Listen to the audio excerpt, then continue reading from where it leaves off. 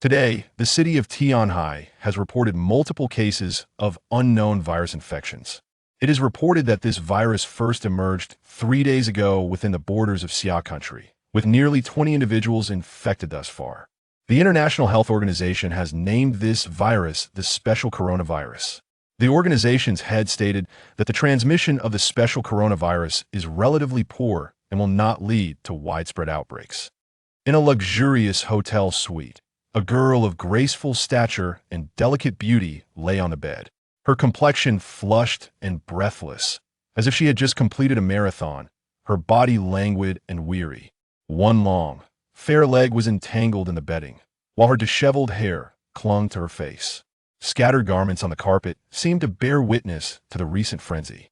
At that moment, a young man emerged, wrapped in a towel.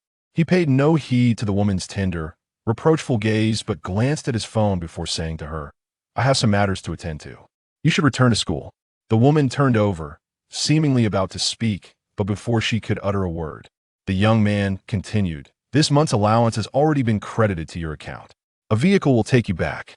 Upon hearing this, the woman obediently got up, dressed, and exited the suite. Moments later, a woman clad in a suit entered the room, her short, sleek black hair framing her face. Her eyes sparkled with reverence and submission towards Chen Ye. Upon entering, she bowed her head and said, "Young master, we received a call from home." "About the special coronavirus?" "Yes, the spread of the virus has become uncontrollable." "What does uncontrollable mean?" "The family's biological laboratory has discovered that the special coronavirus is not as poorly transmissible as the WHO claims. Instead, it has an exceptionally long incubation period, making detection difficult. On the contrary, it can spread through various channels such as aerosols, contact, and blood. In simple terms, at least 75% of the global population has likely been infected. It is feared that within the next 20 to 30 days, a worldwide outbreak will occur." Chen Ye nodded faintly, non-committal. He was the sole heir of the Chen family, one of the four prominent families of Xia country.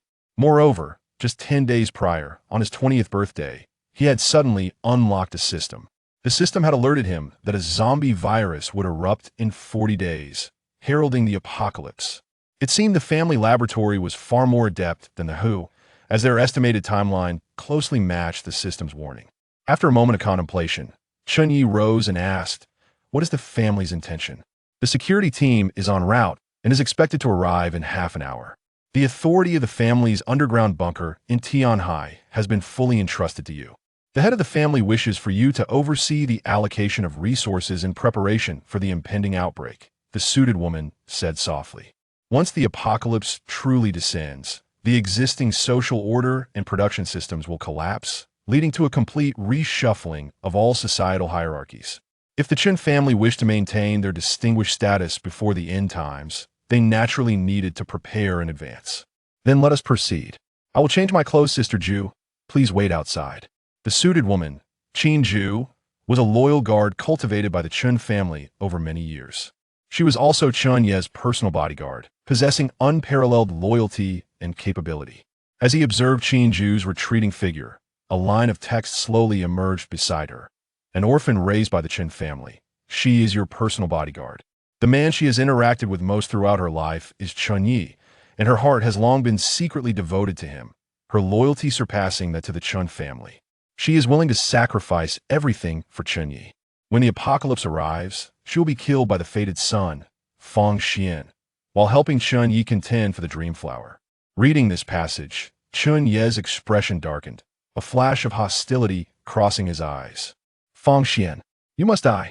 Ding! Task progress updated. "Congratulations, you have gained 10 resentment points towards Fang Xian."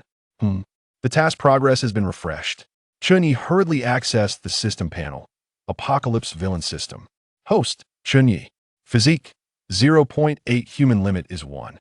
Mental strength, 1.2 human limit is 1. Special ability, none. Current task, eliminate the fated son, Fang Xian. Please note, the fated son possesses extremely high luck, making it difficult to eliminate him recklessly. It is necessary to accumulate a certain amount of resentment points to reduce his luck before a successful kill can be achieved. Current resentment points towards the fated son, Fang Xian, 10 success rate of elimination, 0.1. Chen Ye understood this luck value, akin to the protagonist's fortune in novels. As long as the luck value remains, the protagonist could survive a fall from a cliff, gaining unparalleled skills, and even when imprisoned, would be rescued by a benefactor, essentially an indestructible cockroach that only grows stronger. A 0.1 success rate. Clearly, this was not the time to act. Dressed and ready, as Chen Ye stepped into the hotel lobby, he heard a commotion at the entrance.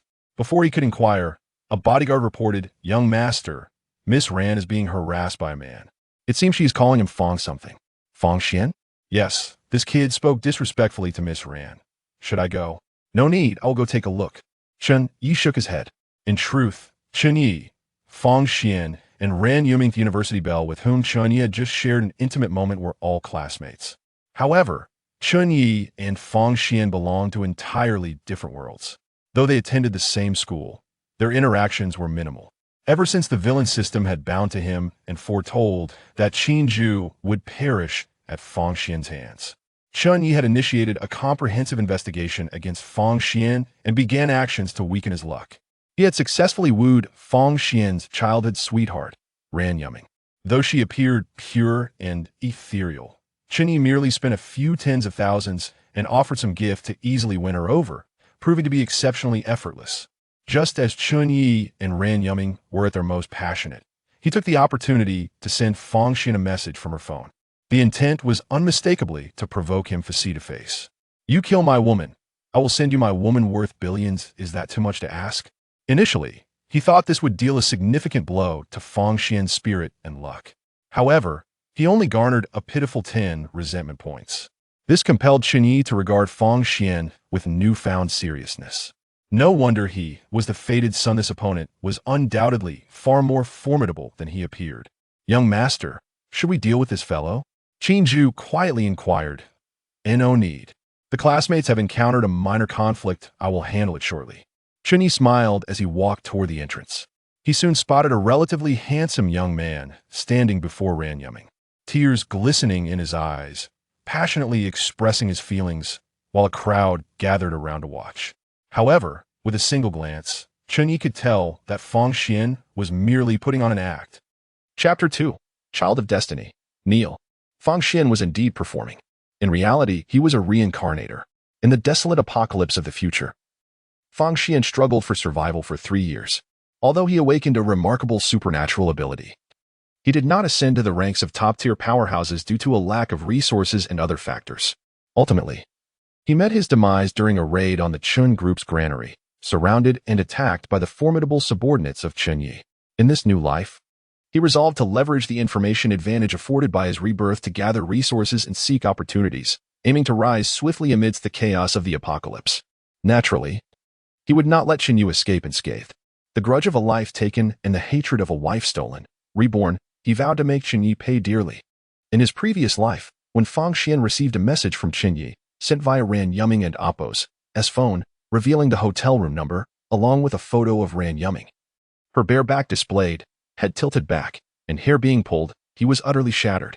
Despite creating a scene at the hotel, he did not win Ran Yuming back. Instead, he was brutally beaten by Chen Ye and Appo's bodyguards and humiliated when Chen Ye slapped him with a 5 million yuan bank card. Following that incident, Fong Xian fell into a deep despondency, unable to recover from the betrayal of Ran Yuming even after the apocalypse began. This delay hindered his development, rendering him slower to adapt than others. As he gazed at the damp-haired, flushed-faced Ran Yuming emerging from the hotel, his heart stirred not at all. Such a vain woman was not worth his anger. In his previous life, Ran Yuming had only clung to Chen Ye 2 days before the onset of the apocalypse, leading to the humiliating events that followed. To acquire substantial resources, he needed a significant sum of money as seed capital. To expedite access to Chen Ye's 5 million yuan bank card, he employed some subtle tactics to create additional opportunities for communication between Ran Yuming and Chen Ye. Indeed, with 30 days remaining until the apocalypse, Chen Ye could not resist securing Ran Yuming. With 5 million yuan, coupled with 30 days of preparation, he could adequately equip himself for the impending apocalypse and fully unleash his potential. Thus, Fong Xian had eagerly awaited the appearance of Chen Ye and Ran Yuming. Yet, to his astonishment, Only Ran Yuming emerged from the hotel. What a heartless individual Chen Ye was, taking advantage of the situation and allowing Ran Yuming to return home alone. The woman he once idolized was, in Chen Ye and Appo's eyes, merely a plaything to summon and dismiss at will. Simultaneously, Fang Xian was filled with concern. Without Chen Ye, would his plans not be doomed? At that moment, Fang Xian felt a surge of resentment. However, he quickly recalibrated his emotions, putting on a performance at the hotel entrance. His true intentions lay elsewhere. Yuming, have I done something wrong? Please tell me, and I shall amend it. I beg you, do not leave me. I can overlook whatever has transpired between you two, as long as you return to me. Fang Xian lamented, tears streaming down his face. Don't hold on to me. If Brother Chen Ye sees, he might misunderstand. We have nothing between us. Please let go. Ran Yuming recoiled from Fang Xian's entanglement, both repulsed and eager to escape. Her body retreating further. You must be threatened by Chen Ye, right? You were not like this before, Yuming. If you are indeed being coerced, just blink, and I will understand. Fang Xian wiped his tears and continued to plead. He was uncertain when Chen Ye would appear, so he needed to maintain the facade without a single flaw. Only then would that foolish and arrogant rich heir be compelled to slap the 5 million yuan bank card across his face. Brother Chen Ye and I share mutual affection. Fang Xian, please mature. Let us part ways amicably and remain friends. Your relentless pursuit will only ruin any chance of friendship. Ran Yuming retreated a few steps, only to collide with Chen Ye. Brother Chen Ye, he is harassing me. I have nothing to do with him. Upon seeing Chen Ye, Ran Yuming quickly distanced herself from Fang Xian. Fang Xian, when you plead with a girl, you should at least show some sincerity. Refusing to kneel indicates a lack of earnestness. Chen Ye remarked coldly as he wrapped an arm around Ran Yuming, a sinister smile gracing his lips. At that moment, Chen Ye and a dozen bodyguards gradually encircled them. The sight of Chen Ye ignited a tempest of rage within Fang Xian. Kneeling before this gold-digging traitor? Furthermore, with Chen Ye standing so closely, his kneeling would also humiliate Chen Ye. It was an unbearable disgrace. Yet, years of survival in the apocalypse had taught him patience. Fang Xian understood that, given his current strength, he was no match for Chen Ye, who stood beside Chen Ye. When strength is lacking, one must endure. Pretending to be strong among the powerful only leads to self-destruction. Moreover, at this moment, he needed to obtain that 5 million yuan in cash. Once secured, he could swiftly advance according to his meticulously crafted plan.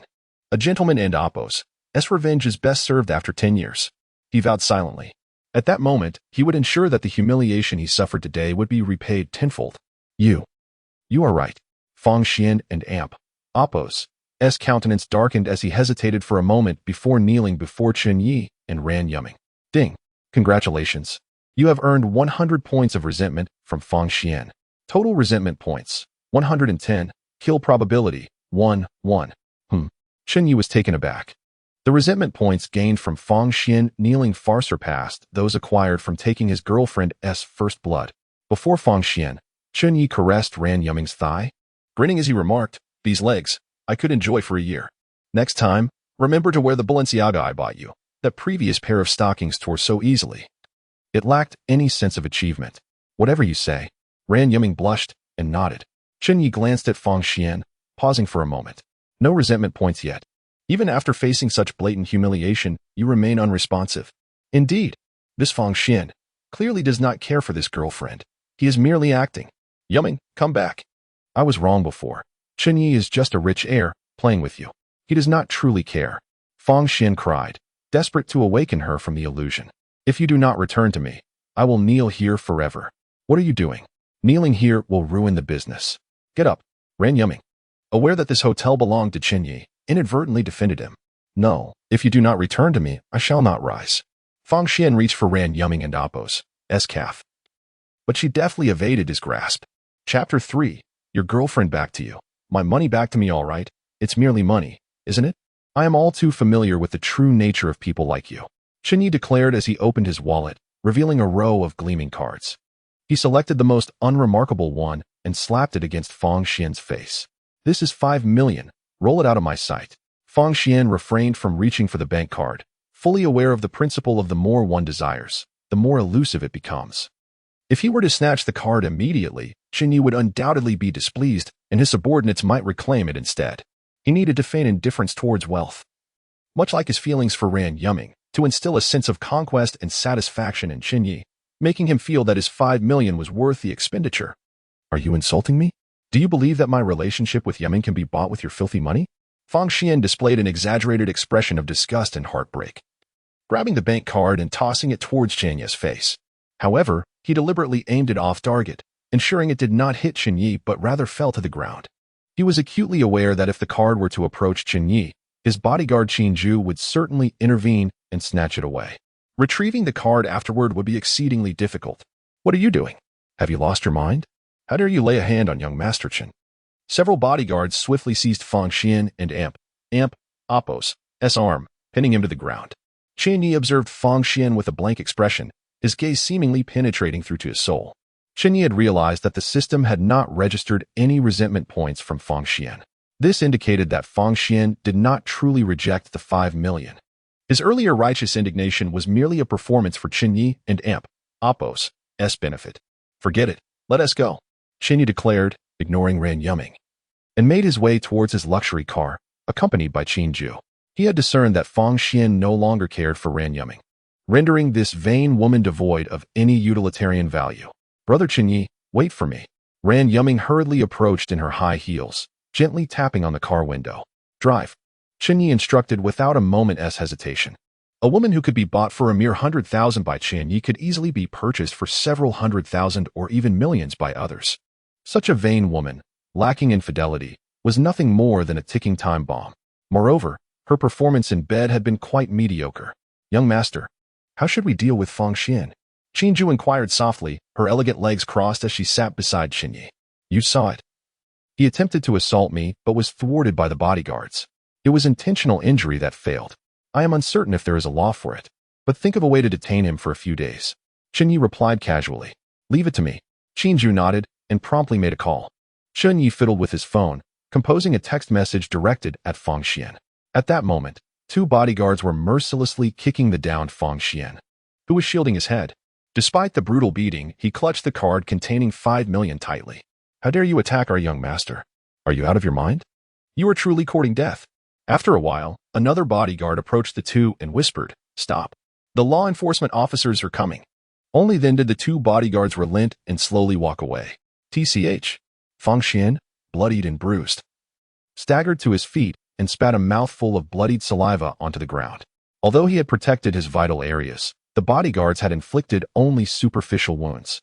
Yet he appeared utterly disheveled. However, rather than displaying any remorse or anger from the beating, Fang Xian wore a triumphant grin. Ha ha. Chen Ye, you foolish, naive rich heir. You have ultimately fallen into my hands. You could never fathom that this was all part of my scheme, could you? Enduring a beating, acquiring 5 million, and gaining an opportunity to get ahead before the apocalypse erupts. And this chance for rapid ascendance is one you unwittingly delivered to me. If only you knew this. Would it not drive you mad? Ha ha. Fang Xian laughed heartily. While others thought he had lost his mind, only he understood that he had played his cards right. Sir, we have received a report. Several law enforcement officers approached, but Fang Xian interrupted. It and Appos' nothing. It and Appos' a misunderstanding. I am fine. I have other matters to attend to. With only 30 days remaining until the apocalypse, time was of the essence. He needed to fully leverage this period to accomplish his grand ambitions, leaving no room to squander time with the law enforcement. Sir, I fear you have misunderstood. Someone has reported you for publicly harassing women and assaulting others. Please return to the station to cooperate with the investigation. Yet, the very moment Fang Xian had felt a surge of self-satisfaction, he was abruptly frozen in place. No, this cannot be right. The Chen family can manipulate the truth and dominate the scene. That is no news. However, if memory serves me correctly, Chen Ye ought to embody the arrogant demeanor typical of a wealthy scion. He should not be one to enjoy the privileges of his family background while striving to prove his worth, rarely employing familial influence. He should not even regard a lowly figure like me, dismissing me as inconsequential. Why has he summoned the law enforcement? This makes no sense. Even as Fang Xian was shoved into the police car, he remained in a state of bewilderment. Ding. Detected Fang Xian's resentment points 150. Current total, 260 points. Kill success rate, 2.6. Nevertheless, Fang Xian, having experienced the apocalypse, quickly forced himself to regain composure. He needed to devise a plan to escape swiftly. Although being confined there might delay his timeline and hinder the perfection of his plans, it mattered little. As long as the 5 million remained in his possession, he could still turn the tides in his favor. Chen Ye, you despicable scoundrel. I will not let this go. Ding dong. Suddenly, Fang Xian's phone vibrated with a new WeChat message. He quickly opened his phone. Generally, those under arrest are prohibited from contacting the outside world. Yet the two law enforcement officers nearby seemed oblivious to Fang Xian and Oppo's actions. Upon opening WeChat, he found a message from Chen Ye. Is this merely to mock me? To ridicule me? I shall see what you have to say. Fang Xian scoffed and opened the message. It read, Fang Xian, upon reflection, you were right. I should not use money to humiliate you, for your bond with Ran Yuming cannot be quantified by monetary value. Therefore, I have returned Ran Yuming to you. Her skills may be mediocre, but with a little polishing, she can still serve. As for the 5 million, I have transferred it away. We are even now. And let us not let this affect our friendship as classmates. Chapter 4. Fang Xian and Oppo's blood-boiling fury boom. Upon receiving this message, Fang Xian felt as though he had been struck by lightning, his entire being frozen shock. He experienced an icy sensation in his limbs, his mind went blank, and half of his body felt numb. What in the world is happening? This is utterly different from what I anticipated. I was the one who orchestrated the relationship between Ran Yuming and Chen Ye, only to find myself humiliated at the hotel entrance, crying, wailing, and kneeling, followed by a brutal beating, and ultimately taken away by the security police. What was the purpose of all this? Was it not for that 5 million? Yet, with a mere phrase from Chen Ye, you are right, he transferred the money away? After meticulously planning for so long, was the outcome merely a self-inflicted farce? And Chen Ye had the audacity to claim he didn't want to disrupt the feelings of his classmates? He reaped all the benefits while I bore the brunt of the consequences, and yet he still stands atop a moral high ground to morally bind me. Chen Ye, how dare you? Fang Xian and Oppo's furious roar echoed through the night.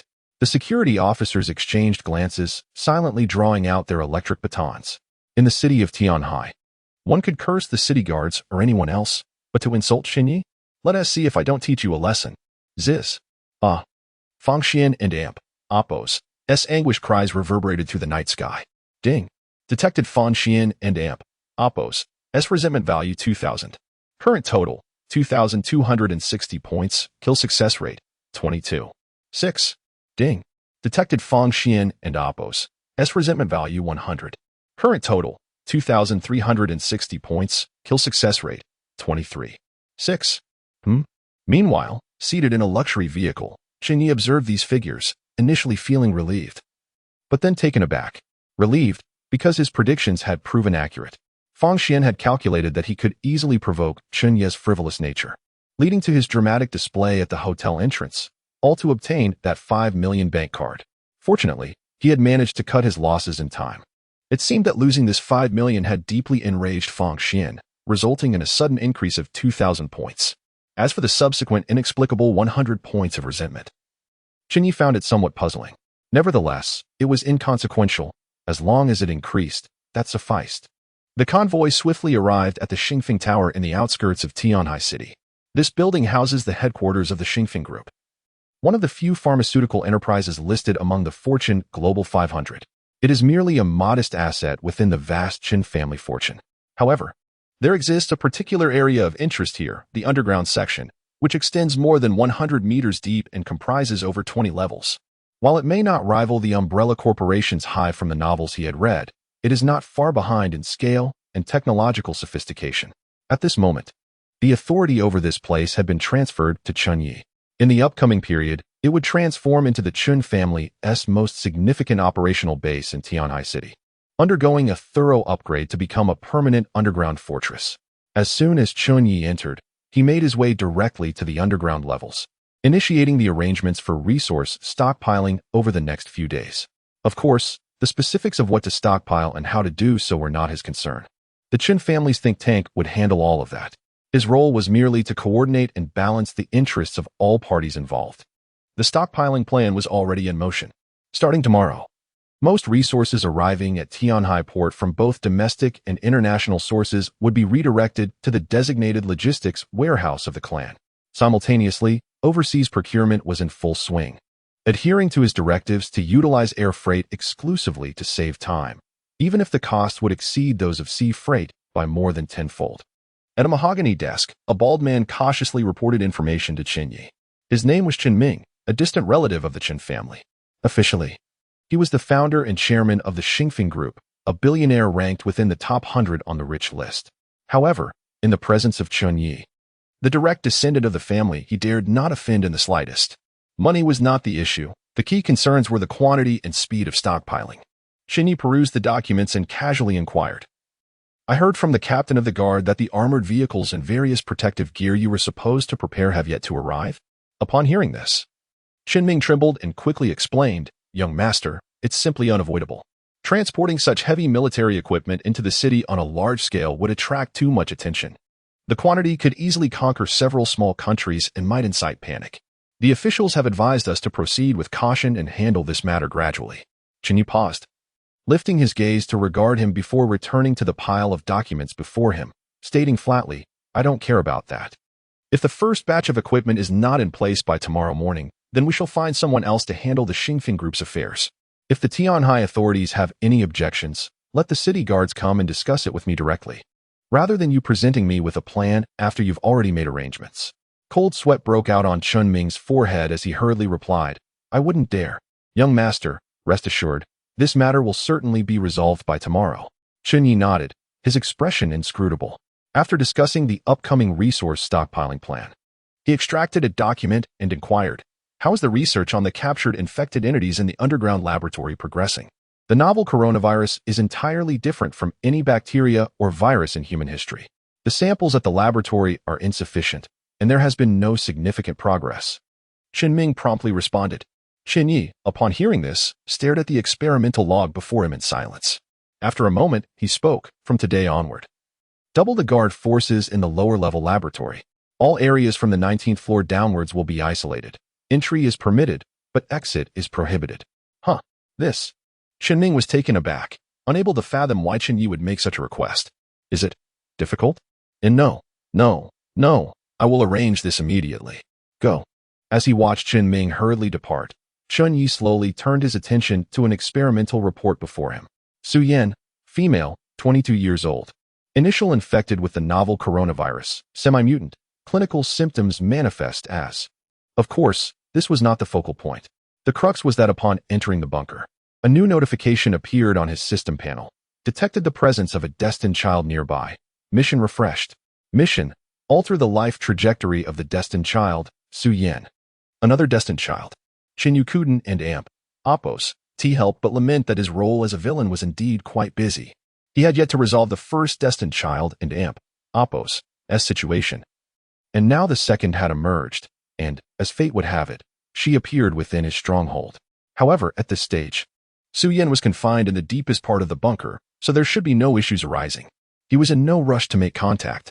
Of course, it was primarily because the depths of the bunker served as the research base for the novel coronavirus, which was inherently unsafe.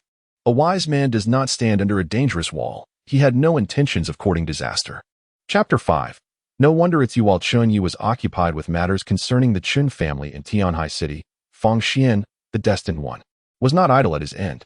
Within the dim confines of his prison cell, Fang Xian had been detained for 2 hours.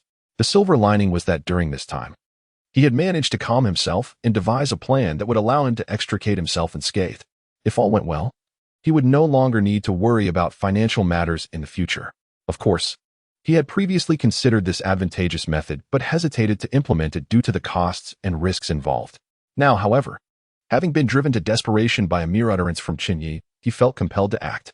He simply needed to wait until dawn, and everything would improve. Gazing at the energy-saving lights in the corridor, Fang Xian slowly counted the minutes. The cell lacked windows, and he was unaware of the time, so he could only endure. Once morning arrived, the guards would surely change shifts, providing him with an opportunity to enlist the help of the new, unfamiliar guard to contact the outside world. For now, the current guards, knowing he was sent by the Chen family, would undoubtedly refuse to assist him. That was indisputable.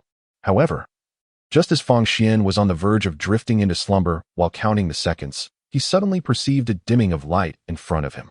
Upon opening his eyes, he found 2 burly men standing at the entrance of his cell, blocking the light from outside. Are you Fang Xian? Who are you? Fang Xian replied in a low voice. Something felt off.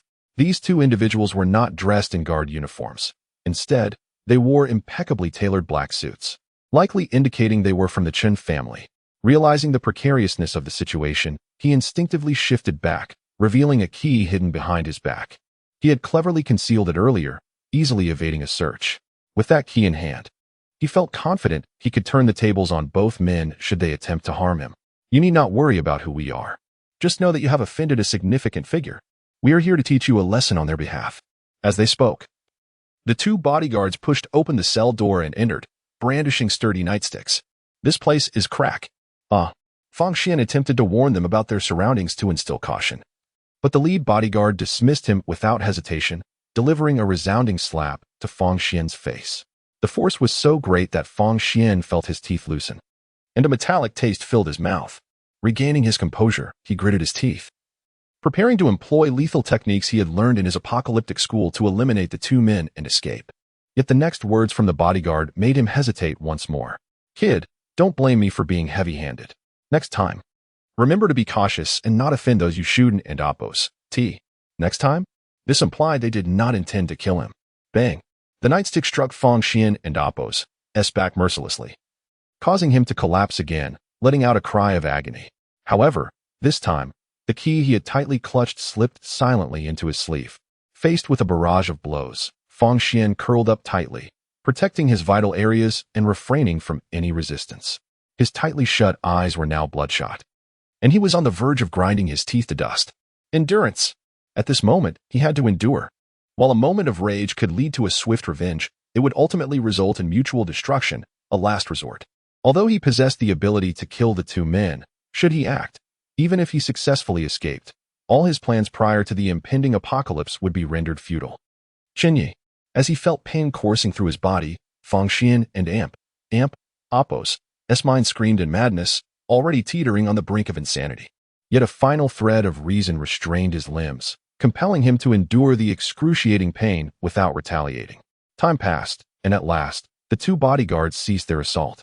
One of them glanced at the seemingly lifeless Fang Xian on the ground and spat a thick phlegm onto his face. Unaware of your own mortality. With that, they swaggered away. Throughout the ordeal, the guards appeared indifferent to the situation, seemingly prioritizing their newspapers over Fang Xian and Appo's life or death. He felt utterly weak, far too weak.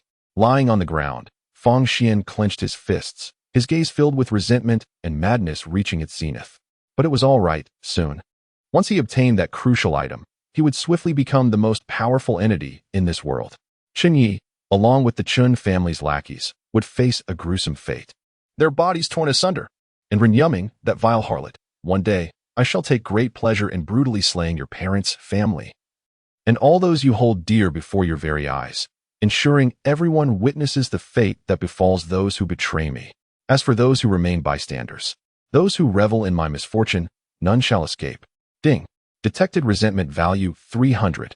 Current total 2,660 points. Kill success rate 26. 6. Young master, last night you instructed us to keep an eye on Fang Xian, and now someone is attempting to extricate him from the detention center. Our men have just reported this and inquired whether we should intervene. In the early morning, as Chen Ye awoke, Qingju brought in the latest news. Who? Chen Ye asked, somewhat surprised. From the Zhou family in Tianhai, named Zhou Xinyu. It is said she is Fang Xian's pursuer. Qingju continued, this morning, Fang Xian persuaded a guard under the pretense of contacting his family to relay the news of his arrest to his roommate. Our people analyzed the call records and found that although Fang Xian did not explicitly instruct his roommate to inform Zhou Xinyu, he heavily implied it. As expected, Zhou Xinyu hurried to the location where Fang Xian was detained upon receiving the news from his roommate. The Zhou family. Xinyu mused, recalling this prominent lineage. They were a distinguished family in Tianhai, involved in multiple industries including finance, automotive, and semiconductors. While they may not rival the Chen family and Appo's might, they were certainly formidable in their own right, their influence largely confined to the commercial sector.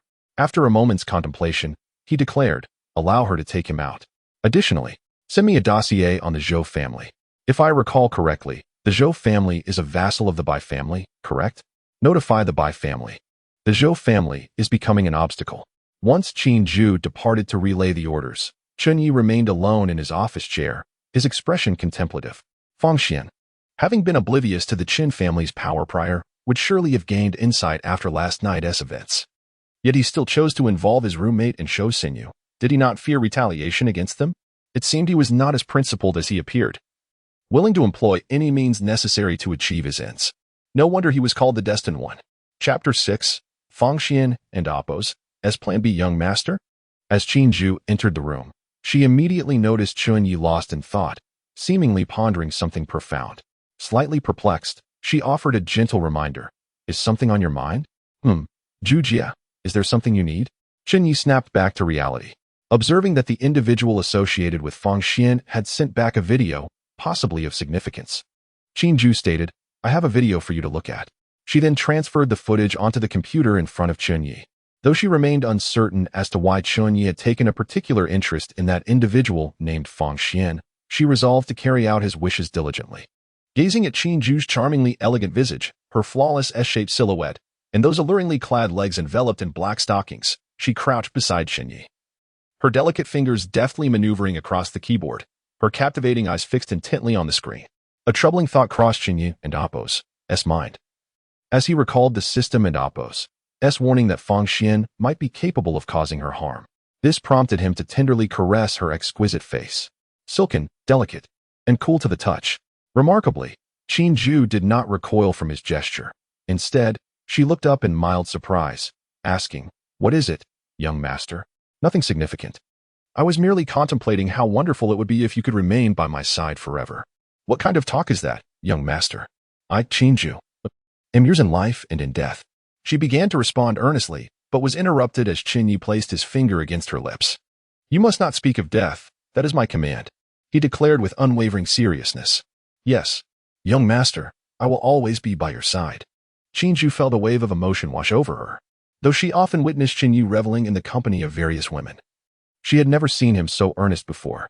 When he was serious, he was truly captivating. Chen Ye and Appos' cheeks flushed crimson, akin to a ripe apple, as she fanned her face lightly, attempting to divert the conversation. I just ran over, it's a bit warm. Yet internally she wrestled with her thoughts. What was she thinking? After all, he was the young master, and her own status seemed unworthy of him. As long as she could stand beside him, cherishing the sight of his silhouette and profile, her heart would be content. Chen Ye silently vowed, as long as I am here, I will ensure that no one harms a single hair on the young master's head. Whatever the young master desires, even if it costs me my life, I will secure it for him.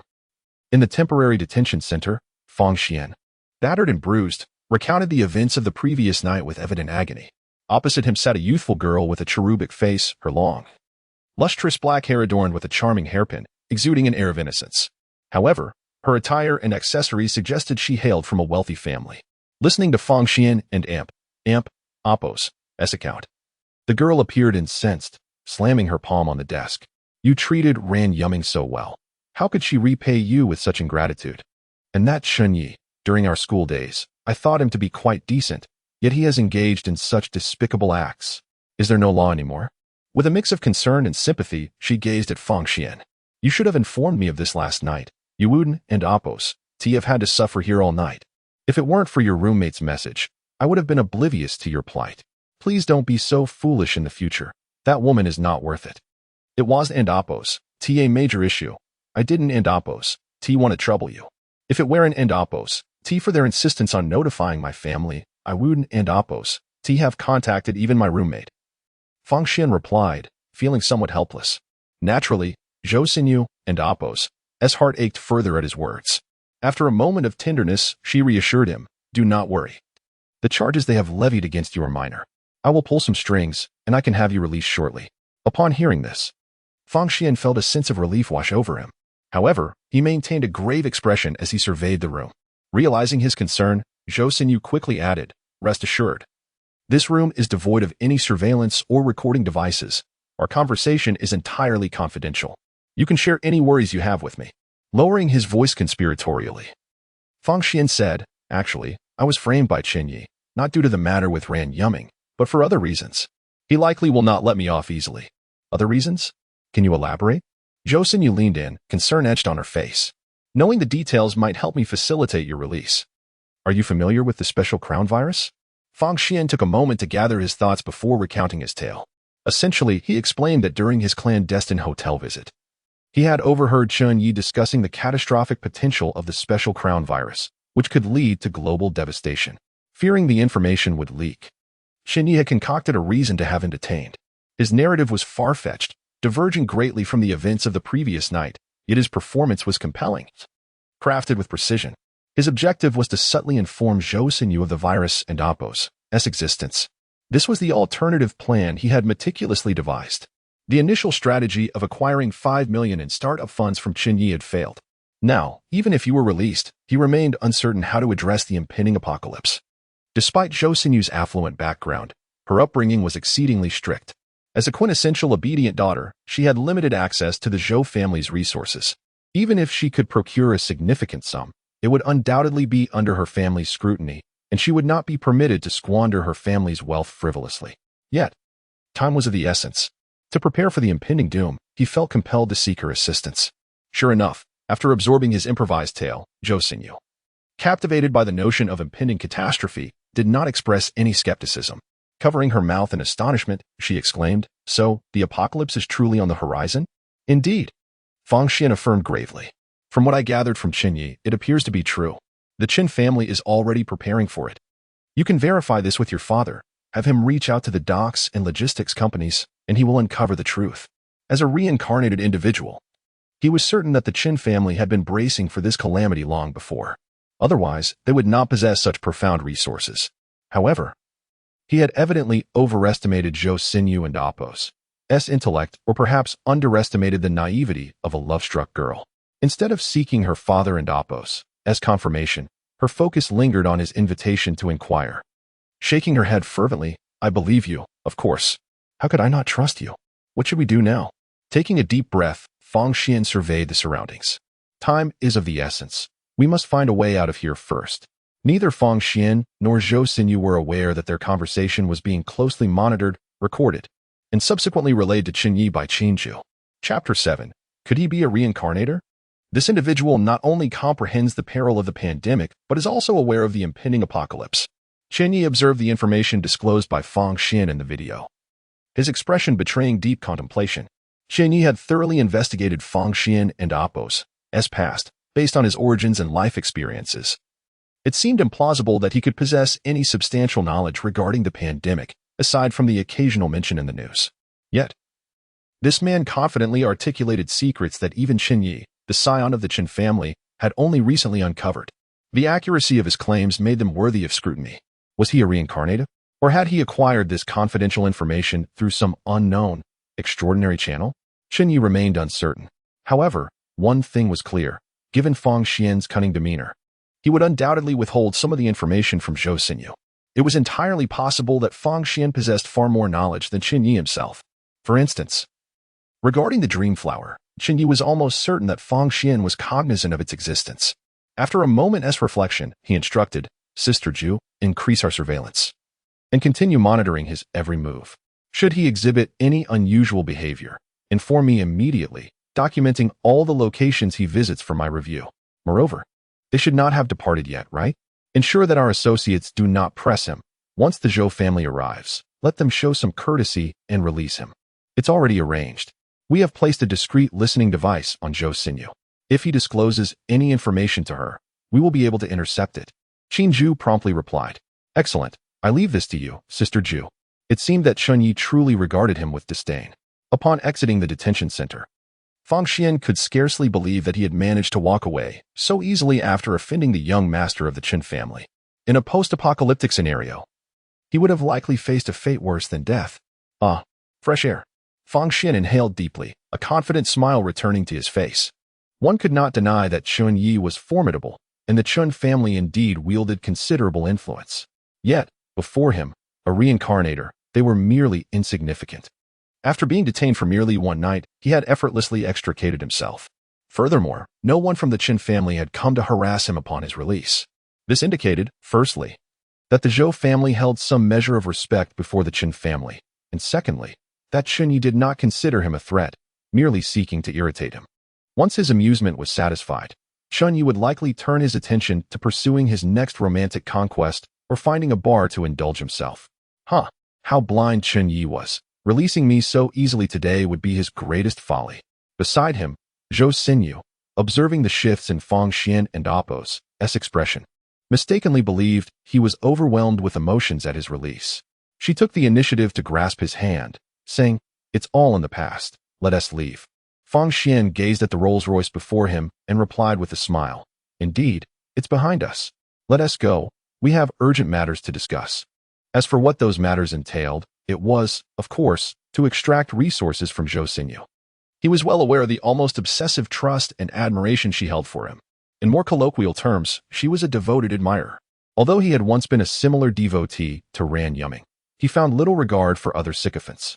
His current closeness to Zhou Xinyu was purely a matter of her utility. Fortunately, there was still an opportunity. Securing support from the Zhou family would not only allow him to amass sufficient resources to weather the impending apocalypse, but it would also significantly enhance his chances of acquiring that coveted item. At that time, the Chen family? Fang Xian cast a venomous glance back at the detention center. Little did he realize that while he gazed into the abyss was also gazing back at him. On the top floor of the heavily guarded building, a man in black observed Zhou Xinyu and Appo's vehicle as it departed, his expression impassive. "The target has left. Maintain close surveillance. If you lose track or miss any crucial information, you will face the consequences." Yes. The following day, as Chen Ye awoke, he was greeted with an intriguing piece of news.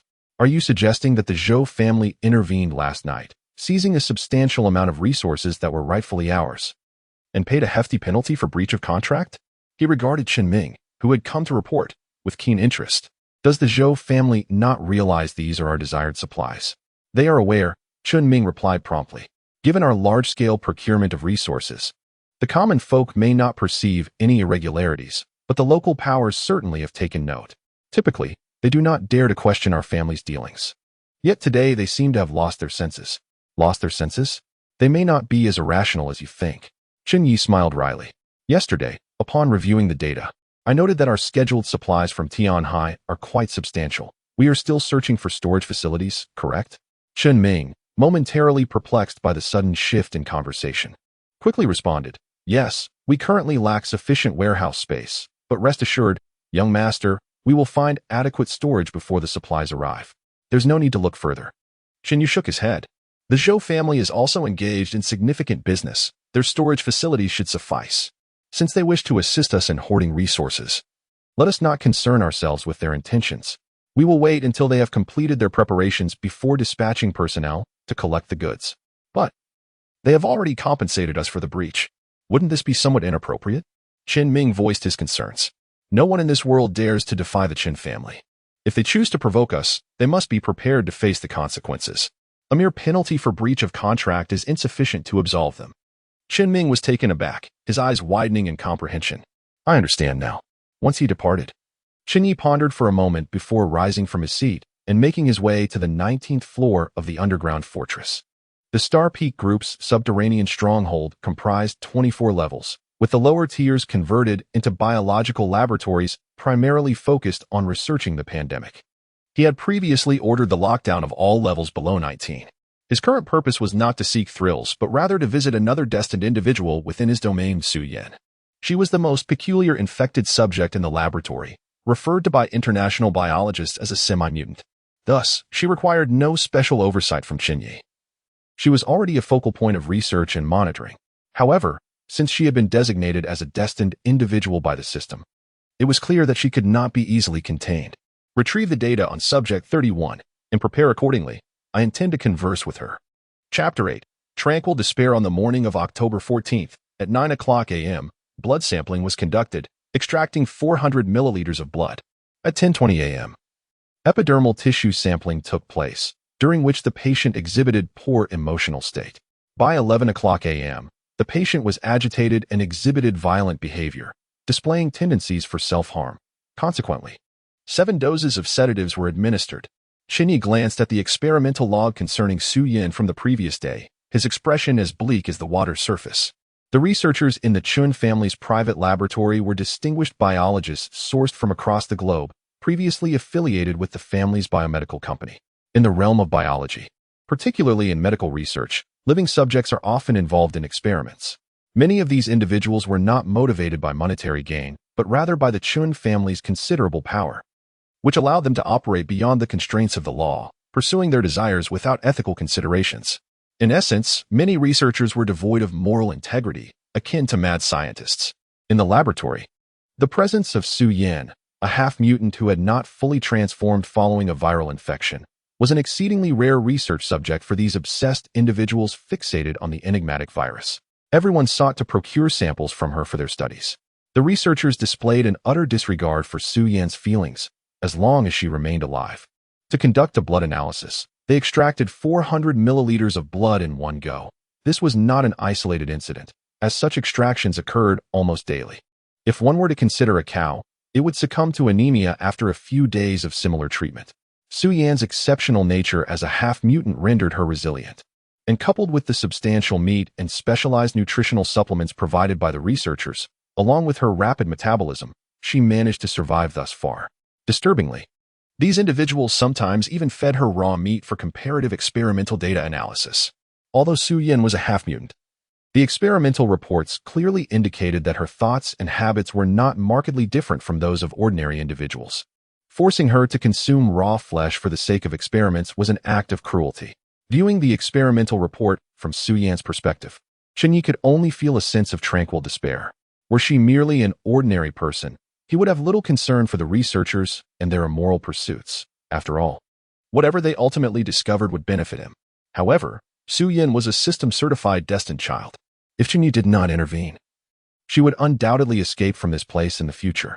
Upon reviewing the actions of the researchers documented in the experiment logs, it became evident that should she succeed in her escape, the Chen family would likely gain a formidable adversary. "Sir, the video call with subject 31 is ready. Shall I connect it now?" A well-equipped guard inquired respectfully. After a moment's contemplation, Chen Ye nodded, "Connected." The guard promptly pressed a few keys, and a bright laboratory appeared on the screen before Chen Ye. His gaze immediately fell upon the frail silhouette huddled in the corner. She wore a simple white shirt and hot pants. Her exposed thighs and arms, though alarmingly pale, bore an uncanny resemblance to those of a normal individual. At first glance, it was challenging to associate this seemingly delicate woman with the grotesque mutants. Simultaneously, a system prompt materialized. Su Yan, raised in a family of modest means, grew up under the care and affection of her parents, aware of her family's struggles from a young age. She worked diligently and gained admission to one of the nation's finest universities, arriving in Tianhai to study. However, just as she was on the brink of success, she contracted the virus. As a unique half-mutant, she drew the attention of the Chen family's biological laboratory and was subsequently captured and confined in a bunker. The relentless research and torment she endured altered her temperament drastically. Eventually, the surging power within her became too great for the bunker to contain. Upon breaking free from her cage, she discovered that the apocalypse had already descended and her parents had perished in the chaos. The devastating news shattered her spirit, extinguishing her final remnant of conscience. Su Yan vowed to eradicate all filthy beings from this world. Thus, the harbinger of doom, the daughter of death, was born. Chen Ye was unclear about the conditions that triggered such personal panels from the system. This marked the second time he encountered a character card-like prompt, the first being with Qinzhu. Even the destined child, Fang Xian, had not been afforded such treatment. Nonetheless, this revelation significantly reduced Chen Ye's exploration cost regarding Su Yan, as her life story had been laid bare before him. His mission was to alter her life trajectory, and with knowledge of her original path, modification would be simplified. However, gazing at the information before him, Chen Yu could not help but sigh. The phrase relentless research and torment may have seemed succinct, yet having perused the experimental logs, he understood the gruesome reality hidden behind those few words. It was too tragic. Of course, his lament was merely a fleeting sentiment. He felt no guilt. Those in positions of power must be ruthless, and that was precisely what Chen Ye possessed in abundance. Just as he reflected, a voice emerged from the video. "Knock, knock. Time for meals." The laboratory staff, aware of the young master's interest in observing the mutant, tapped on the glass wall without needing instruction. The woman, her back to the glass, slowly turned her head. Upon seeing her profile, the first word that sprang to Chen Ye's mind was beautiful. Su Yan possessed a face so flawless that it was devoid of any discernible blemish, at least on one side. However, upon viewing her full visage. Even someone as seasoned as Chen Ye could not help but catch his breath. Su Yan's left profile was indeed perfect. Yet her right side was marred by intricate black patterns resembling the tentacles of a demon. These markings were complex, pulsating with dark purple luminescence in rhythm with her breath, exuding an aura of both mystery and eeriness. As they descended her neck, they melded into a dark mass. Initially, Chen Ye deemed her profile stunning. But after seeing her in entirety, he could only describe her as exquisite. The black markings did not detract from her beauty. Instead, they imparted an air of mystique and allure, creating an ineffable sense of haunting beauty. "Greetings, Miss Su," Chen Ye said, a fleeting sense of admiration crossing his eyes. Silence ensued. Su Yan's gaze shifted from the staff to Chen Ye, her eyes, though distant, held a depth of emotion as she regarded him through the screen without uttering a word. Unperturbed, Chen Ye continued, "Allow me to introduce myself. My name is Chen Ye. And as for my identity, you may consider me the master of this place." A flicker of intrigue appeared in her uniquely pale purple eyes as she regarded him for a moment before her hoarse voice broke the silence. "Release me. That day will come, but not now." Chen Ye shrugged, expressing a sense of helplessness. "You carry some highly dangerous viruses, and you are undoubtedly aware of the implications. If I were to release you, it could endanger countless lives. I am unlike those monsters." Su Yan's frail fist slowly clenched. The monsters she referred to were, of course, the other mutated beings infected by the virus within the laboratory. Having shared the confines of the underground facility, she had indeed witnessed the true nature of those aberrations. Yet, the virus coursing through your veins is identical.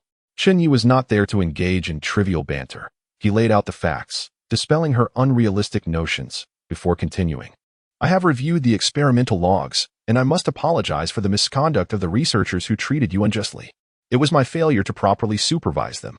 I will take action against some of the violators and restore a sense of justice for you.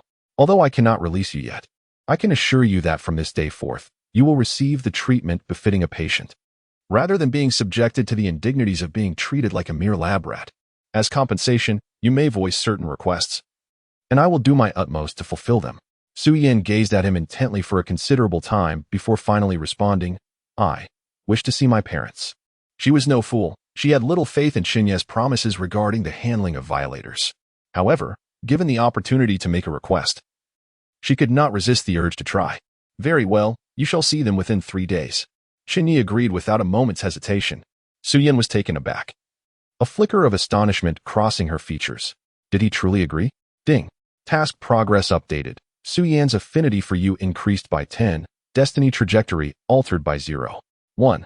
Observing the system and Oppo's notification before him, Chen Ye could not help but smile. It was indeed as he suspected. However, the subsequent alert from the system left him momentarily stunned, causing his breath to grow heavier. Chapter 9. System Rewards and Viral Immunity. Ding. Successfully diverted the life trajectory of the destined child, Su Yan. Reward: immunity to the novel coronavirus. The system's reward left Chen Ye momentarily stunned.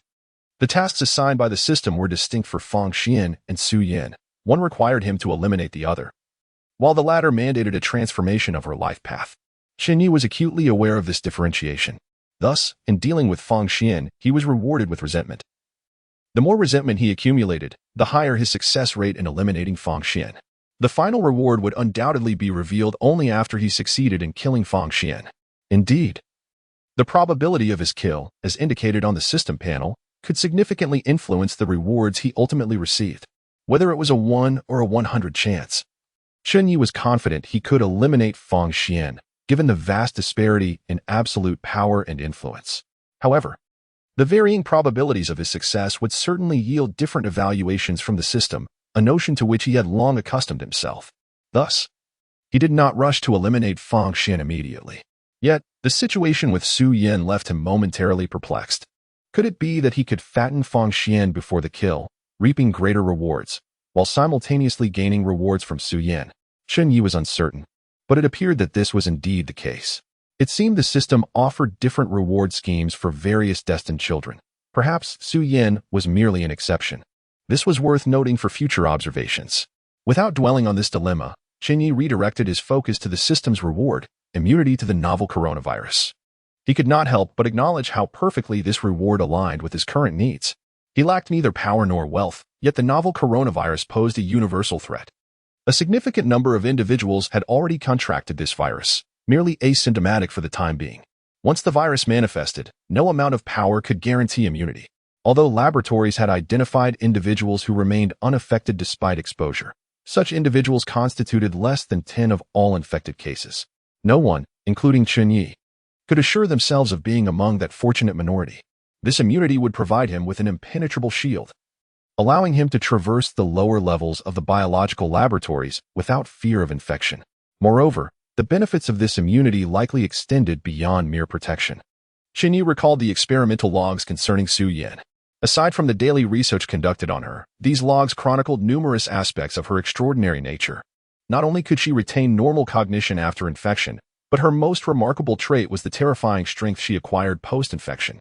According to the records, her power could be measured in tons, an incongruity that defied the laws of physics. Top-tier experts had studied her for an extended period without deciphering the underlying mechanisms, merely classifying her condition as an unknown mutation. This mutation exhibited a troubling tendency to intensify. Some experts speculated that Su Yan was not only among the 10 who remained unaffected by the virus, but was also an exceptionally rare case capable of utilizing the virus to enhance her own physiology. Some researchers even proposed the theory of evolution, suggesting that this emergent novel coronavirus would eliminate 90 of humanity, leaving a select 10 of superior individuals, among whom a minuscule fraction could leverage the virus for radical evolution. Ultimately, these evolved beings would lead the surviving elite into a new era. Should the experts' conjectures prove accurate, the future world would indeed belong to these evolutionaries. To evolve, one must inevitably encounter the novel coronavirus, or even actively accept it. Under normal circumstances, this would be tantamount to suicide. However, with the immunity he now possessed, Chen Ye could engage with the virus without trepidation. This immunity represented a threshold. Crossing it granted him the privilege to contemplate the future.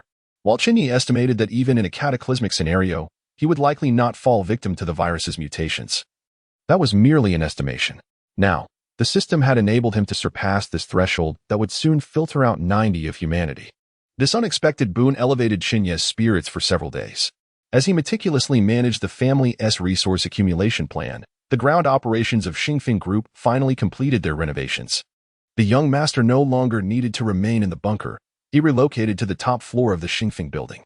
Externally, the building appeared unchanged. Yet internally, it had been transformed into an impregnable fortress, housing over 3,000 members of the Chen family's guard, coupled with personnel strategically positioned throughout the area.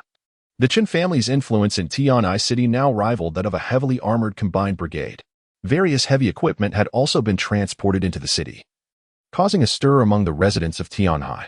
It is no exaggeration to assert that with his current power, a mere command from him could seize this metropolis, renowned as the foremost city of the Xia Kingdom. Yet, such an action was unnecessary. Standing before the glass facade of the top floor, Chen Ye quietly observed the bustling city below, while Qinju reported various updates from behind him. These reports, meticulously curated by the Chen family's think tank, required no input from him. He simply needed to be informed. However, when Qinju mentioned a particular matter, his interest was piqued. Are you saying the Bai family has agreed to abandon the Zhou family? Indeed. Initially, the Bai family was reluctant, but given their southern influence, they were unwilling to provoke us during this critical juncture. After several rounds of negotiations, they conceded some interests in the south, and the Bai family relented. Qinju replied without hesitation. How long has it been since Fang Xian was released from the detention center? Chen Ye inquired with interest. It has been 5 days.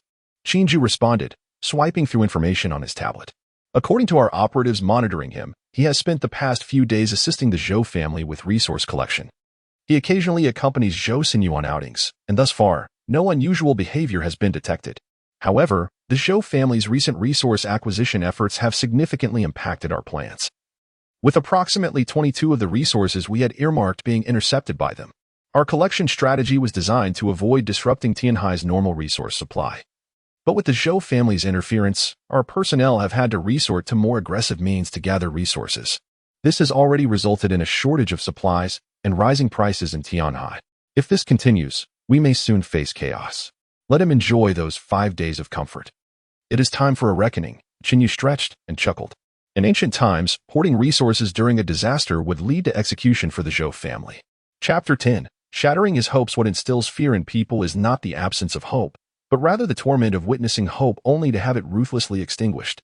Thus, after discerning the general circumstances surrounding Fang Xian, Chen Ye chose to permit him to leverage the Zhou family's resources to realize his plans. Naturally, during this time, he did not forget to vex Fang Xian, subtly undermining his efforts while the Zhou family collected supplies, discreetly placing minor obstacles in his path. After a few days of irritation, Fang Xian's resentment level had risen to 300 points, with a success rate of 33 for his endeavors. However, he did not suspect that Chen Ye was deliberately targeting him. After all, the Chen family was also gathering supplies, and it was only natural to encounter some friction with the Zhou family. Nevertheless, he would certainly hold Chen Ye accountable for this, which contributed to the increase in his resentment level, despite his grievances. This did not hinder Fang Xian from reveling in the prospect of showcasing his prowess in the impending apocalypse, bolstered by the substantial resources gathered through the Zhou family. Chen Ye had him precisely figured out, and now his task was to burst Fang Xian's bubble of fantasy. In a garden-style courtyard within the Jiang'an Villa district of Tianhai, an enormous topographical map of Tianhai lay on the coffee table. Fang Xian was animatedly discussing something with a few imposing figures before him. Zhou Xinyu stood behind Fang Xian, her eyes gleaming with admiration. "Uncle Zhou, our time is limited, and we have already gathered a considerable amount of supplies. Moving forward, we can continue collecting based on the current situation. What is paramount for us now is to establish a refuge for the impending apocalypse, or rather, a stronghold. Although the nuclear shelter we purchased in the southern mountains is undergoing renovations, it is quite remote. While it is secure, it is over 300 kilometers away from Tianhai, which is too far. Tianhai is a treasure trove, with its seaport and direct access to the inland rivers. Even in the apocalypse, it will undoubtedly possess significant geographical advantages. Unless absolutely necessary, we cannot afford to abandon it. My suggestion is to treat the mountain fortress as a last resort, while we establish a foothold here in Tianhai." A somewhat dashing middle-aged man, seated opposite Fang Xian, nodded in agreement. "That sounds reasonable. Since we are all present today, please continue to share your plans and insights. As long as there are no issues, the Zhou family will certainly lend our full support." This man was none other than Zhou Lin, the head of the Zhou family and Sinyu's father. In normal times, his influence was such that even a mere stamp of his foot would send tremors through Tianhai.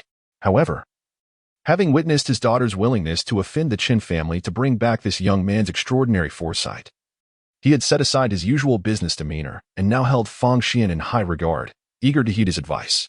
Encouraged by this approval, Fang Xian continued. "Once the apocalypse descends, the densely populated area of Tianhai will undoubtedly become perilous. Therefore, selecting the right location for establishing a base is crucial. It should be situated in a relatively remote area, away from the dense population, while also ensuring convenient transportation. Ideally close to ports and airports for the future transfer of supplies." He spoke at length, finally pointing to a specific location under the watchful eyes of the Zhou family's leaders. "This spot, in fact, is the most suitable place in all of Tianhai for establishing an apocalyptic base. This is." Zhou Lin gazed at the direction Fang Xian indicated, shaking his head without hesitation. "The headquarters of Xingfeng Group? That is the Chen family's territory. We cannot seize it. During our previous resource gathering, we had some conflicts with the Chen family, but with the Bai family backing us, the Chen family has not turned against us. However, if we dare to lay claim to Xingfeng Building, the repercussions would be beyond our capacity to endure. According to my information, the Chen family has already stationed a significant number of guards in Tianhai. If they turn hostile, no one in Tianhai can withstand the Chen family's current strength. Uncle, rest assured, I am well aware of this. To thoroughly resolve the Chen family's influence in Tianhai, we must wait until after the apocalypse. It is not something we can address now. Therefore, I have an alternative location," Fang Xian replied nonchalantly. Zhou Lin frowned slightly. This prospective son-in-law was admirable in many respects. Yet his persistent inclination to compete with the Chen family made Zhou Lin uneasy. What kind of power was the Chen family? One of the four great families of the Xian nation, they had tentacles extending through military, political, and business spheres, a colossal entity. Globally, they were among the most formidable forces shrouded in darkness. If the Chen family were displeased, many small nations could be obliterated with a mere snap of their fingers. Zhou Lin was acutely aware of the Zhou family's standing, were it not for their reliance on the Bai family and the imminent collapse of the existing order. He would never dare to heed Fang Xian's advice to gather supplies and provoke the Chen family. Zhou Lin considered cautioning Fang Xian against provoking the Chen family, even in the apocalypse. Yet, Seeing Fang Xian's earnest demeanor as he discussed serious matters, he decided against it, planning to speak with him privately later. Here, Fang Xian declared, slapping his hand on the southeastern part of Tianhai, glancing out the window. Jiangnan Biayuan. If I recall correctly, this is the Zhou family's property, right? I must say, uncle, your foresight in acquiring this land was truly exceptional. He then went on to extol the virtues of this location from various perspectives. It was easy to transform, defensible, and conveniently located near the port for the transport of supplies, among other benefits. After his compelling discourse, this renowned luxurious villa district in Tianhai appeared to be an even more suitable candidate for conversion into an apocalyptic base than the location of Xingfeng Building. The eyes of the Zhou family's leaders glimmered with interest. However, after a moment's hesitation, Zhou Lin remarked, it is indeed a good location. But it is the most upscale villa district in all of Tianhai, home to many dignitaries and powerful families, some of whom are not inferior to our Zhou family. If we do not provide them with an explanation, it may prove difficult for us to proceed with the transformation. 2 options, Fang Xian responded calmly, unfazed by Zhou Lin's reaction. First, find a pretext to have them temporarily relocate. After all, with the apocalypse looming, once they move, they're unlikely to return. I fear that may not work. Ordinary reasons will not deceive these individuals. If we merely offer money, they are not lacking in funds. With signs of chaos already emerging outside, this place is one of the safest in Tianhai. They will not move for monetary compensation. Zhou Lin immediately shook his head. Then we shall employ the second option. Fang Xian's expression darkened. Uncle, as time progresses, the chaos in Tianhai will only intensify. As long as we execute it cleanly and conceal it for 3 to 5 days, even if news leaks, the authorities will likely be too preoccupied to intervene. His proposal was straightforward. Since they were unwilling to leave, they should take the initiative to clear the area. After all, order was destined to collapse.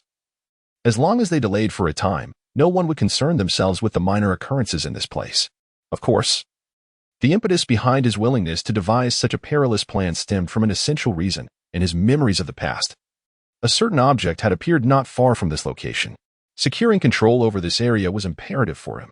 Zhou Lin fell silent. His gaze fixed on the map before him, his breathing becoming increasingly labored. The others from the Zhou family mirrored his expression, their faces shifting as they weighed the pros and cons. The room fell into an eerily quiet stillness, save for the sound of their breathing. Just then, a sudden round of applause shattered the silence. Bravo! What a splendid plan! If all goes as expected, it seems you might indeed seize control of this place. Fang Xian and Apos' expression shifted dramatically as he abruptly turned around. His heart plummeted to the depths as he beheld the figure standing at the doorway, gritting his teeth and uttering, Chen Ye. Chapter 11. The gunshot. Chen Ye had arrived long ago, stealthily eavesdropping outside. The security personnel of the Zhou family posed no resistance against the elite assassins trained by the Chen family, swiftly dealt with without a sound.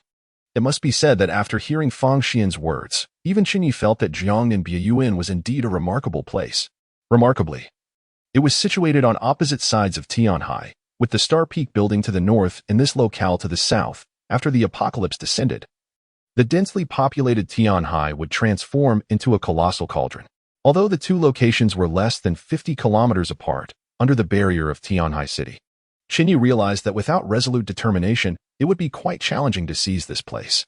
If time were to drag on with Tianhai City's resources, Fang Xian and the Zhou family could undoubtedly develop a formidable force in this new world. While they still could not compare to the Chen family, they would at least possess the capital for negotiation. One could only say that this individual truly deserved the title of reincarnate, possessing a certain depth of insight. However, it was unfortunate that even if Chen Ye had not come today, the discussions held here would inevitably find their way to his desk by tomorrow. The disparity in strength was too great.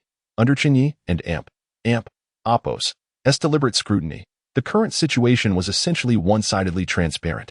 The atmosphere in the villa and Apos' living room had turned eerily silent. Faced with the sudden appearance of Chen Ye, Fang Xian found himself at a loss, let alone the Zhou family members. Chen Ye, however, was unperturbed, casually settling onto the living room sofa as if he were returning home, while Qingju promptly poured him a cup of tea. After taking a delicate sip, he could not help but raise an eyebrow in praise. Mr. Zhou, you truly are a magnate. This to Hongpao rivals that produced by the ancient mother trees of Wui Mountain. I suspect it does not come cheap. Zhou Lin, who was frantically devising countermeasures in his mind, could only force a smile and respond, young Master Chen. Your discerning eye is commendable. This tea is indeed from the direct descendants of those mother trees. Though it may not match the tribute of the original trees, it is quite exquisite. He then turned to his son beside him. What are you standing there for? Go to the study and fetch the 2 pounds of tea I have for young Master Chen. His son paused, quickly understanding the implication, and immediately stood to leave. No need. Chen Ye set down his teacup and replied nonchalantly, a gentleman does not seize what others cherish, Mr. Zhou. I imagine you have invested considerable effort in collecting these teas, so what merit do I have in intervening? Zhou Lin's smile froze on his face. He understood all too well that Chen Ye was alluding to the recent incidents where the Zhou family had appropriated items belonging to the Chen family. Zhou Lin was acutely aware of the Chen family and Appos' influence, yet upon realizing the impending apocalypse, he could not help but harbor a sense of luck. Thinking that the Zhou family, being a prominent clan in Tianhai, with the backing of the Bai family, could stand firm against the Chen family. In this chaotic time, he believed the Chen family might not expend excessive energy dealing with him. However, the sudden appearance of Chen Ye shattered his illusions completely. Silently lamenting, he could only force a laugh. Young Master Chen, you truly embody the virtues of a noble lineage. Ha! Chen Ye scoffed. Let us skip the pleasantries. I actually came today to visit an old classmate and, incidentally, to deliver a message to your Zhou family. Zhou Lin promptly responded, we in the Zhou family are all ears. It is nothing much, merely a warning against hoarding and profiteering during this great calamity. Such actions can lead to dire consequences. Although it does not align with current laws, in times of chaos, stringent measures are necessary. The city guard was outraged upon hearing of your recent activities, yet the Tianhai authorities are presently unable to intervene. Hence they have entrusted me to assist in addressing this matter. As his words fell, the heavily armed Chen family guard surged into the room.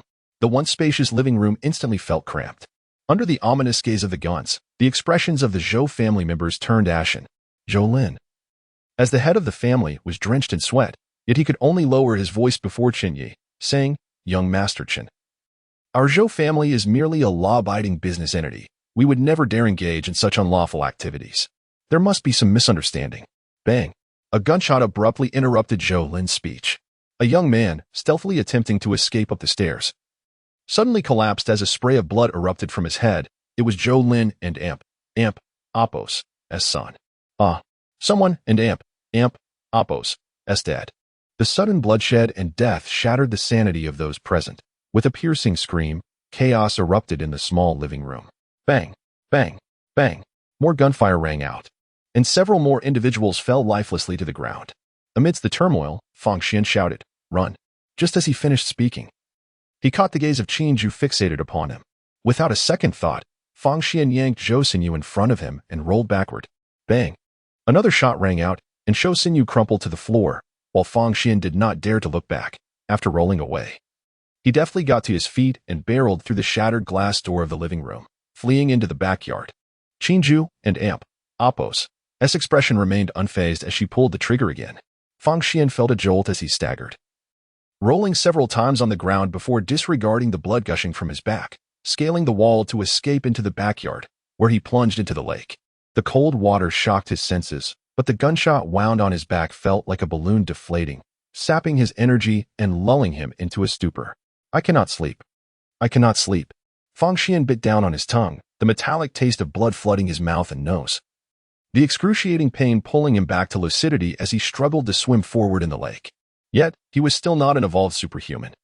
Despite his formidable willpower honed in the apocalypse, he lacked a body capable of withstanding such injuries. Ultimately, as he neared the shore, darkness encroached upon his vision and he lost consciousness. Before slipping into oblivion, only Chen Ye's calm yet decisive words, which determined the Zhou family's fate, lingered in his mind. Anger surged within him, yet alongside it, a sense of dread towards Chen Ye emerged. After his rebirth, he had believed he could manipulate the grand powers and figures he once revered with ease, orchestrating a dramatic reversal of fortunes. However, upon encountering Chen Ye, he realized that his seemingly advantageous plans were rendered utterly trivial in the face of the Chen family's overwhelming might. In the darkness, despair began to envelop Fang Xian's entire being. Until, at a certain moment, no, I still have a chance for a comeback. That item, the dream flower, as long as I obtain it, no matter how powerful the Chen family becomes, I can still overpower them. This thought pierced through the darkness like a sword, instantly reviving Fang Xian and Oppo's essences. Where is this? Looking around at the pale pink room adorned with a girl's decor, Fang Xian felt utterly bewildered. Chapter 12. The Marvelous Drift of Fang Xianding. Attempt to eliminate the Child of Destiny failed. Success rate decreased by 10. Current success rate, 53. Ding. Task progress updated. Congratulations, you have gained 3,000 points of Fang Xian's resentment value.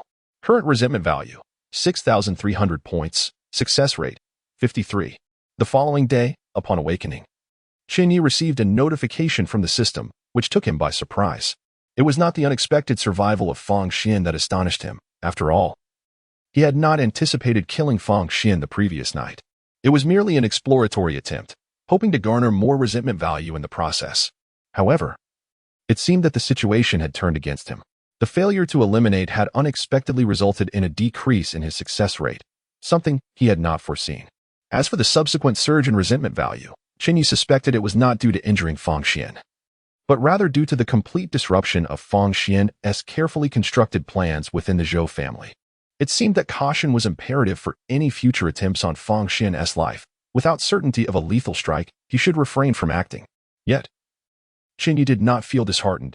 This attempt had afforded him deeper insight into the peculiarities of the Child of Destiny, and the situation remained within his control. A 10 success probability equated to a mere 1,000 points of resentment value, and there would be ample opportunity to recover it. He regarded it as a tuition fee for his education. If he were to encounter a more formidable Child of Destiny and discover that a failed elimination would diminish his success probability, that would indeed be a dire predicament. As if attuned to his thoughts, Qin Zhu stealthily entered the room shortly after Chen Ye awoke.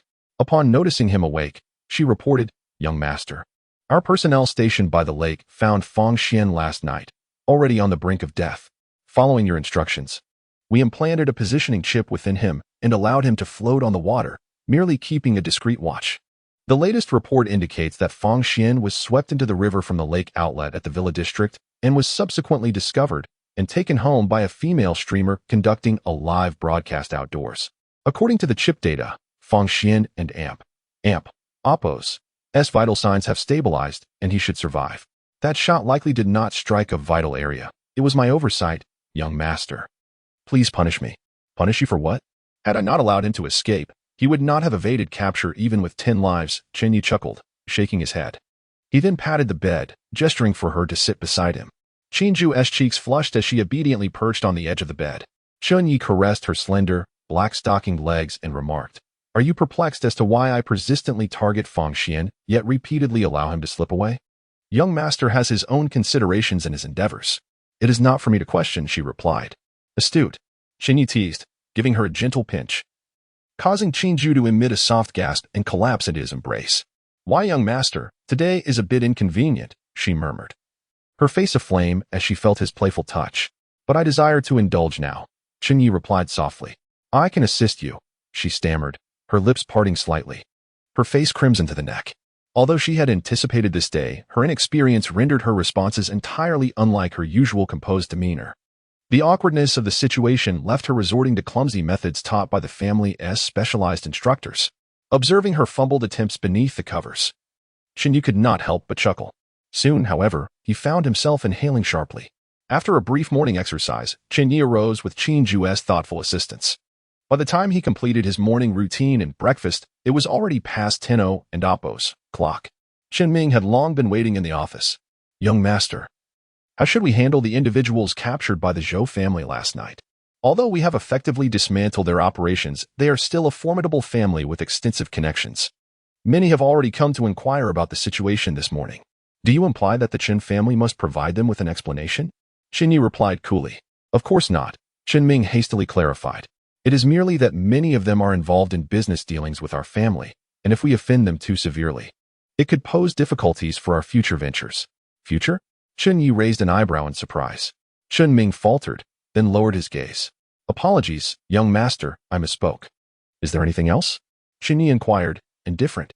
This could merely be attributed to a lapse in thinking. It did not reflect on Chen Ming's capabilities. Just as Zhou Lin misguidedly believed the Chen family would adhere to the old rules, Chen Ye had no intention of sparing Zhou even for minor infractions in the present climate. To put it plainly, their reasoning had yet to evolve.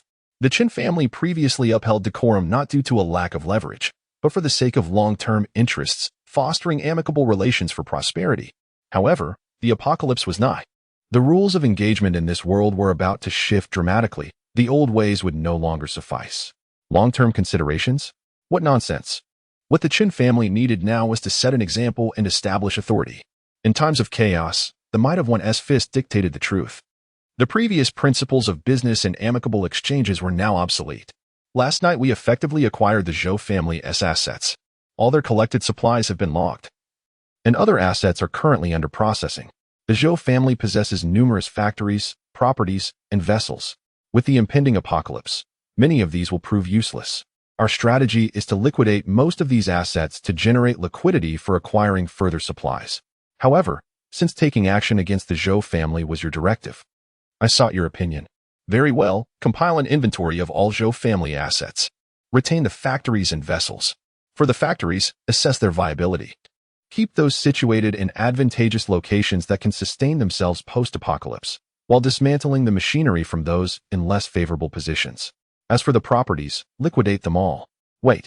After a moment of contemplation, Chen Ye added, that Jiangnan Buyuan Villa district also belongs to the Zhou family, correct? Retain it and clear out its occupants. Jiangnan Buyuan? Chen Ming hesitated. It houses many dignitaries, including the former retired mayor of Tianhai City. Clearing it out may. Anyone unwilling to relocate can come to Xingfeng Tower and provide their reasons for not moving. Chen Yi interjected impatiently. Is there anything else? Nothing further, Chen Ming quickly replied.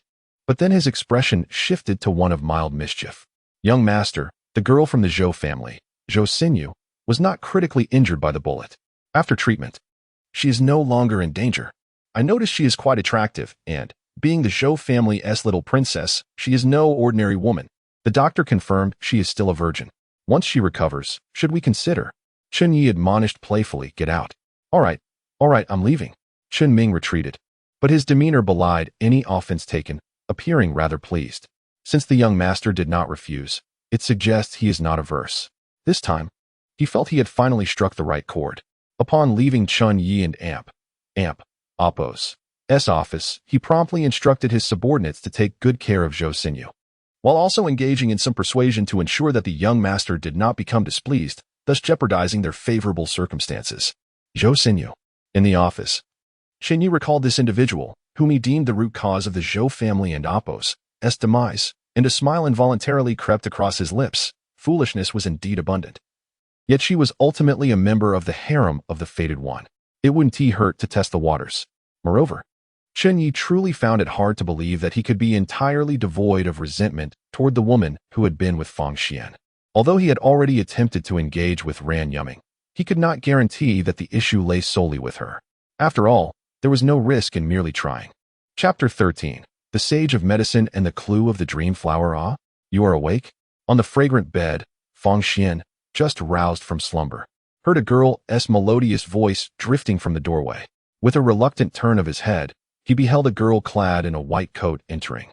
Chattering as she approached, what happened to you? You sustained such severe injuries. I was utterly shocked when I found you by the water and Appo's edge last night. I called the police, but no one answered. The line was constantly busy. Even when I finally got through to emergency services, they informed me that they were overwhelmed with patients and couldn't and Appo's come. The community hospital was also brimming with people, and the doctors were utterly swamped. Fortunately, I haven't forgotten everything I learned before, and your penetrating chest wound didn't damage any internal organs, or else you would have been doomed. Listening to the girl's words, Fang Xian instinctively glanced down at the tightly bound bandage on his chest. Judging by the shape of the bandage, he surmised that it was merely a minor gunshot wound. And he couldn't and Appo's help but feel a sense of relief. The bullet that struck him last night had come from behind. Under normal circumstances, a rapidly spinning bullet entering his body would lose balance due to the change in medium, unleashing terrifying energy and instantly creating a cavity in his flesh. This would have resulted in a scar the size of a bowl on his chest. Had that been the case, even 10 lives would not suffice to save him. Yet, he was fortunate enough to have encountered a bullet that passed through his body with an exceedingly low probability, perfectly avoiding all vital organs. That shot merely caused him to lose a significant amount of blood. Thank you. Fang Xian weakly expressed his gratitude. No need for thanks. The reason I saved you is that my father is a doctor who taught me many medical skills. I cannot bear to see someone die before my eyes." The girl shrugged. "The security outside is worsening by the day. I have no interest in who you are or why you were shot. Since last night, no one has seen you except for me. This place is quite safe. No one should come here. You can rest and recuperate over the next few days. When you have healed, you need not inform me. You can simply leave." Fang Xian, whose spirits had just begun to revive, could only offer a bitter smile in response. "Regardless, I am grateful for your life-saving grace. My situation is rather complicated. It is best if you do not involve yourself. By tomorrow at the latest, I should be able to leave, and I will certainly exit without dragging you into my affairs. By the way, my name is Fang Xian. May I ask what you are called?" "I am Chen Ye," the girl replied as she approached the bedside, placing a blood pressure monitor on his arm. After a moment, she looked at the readings and remarked, "Blood pressure is normal. You are quite healthy. Your blood pressure was low last night due to excessive blood loss, but it has returned to normal today." Fang Xian, upon hearing this, displayed no hint of surprise. The special coronavirus could induce mutations. Those who succeeded would become endowed with abilities, while those who failed would turn into zombies. He had long been infected with the virus, but it had yet to manifest. Furthermore, for someone like him who could evolve, the virus would begin to enhance his physique during the incubation period, endowing him with extraordinary physical capabilities. Although the virus had not erupted and his powers had not awakened, his physical constitution was formidable. However, his thoughts at this moment were far removed from these matters. Instead, they echoed repeatedly with the name Chen Ye. He was exceedingly familiar with this name, to the point that it could be described as resonating in his ears. Yet, he found himself uncertain whether this charming girl before him was indeed the person from his memories. After the apocalypse, he had only heard of the renowned healer named Chen Ye. He had never seen her in person, for his status had rendered him unworthy of even a single encounter. Observing the girl tidy up the blood pressure monitor, he hesitated momentarily before asking, "Miss Shin, you mentioned your father is a doctor. Is he a practitioner of Western medicine or traditional Chinese medicine?" Chen Ye glanced at him, interpreting his question as mere idle chatter, and replied without much thought. "My father studied traditional Chinese medicine from a young age and later delved into modern medicine. What is the distinction? As long as it saves lives, that is what matters. When I found you by the river last night, I had no equipment. I used a sewing needle for acupuncture to stop the bleeding." "And what about your father?" Fang Xian inquired tentatively. "He has been quite busy lately, always at the hospital with no time to return home. He wanted Oppos, T suddenly come back to discover you, so you need an Oppos, T worry." Chen Ye finished tidying up and rose. "I cannot cook, but I will go out to buy something to eat. Is there anything in particular you would like?" "Just plain congee will do," Fang Xian replied, somewhat distracted. "Plain congee? It should be meat congee. You need to replenish your protein while you recover," Chen Ye said as she exited. Fang Xian watched her departing figure, lost in thought, his gaze growing brighter. It was indeed her. The rumors suggested that the esteemed healer had learned her medical skills from her father and combined with her own abilities. Her prowess in healing was unparalleled. Her father was a renowned figure in the medical community of Tianhai City before the apocalypse, famed for blending traditional Chinese medicine with modern practices, successfully treating countless complex ailments. At this moment, Fang Xian became nearly certain that the girl who saved him was indeed the sage of medicine, a true powerhouse in the apocalypse. Someone even the formidable Chen family would not dare provoke lightly. To achieve such a status in a world filled with danger, solely based on her medical prowess, would be a mere fantasy. The sage of medicine was formidable not only in skill, but also in strength. Although Chen Ye had not established a faction in the apocalypse, her influence was undeniably strong, rivaling that of the major powers. Most crucially, her strength stemmed from the dream flower. It was said that the dream flower was a pair of intertwined lotus blossoms, one white representing life, the other black representing death. Chen Ye had obtained the white flower, symbolizing life, at the outbreak of the apocalypse, which allowed her to rise swiftly thereafter. This was why Fang Xian believed that even if all his plans and preparations after his rebirth were to fail, acquiring the dream flower would enable him to turn the tide. However, he had only known the general vicinity where the dream flower might appear and was unaware of its precise location. Thus, he had intended to build up his strength to secure the area and conduct a large-scale search. Now, with his power yet to develop and the Zhou family having fallen, he felt uncertain about whether he could find the dream flower. Yet, at this moment, he had encountered Chen Ye. The very person who was supposed to obtain the dream flower. What is this? Is this fate smiling upon me? Fang Xian, who had been somewhat despondent due to repeated setbacks before Chen Ye, felt his fighting spirit rekindle fiercely. What cannot kill me will only make me stronger. Chen Ye. Chen family. Await my return. Chapter 14. The Genius Girl Young Master. Fang Xian has already resided in the home of the female streamer, Chen Ye, for 3 days. According to their prior agreement, he was supposed to leave the next day. However, for reasons unknown, he suddenly altered his decision, fabricating various excuses to prolong his stay at Chen Ye and Amp, Oppo's, abode. On the top floor of Xingfeng Building, Qinju, elegantly attired in a fitted skirt and black stockings, meticulously reported to Chen Ye regarding Fang Xian and Amp, Oppo's recent activities. Our specialists have analyzed the behavioral psychology gleaned from the data transmitted via the chip implanted within him. The conclusion suggests that his prolonged presence there is likely due to Chen Ye herself. Chen Ye? Chen Ye inquired, tapping his fingers on the table. What makes her so extraordinary? Extraordinary? That might be an understatement, Qinju replied, glancing at the woman and Amp, Oppo's profile, her brow furrowing slightly. She hails from a middle-class family. Her father is a renowned physician in Tianhai, possessing remarkable medical skills. Her interests are quite diverse. She began studying medicine in elementary school. Yet her academic performance in cultural subjects was equally impressive. By the tender age of 14, she enrolled in Tianhai University, obtaining her bachelor and Amp, Oppo's degree in clinical medicine by 15, and graduated with both master and Amp, Oppo's and doctorate degrees by 17. She then shifted her focus to psychology, earning another doctoral degree in just 2 years. In summary, she is undeniably a prodigy. Now at the age of 22, she holds 5 doctoral degrees in seemingly unrelated fields: clinical medicine, psychology, history, international politics, and finance. Currently, she appears to be preparing to pursue a degree in film performance, which explains her role as a streamer.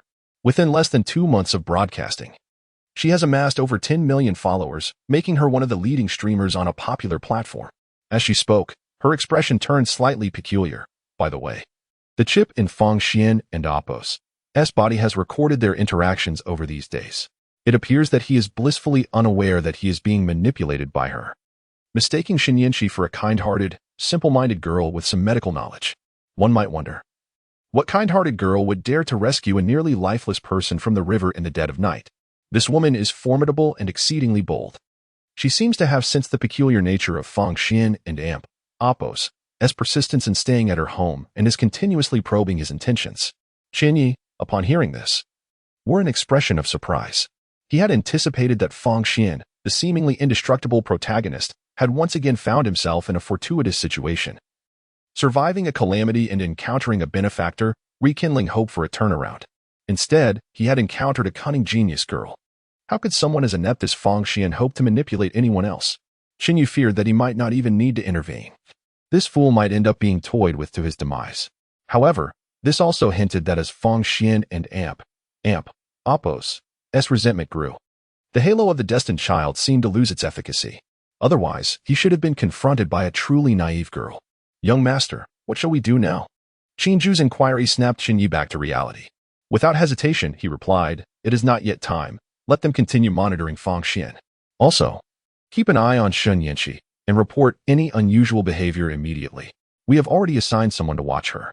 However, it seems she has also acquired knowledge of investigative techniques, possessing far superior counter-surveillance skills compared to Fang Xian, and appears to have caught on to something, Qinju remarked, shaking her head. Is she that capable? Chen Ye mused, stroking his chin before breaking into a smile. Then let us not indulge her further. Have someone invite her over, ensuring Fang Xian remains unaware. Regardless of her genius, I shall not play her game. The apocalypse has not fully descended. Even Su Yan, the future harbinger of death, must obediently serve as a test subject in the laboratory. Could it be that Chen Ye and Amp, Oppo's current capabilities surpass Su Yan and Amp, Oppo's? Indeed. At this, Qinju, invigorated, nodded and departed the office. So, you were framed by your enemies, and they even sought to silence you. Which is why you ended up shot and in the water. In the cozy little room, after hearing Fang Xian and Oppo's tale, Chen Ye adjusted her delicate glasses and inquired with genuine interest, who exactly are these enemies of yours? How can they operate so brazenly without any repercussions? Um, I and Amp, Oppos. I'm afraid I cannot disclose that information. Otherwise, it would put you in danger, Fang Xian feigned difficulty. Given his understanding of Chen Ye over the past few days, he predicted she would probe further into the identity of his adversaries. He intended to mention Chen Ye, knowing that Chen Ye's enthusiastic nature would compel her to leverage her status as a popular influencer to expose the matter. At that juncture, he would need to caution her about the Chen family's influence, dissuading her from pursuing this perilous idea to prevent news of his survival from reaching Chen Ye. Under normal circumstances, once Chen Ye acknowledged the formidable nature of the Chen family, she would undoubtedly feel grateful for his honesty, thereby strengthening their bond. Repeating this tactic a few times would naturally cultivate her fondness for him. Once the timing was right, he could find excuses to stay with Chen Ye, ultimately leading him to the elusive dream flower. However, just as Fang Xian and Oppos' mind was racing with calculations, Chen Ye and Oppos' response left him momentarily speechless. Ah? Is it that serious? Then I won't ask any further. Fang Xian. Wait, young lady, what happened to your eagerness? As a prominent figure with millions of followers, do you not feel any sense of social responsibility? Such heinous acts of violence and crime, and you have no intention of exposing them? Observing Fang Xian's flustered expression, Chen Ye outwardly maintained her composure while secretly chuckling. Just then, a phone call interrupted the moment. Su Yin glanced at the caller ID, recognizing it as her father, who had been working overtime for nearly a week without returning home. Without a second thought, she answered the call. The unfamiliar voice on the other end caused Chen Ye's expression to shift dramatically as she turned to Fang Xian, who was awkwardly fiddling with his phone, exclaiming in surprise. My father collapsed from exhaustion at work? Please, you must save him. Do not let anything happen. I will go to the hospital immediately. Rest assured. I will bring plenty of money, whatever it takes. Beep, beep, beep. The call was abruptly ended. Chen Ye glanced at Fang Xian and said, My father collapsed at work. I need to head to the hospital. If you find it inconvenient to leave, just stay here for now. With that, she hurriedly grabbed her bag and dashed out the door. Throughout the entire exchange, Fang Xian harbored no suspicions, even wearing a look that suggested he had anticipated this turn of events. After all, no one in the apocalypse had ever mentioned the identity of the medical sage's father. It was likely he had perished before the calamity, and now, suddenly collapsing while working didn't seem particularly serious. However, Fang Xian believed it was unlikely he would be saved. Chapter 15. A clever good person. Chen Ye hurriedly stepped out of her home, a small bag slung over her shoulder. As she left the neighborhood, her anxious expression gradually faded, replaced by an unexpected calmness that belied her age. After surveying her surroundings, she approached a man smoking by the roadside and coldly instructed, Lead the way. Mission is indeed impressive. It's no wonder the young master specifically requested to meet you, the man remarked, somewhat surprised. Before opening the door of a dilapidated Santana, Please, get in. Taking a deep breath, Chen Ye stepped into the vehicle. Half an hour later, the car slowly arrived at Xingfeng Tower. Upon seeing it, Chen Ye couldn't help but sigh. So it is the Chen family. The driver remarked indifferently, Miss Chen. Knowing that Fang Xian has offended my Chen family, you still dare to harbor him? I only suspected this in the afternoon and was contemplating ways to distance myself when your call came in, she admitted, a hint of frustration in her tone. The man smiled lightly, refraining from further comment. As someone who had been monitoring closely, he was well aware of Chen Ye's background and understood the formidable nature of her character. Experience taught him that when dealing with such individuals, it was best to focus on the task at hand and avoid unnecessary dialogue, lest one find themselves in dire straits without understanding how they arrived there. Chen Ye sighed internally and suppressed her thoughts. Young master, the person has been brought, Xinju informed from the office on the top floor. Bring her up directly, came the response. Directly? Wouldn't that? Xinju hesitated. After all, Chen Ye's extraordinary demeanor made everyone wary of her true capabilities. Bringing her directly before Chen Ye could lead to unforeseen complications. Regardless of her prowess, she is still just a vulnerable woman.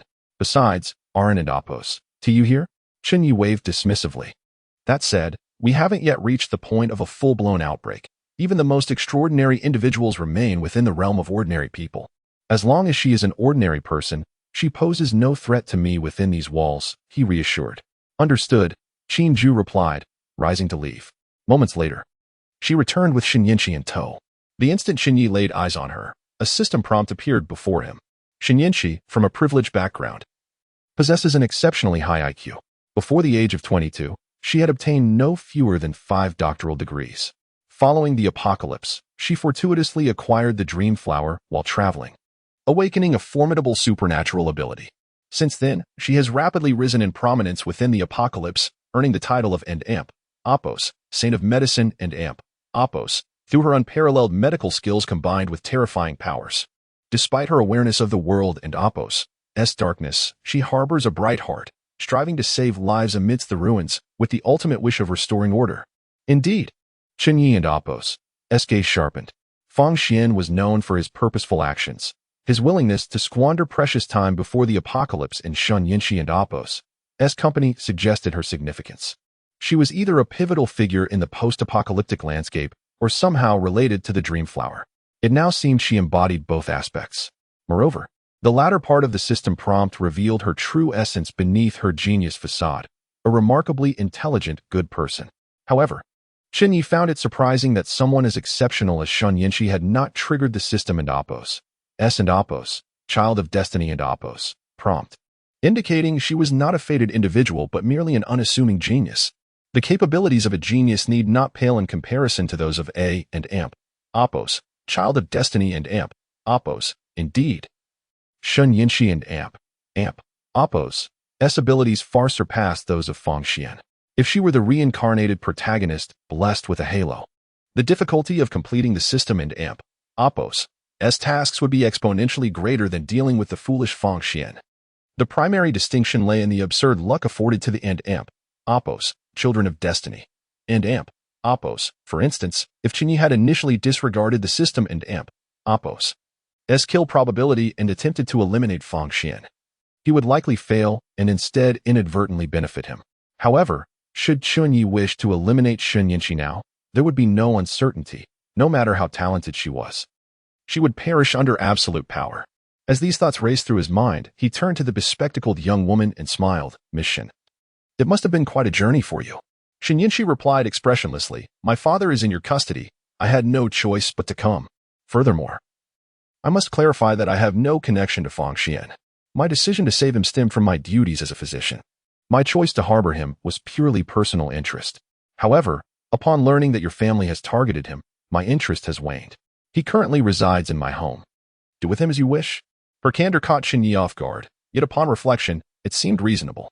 Unlike the naive Fang Xian, Chen Ye was fully aware of her background.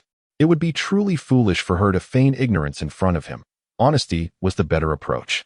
Miss Shen, you misunderstand. Your father is Tianhai, one of the foremost physicians in the entire Xia nation. At this critical juncture, he is a highly sought-after talent. We have no intentions of harming him. Rather, we are offering superior conditions for him to work in our Chen family hospital, Chen Ye stated with a composed smile, gesturing toward the sofa. Please, take a seat. Chen Ye and Amp, Apos' demeanor instantly eased Chen Ye and Amp, Apos' apprehension. The communication between intelligent individuals often hinges on unspoken understanding. A mere display of attitude can convey intentions and objectives. His current demeanor clearly indicated that neither she nor her father would face any harm. Of course, she did not naively believe that this settled everything. While life-threatening danger was absent, she had undoubtedly caused inconvenience, and extricating herself would not be so simple.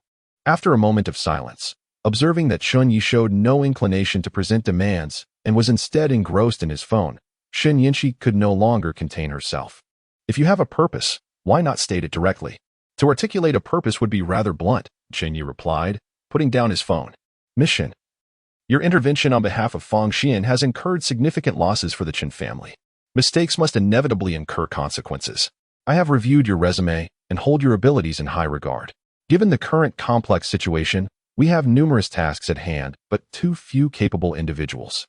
With your talents, Woon and Amp, Apos, it be a waste to remain at home merely live streaming? A smile broke through Chen Ye and Amp, Apos' previously tense expression as she adjusted her glasses. Are you suggesting I work for you? You have taken my father captive to coerce me, yet you fear I might harbor resentment and undermine you? You've misunderstood, Miss Shen. Your father is a man of great compassion, deeply committed to healing. Upon witnessing our Chen family and Amp, Apos' research on the special crown virus, he voluntarily sought to join our laboratory. Wishing to leverage our resources to develop a vaccine and avert the apocalypse, Chen Ye raised his hands in a gesture of innocence. We did not intend to detain him. He simply refuses to leave. Chen Ye and Apos' gaze sharpened as she seized upon the critical point, suddenly standing. Are you suggesting that the special crown virus will lead to the apocalypse? Chapter 16. This young master just happens to need a capable female secretary. Chen Ye, the descendant of a renowned physician, found herself amidst a whirlwind of chaos as her father labored tirelessly over the novel coronavirus. Being a prodigy herself, she possessed a wide network of information. However, her understanding of the virus was limited to its notorious transmissibility. The most peculiar aspect of it, in her view, was the lingering uncertainty surrounding its transmission routes, rendering it exceedingly elusive.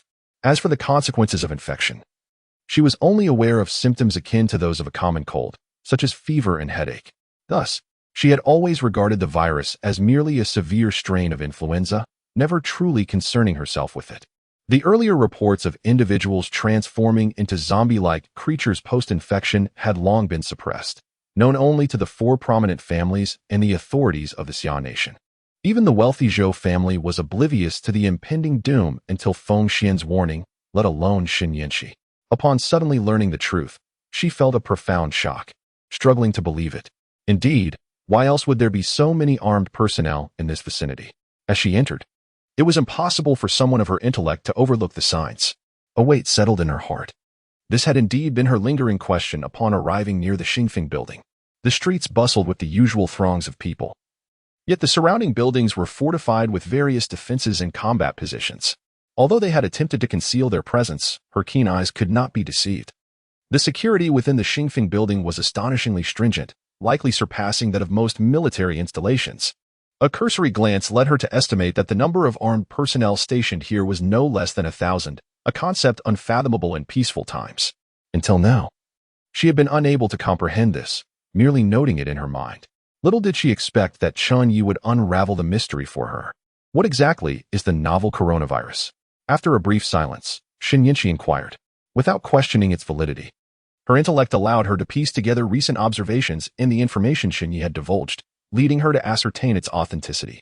Well, that touches upon some of our core secrets, Chen Ye replied, his expression revealing his reluctance to disclose such sensitive information to outsiders. What do you require of me?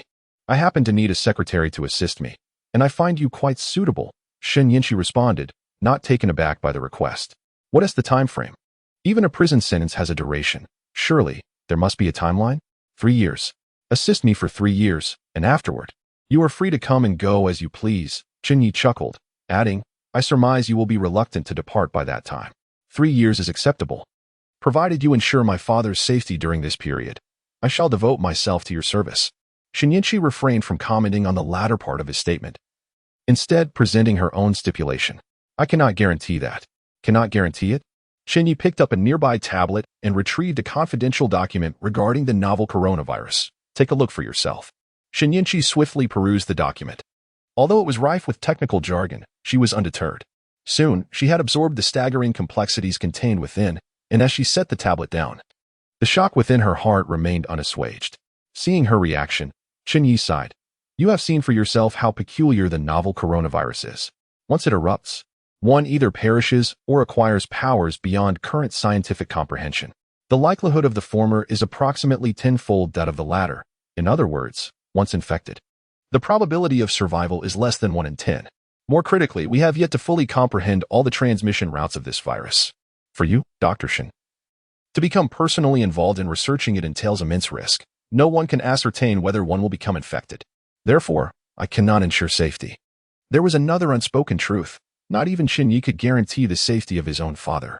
If it were not for the recent revelation of his immunity to the virus, he himself would be uncertain of surviving the outbreak. The Chen family had already established a succession order, prepared for the eventuality that the current family head, Chen Ye and Apos, as father, might succumb to the virus. Should that occur, Chen Ye would assume the position of family head. If he were to be infected as well, the inheritance would pass to his uncle, and if his uncle fell, it would go to his cousin. The list of successors extended beyond 30. To mitigate risks, the individuals on this list were dispersed throughout the nation and even abroad, each preparing to seize control of the family's power at a moment and Apos' notice. I understand now. This is his own choice. If an accident occurs, he cannot blame others. Chen Ye sighed. Let us negotiate another condition. I require your utmost cooperation with my father and Appo's research. Of course, the Chen family is a beneficiary of the current order. We too wish to prevent its collapse, as the unknown risks would be too great. Chen Ye nodded in agreement. Chen Ye found nothing objectionable in his statement and continued. Very well, Mr. Chen. No, I should now refer to you as and Amp, Appo's boss, and Amp, Appo's. What directives does the boss have for me? Directives. Chen Ye smiled. Return home and continue to keep an eye on Feng Xian. He likely harbors ulterior motives regarding you. Devise a means to unveil his intentions. With your intellect, dealing with such a fool should pose no challenge. Rest assured, I will dispatch individuals to discreetly monitor him near your residence. You need not worry about your safety. Even if he suspects something amiss, he will be unable to act against you. Oh. And let me offer you a piece of advice. If he inquires or probes about any recent travel plans, simply inform him that you have none. Subsequently, he will undoubtedly attempt to coax you into visiting a particular location.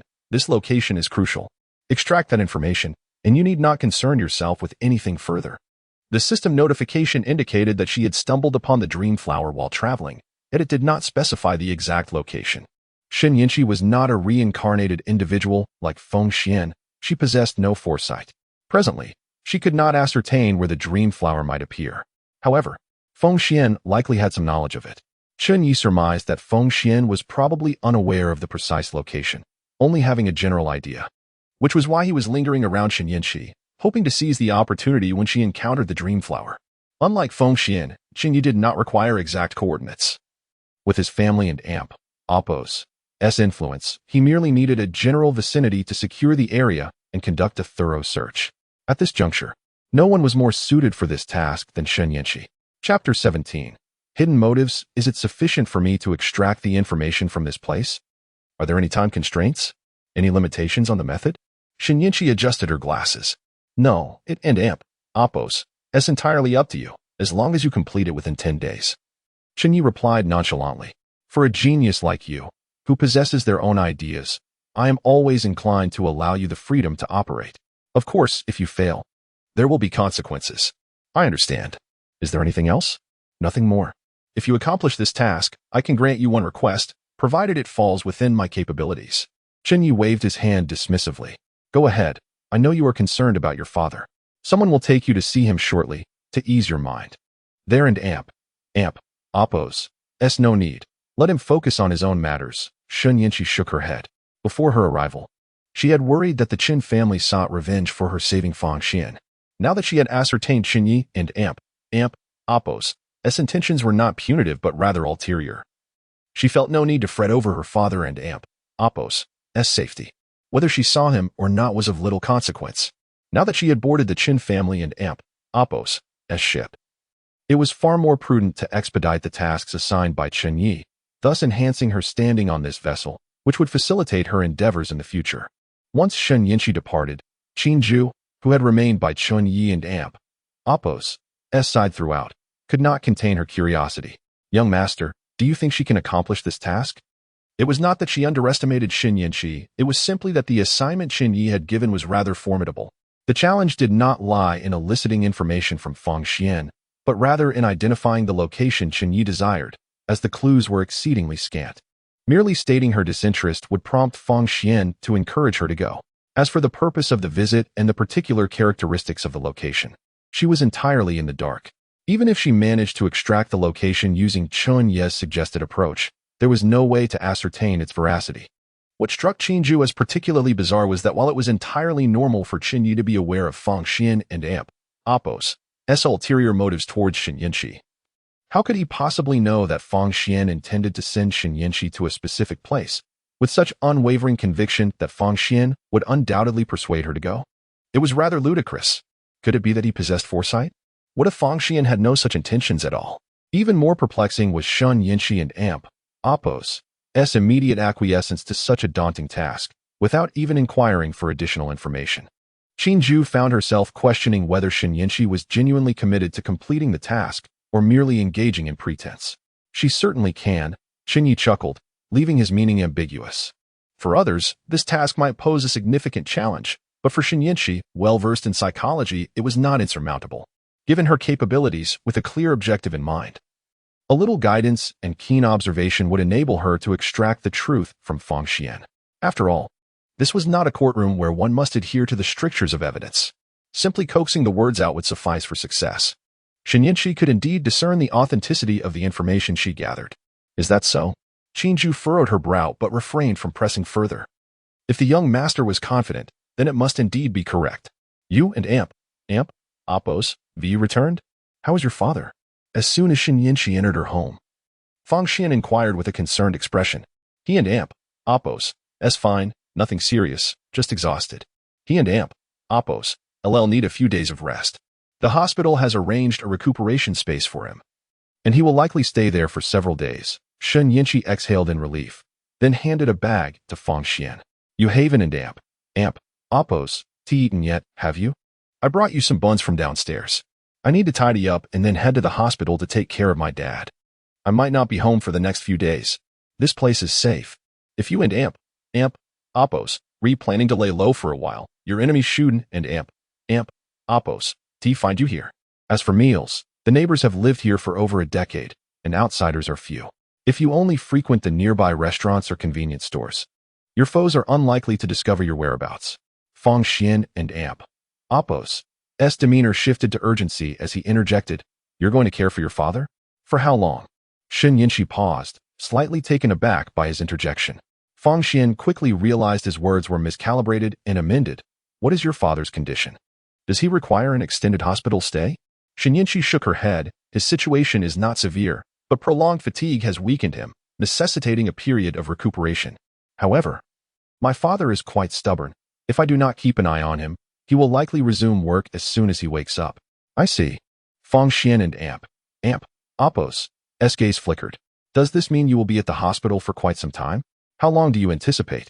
According to traditional Chinese medicine, recuperation from such exhaustion requires a significant amount of time, at least 10 to 15 days or longer, depending on his specific situation, Chen Ye stated earnestly. As a doctor, she was the one calling the shots.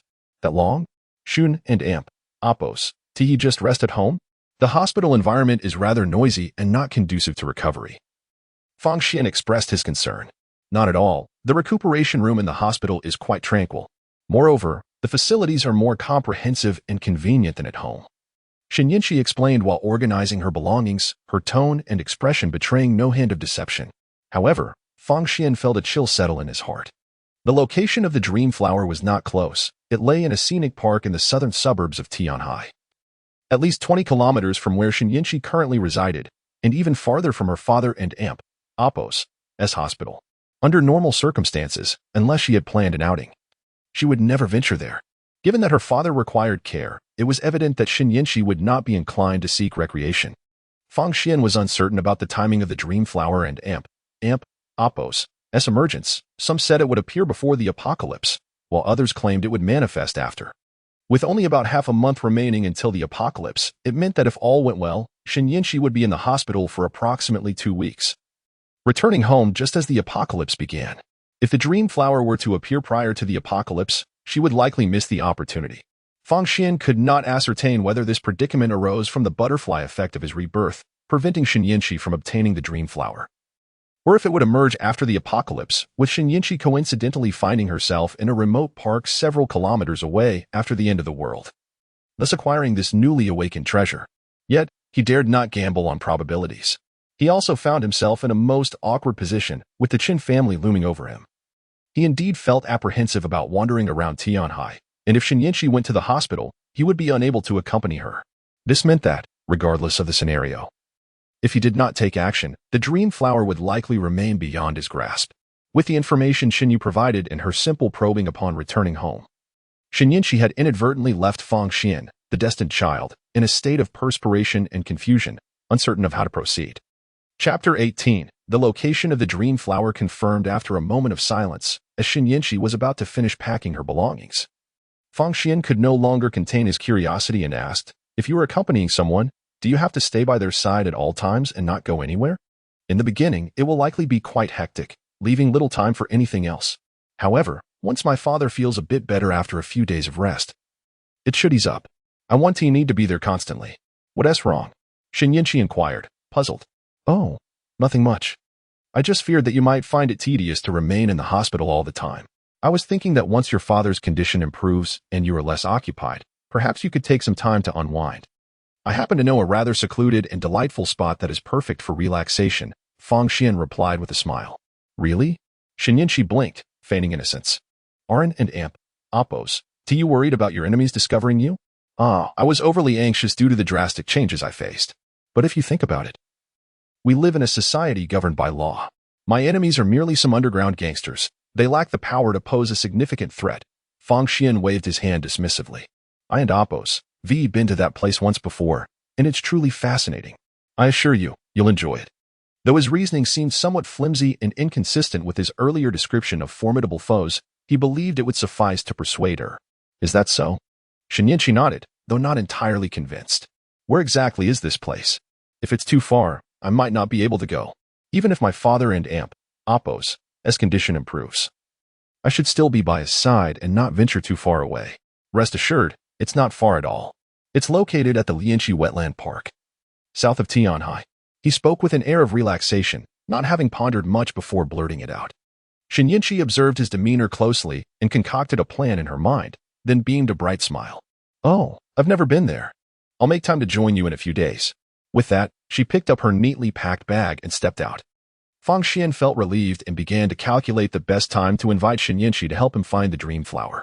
Although Chen Ye was easily swayed, she was no fool, and he knew he could not repeatedly use the same excuse. It would be ideal to invite her when the dream flower was set to appear.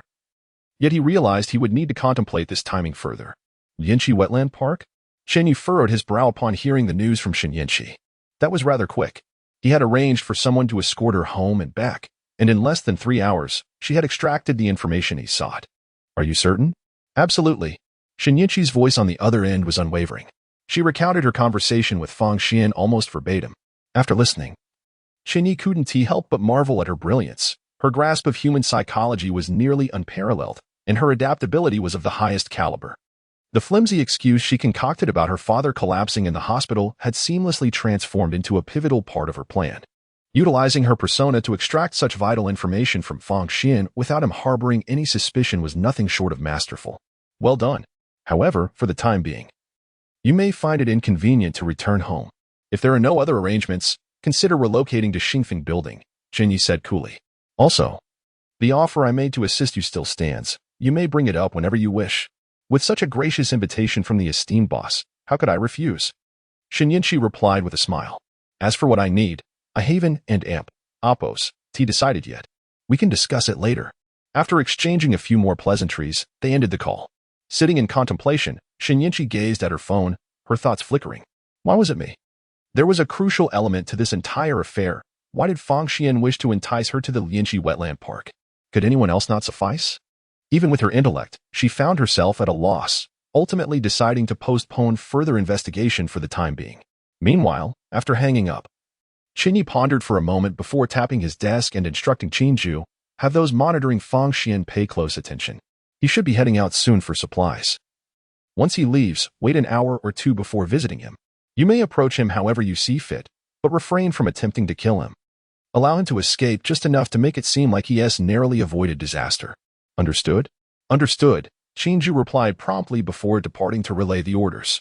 Unbeknownst to Fang Xian, who was still hiding in Chen Ye's home, the outside world mirrored her description. The neighbors were mostly elderly residents with few young people. The foot traffic was not as abundant as in the luxurious neighborhoods of the city, and even food deliveries were not permitted. Thus, the risk of exposure was minimal. Fang Xian and Amp, Oppos, outing went exceedingly well. He quickly procured food and even purchased some items he deemed useful. After completing his errands, he hurried back to Chen Ye's residence to avoid being discovered by Chen and Amp, Oppos, as associates. However, as he approached her door, even before he could step inside, he noticed something amiss at the doorframe. Instantly, his instincts kicked in. Having survived in a post-apocalyptic world for 3 years, his wariness was well-honed. He had previously secured a strand of hair in the door as a precaution. Yet, he now realized that hair was gone. This indicated that someone had entered. Uncertain if Chen Ye had returned for something she had forgotten, he remained on high alert. After a brief hesitation, he retrieved his key and slowly opened the door. At that very moment, a gunshot shattered the tranquility. The sound was accompanied by a spray of blood erupting from Fong Xian and Amp, Apos, S right shoulder. However, he was far too preoccupied to dwell on the injury.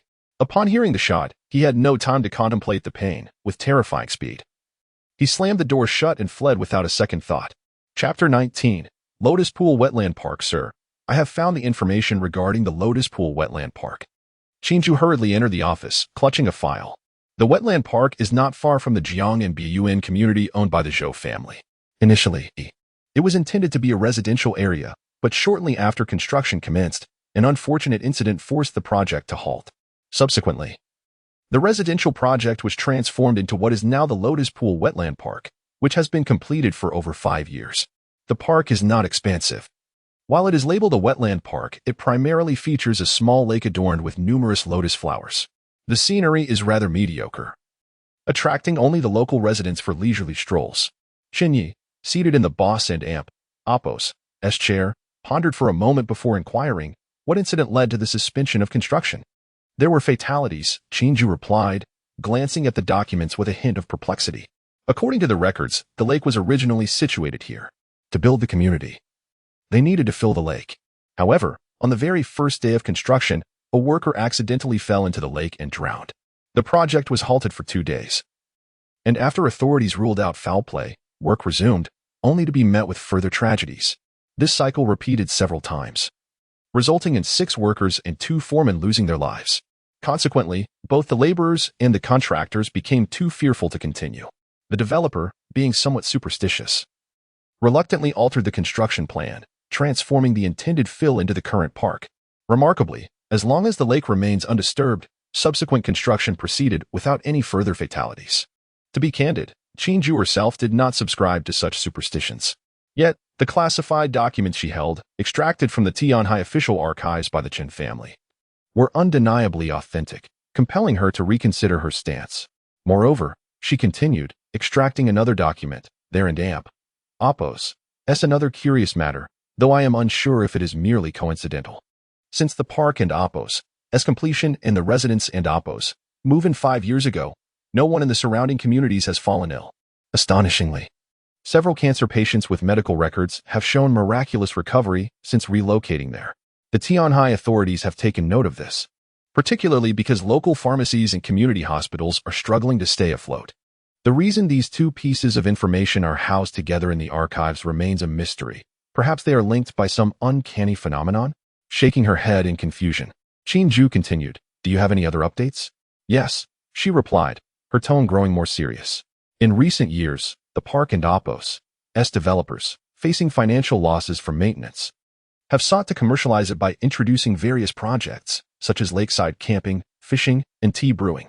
They also offer private bookings, which have attracted young couples for proposals, significantly boosting the park and Amp, Apos, S revenue. Currently, the Lotus Pool Wetland Park is booked for private events nearly every week, with reservations stretching as far as 2 months in advance. Upon reviewing the profiles of these bookers, we discovered an intriguing individual. She placed a file before Chen Ye. Yichen has reserved the park for a proposal on October 30th. His intended is a woman named Chen Ye, who interestingly is a close friend of Chen Ye. Lotus Pool Wetland Park, October 30th. Yichen. After a moment of contemplation, Chen Ye queried, "Is there anything else notable about this Yichen?" "Not particularly," Chen Ye noted. He hails from a modest background. His parents perished in a car accident during his youth, leaving him to grow up on compensation funds. He has led an unremarkable life, with virtually no impressive achievements to speak of. Just an ordinary individual, devoid of any standout qualities. She added, "As for Zhao Qingya, I also conducted a background check. During her school years, she was considered a campus beauty. And in her career, she has proven to be quite capable, living a refined life as a white-collar professional. Yichen has been pursuing her, yet she seems to have largely ignored him, having outright rejected him multiple times. As she concluded, she remarked, I doubt this proposal will succeed. Orphaned, utterly unremarkable, and pursuing a goddess he cannot attain? He certainly fits the archetypal protagonist mold.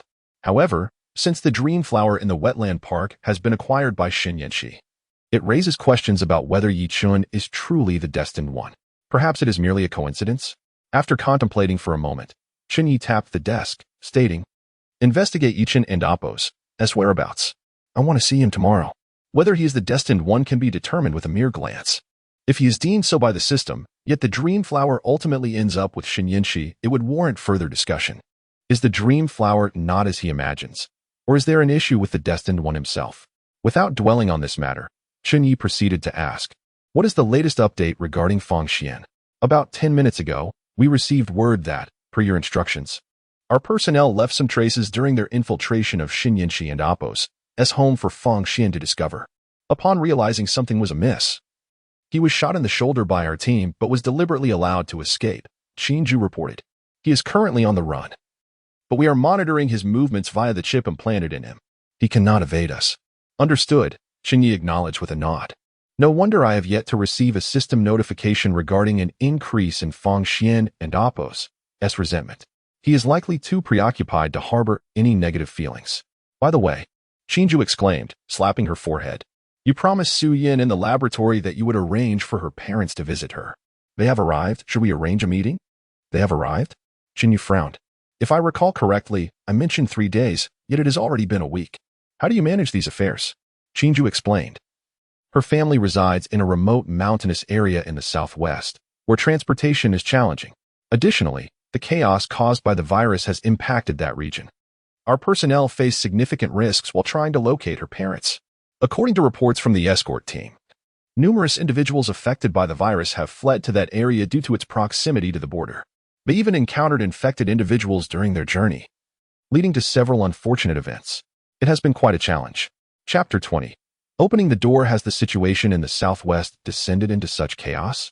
What is the state of the Mu family? Upon hearing Qinju and Apos' explanation, Chen Ye could not help but feel somewhat astonished.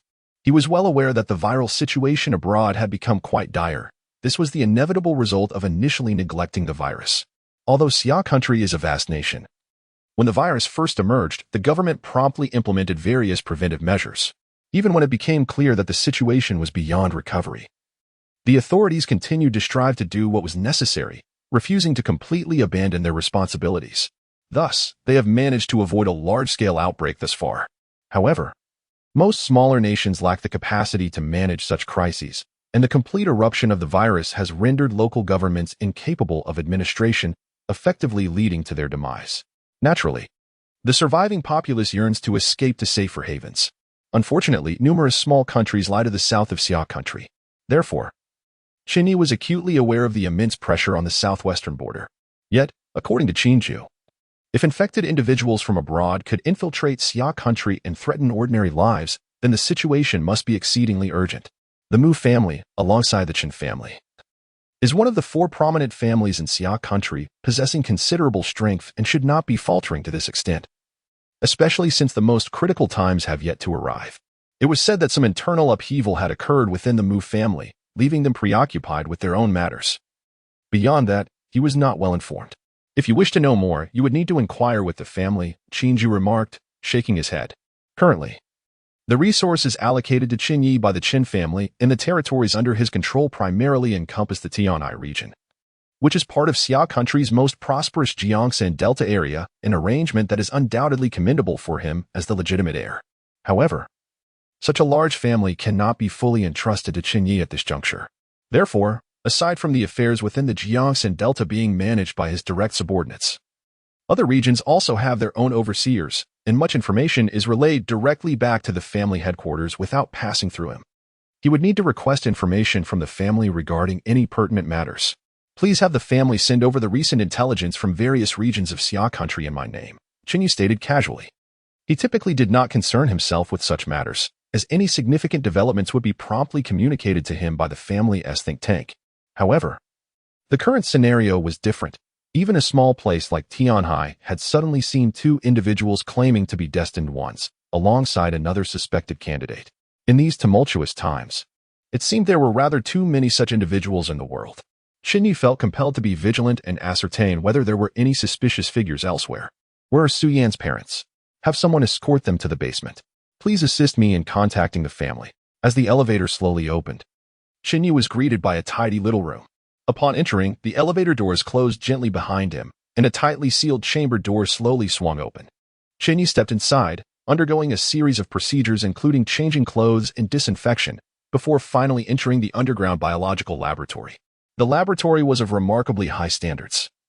To prevent the airborne transmission of the virus, the internal air pressure was slightly lower than that of the outside environment, ensuring that even in the event of a viral leak, there would be no cause for concern about it spreading. This was Chen Ye's first visit to this facility. Although he had acquired immunity to the virus a few days prior, he found it difficult to disclose this information to others. Under normal circumstances, Chen Ye would never permit him to enter such a place. It was only due to the current circumstances that he could explore it while Chen Ye was temporarily occupied. Young master, this way, the number 31 infected individual is in the special ward over there. The laboratory head, who had been awaiting his arrival, quickly led the way. How has her condition been these past few days? Chen Ye inquired as they walked. The head responded promptly, since your last conversation with her. We have imposed certain restrictions on the researchers, and they have shown much improvement. Miss Su and Amp, Appos, S treatment now exceeds that of ordinary hospital patients.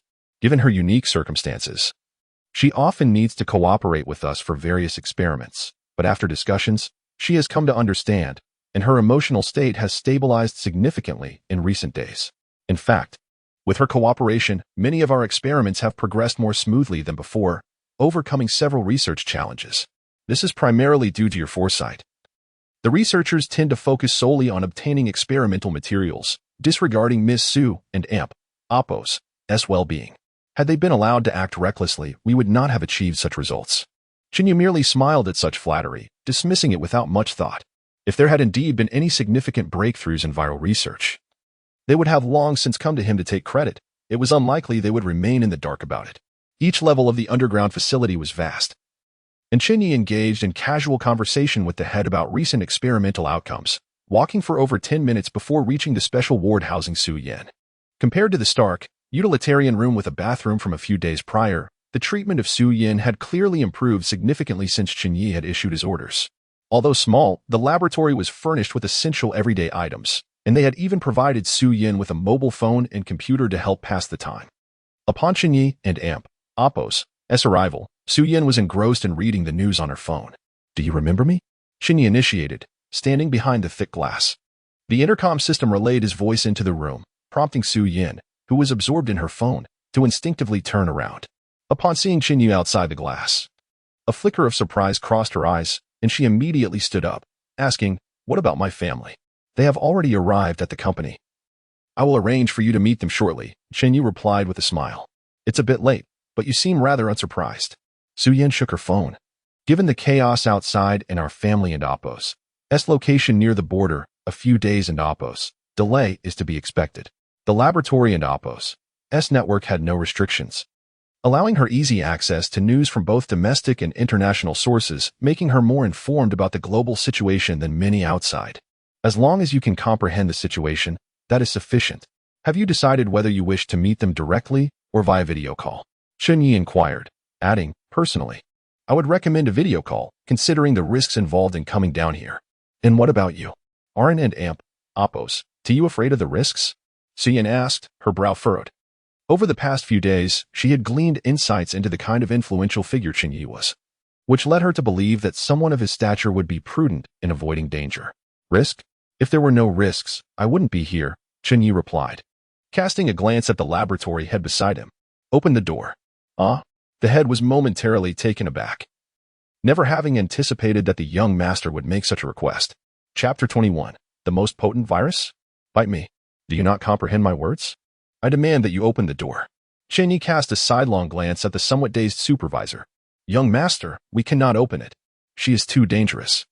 To open the door, we must first administer a sedative to incapacitate her," the supervisor hastily replied. He was acutely aware of the terrifying combat prowess possessed by Su Yan. To say that she could rend an elephant asunder would be an understatement, despite her slender and delicate frame. The primal strength within her was far beyond that of an ordinary human. He dared not allow the young master to confront such a monster without any protective measures. Unfazed, Chen Ye calmly stated, "I say you do it. If you truly cannot comprehend, we shall replace you with someone else to manage this laboratory." The supervisor's forehead beaded with sweat, his hesitance palpable. If it were merely a matter of relinquishing his role as the laboratory head, he would willingly do so. For the young master and Appos' life outweighed his own position. After all, should anything happen to Chen Ye here, his fate would be sealed. However, this laboratory was exceptionally unique, and he possessed a wealth of knowledge. Should he be ousted now, it was conceivable that his family would silence him permanently. In other words, whichever choice he made would lead to his demise. I do not enjoy repeating myself, Chen Ye and Apos, S indifferent voice cut through the tension. After a moment and Apos, S hesitation. The supervisor gritted his teeth and approached the glass door. He entered a trifecta of codes, fingerprint, numeric, and iris, before finally using a physical key to unlock the heavy blast door adjacent to the glass wall. Under this unexpected calamity, he could only pray that the young master was not acting irrationally and indeed had a pressing matter to attend to, while also ensuring his own safety. Su Yin had been observing them through the glass, and upon seeing the supervisor truly open the door, her breath quickened. She gazed at the entering Chen Ye, her pale violet eyes shimmering. Arin and Apos, are you afraid I might abduct you and escape? Your parents are upstairs. You would not dare do such a thing, Chen Ye replied, unfazed. Shaking his head, he had already examined the trajectory of Su Yin and Apos' life. Her mutation might have impacted her psyche to some extent, compounded by her tragic past, transforming her into a madwoman intent on exterminating all living beings. Yet, at this moment, she was far from insane. Moreover, with her parents present, she would undoubtedly temper the bloodthirsty instincts that had arisen from her mutation. Su Yin's chest heaved increasingly faster, the faint purple glow on her face flickering more urgently. Instinctively, she licked her crimson lips and said, logically, I should not harm you, but I have not had such close contact with a living person in ages. I yearn for it. I long to bite you. I was somewhat curious as to why the researchers fed you raw meat. Now it appears they were not necessarily torturing you, Chen Ye remarked calmly. Indeed, while I am aware it is wrong, the allure of fresh blood and flesh is overwhelming. Of course, beef is too coarse and cannot compare to human flesh. Su Yin took an involuntary step forward. Chen Ye boldly seated himself in a chair, rolling up his sleeves to reveal his arms. Come here, bite me. The commanding tone of his voice did not displease Su Yin. As soon as the words left his lips, she appeared before him in an instant, kneeling and grasping his arm, seemingly intent on sinking her teeth into him. However, at the last moment, she retained a flicker of rationality. Are you certain? The consequences of my bite are quite severe. Chen Ye remained silent, gazing down at her. After a brief hesitation, the craving for flesh ultimately overpowered her reason, and Su Yin sank her teeth into Chen Ye's arm.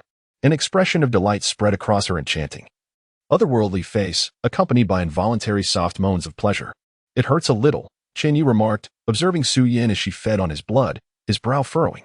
He was certainly not deranged. Rather, he wished to test whether his immunity to the virus would elicit a positive mutation when confronted with an extraordinarily potent virus. Previously, he had injected himself with a concentrated strain of the virus from the laboratory. A full vial of concentrated virus had been introduced into his system. Typically, an ordinary person would experience a lengthy incubation period due to insufficient viral concentration. Under normal circumstances, just a few drops of such a concentrated virus could instigate immediate mutation. Yet, despite his substantial dosage, he showed no reaction. Blood tests subsequently revealed no signs of viral presence within him. This indicated that the virus had been neutralized shortly after injection by his immune constitution, preventing any mutation from occurring. However, this did not imply that his physique would forever remain immune to viral-induced changes or that he could not attain a power akin to Su Yin's in the future. He had privately discussed this situation with the preeminent biologists in the laboratory. Ultimately, they collectively concluded that the viral concentration had been insufficient. Such assertions were not unfounded. They were supported by experimental data. Thus, to evolve through the virus in conjunction with his constitution, Chen Ye needed to discover a stronger, more concentrated strain. Was there anything in the laboratory more formidable than the purified virus? Indeed, within Su Yin herself. Enough. If you continue, I shall become anemic, Chen Ye chided lightly, tapping Su Yan's face. At this moment, her pale violet eyes had transformed into a deep crimson, yet Chen Ye's assumption proved correct. She still retained a semblance of reason. Hesitantly, she released her grip, her expression lingering with reluctance. The mixture of blood and glistening saliva formed delicate strands in the air, yet she remained oblivious, her demeanor akin to someone entranced. Chen Ye reached out, wiping the blood from the corner of her mouth. Maintain your rationality. The day you can control the power within you and not let it cloud your mind will be the day I grant you your freedom. If you cannot even preserve this last shred of sanity, you will be no different from the monsters you disdain. At that point, even if I find you intriguing, I shall have no choice but to erase you. Clean yourself up. Soon your parents will wish to speak with you. Su Yan, her gaze dreamy, instinctively murmured in agreement. As Chen Ye prepared to leave, she grasped his hand, delicately licking the last drop of blood from his fingertip. Though the researchers in the Chun family laboratory were mad, they were remarkably professional, defining Su Yan as a semi-infected entity rather than categorizing her as an evolved being or something else entirely was not a haphazard decision. She truly bore significant resemblance to those infected. She appeared as a normal human but displayed aggression and an insatiable obsession with blood and flesh when encountering living beings.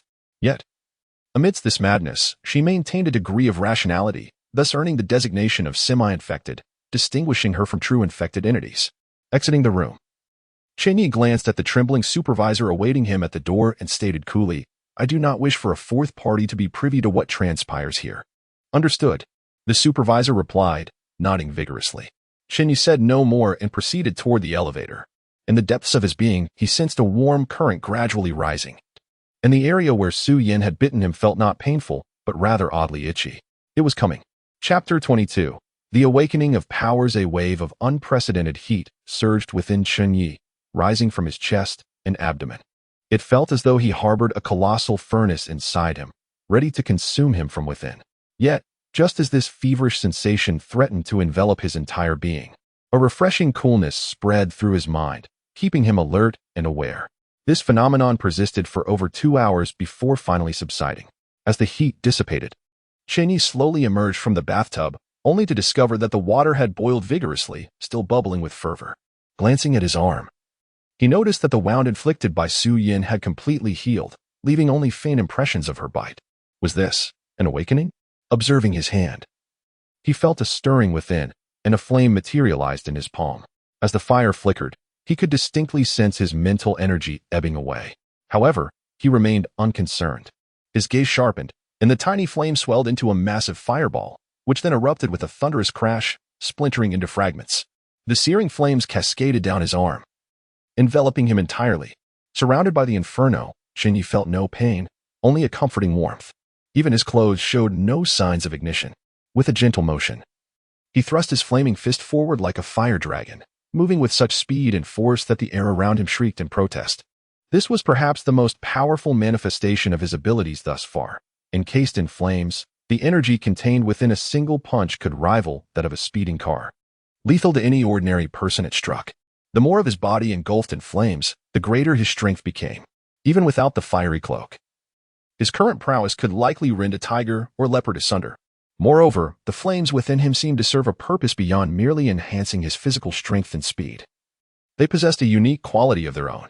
With this thought, Chen Ye flicked his fingers, sending a wisp of flame into the bathtub and Appos water. Yet, rather than extinguishing, the fire continued to burn, causing the water to bubble once more. He could clearly see the flames dancing at the bottom of the tub. Realizing the imminent danger of scalding through the bathtub, he summoned the flames back with a wave of his hand. Once ignited, the energy within the flames would not extinguish until it was fully expended, and the source of this energy was his mental prowess. As the flames receded, Chen Ye clenched his fist and felt a wave of weakness wash over him. After a brief calculation, he estimated that he could maintain this fiery state for no more than 2 minutes. Beyond that, he would not only be unable to sustain the flames, but the depletion of his mental energy would leave him too feeble to move. Fortunately, mental energy could be cultivated. For ordinary individuals, enhancing mental prowess was a daunting task. But for someone like him, who had awakened extraordinary abilities, consistent use of those powers served as a means of fortifying his mental capacity, provided his nutrition was adequate. Of course, alongside mental energy, he needed to focus on physical training. In combat situations, mastery over his powers would enhance his combat potential, while his physical condition would ensure a baseline of strength. The two were mutually reinforcing. Should his physique falter, striving to amplify his mental energy would yield little return. While an excess of physical strength without sufficient mental energy could lead to a lack of coordination. Naturally, these reflections were solely based on Chen Ye and Appos' understanding post-awakening. Others and Appos' abilities varied and might not align with his experience. Host, Chen Ye physique, 7, 8, human limit, 1, mental energy, 11. 6. Human limit, 1. Special ability, June Fire, also known as Divine Fire, referred to as Shangmei June Fire. Chen Ye and Appos' gaze sharpened. Suddenly, He recalled a phrase he had encountered before transmigrating to this world, one that spoke of the heart as Jun fire, also known as divine fire, the kidneys as Chen fire, likewise known as essence fire, and the Qi Si as Min fire, referred to as Xiaomei. The convergence of these three was the true fire of Samadhi. The atmosphere shifted dramatically. While the renaming of his power within the system seemed trivial, the designation of Jun fire felt oddly significant. Not to mention the system's description of Jun fire, it was all rather uncanny. Yet, if it were not mere coincidence, perhaps it was fortuitous. Contemplating the depictions of the true fire of Samadhi he had encountered in literary works and legends, he found himself hopeful that if the system and Oppos' claims held any truth, it might indeed bode well. What if he could awaken the other two aspects, thereby manifesting the true fire of Samadhi? In this apocalyptic world, who could rival his powers? Clearing his throat, he dismissed such thoughts. After a refreshing bath, he noted that it was already past 3 in the morning. Having recently expended considerable energy, he ordered an ample supper before retiring for the night. Alongside his awakened powers, his appetite had also intensified. The following day, Chen Ye awoke around noon. After attending to his morning routine and enjoying lunch, he immediately inquired of Qin Zhu regarding the matter that weighed most heavily on his mind. "Have you located Yuchen?" "Yes," Qin Zhu replied. "He currently works at a small company, but seems to be on leave due to health issues. Having been at home for nearly a week now. By the way, I had someone conduct a thorough investigation into Yi Chen yesterday and discovered that he visited the Donggang Pier about a month ago. The Donggang Pier was the initial epicenter of the special coronavirus outbreak in Tianhai City, and nearly all of the current infected individuals had been there during that time." Qin Zhu handed Chen Ye a dossier. The first wave of infections at the pier began approximately a week ago, coinciding with Yi Chen taking leave from work. It appears too coincidental to overlook. Additionally, his recent streak of good fortune is rather extraordinary. Just 5 days ago, he won over 30 million in the lottery and, 2 days prior, casually purchased a stone at the jade market that yielded an ice-type imperial green, fetching over 100 million in sales. In less than a week, his fortune has skyrocketed to several billion, surpassing even our company's owner. However, he has been seen by many in the last few days, with surveillance footage capturing his comings and goings near his home, so he appears to be just like any other person. Hence, we cannot draw any definitive conclusions.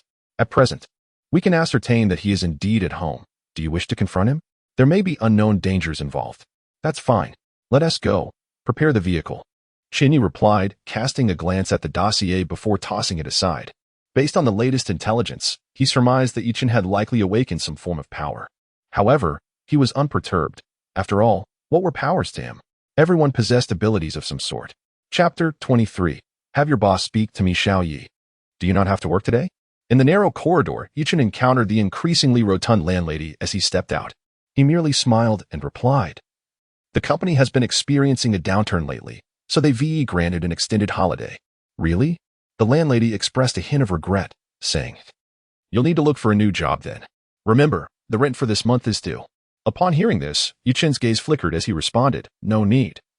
Auntie, I've been searching for a new place these past few days and will be moving out soon." "Moving out?" The landlady's voice suddenly heightened. "Xiao Yi, you signed a 1-year contract initially. If you leave now, the deposit will not be refunded." "Huh, suit yourself."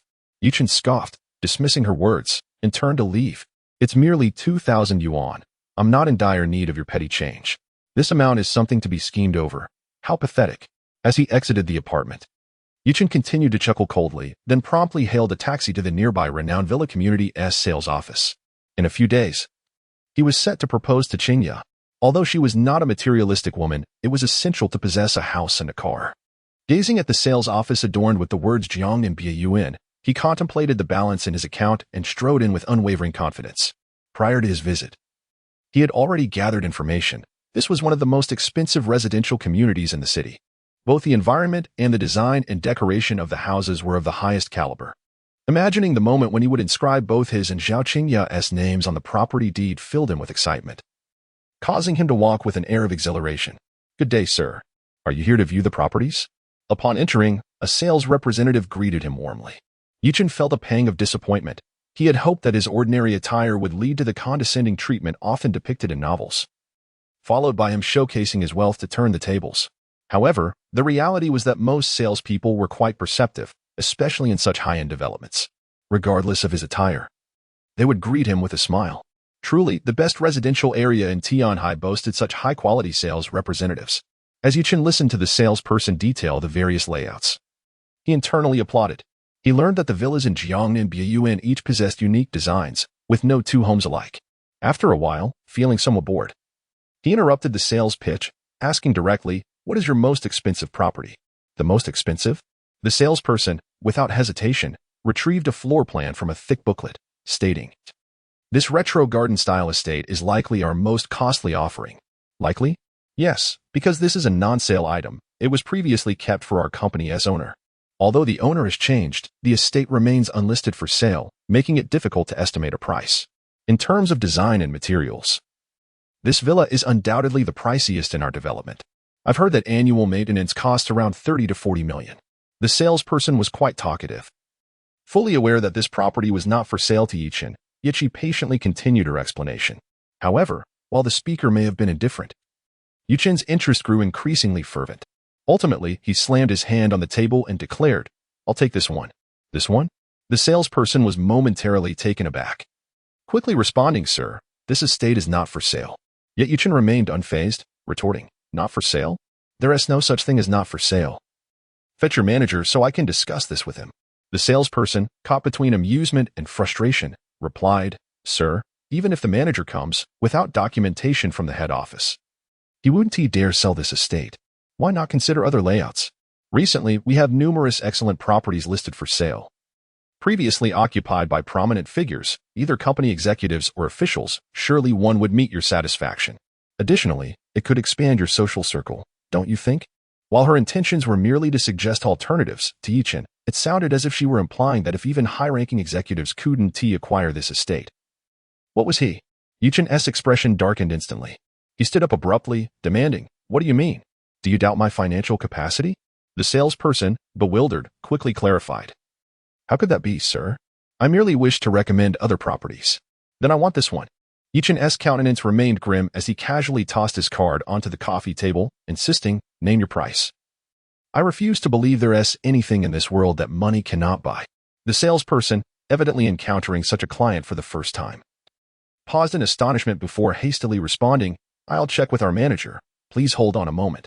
She hurriedly dashed to the back office. By now, the commotion Chen had caused attracted the attention of several onlookers, many of whom whispered and pointed at him. After learning the situation, their expressions turned to disdain. Nevertheless, Chen nonchalantly settled into a sofa, entirely indifferent. It is said that money emboldens men, and he possessed ample audacity. In recent days alone, he had lavished tens of millions on gifts for a female streamer, all for a few words of thanks. What was a mere house compared to that? At worst, it would cost a few $100 million, but surely his fortune in the billions would suffice. While he did not possess billions, acquiring money was an effortless endeavor for him. He regarded this sum as trivial. Before long, a refined middle-aged man with glasses approached, introducing himself. "Good day, sir. I am the manager of the Jiangnan sales office for Union Construction, a subsidiary of Xingfeng Group. I apologize if our sales personnel have offended you in any way." Receiving a respectful apology from a manager in front of so many witnesses, Chen's smile widened, and he casually replied, "No worries, it's not her fault. Can you provide a price for that estate now?" Well, the manager hesitated, stating, "That estate is specifically requested to be retained by our Xingfeng Group and Oppos, as owner. So it may not be convenient to sell to you. Perhaps you could consider other properties instead?" However, Chen, who demanded only the best even in bottled water, refused to settle for anything less in real estate. After seeing that non-sale estate, the other properties clearly failed to capture his interest, and without a moment's thought, he shook his head, asserting, "Then let your boss come speak with me, and we shall see if he is willing to part with it." The manager's smile gradually faded. "Sir, do you know who our boss is?" Chapter 24. "I heard you were looking for me? Who is your boss?" "Do you know who I am?" Chen replied with a smile. He was well aware that in this world, many individuals possessed not only wealth but also immense power. Yet, what did that matter? He was not merely affluent. The store manager, upon hearing this, refrained from further comments. The chairman of Xingfeng Group was Chen Ye, a significant figure in Tianhai.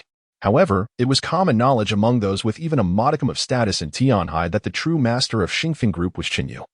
This young heir of the Chen family was not someone of Chen Ming and Oppos, lesser lineage could rival. Even the officials of Tianhai would treat him with utmost respect. The naive young man before them clearly did not know Chen Ye, indicating he was not part of Tianhai's elite circles. Even if he could muster the funds to purchase a property, he was merely a nouveau riche. Foolishly hoping to meet Chen Ye and persuade him to part with the property. Did he not look in the mirror to consider his own worth? Did the young master of the Chen family truly need this trifling buyer?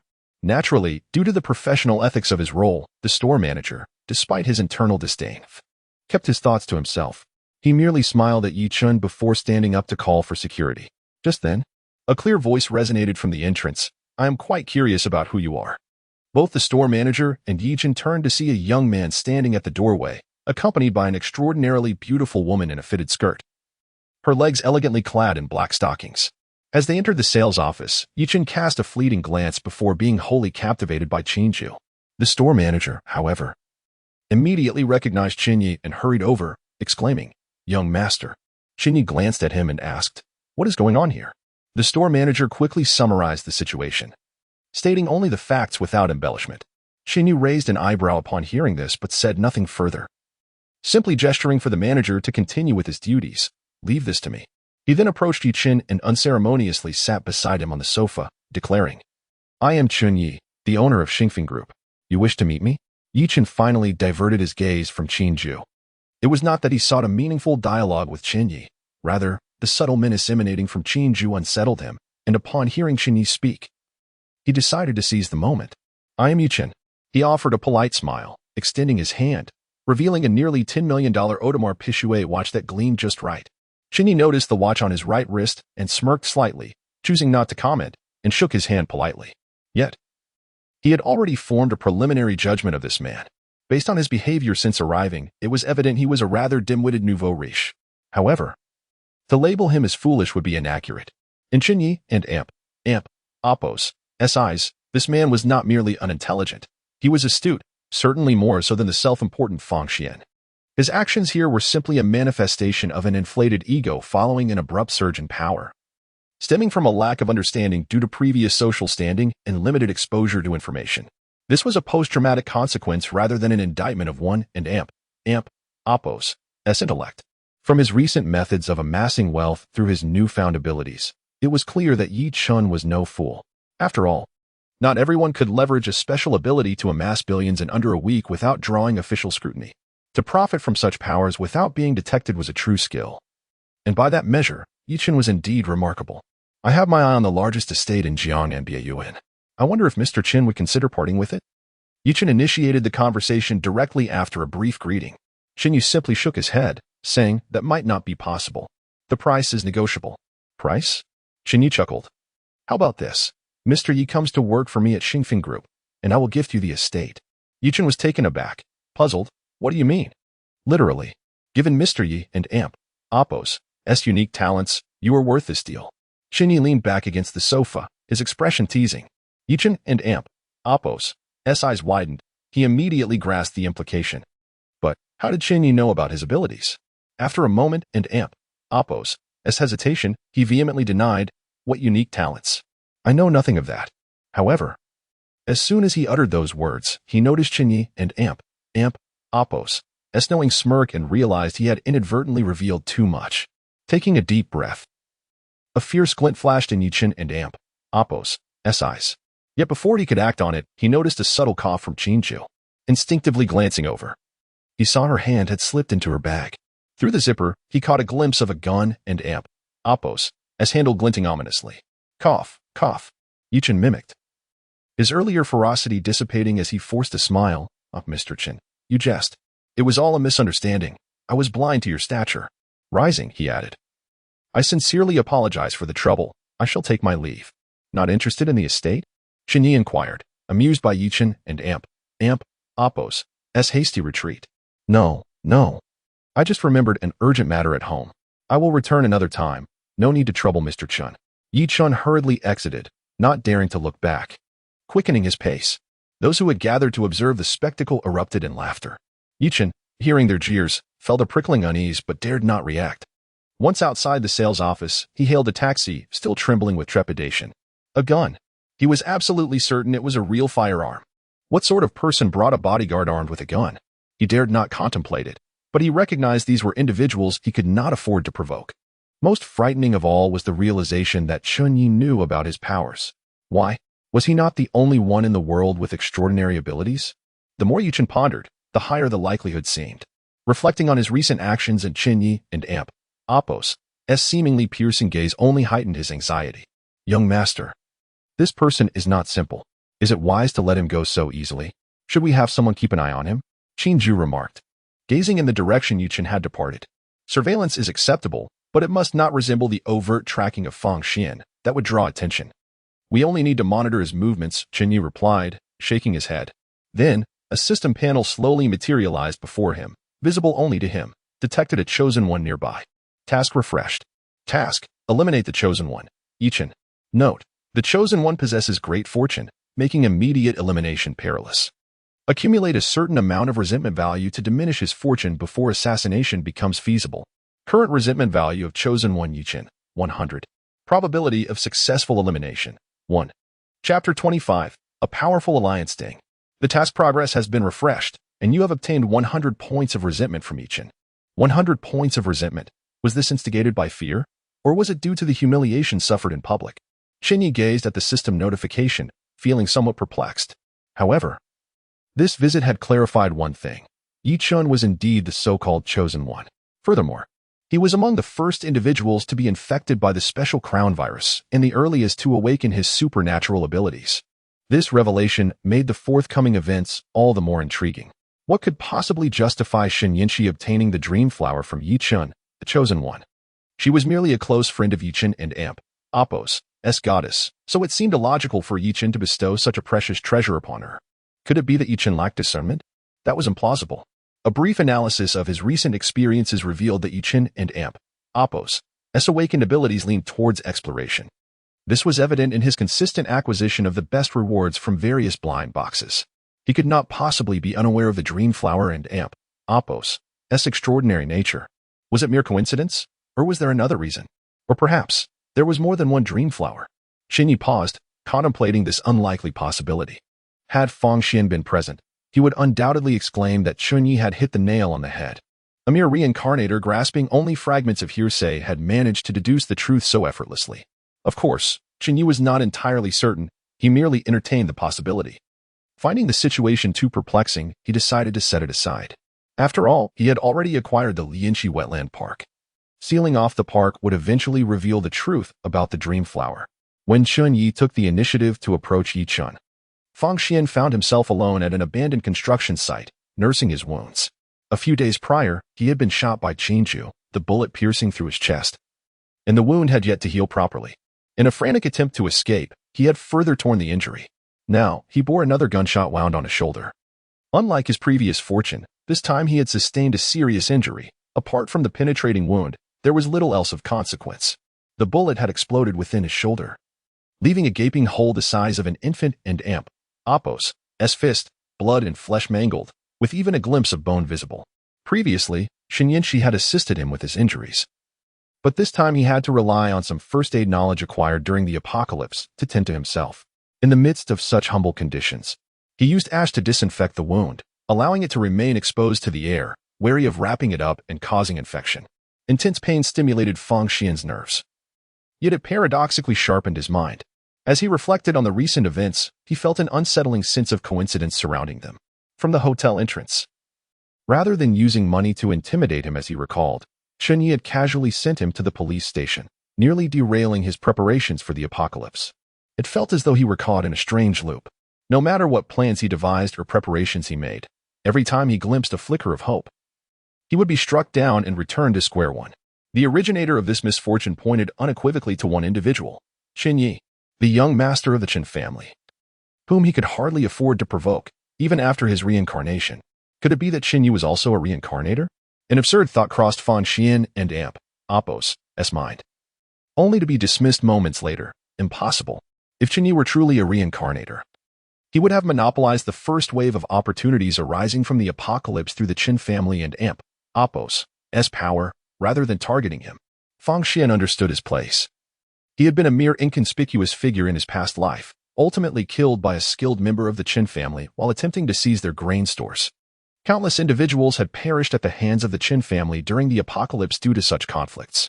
The previous Chen Ye, known as the uncrowned king of Tianhai, likely didn't and amp, Oppos, to even know Fang Xian and amp, Oppos' name, making it unlikely that he would reincarnate to pursue him. After further contemplation, Fang Xian began to piece together the broader narrative. Initially, the clash with Chen Ye had stemmed from his own miscalculations, attempting to leverage the foresight of a reincarnator while overlooking the unpredictable nature of humanity, ultimately leading to his own folly.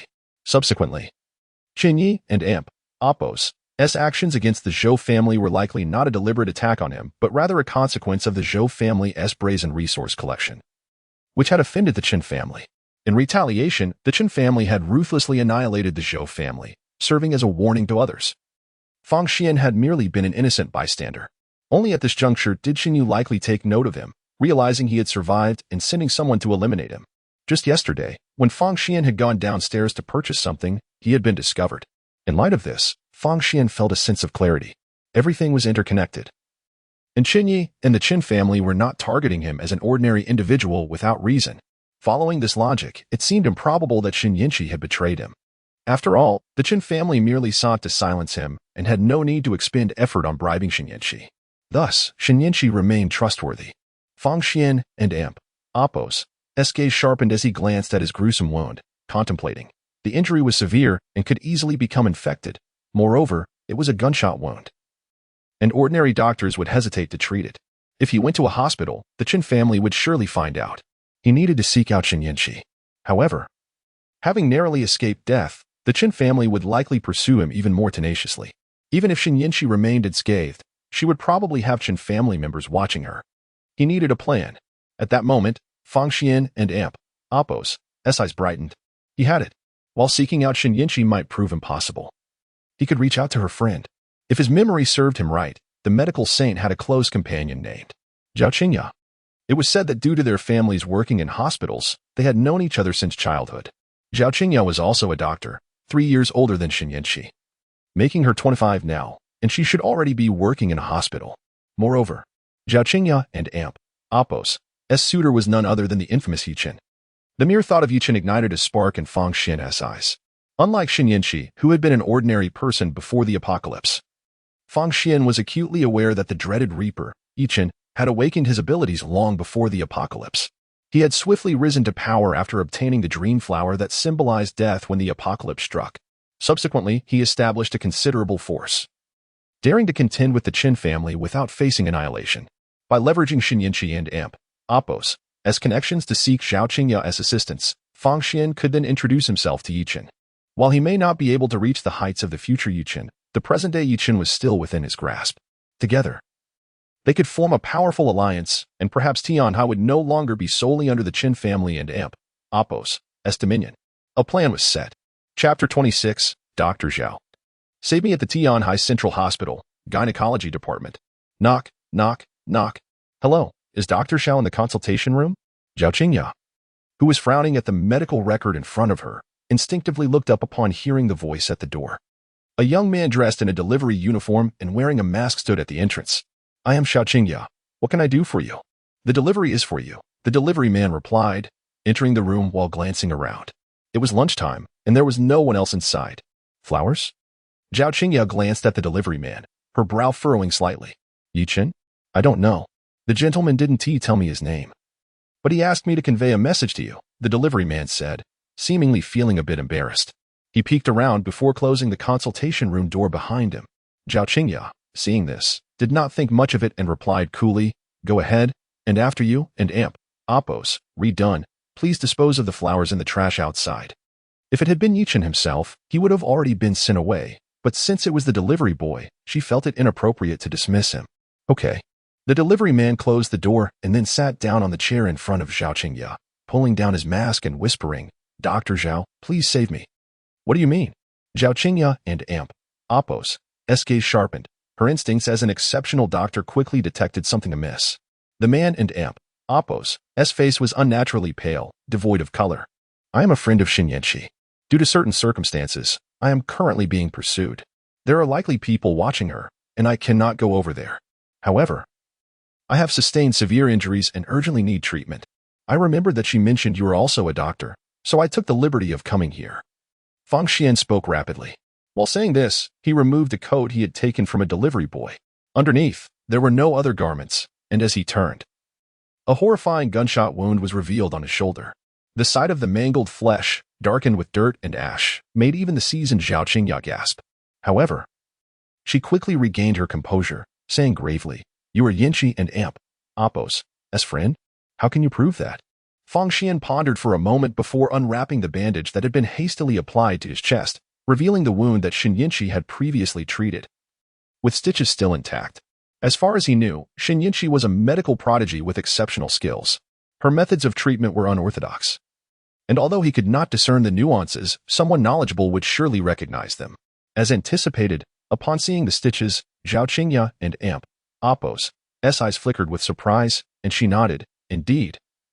This is Yanqi's handiwork, but why should I help you? You may be a friend of hers, or perhaps have some other relationship. But that has nothing to do with me.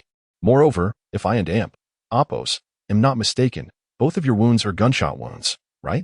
In Xia country, being shot and not seeking help leaves only two possibilities. Either you are a wanted criminal, and assisting you would implicate me in a crime, or your pursuers wield significant power, and even if you report it, it would lead to your demise.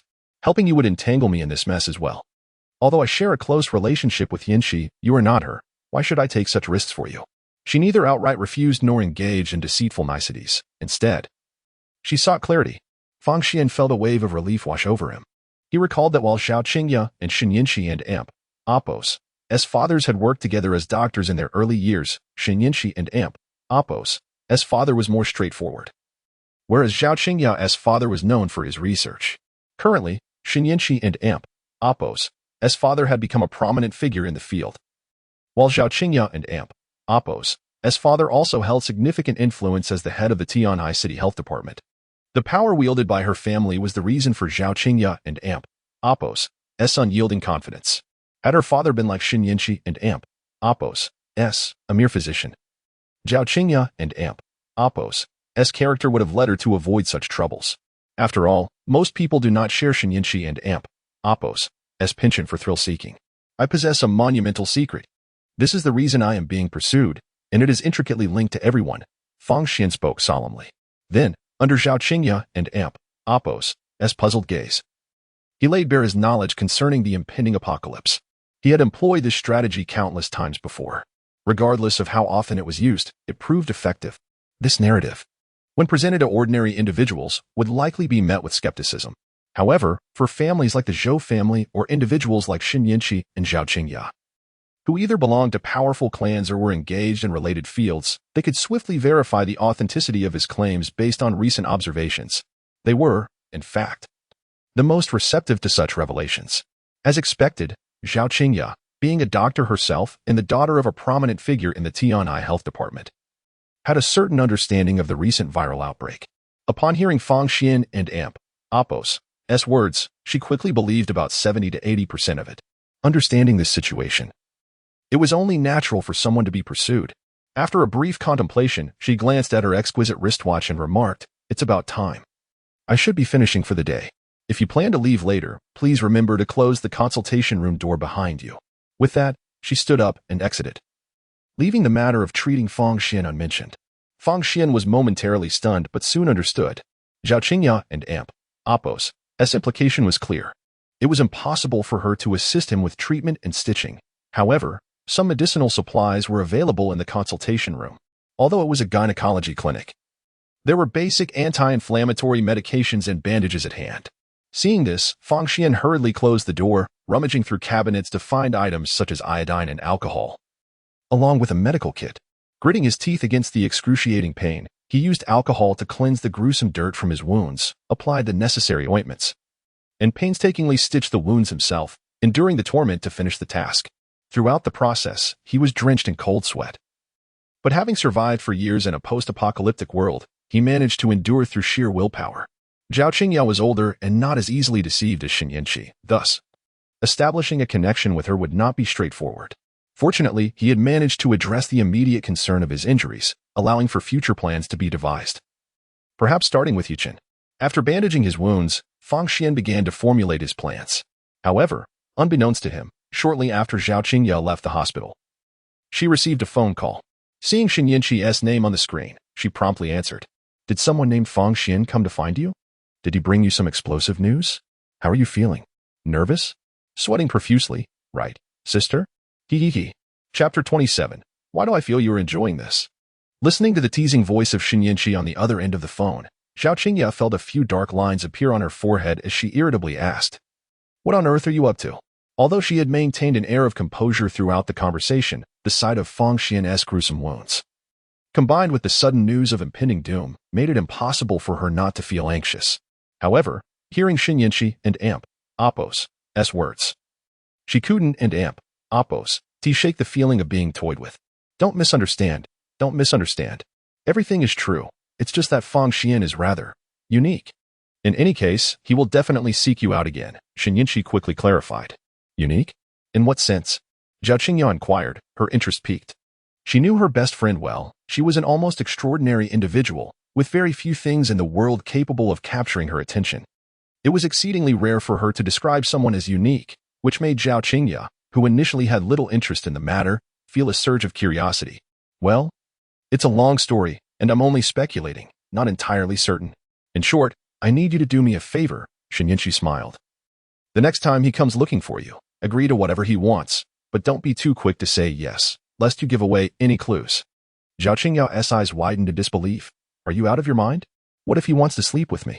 I can't just agree to that, can I? Rest assured, that won't happen. Even if he does want to sleep with you, he won't be the one in bed with you. He'll definitely ask you to sleep with you, Chen Ye stated with utmost seriousness. Besides, even if he proposes such a thing, it doesn't mean you actually have to comply. It's all about pretense, you know. Ridiculous. I'm still a young lady. How could I possibly agree to such things? Oh, come on, don't worry. He certainly won't make such a request, Chen Ye retorted.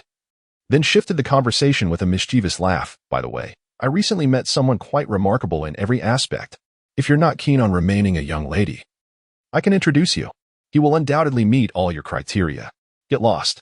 As she hung up the phone, Chen Ye shrugged helplessly at Chen Ye. It's done. Could you refrain from pressuring me into such morally dubious schemes? Pressuring? Chen Ye raised an eyebrow. Why do I get the feeling you're enjoying this?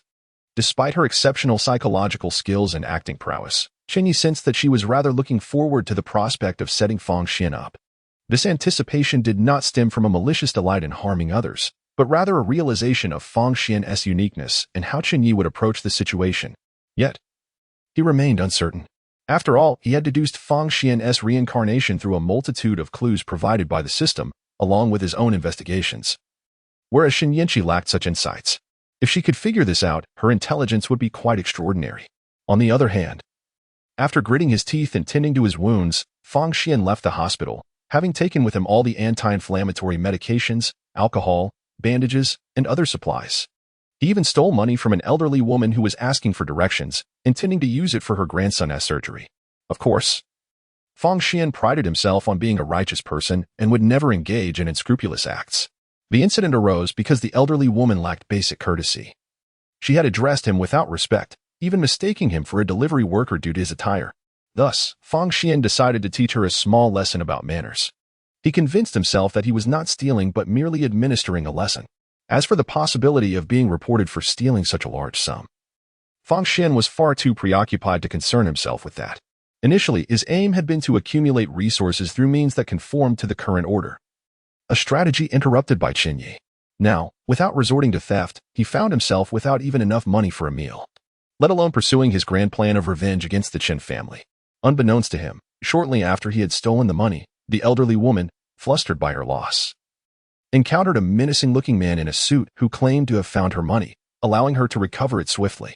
Having acquired the funds, Fang Xian changed his attire and disguised himself before heading to a restaurant for a hearty meal. Then, he set off to enact his plan of forming an alliance. Searching for Yichen. In the vast city of Tianhai, locating an individual without any leads was akin to searching for a needle in a haystack. However, Fang Xian was fortunate enough to possess a clue. The first lead was Chen Ye, as Yichen was her devoted admirer, and through her, he could certainly find Yichen.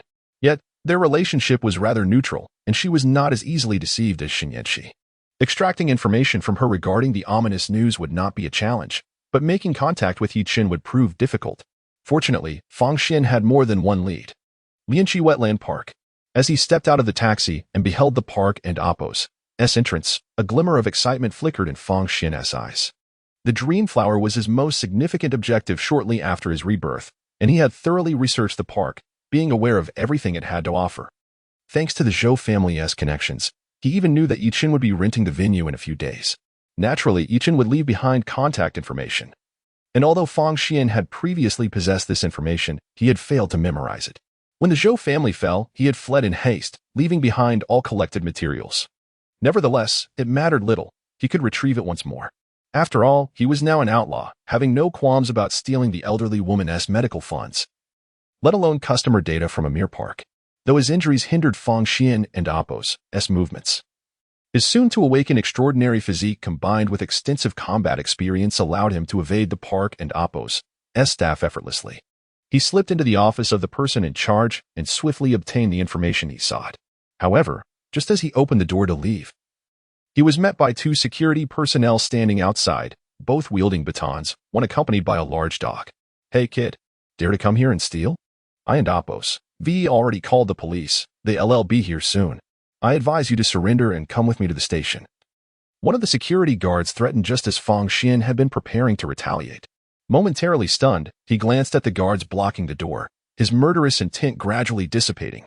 He then turned and bolted in the opposite direction. The office was on the second floor, not particularly high, and lacking security windows. He merely needed to push open the glass and leap down. "Huh, think you can escape?" Chapter 28. Fang Xian, the tiger falls in the plain. Bullied by dogs, Fang Xian, after all, remains an ordinary person. Though his thoughts are clear, his movements are not swift due to his injuries. As he turned his head, the furious shouts of the security guard and the whoosh of a baton slicing through the air reached his ears. Realizing he could not evade the imminent strike, Fang Xian tensed the muscles in his back, bracing himself for the blow.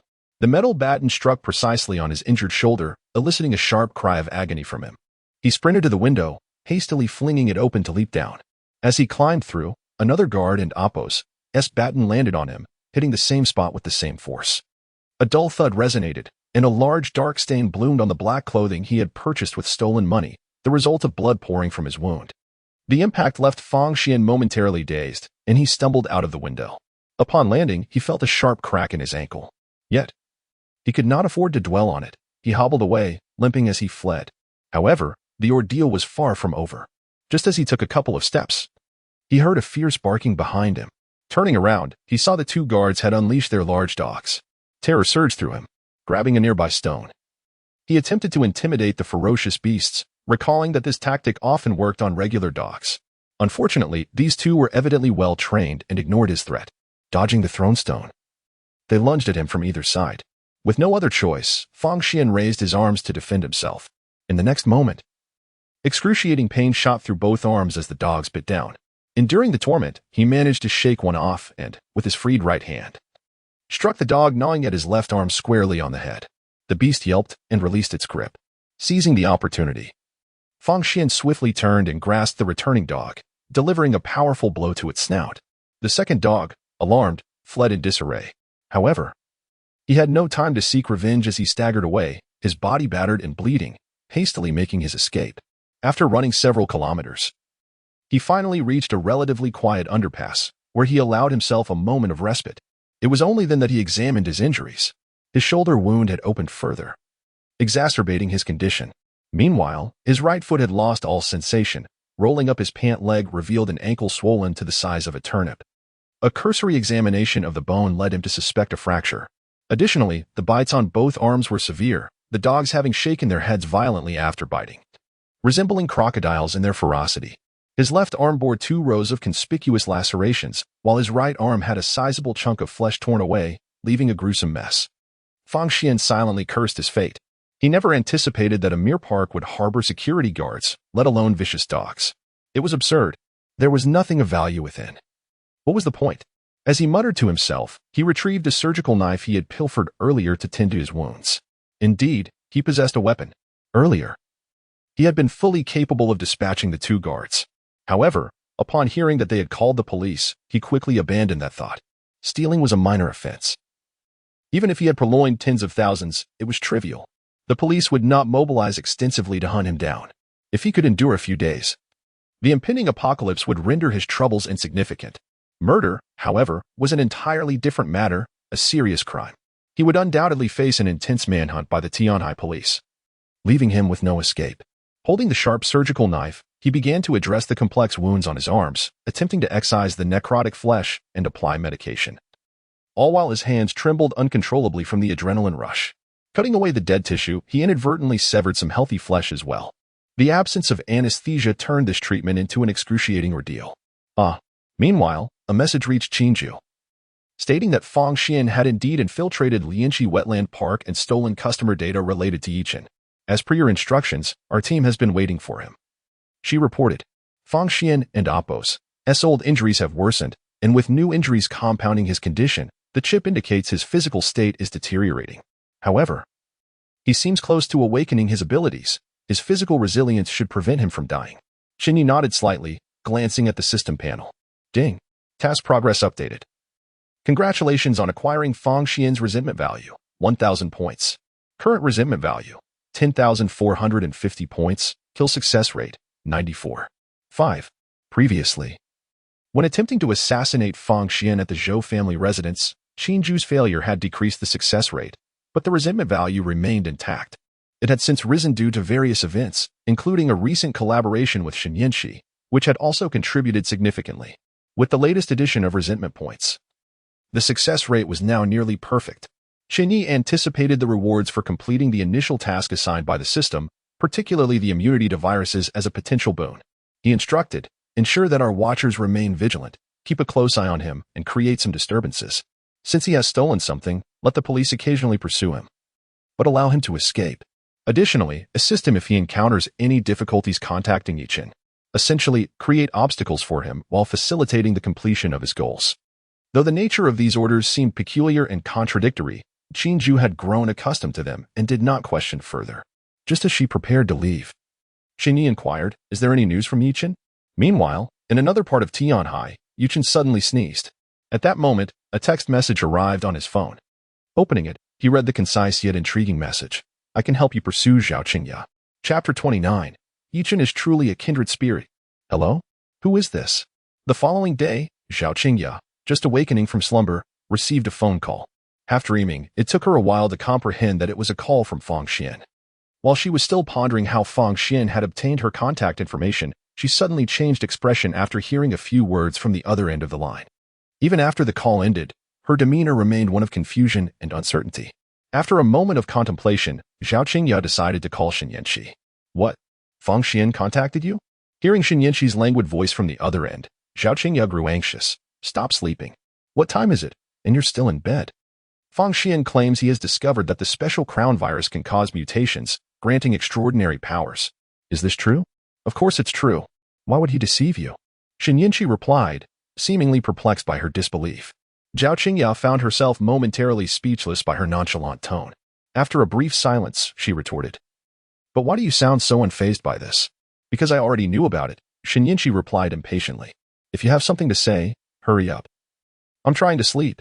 Fang Xian said Yichen is one of the first batch of virus carriers, yet he has not transformed into a monster. Instead, he has successfully evolved with special abilities. Now Yichen wants to meet with me to share the secrets of being an ability user. Should I go? Zhao Qingya hesitated.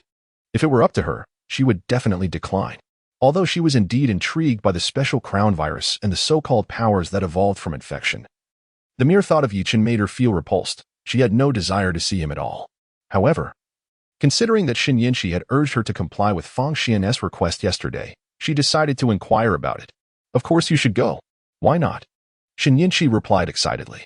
As far as I know, there is only one other ability user, but that person has a high status and is impossible to study. If you go to Yichen, you can gather some research material for me. And then what? What do you mean? And then what? Zhao Qingya replied irritably. Yesterday you were so serious about me agreeing to Fang Xian's conditions. Do you mean to say that once I agree, there is nothing more you need me to do? After a moment's contemplation, Chen Ye said, well, if possible, try to extract Fang Xian's insights on ability users. Just gather as much information as you can. Don't worry about your safety. They shouldn't harm you, and there are people protecting you. So don't fret. All right then.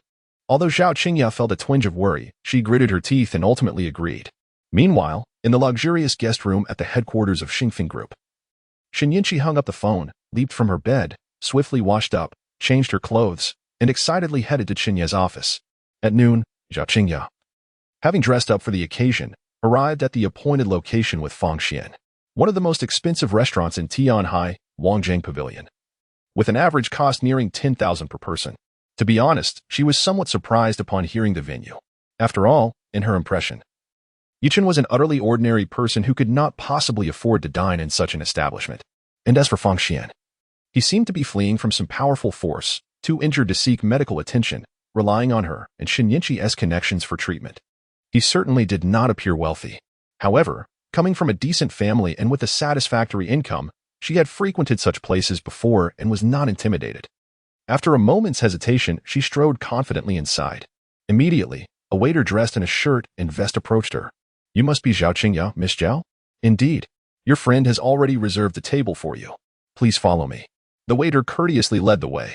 Before long, she was brought to a hallway-style hall facing the river. The ambience was splendid, with a direct view of Tianhai's most prosperous riverside area. The only drawback was the absence of private rooms. Nonetheless, for some patrons, the lack of private rooms could be seen as an advantage, so it could not be said that the restaurant was lacking in sophistication. Upon her arrival, Zhao Qingya spotted Yichen and Fang Xian seated together. Taking a deep breath, she approached them with the waiter. Before she could draw near, Yichen, who had been eagerly awaiting her, noticed her arrival and quickly stood up. "Qingya, you're here. Please, sit down." Although Yichen had been startled by Qingju during his house-hunting escapade 2 days prior, he had managed to regain his composure. He recognized that despite his newly acquired extraordinary abilities, there were still individuals in this world whom he could not provoke. Nevertheless, he did not let this discourage him. Rather, he opted for a more low-key and steady approach to development. Of course, his goal of pursuing Zhao Qingya remained unchanged. Especially after receiving a text from Fang Xian and engaging in a deeper conversation with him, he felt assured that with Fang Xian's assistance and his newfound abilities, success in winning over Zhao Qingya was well within reach. Initially, Yichen had harbored doubts about Fang Xian's sudden appearance. However, he quickly dispelled his skepticism. For Fang Xian's arrival confirmed that he was not the sole ability user in existence. The so-called abilities were merely a benign mutation resulting from infection with the special crown virus.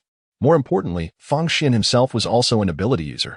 Yes, Fang Xian explicitly told Yichen that his powers allowed him to foresee the future to a certain extent and even demonstrated the authenticity of his abilities through actions. Ultimately, Fang Xian revealed to Yichen that according to his foresight, if Yichen followed his guidance, he would undoubtedly succeed in winning over Zhao Qingya. Naturally, Yichen was elated. Beyond this, he found that Fang Xian aligned with him in values and perspectives. Although they had only spent a day together, Yichen felt an overwhelming desire to consider Fang Xian as a confidant, wishing to share everything with him. Little did he know that Fang Xian's so-called abilities were merely the result of a reborn individual's foresight, intended to deceive him.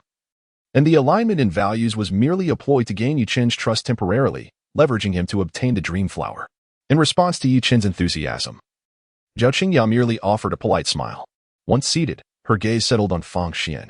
"Is the ability you mentioned real or not?" Chapter 30. The Serum That Controls Evolution. Upon hearing those words, Yichen felt a twinge of displeasure. Despite being the host, he could not shake off the feeling of jealousy as the goddess he had longed for engaged in conversation with another man first, leaving him with an inexplicable sense of being overshadowed. As for Zhao Qingya's calm and indifferent demeanor towards him, he found no offense in it, for he had grown accustomed to such treatment. If her attitude were to change simply because he had acquired extraordinary abilities and wealth, she would no longer be the aloof goddess he admired. Without waiting for Fang Xian to respond to her inquiry, Yichen interjected, "Of course it's true, Qingya. I possess extraordinary abilities." Zhao Qingya turned to him. Her curiosity piqued as she queried, "What kind of abilities?" "Well, you will find out in due time." Although Yichen was unabashedly infatuated with the goddess, he was not foolish enough to reveal his greatest secret. Instead, he shifted to a more serious tone. "Qingya, listen to me. The world has changed. This virus is formidable, and it will soon erupt on a massive scale. Many will transform into monsters, and the existing order will collapse completely. But rest assured, as long as I am here, I will protect you, no matter what the future holds." Zhao Qingya could not help but twitch the corner of her mouth at his bluntness. Although this fellow had gained extraordinary abilities and seemed to have acquired some wealth, his demeanor was unchanged. She felt a sense of disappointment, as if he remained the same underdog as before. Her expression turned sour, and she directed her frustration towards Fangxian. Did you not say over the phone that you would reveal the secret of your abilities? The implication was clear. If they were unwilling to disclose their abilities, had they not deceived her over the phone? Seeing her irritation, Chen panicked, yet he was unwilling to expose his powers. He glanced at Fangxian, who remained composed and did not seize the opportunity to dominate the conversation despite Zhao Qingya's inquiries. Now, seeing Chen's plea for help, Fangxian smiled reassuringly. Dr. Zhao, rest assured, I would never deceive you. As far as I know, these extraordinary abilities stem from a benign mutation of the special coronavirus. Moreover, this mutation can be artificially induced. What do you mean? Zhao Qingya's pupils contracted. Literally, Fangxian replied with a shrug. The special coronavirus can infect not only humans but also animals.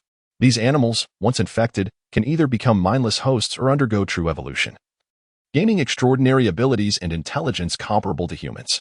Each successfully evolved animal is a unique individual, and through reproduction, entirely new species can emerge.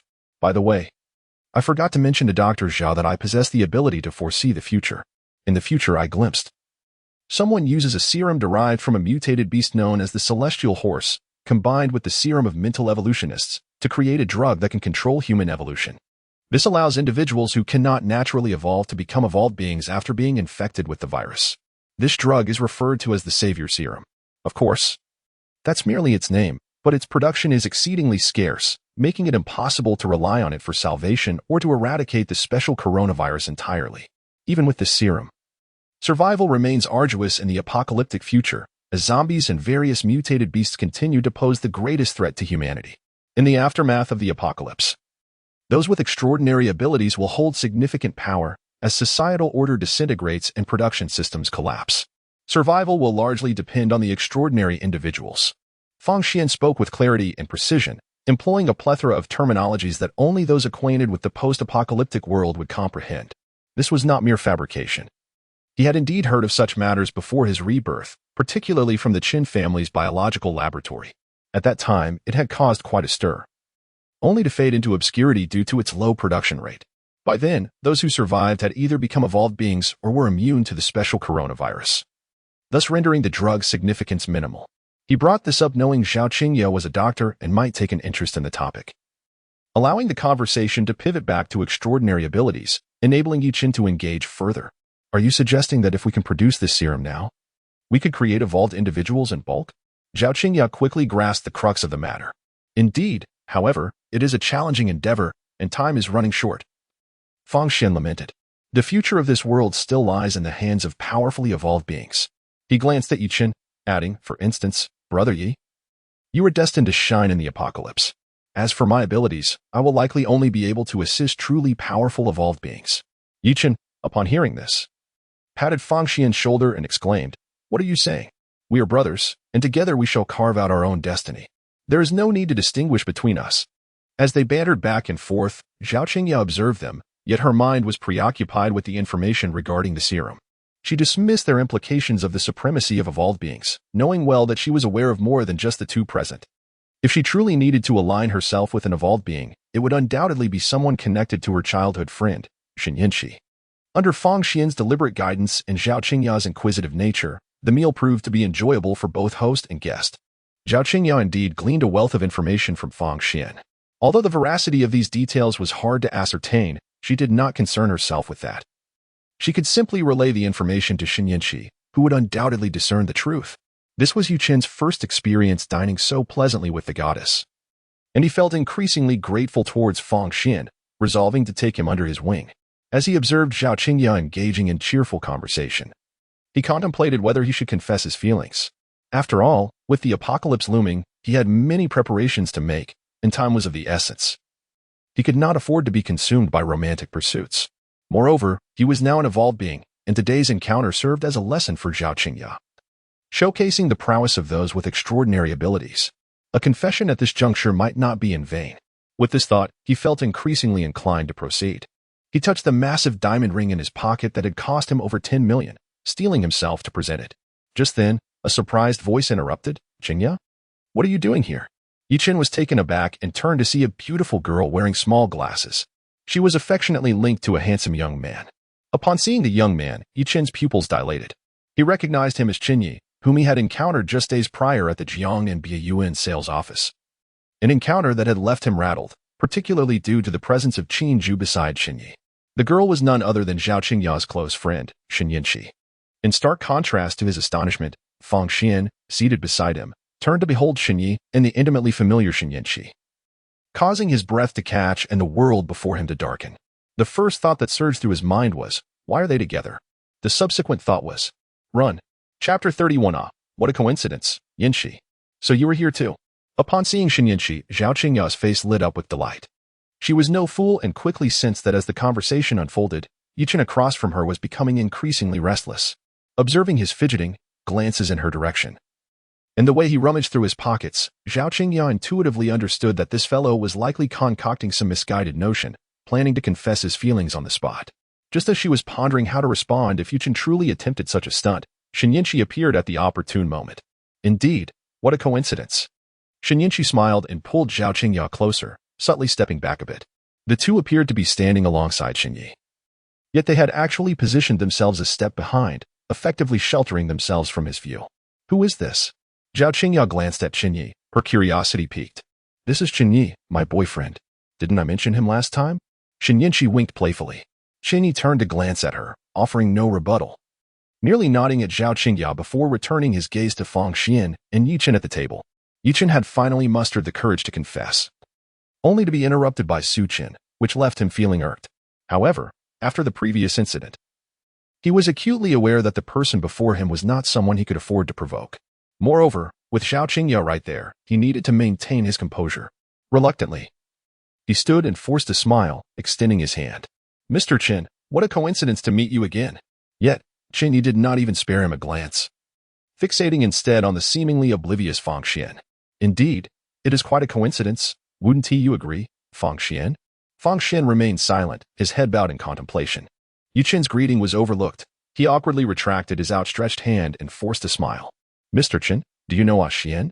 Get lost. Chen Ye shot him a disdainful glance, his tone flat. Chen's face flushed crimson, his anger reaching a boiling point. Despite having humbled himself repeatedly, Chen Ye continued to disregard his presence, even telling him to leave. Most importantly, his goddess, Zhao Qingya, was right there watching. If he swallowed his pride now, how could he ever hold his head high in front of her again? As the saying goes, enduring one moment only fuels further anger, and taking a step back only leads to greater loss. Thus, after a brief struggle between emotions, Chen decided, Xian, since Mr. Chen has business with you, I shall not disturb you further. I will wait downstairs for you. You can join me once your discussion concludes. With that, Chen forced a smile, nodded, and hurriedly exited the building. Fang Xian was not surprised by the actions of his recently acquainted friend. He understood that Chen was easily swayed on certain matters, particularly those concerning Zhao Qingya, and he often lacked foresight, easily inflating his ego from a momentary advantage. Yet, in certain aspects, he was not foolish. He knew whom to offend and whom to avoid. He understood the importance of adapting his words to the audience, whether human or otherwise. The term mercenary might best describe Chen. Such a person would undoubtedly refrain from provoking the young master of the Chen family merely for the sake of a newfound friend. Even if Chen Ye were to openly flirt with Chen's goddess, Zhao Qingya, he doubted Chen would react violently. Instead, he would likely remember the incident, plotting revenge in the future. He might even concoct a narrative of Zhao Qingya being materialistic, looking down on him as a pauper while pursuing the wealthy heir Chen Ye, using that to console himself and transform his resentment into motivation, vowing to settle the score with the two. At this realization, Fang Xian suddenly paused, struck by a sense of deja vu, as if he had encountered a similar situation before but could not quite place it. In that moment, a spark illuminated his mind, suggesting he might have uncovered something significant, though he could not articulate what it was. However, Chen Ye clearly had no intention of allowing him the luxury of contemplation. After casting a glance at the hastily retreating Chen, he turned his attention back to the still silent Fang Xian. What's wrong? Old classmates meet, and you have nothing to say? Brought back to reality. Fang Xian looked at Chen Ye seated across from him, then at Shen Ye standing nearby. Although he had yet to fully comprehend the circumstances surrounding his rebirth, seeing Shen Ye clarified many recent events, he could only manage a wry smile and replied, what is there to say? whether it be life or death. I leave it to your discretion." Despite his words, he had no intention of truly surrendering. As he spoke, he eyed Chen Ye, calculating the odds of successfully seizing him and escaping. He had resolved to flee the moment he spotted Chen Ye, but upon glancing around, he realized that their table was the only one in the entire restaurant. Even the waiter who had just served them had vanished without a trace. Often, a quiet space with few people does not signify safety. Rather, it could indicate a meticulously laid trap, leaving him as the intended quarry. He did not need to think twice to understand that there were likely dozens of guns trained on him. Any sudden movement on his part would result in him being riddled with bullets. Thus, he remained seated, contemplating his next move. Although he failed to devise a clear escape plan, the good news was that Chen Ye dared to sit directly across from him. He had no doubt that if he could capture this young master of the Chen family, he would easily find a way to extricate himself from the situation. "Leave it to me? Is that for real?" Chen Ye raised an eyebrow, glancing at Fang Xian's south increasingly close proximity to the steak knife. He surmised the fellow's intentions but made no effort to intervene. "Of course, it's true. The Chen family is vast. I lack the means to contend with you." Fang Xian replied with a bitter smile. However, just as his words fell, the seemingly resigned Fang Xian suddenly sprang into action. His right hand darted out like a striking serpent, seizing the knife before him and plunging it directly toward Chen Ye. Die. Of course, Fang Xian was not suicidal. He had no intention of genuinely killing Chen Ye. Though he shouted die, the blade was aimed at Chen Ye's arm, making his intentions all too clear. Overestimating yourself. With a soft sigh, Fang Xian's thrust toward Chen Ye's arm ultimately failed, the knife halting just shy of 10 centimeters from its target. A hand engulfed in flames firmly grasped Fang Xian's wrist. "You, inability user." Fang Xian stared, astonished, at Chen Ye's flame-encased hand. Chapter 32. Killing. In the heart's retribution, he guessed correctly, yet no reward was bestowed upon him. Chen Ye chuckled softly, then exerted a subtle force. A crisp crack echoed throughout the venue as bones shattered. Fang Xian let out a low growl. The intense pain rendered him utterly defenseless, causing him to collapse to the ground. At this juncture, he had nearly relinquished all thoughts of resistance. Faced with an opponent whose backing and prowess far surpassed his own, he could discern no glimmer of hope for a turnaround. Even though he was a reincarnate, what did that matter? Regret consumed Fang Xian. He lamented his foolishness in attempting to manipulate the woman, Ran Yumming, to orchestrate a scheme against Chen Ye, thereby inviting an adversary he could not contend with at this stage. One misstep led to another. During his time with the Zhou family, he grossly misjudged their strength. Believing Chen Ye would refrain from retaliating over a trivial affront, the vast Zhou family crumbled overnight, and he once again found himself exposed to Chen Ye's relentless pursuit. In Fang Xian's eyes, all of this stemmed from his initial blunders. Had he refrained from provoking Chen Ye or warned the Zhou family against their reckless arrogance after being introduced by Zhou Xinyu, things would undoubtedly be different. Endless regret flooded his heart, accompanied by a sense of helplessness. Although he was a reincarnate, his previous life had placed him in a position of insignificance, leaving him utterly unfamiliar with the formidable Chen Ye. The chasm between them was insurmountable. One misstep led to another, a crime of being unprepared for battle. Fang Xian let out a bitter laugh, slowly closing his eyes. The horrific injuries that coursed through his body had drained him of both spirit and strength. He no longer wished to struggle. Yet, after waiting in silence for what felt like an eternity, Chen Ye's lethal strike never came. Surprised, he opened his eyes. Before him sat Chen Ye, an enigmatic smile gracing his lips as he pulled up a chair, seemingly devoid of any intention to finish him off. Could it be? Fang Xian's gaze sharpened, a flicker of hope igniting within him. He recalled that despite his recent misfortunes, he had fared far better than most ordinary individuals would have in such dire circumstances. Moreover, upon reflection, he realized that he bore no deep-seated enmity towards Chen Ye. From Chen Ye's perspective, there was no necessity to eliminate such a minor character. Could it be that Chen Ye had developed an interest in him, wishing to recruit him to serve the Chen family? Although Fang Xian had sworn countless times to annihilate the Chen family at the first opportunity, the current situation dictated that if Chen Ye truly sought to enlist him, he could feign compliance for the time being. Chen Ye observed the shift in Fang Xian's expression from despair to a glimmer of hope and could not help but laugh. Do not misunderstand. I have no intention of sparing you. I merely wish for you to comprehend your predicament. Fang Xian was momentarily taken aback, despair welling up anew in his eyes. Yet he did not succumb entirely to hopelessness. This moment was unlike the previous ones. Had Chen Ye chosen to eliminate him outright, silencing him before he could utter a word, he would have undoubtedly faced certain death. However, with the opportunity to speak, there remained a slim chance that he could employ his silver tongue to negotiate his survival. Chen Ye, Slap. Before he could finish, Chen Ye's resounding slap sent him sprawling, blood mingled with saliva spilling from his mouth. Listen carefully. Chen Ye wiped his hands. Did you truly believe that your misfortunes were merely a stroke of bad luck? If I told you that from the moment you attempted to extort money at the hotel, I had been watching you, and that the Zhou family's downfall was not due to their theft of my family's resources, but because of you, would you believe it? Chen Ye's words were not uttered out of boredom or a desire to indulge in villainous monologues. Rather, they stemmed from a system notification. Ding. Task progress updated. Congratulations on obtaining Fang Xian's resentment value. 549 points. Current resentment value. 10, 999 points. Kill success rate. 99. 9. This marked the first time Chen Ye had observed the resentment value incrementing in such a manner during an update. It conveniently placed the kill success rate at 99. 9. Of course, with such a high success rate, the act of eliminating Fang Xian would hold no suspense. With a mere thought, Fang Xian would meet his demise without a hint of surprise.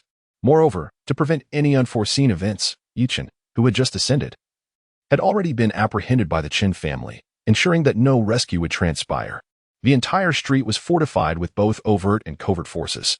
Under such a meticulously woven net, even Fang Xian, who had once possessed extraordinary abilities before his reincarnation, faced certain death, let alone now, when he had all but lost the fortune of the destined child, and his powers had yet to awaken. Yet, while killing him was simple, the rewards offered by the system hinged largely upon the success rate. The higher the success rate, the more formidable the rewards should be.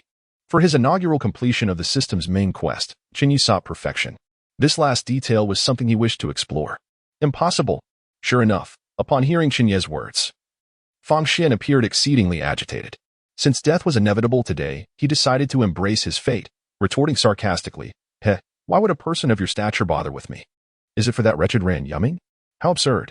You merely wish to toy with me, to relish in the spectacle of despair as I flounder, satisfying your sadistic whims. Do you think I would fall for such tricks? Is that so?" Chen Ye smiled, casually wrapping his arm around the nearby Shen Ye, and remarked, "Dr. Shen, her father is not ill. Rather, I have invited him to work at the Chen family's biological laboratory. Recently, Yanqi has been residing in Xingfeng Tower." Fang Xian's expression froze, as if he had unraveled a profound truth. His eyes darted towards Shen Ye. "It cannot be true, can it? He is deceiving me, isn't he? Tell me he is lying." His agitation stemmed not from a sense of betrayal by Shen Ye, but rather from the realization that their intertwined fates had led to his current predicament. The moment he had seen them together, he had grasped that Shen Ye's departure to care for her father had coincided with the assault he suffered at the hands of the Chen family. He suspected that she had betrayed him to the Chen family. He had underestimated her. Shen Ye was certainly no naive fool. What Fang Xian could not accept was the implication that if Chen Ye's words held any truth, he could have eliminated him long ago but chose instead to toy with him, watching him flail like a puppet. The humiliation of being treated as a mere jester was far more painful than death itself. Chapter 33, Rebirth? Nearly a fleeting dream. Under Fang Xian's hopeful gaze, Shen Ye glanced at Chen Ye, then at Fang Xian. The exceptionally intelligent prodigy suddenly felt a chill run down her spine. Though she was unaware of the grievances at play, she felt no qualms about Chen Ye's intention to kill Fang Xian. Evidently, there was animosity between them. However, to her, murder seemed a trivial affair. She struggled to comprehend Chen Ye's ruthless act of killing with such heartlessness. Under Fang Xian's scrutinizing gaze, she instinctively shifted, attempting to extricate herself from Chen Ye's embrace. Yet, instead of loosening his grip, Chen Ye tightened it, causing her slender waist to ache. After a moment of silence, Shen Ye sighed and told Fang Xian, "What he said is true." Upon hearing this, Fang Xian's face turned ashen, and he muttered incessantly, "Why? Why? Why do this?" Chen Ye, however, remained unfazed, casting a satisfied glance at Shen Ye before gently suggesting, "You need not witness what follows. The commercial street is just downstairs. Let us go shopping. I shall cover all expenses." With a complex expression, Shen Ye looked at him, then nodded in agreement, hastily leading the bewildered Zhao Qingye down the stairs. The restaurant was now left with only Chen Ye and Fang Xian. Fang Xian continued his mechanical repetition of why. Chen Ye leisurely approached the seat across from him, straightened his attire, and smiled. "Do you wish to know the reason, classmate Fang? Or perhaps, reborn one?"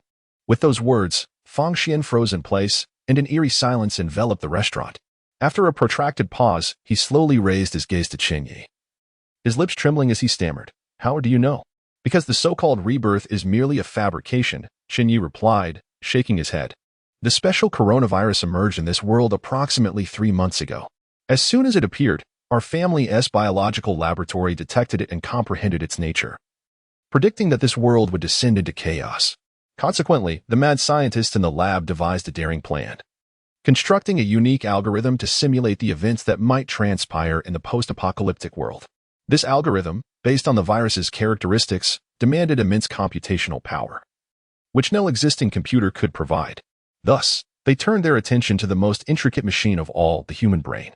During the experiments, they discovered that in order to enhance the accuracy of the future projections, it was optimal for the subject to contract the virus. Though termed a virus, it is, in essence, a remarkably unique entity that humanity has never encountered before, with applications beyond your imagination. As expected, the experiment achieved significant breakthroughs, yielding vast amounts of information about the future. However, issues arose as typical subjects could not withstand the virus's adverse effects, rapidly devolving into zombies. Therefore, we required a unique individual, one inherently immune to such viruses, capable of undergoing beneficial mutations to develop extraordinary abilities. In the countless medical records, they found you.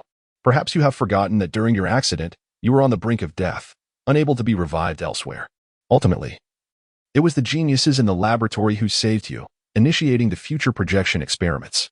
Your body and mind proved exceptionally useful, with the future models produced being more refined than anticipated, almost indistinguishable from reality. Many details even touched upon the deepest secrets of the human brain, which our technology could not uncover. Thus, to extract the secrets about the future from your mind, our researchers erased certain memories and implanted new ones, resulting in the current version of you. Chen Ye's tone was calm, as if recounting a trivial matter from his morning. Yet, to Fangxian, it was akin to a thunderclap. In the next moment, he shouted, "Impossible! What technology exists that can do this? Do not deceive me. There are far too many things in this world that surpass your comprehension. You would rather believe in the bizarre notion of rebirth than acknowledge that all this is the work of modern science? Moreover, why would I deceive a dead man?" Chen Ye laughed.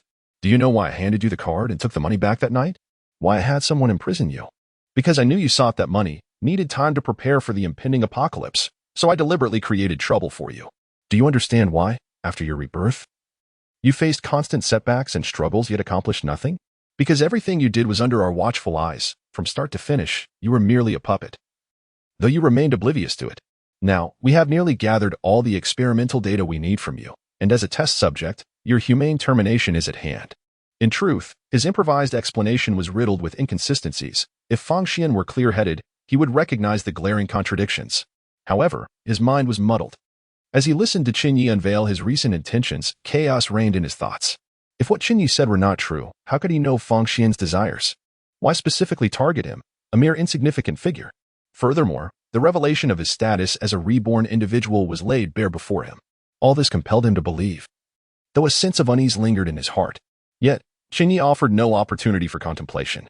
Rising, he moved behind Fangxian, brandished a dining knife, and, disregarding Fangxian's wails, violently sliced through the flesh around his cervical spine, extracting a chip the size of a pinky finger and casually tossing it before Fangxian. This was, of course, implanted during the incident when Fangxian was shot and fell into the water, unconscious. He had remained entirely unaware of it. Now, staring at the bloody chip extracted from his own body, and recalling Chen Ye's earlier words, instinct urged him to reject such notions. Yet, the evidence lay starkly before him. Everything seemed irrefutable. "Ha ha ha, false, all false." Fangxian cried in agony, clutching his head. "True? False? I cannot discern. I truly cannot tell. Kill me, kill me." Ding. Task progress refreshed. Congratulations, you have gained 1 point of Fangxian's resentment value. Current resentment value, 11,000 points. Success rate of elimination, 100. Observing the system notification, Chen Ye couldn't help but smile, excitement flickering in his eyes. Just as I thought. Boom.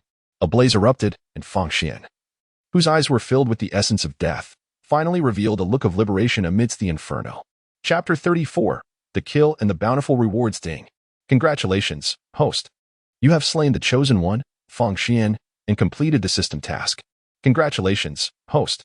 You have received the basic reward, superpower, Heavenly Eye. Detection confirms a 100 kill success rate. Additional rewards are being calculated. Congratulations, host. You have received additional rewards, Constitution 10, Spirit Power 10, Awakening Serum X 100. Rebirth Memory Fragment X1. The blazing flames gradually extinguished. Fang Xian had been reduced to mere ashes, leaving no trace in this world. At long last, Chen Ye's kill rewards had arrived. Upon selecting to extract, he was enveloped by a peculiar wave. When this wave dissipated and he reopened his eyes, a golden glimmer sparkled within them. The golden light flashed and vanished, returning to normal. However, Chen Ye was exceedingly pleased with this new superpower.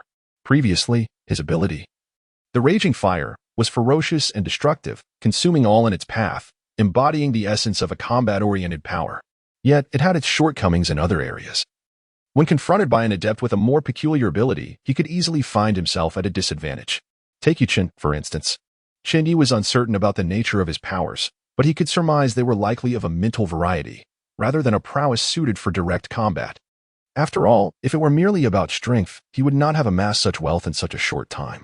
The potential evolution of this ability was uncertain. Perhaps it could develop into mental manipulation or the creation of illusions. Before acquiring the Heavenly Eye, Chen Ye would have been at a severe disadvantage against such a superpowered individual. However, now things were different. The most distinctive feature of the Heavenly Eye was its ability to pierce through illusions. Furthermore, it enabled the wielder to unleash formidable mental assaults. In essence, with the Heavenly Eye, he could be considered a mental superpowered individual, ranking among the very best. Even more astonishing was that, in addition to mental attacks and defenses, the Heavenly Eye was also a bona fide offensive power. Techniques akin to laser vision were merely the basics, should his spirit power reach sufficient heights in the future. He could potentially eliminate foes with a mere glance. As a fundamental reward for defeating Fang Xian, Chen Ye felt quite satisfied. His efforts to contend with the reborn adversary having not been in vain. The additional rewards proved equally gratifying. The increases of Constitution 10 and Spirit Power 10 were straightforward. These attributes were inherently complementary, relating directly to the strength and endurance of one's abilities, thus significantly impacting an individual's combat prowess. While superpowers varied in potency, even those with weaker abilities could potentially overcome naturally gifted foes if their constitution and spirit power were exceptional. In ordinary circumstances, the human limit for these attributes is 1. An increase of 10 does not merely imply a combat capacity tenfold that of an average individual. The numerical data presented by the system is not a simple addition but rather a conversion based on a specific formula. For instance, after awakening his raging fire, Chen Ye's constitution had already reached 7, 8, enabling him to exert over 3 tons of force with a single punch. It would be effortless for him to dispatch 7 or 8 individuals, even unarmed. As for the 100 awakening serums, these might be somewhat redundant for ordinary people, as most could not muster enough trustworthy allies to utilize them. Ultimately, their greatest utility would likely be in selling for other resources. Chen Ye, however, was in a different position. The Chen family had an abundance of loyal subordinates. He could cultivate a fiercely devoted team of superpowered individuals, thereby establishing a solid core foundation for himself. The Chen family was vast and prosperous, and as the legitimate heir, inheriting the family legacy was no simple task. Without a core team of his own, even if he managed to ascend to power, he would inevitably encounter many humiliating moments. After all, it was not easy to navigate the complexities of a large family. Before the apocalypse, he sought talents from various fields. After the cataclysm, the requirements became more straightforward. An unwaveringly loyal army of superpowered individuals would serve as an impeccable foundation. The final reward, the rebirth memory fragment, required no elaboration. It was precisely what he needed at this moment. As a reborn individual, Fang Xian undoubtedly possessed a wealth of useful information, which Chen Ye was well aware of. Yet, he could not afford to wait until he extracted all the information from Fang Xian's mind before taking action. That would take an eternity. Fortunately, the system provided the memory fragment, allowing Chen Ye to acquire future insights and mitigate his informational deficiencies. Host, Chen Ye Constitution, 18. Human limit is 1. Spirit power, 22. 7. Human limit is 1. Special abilities, Raging Fire, also known as Divine Fire, named Shang Mei, Heavenly Eye, piercing illusions and uncovering truths. Subduing demons and pacifying bandits, items, Awakening Serum X100. Rebirth Memory Fragment X1. Gazing at the surging attributes displayed on the system panel and feeling the tremendous power coursing through him, Chen Ye let out a sigh. This was the sensation of power. With his current strength, he could not claim to dominate all, but he was certainly formidable in this phase. Naturally, this was merely the current stage. As for what lay ahead, Dream Flower. A spark ignited in Chen Ye's eyes as he clarified his next objective. Although he had yet to utilize the rebirth memory fragment, Fang Xian's prior behavior indicated that the dream flower was an exceedingly rare and precious resource. It had the potential to catalyze a qualitative leap in the abilities of both superpowered individuals and ordinary people alike. Otherwise, Fang Xian would not have fixated on it as a means to turn the tide in dire straits. Casting a glance at the disarrayed dining hall, Chen Ye grabbed a napkin to wipe his hands and then descended the stairs. The aftermath of this incident would be managed by others. He need not concern himself with it. Upon reaching the first floor, he spotted Yu Chen, detained by the Chen family security personnel, with Qin Zhu observing him. Seeing Chen Ye approach, Qin Zhu visibly relaxed. However, before she could speak, Chen Ye raised his hand, signaling her to discuss matters later. He then walked directly to Yu Chen.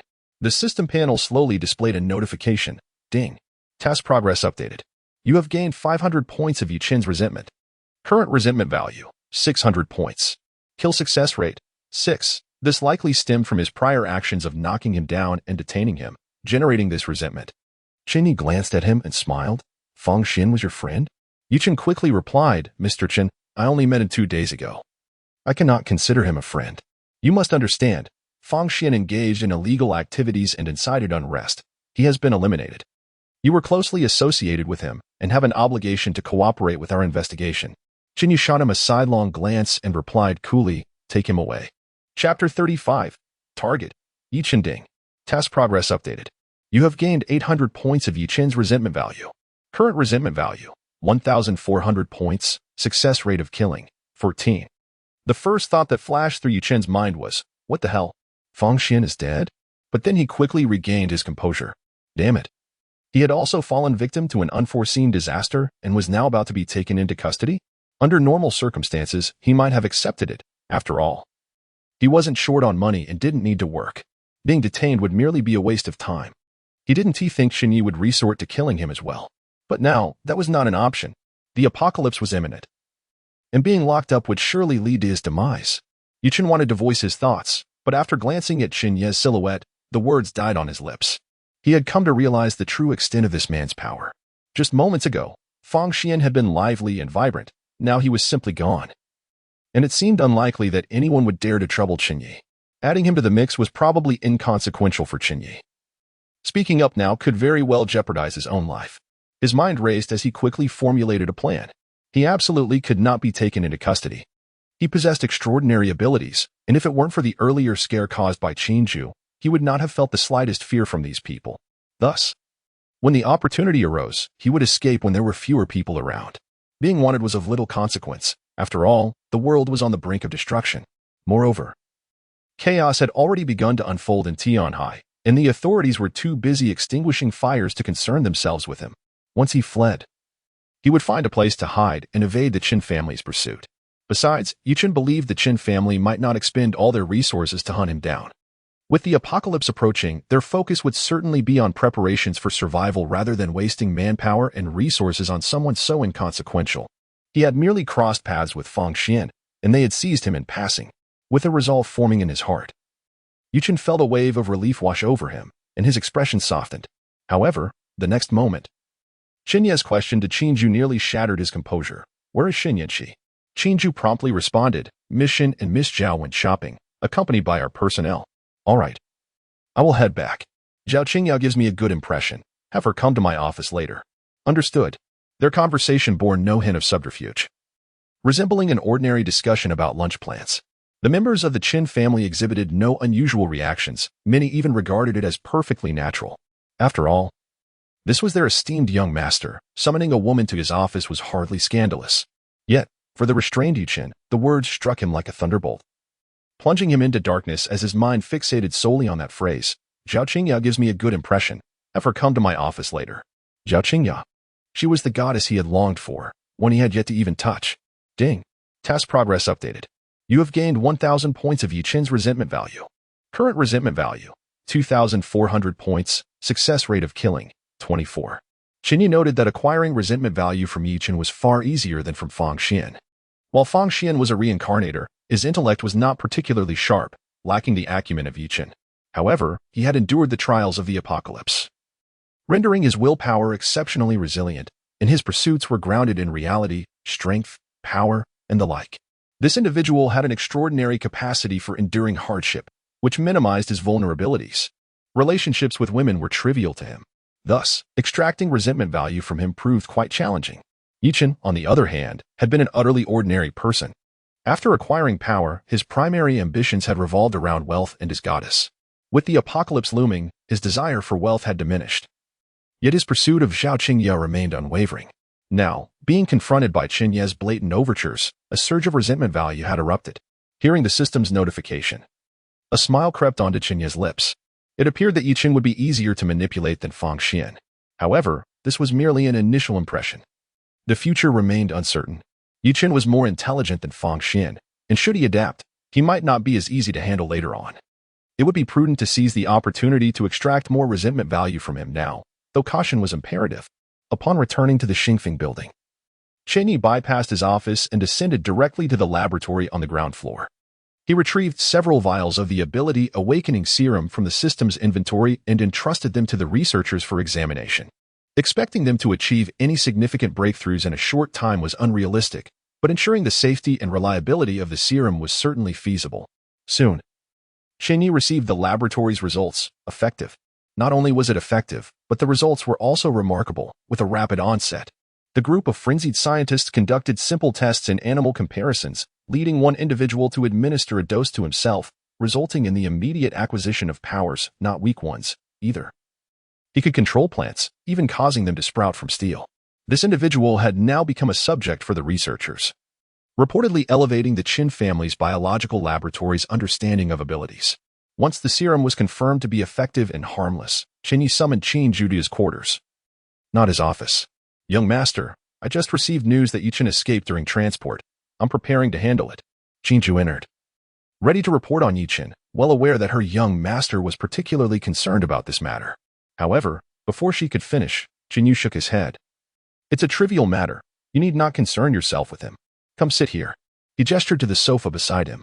Chen Yu hesitated for a moment before naturally taking a seat and extending her delicate hand to massage Chen Ye's shoulders.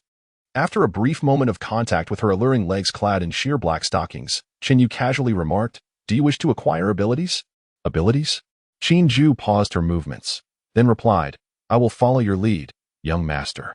Chen Ye's hand gradually moved upwards, and when it reached a certain area, Chen Yu involuntarily shivered, a blush gracing her cheeks. Yet, she readily leaned against Chen Ye's back, relishing the softness behind him. Chen Ye chuckled as he placed the Ability Awakening Serum in her hands. Use this. A muscle injection will suffice. Chapter 36. Yi Chen's extraordinary ability. With a somewhat dazed gaze, Chen Ju stared at the metallic syringe that had unexpectedly appeared in her hand. After a moment of surprise, she quickly regained her composure. "Yes," she exclaimed. Without hesitation, she removed her fitted blazer and the shirt beneath, leaving only her undergarments, revealing her perfect figure without reserve. After a brief examination of the syringe's usage, she plunged it into her arm, injecting the faintly glowing green serum into her body. She did not inquire about its nature or the reason for the injection. It was a command from Chen Ye, and she complied without question. "How do you feel?" Chen Ye's fingers lightly brushed over her abdomen. It's a bit itchy," Chen Ju replied, her voice trembling slightly.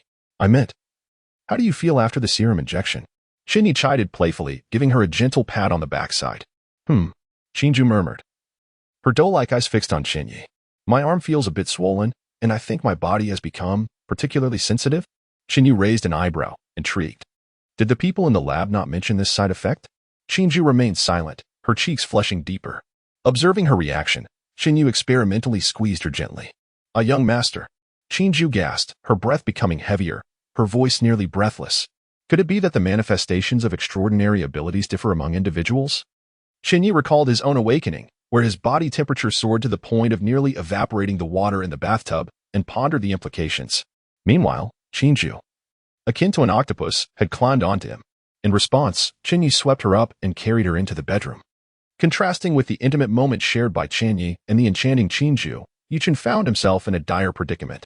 Just moments ago, while being escorted to the police station by members of the Chen family, he had managed to escape the handcuffs binding him, utilizing his extraordinary abilities and enhanced physical prowess, and had leaped from the vehicle. He had initially believed that fleeing would suffice to extricate him from trouble. Worst-case scenario, he would simply relocate to another city. Although he had heard from Fang Xian about the formidable influence of the Chen family, Chen had been skeptical that a single family could dominate such a vast nation as Xia country. However, upon his escape, he soon realized that the situation was far more complicated than he had anticipated. Chen suddenly discovered that all of his bank cards and mobile payment accounts had been frozen. Even his phone number had become inactive. In modern society, what did this signify? It meant complete disconnection from society, rendering him virtually immobile. The fortune he had amassed through his abilities over the past few days had vanished into thin air. There were still a few antiques at home, procured from the antique market, which could fetch a price of around 10 to 20 million if sold quickly for cash. Chen contemplated this, but the risk was evident. There were likely members of the Chen family watching his residence, making a return home perilous.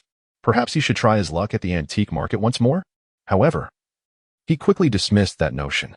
Previously, he had successfully unearthed several valuable antiques, one of which even sold for over 100 million, making him a well-known figure in Tianhai's antique market.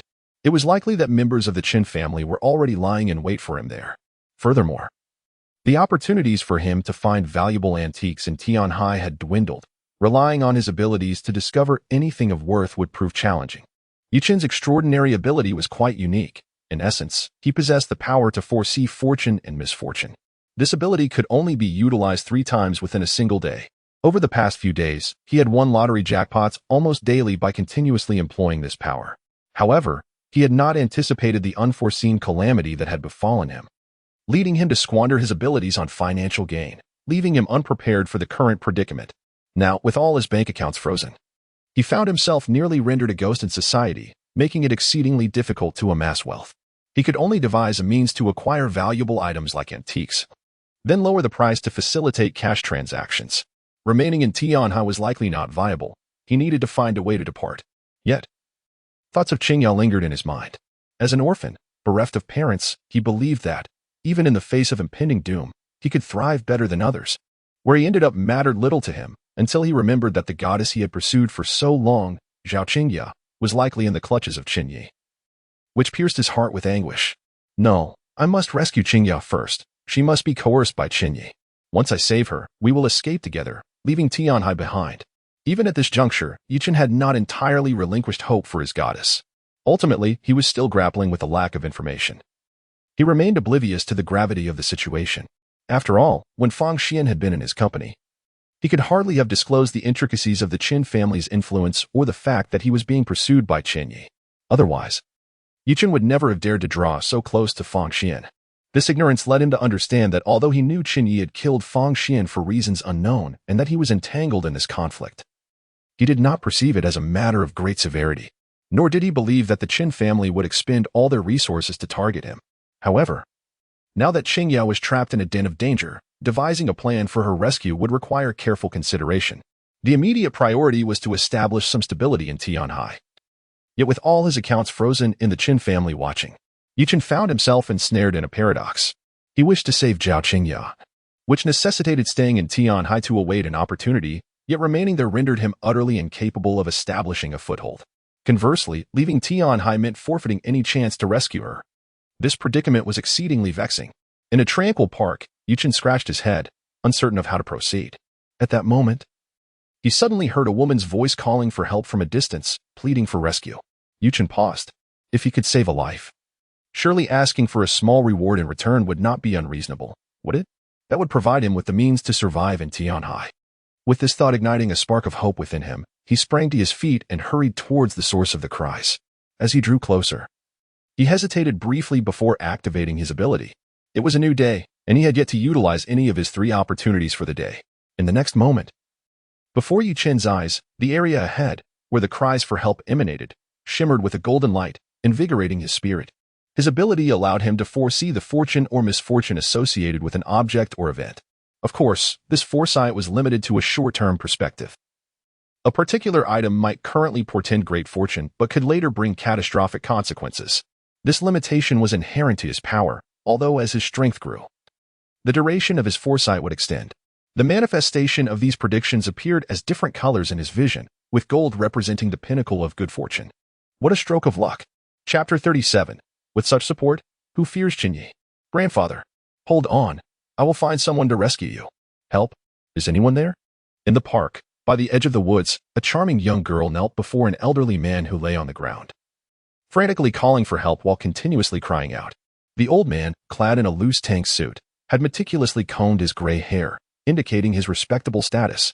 However, at this moment, he appeared anything but dignified. As he lay on his back, his body convulsed, his half-open eyes rolled back, clearly indicating he had lost consciousness. Is this a heart attack?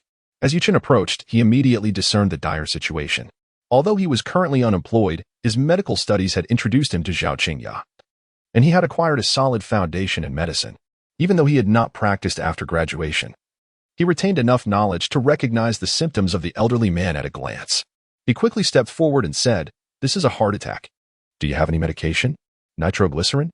Or quick-acting heart pills will do." The girl, still on the phone, froze for a moment and then shook her head in panic. "No. None.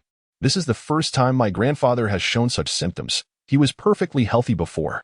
Chen responded urgently, "Have you called for an ambulance? If you have, stop wasting time on the phone. The nearest hospital is several kilometers away. We won't make it in time for the ambulance. Hurry and look for any elderly people who are out for a morning stroll. Ask if they have quick-acting heart pills or anything similar. I know some first aid techniques that can help stabilize your grandfather." Familiar with the area, Chen was aware that many elderly folks took morning walks here. Given the prevalence of cardiovascular issues among the elderly, it was common for them to carry such medications.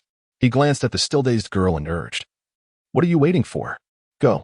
Remember, nitroglycerin or quick-acting heart pills. Your grandfather's survival depends on you." The girl, flustered, nodded and hurried off to find help. Meanwhile, Chen cleared the vomit from the old man's mouth and, despite the lingering filth, steeled himself against his revulsion to begin artificial respiration. As expected, it was too long before the girl returned, accompanied by two elderly residents who had also been out walking. She held a small gourd-shaped medicine bottle containing the quick-acting heart pills. Chen took the medicine, administered several pills to the old man, and continued with artificial respiration. As time passed, the old man's symptoms began to lessen, his breathing became more regular, and his body ceased to convulse. Only then did Chen breathe a sigh of relief. At this point, the elderly man was likely out of danger. The next step was simply to wait for the ambulance and ensure he received a thorough examination to prevent future incidents. "Young man, how's he?" A kind-hearted elder handed Chen a bottle of mineral water. After rinsing his mouth, Chen noticed that a crowd of elderly men and women had gathered around. "The most critical moment has passed. We just need to wait for the ambulance. Everyone can rest assured." Upon hearing this, the crowd visibly relaxed, showering Chen with praise. "What a good young man. So handsome and warm-hearted. Indeed, if it weren't for this lad, who knows what would have happened to this old fellow? Look at how skilled he is. He must be studying medicine." The elderly folks exchanged words of admiration, and Chen politely responded to each. However, his gaze occasionally drifted towards the concerned girl beside the old man. "Hey, girl. I saved your grandfather, and the elderly folks are all thanking me. Aren't you going to express any gratitude?" Yet, the girl was solely focused on her grandfather's well-being, being young and inexperienced in social niceties. She was too preoccupied to notice Chen's efforts. She anxiously awaited the ambulance, continuously making and receiving phone calls, indicating that many were worried about the situation. Fortunately, before long, the girl's family arrived ahead of the ambulance. The first to arrive was a stern-looking middle-aged man in an administrative jacket. After understanding the situation, he finally relaxed and profusely thanked Chen, promising a substantial reward later.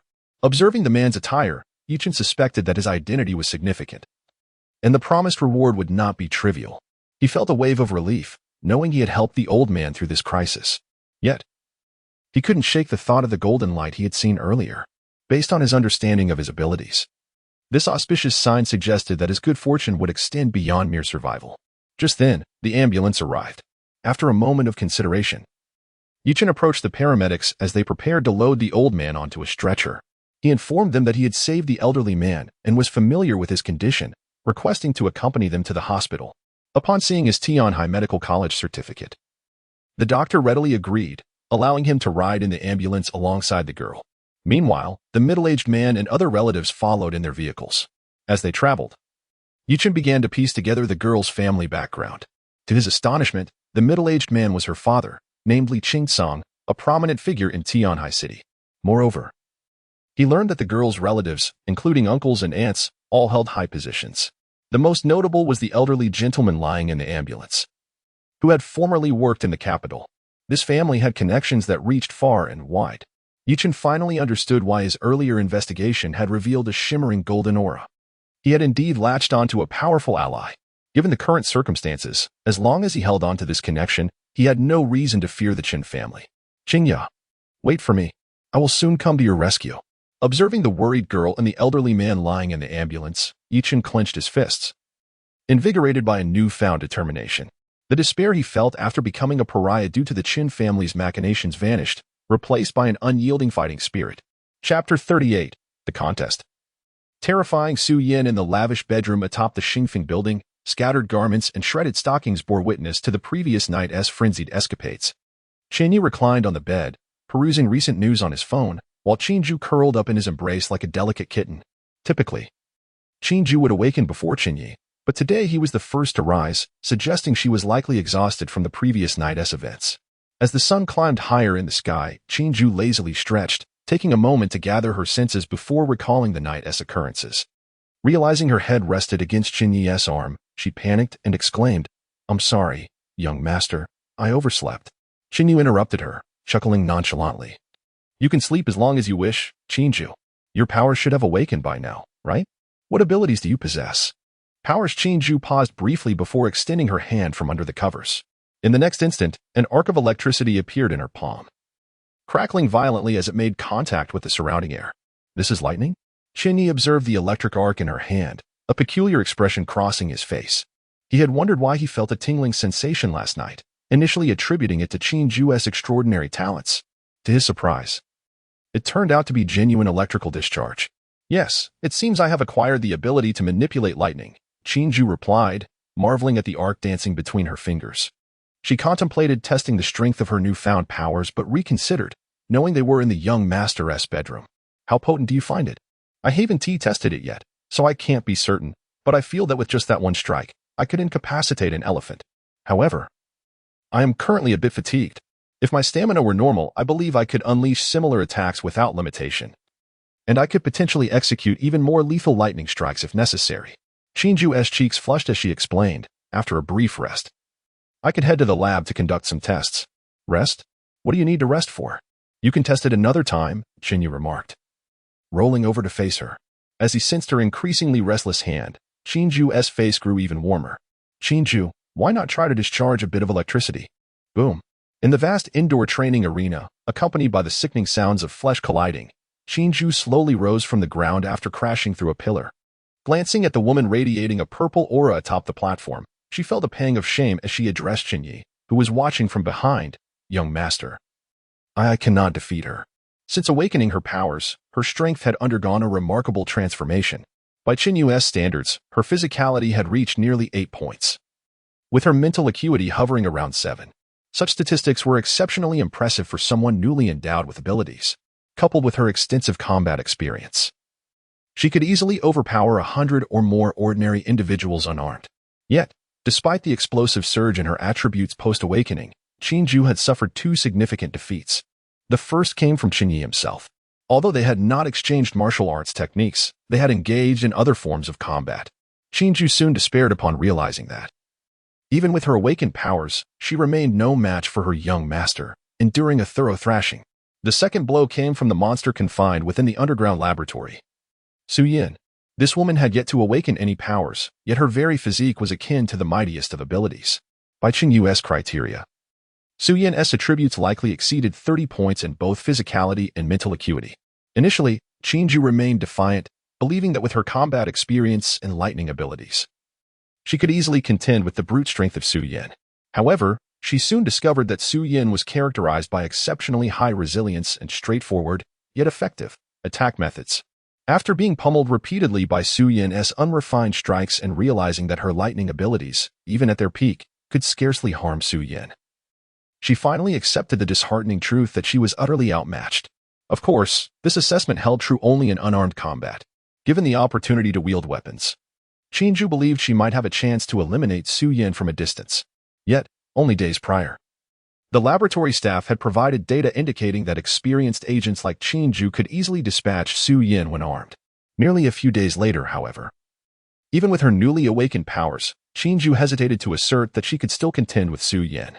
There was no denying that this woman's rate of development was alarmingly rapid. With each passing moment, Chen Ye found herself apprehensive about how formidable Su Yan would become. Presently, the researchers in the underground laboratory suggested that the already reinforced cell could no longer contain Su Yan.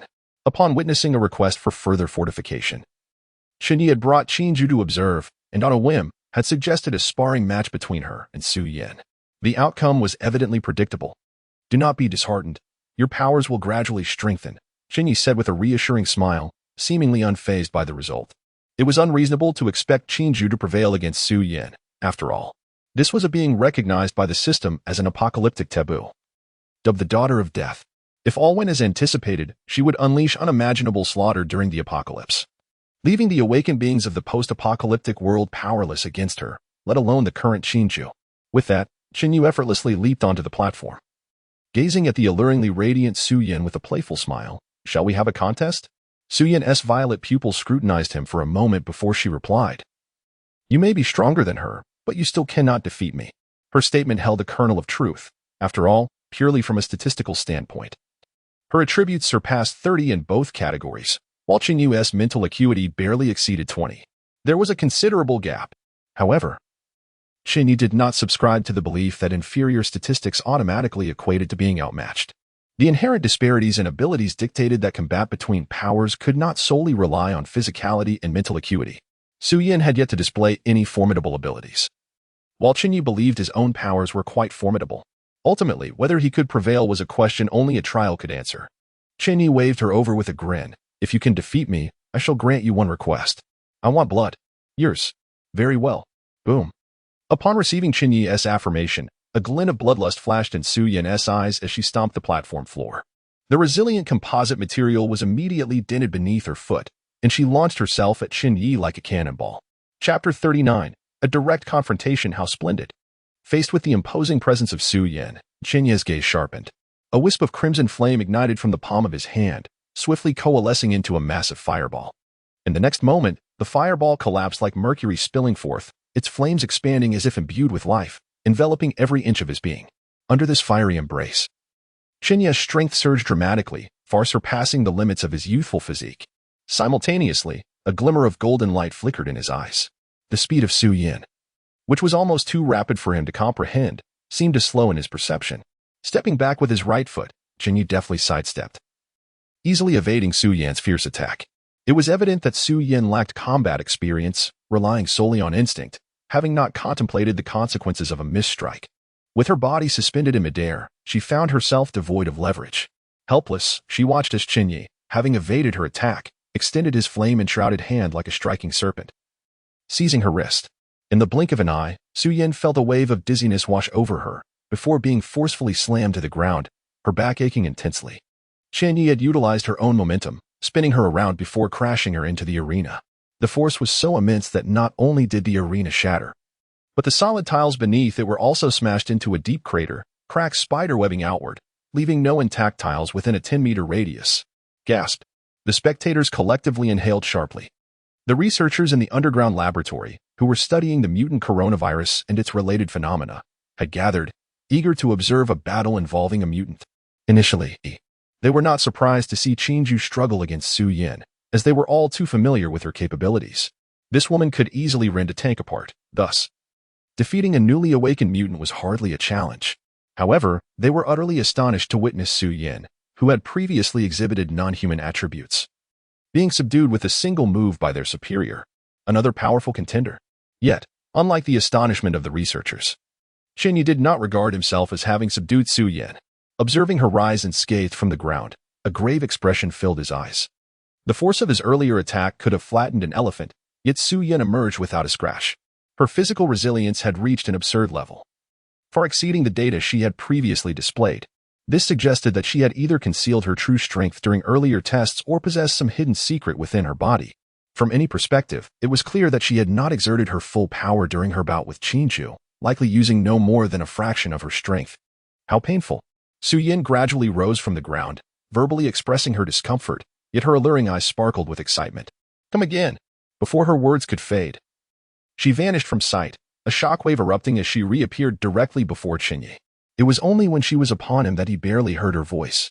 Breaking the sound barrier, Chen Ye's expression turned serious. Without the enhancement of his unique ability, he might not have perceived Su Yan's movements at all. However, even with his enhanced vision, his body struggled to respond in time to evade. He could only brace for impact. A fist encased in flames hurtled towards Su Yan, whose own fist was surrounded by a violet aura. Boom! A terrifying shockwave engulfed the training room, the remnants of the arena being violently hurled away. Jinju, observing from within, instinctively shielded his face. The gathered researchers outside were equally taken aback. What level of power is this? Is Su Yan truly this formidable? Logically, she should have long since broken free. Why had she not attempted to escape? If it weren't for the Master's prior instructions, given the manner in which some had previously treated her, she would have surely broken free and unleashed chaos. They were grateful for the Master's foresight. Such experimental subjects are indeed rare finds. Do not dwell on it. Her current strength is beyond what our laboratory can contain. Do you think the Master would allow her to remain below? Even if requested, the Elder would demand the Master provide us with some experimental subjects. Wait. Are you implying that the experimental subject refers to the Master? Bold indeed. Amid the discussions of the onlookers, the confrontation in the training room reached its conclusion. Although Su Yan's sudden surge of power was fearsome, it ultimately fell short against Chen Ye's abilities.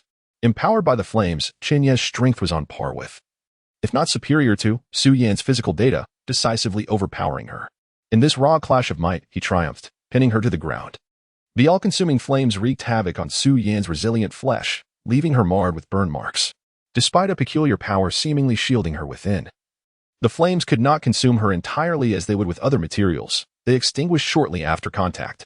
Nevertheless, her body bore the marks of severe burns, classified medically as critical injuries.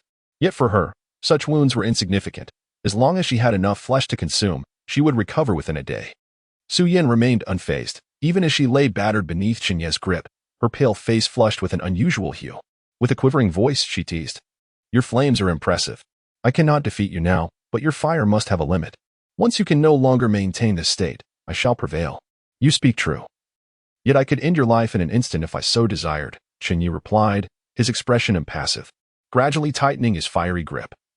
He could visibly see Su Yan's delicate neck indenting. The contact of flesh with flame produced a hissing sound, wisps of smoke rising.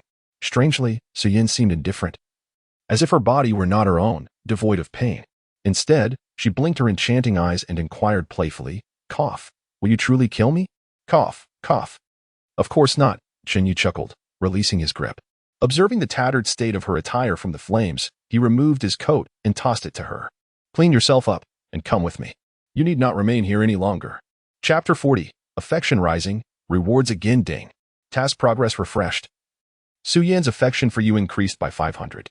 Current affection level is 2,160 points, with a deviation in fate trajectory of 21. 6. Observing the System-S notification, Chen Ye raised an eyebrow, though he was not particularly surprised. In truth, during these past few days, the entire underground laboratory-S treatment of Su Yan had undergone a remarkable transformation due to his commands.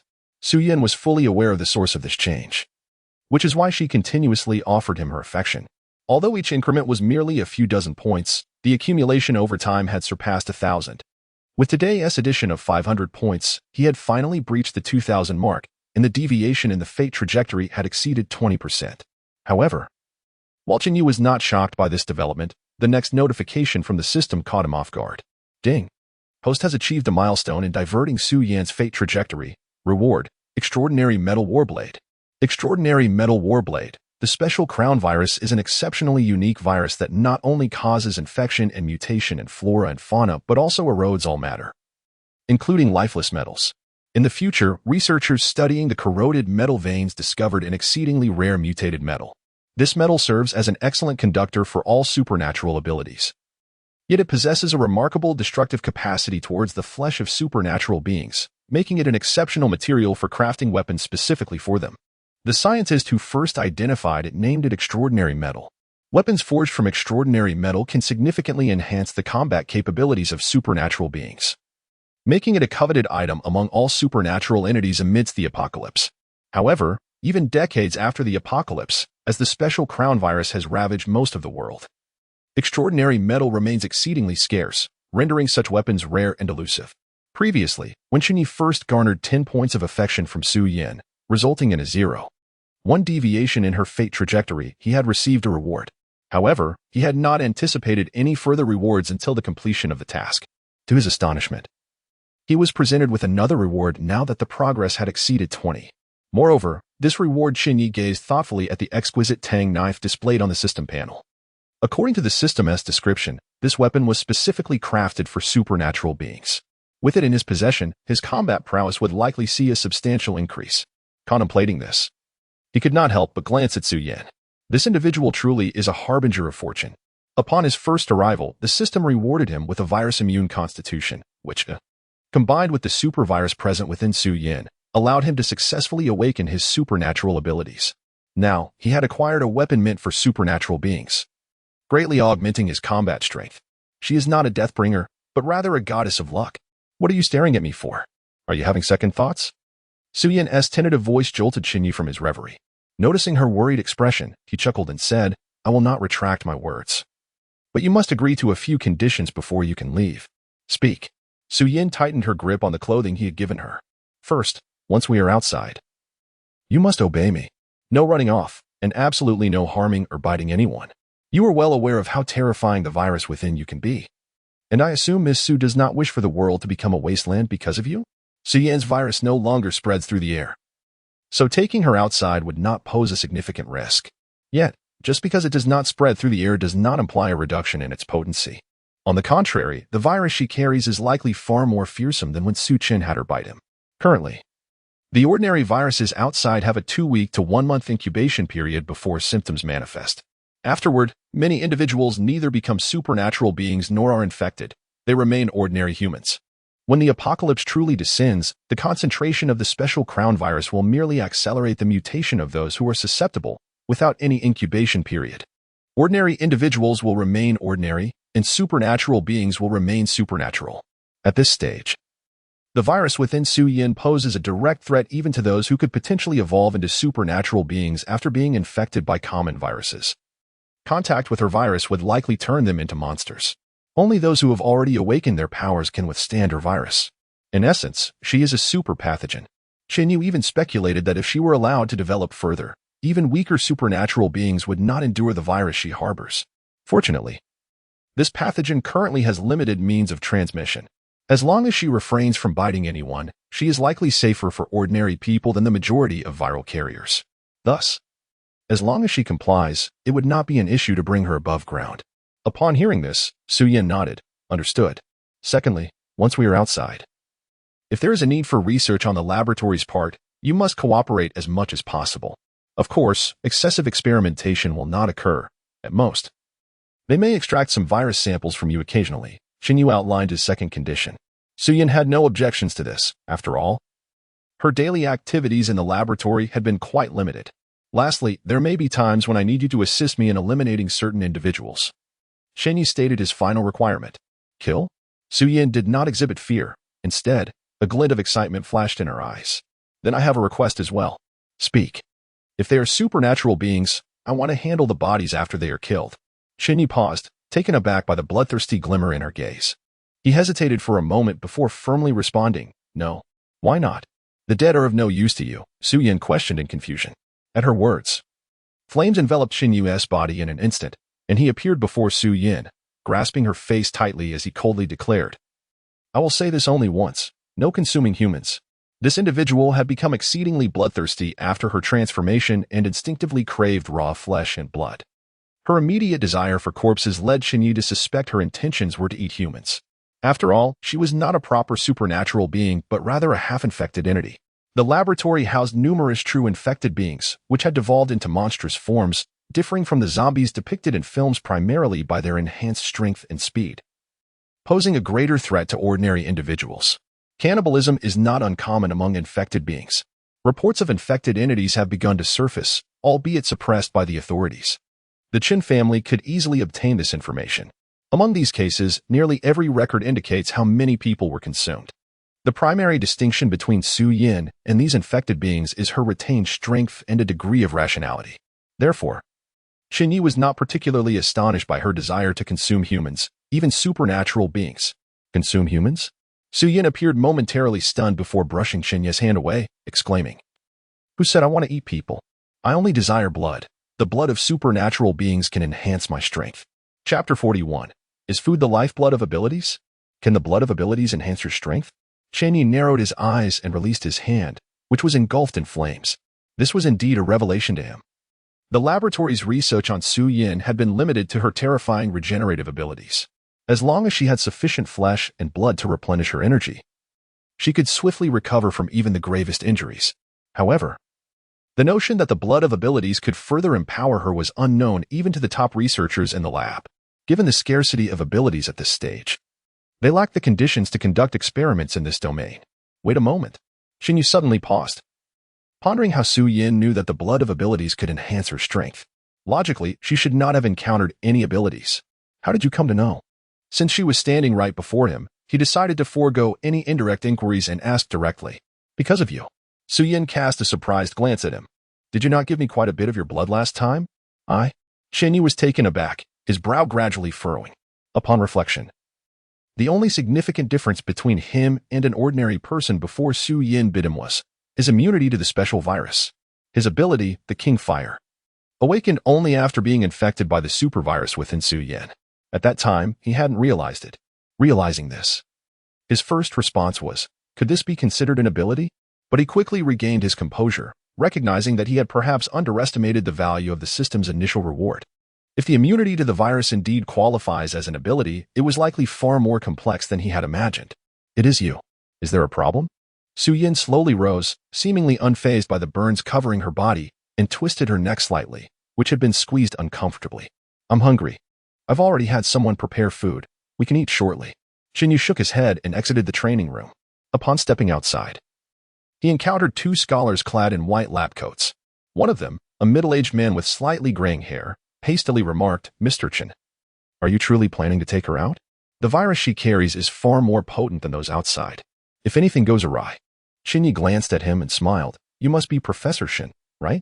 The middle-aged man before him was none other than Shen Wangshi, the esteemed father of Shen Yinqi, a towering figure in the medical community of Xia country. Professor Shen had not anticipated that this young master would recognize him and promptly nodded. Indeed, that is I.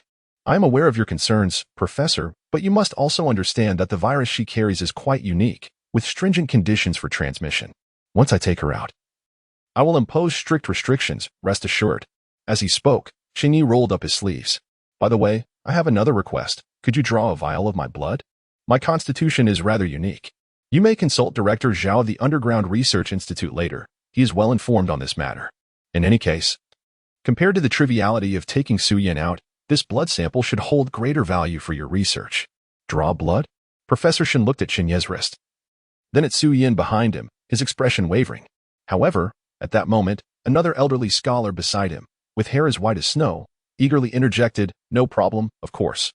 As you mentioned, the virus in Ms. Su is indeed of low transmissibility, so the risks of taking her out are minimal. Please, young master. We will draw your blood right away. It was no joke, compared to the prolonged research into Su Yin, which had yet to yield conclusive results. Even if she were released, drawing blood from Chen Ye, the ability user, was certainly an intriguing prospect. Just a moment ago, he had been troubled about how to broach the subject with Chen Ye, knowing that neither Chen Ye nor Chen Ju would oblige if they were unwilling. To his surprise, Chen Ye had brought it up himself. What was there to hesitate about now? For those immersed in research, valuable experimental material was of paramount importance. The potential ramifications of releasing Su Yin, who harbored a supervirus, upon an already precarious world were of little concern to him. Moreover, given Su Yin's current state, containment was no longer an option. What difference would it make if she were released? Observing this, Shen Wangshi pondered briefly before nodding in agreement. Consequently, Chen Ye followed them into a sterile laboratory, where they drew a vial of blood using sterilized equipment. They also collected some hair samples for further observation before Chen Ye, along with Su Yin and Chen Ju, departed. Having finally escaped the dim confines of the underground laboratory and returned to the surface, Su Yin was understandably exhilarated. This was primarily evident in her ravenous appetite. She had transformed into a veritable glutton, devouring an entire table filled with a variety of dishes, many of which were quite substantial. Before Chen Ye and Chen Ju had barely begun to eat, she had polished off every last morsel. Intriguingly, since awakening their abilities, Both Chen Ye and Chen Ju had also developed remarkable appetites. In exasperation, he ordered an entire cow to be roasted, over a ton in weight, which was entirely consumed by the three of them, one half-infected individual and two ability users. This immense consumption startled Chen Ye. Until now, he had maintained a normal eating routine, never anticipating that after merely sparring with Su Yin, he would suddenly develop such an insatiable hunger. Even more astonishing was that despite their prodigious consumption, there were no outward signs of gluttony. Chen Ye discreetly lifted the hem of Chen Ju's garment to take a glance. After ingesting several hundred kilograms of meat, her abdominal muscles remained distinctly visible, showing no signs of overeating. His own condition mirrored hers. This revelation led him to contemplate further. If the consumption patterns of ability users were similarly heightened, then in a future where higher energy food sources were scarce, food would become paramount, an essential need for every ability user. Under normal circumstances, when not utilizing their powers, their food requirements were comparable to those of ordinary individuals. However, should they engage their abilities or exhaust them, their appetite would surge dramatically. In a post-apocalyptic scenario where the production order had collapsed, food would not only become scarce but also fraught with danger. Ability users might emerge as the most susceptible to hunger. This burgeoning demand for food could potentially serve as a means of controlling the ability users in the future. Chapter 42. Fragments of the Reborn's memories controlling the supernatural with food. Chen Ye's speculation may not be entirely accurate. After all, humans can evolve and acquire supernatural abilities after being infected by a virus. Certain plants and animals can as well. In such circumstances, it is plausible that these plants and animals, upon gaining supernatural powers, may harbor energies that could become a novel, high-energy, high-protein food source better suited for those with supernatural abilities. Moreover, there is the matter of the fragments of memories from the Reborn. Chen Ye recalled another reward he had received after eliminating Fang Xian. Regarding such inquiries, Fang Xian's memories should hold the answers.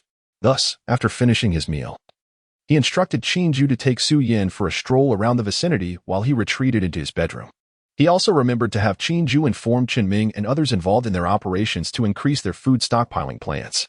Although he remained uncertain about whether supernatural beings would require food in the post-apocalyptic era, given the voracious appetites of the three of them, it seemed prudent to stock up. Upon returning to his room, Chen Ye lay on his bed, gazing out at the night-shrouded Tianhai. He then utilized the fragment of memory. In the next moment, a wave of drowsiness washed over him. This did not come as a surprise. According to the system, using a memory fragment would induce a dreamlike state, allowing him to experience Fang Xian's past from a first-person perspective. Naturally, this would lead his body to fall into slumber. The boundless darkness gradually enveloped Chen Ye's consciousness. After an indeterminate period, he slowly opened his eyes. Before him lay a vast-tiered classroom, bustling with noise, as if a class had just ended. A group of youthful students gathered, vociferously chanting something. It appeared to be, "Together, together, together."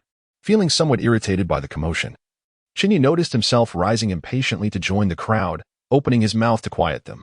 However, upon seeing the pair at the center of attention, he froze in place.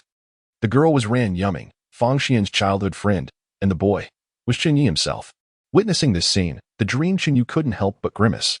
No wonder Fang Xian had looked at him with such a predatory gaze that day at the hotel. This was a significant grudge from their previous lives. Yet Chen Ye couldn't help but ponder whether he would truly confess to a woman like Ran Yuming. Or was there some deeper context behind this? Despite the cliché nature of the unfolding drama, he decided to watch patiently. The ensuing events were rather uneventful. In Fang Xian's memories, Chen Ye successfully confessed his feelings. And that evening, he took Ran Yuming to a hotel room. Heartbroken, Fang Xian stubbornly followed, only to be publicly humiliated when Chen Ye tossed him a card with 5 million in savings at the hotel entrance. At that moment, Fang Xian, filled with pride, refused to accept such an act of charity. At this realization, Chen Ye suddenly understood why he had sent Fang Xian a text that night telling him to transfer the money from that card, resulting in a surge of resentment from Fang Xian. It seemed this fellow had initially reincarnated with the intent of extorting money. However, such a blunt approach revealed his intentions too overtly. It was clear to Chen Ye that Fang Xian was motivated by wealth, which prompted him to transfer the money. Could it be that Fang Xian believed that by merely following the script he once knew, he could navigate this new life successfully? Human behavior is the most unpredictable variable. Lacking such basic insight, he had wasted his chance at rebirth. As Chen Ye critiqued the unfolding narrative, it did not impede his viewing progress. The memories he was witnessing primarily belonged to the time before the apocalypse. Yet within these fragmented recollections, he discerned numerous unusual aspects. From various details, the observer could detect that the societal atmosphere was already quite tense. The most apparent indicator was the diminishing food supply at the Tianhai University cafeteria that Fang Xian frequented. Initially, there were some meat dishes, but soon it devolved to mere rice and vegetables, and eventually, even staples became scarce, with several cafeterias resorting to serving only plain porridge. At such a juncture, even the dimmest of minds should have recognized something was amiss. Yet, oddly enough, the recently heartbroken Fang Xian behaved like a fool. Complaining about the deteriorating cafeteria food and rising grocery prices, entirely oblivious to the impending crisis. Chen Ye's assessment of this was truly the chosen one. So oblivious to danger that he not only survived the apocalypse but also managed to die and be reborn again. The scenes flashed rapidly. Soon arriving at the moment the apocalypse descended. The virus, which had already infected countless individuals, finally erupted into a widespread outbreak. Overnight, innumerable people transformed into monstrous creatures. Simultaneously, many fortunate souls received tremendous opportunities, emerging as extraordinary superhumans. Among those who survived, not having mutated into monsters nor evolved into superhumans, most perished at the hands of the newly emerged monstrosities, with only a few managing to endure. Survivors gradually congregated through various means, seeking warmth in numbers. And a new order began to emerge in the post-apocalyptic world. Those who had transformed into monsters were given a new designation: zombies. The memory segment concluded here. Through the perspective of an ordinary individual like Fang Xian, Chen Ye gleaned a wealth of valuable information, particularly concerning the events surrounding the onset of the apocalypse. This information held immense value, allowing him to navigate the impending apocalypse with greater foresight. However, the memory fragment evidently had no intention of allowing him to peruse each frame leisurely, as it swiftly transitioned to the next segment. Fortunately, Chen Ye possessed a good memory. Although he could not extract all the information at once, he retained the general context for later study. Have you heard? The medical sage seems to have returned to Tianhai from Feixiong City. Apparently, an unwise tribe attempted to abduct her, mistaking her beauty and kindness for weakness, only to be utterly annihilated. Is that so? It appears the medical sage is not only adept in medicine but possesses formidable strength as well. How many in this world can rival her? I believe there are none. I was fortunate to witness the medical sage and a master from the Chen family slay the Snake King on the Nashan Mountain of Tianhai. Their prowess, astonishingly powerful. Sometimes I find myself curious. Why are some superhumans so strong while we remain mere mercenaries, engaging in perilous endeavors and fretting over our next meal? You may not know this, but the medical sage obtained a peerless treasure when the apocalypse first erupted. Oh, what treasure? Do tell. Keep your voice down. I only heard this in passing. You know the god of death, Chen? Everyone knows he became so powerful due to acquiring the dream flower. However, few are aware that there are two dream flowers. The black flower symbolizes death, while the white flower symbolizes life. It is said that Chen obtained the black flower, while the medical sage acquired the white one, which is why they are both so formidable. The dream flower, there are two. Chen Ye's pupils involuntarily contracted. Chapter 43. The apocalypse situation and the three major superpowers. He had previously speculated about the possibility that the dream flower might not be singular, and to his astonishment, this conjecture was validated here. Additionally, the other information unveiled in this fragment of memory was equally worthy of contemplation. Foremost among these was the mention of Feixiong City. This was not a name unique to the post-apocalyptic era, but rather one that existed in the present. Moreover, this city was extraordinarily unique, being an edifice conjured from thin air. Prior to the construction of Feixiong City, the location was merely a stretch of barren farmland, developed by the Xi'an nation to address certain industrial transformation needs, alleviate the population pressure of colossal cities, and simultaneously attract inhabitants from rural areas. To date, the city was nearly complete, yet still devoid of residents. In truth, a brand new, entirely uninhabited city was undoubtedly the most suitable place to establish a massive base in the apocalypse. Most crucially, the entire process from the project's inception to its design and construction was predominantly managed by the Chen family, making this region the very core of their power. Previously, upon learning of the impending apocalypse, Chen Ye had heard whispers within his family about plans to transform Feixiong City into a colossal bastion for survival. Currently, as he was preoccupied with matters in Tianhai, he had no knowledge of the specific progress over there. However, based on these memories, it appeared that they had indeed succeeded. Feixiong City. Chen Ye's gaze sharpened, a plethora of thoughts swirling in his mind. Yet, these remained mere thoughts. Feixiang City was not within his reach at present. His current task was to resolve the issues in Tianhai. Furthermore, should he indeed manage to conquer Tianhai and seize everything here, his future power might rival that of the Chen family, who exclusively occupied Feixiang City. The memories continued to flow like a slideshow. During this time, Chen Ye gleaned numerous valuable insights. For instance, the revelation made by Fang Xian while attempting to ingratiate himself with Xiao Qingya regarding the Chen family laboratory's creation of a serum capable of controlling human evolution was not merely fanciful talk. It was indeed a reality.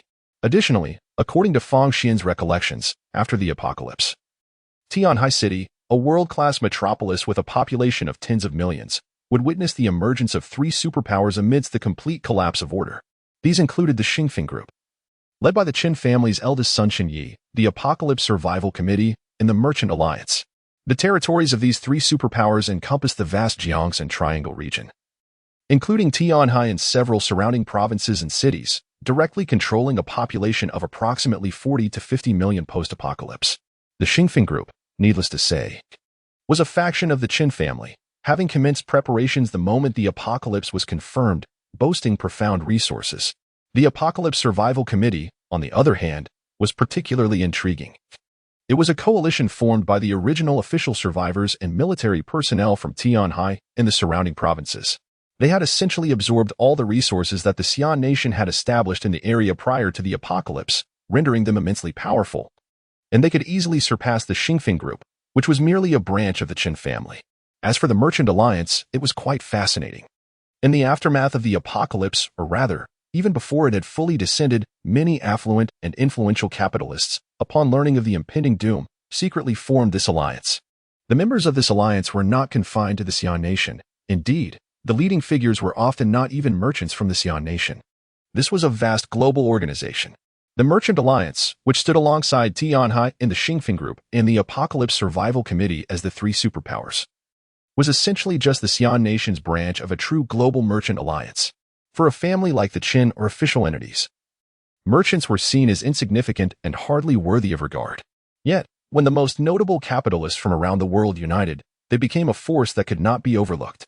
These individuals wielded the lifeblood of trade, equating to an immense reservoir of resources. To possess resources is to hold power overall. When order collapses and currency becomes worthless, the resources in their possession will emerge as the true valuables. Forget about neighbors stockpiling grain or hoarding weapons. For merchants from the Xian nation, acquiring arms is relatively arduous. For foreign merchants, however, weapons are rather commonplace. Indeed, some globally renowned arms dealers operate independently of any national official organizations, functioning as private enterprises. Thus, once this alliance was formed, it was almost inevitable that they would become a superpower in the apocalypse. The Apocalypse Survival Committee and the Merchant Alliance. It appeared that in order to eliminate these powers and fully claim Tianhai, there remained many tasks ahead. Chen Ye exhaled softly. These two factions were merely the remnants of the original officials from the provinces surrounding Tianhai and a collection of merchants. Under the existing order, they could only bow and scrape before Chen Ye. However, with the birth of a new order, it was nearly unavoidable for these entities, equipped with hard power and vast resources, to rise. Even though he was now aware of this situation, making preemptive moves to disrupt their ascent would likely be too late. Not to mention, the factions mentioned were merely the three strongest powers in the Tianhai region amidst the apocalypse. Many more formidable forces remained unlisted. Each of these great powers possessed considerable strength on paper. Although they may not rival the three prominent families, they were certainly not to be underestimated. Resolving matters with them would require considerable effort. By the time Chen Ye had finished perusing the content of the memory fragments, he couldn't help but lament the arduous journey ahead to unify Tianhai after the apocalypse, a challenge far more daunting than he had initially envisioned. The young tiger roars in the valley, the lurking dragon waits in the depths. Many capable individuals merely remain in the shadows during peacetime. Once chaos erupts, they will step into the limelight. They are not to be compared with the so-called destined children like Fang Xian and Yu Chen, who rose by sheer luck. Resolving these individuals would prove far more troublesome than dealing with those fated ones. Of course, the information contained within the memory fragments extended far beyond these insights. Numerous images encompassed a wealth of post-apocalyptic knowledge. However, due to the sheer volume and complexity of the information, coupled with time constraints, Chen Ye could not analyze everything in real time. The system had not provided him an opportunity to save his progress. Thus, he could only temporarily note down many aspects, intending to revisit and dissect them when time permitted. In addition to the myriad details worthy of exploration, the memory fragments contained numerous elements that Chen Ye found completely incomprehensible. This was primarily due to the fragmented nature of the memories, which did not meticulously replicate Fang Xian's past experiences, resulting in a lack of contextual understanding. This was a normal occurrence. After all, a person's lifetime memories, when measured by modern standards, could amount to over 70 billion terabytes of data. What he encountered were merely fragments, not the entirety. Nonetheless, even this portion of memory sufficed to provide him with profound insights into the circumstances following the apocalypse. Chapter 44. The advancing Chen Ye gleaned a wealth of significant information from the fragments of his memories, yet there remained many unanswered questions. For instance, he was acutely aware that the virus had completely erupted and that the apocalypse was imminent, but he remained oblivious to the exact day. He knew that the dream flower would manifest in Lianqi Wetland Park, yet the precise timing eluded him. The silver lining, however, was that he did not require specific timing for the appearance of the dream flower, as there would undoubtedly be someone to guide him. In recent days, Chen's spirit soared. The shadow cast by the untimely demise of his dear friend Fang Xian had dissipated, along with the stigma of being targeted by the Chen family as a black household. The reason was simple. He had allied himself with the formidable ship of the city guardian of Tianhai. When he saved the elderly gentleman, he had acted on instinct, merely responding to the auspicious cue of his ability. It wasn't until he extracted information from a young woman in the ambulance that he realized he had rescued the father of the city guardian. Initially, he found it hard to believe, but subsequent events quickly led him to accept this reality. Leveraging the karmic connection established by saving the city guardian as father, coupled with his judicious use of his abilities to assist the Li family on several occasions, he swiftly cultivated a favorable relationship with them, effectively escaping the dire predicament of being rendered a pariah by the Chen family. Simultaneously, he gained insight into the current state of affairs in Tianhai from the Li family, unraveling the true nature and immense influence of the Chen family. Of course, this information was gleaned through casual conversations. Chen was not naive.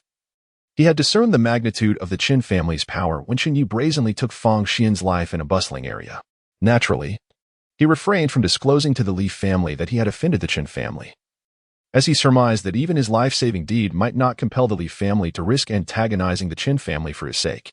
Nevertheless, the information he acquired was ultimately limited and inherently subjective.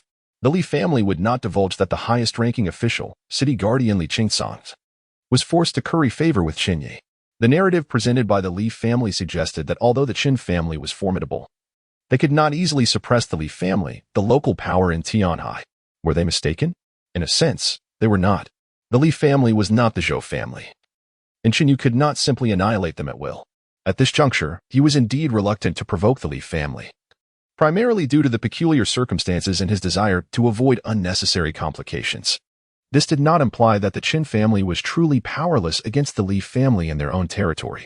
The Li family was aware of this, yet they preferred to project an image of strength to outsiders, hence their seemingly ambiguous statements. To Chen's ears, this translated into a belief that while the Chen family might possess greater overall strength, they were certainly not to be feared within the confines of Tianhai. As a result, his trepidation towards Chen Ye diminished slightly. However, despite the lessening of his fear regarding the Chen family, he was not without his own troubles, particularly concerning Zhao Qingya. The thought of his goddess entangled in the enemy's camp was a source of undeniable anxiety for him. Although his relationship with the Li family had improved, it was unrealistic to expect them to assist him in confronting the Chen family for the sake of rescuing someone. Thus, he endeavored to elevate his standing within the Li family by attempting to court Li Wantong, the daughter of city guardian Li Qingsong.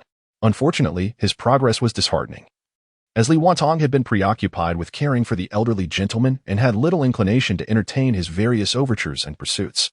Having been a devoted admirer of Zhao Qingya for years, he had faced countless rejections, yet such trivial setbacks did not dampen his spirits. Instead, they only fueled his determination to pursue Li Wantong with renewed vigor. It appeared that city guardian Li Qingsong was aware of this situation yet showed no intention of intervening. After all, Chen was among the earliest of the awakened, and his unique status made him a worthy investment in the eyes of the Li family. If Li Wantong was amenable, Li Qingsong had no objection to their union. In addition to courting Li Wantong for greater support from the Li family, Chen had not forgotten to attempt to reach out to Zhao Qingya. To his surprise, he found that he could indeed contact her. He learned that Zhao Qingya's freedom was not restricted. She could go wherever she pleased, albeit with someone shadowing her.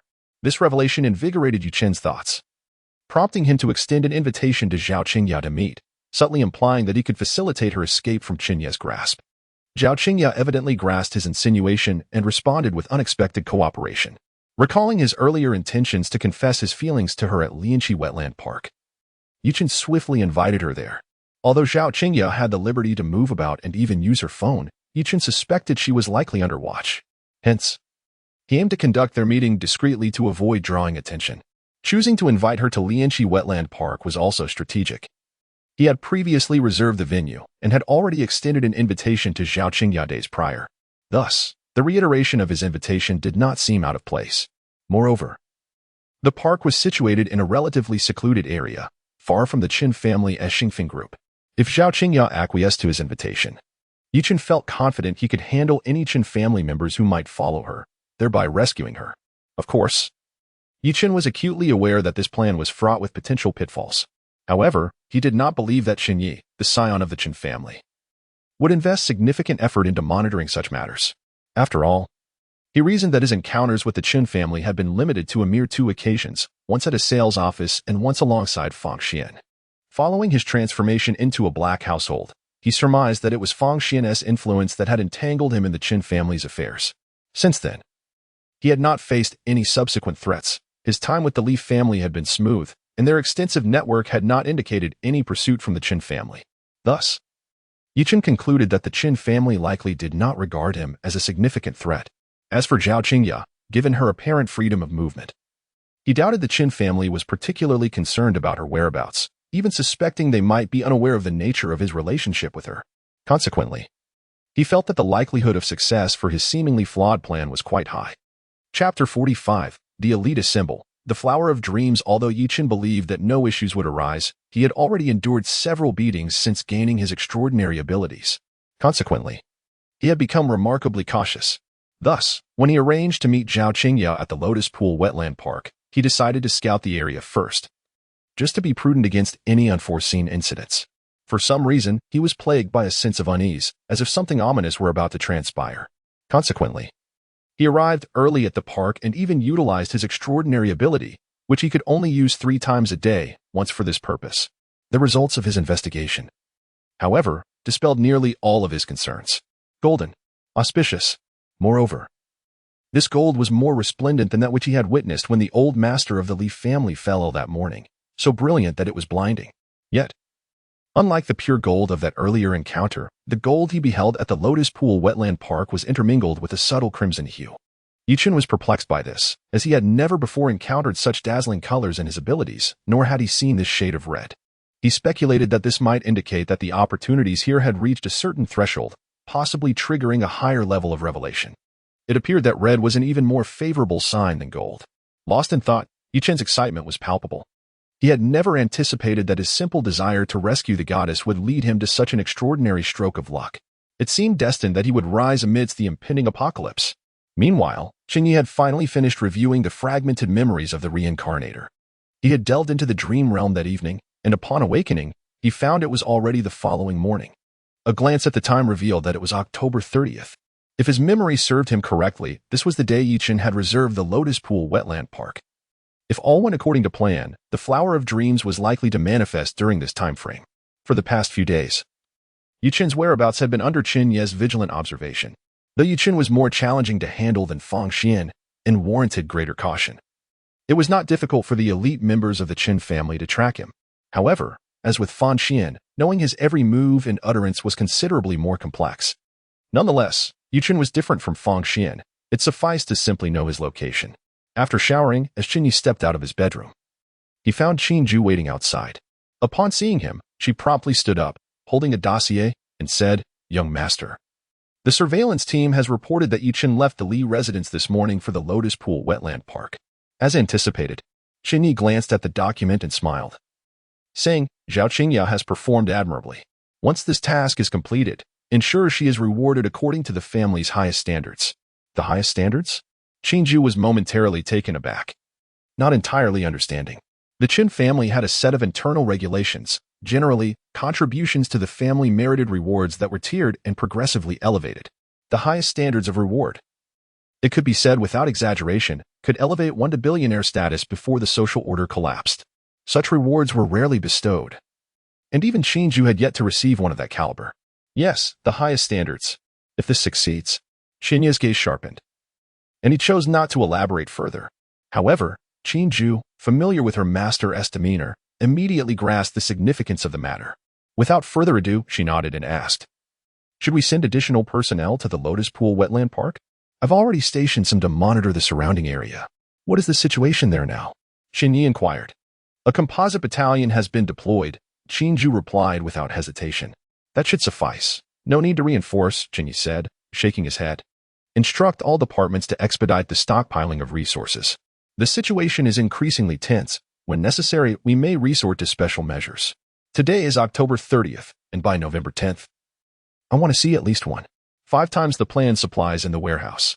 Additionally, have you distributed the 20 vials of serum I gave you a few days ago?" Chen Ye paused in her rapid note-taking and quickly responded, "They were all distributed yesterday. I selected capable individuals with clean backgrounds, loyal only to you. These 20 have all awakened their abilities, though some may not be suited for direct combat. However, compared to ordinary individuals, their innate strength is far beyond imagination. Shall I call them in for inspection?" "No need.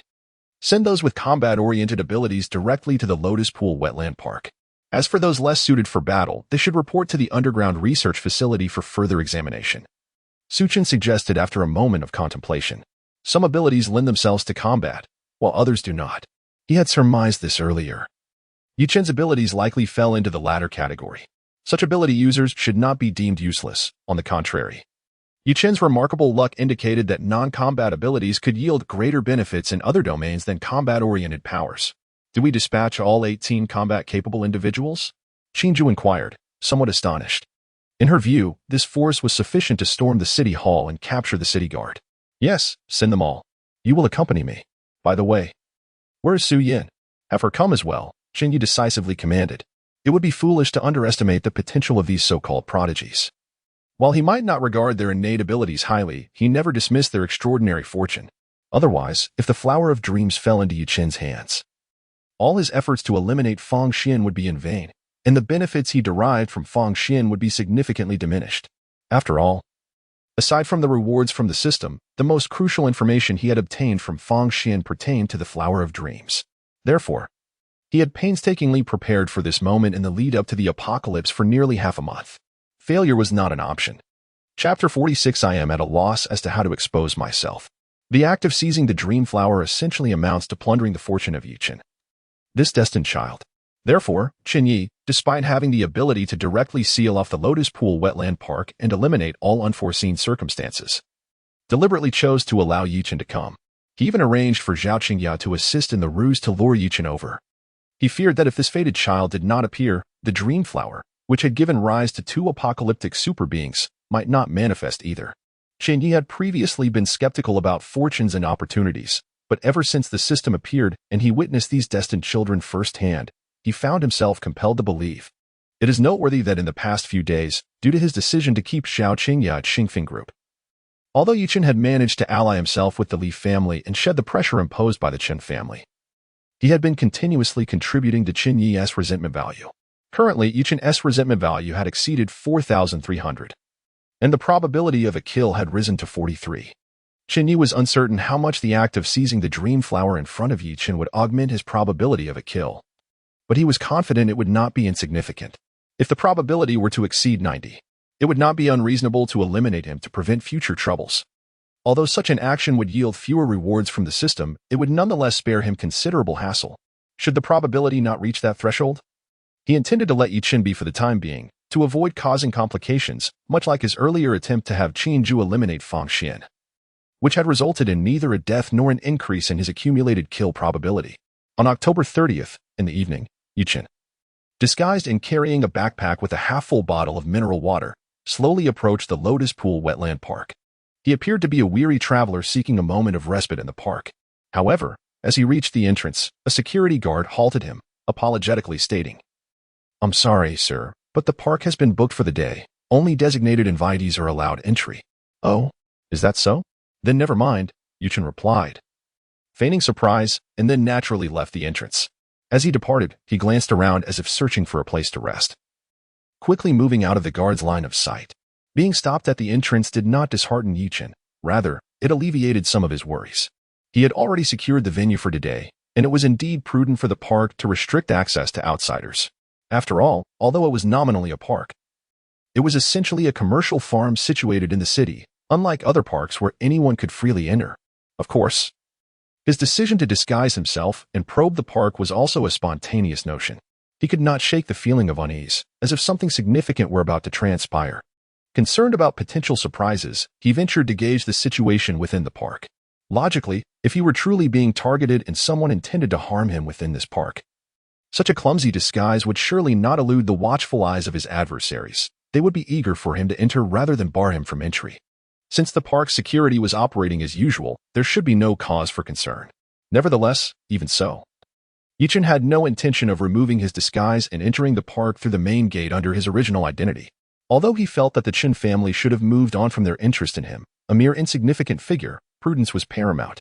Moreover, if Chen Ye were to arrive later, he would need to seize the opportunity to rescue the goddess from the clutches of danger, making it unwise to reveal his true identity. Even if, after the fact, the Chen family might discover that he was the one who had invited Chen Ye and subsequently rescued her. So what? Did they possess evidence? Were he without backing? Chen would never entertain the absurd notion that the Chen family could not act against him without proof. However, he did have support. Chen did not believe that the Chen family would risk offending the Li family over a mere woman and a small fry like him at this critical juncture. Thus, he deemed it vital to avoid leaving them with any incriminating evidence. Otherwise, should there be evidence linking him to Chen Ye's rescue, the Li family would find it difficult to justify their intervention on his behalf. After stealthily making his way to a secluded area beyond the park's walls, Chen surveyed his surroundings to ensure no one was in sight before he effortlessly scaled the nearly 3-meter-high iron fence.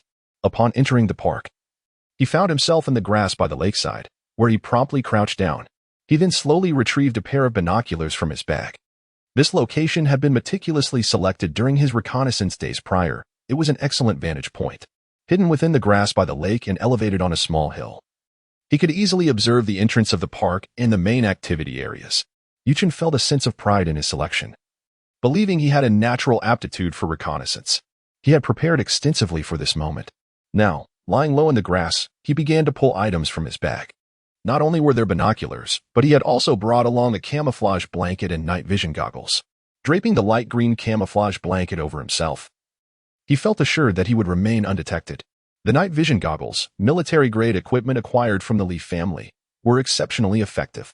He had arranged to meet Chen Ye at 7 o'clock in the evening, and at this time of year, it would already be dark, making the night vision goggles particularly useful. Everything was in place. He merely awaited the right moment. Glancing at the time, it was just past 4:30, not yet 5. Chen quietly lay in the grass, refraining from watching the entrance, instead using the binoculars to observe the primary activity areas within the park and the behavior of the park staff. After some time, he discerned no anomalies, and the tension in his chest began to ease. It seemed I was overthinking things, after all. Why would a prominent family like the Chenes expend such effort to target me? He chuckled to himself, shaking his head in self-deprecation. As the sky darkened, he still had some time before his meeting with Chen Ye, so he idly lay on the ground, counting ants. He had previously confirmed through his abilities that a significant opportunity awaited him at this location. What that opportunity entailed remained unclear. As for why he was not actively seeking it out, based on past experiences, whenever he arrived at the designated place, opportunities typically sought him out, rendering any active search unnecessary. After lying there for a while, feeling somewhat bored, Chen considered finding something to occupy himself with. However, it had grown dark, and he feared that using his phone might attract unwanted attention. In a moment of boredom, he decided to take out the night vision goggles. He had tested them prior to his arrival, but since he had the time, it seemed prudent to check them once more. With that thought, he placed the night vision goggles over his eyes. Yet the next moment, he found himself stunned. What on earth? Is this thing broken? These night vision goggles possess thermal imaging capabilities, allowing them to capture heat radiation at night and display it visually.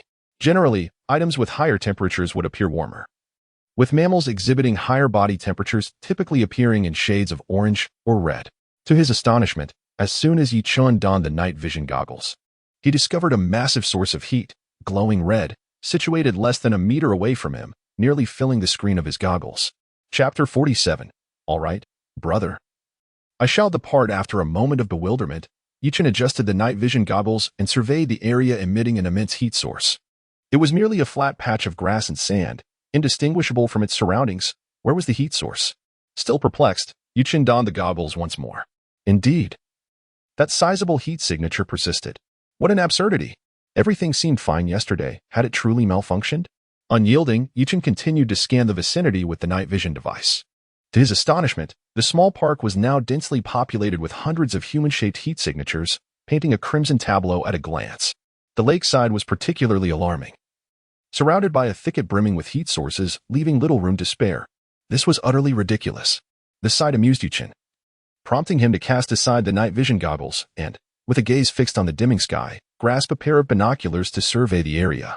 The locations that had exhibited heat signatures through the night vision goggles revealed no such anomalies. There was not a single hair in sight. What kind of shoddy military-grade equipment was this? It had barely lasted a day. Was this not a clear case of counterfeit goods?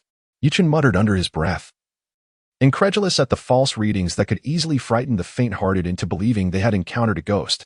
As he extended his hand toward the area that had previously displayed a heat source, the ground, seemingly ordinary, suddenly shifted. Before Chen could react, a dark, ominous tube emerged from the mound of dirt. Get lost if you don't want to die. A deep voice resonated from beneath the earth. Chen's hand froze mid-air, trapped in indecision. After a moment of stunned silence, he managed to muster a strained smile. I apologize for the intrusion. With that, he hastily scrambled to the side, remembering to retrieve the night vision goggles he had discarded.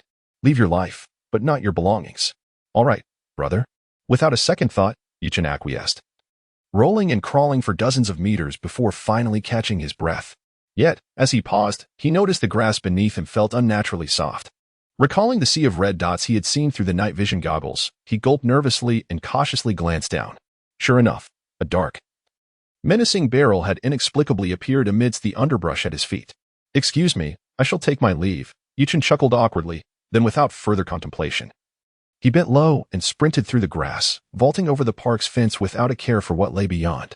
It was then that he realized the gravity of the situation. However, he did not believe these events were directed at him. After all, he had managed to escape after stumbling upon the ambushers. Evidently, these individuals had ulterior motives and did not intend to reveal themselves at that moment, allowing him to flee. Otherwise, given the chaos of his earlier flight, he might have inadvertently trampled over countless hidden figures. 10 lives would not suffice to cover his demise. Why were so many armed individuals lurking here? Gasping for breath, Chen pondered the implications. Soon, he recalled the dazzling golden light that accompanied his abilities prompts. Could they be here to seize an opportunity? The thought startled him. If his suspicion was correct, it meant that the potential fortune in this park was not solely his discovery. Others were also aware, indicating that this was not an exclusive chance meant for him alone. Having possessed his abilities for some time, Chen had come to understand their mechanics. While luck often favored him in various encounters, such fortune did not simply manifest without effort. The fortune associated with his abilities generally fell into 2 categories. One was akin to the serendipitous moment when he saved the old man from the Leaf family, a situation where only he could intervene, an unearned stroke of luck. The other pertained to tangible items, as when he scoured the antique market for valuable artifacts, frequently facing competition from seasoned collectors. Yet, through his abilities, he discerned which items were truly valuable, enabling him to secure them without hesitation. Nevertheless, some items were not easily obtained, often priced exorbitantly. He had encountered situations where a vendor stubbornly refused to sell a treasure for less than 200,000, a sum that had once seemed astronomical to him. An elderly gentleman nearby had been willing to pay 100,000, and Chen had nearly let the opportunity slip away. Ultimately, he had to piece together funds to meet the vendor's asking price, claiming the coveted item while the old man watched in regret. It was evident that had he not fought for that treasure, it would likely have been sold to the elderly collector. The vendor himself was unaware of the item's true worth, which explained the low price. Thus, it became clear that opportunities tied to tangible items required his active pursuit that would not simply present themselves to him. What to do? Realizing that the potential fortune in the park might be snatched away, Chen felt a surge of urgency. After careful contemplation, he resolved to approach the park once more, gritting his teeth in determination. The nighttime park was illuminated only at the entrance and main activity areas, while the lakeside remained shrouded in dim, scattered lights, creating an atmosphere of foreboding. It resembled a beast poised to devour any unfortunate soul that dared enter. Suddenly, the screech of brakes pierced the air. A convoy of black Rolls-Royces came to a halt near the entrance of Lianqi Wetland Park. As the vehicles ceased movement, a dozen individuals clad in sharply tailored suits emerged, exuding an aura of security. Once they confirmed the area was secure, one of them opened the door of the central vehicle. Chen Ye stepped out slowly, followed closely by Qin Zhu and Su Yan, the enigmatic beauty. From the vehicle behind, Shen Yinshi and Zhao Qingya also descended. It was evident why Zhao Qingya had accompanied them. She was intent on unsettling Yi Chen. As for Shen Yinshi's presence, it stemmed from the original timeline where the flower of dreams, symbolizing life, had been bestowed upon her. Logically, given Yi Chen and Appo's eager disposition, the flower should have been given to Zhao Qingya, yet it inexplicably ended up with Shen Yinshi. However, according to Fang Xian's memories, it was indeed Shen Yinshi who had received another blossom of the dream flower. Thus, Chen Ye surmised that the flower likely was not meant for just anyone. It probably had specific requirements for its user, prompting him to bring her along to avoid squandering such a precious gift. Chapter 48. The Tentacles of the Merchant Alliance Strike. What is the current situation with Yi Chen? Chen Ye inquired, gazing distantly at the park. Our personnel observed that over an hour ago, Yi Chen entered the park. But after nearly an hour, he emerged in a state of great agitation. We suspect he must have encountered someone inside, Qin Zhu promptly responded. Huh? Chen Ye scoffed coldly. Have we identified these individuals? Who sent them? We are still investigating. We have some leads and should have results soon, Qin Zhu answered without hesitation. Upon hearing this, Chen Ye chose not to press further, his gaze lingering on the park in the distance. His eyes deep with contemplation, a pack of filthy rats from the sewers daring to incite chaos? Indeed. The individuals Yi Chen encountered in the park were not from the Chen family, but rather a group of unidentified outsiders who had gradually congregated there over the past 2 days. Initially, the guards, stationed by Chen Ye to wait for Yi Chen to walk into their trap, stumbled upon one of these outsiders this morning. The guards did not act immediately but reported directly to the higher-ups. At that time, Chen Ye was still processing fragmented memories in Qinzhou. Understanding the significance of the situation regarding Chen Ye and Appo's strategies, opted not to alarm anyone, instead dispatching personnel to covertly investigate the park's circumstances. After a thorough inspection, it was confirmed that dozens of outsiders were lurking within the park, with their exact numbers being unquantifiable. Consequently, she utilized her authority to mobilize a battalion-level force to discreetly control the area surrounding the park. In her assessment, regardless of the origins of these shadowy figures, a battalion and Appo's strength would be more than sufficient to crush them in Tianhai City. This was also the reason she assured Chen Ye earlier in the day that everything was under control and there was no need for concern. However, not long ago, she received reports that the station battalion soldiers had discovered a significant number of suspicious individuals. This indicated that the Lianqi Wetland Park was not only infiltrated internally by numerous unidentified armed personnel, but also surrounded by an unknown multitude outside. Faced with such a scenario, the former Chen Ye would likely have refrained from visiting the park at this time, as the situation was exceedingly strange. According to intelligence from the Chun family's information department, apart from his own family and the official forces, no organization of this scale should exist in Tianhai. Every move of the official entities was monitored by the Chen family, making it implausible for such a large number of individuals to be dispatched without his knowledge. It was as if a group of individuals had emerged out of thin air. Even more perplexing was the fact that these individuals had specifically congregated in Lianqi Wetland Park. Upon receiving this news, Chen Ye was initially taken aback. However, he quickly recalled another piece of information gleaned from the fragments of memories of a past life, the Merchant Alliance, an organization that could contend with him and the remnants of the official forces in the impending apocalypse, yet currently remained obscure. The memory fragments did not specify when this organization was established, but mentioned its sudden ascent, catching nearly everyone off guard before their emergence. Hence, if it were indeed the Merchant Alliance, it was entirely plausible that the Chun family remained unaware of these individuals' backgrounds. In this era, the collective power of affluent capitalists banding together is formidable. Even the Chun family would find it challenging to uncover the existence of such an organization without deliberate investigation. Therefore, upon learning of the situation, Chen Ye's immediate thought was the Merchant Alliance, a force that had yet to reveal its true nature. Consequently, in the afternoon, he initiated investigations into prominent merchants across Tianhai. As expected, clues soon emerged. it became evident that the Merchant Alliance was not operating under a veil of complete secrecy. Their rise was merely a product of prior neglect from observers. However, the information uncovered caused Chen Ye to furrow his brow. The first critical piece of information regarding the Merchant Alliance revealed that there were members within the Xingfeng group. Furthermore, their positions were significantly high, second only to Chen Ming, the public figurehead of the Xingfeng group. Through this lead, the Chen family quickly deduced why the Merchant Alliance had dispatched so many individuals to Lianqi Wetland Park. Ironically, even they were unaware of the rationale behind their own mobilization. They had merely learned from a spy within the Xingfeng group about Chen Ye's arrangements and his stance regarding the modest park, speculating that something of great importance might surface there, possibly a treasure altered by the virus. The virus had been present for quite some time, and research into it was not exclusive to the Chen family. Countless entities worldwide were investing heavily in this endeavor. Many powerful factions understood that the virus could not only transform individuals into monsters or awaken latent abilities, but could also endow certain objects with extraordinary powers. The existence of treasures born from the virus was no longer a secret. Clearly, the members of the Merchant Alliance had conducted thorough research on Chen Ye's character. Recognizing his measured approach, if not for the emergence of something significant, Chen Ye would never mobilize such extensive resources merely to deal with a minor character like Yi Chen. Thus, they sought to insert themselves into the equation, resulting in the current predicament. Of course, this was merely the Chen family's conjecture based on available information. The true motivation behind the Merchant Alliance's grand mobilization remained unclear to Chen Ye. Perhaps these individuals had obtained some critical intelligence.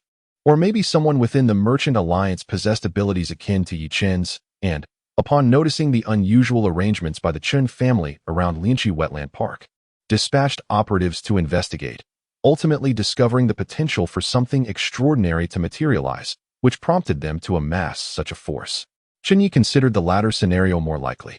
After all, in this era, bizarre abilities could manifest in myriad forms.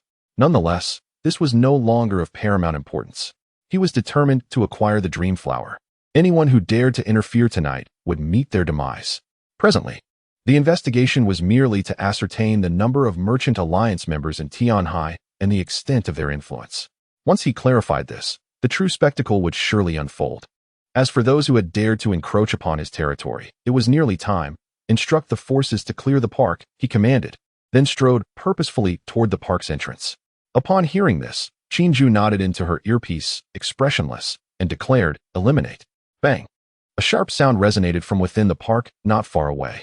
Flames tore through the inky blackness of the night, shattering the tranquility of this vast city and the final veil before the impending apocalypse. Accompanying this was the crisp sound of gunfire, intermingled with cries of anguish and terror that startled countless onlookers nearby. Vehicles on the road and leisurely pedestrians turned their heads, caught off guard. In a nation that had enjoyed peace for decades, people were momentarily bewildered by such a display of firepower. Many did not immediately comprehend what had transpired. However, the unfolding chaos would not cease due to their astonishment. Before the surrounding populace could react, several large, seemingly idle warehouses nearby erupted with the roar of engines. Tanks, their barrels gleaming, burst through the doors, followed closely by dozens of the latest infantry fighting vehicles. As these tanks emerged, they immediately raised their cannons, targeting the direction of the park. The infantry fighting vehicles surged forth with reckless speed, crashing through everything in their path. Accompanying these formidable weapons were dozens of camouflaged armed helicopters soaring through the sky. At this very moment, one of the most powerful families in Xia, the Chen family, finally shed all pretense as the apocalypse loomed, revealing their true predatory nature in the largest city of Xia. Chapter 489. Yi Chen, what on earth are these people doing? Have they lost their minds? Have I violated some divine law? On the outskirts of Lianqi Wetland Park, Yi Chen, undeterred, returned once more, but dared not venture into the park's interior. He stood before a vast bomb crater and the mangled remnants of a fence, utterly dumbfounded. Never in his wildest dreams did he imagine that he would infiltrate a park located on the outskirts of Tianhai City, only to narrowly escape death by artillery fire. This was absurd beyond belief. In broad daylight, a fierce gunfight erupted in Tianhai City, employing even heavy weaponry like tanks. Where were the laws of the land? Amidst the chaos, he began to grasp the meaning behind the crimson glimmer he had perceived within his extraordinary abilities. Indeed, it was a forewarning of impending bloodshed. He had unwittingly stumbled into a real-life battleground akin to a survival game. However, Chen ascent to becoming the chosen one was not solely due to luck. He was far superior to Feng Xian, who merely followed a mundane routine after his rebirth. Initially, upon discovering the multitude of individuals concealed within the park, he felt a pang of hesitation, doubting that this fortuitous opportunity was meant for him. Yet, with the sudden emergence of another faction embroiled in conflict, Chen found himself on the front lines of the battle, his mind now racing with possibilities. This was a city. Even the suburbs were among the largest urban areas in the world, boasting a population density surpassing 99 of regions globally. The clash between the two factions would inevitably affect innocent bystanders. The scene would not be a mere skirmish, but rather a tumult of chaos. In this disarray, Chen caught a whiff of opportunity. Surveying the war-torn park, he hesitated only for a moment before resolutely re-entering through a breach in the wall created by the explosion. Shortly after, he heard a muffled sound nearby. Parting the underbrush, he discovered a gun barrel protruding from beneath a tree. To be candid, had the gun's muzzle not still been smoking, he would never have guessed that a person lay concealed there. Yet, having made the discovery, Chen steeled himself. Producing a half-foot-long dagger from his pocket, and stealthily approached the sniper lurking behind the tree. As an extraordinary individual, he had not undergone formal training, but could adeptly control his muscles. Moving silently was a trivial task for him.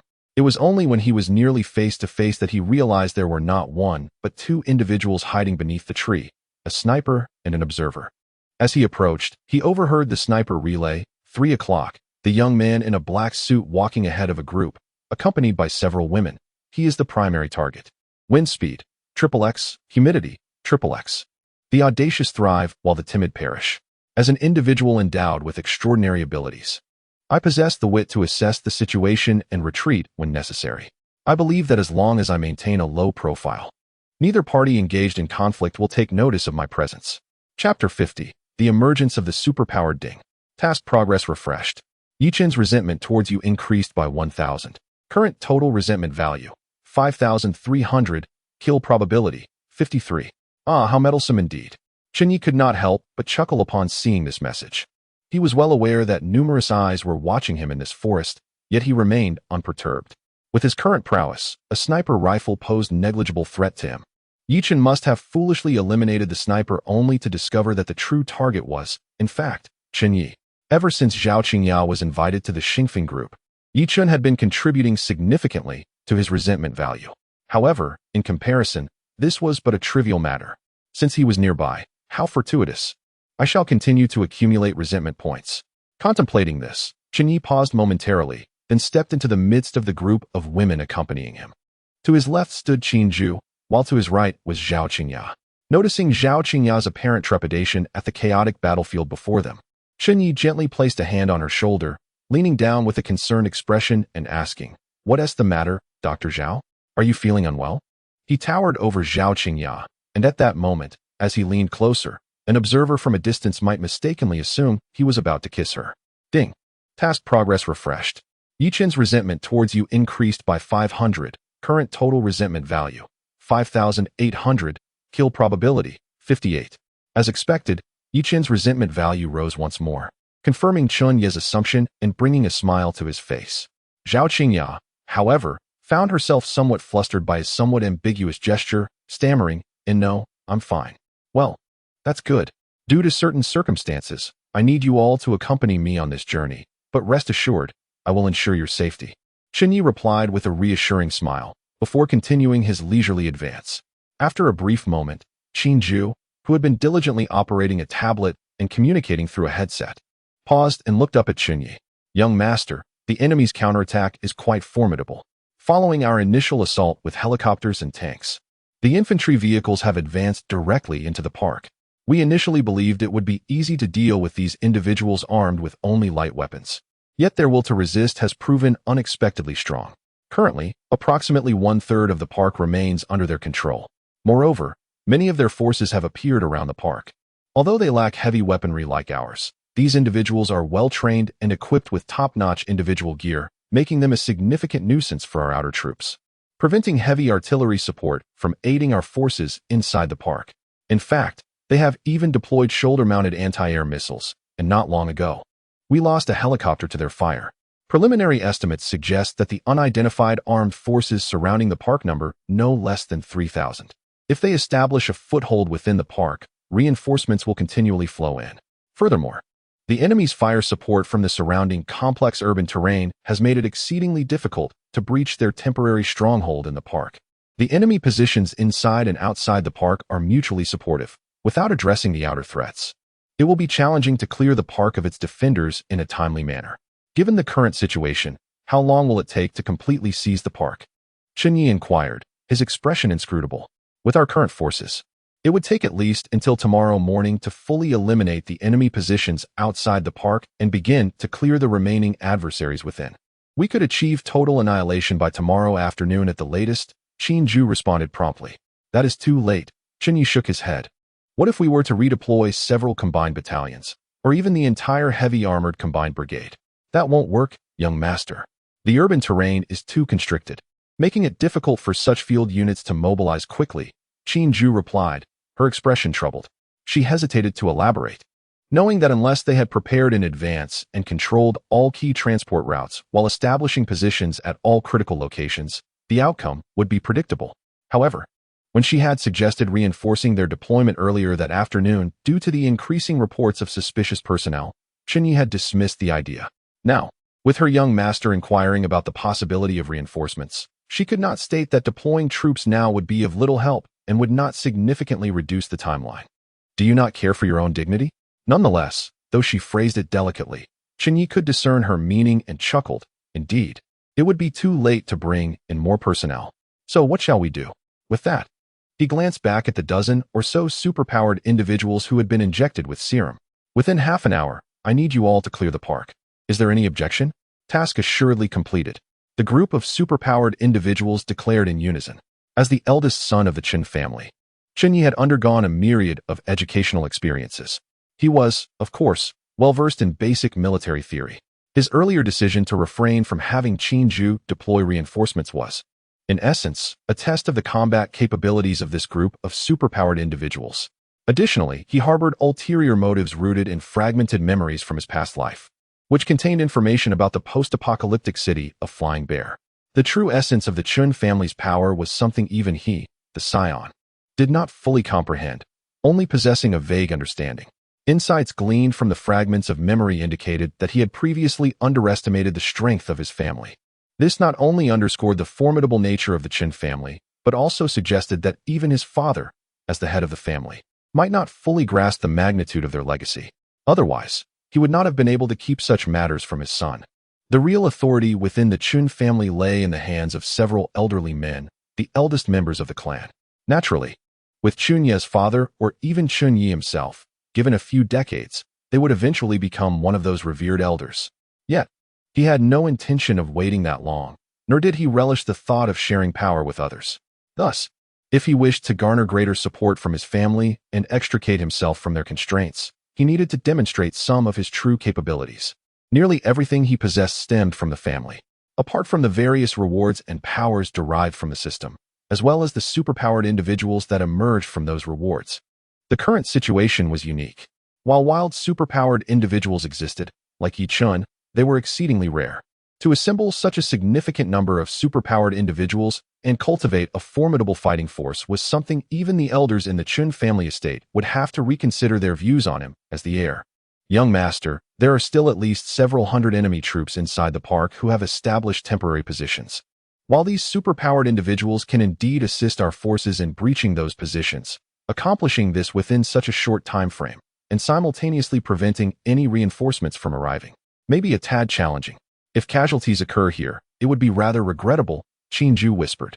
If one fears casualties, then what is the point of waging war? Chen Ye shook his head, casually resting his hand on Su Yan's shoulder and lightly brushing his fingers over her collarbone. Besides, who says we only have superpowered individuals? There is also her, is there not? What do you say, Su Yan? Indeed. Do remember to distinguish the attire clearly later. Do not mistakenly harm your own. The scent of blood that permeated the battlefield had long since awakened Su Yan's primal instincts, prompting her to roll her eyes at his words. I am not a fool. Spare me the chatter. You are the one who instructed me to kill. She retorted. Those clad in enemy garb are fair game, correct? Precisely, go forth. "There will be a reward upon your return," Chen Ye replied, giving her a playful pat on the rear. However, ever since Su Yin had tasted his blood, she had grown indifferent to his occasional impudent gestures. At his command, she surged forth like a wild stallion, vanishing from sight in an instant, leaving behind only a flickering silhouette adorned in dark violet hues, embodying a thirst for blood. Chapter 51. What is confidence? What is the situation over there? A deep voice inquired softly in the brightly lit conference room. "It's not looking good, Alliance leader. The mercenaries we recruited are on the verge of collapse.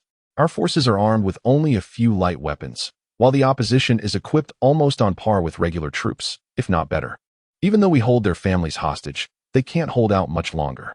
They could have lasted a few more hours. But now the Chen family has unleashed a horde of monsters, each one agile, professionally trained, and endowed with unique abilities. With their assistance, the Chen family's forces are advancing rapidly. In mere minutes, we will have to retreat from Lianqi Wetland Park." The urgent report disrupted the tranquility of the conference room, prompting a flurry of discussions among the attendees.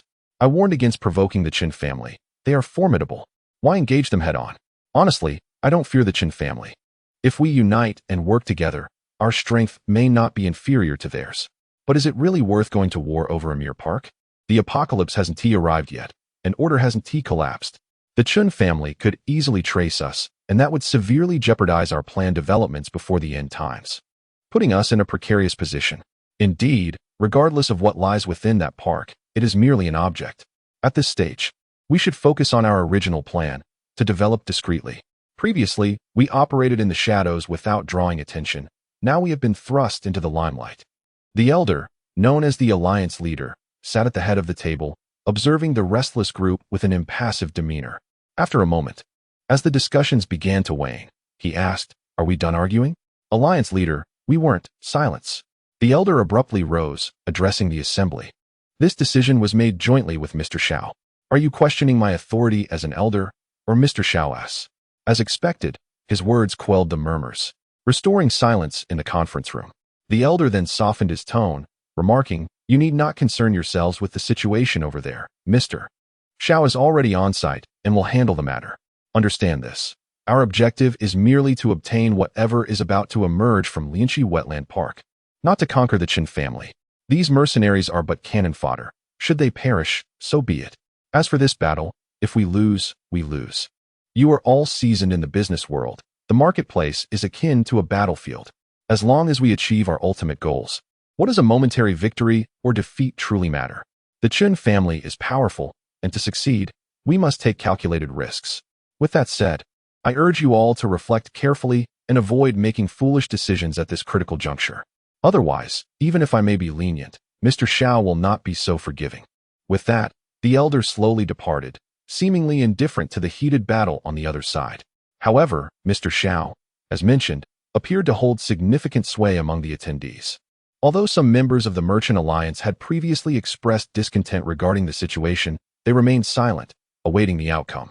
Meanwhile, at Lianqi Wetland Park, the battle escalated as Chen Ye deployed a dozen supernatural beings to the fray. Despite having recently acquired their abilities, these individuals possessed terrifying strengths that could easily tear apart ferocious beasts, and their speed was beyond the capacity of ordinary humans to react. Upon entering the battlefield, they charged into a corner of the park occupied by the mercenaries hired by the Merchant Alliance, swiftly eliminating dozens of hired soldiers who were attempting to counterattack against the Chen family forces. This immediate victory disrupted the mercenaries' formation, prompting them to dispatch another small team to reclaim the lost ground. Yet, under the precise firepower of the elite troops from the Chen family, their efforts proved futile. Within minutes, the supernatural beings secured a stronghold without suffering any casualties, further compressing the already limited positions of the mercenaries within the park. And this was merely the beginning. In the face of ordinary humans, these supernatural beings exhibited an almost invincible power, particularly in the confined urban warfare where heavy weaponry was impractical. This was especially true with the presence of Su Yin, a formidable entity among them. While other supernatural beings might need to avoid direct fire from heavy machine guns, Su Yin faced no such necessity. The faint purple glow surrounding her acted as a protective shield, rendering bullets nearly ineffective against her. Her speed was so extraordinary that it breached the sound barrier, leaving little opportunity for the enemy to retaliate. Once she closed in, The mercenaries dispatched by the Merchant Alliance would soon learn the true meaning of a demoness descent. If they lack any countermeasures, within 10 minutes, we can drive them all out of the park. Subsequently, we merely need to fortify positions around the park, and they will never regain entry, Chen Ye observed, surveying the battlefield.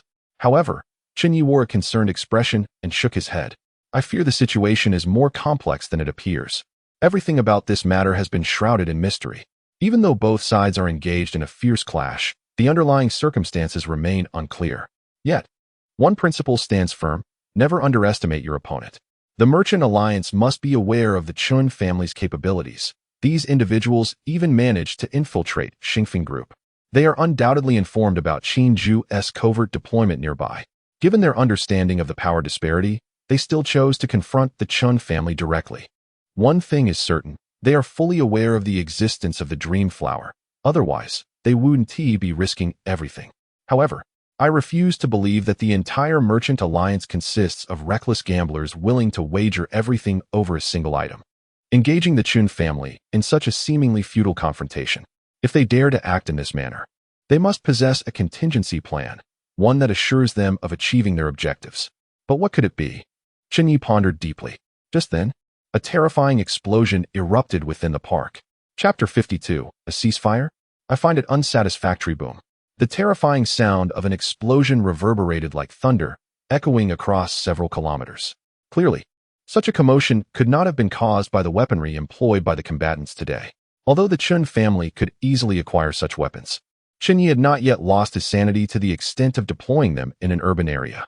Moreover, the disturbance he sensed seemed not to originate from any conventional weapon. Rather, it bore a resemblance to the sound of actual thunder. Furrowing his brow, Chen Ye turned to Qin Zhu, who appeared equally perplexed, and inquired, "Can your lightning ability produce such a sound?" Qin Zhu shook her head. "It can indeed. But using that technique would deplete my physical and mental stamina entirely, rendering me incapable of further combat. That noise, it must have been something else. At this stage, there shouldn't be any abilities of that nature. Shouldn't there be?" Chen Ye pondered his own capabilities and those of the fated ones, shaking his head. "Not necessarily. Let us refrain from idle chatter and inquire with those ahead about what transpired." Understood. Qin Zhu promptly activated her earpiece, her inquiries rapid. Soon, her expression grew grave as she returned to Chen Ye's side. "Young master, the recent disturbance was indeed caused by an ability user. A young man clad in black suddenly appeared at the Commercial Alliance's position, and he attacked using a power akin to lightning when our ability users approached. So there were hidden cards at play." Chen Ye shook his head in response. "What are the casualty figures?" The intensity of their ability was formidable. The two ability users at the forefront have already been confirmed as casualties, and several more are severely injured. Furthermore, Miss Su Yin was within the attack range and at the epicenter of the lightning strike. Although she was propelled far away, she seems uninjured and is currently confronting that young man. The battlefield has descended into a near ceasefire due to his sudden arrival. Su Yin is facing him, yet she hasn't directly attacked? Chen Ye expressed surprise, though his countenance was solemn. After their recent encounters, he was acutely aware of Su Yan's temperament. Now was a time when bloodlust ran high.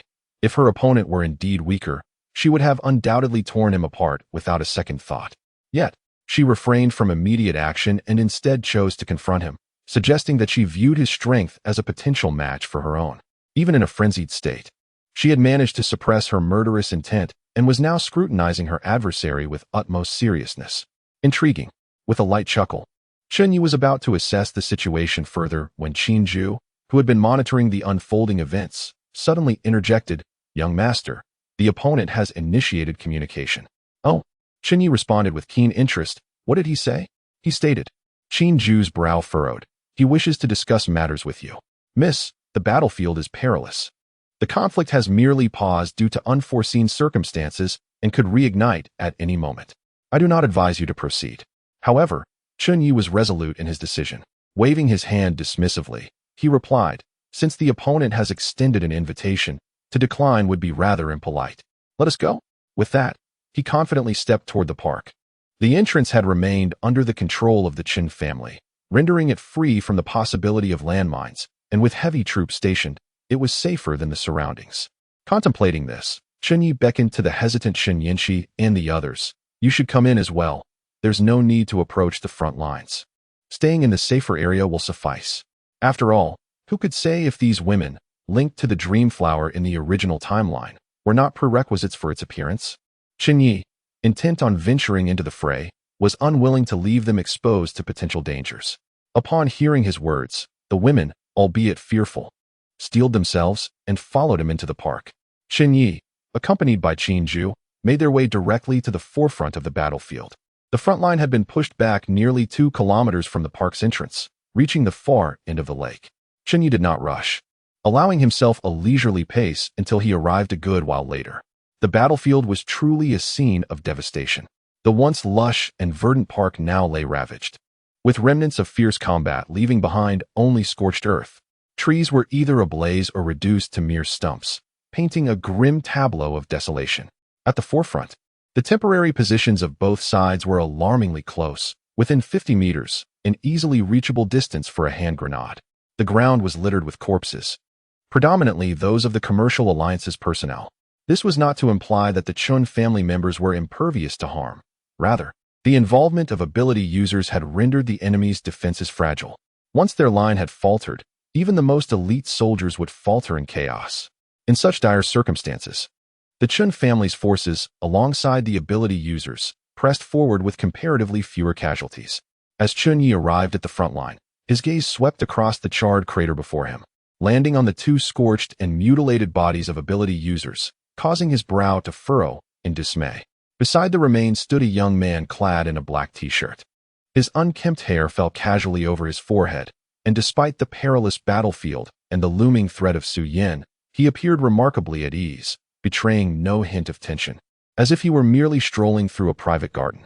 Chen Ye stepped out of his position, casting a glance at him, yet chose to remain silent.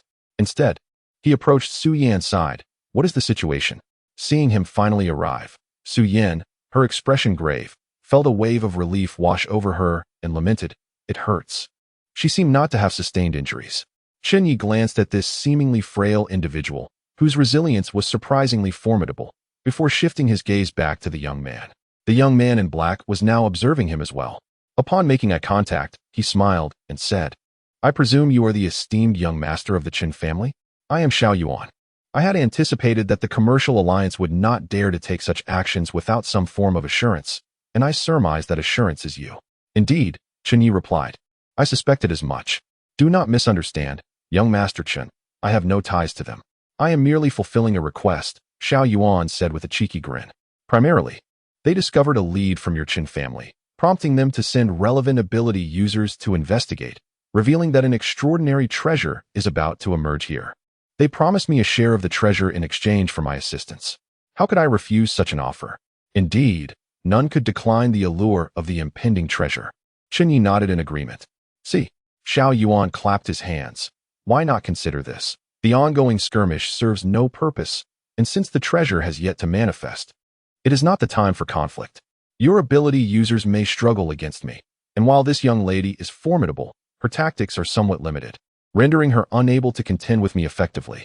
Hence, I propose a temporary ceasefire. Once the treasure appears, we shall rely on our own abilities, and whoever claims it first shall keep it. What say you?" A gentle smile, reminiscent of a spring breeze, graced Chen Ye's lips as he replied, "I find it unsatisfactory." Chapter 53. Each reveals their talent. A child of destiny has been detected nearby. The mission has been refreshed. Mission: eliminate the child of destiny. Xiao Yuan. Please note, the child of destiny possesses an exceptionally high fortune, making a hasty kill difficult. It is necessary to accumulate a certain amount of resentment points to diminish their fortune before a successful kill can be achieved. Current resentment points for the child of destiny. Xiao Yuan. 0. Probability of successful kill. 0. Upon reading the unexpected system notification, Chen Yi realized that today's events were unlikely to conclude favorably. Xiao Yuan. A child of destiny whose strength was not inferior to Su Yan's, and who was backed by the formidable Merchant Alliance. This was in stark contrast to the narratives of minor figures like Fang Xian and Yi Chun who had risen against the odds. He would prove to be the most formidable opponent Chen Yi had encountered since acquiring the system. Not so impressive, huh? So, are you suggesting we engage in combat now? Xiao Yuan chuckled. But unfortunately, had you wished to fight a few minutes ago, I might have been somewhat concerned. After all, we are in Tianhai. And beneath this vast city lies an unknown number of ambitious individuals. I fear that should we escalate things too far, I might inadvertently allow others to seize the opportunity. I have no desire to engage in a full-scale conflict with you. However, given the distance between us, do you truly believe that whether we fight or not is entirely in your hands? If I can capture you, the esteemed young master of the Chen family, not only will there be no need for a fight, but the Chen family members present will likely rush to assist me in acquiring that treasure to redeem their young master. Would you not agree?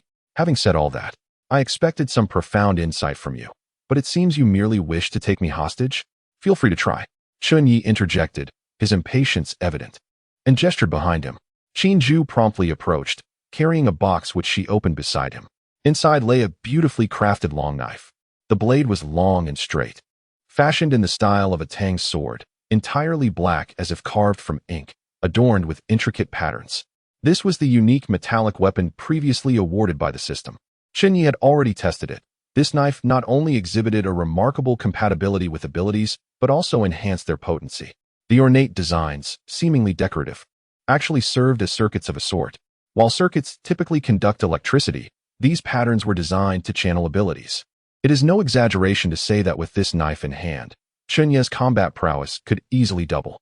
He had previously sent the knife to an underground laboratory for research after testing it. Anticipating a potential battle, he had brought it with him this time. Xiao Yuan's gaze lingered on the weapon for a moment before he remarked, "Truly impressive, Chen family. Your foundation is profound, possessing even such treasures as this. This knife appears quite remarkable, but I wonder if the esteemed young master would part with it?" Xiantai? Chen Ye's expression tightened. From the system's description, he understood that the material used to forge this knife was a mutated metal, eroded by a virus, making it the finest material for crafting weapons for those with abilities. As for Xiantai, he had not heard of it. The system typically explained these items according to post-apocalyptic standards, meaning this metal would likely be referred to as unique metal in the aftermath. This aligned with the naming conventions of researchers in Xia, being concise and clear, indicating the type of metal at a glance. While Xiantai sounded appealing, it had a fantastical ring to it, leaving one somewhat bewildered, which was unlike the naming style of scientific personnel. The system had previously mentioned that this discovery was made by Xia's researchers while studying the effects of the virus on minerals in the post-apocalypse. Therefore, one could likely dismiss the notion that Xiao Yuan, like Feng Xian, was a reincarnated individual. As Chen Ye pondered Xiao Yuan's origins, he clearly had no intention of responding to the provocation. Slowly drawing the Tang knife, he handed the sheath to Chen Ju and instructed her to step back. He then caressed the blade, smiling as he said, "This knife has yet to taste blood. Your head seems suitable for its first offering, especially since you have harmed my people. Thus, come forth and meet your demise." Ding. The mission progress has refreshed. Congratulations, you have gained 200 resentment points from Xiao Yuan. Current resentment points, 200. Probability of successful kill, 2. Xiao Yuan's expression visibly darkened. Very well, let us see what a pampered noble such as yourself is truly capable of. 6 Ding. 6 Jia celestial soldiers. In the next moment, he scattered a handful of golden beans, which swelled in the wind, rapidly transforming into imposing warriors clad in golden armor, brandishing long blades with fierce demeanor. What kind of bizarre ability is this? Su Yan exclaimed, her eyes wide. This is likely not an ability. Chen Yi shook his head, then patted her on the back of the head. You can handle these toys. These so-called 6 Ding. 6 Jia celestial soldiers appeared to possess strength comparable to ordinary ability users. Xiao Yuan likely did not believe he could defeat Chen Yi with them, but intended to use them merely to delay Su Yan and the other ability users from the Chen family. They are not living beings. Su Yan shook her head, showing little interest. You deal with them. I will break that brat's limbs and bring him here to drain him daily for you. Chen Yi chuckled. Su Yan's eyes lit up at this, and, without further ado, she shattered the sound barrier, dashing into the midst of the golden-armored warriors. Though the golden warriors looked intimidating, they crumbled like paper before Su Yan's immense strength. She could destroy one with a single punch. Strangely, however, the shattered golden warriors quickly reformed, picking up their blades once again to join the fray. They were indeed a group of indestructible monsters. Quite impressive, Chen Yi observed without surprise. If they had merely been ordinary ability users, Xiao Yuan would not have attempted to use them to stall Su Yan. Now, it's just the two of us, young Master Chen. I await my demise. Xiao Yuan floated slowly, his right hand shaking as a yellow talisman appeared at his fingertip. One of the talismans ignited spontaneously, and a massive fire dragon materialized behind Xiao Yuan. Fire dragon spell, command, roar. The colossal fire dragon, measuring over 10 meters in length, unleashed a torrent of flames. Surging with intense heat, hurtling towards Chen Ye. Interesting, Chen Ye chuckled softly, conjuring a gigantic fireball in his hand. In the next moment, he crushed the fireball effortlessly, and bright yellow flames cascaded down his arm, enveloping him entirely. The weapon in his hand ignited as well, radiating a fierce crimson glow. Boom! With the earth trembling beneath him, Chen Ye propelled himself skyward, confronting the fire dragon head-on.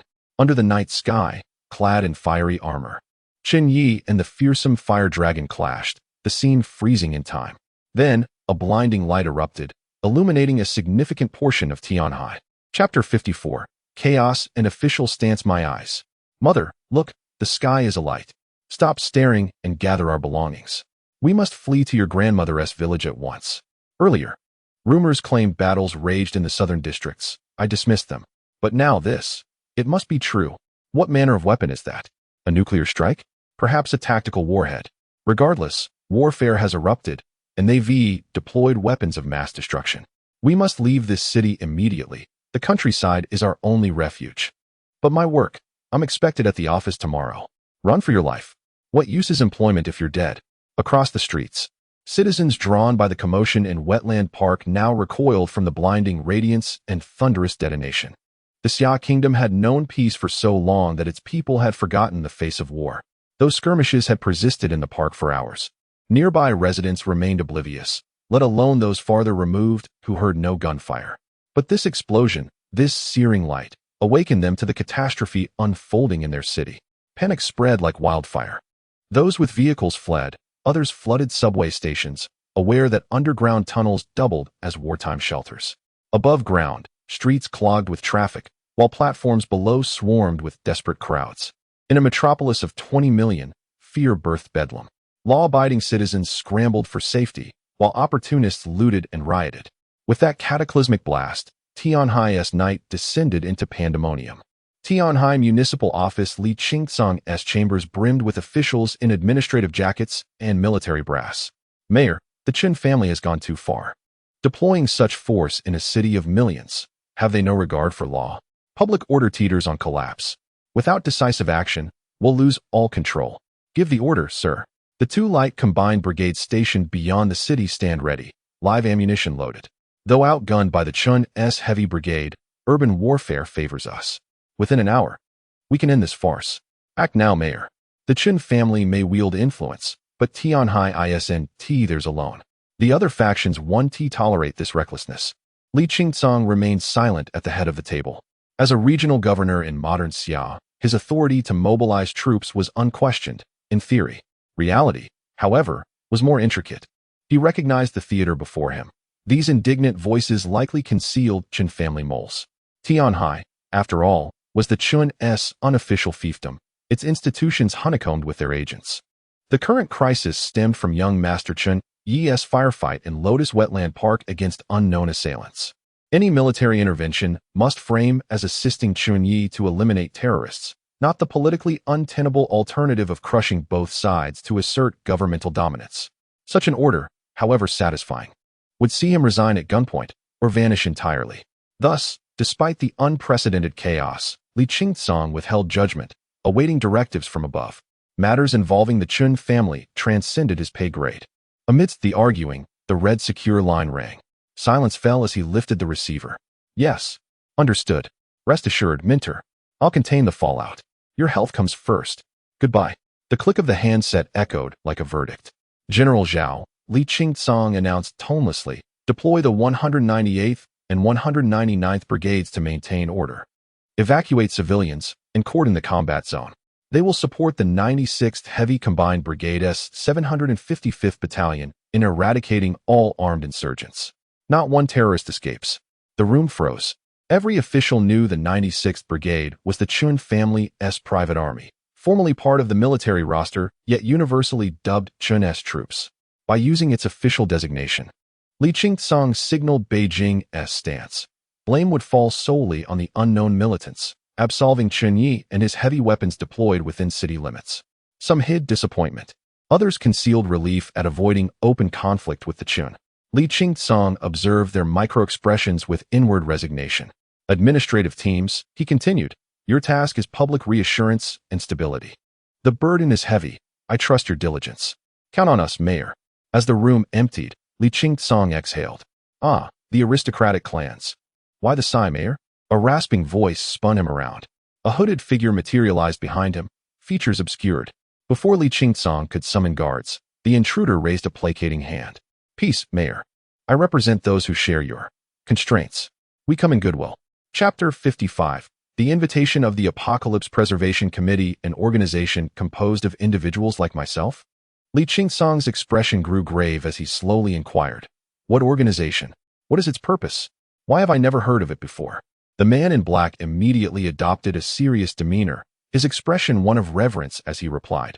We are an assembly of enlightened individuals who harbor aspirations for the world, dedicated to the nation and its people, yet suppressed by these ancient aristocratic clans, unable to fully showcase our capabilities. From the day of our inception, the mission of our organization has been to rescue the masses from peril, to sweep these long-standing families that have thrived on the world stage for millennia into the annals of history, and to illuminate the world with the true essence of freedom and equality. Our immediate objective is to restore order amidst the impending apocalypse, to save the ordinary people who are struggling to survive, and to restore clarity to the world. Thus, our organization is called the Apocalypse Preservation Committee. Mr. Li, your current position holds significant strategic importance for our committee. Therefore, I, the Director of the Extraordinary Abilities Division, on behalf of our Supreme Chairman, extend to you our most sincere invitation, hoping you will join us. With that, the man in black produced a pure gold medal from his pocket. The medal bore an inscription that boldly read, Vice Chairman of the Apocalypse Preservation Committee, Supreme Executive of Tianhai District, Li Qingcong. Li Qingcong was taken aback, surprised that the organization had even prepared his title and representative insignia. After a brief pause, he couldn't help but chuckle. Are you so certain that I will agree to join? Indeed. The man in black replied with a smile. After all, we share the same aspirations. And now is the perfect moment for action, as you surely understand. The shared goal he referred to was, of course, the overthrow of the 4 millennia-old families led by the Chun, Bai, Mu, and Ji clans, along with the countless other families beneath them. Whether this goal was truly for the nation and its people, or merely a coalition formed out of necessity due to these families monopolizing resources, leaving little room for others to rise, remained uncertain. Nevertheless, such details were inconsequential. Having a grand and noble slogan sufficed. After a moment of silence, Li Qingcong finally smiled and accepted the medal, stating, as the director mentioned, I indeed share the same goals as your esteemed organization. Grateful for the chairman's regard, I shall certainly contribute my modest efforts to ensure a brighter world for all. At this, the enigmatic figure finally shed his disguise, revealing a pale young man with a satisfied smile, who then clasped his hands in greeting. Director of the Extraordinary Abilities Division, Wu Lin, at your service, Chairman Li. In the Lianqi Wetland Park, the clash of extraordinary powers continued unabated. Chen Ye, engrossed in the tumultuous undercurrents of Tianhai City, was oblivious to the unfolding events. After cleaving through the ferocious fire dragon with a single strike, perhaps his royal flame was superior to that of the dragon, or his strength exceeded that of the beast. In any case, he emerged unscathed, not even a crease in his attire. Meanwhile, not far above him, Xiao Yuan wore a look of astonishment. From Chen Ye's previous actions and the intelligence gathered by the Merchant Alliance's undercover operatives within the Xingfeng Group, he deduced that this young master of the Chen family was likely an extraordinary being. However, he had not anticipated that Chen Ye's powers had reached such heights. To cleave through the dragon talisman he had painstakingly crafted with abundant resources was a testament to Chen Ye's formidable might, making him the strongest extraordinary being Xiao Yuan had encountered since arriving in this world. Previously, he had held a disdainful view of those who relied solely on their physical instincts to wield their powers, considering such methods crude and inferior to the celestial arts he had practiced in his former life. Until today, nearly all extraordinary beings he had encountered were no match for him, reinforcing his belief. After all, he had only been in this world for a brief period, with serious cultivation commencing just a week or two ago. Yet, He had already proven capable of overpowering the majority of extraordinary beings. Such a performance could only be described as the celestial arts utterly eclipsing those who relied on instinct. However, the current Chen Ye had withstood one of Xiao Yuan's strongest cards, the Fire Dragon Talisman, without so much as a scratch. This compelled him to re-evaluate the entire community of extraordinary beings, as well as Chen Ye himself. Coincidentally, Chen Ye turned his gaze towards Xiao Yuan. Their eyes met, and Chen Ye grinned. If you lack any other tricks up your sleeve, it seems you are destined to perish here today. Come and try. Xiao Yuan retorted with a cold snort.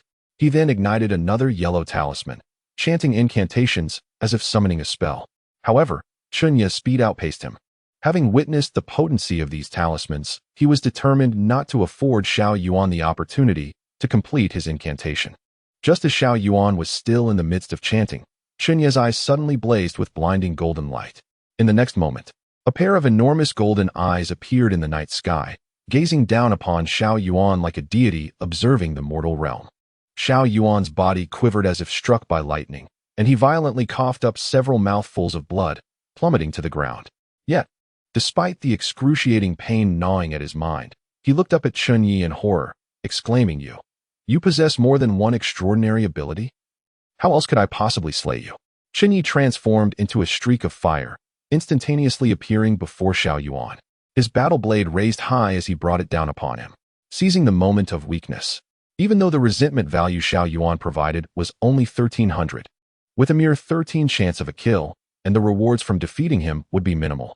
Chen Ye had no intention of waiting to accumulate a higher probability before striking against such an opponent who exceeded Fang Xian and Yi Chun in every aspect. Clang! The sound of metal clashing echoed. Just as Chen Ye's blade was about to sever Xiao Yuan's head, a verdant shield abruptly manifested before him. Though it appeared to be a mere veil of light, it was as impenetrable as a turtle's shell. At this moment, Xiao Yuan finally recovered from the soul-piercing mental assault and, with a swift roll, escaped from under Chen Ye's blade, rapidly distancing himself. While he had narrowly escaped death thanks to his protective talisman, the encounter with Chen Ye had left him rattled. He currently lacked any means to counter such mental attacks. And though he had survived this time through his talisman, he could not be certain of his survival next time. Chapter 56. The emergence of the dream flower, a commendable means of self-preservation, yet one cannot ascertain how many times it will suffice to save you. After a failed strike, Chen Ye remained undeterred. This was, after all, an anticipated outcome. Not just Xiao Yuan, but even Fang Xian and Yi Chun would not be so easily vanquished. These children of destiny seemed to possess an innate luck that invariably rescued them in critical moments. It was evident that Xiao Yuan likely harbored some hidden trump card, and even if he found himself at a dead end, he would probably escape by some unexpected twist of fate. Nevertheless, Chen Ye had not departed empty-handed. That slash had validated some of his hypotheses. Had he previously believed he could not eliminate a child of destiny, he would not have seen any reduction in the probability of a kill. Understanding the mechanics of the system allowed him to adeptly manage the situations where unexpected failures led to diminished kill probabilities. Similar to the unforeseen incident when he attempted to assassinate Fang Xian at the Zhou family villa, he had been confident that Qin Zhu's marksmanship would not falter at that distance. Yet, the bullet had merely passed through without inflicting any damage to vital organs or significant blood vessels. This was the luck that accompanied the children of destiny, an insurmountable force. Thus, that incident had resulted in a decrease in his kill probability. Conversely, when Chen Ye had delivered that strike against Xiao Yuan, he had already comprehended that he would not succeed in killing him. Hence, it did not count as a failure in the system's judgment, and his kill probability remained intact. Chen Ye speculated that the reduction in kill probability was a form of punishment from the system, designed to dissuade him from harboring any illusions of victory when confronting these fortunate children of destiny, even if one were to obliterate their very essence. As long as the system's kill prompt had yet to materialize, one must remain vigilant. High above in the sky, Xiao Yuan looked on with trepidation at Chen Ye, clad in fiery armor and wielding a long blade. He glanced at the golden eyes glimmering in the night sky, then slowly retrieved a palm-sized object resembling a turtle shell from his pocket. Upon closer inspection, a visibly clear knife mark marred the surface of the shell, which should have emitted a faint glow but now appeared significantly dimmed. If faced with a similar strike again, this life-preserving artifact would undoubtedly fail him. The creation of such a magical artifact in this world was undoubtedly a Herculean challenge. The various talismans adorning him required an immense amount of resources to forge. Were it not for the far-reaching influence of the Merchant Alliance, he could never have amassed such an array of consumable treasures. After all, the environment of this world was still in flux, with these resources being exceedingly scarce. Perhaps when the apocalyptic dawn fully arrived, these treasures would become more plentiful. Thus, while he possessed a considerable number of items, they were all consumables. Each use depleted his stock, and replenishing them in the short term proved arduous. Aside from these artifacts, regarding his innate strength, Xiao Yuan believed he could easily contend with an ordinary supernatural being. However, facing monsters like Chen Ye or Su Yin would result in certain demise. This was not due to the inadequacy of the cultivation techniques he had brought from another realm, but rather the brevity of his time here and the tense circumstances that led him to prioritize the crafting of these formidable consumables over immediate cultivation. His innate prowess fell short, and the consumable artifacts he relied upon were countered by Chen Ye's celestial eye ability, rendering any confrontation futile. After a moment's hesitation, Xiao Yuan suddenly took flight. "Young Master Chen, the world is vast, and our debts can be settled at a later time." He was unaware of the precise nature of the treasures soon to emerge in this place. Xiao Yuan, by nature cautious, would never dare to risk everything for an unknown prize. After all, he possessed cultivation techniques far beyond the comprehension of the inhabitants of this world, granting him an inherent edge in the path of the extraordinary. As long as he remained diligent in his cultivation, he was destined to become the most formidable entity in this realm. There was no need to engage in life or death struggles over a treasure at this moment. Chen Ye observed Xiao Yuan's departure without any intention of detaining him. It was clear that Xiao Yuan was unlike other supernatural beings. No one could predict what further abilities he possessed, and his ability to fly presented a significant challenge. If he wished to escape, there was little Chen Ye could do to hinder him. Although the mental assault of the celestial eye was formidable, it was not without its limitations. The previous exertion had already drained most of his mental and physical stamina. Should he attempt the same maneuver again, it would likely lead to severe exhaustion. The primary objective for the day was to obtain the Dream Flower, not to deal with the sudden appearance of Xiao Yuan. However, just as Xiao Yuan was retreating and the mercenaries of the Merchant Alliance prepared to withdraw, an enchanting fragrance unexpectedly permeated the entire park. The moment he inhaled the aroma, Chen Ye felt a surge of vitality, his previously expended mental energy rapidly replenishing, bringing clarity to his thoughts. Momentarily stunned, he turned to gaze at the lake behind him. Many of the soldiers and supernatural beings present shared a similar reaction, as did those lurking in the shadows with ulterior motives. Under the collective scrutiny, at the heart of the small lake in Lianqi Wetland Park, a ghostly light began to unfold. Soon, all beheld a lotus stem at the center of the ethereal glow, upon which rested a pair of budding lotus flowers, one black and the other white, emanating a gentle haze and a captivating fragrance that stirred an instinctual longing within all who beheld it. It was as if this were a miraculous elixir, promising eternal life to those who consumed it, a desire rooted in primal instinct. The Dream Flower. Chen Ye gazed intently at the budding lotuses, his expression grave. Simultaneously, the system's notification rang in his ears. Beep. Anomalous events detected near the host. A temporary mission has been triggered. Mission: acquire the Dream Flower. Mission description: the reincarnation golden lotus, a pair of blooming flowers, one representing life and the other death. Between life and death lies great terror, as well as endless cycles. The two complement one another, forming a cycle. It is said that the reincarnation golden lotus manifests at the onset of each new cycle. Furthermore, those who obtain the golden lotus in the aftermath of the apocalypse are bestowed with incredible powers, rendering them invincible and omnipotent. Thus, it is referred to as the Dream Flower by the survivors of the apocalypse. Securing the Dream Flower may alter one's fate, allowing the host to confront the children of destiny with fewer reservations, a matter of great significance.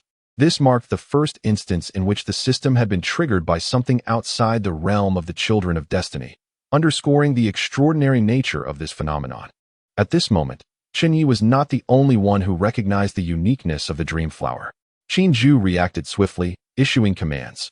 All personnel, heed my orders. Secure the perimeter of the park. No one is permitted near the lake.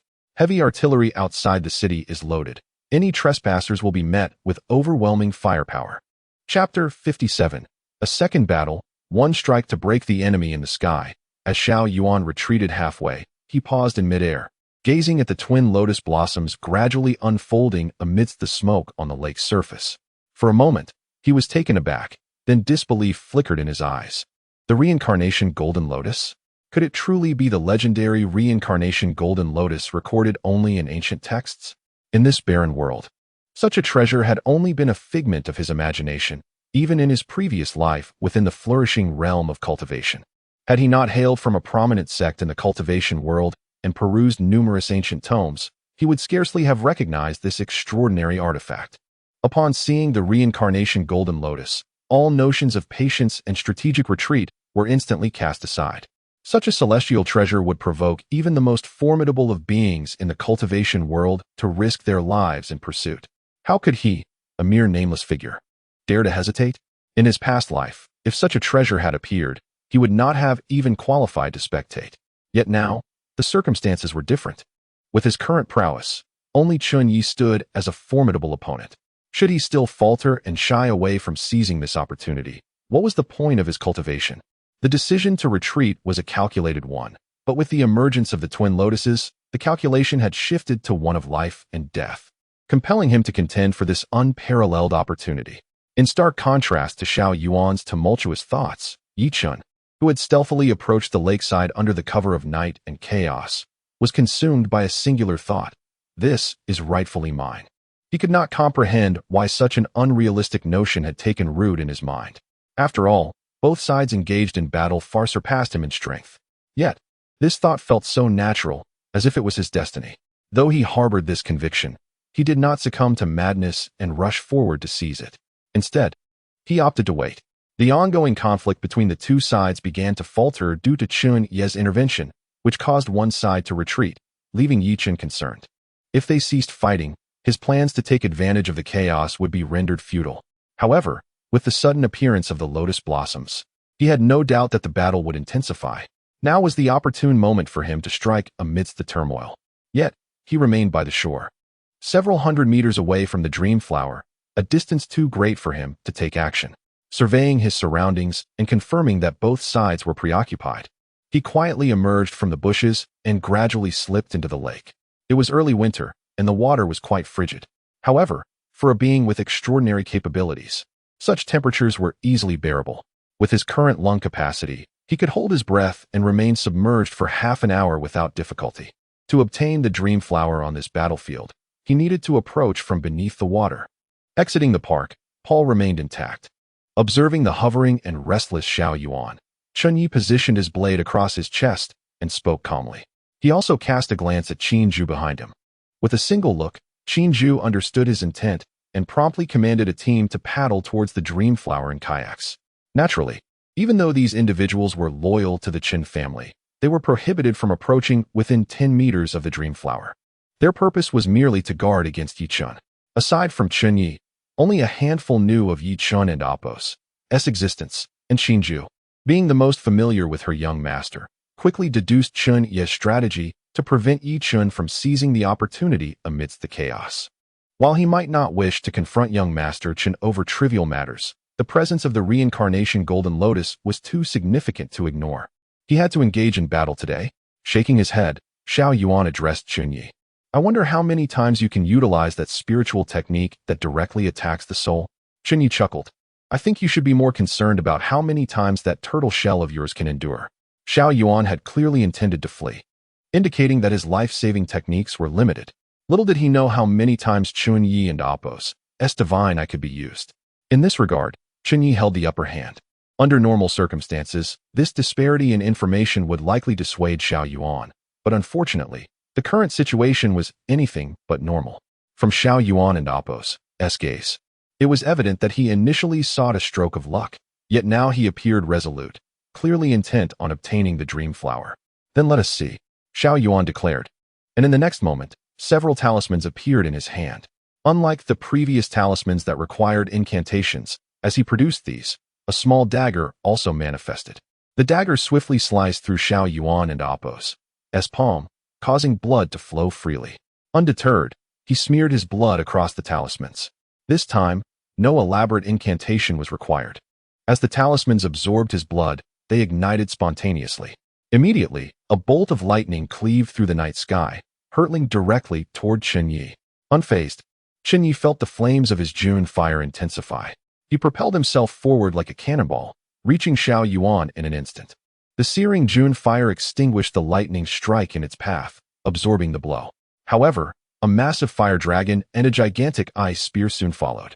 At the same moment, a luminescent yellow barrier materialized before Xiao Yuan, obstructing Chen Ye and Apos' advance. With a barrier in front and lethal threats behind, Chen Ye found himself in a precarious predicament. Yet, he displayed no sign of panic. If this were all, then today would mark your demise.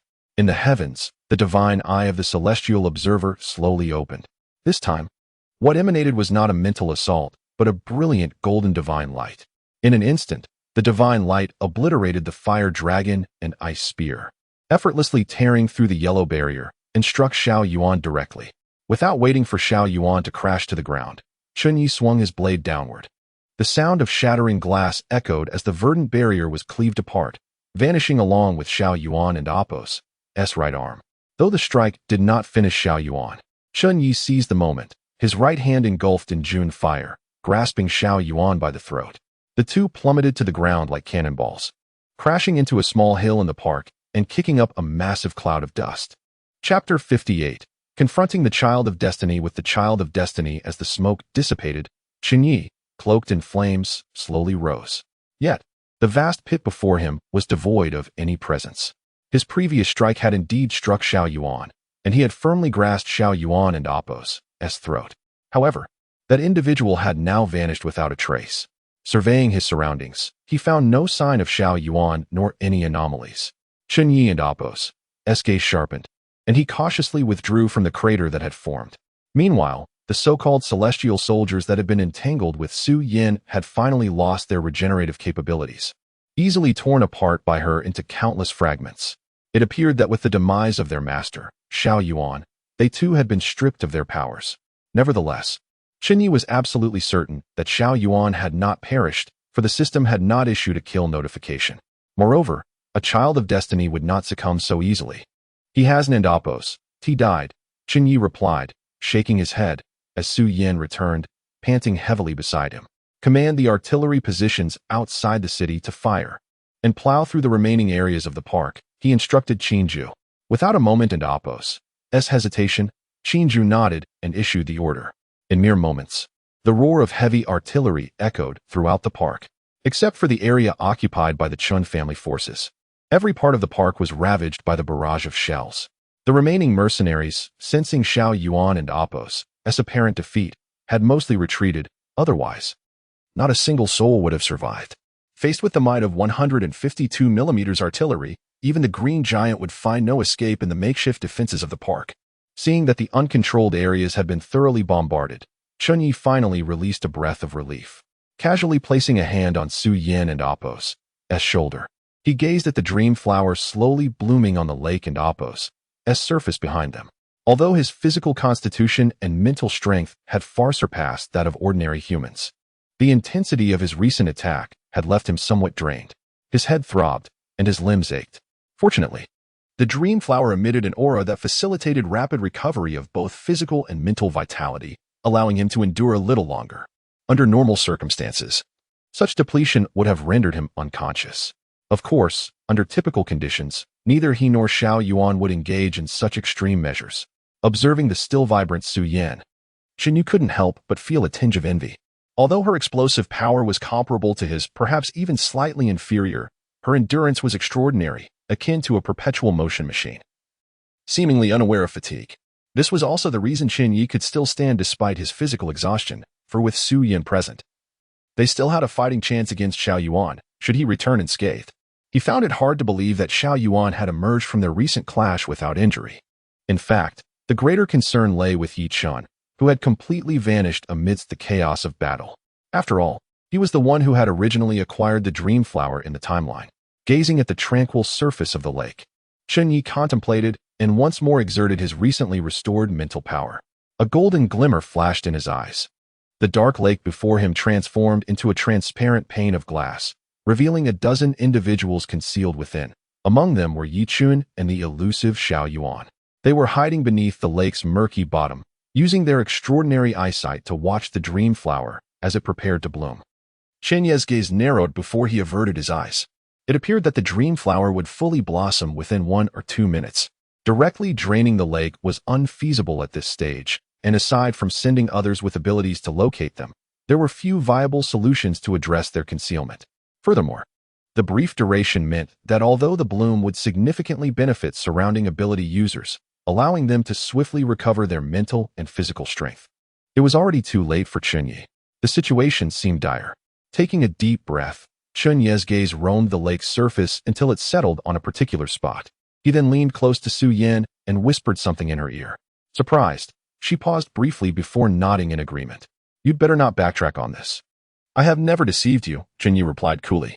"However, that individual may not be formidable, but he could prove troublesome. Fear not, I shall tear him apart." Su Yan waved her hand dismissively, showing no concern. Without waiting for Chen Ye to say more, she leaped towards the lake, propelling herself nearly 100 meters before plunging into the water. Her destination was precisely where Chen Ye had indicated Yi Chen was hiding.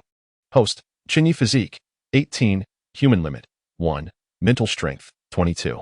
7, Human Limit, 1, Special Abilities, Monarch Fire, also known as Divine Fire, referred to as Shang Mei. Heavenly Eye, Discerning Truth and Dispelling Evil, Items. Ability Awakening Serum X80 Current Mission, Eliminate the Child of Destiny Yi Chun, Eliminate the Child of Destiny Xiao Yuan. Alter the life trajectory of the Child of Destiny Su Yan. Please note, the Child of Destiny possesses immense fortune, making reckless elimination difficult. It is necessary to accumulate a certain amount of resentment value to diminish their fortune before a successful kill is feasible. Current resentment value of the Child of Destiny Yi Chun towards you, 6,800 points. Kill success rate, 68. Current resentment value of the Child of Destiny Xiao Yuan towards you, 1,100 points. Kill success rate, 11. Current favorability of the Child of Destiny Su Yan towards you, 3,660 points. Fate trajectory deviation, 36. 6. Fixating on the kill success rate for Yi Chen for a considerable time, Chen Ye finally shifted his gaze to Su Yan's section. From a power standpoint, Su Yan could undoubtedly eliminate the weakened Yi Chun before he acquired the Dream Flower. However, regarding fortune, Yi Chun was also a Child of Destiny. Was Su Yan not one as well? For Chen Ye, Yi Chen's kill success rate barely exceeded 2/3, which was not particularly high, especially given the chaotic circumstances. Aside from the Merchant Alliance, numerous other factions were likely observing both inside and outside the battlefield. In such a scenario, executing a Child of Destiny was fraught with difficulty, as unexpected events could arise at any moment. Individuals like them, the Children of Destiny, thrived on unforeseen occurrences.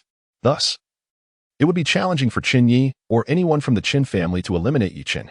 He could only entrust the task to Su Yan, another Child of Destiny.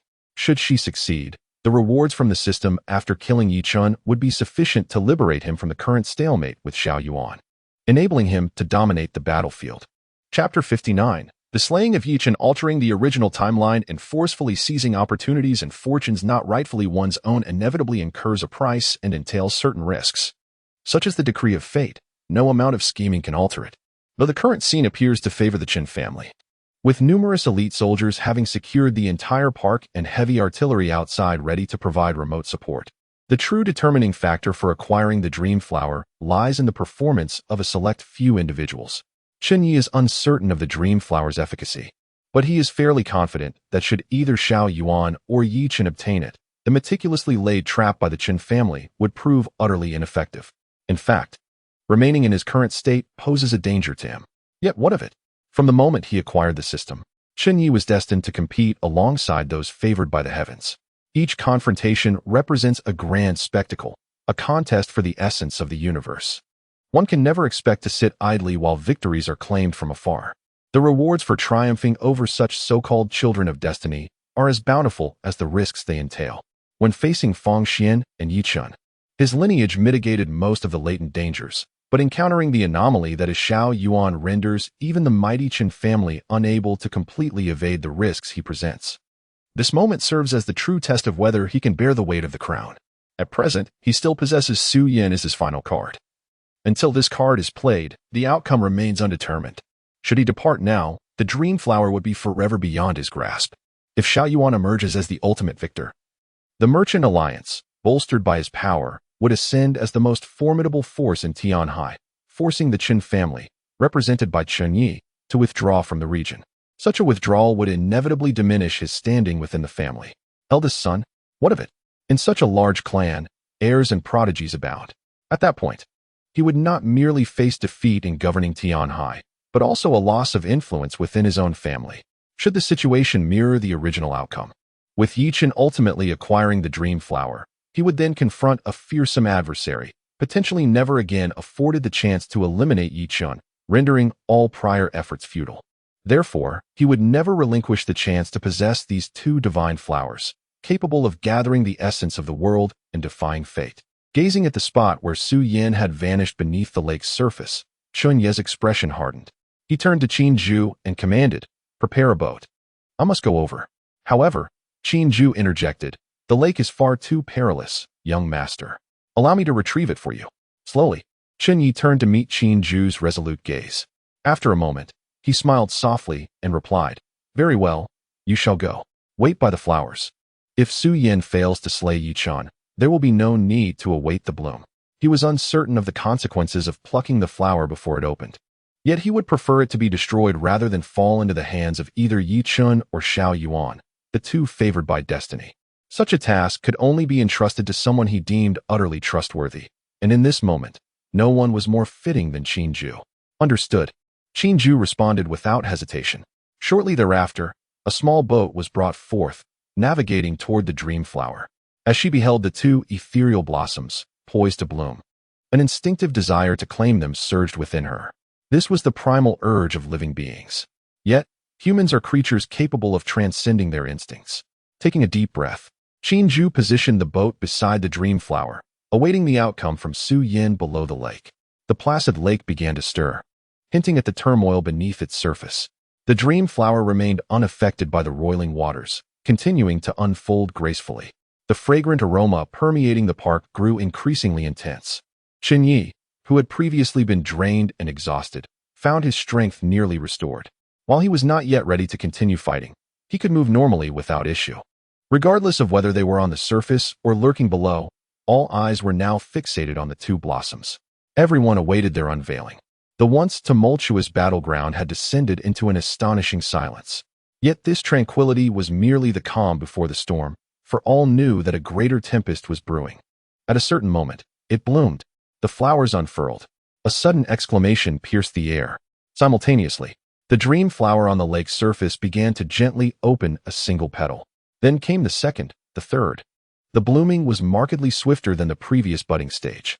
In the blink of an eye, both flowers had nearly fully blossomed. The waters grew increasingly turbulent, and all present, be they from the Chen family or other factions, or those concealed beneath the lake, focused their gaze upon the two flowers. Only Chen Ye, observing the spot where Su Yin had submerged, calmly stated into his earpiece, 10 seconds. If I do not call it off, destroy it. Understood. Qin Zhu's decisive voice resonated in his earpiece. 10, 9, 8. Time ticked away. The dream flower continued to unfold methodically, each petal revealing glimpses of black and white lotus seeds. 1. Qin Zhu watched the two flowers, her palm crackling with electric energy. Yet at that moment, Chen Ye's laughter reached her ears. No need to act.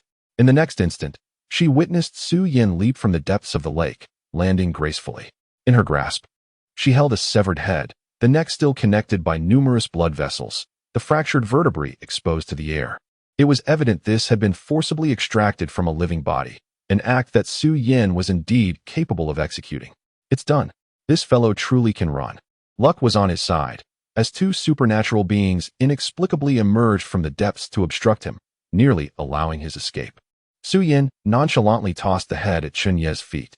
However, Chen Ye possessed no interest in confirming whether it belonged to Yi Chen. He already knew the outcome. Ding. Task progress updated. Yi Chen's resentment towards you has increased by 3199.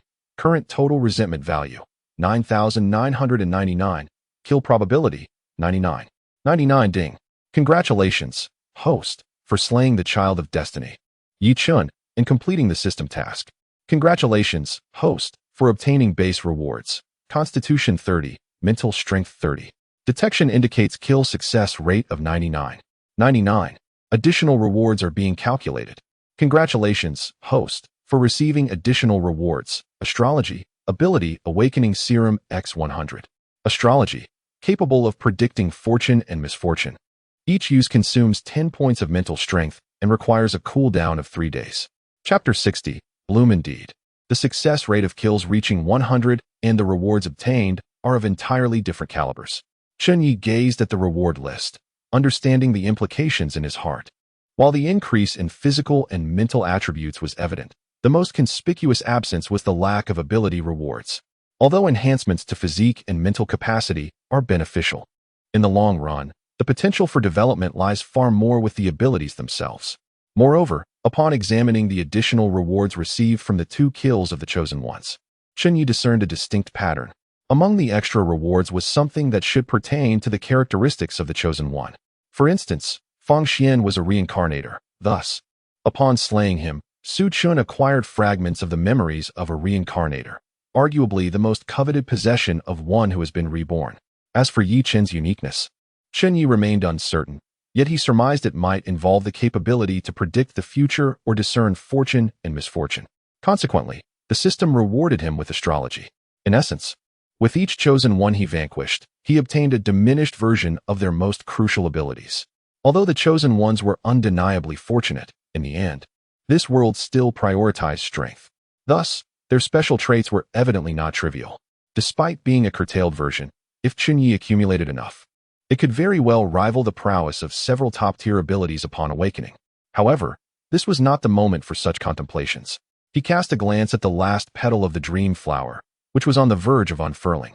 Chen Ye inhaled deeply and inwardly declared, "Extract rewards." Ding. Extraction successful. Host, Chen Ye physique, 48. Human limit is 1. Mental power, 52. 7. Human limit is 1. Special abilities. June Fire, also known as Divine Fire. Name Shang Mei, Heavenly Eye, discerning truth and dispelling demons. Astrology items. Ability Awakening Serum 180. Boom. A terrifying force surged within Chen Ye. His body, which had previously weakened from the excessive use of abilities, returned to its peak almost instantaneously. As previously stated, the system's assessment of physique and mental power is not a simple addition. For Chen Ye, whose original physique was merely 18 and mental power 22. 7. An increase of 30 points in both attributes did not imply a mere doubling of his strength, but rather a several-fold enhancement. Had he possessed such power earlier, he could have shattered Xiao Yuan's protective tortoise shell with a single strike, severing his head. Nevertheless, it was not too late. Chen Ye slowly opened his eyes, and the golden heavenly eye spanning the horizon reappeared in the night sky, gazing down upon the mortal realm like a divine entity. Almost simultaneously, the final petal of the dream flower finally blossomed. The intoxicating fragrance reached its zenith. Even Chen Ye felt a significant surge in his strength at that moment. Stealing a glance at his data panel, he noted that both physique and mental power had ascended by more than a point. Physique surged to 49. 6. While mental power reached 54. 5. This was the dream flower. Even before grasping it, the mere scent could bestow such a tremendous enhancement. At that moment, nearly everyone present who sensed this phenomenon lost their sanity. Their gazes fixated upon the dream flower, now seemingly more resplendent in its bloom, eyes gleaming with greed as they recklessly surged forward. Even Qinju, the one closest to the dream flower, felt ripples in her gaze as she unwittingly reached out towards it.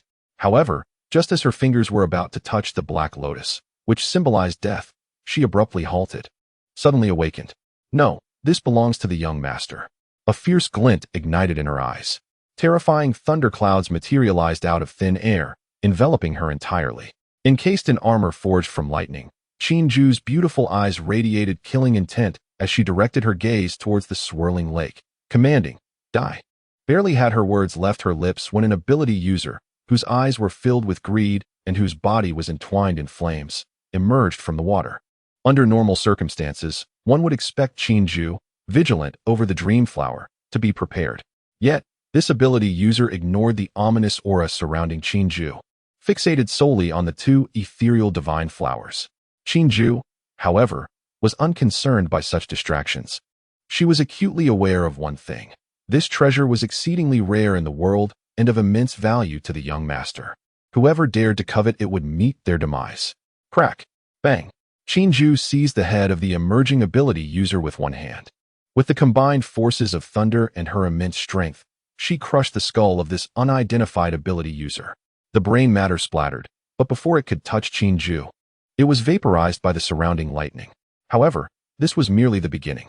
Beneath the lake lurked more than a dozen individuals, including Xiao Yuan. This fellow had tampered with the lake's depths.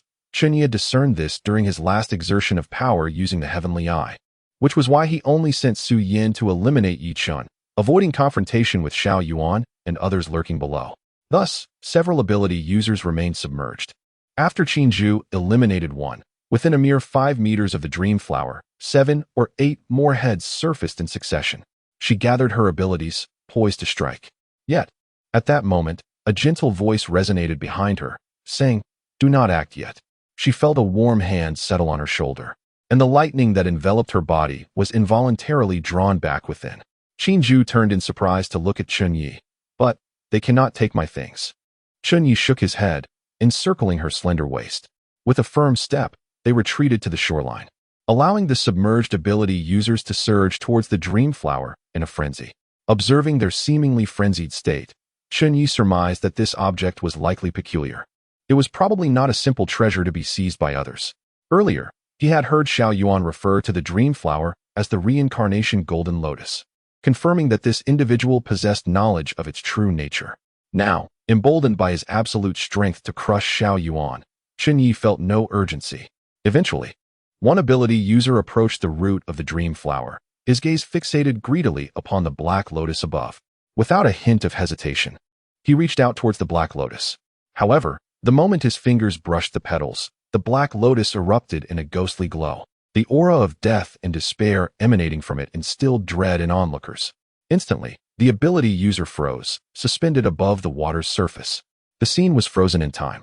A gust of murky wind, laden with smoke, swept by. The ability user, along with his garments, was reduced to mere dust, scattering with the breeze. Chapter 61. The solitary Yin cannot give birth. The solitary Yang cannot flourish indeed. Chen Ye gazed solemnly at the Black Lotus among the paired lotuses. To be honest, he could not comprehend how this entity could reduce an ability user to ashes in an instant. However, his speculation was not unfounded. Even when a treasured item lay before one's eyes, not everyone possesses the qualification to claim it. This assumption stemmed not only from the fatal allure that the Dream Flower exuded upon all present at the moment of its blooming, but also from a prior mystery that had perplexed him. Why, in the original timeline, did Xin Yinshi ultimately obtain the Dream Flower while Yi Chun, as Zhao Qingya's devoted admirer, did not? Now, the reason appeared quite evident. It was solely because Shun Yinshi possessed the requisite qualification, while Zhao Qingya did not. Although she had acquired the White Lotus, which now seemed peculiar in contrast to the Black Lotus, Chen Ye did not regard the White Lotus as innocuous as it appeared. Contemplating this, he turned to Shun Yinshi behind him. As expected, the others had nearly succumbed to the enchantment, their gazes toward the Dream Flower brimming with greed and desire. Yet, Shun Yinshi remained clear-eyed, showing no signs of being captivated. Coincidentally, she also looked at Chen Ye, their eyes locking in a moment of understanding. In an instant, Chen Ye appeared before her, leading her back to the lakeside. During this brief interval, several other ability users had transformed into dust upon contact with the Black Flower. Chen Ye cast a glance and then addressed Shun Yinshi. "What is your perspective?" After a moment of contemplation, Shun Yinshi replied, "These two flowers, one black and one white, present a stark contrast, yet they are both part of a single lotus. This reminds me of the principle of yin and yang. You understand this?" Chen Ye inquired, somewhat surprised. "To a degree," Shun Yinshi replied, a confident smile gracing her lips. "Although you, the riddle master, have yet to reveal the purpose of our presence here, I can surmise a few things. These two flowers are some form of treasure that, once obtained, will yield unforeseen effects, perhaps enhancing the powers of ability users or something else altogether. In any case, they are indeed formidable artifacts. And this matter originally pertains to Yi Chun, which is why you brought Zhao Qingya and me here, correct?" "That is a fair interpretation," Chen Ye acknowledged candidly. "Now, you wish to inquire how to circumvent the peculiar lethal mechanism of these two flowers and claim them for yourself, am I right?" Chen Ye adjusted her glasses. Chen Ye regarded her in silence. Don't be so serious. I merely posed a curious question, Chen Ye teased, sticking out her tongue before continuing. You must have heard this saying. The Tao gives birth to one. One produces two. Two generate three. And three give rise to all things. All things embrace yin and bear yang, harmonizing through qi. Chen Ye remained silent, merely observing her. Chen Ye could not help but scoff. Truly foolish. The solitary yin cannot give birth, and the solitary yang cannot flourish. Yin and yang unite to create all things. This is the way of heaven. Do you still not understand? There are but two ways to acquire these artifacts. 1. You are a formidable individual who can utilize both flowers. How that is done is a matter for your kind. The other method is that you must embody both within one another. To harness one, you must engage with a portion of the other flower simultaneously. Are you suggesting that if I wish to harness the power of the black lotus, I must also utilize a part of the white lotus, perhaps by plucking a petal?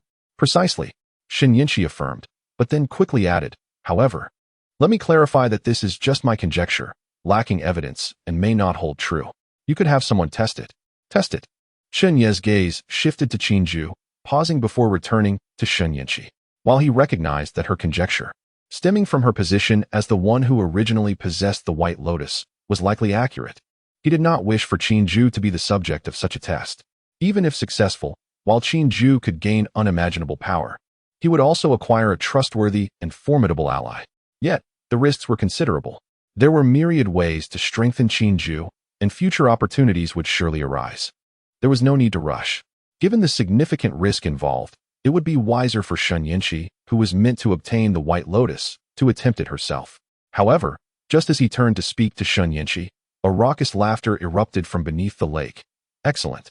A splendid interpretation of all things embrace yin and bear yang, harmonizing through qi. This young lady is quite astute. Since Chen, the young master, is unwilling to take risks, allow me to test it for you.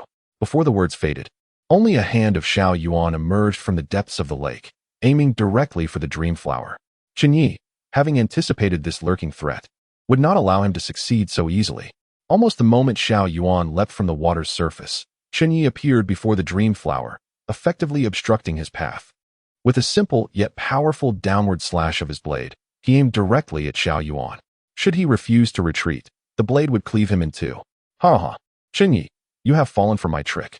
In the next instant, Xiao Yuan's voice resonated from another direction. The Xiao Yuan before Chen Ye vanished, and the water's surface began to churn. In a heartbeat, a cage formed from a column of water ensnared him within its confines. Chen Ye struck the water column with his blade, producing a clash akin to metal against metal. Save your effort. This is the water prison formation I painstakingly crafted using countless resources. Were it not for the presence of the reincarnation golden lotus today, I would not have been so willing to employ it, Xiao Yuan taunted. Young Master Chen, your cunning schemes and divine eyes are indeed formidable. However, we find ourselves in a state of exhaustion. Should we engage in battle once more, I may not even be your match. Alas, you have become overconfident, thinking you could easily discern my hiding place at the lake's bottom. Yet I am not oblivious to your intentions. In this contest, I have ultimately gained the upper hand. Of course, my cultivation is still lacking, and the formation I devised is crude. If you were at your peak, this would hardly restrain you for long. But after our recent battle, how much strength do you have left? Fear not, I shall not take your life. After all, you stand behind the formidable Chen family, a power that neither I nor the Merchant Alliance can afford to provoke at present. However, it is entirely feasible for this formation to hold you for a day and a night. By then, once I have refined the reincarnation golden lotus, we may engage in battle once more. By the way, I owe you a debt of gratitude for your presence. The reincarnation golden lotus is something I have only seen scant records of in ancient texts, knowing it to be profoundly mysterious, yet unaware of how to claim it for myself. Thanks to this young lady you brought along, I have gained insight. As he spoke, Xiao Yuan approached the dream flower. Gazing at the two ethereal paired lotuses before him, he extended his hand, intending to harvest them as Chen Ye had suggested. Yet, just as his hand was about to make contact with the dream flower, a brilliant flash of blade light suddenly sliced through the night sky. Xiao Yuan felt a chill at his remaining left wrist, and then his hand slowly slipped away. Chapter 62. Do you have a trump card that I do not? Ding. The task progress has been refreshed. Xiao Yuan's resentment value towards you has increased by 1,200, bringing the total to 2,300, with a kill probability of 23. Watching as his remaining hand slowly slipped away, Xiao Yuan was momentarily stunned. He then couldn't help but let out a cry of pain. You. How could you break through the water prison array? Despite having been defeated by Chen Ye twice, and even losing his right arm, he had never lost his composure like this. The resentment value he had accrued from Chen Ye was telling. He had previously contributed a total of 1,100 points, and this time it surged to 1,200, surpassing his previous total. The crux of the matter lay in his refusal to acknowledge this as a defeat. In the realm of cultivation, losing an arm was hardly a significant setback. With the means he had learned, he could easily regenerate a severed limb through time and resourcefulness. Yet, in this meticulously calculated scenario, Chen Ye had shattered all his plans with an overwhelming and incomprehensible force, severing his other hand and leaving him utterly defenseless. Regenerating one arm and two were entirely different matters. Even if he survived today, he would be hampered for a considerable time. It was highly probable that he would miss the critical window before the impending apocalypse. This was an outcome he could not accept under any circumstances.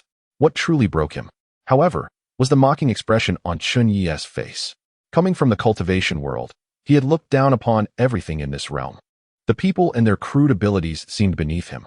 Yet now, before him stood Chen Ye, a native of this world, wielding what he considered worthless powers that had completely dismantled his arrogance. It was this combination that led to such a significant increase in his resentment value. You have a trump card, but do you think I lack one? Chen Ye slowly placed his battle blade against Xiao Yuan's neck. I told you, I will kill you. Feeling the cold edge against his throat, Xiao Yuan's mental state momentarily faltered. Though Chen Ye stirred his emotions, he was not an ordinary person. He quickly gathered his thoughts. His damaged form began to shimmer, and with a venomous glare, he addressed Chen Ye. This time, I concede. But you should not think it will be so easy to kill me. Next time, I will show you what true power is. As a practitioner of cultivation, he possessed methods for escape and would not perish here. With his escape mechanism activated, the blade pressed against his neck lost its menace. Xiao Yuan intended to deliver a fierce retort, but before he could finish, a pair of divine eyes in the sky suddenly fixed on his nearly translucent figure. Then, darkness enveloped him, as if struck by a heavy hammer, rendering him unconscious. Fortunately, his escape was not interrupted, and he was transported away while in a stupor. Otherwise, Chen Ye might have attempted the unprecedented feat of eliminating 2 fated sons in a single day. Chen Ye displayed no emotion regarding Xiao Yuan's retreat. He was not surprised in the least. The probability of killing him was too low. Xiao Yuan was merely a fated son with countless hidden cards, and escaping was far too simple for him. As Xiao Yuan vanished, the park gradually fell silent. The cursed ability users drawn by the Dream Flower had mostly perished, leaving only the remnants of the Chen family's abilities, who had managed to survive under Chen Ye's vigilance. Now that the flowering had long passed, they had returned to normal. Apart from the Chen family's abilities, the lurking forces nearby began to disperse following Xiao Yuan's retreat. Under a tree less than 300 meters from Chen Ye, a shadowy figure in black blended seamlessly with the darkness. After witnessing Xiao Yuan's disappearance, the figure sighed in apparent regret, then transformed into a swirling black mist, melding into the night. With Xiao Yuan, who had been the most formidable opponent after Chen Ye, easily defeated, the night's commotion drew to a close. The remaining ability users, who had not been lured to their doom, chose to retreat, as they could gauge their own strength. After all, if they could not surpass Chen Ye, who had easily overmatched Xiao Yuan, they stood little chance against the Chen family's abilities. Even Su Yan alone could easily tear them apart. Though disappointed at missing the chance to seize the treasure amidst the chaos, they feared that lingering too long would leave them unable to escape once Chen Ye turned his attention back to them. The troublesome rats had finally scurried away. Chen Ye took a deep breath and brought Shen Yinshi before the Dream Flower. If you are willing, you can try it as you suggested earlier. Of course, if you prefer not to, simply tell me, and I shall find someone else. Of course I want to try. Look at how desperate you all are for these 2 flowers. It's evident they are treasures. Not trying would be a significant loss, Shen Yinshi declared confidently. She then reached out and plucked the white lotus, symbolizing life, from the lotus stem and took a petal from the black lotus. Unlike its previous behavior of devouring those who approached, the Dream Flower showed no reaction to Shen Yinshi's harvesting. Seeing Chen Ye's gaze, she casually handed him a petal from the white lotus. After a moment's hesitation, she stuffed the entire flower into her mouth. It's quite fragrant, and it tastes sweet, Chen Ye exclaimed, chewing on the white lotus with delight. Even after swallowing the lotus, Chen Ye noticed no adverse effects. In fact, Chen Ye's aura intensified, and her transformation accelerated at an astonishing pace. Chapter 63. Sacrifice for Justice. A peculiar sensation enveloped Chen Ye, an outsider who could observe the change in Chen Ye, the very person experiencing it. A gentle force gradually permeated her entire being as she consumed the white lotus. Beneath this soothing layer, a fierce energy surged uncontrollably. Chen Ye felt as though she were submerged in a warm ocean, her body experiencing an unprecedented lightness. From Chen Ye's perspective, Chen Ye had begun to float effortlessly, resembling a celestial being descending to earth, radiating a faint, ethereal glow that rendered her utterly pure and sanctified. Simultaneously, a tremendous vitality erupted from within her. Almost instantaneously, the once barren park by the small lake, stripped bare by winter, began to stir with life anew. Sharp, pointed lotus leaves emerged from the depths of the lake, growing rapidly to heights of 1 to 2 meters. Soon, these leaves unfurled, blanketing the lake with vibrant emerald hues amidst the howling winter winds. An abundance of lotus flowers blossomed, creating a breathtaking sea of color. Chen Ye, standing at the center of the lake, found himself amidst this enchanting floral expanse, as if caught in a dream. The intoxicating fragrance of the flowers and the tangible presence of the lotus leaves assured him of the reality of the scene. It was no mere illusion. Winter blooms the lotus, defying the natural order, Chen Ye observed gravely. The legendary dream flower lived up to its reputation. Merely a fragment of its life force had been released during Chen Ye's consumption, enough to manifest such an extraordinary spectacle. How can it be blooming? At this moment, Chen Ye, suspended in the air, finally opened her eyes, astonished by the dramatic transformation of her surroundings. You don't know? Chen Ye cast a glance at her. I had no idea. After eating that flower, I felt like I was in a trance, completely unaware, she replied. And how do you feel now? Pretty good, actually. It feels like my strength has increased significantly. Chen Ye scratched her head, her gaze shifting to Chen Ye before hesitating momentarily and then glancing at Su Yan, who was watching from the lakeside. In any case, I feel confident that I can defeat her. Su Yan raised an eyebrow, momentarily taken aback. You? Really? Hee. I've become quite formidable now. Just wait until I capture you for research, Chen Ye declared, exuding confidence in her newfound power. Chen Ye, uninterested in the banter between the two women, observed for a while, confirmed that everything was in order, and then reached out to pluck the black lotus. Like Chen Ye, he placed the remaining petal of the white lotus into his mouth. Bitter. This was Chen Ye's immediate reaction, the bitterness so intense it could bring one to tears. As the taste overwhelmed him, he silently cursed Chen Ye for misleading him, claiming it was sweet. Yet, he quickly realized the dream flower harmonized with the principles of yin and yang, where one flower's sweetness naturally contrasted with the other's bitterness. Perhaps Chen Ye had not deceived him after all. With little time to dwell on the taste, a surge of terrifying power coursed through him as soon as he consumed the lotus. Before he could fully comprehend the sensation, the system's notification suddenly appeared before him. Ding! Congratulations, host, on completing the task and successfully obtaining the dream flower. Task reward, the art of slaughter. The art of slaughter. Heaven unleashes the killing intent. Shifting stars and changing residences. Earth releases the killing intent. Dragons and serpents rise. Humanity unleashes the killing intent, turning the world upside down. Ding! Congratulations, host, on successfully merging with the dream flower, Black Lotus. Awakened ability, sacrifice for justice, attributes significantly enhanced. Sacrifice for justice. The more one slaughters, the stronger one becomes.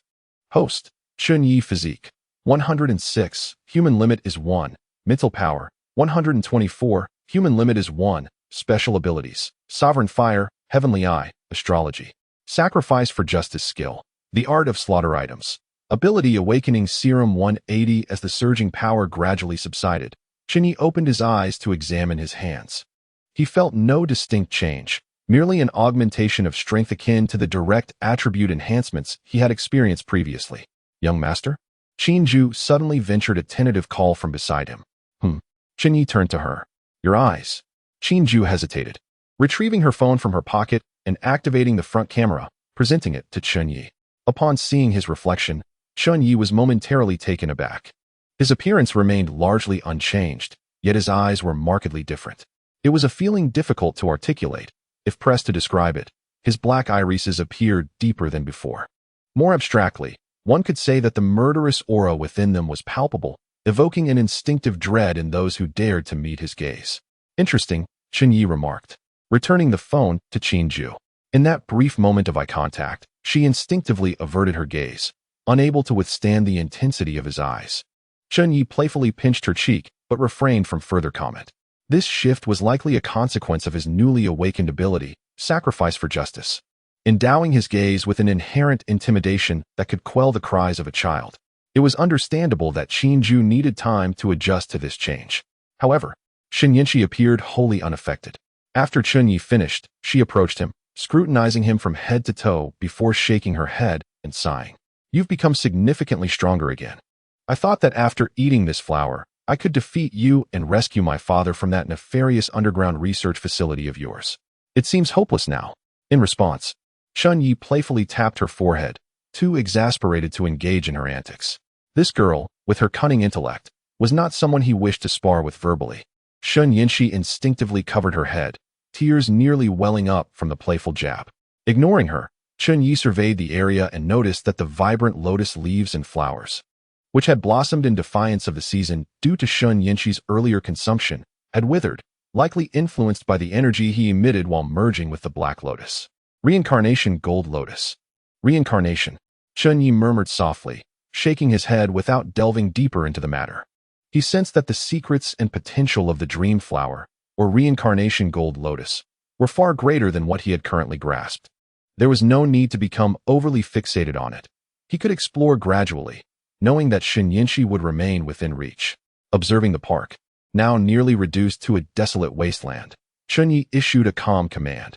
Let the soldiers withdraw and have the area cleaned up. As for the public sentiment caused by this incident, let's see how it unfolds. If it becomes too troublesome, we need not worry. After all, there are only a few days left. If the elders in the family have any objections, let them come to me. Chapter 64. Unexpected developments on the way back to the Xingfeng group. Chen Ye reclined in the back seat of the Rolls-Royce, eyes closed, savoring the newfound powers he had just acquired. The gains from this encounter were undeniably substantial. Not only had he secured the dream flower, but he had also triggered a special task from the system, earning additional rewards that aligned perfectly with his newly acquired ability of slaying. Furthermore, he had eliminated the ability user Yi Chun. Although the rewards from this kill were less than those received from vanquishing Fang Xian due to not fulfilling the full probability, it nonetheless provided Chen Ye with a fresh perspective. The notion of employing a child of destiny against another child of destiny appeared to be a viable strategy. As he contemplated this, his gaze fell upon Su Yan seated in the front passenger seat, while Qin Ju sat beside him, gently massaging his shoulders. Shen Yinchi and Zhao Qingya were in another vehicle. Just as Chen Ye pondered how to conclude this matter, the vehicle suddenly screeched to a halt on the bustling urban expressway. Naturally, the Chen family's convoy came to a stop as well. Fortunately, all occupants of the car, including the driver, were ability users, so no harm befell Chen Ye. Once the vehicle came to a standstill, before Chen Ye could inquire, Qin Ju nodded and spoke into her earpiece. What has transpired ahead? Zhu Jia, it seems there has been an accident up ahead, possibly a car crash. I am heading to investigate, came the response from a bodyguard through the earpiece. Without further ado, Chen Ye remained silent, allowing Qin Ju to handle the situation, as was his usual practice. However, Su Yan, who had been resting with her eyes closed, suddenly opened them and remarked, there is something unusual ahead. Oh, Chen Ye raised an eyebrow. What is it? I detect a familiar scent, reminiscent of the creatures encountered in the underground research facility, yet it feels somewhat different. There appears to be something even more ferocious and violent ahead, Su Yan mused. At her words, Chen Ye glanced at Qin Ju, who promptly understood and commanded, send 2 ability users to investigate the situation ahead. There may be zombies or mutated beasts. Proceed with caution. Understood. The message was relayed, and 2 ability users immediately disembarked from the lead vehicle, making their way forward. The expressway was now congested, with vehicles packed tightly in both directions. Given that this section was elevated, If something were to occur, ordinary people would find it impossible to flee by car and would have to abandon their vehicles, retreating on foot. According to the Chen family's experiments on these mutated creatures, it was highly unlikely that ordinary individuals could outrun them on foot. Chen Ye tapped his fingers against the armrest of the door, observing the bewildered crowd outside as he awaited news. However, it seemed that news would soon arrive, for chaos erupted outside. A torrent of people fled from the front, their faces marked by panic, as if they had witnessed something horrifying. Drivers and passengers, unable to discern the situation ahead, were thrown into a frenzy upon witnessing the scene. Those with some wits quickly joined the fleeing throng, while others hesitated, reluctant to abandon their beloved vehicles. Jujia, something has occurred. Several infected individuals have appeared ahead. In just a short time, it seems over 100 have been infected. The situation is chaotic. What should we do? A bodyguard's voice crackled through Chen Ye's earpiece. At this stage, the existence of the virus and zombies was no longer a mere secret. The elite bodyguards of the Chen family, involved in such critical operations, were well aware of the gravity of the situation. Chen Ye turned to Chen Ye. Since we've encountered this, we should send someone to eliminate the threat. Chen Ye replied coolly, though a hint of amusement played on his features as he issued the order. The apocalypse had not arrived in a single day. The Chen family had anticipated its potential emergence over a month ago and had calculated that societal order would likely collapse within a month. With more than half of that month now passed, it was implausible that no threats to human life had emerged, be they zombies or mutated flora and fauna. However, the authorities had been diligently suppressing information, as the current viral concentration was insufficient for immediate transformation. There was a significant incubation period before symptoms manifested. Under the officials' stringent control, most infected individuals remained in the incubation phase and were discreetly dealt with before they could mutate, which was why the information had been kept under wraps, allowing normal citizens to go about their lives without encountering monsters. Yet now, a multitude of these creatures had suddenly appeared in the heart of Tianhai City, infecting so many individuals at once. The nature of this incident was undoubtedly severe. Given the current speed of information dissemination via the internet, even if the authorities reacted swiftly, they would struggle to contain the situation. And even if they managed to suppress it, rumors would inevitably circulate. One should not underestimate these rumors. While one or two may seem inconsequential, once they proliferate, it would not be long before the authorities would be forced to acknowledge the impending apocalypse. The occurrence of such events amidst the government's rigorous suppression of infected individuals suggested that the spread and outbreak of the virus had escalated to a point where it was becoming unmanageable. Chen Ye calculated the time remaining until the predicted apocalypse according to the Chen family laboratory's forecasts, approximately 10 days. Boom. In the distance, Chen Ye caught a glimpse of flickering flames, accompanied by the sound of a violent explosion. It seemed the Chen family's ability users had arrived and were dealing with the zombies and those on the verge of transformation. Nonetheless, both Chen Ye and Chen Ye remained unfazed. With so many ability users present, clearing a few obstructive zombies posed no challenge. The only concern was the current gridlock, with numerous casualties ahead, leaving them uncertain when traffic would resume. At that moment, Chen Ye's phone vibrated. She glanced at it and turned to Chen Ye, saying, "Young master, the family will hold an online video conference in an hour to discuss your actions at Lianqi Wetland Park tonight. You may need to log in to explain." So it has finally come to this. Chen Ye was not the least surprised. His actions at Lianqi Wetland Park had clearly contradicted the low-profile approach established during the previous family meeting regarding the impending apocalypse. Now that the matter was concluded, factions within the family opposed to him would undoubtedly seize the opportunity to confront him. Arrange for a helicopter to come. Let's return early so I can see what these old-timers intend to do about me. Chapter 65 Family Meeting. Accountability soon. Chen Ye returned to Xingfeng Building via helicopter. As for the situation on the overpass, the bodyguards of the Chen family had already dealt with the zombies by the time he left. It is worth mentioning that the zombies encountered at this moment were significantly more formidable than those captured from the Underground Research Institute for study. A dozen or so ability users struggled to manage the situation. One particular zombie, distinct from the others, exhibited extraordinary strength, resulting in an injury to one of the ability users. This, of course, stemmed from the fact that the Chen family's ability users had only recently acquired their powers and were still unaccustomed to wielding their newfound abilities in coordination with one another. Fundamentally, however, it seemed that the current zombies were indeed stronger, especially the most exceptional one. After the ability, users eliminated this creature. They sent its body to the Research Institute for further study. Compared to the subjects that had been studied for an extended period at the institute, these new specimens were evidently far more valuable for research purposes. On the top floor of Xingfeng Group, there was a small conference room designated for Chen Ye's participation in such video meetings. Today's meeting was exclusive to the direct descendants of the Chen family. Thus, Qin Zhu was naturally absent. Chen Ye entered the conference room alone, verified his identity through a series of technological means, and then awaited the commencement of the meeting. At the appointed hour, the screen before him flickered to life, revealing 9 frames. Apart from Chen Ye himself, there were 2 elderly gentlemen with graying hair and 6 middle-aged individuals, all around their 40s to 50s, including the current head of the Chen family, Chen Ye's father.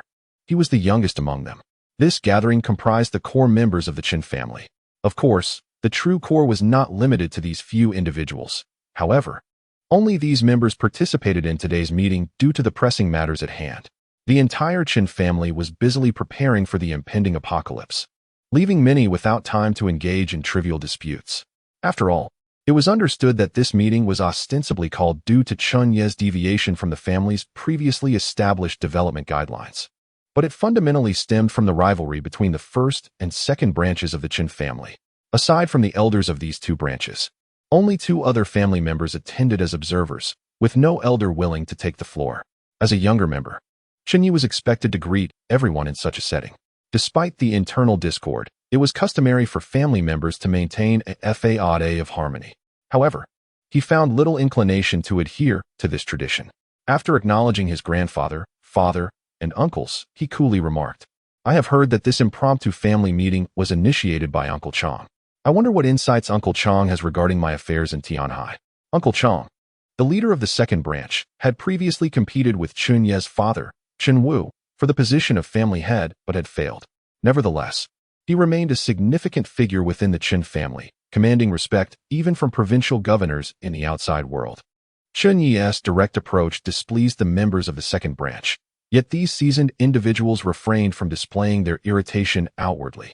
Uncle Chang smiled and replied, "There is no need for guidance. However, news of your activities in Tianhai has circulated among the upper echelons, and several other families have inquired about the situation. This contradicts the developmental guidelines we established in our previous family meeting. Hence, considering the family's interests, I convened this meeting to ascertain the details. As you know, Tianhai is of paramount importance to our Chen family's operations, and given its unique position, you must exercise caution in your dealings there." Before he could finish, another middle-aged man from the second branch interjected solemnly, "Last time, you acted without the family's consent and eradicated the Zhou family, which was allied with the Bai family, placing the family in a precarious position. Now, you have allowed the military to open fire within the city, reducing an entire area to ruins. Such behavior is rather overbearing, is it not? You are the legitimate heir of the Chen family's first branch, not some nouveau riche. Do you not consider the consequences of your actions?" Before Chen Ye could respond, his second uncle from the first branch coolly remarked, "The Zhou family, emboldened by their support from the Bai family, continually troubled Yi in Tianhai. What of it?" The elders had previously nodded in agreement. "So where does the term acting without consent come into play? And what of the events of tonight?" retorted the second branch. "Surely the elders did not approve of your actions in the city? The ramifications of this incident are dire. And do I need to elaborate?" The second branch continued. "To act without the family's consent in such a manner, in my opinion, merits adherence to family law." "Nonsense," the first branch countered. "In these extraordinary times, one must employ extraordinary measures. As I understand it, Yi acted to seize a rare treasure. If it were not for the reckless forces in Tianhai contesting with our Chen family, would matters have escalated to this extent? Why seek to punish our own when external threats abound? What treasure could warrant such a commotion? Furthermore, according to family law, the discovery of such a unique item should prompt notification to the family, allowing the clan to make the decision, rather than allowing a junior to act independently." The conversation, which began with a semblance of civility, threatened to devolve into a shouting match. An elder, who had been keeping his eyes closed, interjected, "Enough. This bickering is unbecoming. Yi, speak." "Very well, grandfather." Chen Ye nodded and continued, "Uncle's assertion is correct. The commotion tonight indeed stemmed from the pursuit of a treasure. one capable of bestowing extraordinary powers upon its possessor. Upon hearing this, the video conference fell silent, with several individuals visibly taking heavier breaths.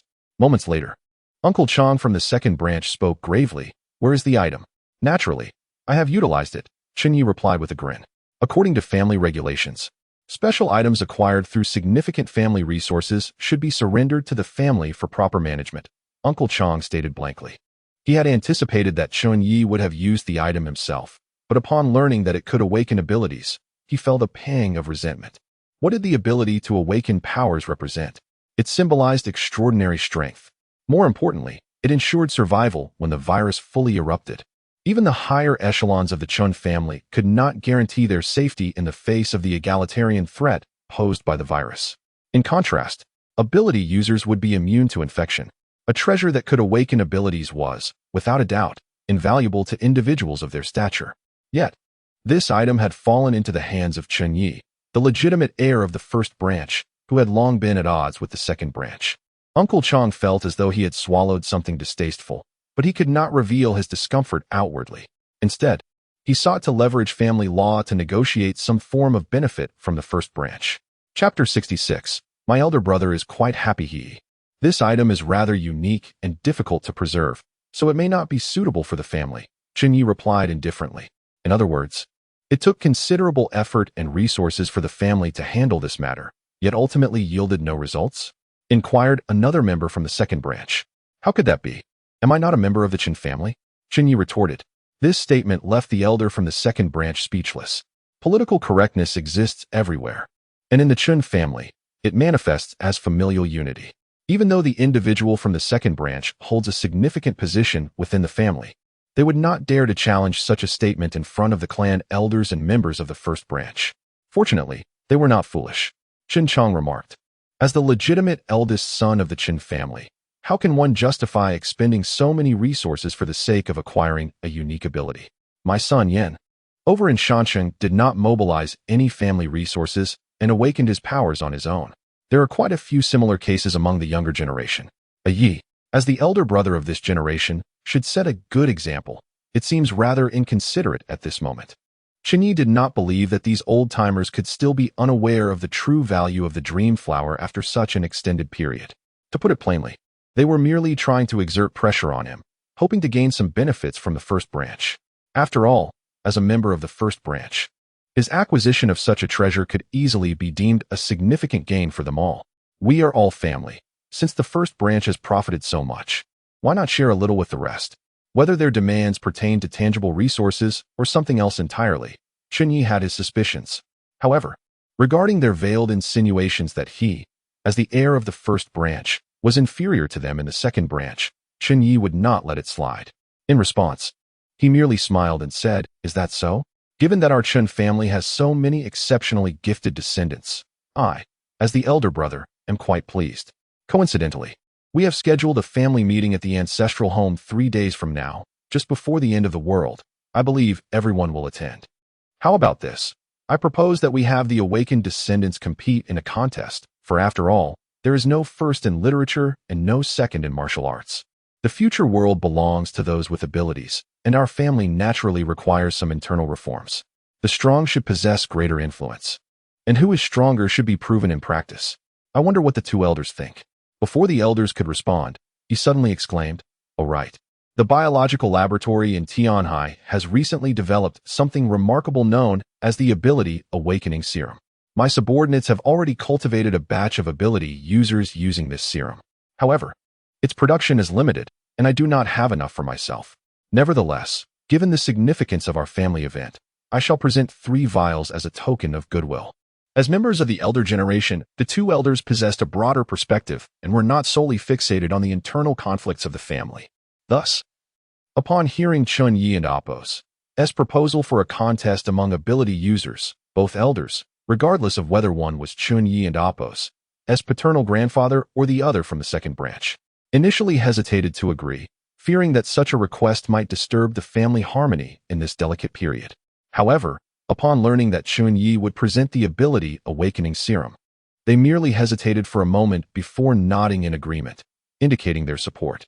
As Chen Ye had suspected, the family was well aware of his every move. The serum that could awaken abilities was of particular interest to the family, and he surmised that the second branch and Apos' recent agitation was likely due to this very matter. Thus, he proactively brought it to light. With the elders and Apos' agreement, the second branch had no choice but to comply, and the other two branches present eagerly supported the idea. After all, this serum could awaken abilities and was undoubtedly an invaluable life-saving resource at this stage. Who would not want it? The competitors would be the awakened young individuals, and those who had already awakened their powers would naturally find no use for the serum. When the time came, if any of their descendants managed to obtain a vial, it would be up to the elders in their respective branches to decide how to utilize it. What had initially seemed like a public trial turned into a complete turnaround in atmosphere within a short time. The two observers praised Chen Ye profusely, while the members of the second branch, having attained their objectives, exhibited a much more amiable demeanor. Just as Chen Ye thought the matter had concluded, Chen Chang from the second branch suddenly remarked, "By the way, Yi, one of the forces contesting for that treasure tonight is the newly emerged Merchant Alliance from Tianhai. ISN and Apos, Tiet?" Chen Ye paused, and his gaze toward Chen Chang grew contemplative. "Indeed, Uncle Chang, I had been preparing for this matter long ago. If it were not for the Merchant Alliance and Apos' interference, tonight and Apos' incident might never have occurred. Then, Yi, how do you plan to handle this organization?"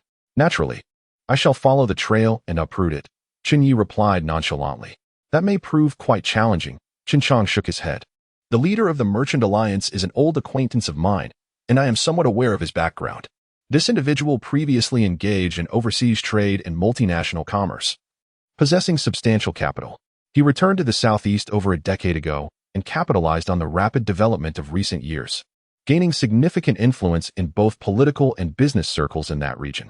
In the past, such a person would have been nothing more than an ant to our Chen family, easily crushed. However, that is no longer the case. With his connections from overseas, he has united with a group of wealthy capitalists from Western countries to establish the Merchant Alliance, a large multinational organization. With overseas support, he has secretly set up a branch in Xia country, specifically in Tianhai. The implications behind this are immense. If we were to provoke him, the Merchant Alliance would not take it lightly. The capital at their disposal could shake the foundation of global trade.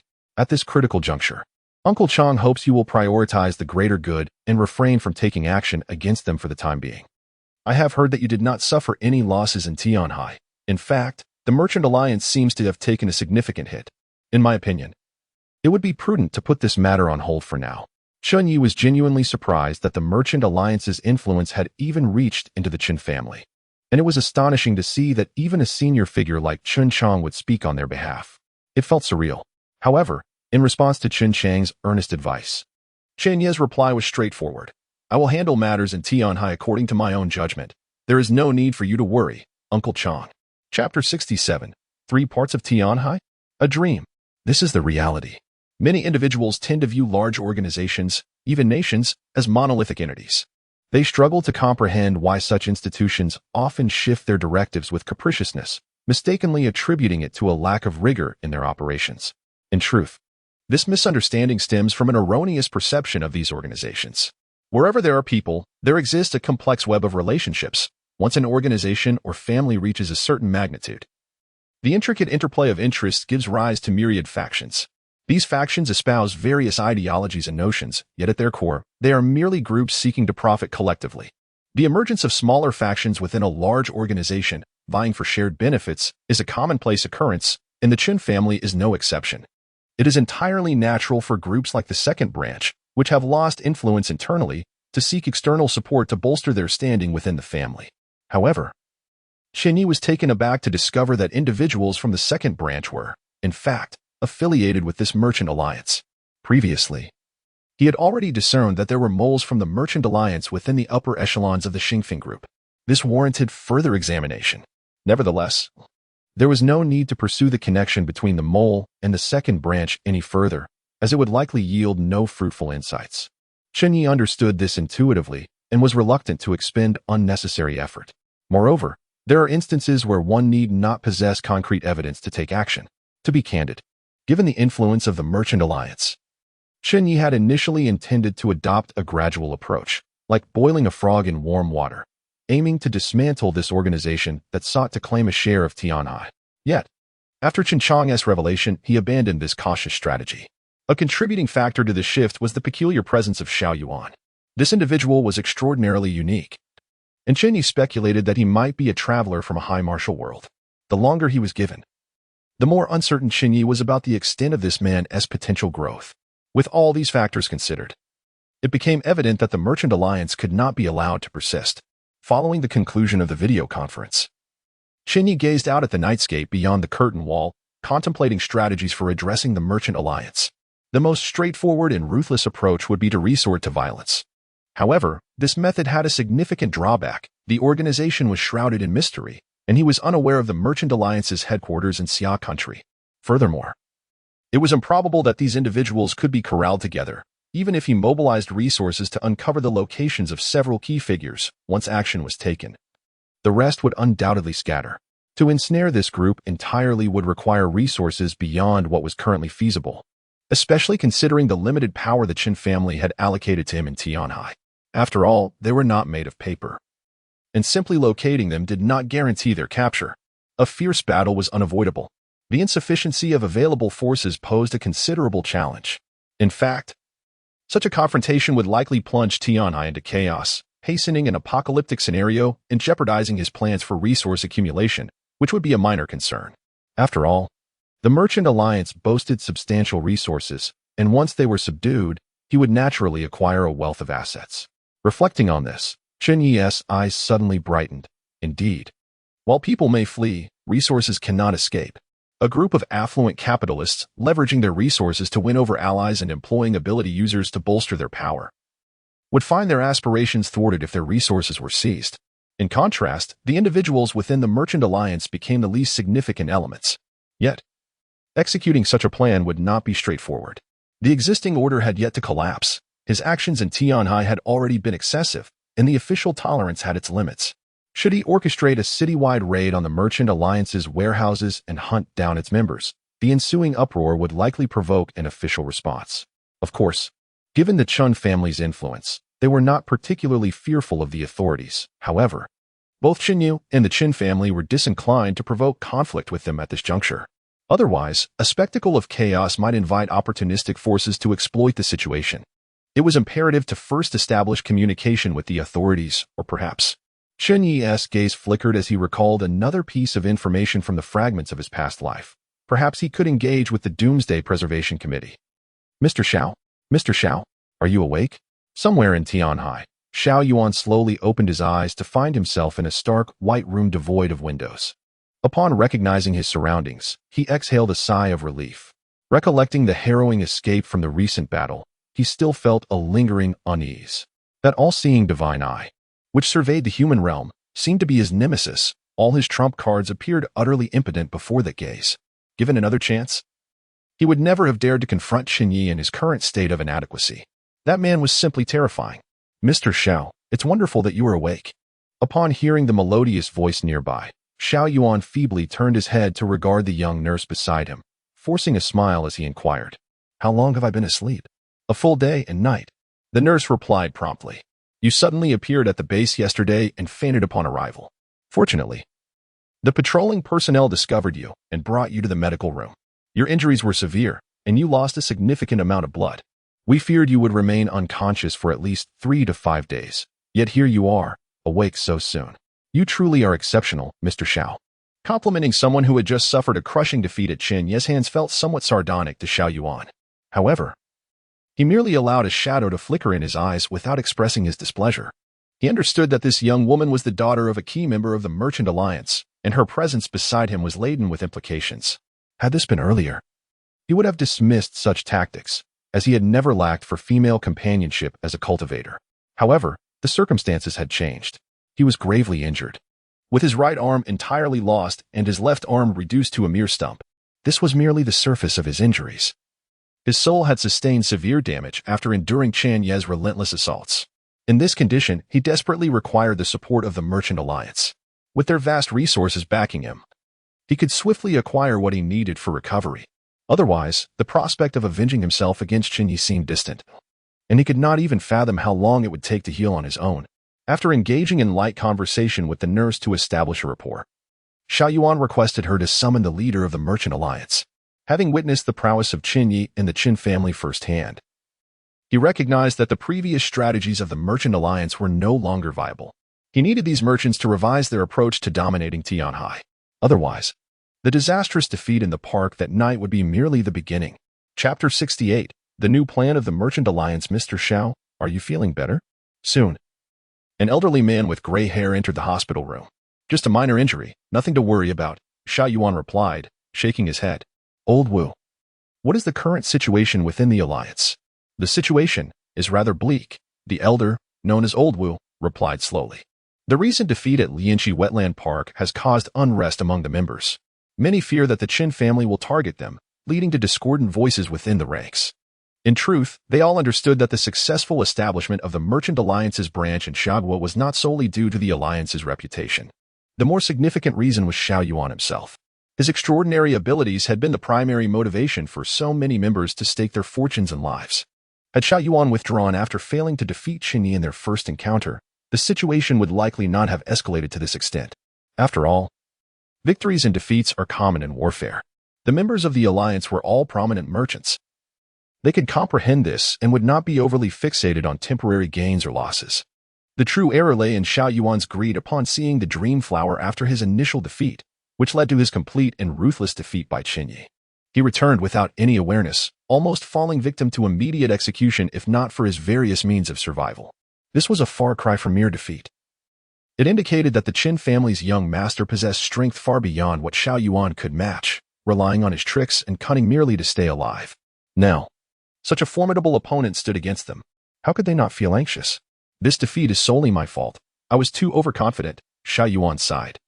There will be plenty of time in the future. It is merely a momentary setback. Mr. Xiao need not be disheartened, Old Wu comforted him gently. He then continued. Given the current situation, I plan to revise our original arrangements and initial development plan in Tianhai. What do you think, Mr. Xiao? After listening, Xiao Yuan nodded thoughtfully. Given the circumstances, it is the only course of action. The rest can wait until my injuries heal and my cultivation improves. At which point I can naturally return to Tianhai.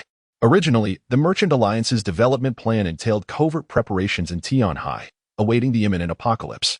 Once the doomsday arrived, they intended to exert their influence to control the most vital multinational trade port and a portion of the main urban area, standing toe-to-toe with the Chen family and sharing Tianhai. However, they were oblivious to the existence of a doomsday survival committee lurking in the shadows. Thus, from the outset, their perceived adversary was solely the Chen family, represented by the Tianhai Xingfeng group, or specifically, Chen Ye. Now, with the apocalypse not yet here and their plans unexecuted, their position had already been compromised. The original plan was no longer feasible. Hence, the revised strategy was for the Merchant Alliance to seize control of the largest multinational trade port in Tianhai, compelling other forces to withdraw and occupy Tianzhou City in the southern part of Tianhai, thereby controlling the port. These individuals understood clearly that even in the event of an apocalypse, trade could not simply cease. Even if various monsters emerged from the sea, solutions would inevitably present themselves.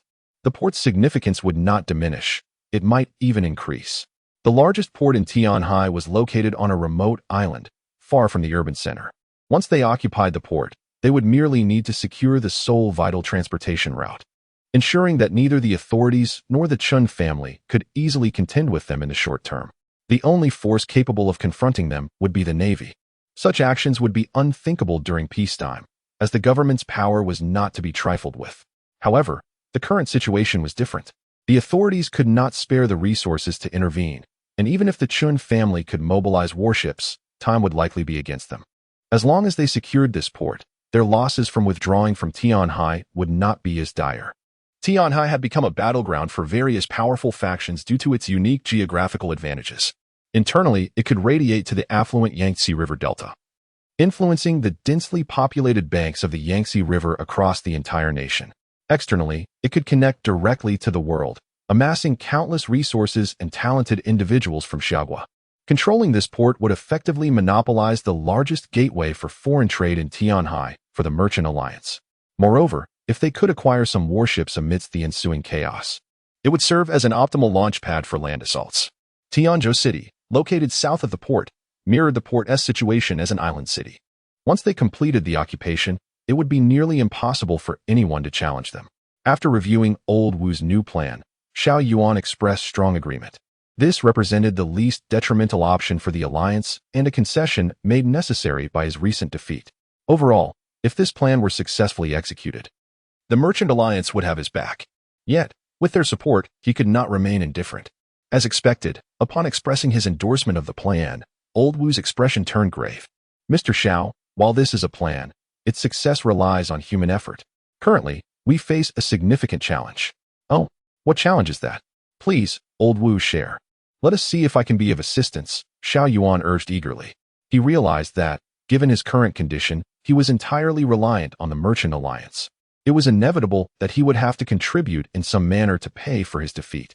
These were merchants, after all, not his parents. They would prioritize their interests. According to reliable sources, it seems that Chen Ye has mastered a technology capable of awakening supernatural abilities in individuals, resulting in a growing number of superpowered beings among his ranks, at least 30 that we are aware of. You know well the devastation these superpowered individuals can wreak. Our forces currently lack the corresponding strength, and even if we occupy the port, should the Chen family dispatch these powerful individuals to contest it, we would find it challenging to maintain our position. Our hold on the island relies on the ocean as a barrier, making it easy to defend. Even if the Chen family possesses heavy artillery capable of striking the island, landing would prove exceedingly difficult. However, without means to counter the supernatural beings, should they manage to infiltrate, we would struggle to stop them, as you are well aware. At this point, Old Wu sighed, leaving his thoughts unspoken. The truth can be quite revealing. Xiao Yuan inhaled deeply, acknowledging the avarice of these merchants, who were unashamedly seeking his most significant secret. Yet, he felt powerless to resist. Chapter 69. Exchange of Interests. Undercurrents in motion. Xiao Yuan is quite exceptional, and this is no secret among the upper echelons of the Merchant Alliance. Currently, while the number of supernatural beings outside the Chen family is limited, they certainly exist. The resources possessed by these business magnates afford them a comprehensive understanding of such individuals. If Xiao Yuan were merely a supernatural being, how could the vast Merchant Alliance coalesce around him? The support he receives from the Alliance stems from his demonstration of myriad distinctions from ordinary supernatural beings. Most captivating to these merchants is his cultivation method, which enables others to attain supernatural abilities. This aspect was deliberately showcased by Xiao Yuan, with the most immediate beneficiary being the grandson of Elder Wu, who has now become a practitioner. Although his strength remains modest, it guarantees that, even in the event of an apocalyptic viral outbreak, he would not succumb to infection. This alone is sufficient to create a compelling allure for these merchants. Elder Wu's purported concerns regarding the Chen family as supernatural beings are merely a pretext. His own grandson has practiced Xiao Yuan's method and currently possesses strength only slightly superior to that of an ordinary individual, insufficient to withstand a single blow from a true supernatural being. While the long-term prospects of cultivation methods may surpass those of supernatural abilities, and their potential for development is greater, the speed at which one gains power in the short term through direct awakening is unparalleled. Relying on this method to train a cohort to combat supernatural beings is sheer folly. It would be far more prudent to equip professional soldiers with formidable gear. Ultimately, their desire is simply to acquire Xiao Yuan's cultivation method, ensuring their survival when the apocalypse strikes. Xiao Yuan is fully aware of this. Moreover, he had originally intended to use this knowledge as leverage for greater gains before the apocalypse. With the plan now disrupted, he has no choice but to relinquish it to the Merchant Alliance to mitigate losses. Naturally, the method he provides will not be the pinnacle of his teachings, but merely an introductory version. Should they wish to ascend to higher realms, they will require further guidance from him. Distributing this method will serve as a future bargaining chip for him to exert greater control over the Merchant Alliance. Thus, while this overt exchange of interests does not align with his initial expectations, he has no intention of withholding it. Rest assured, Elder Wu, I will address this issue. Please have someone come to the infirmary shortly, and I will dictate a formula for you to record and disseminate for practice. Thus, it will all depend on Mr. Xiao's capabilities, Elder Wu hastily replied. Meanwhile, as the Merchant Alliance undertook significant decisions regarding the exchange of interests, a similar dynamic unfolded elsewhere. In Tianhai City, at Xingfeng Tower, within an elegant reception room, Chen Ye occupied the seat of honor, facing Li Qingcong, the city as protector. Having not met for several days, The protector appeared somewhat haggard, indicative of a recent surge in official duties. Alas, it is indeed a tumultuous time. Many matters are unprecedented, leaving those beneath me indecisive and thus compelled to consult me on every triviality, Li Qingsong lamented. There was an unspoken truth he did not vocalize. Had the Chen family not stirred trouble, he would not be under such immense pressure. The events at Lianqi Wetland Park had escalated online, creating a veritable storm of public sentiment. Under the weight of such formidable scrutiny, even he, the protector, felt overwhelmed. Everyone demanded accountability. But how was he to provide it? Arresting Chen Ye outright would be absurd. As for the members of the Merchant Alliance, their emerging influence was no small matter. The authorities were currently ill-equipped to manage them and could not publicly disclose that the incident stemmed from the alliance. If the perpetrators were known but remained untouchable, the official stance would be utterly discredited.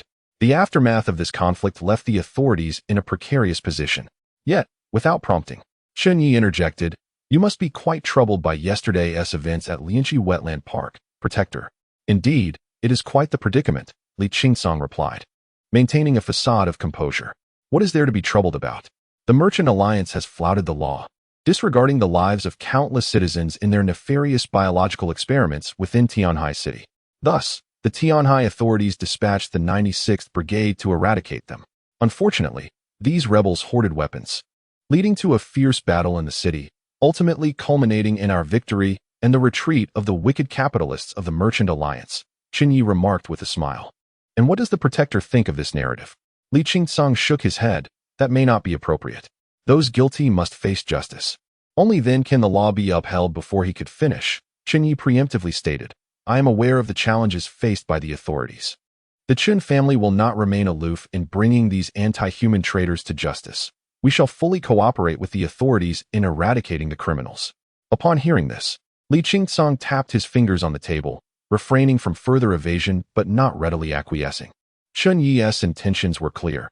He sought the official endorsement to characterize the events of the previous day, using the weight of authority to vilify the Merchant Alliance. His response was equally straightforward. Without a comprehensive resolution to the Merchant Alliance, the authorities would not lend their support. Chen Ye, however, expressed his willingness to address this issue, insisting that the official capacity must also be engaged collaboratively. Had Chen Ye proposed to handle the matter unilaterally, Li Qingsong would not have hesitated. He was well aware of the Chen family's strength, though lacking intimate knowledge of the Merchant Alliance. He did not doubt that the Chen family could contend with an organization of capitalists united. Yet, Chen Ye's proposition clearly indicated a desire for both the Chen family and the authorities to jointly dismantle the Merchant Alliance.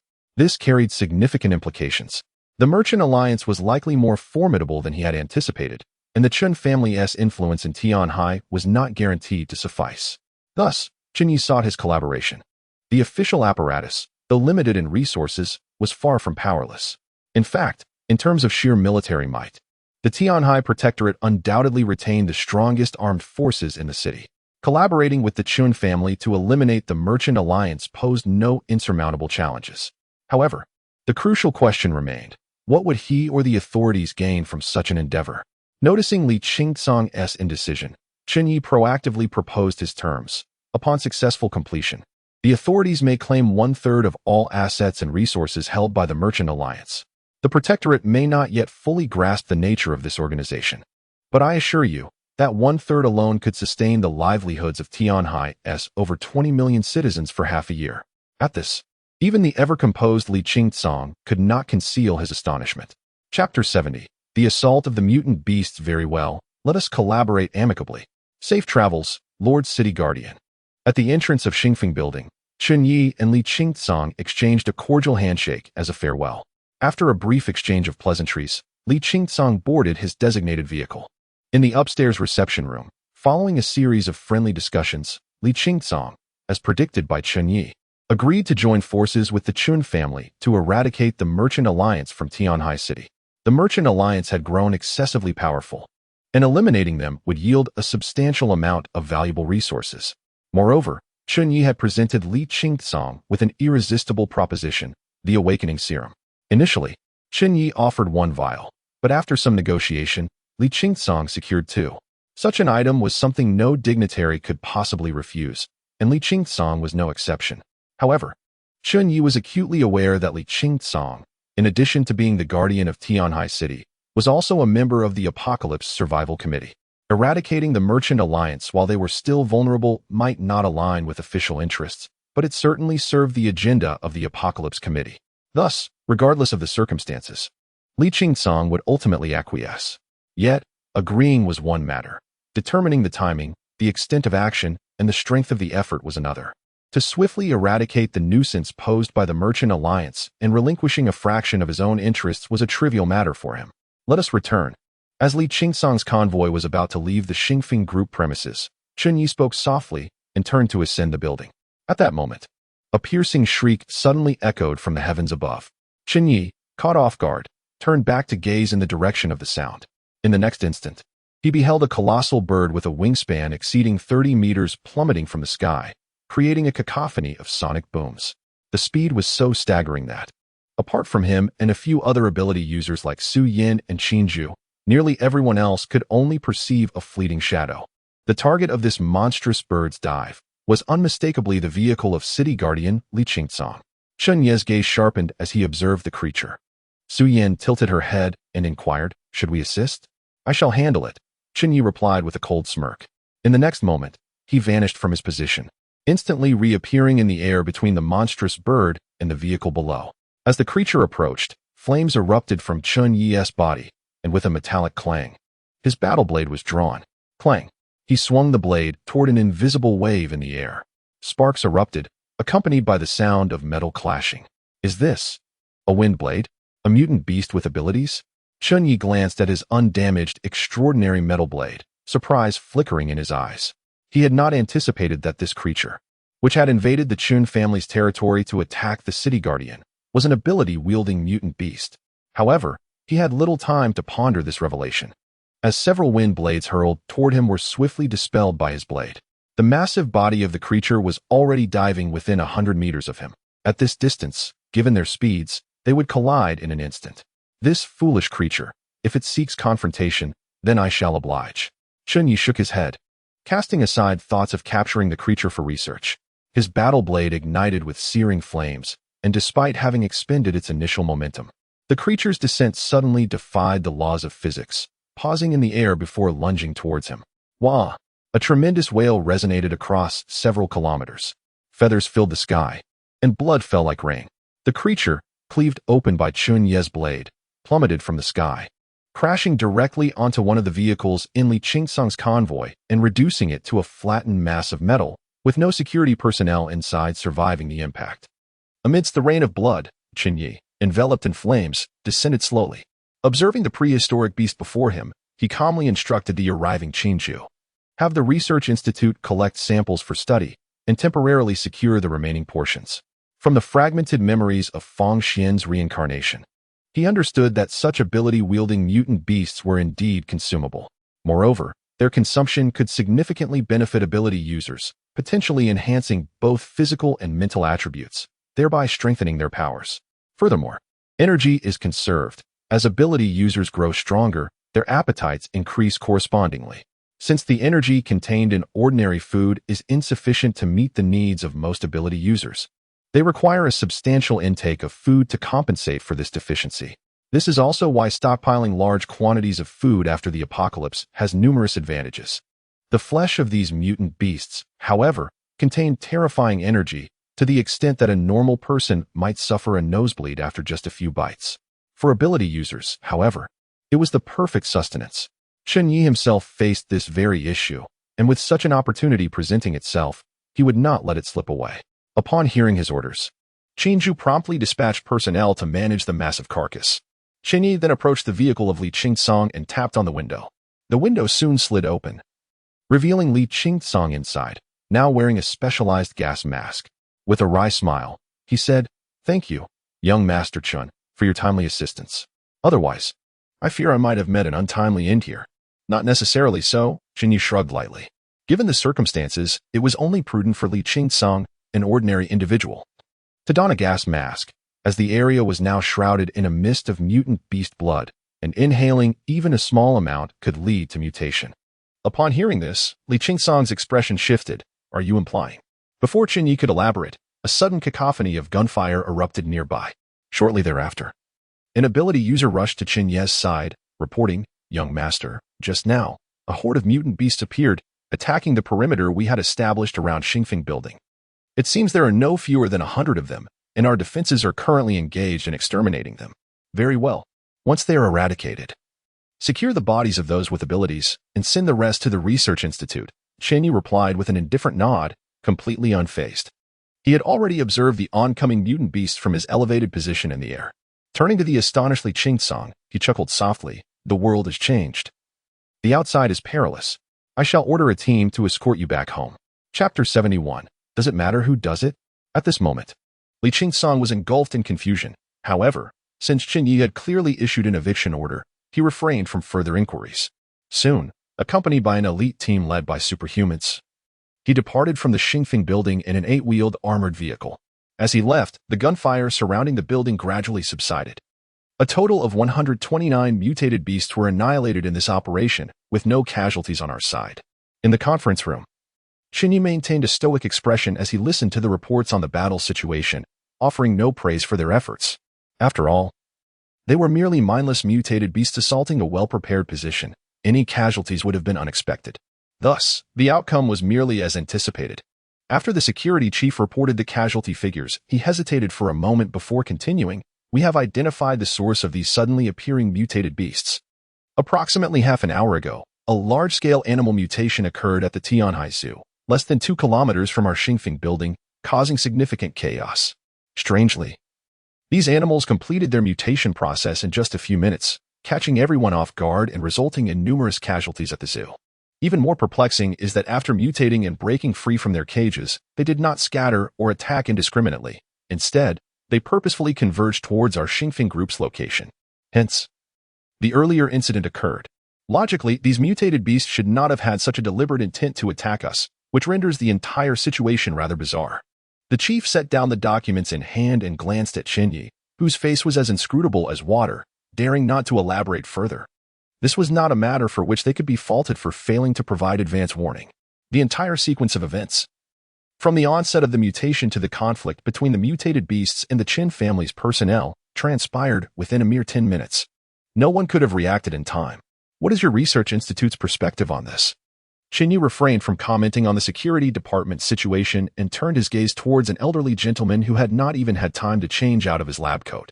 Upon hearing the question, the old man replied, "Young master, this is likely a man-made occurrence. The current viral concentration, from infection to outbreak, would not be less than 10 days.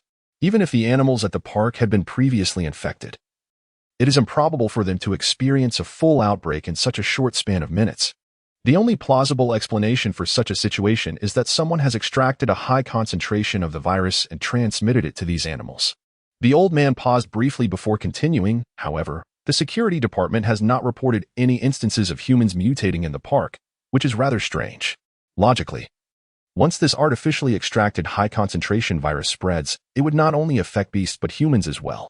In response, the head of the security department quickly interjected, "Indeed, there were no reports of human infections at the zoo initially. However, there have been numerous corpses of people killed by the mutated beasts that later exhibited signs of mutation, transforming into zombies. Thus, it indicates that the initial wave of the virus outbreak at the zoo did not affect humans," the old man contemplated. "From this, we can boldly speculate that this artificially extracted concentrated virus does not induce mutations in humans. Achieving such a result suggests that the individual who extracted the virus possesses an advanced understanding of it, requiring vast resources and data for support, along with a high-standard laboratory, at least comparable to our underground facility. This implies the existence of a substantial organization behind this operation." Upon reaching this point, the elderly researcher from the Underground Institute fell silent. His implication was clear. This was not merely a man-made incident, but rather a deliberate act orchestrated by a powerful force. Presently, there were 3 major forces in the Tianhai vicinity that could meet these conditions: the Chen family, the Merchant Alliance, and, naturally, the End-of-Days Survival Committee. Of course, the End-of-Days Survival Committee could not currently be compared to the Chen family or the Merchant Alliance, as the official structure had yet to completely collapse. Their rise would depend on the total disintegration of the official order, allowing them to seize a considerable amount of official assets. Thus, The third group could be considered an official power in the Tian'ai area. The creature that attacked was a city guardian, thus. This incident must have been orchestrated by the Merchant Alliance, Su Yin stated matter-of-factly, as one of Chen Ye's strongest assets besides himself. She was certainly qualified to participate in such high-level meetings. However, her singular focus on combat made her ill-suited for the intricate planning and analysis required in this situation. Unable to contain herself, Chen Ye interjected, "How can you be so sure it was the Merchant Alliance? It's quite simple. If the city guardian were to perish here, how could the officials collaborate with us to confront the Merchant Alliance? It would only benefit them," Su Yin explained with conviction. Conversely, if the city guardian dies here, both we and the officials would suspect the Merchant Alliance, wouldn't we? Wouldn't that compel us to unite against them? Chen Ye countered. Su Yin found herself momentarily at a loss for words. Fool. Chen Ye shot her a scathing look. Just then, Chen Ye suddenly chuckled. Su Yin is correct. This incident was indeed orchestrated by the Merchant Alliance. Chen Ye paused in surprise before questioning, but at present, there is no evidence pointing towards them, is there? Wouldn't such a conclusion be rather hasty? Chen Ye regarded her coolly, replying, "Hasty? It is indeed quite hasty. Yet the crucial question remains, does it matter who is behind this? In truth, it does matter, as it may indicate the existence of a significant force lurking in the shadows around Tian'ai. However, to say it does not matter is also valid. The paramount issue at hand is that the Chen family must collaborate with the officials to confront the Merchant Alliance. Therefore, this incident can only be attributed to the Merchant Alliance. The officials are a vast organization, even if Li Qingsong is the Tian'ai city guardian. He cannot wield absolute power within the official framework. The Merchant Alliance has already infiltrated the Chen family, let alone within the official ranks. Chen Ye was acutely aware that upon Li Qingsong's return, he would undoubtedly face considerable resistance in cooperating with the Chen family. Currently, the Merchant Alliance's misuse of refined viruses leading to animal mutations has resulted in significant casualties. While utilizing technological means to direct mutated beasts to assault both the city guardian and the Chen family's stronghold, is there any more compelling reason to suppress dissenting voices within the organization? This rationale serves not only to benefit Li Qingsong, but also to serve Chen Ye's interests. Chapter 72. Taming the Mutant Beasts, is it hasty? Upon hearing Chen Ye's retort, Chen Ye paused momentarily, yet her intellect swiftly allowed her to comprehend. Subsequently, she said, "I understand." Chen Ye nodded, preparing to discuss the next course of action and objectives with them. Just then, a voice emerged from the earphone that Qin Ju had been wearing. With her brows slightly furrowed, she approached Chen Ye and whispered, "Just now, our various material storage warehouses and strongholds in Tian'ai City were attacked by mutant beasts. The scale of this assault is immense. The defensive forces in those locations are far inferior to those at the Star Peak Group headquarters.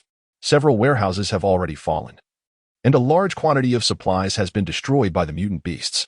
Moreover, these creatures are not only attacking us but are also posing a threat to ordinary citizens. Preliminary estimates suggest that casualties have already reached thousands, causing significant turmoil in Tian'ai City." Chen Ye, who was about to speak, paused and then scoffed. These people are truly unscrupulous. If he had previously harbored doubts that this incident was orchestrated by the Merchant Alliance, he was now almost certain. The chaos in Tian'ai did not align with the interests of the authorities or the Apocalypse Survival Committee. The only apparent beneficiaries were the Merchant Alliance. By unleashing such a multitude of mutant beasts, they forced the Chen family and the authorities to prioritize resolving the issues within the city, diverting their focus away from the Merchant Alliance. This provided them with the breathing room to concentrate on other matters, whether it be relocating supplies out of Tian'ai or restructuring their operations within the city. Both options required time. Chen Ye had no intention of concealing this news, and promptly disclosed it before everyone. The members of the Chen family were evidently shocked by the Merchant Alliance's depravity. However, being elites, they quickly adapted and began proposing various solutions. Yet, these solutions ultimately required significant manpower and resources, inevitably delaying any offensive against the Merchant Alliance. It was a well-crafted scheme, leaving them with little recourse. After all, Chen Ye could not neglect the territories and resources of the Chen family in Tian'ai, aside from the Star Peak Group, allowing them to be ravaged by these beasts. It was certain that manpower would be diverted to assist. At this moment, Chen Ye suddenly posed a question. Why do these mutant beasts obey their commands? From the moment the strange bird appeared, have you not noticed? The attack seemed to have a distinct purpose. Such an effect cannot be achieved merely by slight guidance. I suspect they possess a method to control the mutant beasts. If we could discover this method, not only would we avoid deploying substantial manpower and resources to deal with the mutant beasts, but we could also capture a number of them, significantly enhancing our strength. Her perspective was indeed one that none of the others had considered. However, after a brief silence, someone shook their head, stating, "Such matters are likely top secrets within the Merchant Alliance. It would be quite difficult for us to uncover." Indeed, while it sounded appealing, it was not particularly realistic. The group collectively shook their heads. Only Chen Ye, upon hearing her words, suddenly remarked, "It may not be entirely unrealistic." He recalled something from the fragmented memories of Fang Xian which mentioned that higher-tier mutant beasts could command lower-tier ones. The more advanced the mutant beast, the greater its intelligence, and thus, the easier it was to tame. In the aftermath of the apocalypse, there were indeed individuals who had tamed mutant beasts as mounts. When confronted by large numbers of attacking mutant beasts, a well-tamed creature of sufficient strength could easily extricate its master from danger and even yield a significant bounty of mutant beast resources. This was a coveted skill in the post-apocalyptic world, albeit few possessed the capability to tame advanced mutant beasts. Fang Xian certainly lacked this ability. To tame a high-level mutant beast, the simplest requirement was to be stronger than it. Fortunately, Chen Ye's current resources were abundant with individuals of formidable strength. He was uncertain of the methods employed by the Merchant Alliance to control the mutant beasts. Perhaps it involved some form of technological intervention or a controlling virus. However, it mattered little. While they played their game, he could play his own. By locating and taming a high-level mutant beast, he could then harness the very mutant beasts sent by the Merchant Alliance to become vanguards in the effort to dismantle them, an endeavor that appeared exceedingly advantageous. "Oh, young master, do you have a plan?" The head of the research institute adjusted his glasses, his eyes gleaming with interest. The group present shared a keen fascination with the mutant beasts, tirelessly conducting research in the lab. Naturally, they were curious upon hearing Chen Ye's words. "A plan." Chen Ye smiled, turning to Qinju. "Where is the most powerful mutant beast currently appearing? What type is it, and what is its evolutionary origin?" Clearly, Qinju, who had been stationed in the Star Peak building, did not have this data. Promptly, she tapped her earphone to inquire with the front lines. After approximately 10 minutes, she finally received an answer and quickly reported, "Young master, it is a white tiger located 20 kilometers to the south, attacking one of our suburban warehouses." According to the information gathered from the front lines, this white tiger likely escaped from a nearby zoo. It is enormous, standing over 8 meters tall and measuring over 15 meters in length, capable of emitting sharp wind blades when it roars. Its strength is exceptional, clearly demonstrating a significant disparity compared to other mutant beasts. It has already destroyed no less than 3 main battle tanks. Had it not been for the substantial stockpile of supplies in that warehouse, we would have retreated long ago. This is the first time we have encountered such a creature capable of damaging main battle tanks. The soldiers stationed there have exerted every effort to hold it back. However, the assault on that warehouse is not solely from this white tiger, but also from many other mutant beasts. The security personnel at that warehouse have already sent 3 distress signals to the command center, indicating a dire situation. A heavily armed platoon has been dispatched to provide support and is currently en route. Chen Ye nodded thoughtfully upon hearing this. It seems that even if the reinforcements arrive, it may be of little use. In that case, I shall make a trip myself. Chapter 73, A Docile Mutant Beast? TCH. The howling wind swept through the area. Yet, what would normally only knock people off balance now concealed lethal intent. Inside the bisected infantry fighting vehicle, a soldier stared at the severed front section 10 meters ahead, the smooth cut larger than the vehicle door itself, while icy gusts poured in through the gap. He swallowed hard, gripping his rifle tightly as he fixed his gaze on the empty space before him. Thud. A heavy footstep resounded, sending the hearts of the soldiers inside pounding violently. Along with the footsteps came the deep, labored breathing of some massive creature, like the wheezing of bellows. The next moment, darkness enveloped their vision as an enormous head appeared at the severed opening of the vehicle. The gap was so vast that they couldn't even discern the creature as full features, only half of its head and a single, cold, amber eye. At such close proximity, facing this primordial behemoth, the soldiers' primal fear left their minds blank, their weapons forgotten in their hands. Not that it mattered. Their rifles were little more than sticks against such a monstrosity. Even the vehicle's autocannon had failed to leave a scratch, let alone their small arms. The wind howled through the wrecked compartment, forcing the men to squint. After what felt like an eternity, one soldier suddenly realized the gale had ceased, and the heavy footsteps were fading into the distance. "We're alive?" He instinctively checked himself, relieved to find all his limbs intact. Before urgently calling over the comms, Hey, anyone still breathing? Sound off. We're good. That was fucking terrifying. What the hell was that thing? Hearing his squad mates' familiar voices, the squad leader exhaled in relief before snapping into action. Report it now. The vehicle S totaled, and that thing S heading toward the warehouse. Warn the defenders there to stay sharp. Also, he hesitated before adding, it didn't seem interested in killing us. Just destroy the vehicle. Same with the tanks earlier, wrecked, but no casualties. That's all. Let command decide what to do. Since 3 p.m. this afternoon, numerous monstrous creatures have emerged across Tianhai City, with attacks on civilians escalating rapidly. As we speak, large military contingents have been deployed to suppress the threat and safeguard civilian lives and property. I am currently reporting from Shupingwan village in Tianhai's southern outskirts, the front line of this conflict. The forces engaging the creatures here belong to the 96th Heavy Combined Arms Brigade, stationed in the city as a precaution amid recent tensions. Their base happens to lie directly in the path of this wave of monsters. Reports indicate significant casualties on both sides, with many creatures neutralized but heavy losses sustained. Just a few hundred meters from the front line, journalists are broadcasting live updates. Unlike the abrupt conflict at Lotus Pond Wetland Park, which ended before media could arrive, this large-scale mutant beast assault has unfolded over hours, drawing daring reporters to the scene. Unlike traditional coverage, modern media favors live streams to maximize engagement. Thus, this battle isn't just national news, it's being broadcast in real time across the country. Ground cameras, aerial drones, and expert commentary ensure even uninformed viewers grasp the severity. Chat floods with reactions. This looks bad. That white tiger is unstoppable. Tanks can't even slow it down. What kind of joke is this? Saw it flip a tank turret with one swipe on the drone feed. Brutal. Worst part? It took a direct hit from a 125mm smoothbore and didn't even flinch. Since when are carbon-based life forms this tough? Another IFE down. This unit's only company strength 3 tanks gone. A handful of IFEs left. Heavy weapons are dwindling. They're just holding the line with small arms now. Whereas the artillery?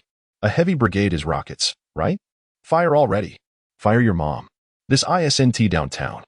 But it's still urban, count the apartments and factories around here. One rocket salvo, and the whole block's rubble. Not to mention the grain depot nearby. Blow that up, and half the city starves. Like we aren't starving already? Seen Tianhai's food prices lately? While viewers debate tactics, their armchair strategizing changes nothing. The professionals on-site, trained commanders and staff officers, have already exhausted every viable option. What works is either environmentally unfeasible or ineffective against the white tiger. If there were an easy solution, they'd have implemented it long before keyboard warriors chimed in. Yet this is the internet. Amateurs confidently lecture experts, convinced their half-baked ideas are strokes of genius. In reality, their solutions are often reckless, ignoring collateral damage. Yes, a rocket barrage could obliterate these beasts, even the tiger. But some fail to grasp that leveling a city might be worse than the monster's rampage. Still, they insist they do better. Chapter 74. No one stronger than me has yet been born in the vehicle en route to confront the white tiger mutant beast at the front lines. Chen Ye discerned that rather than awaiting reports from those below, it would be more enlightening to directly observe the live stream of the scene. Thus, he tuned into the broadcast, observing the barrage of derisive comments directed at the frontline commander, who was criticized for his lack of tactical acumen. Su Yin, who had trailed behind like a sycophant, disdainfully remarked, "A bunch of fools." Conversely, Shinyanshi shook her head and offered a more tempered view. That is not entirely fair. They indeed lack a certain level of professional expertise and their considerations are somewhat limited, a reflection of their cognitive constraints. Su Yin raised an eyebrow. But recognizing that her verbal sparring would likely be futile against Shinyanshi, she refrained from further debate. Instead, Chen Ye chuckled lightly, saying, "Such is the nature of the masses. They desire to engage yet lack expertise and are loath to accept responsibility. Individually, their intelligence may not be inferior to anyone else's. Yet it is the limitations of their understanding that confine them. When amalgamated, however, their collective reasoning may vanish into thin air. If placed in command on the front lines, they would not be foolish enough to order the bombardment of a city, yet they feel uninhibited to engage in online bravado. Thus, it can be posited that public opinion is inherently manipulable. The populace can be easily deceived. When inundated with sufficient information, their attention is effortlessly captured, rather than direct coercion. Individuals are more inclined to trust conclusions they arrive at themselves. Through general, ambiguous, and broad descriptions, one can guide them toward desired conclusions. A phenomenon that becomes even more pronounced when people congregate as a group. At this juncture, Chen Ye glanced with interest at Chen Ye and Su Yan, seated on either side of him, and inquired, "Do you believe in astrology?" "I do. I'm a Sagittarius," Su Yan replied without a moment's hesitation. Chen Ye, however, displayed a look of disdain. "Enough of that. I hold a doctorate in psychology, and I am well aware of the astrological effect. It's merely that this fool doesn't realize she is being insulted." Chen Ye offered a slight smile, choosing not to elaborate further. Su Yan, perplexed, turned to Chen Ye. "Who are you insulting?" "I'm not disparaging you. It's him calling you foolish." Chen Ye rolled her eyes in response. "While foolishness may be too strong a term, it is simply that some have yet to transcend certain human frailties and remain susceptible to manipulation," Chen Ye remarked. "Dialectical thinking is a valuable asset. However, those who genuinely possess such acumen are few and far between. Most who tout the concept daily merely acknowledge its existence without comprehending its essence. They understand the what but not the why." Due to the recent surge of unexpected incidents and escalating tensions, the authorities had implemented road controls over the past 2 days. The thoroughfares now lay desolate, unobstructed. Chen Ye's convoy reached Shuping Bay, located over 20 kilometers from Xingfeng Tower, in merely 10 minutes. Approaching the vicinity, the distant sounds of fierce gunfire reached their ears. From the live stream and frontline reports, Chen Ye had grasped the overall situation. Though the formidable White Tiger had wreaked havoc on heavy equipment, causing significant losses, the frontline reports indicated that it seemed disinclined to inflict harm. At least, the casualties reported thus far bore no relation to its presence. Consequently, the command center had relayed orders to the frontline troops to temporarily disregard the terrifying White Tiger unless absolutely necessary and instead focus their firepower on other more violent, destructive, and aggressive mutant beasts. Thus, the gunfire they heard was primarily directed at these other mutant creatures. A plethora of mutant beasts had emerged, as the focus had previously been on the White Tiger, leaving the others relatively unaddressed. Now, with resources reallocated, they had begun to achieve notable victories. The presence of a non-aggressive mutant beast piqued Chen Ye's interest. Regardless of perspective, this creature undoubtedly possessed a high level of intelligence. His intention was to subdue the White Tiger and, through it, exert control over the other mutant beasts. The higher the displayed intelligence, the greater the value post-domestication. Of course, subduing such a creature would offer little room for cunning. It would rely solely on brute strength to compel compliance. The White Tiger had demonstrated a remarkable ease in its actions, making it difficult to ascertain the extent of its capabilities.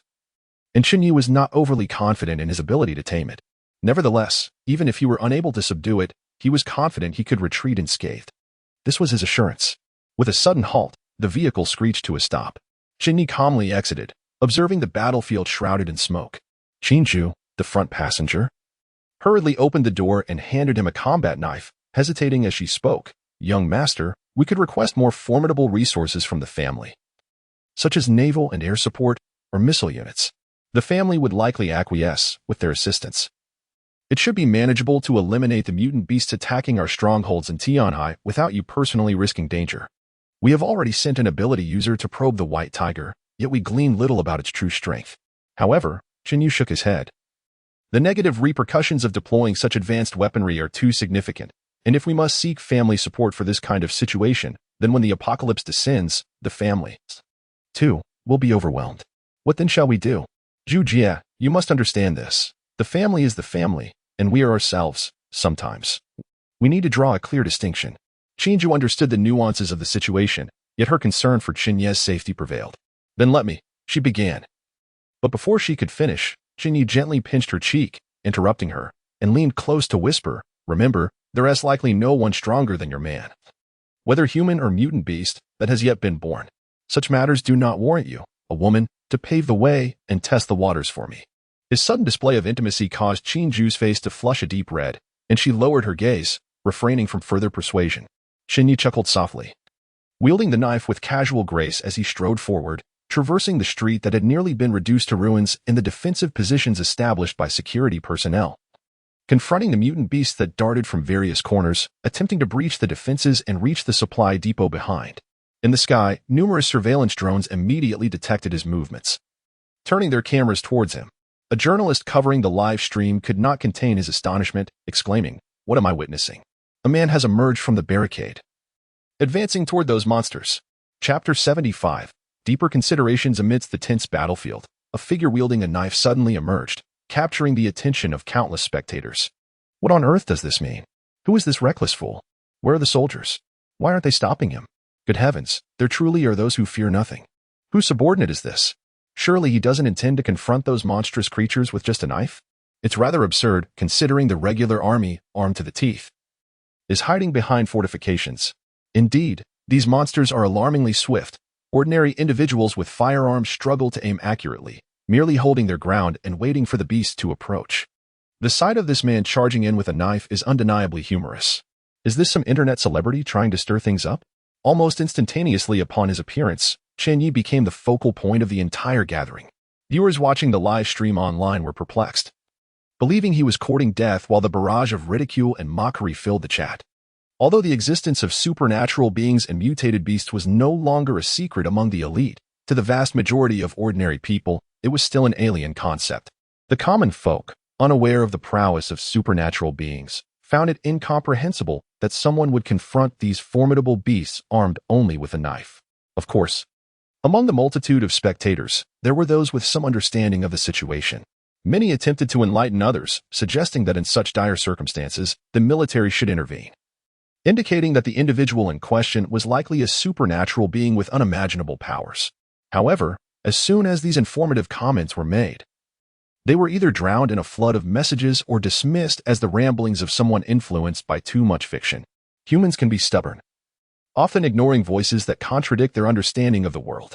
Chen Ye had anticipated the reactions swirling online. If he wished, a mere word from him could silence all the critics in the live stream or even shut down the entire broadcast. Yet, he deemed it unnecessary. People are entitled to their opinions, and he could hardly stifle their voices. Moreover, every individual harbors a desire for recognition. He was no exception. Now that he possessed a measure of strength, it would be a disservice to himself not to showcase it before the masses. As for the doubts and mockery of others, if everyone believed he could vanquish these mutated beasts, what joy would there be in demonstrating his prowess? If one is to boast, it must be with a twist of fate. Of course, his grand display served a purpose beyond mere posturing. This endeavor could be considered a secondary motive, as a more profound intention lay beneath. After the apocalypse, what holds the utmost importance? Undoubtedly, it is resources, for as long as resources are abundant, talent will invariably flock to them.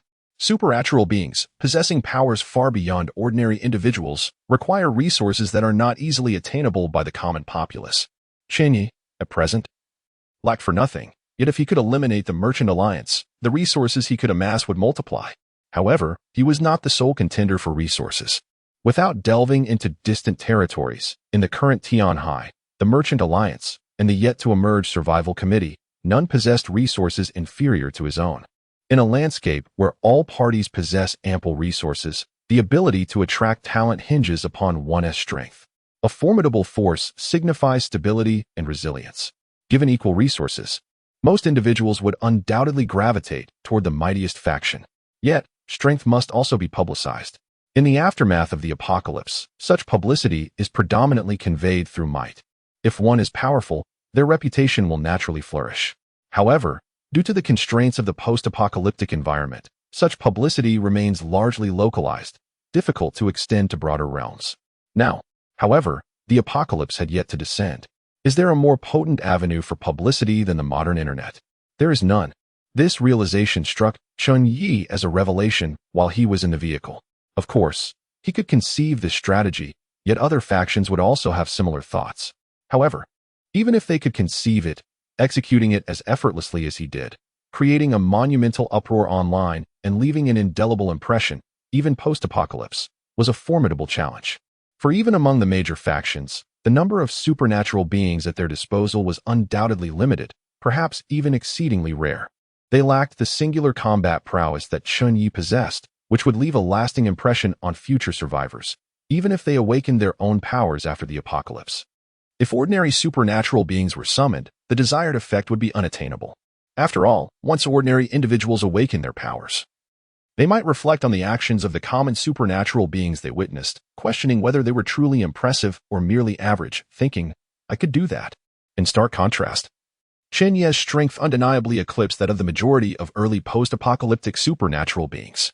When these beings later recalled what they witnessed today, they would likely only be able to exclaim in awe, that was truly remarkable.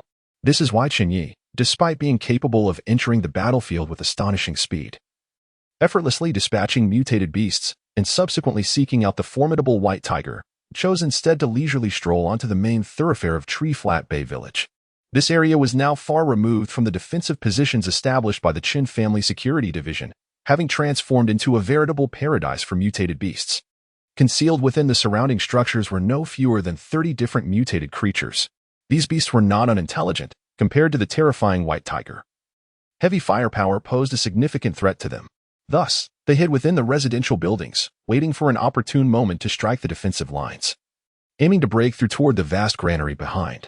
Why these creatures fixated on the granary with such tenacity remained unclear to Chen Ye. He could only speculate that some unseen force was manipulating them through certain means. What means he did not concern himself with. From the fragments of memory he retained from his past life, he understood that there was no extraordinary method to control mutated beasts in the apocalypse. The most common approach involved taming a high-level mutated beast and utilizing it to command others. This indicated that the current methods employed by those pulling the strings would inevitably become obsolete after the apocalypse. Thus, they held little value. Conversely, the art of taming mutated beasts remained a mystery to him. He was uncertain about the precise techniques to employ and could only experiment when he encountered the white tiger. And now, as the smoke of battle swirled around him, Chen Ye paused, casting his gaze toward a 6-story building nearby. At the entrance, a pair of crimson eyes fixated upon him from the shadows of the stairwell. Chapter 76. Now that everyone is here, let us embark on our journey. Through layers of darkness, Chen Ye could discern the presence of a rodent. A colossal rodent. This creature lurked within the stairwell of the apartment buildings. Its exposed head comparable to that of an automobile tire. What should have been a mere palm-sized mouse now boasted a size akin to that of a tiger or leopard. Its scarlet eyes gleamed with a bloodthirsty light in the gloom, while its sharp claws incessantly scraped against the concrete floor, leaving behind deep gouges, each measuring about a foot in depth. Clearly, it had set its sights on Chen Ye. Although the private soldiers stationed here were from the Chen family, they still operated under the guise of official authority. Thus, upon the initial discovery of the onslaught of mutated beasts, the majority of the villagers had already been evacuated. Now, the place was desolate, and Chen Ye, having ventured in alone, appeared to the eyes of these aberrant creatures like a beacon of light in the night, brilliant yet out of place. It was only natural that he attracted their attention. Faced with the lurking menace of this monster, Chen Ye showed no intention of retreating. Instead, he paused momentarily, and upon observing that the creature had not yet launched an attack, he boldly approached the apartment building. Before he could draw near, the giant rat emitted a warning hiss, its claws growing increasingly agitated against the ground. Doubt flickered in its bulbous eyes, revealing its hesitation. It was scrutinizing Chen Ye. Rats are inherently timid and cautious creatures. Even after their horrific transformation, their nature remained unchanged. When confronted with fleeing commoners, they would swiftly pounce, tearing into flesh and devouring their prey with glee. However, in the presence of Chen Ye, who exhibited no fear and instead approached with intent, the creature instinctively sensed that he was unlike the humans it had previously encountered. If it were to follow its instincts, it would undoubtedly have fled. Yet, having hidden in this stairwell with the intent to ambush passersby, it found itself with no escape route. With Chen Ye drawing nearer, it could only emit a feigned warning in an attempt to repel this extraordinary human. At this point, it was likely too late to flee. As Chen Ye reached the entrance of the building, he stood merely 7 or 8 meters from the enormous rat. With a decisive kick, he struck the other half of the metal door. The sound of metal crashing echoed as the door deformed and shot out of its frame. Before the rat could react, the warped door struck it squarely on the forehead, eliciting a terrified wail from the creature. However, this moment of panic finally awakened the rat's bloodthirsty instincts. In the next instant, it flung aside the door and charged directly at Chen Ye. Chen Ye merely sidestepped, and in a flash of steel, the giant rat soared several meters through the air before crashing heavily to the ground, devoid of life. Its massive body twitched, yet its head, comparable to a car wheel, had vanished. The scent of blood quickly filled the air.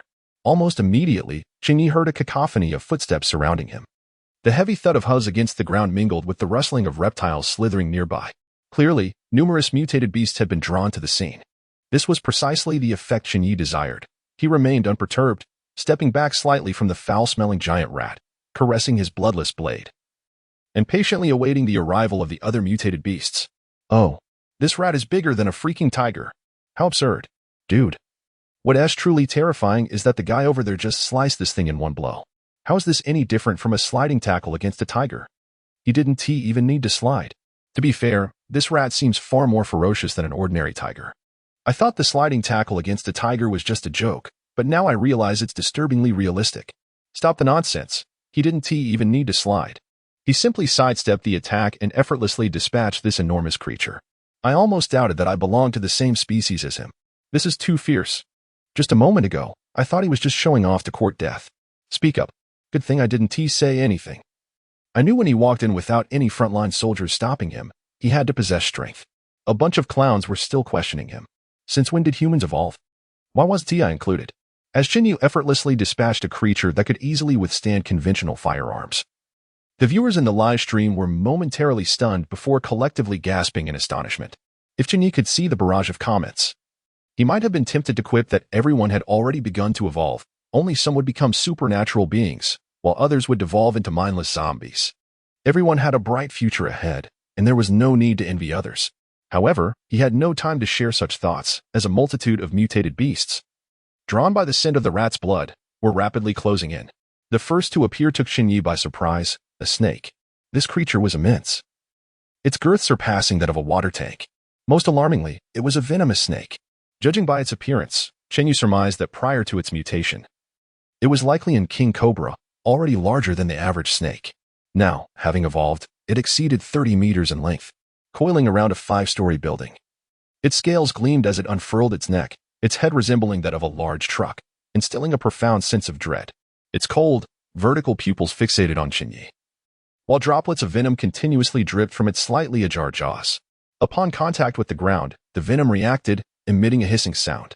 A single bite from this creature would spell doom not just for ordinary individuals or supernatural beings, but even a blue whale would succumb to its venom.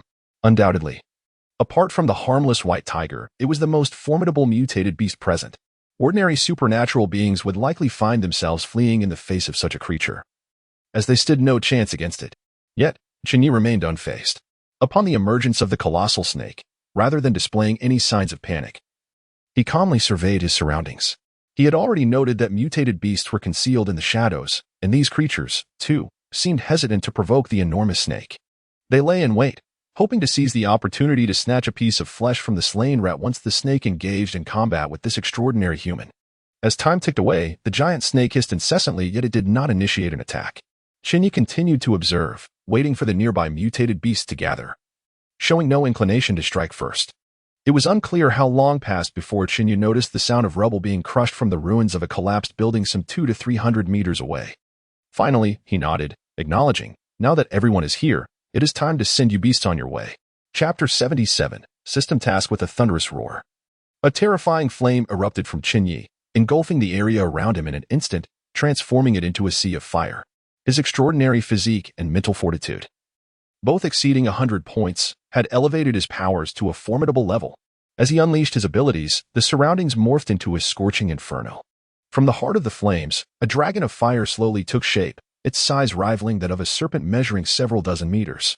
Upon materializing, it let out a silent roar, then surged forward with an overwhelming heat towards the colossal serpent. Were it merely a typical mutated beast, even a serpent of such magnitude would have been reduced to ashes in the face of this fire dragon. Yet, this serpent was no ordinary creature. It possessed a unique ability, venom. As the fire dragon approached, the serpent opened its maw and unleashed a stream of emerald green venom. Upon contact, the venom vaporized into a foul-smelling mist of bluish-black smoke. A gentle breeze swept through, dispersing the toxic fumes rapidly, coincidentally passing through areas inhabited by other mutated beasts. In an instant, these creatures became rigid, succumbing to the venom as if they had perished eons ago, disintegrating like dust in the wind. Such a power is indeed repulsive. A true weapon of mass destruction on the battlefield, Chen Ye mused. However, this trivial tactic posed no threat to him. Enveloped in his sovereign flames, no malevolent entity could approach him, let alone this mere toxic mist. The surrounding area had long been evacuated, leaving him as the sole survivor. The serpent's venomous onslaught, while effective in eliminating other mutated beasts, served little purpose against Chen Ye. It showed no signs of relenting, spewing forth venom with increasing ferocity, as if desperate to expel its very essence. Yet, in the face of the fire dragon, its efforts paled in comparison, and it began to retreat. The other mutated beasts, undeterred by the deadly fumes or the fearsome Chen Ye, charged forward with unyielding resolve. Only the serpent displayed a semblance of intelligence, retreating while engaging in combat after realizing it could not prevail. Yet, Chen Ye had no intention of letting it escape. In the next moment, as the fire dragon ensnared the serpent, he flashed forward with his blade, intercepting a charging mutated beast. With a simple yet decisive strike, he cleaved it in two. In the realm of martial prowess, speed is unmatched. With his terrifying velocity, the beast had no inkling of his approach before it felt the world spin and collapsed, its last sight being its own headless body, without resorting to any abilities. He had dispatched the creature with mere physical strength, a testament to the formidable combat prowess bestowed upon him by his exceptional attributes. The strength he wielded was beyond what any ordinary mutated beast could contend with. Even the largest serpent present, were he inclined, he could have easily cleaved it as well. However, that would not have achieved the visual impact he desired. Is this real? Is this a human? This is absurd. Who switched the live stream to a fantasy drama? Could it be that this is genuine? A group of ignorant mortals, unaware of the might of the awakened. In mere moments of combat, numerous mutated beasts fell, far surpassing the efforts of Chen Ye's predecessors who had struggled with various weapons. The audience was left in disbelief, some even speculating that the live feed had been replaced by some CGI film. As they debated the authenticity of the scene, Chen Ye had already severed the massive head of the serpent. With a heavy thud, its colossal body and severed head crashed to the ground. Chen Ye slowly sheathed his weapon, surveying the vicinity of Shuping Bay Village, which was now devoid of any living mutated beasts. However, he did not believe that his actions had eliminated all the creatures. After all, he had come here with a purpose, the enormous white tiger that had yet to reveal itself. Have someone handle the carcasses of these beasts, but do not approach the gymnasium to the south of the village, he instructed casually into a headset. His gaze remaining fixed on the nearby open-air gymnasium, he could sense the presence of the white tiger within. This creature was the most enigmatic mutated beast he had ever encountered, exhibiting signs of advanced intelligence and displaying no hostility towards humans, unlike its counterparts. It had refrained from ambushing him during his battle with the other beasts and now remained stationary inside the gymnasium. Chen Ye felt as if it was waiting for him, perhaps intending to communicate. Though it seemed far-fetched, he acknowledged the possibility. After issuing his command, Chen Ye strode leisurely towards the gymnasium. The distance between the combat zone and the gymnasium was several hundred meters, not particularly close. Yet, despite his seemingly slow pace, he moved faster than an average person, arriving at the entrance in no time. Upon reaching the entrance, he could distinctly feel the oppressive aura emanating from the formidable mutated beast inside. Without hesitation, he pushed open the gymnasium doors. Inside, beneath the vast canopy of the open-air gymnasium, the white tiger lay languidly. The moment Chen Ye entered, its gaze met his. Their eyes locked, but no sparks ignited between them. As he had surmised, the white tiger not only possessed remarkable intelligence but also exhibited little desire to attack humans. Its gaze held no malice, merely a cursory glance.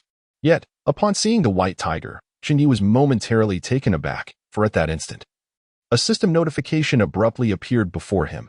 Detection of the Child of Destiny nearby. Task refreshed. Task: subdue the Child of Destiny by Xiaobai and alter its life trajectory. Chapter 78. Could this be the prophesied child? The notion of subduing the prophesied child left Chen Ye in a state of astonishment for a considerable time, his gaze towards the white tiger growing increasingly peculiar. To think that this creature could be the prophesied child was utterly beyond his expectations. The prophesied children he had encountered thus far were predominantly humanoid, appearing dignified and noble in favorable circumstances, yet resorting to unscrupulous methods when faced with adversity, completely devoid of the virtuous image one would associate with a prophesied child. However, at least they were human.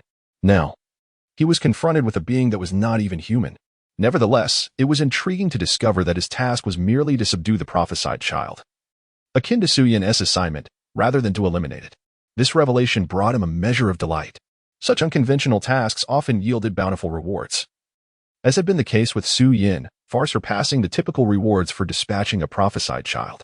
The emergence of this new opportunity was undoubtedly a pleasant surprise. As his thoughts raced, Chen Ye regained his composure and began to contemplate a strategy. Considering that the white tiger seemed deliberately to await his arrival and had not exhibited any aggressive tendencies, he quickly formulated a plan. Although the entire process felt lengthy, it transpired in an instant. Chen Ye reacted swiftly, upon realizing that the system had refreshed the task. He abandoned his initial intention to subdue the white tiger through brute force and control it like a pet to command other mutated beasts. Under the watchful gaze of the white tiger, he approached the shelter where it resided. Soon, he stood at the entrance, locking eyes with the creature. Chen Ye stepped decisively into the tent. Though I am unsure if you can comprehend my words, seeing as you have awaited my arrival, I presume you wish to discuss something. Please, speak plainly, he inquired, maintaining a respectful demeanor. The white tiger observed him intently for a prolonged moment before a razor-sharp claw, resembling a dagger, emerged from its paw.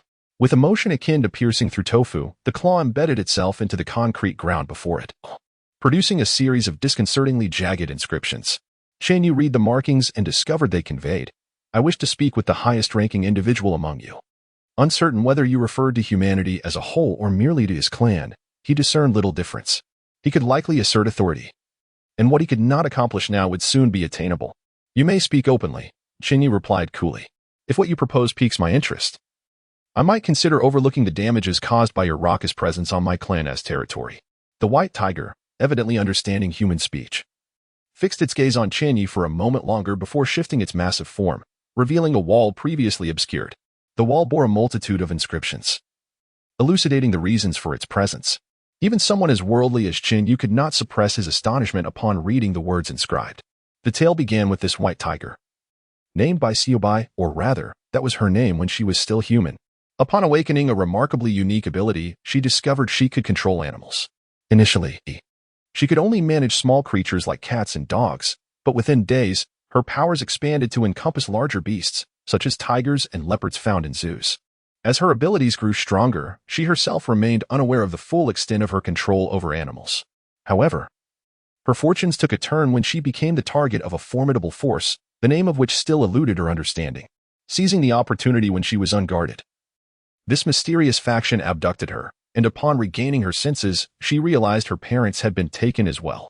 Under the threat to her family's safety, she was compelled to obey the orders of this faction. Thus, she endeavored to use her powers to control mutated beasts, which proved significantly more challenging than ordinary animals. Despite the daunting task, Bai Xiaobai exhibited an extraordinary aptitude, progressing at an unprecedented rate. Within a mere 2 days, she was able to fully control ordinary mutated beasts. This formidable ability to command mutated creatures positioned her among the strongest of her kind, especially considering that most ability users struggled against mutated beasts in combat.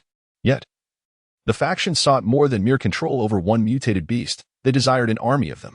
Suggestions arose to have Bai Xiaobai attempt to command more powerful mutated beasts, thereby issuing commands to control a multitude of them.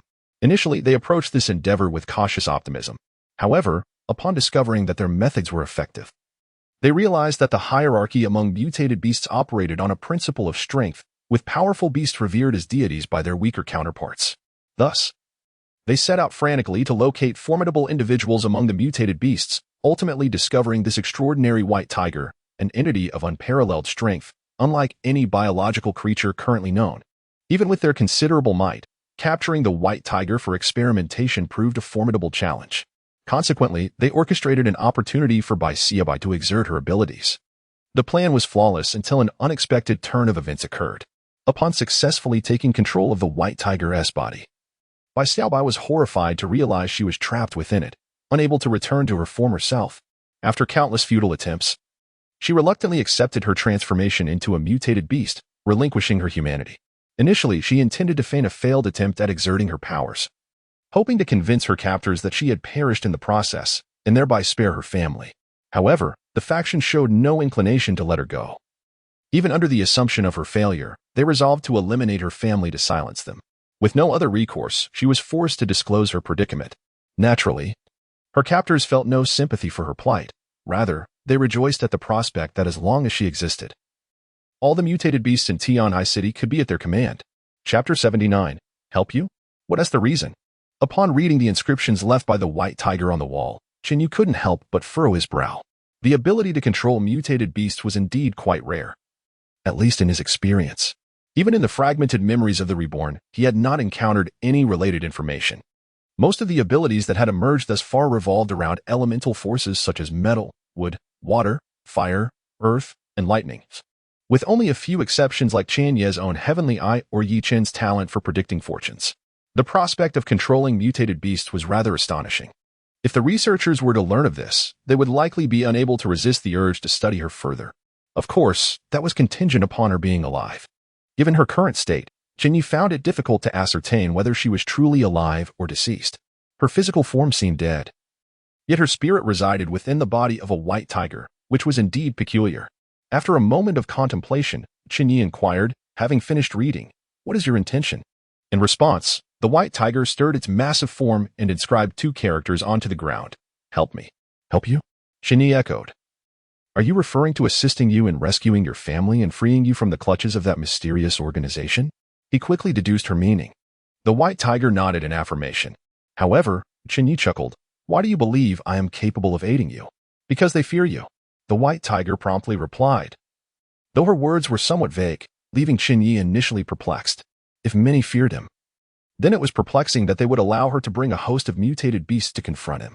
After a laborious exchange, Chen Ye began to grasp her intended message.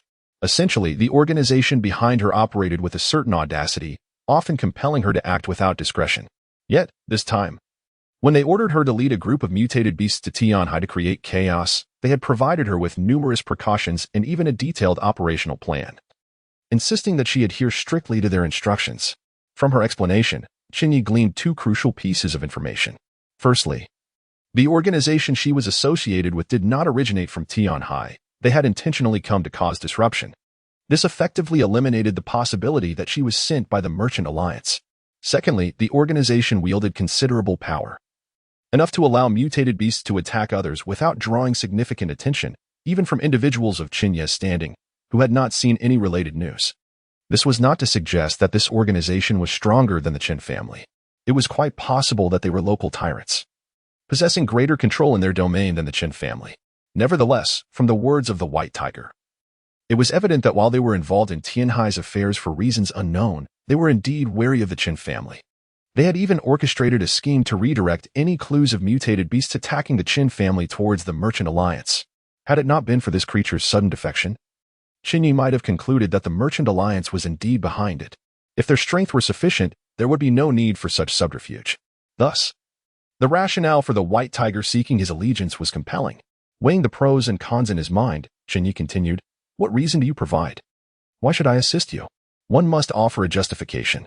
The real world is not a fairy tale. To seek help from others inevitably entails a cost. The only value you present currently lies in your ability to control mutated beasts, yet you seem reluctant to utilize this gift. As you are here seeking refuge from that very organization, I simply wish to avoid being threatened. The white tiger promptly inscribed her reasoning. The implication was clear. As long as Chen Ye helped her rescue her family, she would be willing to serve him. However, Chen Ye could not help but scoff at this notion.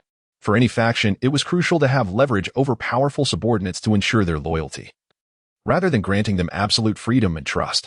This was akin to the relationship between Qingju and Su Yan.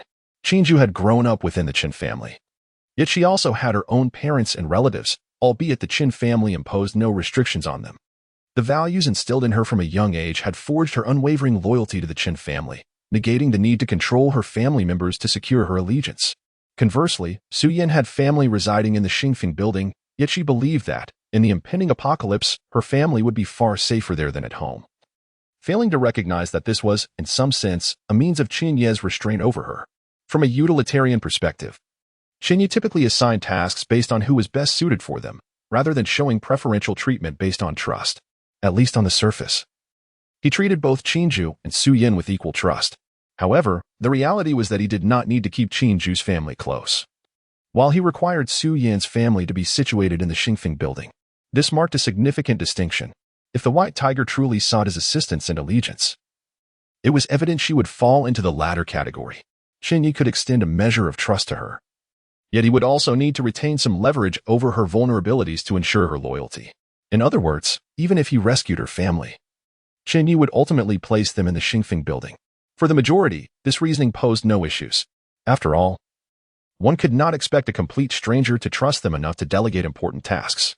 However, for the white tiger, who had lost her humanity, she might perceive this approach as akin to the coercion she faced from her organization, using her family as leverage against her. This was indeed a precarious situation. Should she interpret it this way, future complications were inevitable, and Chen Ye could not afford to trust her completely. Nonetheless, Chen Ye's approach was straightforward. Disliking being threatened is understandable, but the nature of this threat remains open to discussion. If keeping your family in a secure and comfortable environment qualifies as a threat, and you demand their freedom to go wherever they please, then it seems we may not find common ground for cooperation. Chapter 80. The Reward. The cosmic ring. Chen Ye's candid words left by Xiaobai momentarily perplexed. Her sole intention was to rescue her family. She had no desire for them to become tools of coercion against her. The prospect of establishing trust between herself and Chen Ye post-rescue had not crossed her mind. Nevertheless, Chen Ye had surmised correctly that she did not intend to deliver her family to him as a form of hostage after their rescue. Currently, both parties seemed to share a common goal. Chen Ye aimed to uncover the forces behind Bai Xiaobai, while she required the support of the Chen family to confront those controlling her. However, the lack of trust between them stymied the specifics of their collaboration, creating a deadlock. In typical negotiations, such as stalemate, where fundamental interests could not align, would generally lead to a breakdown, unless one party was willing to make concessions. Noticing Bai Hu's sudden silence, Chen Ye chuckled. It appears you have yet to contemplate your next steps, but there is no rush. Let us first discuss how to dismantle the forces behind you. Once that is resolved, we can then consider the welfare of your family. For Chen Ye, this matter was not particularly significant. Regardless of Bai Xiaobai's willingness, in the face of the apocalypse, her parents would ultimately have to be brought to Star Peak building, unless she was indifferent to their fate. Furthermore, controlling Bai Xiaobai did not necessitate using her parents as leverage. Often, the principle of strength prevailing overall, as seen with the mutated beasts, also applied among humans. As long as Chen Ye possessed greater strength, he need not concern himself with her loyalty. Most importantly for him, securing Bai Xiaobai as a formidable ally was not the crux of the matter. What truly mattered was advancing the system's progress in subjugation. As anticipated, following his declaration, the familiar sound of the system's prompt resonated in his ears. Ding. Task progress refreshed. Bai Xiaobai's favorability towards you increased by 100, total favorability 100, subjugation progress 1. This notification was a first for him, and the implications were not difficult to discern. The final figure in the subjugation progress likely mirrored loyalty. After all, the system required him to subdue Bai Xiaobai. If one day that progress reached 100, it would unequivocally signify her absolute loyalty and a guarantee against betrayal. At the same moment, another anticipated voice echoed in his ears. Ding. Successfully diverted the life trajectory of the destined child Bai Xiaobai. Reward, Cosmic Ring. Cosmic Ring, a ring crafted from special materials post-apocalypse, featuring 100 cubic meters of independent space for storing any items. Note, the internal space of the ring is unsuitable for living beings. It is not advisable to place living entities within. The Cosmic Ring, 100 cubic meters of space, equivalent to a portable storage unit. This reward instantly brightened Chen Ye's eyes and solidified his previous discovery. Encountering these non-killing destined child missions could indeed yield continuous rewards, unlike those requiring his elimination of destined children, which only revealed rewards upon completion. The situation with Su Yin was not an isolated case. With this in mind, his gaze towards Bai Xiaobai softened considerably. She was not merely a destined child, she was akin to a bringer of fortune. Bai Xiaobai, unaware of these developments, remained troubled about whether to hand her family over to Chen Ye post-rescue. Hearing him suggest postponing that discussion in favor of immediate rescue filled her with immense gratitude. Seeing Chen Ye's gentle demeanor, she thought little of it, merely feeling that he was far kinder than those who had used her parents as leverage. Then, he prompted, please describe the forces that have taken you and your parents captive. For instance, how far is their location from Tianhai? What is the environment like? Or are there any distinctive features you noticed? Before assisting in your rescue, I must at least ascertain which faction we are dealing with. Bai Xiaobai hesitated. I'm not entirely sure about the distance. I was brought here in a large vehicle. However, my family is in Jinling. I believe they should also be in Jinling. Jinling? Chen Ye raised an eyebrow. Jinling is over 300 kilometers from Tianhai and serves as a crucial city in the Yangtze River Delta. However, it conveniently falls outside the territory designated for him as the family's heir. The family is not solely composed of his lineage. The wealthiest and most prosperous areas within the family's purview have been allocated to him, leaving some for others to benefit. Nevertheless, the vast southeastern region of Xi'an Nation primarily belongs to the Chen family's influence, and Jinling is no exception. If they are indeed in Jinling, this would unequivocally contradict Chen Ye's earlier speculation about an unknown local power. After all, such a significant city would not permit the rise of an unregulated force under the Chen family's watch. Even if one existed, it would undoubtedly be under stringent surveillance, making it impossible for their influence to reach Tianhai without the Chen family being aware. If I recall correctly, the family's representative overseeing matters in Jinling should be Chen Yin from the second branch, Chen Ye pondered. However, he would not hastily conclude that the second branch was behind the obstacles he faced, solely based on Bai Xiaobai's account. Although members of the second branch had previously advocated for the merchant alliance during family meetings, indicating a close relationship, their motives to hinder Chen Ye's plans to unite with the authorities against the merchant alliance were evident. Yet motives are merely motives. Everything ultimately hinges on evidence. Moreover, he was merely speculating based on the information regarding Jinling. It remained uncertain whether they were indeed in Jinling, and even if they were, it was plausible that Chen Ye was simply inept, unaware of the forces hidden within his territory. In summary, numerous possibilities existed, and he could not draw definitive conclusions from such scant clues. After all, statements detrimental to family unity should not be made lightly. Bai Xiaobai briefly recounted her observations. But overall, the information was of little value, failing to confirm whether the faction was indeed located in Jinling. Clearly, the entity controlling her was exceedingly cautious, providing her with no significant information. Chapter 81. I have a good suggestion. How about you become my steed? After meticulously inquiring about several matters, Chen Ye still did not receive a definitive answer. However, he remained unperturbed. Although there was no direct response, he was able to glean a wealth of information from subtle hints. For instance, the journey from her boarding the vehicle to being delivered to Tianhai took approximately 4 to 5 hours, indicating that the location of that faction was indeed not far from Tianhai. Additionally, she vaguely recalled the vehicle's license plate, which would enable Chen Ye to trace back numerous details. In summary, while there were no direct clues, valuable information was abundant. It would not be arduous for Chen Ye to spend some time having someone investigate further. However, having addressed this matter, it was now time to discuss the pressing issue at hand. What are your plans now? Chen Ye glanced at the imposing white tiger before him. I have secured the vicinity, so you need not worry about anyone observing your every move. However, numerous drones are hovering above, live streaming. While they cannot see us beneath this canopy, if you venture out later, you will undoubtedly raise suspicions, and your parents' safety may be compromised. In response, Bai Xiaobai hastily inscribed a line in the ground. Do not worry, I have recently acquired a special ability that allows me to move swiftly. The drones above cannot capture me, and they remain unaware of this power. Given that she could silently evade so many live-streaming drones to wait for Chen Ye here, she was confident that she would not be detected upon departure. So, you mean to say we should part ways for the time being? Chen Ye inquired. Bai Xiaobai nodded, clearly indicating that this was her original intention. Nevertheless, Chen Ye chuckled and shook his head. If we separate like this, how will I contact you should I have any questions later? Surely, I cannot simply call you? I have a suggestion that would allow you to accompany me without jeopardizing your parents' safety, and perhaps even extract some useful information. What suggestion? Bai Xiaobai asked, momentarily taken aback as she inscribed her inquiry. Quite simple. I shall give you a beating, and you shall serve as my steed, Chen Ye replied with a smile.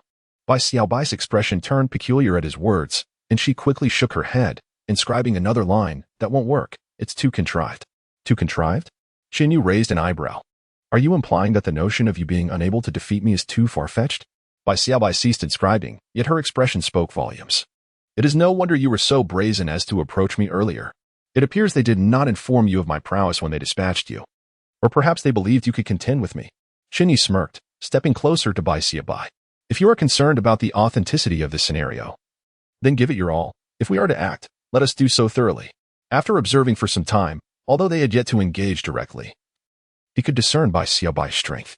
While formidable, it was comparable only to Su Yan's level. Although her innate abilities as a white tiger might pose some challenges, it was not insurmountable.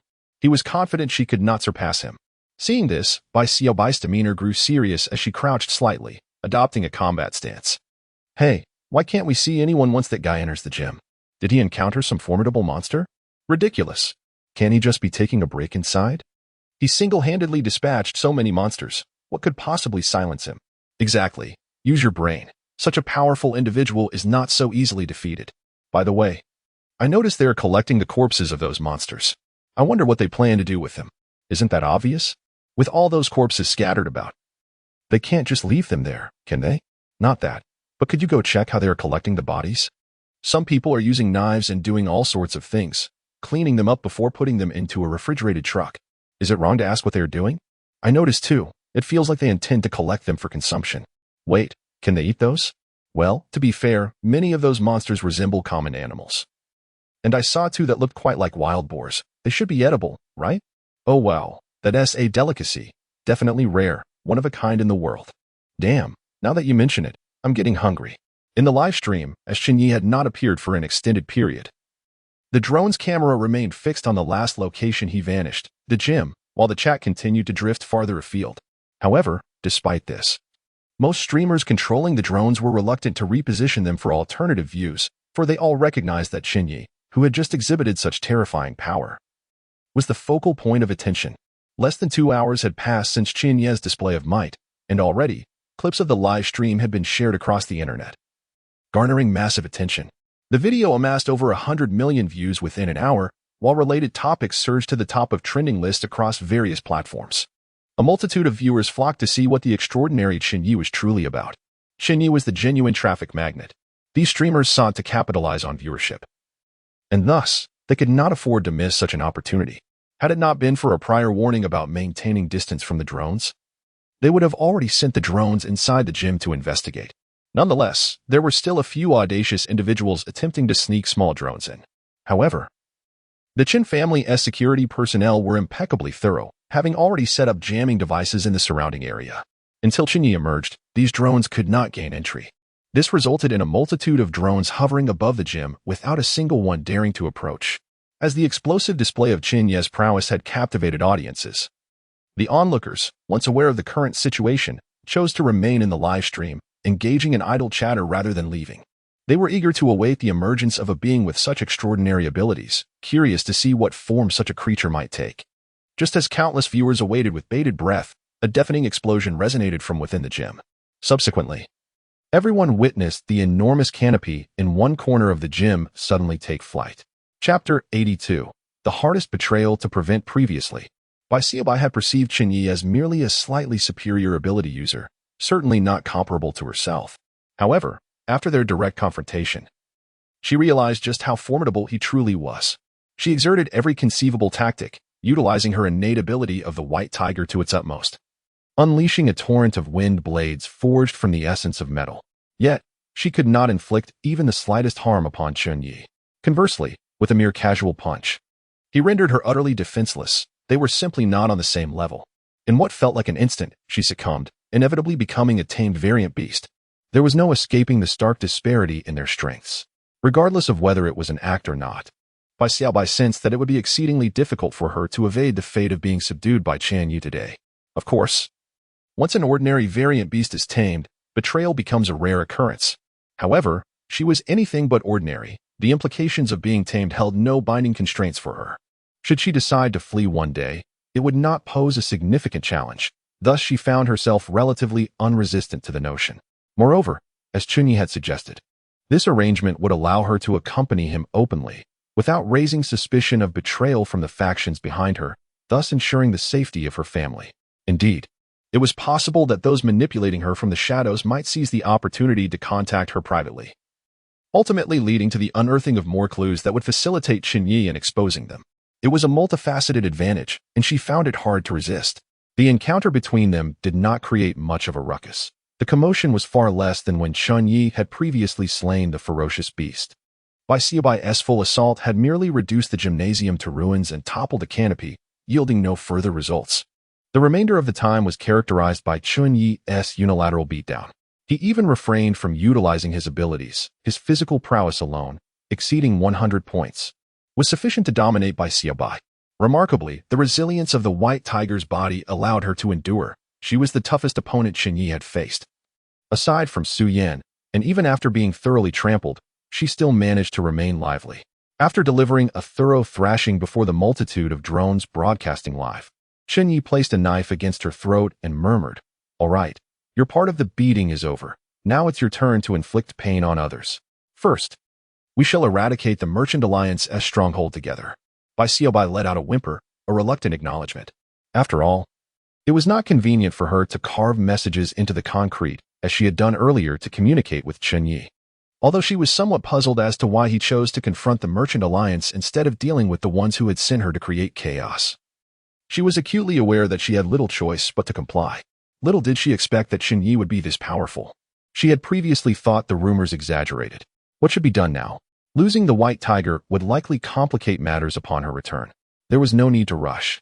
Chen Ye had not killed her, likely perceiving her intelligence and combat capabilities as valuable, intending to subdue her for his own use. As long as he did not eliminate her right away, her family would remain in their possession, and she would inevitably find a way back to them without any assistance. Indeed, Chen Ye was formidable, and his cautious nature made it unlikely for her to escape easily. At this juncture, assistance from their end would be essential. Not far from the village, atop a suburban high-rise, two individuals clad in remarkably ordinary attire, resembling utility workers, peered through a high-precision telescope. Observing the happenings in Tri Ping Bay village, they were deeply engrossed in strategizing when the rhythmic click of high heels echoed from the staircase behind them. Both men, trained professionals, reacted instantly. One swiftly concealed himself in a blind spot from the staircase, while the other readied his firearm. Maintaining a steady breath as he focused on the corridor, prepared to confront the unexpected visitor. Given their prowess and coordination, they were confident that even if an ability user ascended the stairs, they could eliminate the threat on the spot. Therefore, upon confirming only a single set of footsteps, they remained remarkably unfazed. However, their confidence shattered upon recognizing the approaching figure. Qinju. After a moment of stunned silence, the man in front stammered in astonishment. His words conveyed not only surprise, but also a silent warning to his concealed companion to refrain from reckless actions. Being from the Chen family, they were acutely aware of Qinju's formidable strength.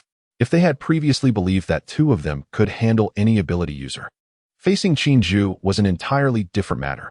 Even if they both awakened their powers, they might not stand a chance against her. Moreover, she was an ability user herself, a formidable adversary beyond their capabilities. "Oh, you recognize me?" Qinju replied, unfazed, shaking her head.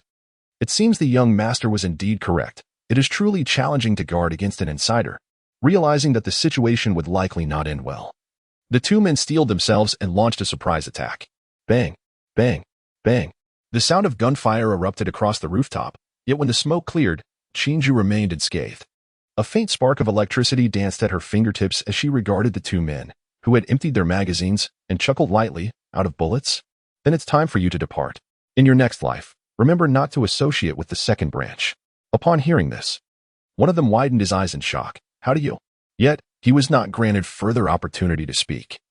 A terrifying surge of lightning instantly reduced both men to charred remains.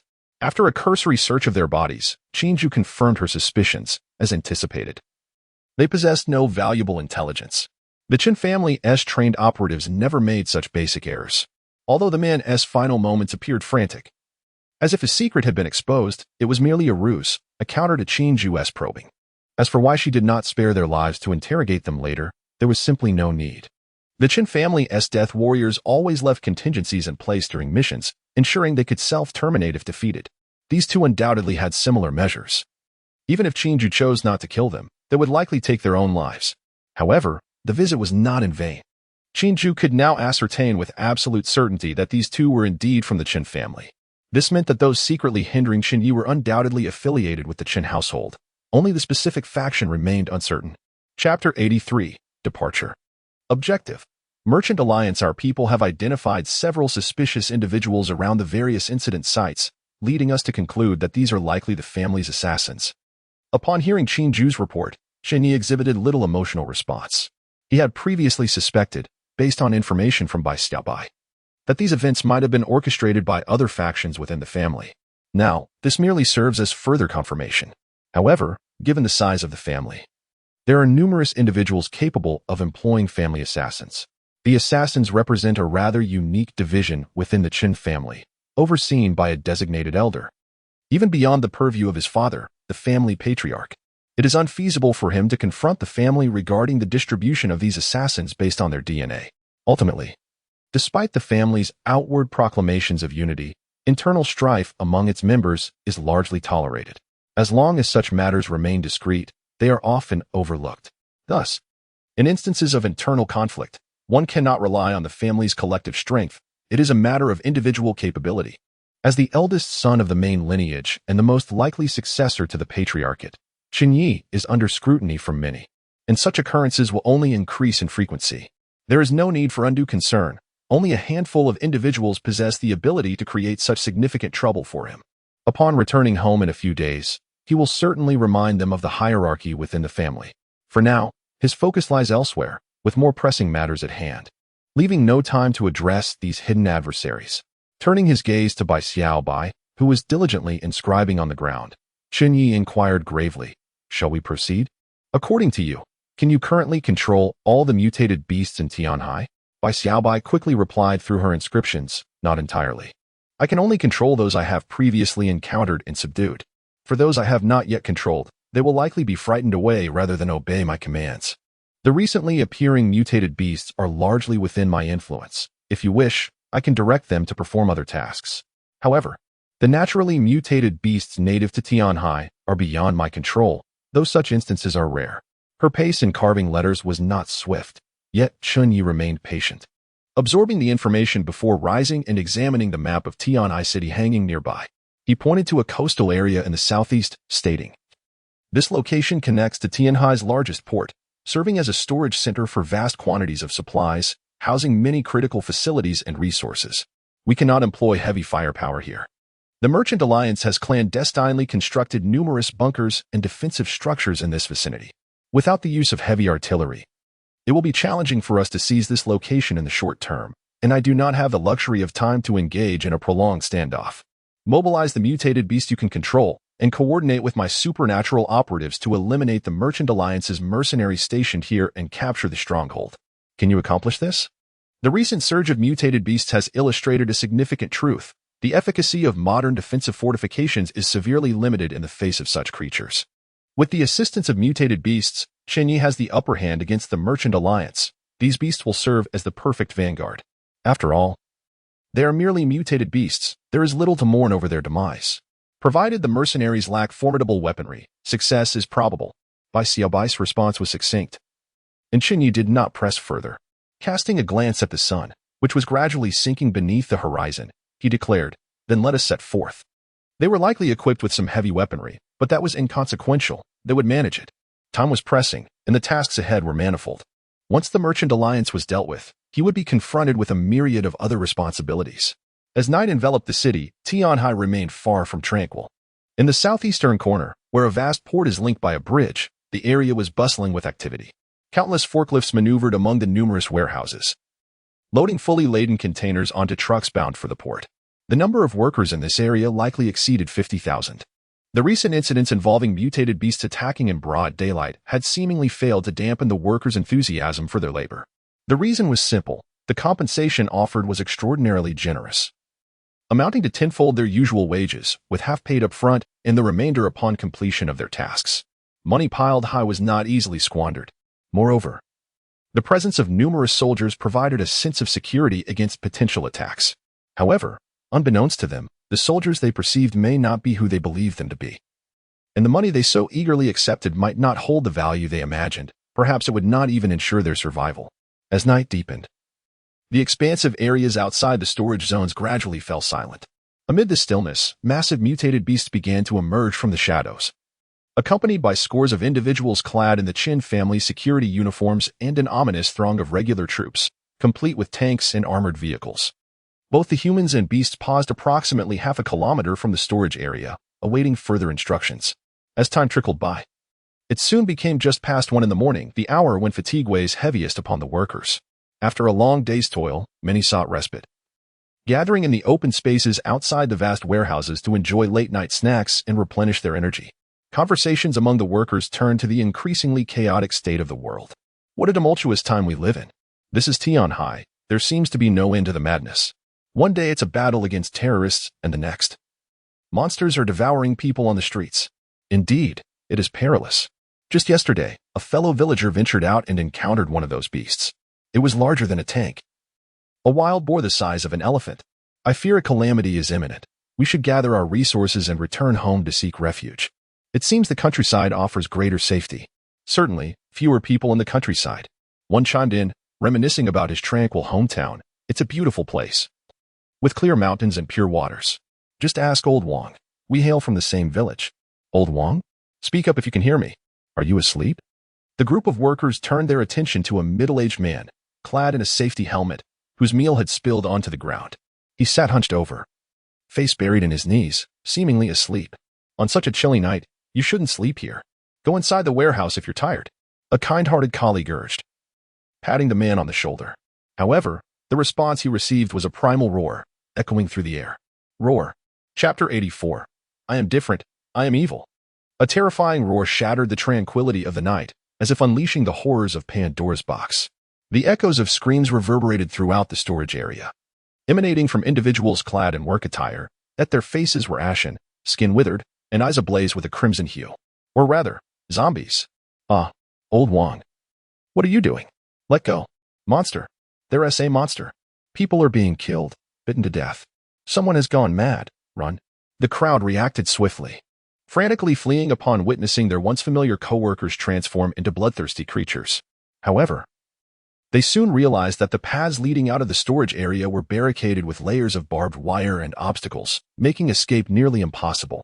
Among the countless massive warehouses, only those emptied of goods remained open, while all others stood firmly shut. These heavy warehouse doors were designed to withstand small-caliber artillery, once closed. They could not be opened by human strength. The few warehouses with doors ajar were hollow, offering no refuge, and hopes of entering and closing the doors were in vain, as all remote controls had been deliberately destroyed. In this vast storage area, with so many people, there was not a single place to hide. The mercenaries of the Merchant Alliance they had seen earlier were now donned in gas masks, witnessing the gradual descent of this zone into hell on earth. Sir, the official message has arrived. They are already in position. On the rooftop of a nearby building, Chen Ye handed a document to Chen Ye. It detailed the locations of the forces dispatched by the Tianhai authorities. After a cursory glance, Chen Ye tossed it aside, stating indifferently, "Let us commence."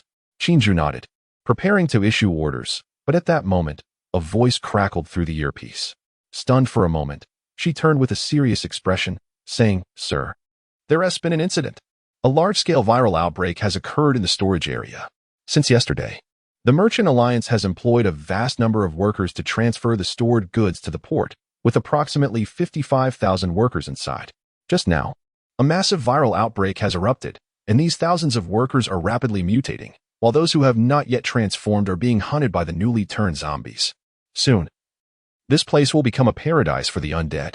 Chen Ye gazed towards the brightly lit storage area, the briny sea breeze carrying the distant sounds of roars and wails. Are they still human? Have they lost all sense of decency?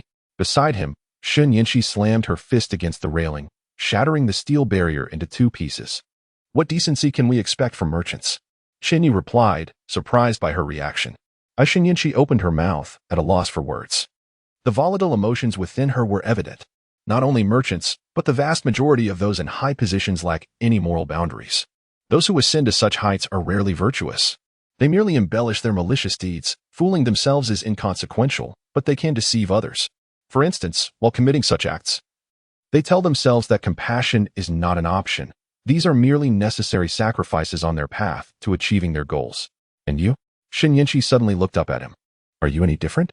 Me? Chen Ye chuckled softly. There is, indeed, a distinction. The difference lies in the fact that they seek to justify their misdeeds. While I proudly admit that I am evil, their little schemes are merely a diversion, with tens of thousands of zombies gathering in the vicinity. And their mercenaries obstructing our path, even with the aid of mutated beasts, entering without heavy weaponry will be exceedingly difficult, even if we do manage to breach their defenses. Securing supplies will be a daunting task. They need only to hold the port and the cross-sea bridge, and when the apocalypse fully descends, our lack of supply points will force us to retreat.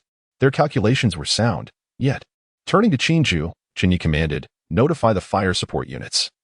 I want heavy artillery and rocket fire to bombard the area. First, we will clear the ground forces with artillery before advancing. Chen Ye hesitated for a moment before exclaiming. But, isn't this a bit too dangerous?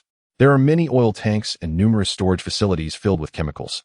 If a shell goes astray and hits these installations, given the quantity of chemical materials and crude oil stored here, the entire Tianhai could suffer catastrophic consequences. Chen Ye laughed. Fear not, such industrial materials, which will be irreplaceable after the apocalypse, have undoubtedly been relocated by them. After all, they are merchants. Aside from their lack of ethics, they have another trait. They value wealth above all. Originally, he refrained from leveling this place out not solely due to concerns over these hazardous materials, but rather to preserve any useful industrial products or directly applicable resources that could be destroyed. He understood that these were items the Merchant Alliance would not prioritize relocating. Yet they would be invaluable after the apocalypse. Merchants did not possess the memories of a reincarnator like him. To them, the post-apocalyptic world would likely be one where crops could still be cultivated, as long as they had enough food in the short term. Production could swiftly resume after the apocalypse. Growing food was not an issue. In contrast, the industrial materials produced within the modern industrial system would be virtually impossible to replicate in the short term, and their value was self-evident. Only Chen Ye recognized that restoring food production post-apocalypse would be an insurmountable challenge. The vast majority of current crops would not survive in that new world. However, there could be survivors inside. Chen Ye hesitated before stating, indiscriminate bombing might result in the deaths of numerous survivors, and those who happen to evolve abilities at this moment. That would be the Merchant Alliance's doing, Chen Ye shrugged, glancing at Qinju. Qinju promptly nodded. I will issue the orders right away. Wait. Chen Ye quickly interjected, turning to Chen Ye. What we need to do now is lure out those who have turned into zombies. I may have a method worth trying. There are abundant resources within. Bombing them wouldn't be beneficial for you. Let me attempt this. If successful, we can clear the zombies without large-scale bombardment. Chapter 85. You should support me. Are you willing to give it a try? Chen Ye inquired, turning to Chen Ye with a glimmer of curiosity in his eyes. What do you intend to do? This woman, having obtained the flower that symbolizes life, must possess extraordinary abilities, though she had refrained from revealing them to the world. She was disinclined to speak of it, and Chen Ye had no desire to pry. After all, once they had shared the dream flower, they were intertwined. He could not be threatened by her. Thus, when she suggested attempting to resolve the multitude of zombies within, even Chen Ye felt a twinge of astonishment. I can restore those who have recently turned into zombies back to normal, Chen Ye declared, momentarily pausing to drop a bombshell that rendered everyone present speechless. Chen Ye only knew that her powers were related to healing, but he had not anticipated their magnitude. The ability to revive those who had just transformed into zombies was akin to resurrection. No wonder this woman would become a revered healer in the apocalyptic timeline. Even he would tread carefully around her. With such a capability, she was destined to be revered wherever she went. Contemplating this, he could not help but inquire. What do you mean by recently? Not exceeding 6 hours, Chen Ye replied candidly. Beyond that, it becomes uncertain. So, you mean within 6 hours? You must save over 50,000 people? Chen Ye was no ordinary individual. Despite her somewhat altruistic disposition, her intellect was remarkable. Her confidence in this endeavor was not unfounded. However, considering the enormity of the task ahead, it would indeed be strenuous and would require a significant price to be paid. As she contemplated this, Chen Ye turned to Chen Ye. I need your assistance. What's the reason? Chen Ye was not surprised. Their abilities stemmed from the same source, the intertwined lotus. Their collaboration could yield results far surpassing mere addition. It was only natural that Chen Ye would require his help. After I save those poisoned by the Merchant Alliance, you must eliminate members of the Merchant Alliance, ensuring their numbers are no less than half of those I saved, she stipulated. As for the reason, you are aware that you gain strength through slaughter. However, have you considered that the dream flower embodies the balance of yin and yang, representing symbiosis? If you indulge in excessive killing while I scarcely save lives, the equilibrium will be disrupted, leading to the imbalance we often speak of. Should this occur, your efficiency in gaining strength through slaughter will diminish significantly, and the potency of your abilities will wane, rendering them nearly futile. Naturally, due to our unique connection, I would suffer the same fate. Both of us would lose the powers granted by the dream flower. Therefore, after I save lives, you must ensure you kill a sufficient number of individuals. Of course, my simultaneous rescue of so many will severely deplete my powers. So I will also require some of the pure life force you acquire from your killings to replenish my strength. Chen Ye articulated her reasoning with remarkable speed. Indeed, that is quite a compelling argument, Chen Ye conceded. In essence, the relationship between Chen Ye and Chen Ye was one of contradiction yet interdependence. To put it plainly, Chen Ye was responsible for the killings, while Chen Ye took charge of saving lives. The two needed to maintain a balance, even if absolute equilibrium could not be guaranteed. They could not stray too far from it. After all, gaining strength inevitably involves a cost, and the immense power bestowed by the dream flower came with its own limitations. Must it be so complicated? Chen Ye mused, stroking his chin. Perhaps it would be simpler to just unleash chaos. Are you suggesting that you would forsake the powers granted by the dream flower? Chen Ye shot him a disapproving glance. Do not dismiss me as merely a troublesome saint. I assure you, my intentions are sincere. This opportunity allows me to save more lives, alleviating concerns about our imbalance for a considerable time, enabling you to enhance your strength through slaughter without hesitation. Thus, you ought to support my endeavor to save lives. Chen Ye and Apos. S lips twitched as he quickly waved his hands in concession. All right, I hear you. You have my support. Indeed, when it came to verbal sparring, few could rival her prowess. Yet, her argument held merit. In every aspect, it was more advantageous for her to engage in saving lives. Ultimately, in the face of the impending apocalypse, one and Apos' own strength remained paramount. Chen Ye prioritized enhancing his abilities over any short-term plans to eliminate the Merchant Alliance. As evidenced by his previous disregard for his family and Apos' strategies when he decisively surrounded the Lotus Pool Wetland Park to seize the Dream Flower. Chen Ye recognized this truth, prompting her request. Otherwise, regardless of her compassion for the innocent lives at stake, she would not have made such a proposal, knowing Chen Ye would not heed her words. Seeing Chen Ye acquiesce, Chen Ye released a sigh of relief and continued, I also need to borrow someone from you. Who? This fool, Chen Ye indicated Su Yan. Accustomed to being called a fool by Chen Ye, Su Yan merely blinked, curious about the reason for her request. The rationale? I possess an ability that enables extensive healing within a specified area. Anyone within this range will benefit from its effects. To maximize its efficacy, I must enter the heart of the storage area, amidst the horde of zombies. However, this ability is extremely taxing on my stamina and energy. Thus I require her protection while I prepare to act. All right, that reasoning seems sound, Chen Ye acknowledged, but then recalled another concern. But the area is not merely swarming with zombies. There are dense fortifications on the periphery, filled with mercenaries from the Merchant Alliance. How do you plan to navigate that? Our combined strength should allow us to bypass them and enter undetected, while you and your team launch an assault from the outside. Surely they cannot defend against your attack while simultaneously managing the threat from the zombie horde? Chen Ye had evidently prepared for all contingencies. Chen Ye nodded in agreement and turned to Su Yan. Let and Apos' proceed, but ensure she remains safe. If necessary, bring her back. With his endorsement, Su Yan had no objections, her large eyes blinking as she acquiesced. She harbored no ulterior motives, and her current fondness for Chen Ye meant she would not decline his request. Very well, Chen Ye declared solemnly. Time is of the essence. With our plan in place, let us embark. Chapter 86, A Life at Stake Beneath the Night Sky. The storage area had transformed into a veritable hell on Earth. The acrid stench of blood wafted through the air, detectable from miles away. It was evident that at the onset of the viral outbreak, not everyone had succumbed to becoming zombies. Among the 50,000 individuals, there were still several thousand who were naturally immune to the virus.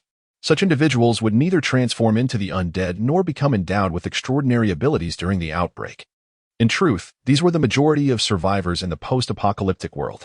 Those with special powers, whether in the present or after the cataclysm, remained a mere minority. As she approached the storage area, Chen Ye and Apos' brow furrowed with increasing intensity. The overwhelming scent of blood filled her with discomfort, indicating that there were likely few survivors left within. In stark contrast, Su Yan grew increasingly exhilarated as she ventured deeper, the violet glimmers within her darkened features pulsating with urgency. It was at this moment that Chen Ye suddenly remarked, there are 3 concealed bunkers ahead. Their design is quite ingenious, and it may be difficult to circumvent them. Su Yan and Apos' eyes widened in keen observation, only to appear perplexed as she asked, where? Chen Ye rubbed her temples and casually gestured toward the 3 locations. The design of these bunkers was remarkably discreet, invisible to the untrained eye. However, Su Yan, being a powerful ability user, should have been able to discern their presence by sound alone. As anticipated, once Chen Ye pointed them out, Su Yan's realization dawned upon her. So that's it. I wondered why there were so many heartbeats echoing from the concrete. I thought I had misheard. What shall we do now? She pondered, her confusion evident. Chen Ye, somewhat exasperated, replied with a firm tone, eliminate them. This was a straightforward task. And after a prolonged wait, Su Yan felt a rush of excitement at finally engaging in something she excelled at. With a brief sprint, she leapt 100 meters, landing atop a modest building by the roadside. This structure, originally a small transformer station adjacent to a residential area, had been fortified and expanded underground by the mercenaries of the Merchant Alliance, transforming it into a bastion capable of housing dozens. Despite the formidable nature of the small transformer station, it failed to shield the mercenaries within from Su Yan's assault. Before they could grasp the events unfolding outside, she unleashed a powerful punch upon the rooftop. Boom! The shockwave radiated for dozens of meters, visibly indenting the entire fortress by half a meter. The roof collapsed instantaneously.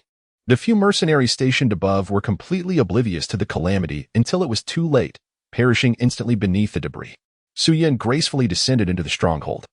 In the enveloping darkness, she emitted a soft violet glow, and upon confirming the absence of living beings on this level, she reached out, drawing the still warm blood from the corpses toward her palm. In mere moments, the ground was littered with desiccated bodies. The hunt had commenced. Suyin glanced toward the entrance to the next level, licking her lips in anticipation. "Young master, the boat is ready.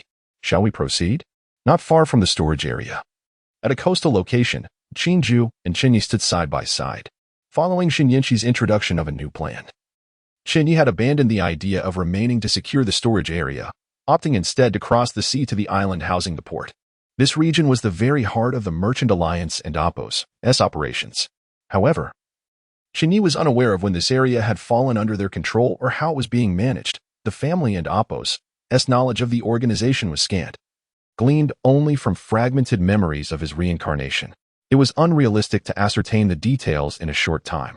Nevertheless, it was certain that a significant number of individuals resided there, including many vital members of the Merchant Alliance, along with resources far exceeding those at the storage area. Originally, Chen Ye's strategy was to capture the storage area first and then utilize the coastal bridge connected to the port, coordinating with the authorities to launch a simultaneous assault from both sea and land. During this operation, Chen Ye had no intention of intervening. However, with the emergence of new circumstances, as Chen Ye needed to rescue individuals, and Chen Ye also required the opportunity to eliminate a substantial number of adversaries swiftly, it was imperative to shift tactics and strike at the port without waiting for the situation at the storage area to stabilize. While there were thousands of mercenaries surrounding the storage area, their scattered distribution complicated the prospect of a swift resolution, especially with many ordinary citizens residing nearby. A confrontation involving military firepower could potentially spare these civilians from significant casualties. However, should Chen Ye take action, the outcome would be uncertain. The island itself was relatively small, and according to reliable reports, ordinary citizens had long been cleared out by the Merchant Alliance. Whether this clearance involved extermination or other means remained unknown, but it was clear that it was not a benevolent act. Thus, the island was now entirely populated by members of the Merchant Alliance. Upon arrival, Chen Ye would not need to discern who was who, he could simply eliminate them all, a far simpler task than dealing with the countless mercenaries entrenched within numerous fortifications. "Very well, let us depart. You keep watch here. I entrust everything to your command," Chen Ye instructed before leaping onto a speedboat. To him, the island represented a veritable treasure trove of experience. Yet for others, including the ability user Chen Ye, the lair of the Merchant Alliance was undoubtedly a den of danger. The stealthy speedboat, though discreet, sacrificed some speed in exchange for its quiet operation. The port was nearly 40 kilometers from the shore, and it took Chen Ye almost half an hour to approach the island's vicinity. By then, it was already past 3 in the morning. Yet the island remained ablaze with lights as bright as day. Numerous cargo ships were docked at the port, queuing for loading and unloading, while the docks teemed with activity, bustling with massive machinery working tirelessly to transport crates onto the vessels. Truly a lively scene. Chen Ye anchored the small boat at an unoccupied stretch of shore and calmly made his way onto the island. He made little effort to conceal his presence, and as expected, he was soon detected by the surveillance systems established by the Merchant Alliance surrounding the island. Before long, a squad of armed mercenaries approached, led by 2 ability users. As they drew near, Chen Ye heard their stern inquiries. "What are you doing here?" As he spoke, the mercenaries behind the 2 ability users readied their weapons, pointing them at Chen Ye. Yet he merely chuckled in response. "I come for your lives." Chapter 87, Complete Annihilation in the Dim Light. Chen Ye's dark eyes deepened with intensity. Unbeknownst to him, a long knife had materialized in his hand, its blade quivering as if it were anticipating a forthcoming feast of blood. You are Run, the leader of the supernatural beings." Upon drawing nearer and recognizing Chen Ye as he brandished the knife, let out a tremulous shout and hastily fled. He had witnessed Chen Ye's prowess firsthand at the Lotus Pool Wetland Park, where he had seen him vanquish Xiao Yuan. That figure, akin to a descending demon, had long since become an indelible nightmare in his mind. Faced with him again, any desire for combat evaporated. All he wished was to escape. After all, this was merely a job for him, and what did it matter if the Merchant Alliance offered a higher salary? Millions a month were trivial when one's life was at stake. In stark contrast to the fleeing supernatural being, another among them, along with the mercenaries behind, had evidently never encountered Chen Ye before. Perhaps they had heard of him, but in the dead of night, they failed to recognize him immediately. Witnessing their companions' panicked flight left them bewildered. However, the moment of confusion quickly transformed into a frantic scramble as they grasped the gravity of the situation. For these insignificant minions, Chen Ye had no intention of engaging in idle chatter. In the blink of an eye, he left behind a trail of headless corpses, their bodies collapsing before they even realized what had occurred. The lifeless figures stood eerily still along the shoreline. The fleeing supernatural being, hearing an abrupt silence behind him, turned back only to be seized by terror. His speed, however, was insufficient to escape Chen Ye's grasp. When he glanced forward again, he discovered Chen Ye standing directly in his path. The supernatural being reacted swiftly, dropping to his knees before Chen Ye and bowing repeatedly, pleading for mercy. "Please spare me. I only seek to earn a living. Do not kill me. Where are the higher-ups of the Merchant Alliance?" came the cold inquiry. The supernatural being, not daring to raise his head, quickly responded, "In the Doomsday base at the center of the island, in the tallest building." In a flash, the knife struck, and the supernatural being's head fell to the ground, leaving nothing but emptiness in its wake. The rewards for slaying supernatural beings far surpassed those for ordinary humans. As Chen Ye continued on his path, he opened his system panel to check his status. Host, Chen Ye Physique, 105. 4. Human limit is 1. Mental power, 126. 5. Human limit is 1. Special abilities: Lord Fire, Heavenly Eye, Astrology. Kill to save skill. Kill word technique items. Awakening Serum 80, subtracting the increases in physique and mental power he had gained over the past 2 days. The recent killings had provided him with a boost of approximately 0. 2 to physique and 0. 3 to mental power through his ability Kill to Save. While not monumental, it was certainly significant, especially considering the difficulty of further enhancement as one progressed. Particularly after surpassing the 100 mark, each increment became exponentially harder to achieve. Had this been in the past, the skill would have allowed him to increase both attributes by several points from just the recent slayings. It was no wonder that Chen, that fool, had been able to thrive in the aftermath of the apocalypse simply by acquiring a dream flower, earning himself a reputation as a god of slaughter. Reflecting on the incredible augmentation afforded by this formidable ability, Chen Ye could not help but marvel. Yet, the limitations of this power were substantial. The two individuals who obtained the flowers needed to maintain a certain equilibrium, a rather abstract concept. For regardless of circumstances, taking a life was far easier than saving one. If the individual who acquired the White Lotus lacked intellect, the one with the Black Lotus could not recklessly kill to enhance their strength, lest they be hindered by the White Lotus, leading to an imbalance in abilities and a decrease in power. It was thus that Chen Ye had received the White Lotus on the original timeline, allowing Yi Chun to swiftly enhance his abilities and gain notoriety in less than 3 years. Whether others possessed intelligence comparable to Chen Ye's was uncertain, but even with such intellect, few could match her compassionate heart, willing to sacrifice herself for others. Therefore, for the bearer of the Black Lotus seeking to enhance their strength, entrusting the White Lotus to Chen Ye was the most prudent choice. Chen Ye felt fortunate that he had chosen to trust Chen Ye and refrained from reckless actions. The Doomsday base mentioned by the supernatural being was not difficult to locate. Situated in the center of the island, its principal structure soared to heights of 300 to 400 meters, making it conspicuous on the small island. Chen Ye swiftly arrived at the site, encountering numerous individuals along the way, all of whom he dealt with efficiently. He estimated that he had dispatched thousands, all mercenaries and supernatural beings rounded up by the Merchant Alliance from around the globe, including many foreigners. Of course, they were all dead now.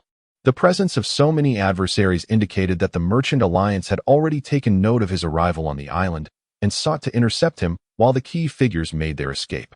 However, it was unfortunate for them that Chen Ye had coordinated with the Chun family and the authorities before his arrival.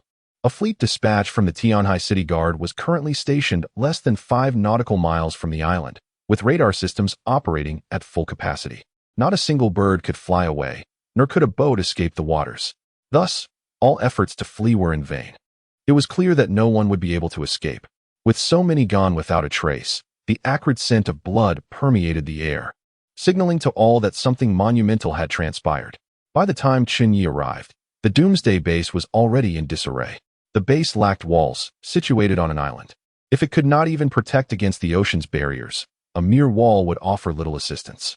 In addition to the towering main building, there were countless structures exceeding 100 meters in height. Beneath the forest of steel skyscrapers, it bore little resemblance to a doomsday base, instead resembling a modern metropolis.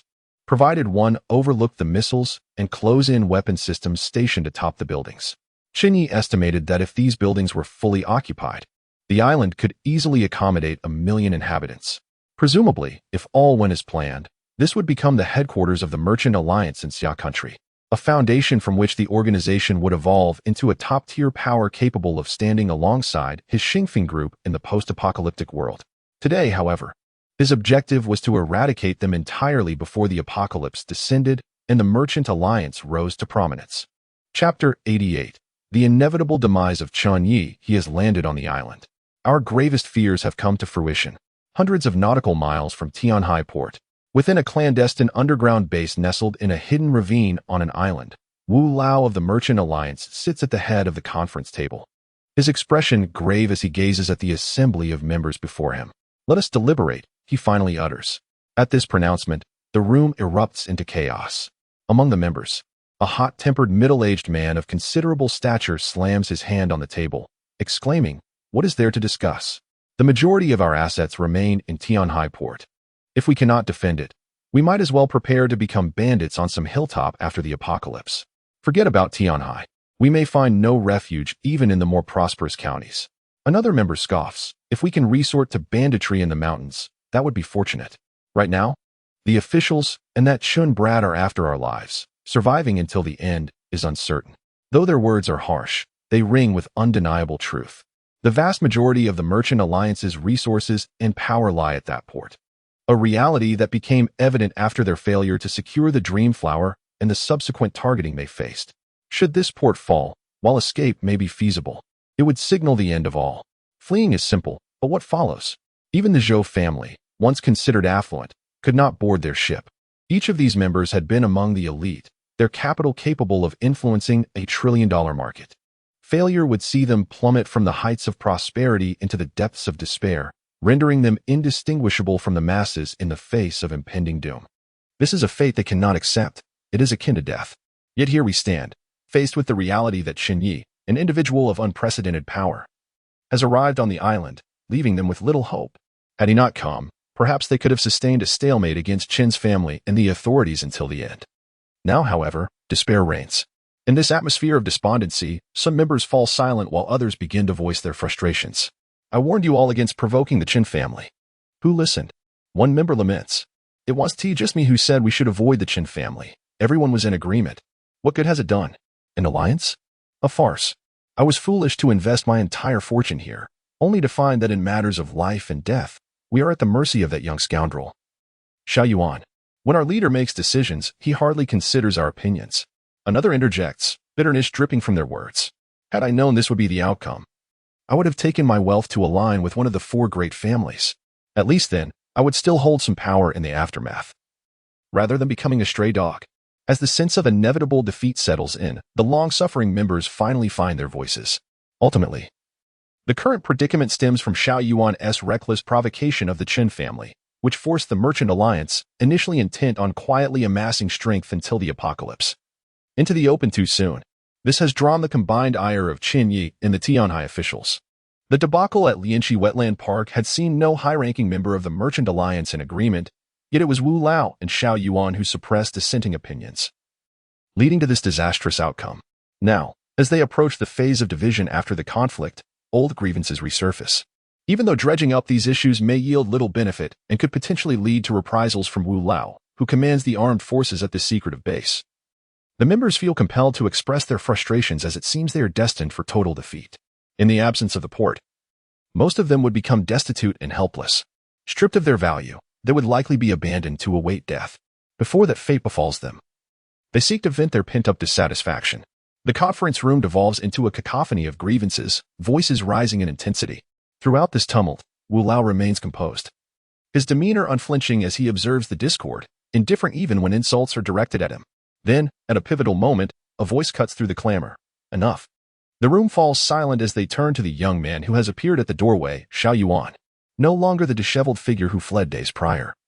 Xiao Yuan presents a transformed visage. His severed right arm has miraculously regenerated, and his left wrist has sprouted a new hand, delicate and fair. yet clad in long sleeves. The condition of his wrist remains hidden. "Do not be so hasty in declaring our defeat," he asserts coldly, casting a disdainful glance at the core members of the alliance as he strides forward. He takes a seat nearest to Wu Lao, redirecting all eyes upon him. Those who had resigned themselves to despair now find flickers of hope upon recalling Xiao Yuan's past displays of prowess. Yet, memories of his prior humiliating defeat at the hands of Chen Ye linger, prompting some to scoff at his bravado. Everyone has become a stray dog. How can you claim we haven't lost? What defines our defeat? Must we wait until Chen Ye holds a knife to our throats? Do not fret about Tianhai Port. None of you will become stray dogs, Xiao Yuan retorts, prepared to counter their skepticism. I have already established a formidable 7-kill formation in the headquarters at Tianhai Port using substantial resources. As he places his hand on the table, the stiffness of his newly formed limb is evident, yet it does not deter him from speaking. With a faint smile, he continues, under the 7-kill formation, even true cultivators would meet their demise. If Chen Ye had not come himself, merely sending his subordinates to seize the island, I would have been at a loss. Yet since he has arrived, it is destined that he shall perish here. Once Chen Ye falls, the Chen family will undoubtedly reallocate the interests in Tianhai, providing us with ample opportunity to endure until the end. Chapter 89, Strategic Design, Blood Sacrifice. Kill Chen Ye. Xiao Yuanyu's startling declaration sent shivers down the spines of the business moguls gathered, individuals who would dare any deed for profit. After all, Chen Ye was no ordinary person. He was the heir of the Chen family. To slay him would be akin to tearing the heavens asunder. Even when they wielded their strongest forces and held their most formidable cards, they had never contemplated eliminating Chen Ye. Their sole ambition had been to expel his Star Peak group from Tianhai. And now, Xiao Yuan brazenly suggested killing him. If Chen Ye were to perish in Tianhai Port, the Chen family would surely descend into madness. However, the assemblage consisted of astute minds, and they quickly grasped a crucial point. If they refrained from killing Chen Ye, today would mark their demise. Even if they survived this moment, it would merely postpone their inevitable fate. Yet, should they eliminate him, at least Xiao Yuan was correct in asserting that with Chen Ye's death, the Chen family, despite their fury, would face internal strife within the power vacuum of the Tianhai division. They would inevitably send their core descendants to take control of the Chen family's influence in Tianhai. This transition would require time, just enough for them to evade the impending doom. And once the apocalypse arrived, no matter how enraged the Chen family became, they would likely find it difficult to retaliate. After all, long-distance control has its limits. As for the Chen descendants dispatched to reclaim power in Tianhai, they could not possibly seize complete control over Chen Ye's formidable subordinates immediately, thus posing no immediate threat to them. From this perspective, it seemed that assassinating Chen Ye was indeed the key to breaking their predicament. After a moment of silence, someone spoke up, inquiring about their chances of success. Chances? Xiao Yuan scoffed. If he does not enter the island's base, if he does not step into the 7-kill formation, he cannot be killed. Yet, once he enters the 7-kill formation, it is no longer a matter of mere chances. I possess 100% certainty that I can slay him. 100% certainty. Such words were undeniably audacious. Had it been just days prior, the assembled magnates, having witnessed Xiao Yuan's prowess, would have readily believed him. However, not long ago, Xiao Yuan had barely escaped death at Chen Ye's hands, and now his boastful claims were met with skepticism.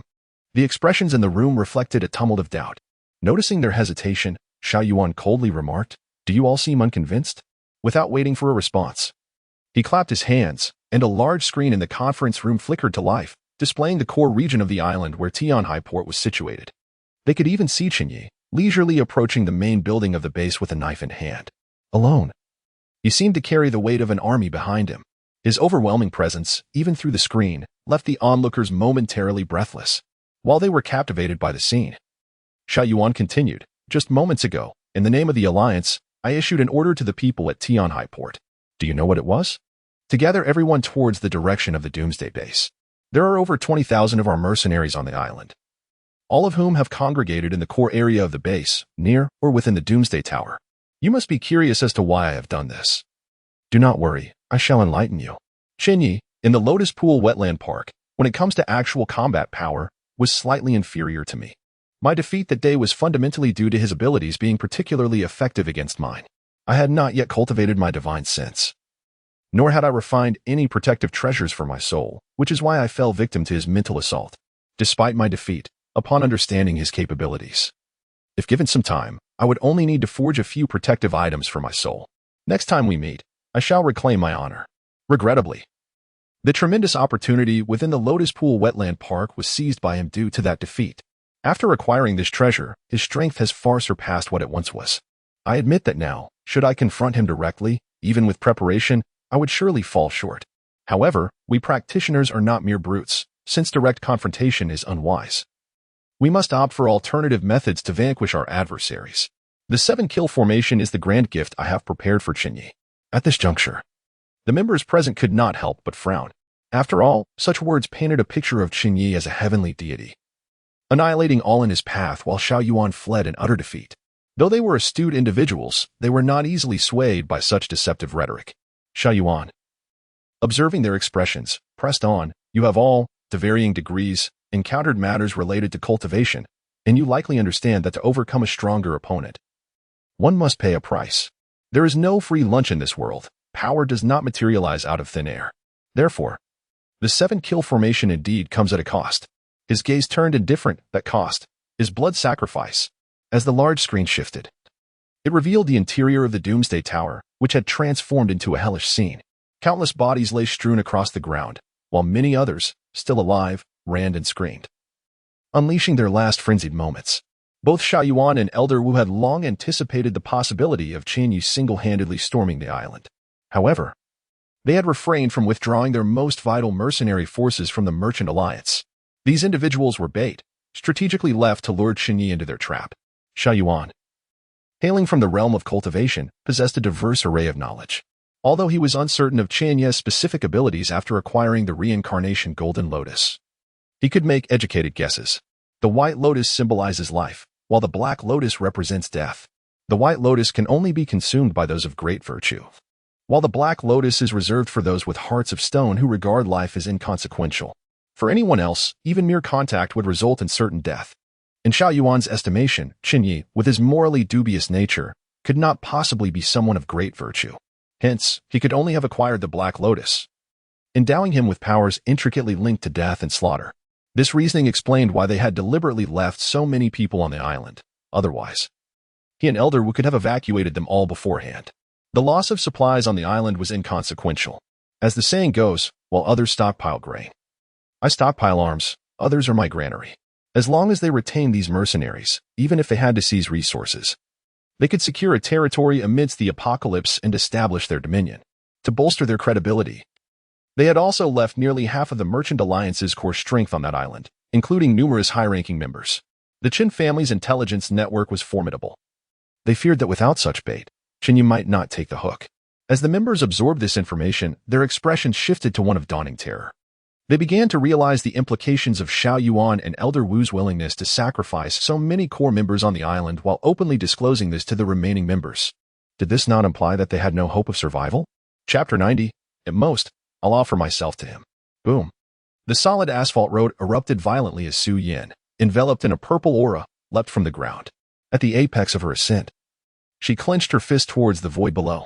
Countless streams of blood, as if imbued with life, surged forth from the gaping hole, ultimately converging in the palm of Su Yin. Damn it, these people have transformed the sewer into a military fortress, but they did a half-hearted job of it. It's utterly foul. Moreover, they are woefully weak. Having slain 70 to 80 individuals, the amount of blood they provided barely enhances my power. Indeed, the blood of superhumans is far more nourishing. Su Yan's bravado lasted but a moment. Once she landed beside Shen Yinshi, she began to rant incessantly. Shen Yinshi, with a slight smirk, shook her head and remarked, "The commotion you're causing is excessive. We are meant to infiltrate, not to storm in. If we eliminate everyone who sees us, wouldn't that constitute a perfect infiltration?" Unfazed, Su Yin retorted and boldly strode forward to clear a path. Shen Yinshi could only shake her head in resigned disbelief. The Merchant Alliance was particularly unfortunate to encounter two assassins like Chen Ye and Su Yin. Chen Ye, with abilities derived from the Black Lotus, epitomized the embodiment of a vengeful deity. Su Yin, a hybrid with peculiar powers, had inexplicably evolved an ability to absorb the blood of others to augment her own strength. For these two, killing was the swiftest means to enhance their prowess. All who dared oppose them would likely meet a grim fate.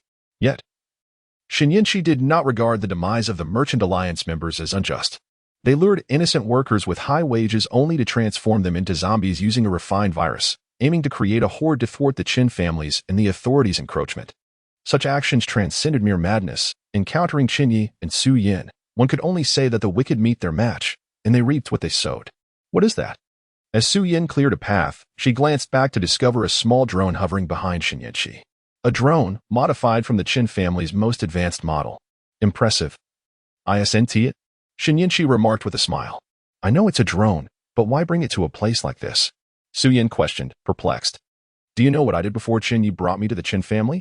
What? Live streaming. Live streaming? Someone like you needs to rely on that for income?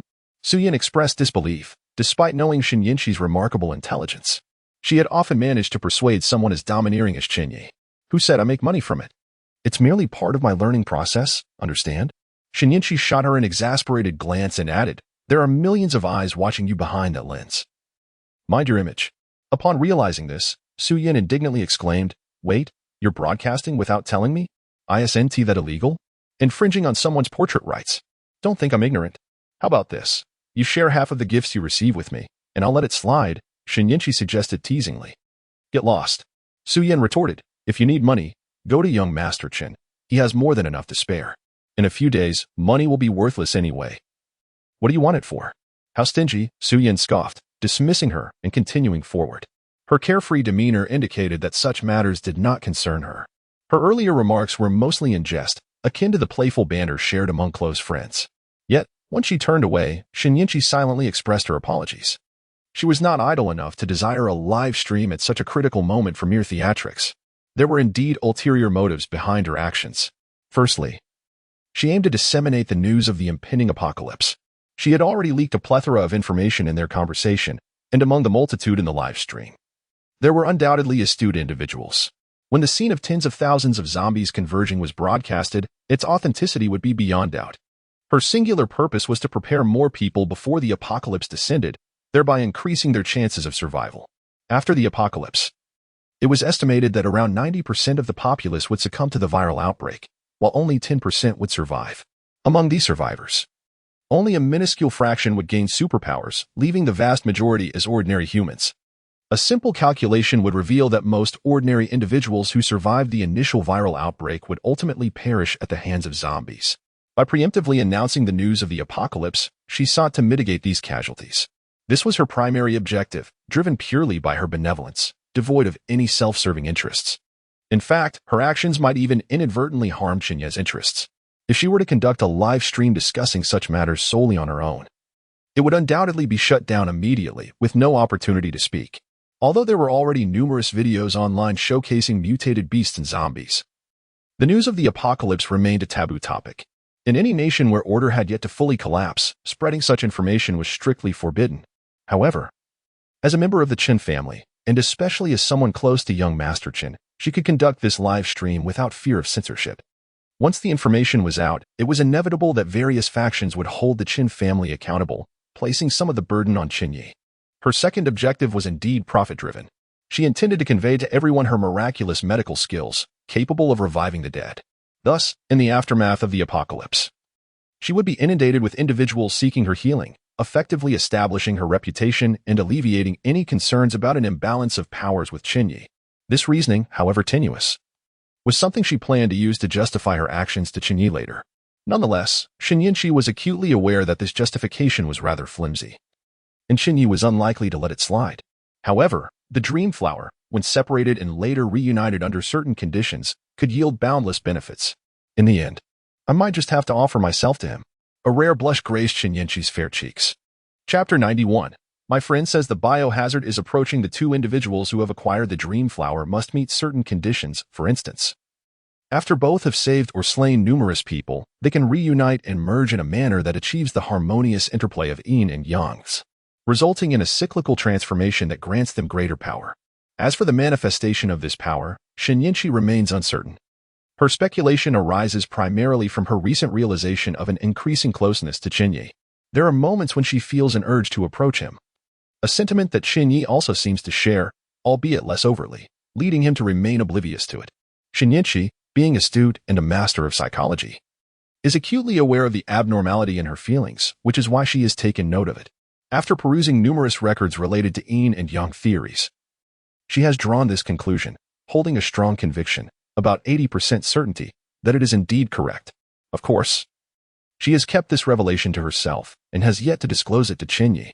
Otherwise, she knows that given Chen Ye's character, he would probably insist on testing the veracity of her claims. Even more astonishing is her unexpected lack of resistance to the thought of Chen Ye's involvement in her life. Rather, she finds herself somewhat anticipating it. This inclination, however, is not born of infatuation.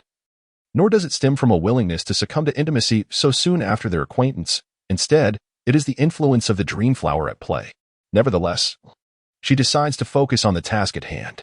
Taking a deep breath, she suppresses the tumultuous thoughts and emotions within her, swiftly regaining her composure. Akin to a machine executing a predetermined plan, her innocent visage blossoms into a smile radiating warmth and approachability as she walks and addresses the drone filming her from the side, as you can all see. I am currently in the storage area connecting to Tianhai Port in the suburbs of Tianhai City, collaborating with the authorities to eliminate a group of terrorists that has been entrenched here. Of course, I cannot divulge too much, but I trust you are aware of the recent incident in Tianhai that made the news. The terrorists mentioned at that time are indeed this group. Our mission is to eradicate them completely. My special status allows me access to this location for the live broadcast, and you need not doubt the authenticity of the stream. Surely, there are locals watching who can attest to the commotion here. In this manner, she adeptly introduces the situation while skillfully sidestepping any mention of her identity or the Chen family's presence, framing the event as an official operation against terrorists.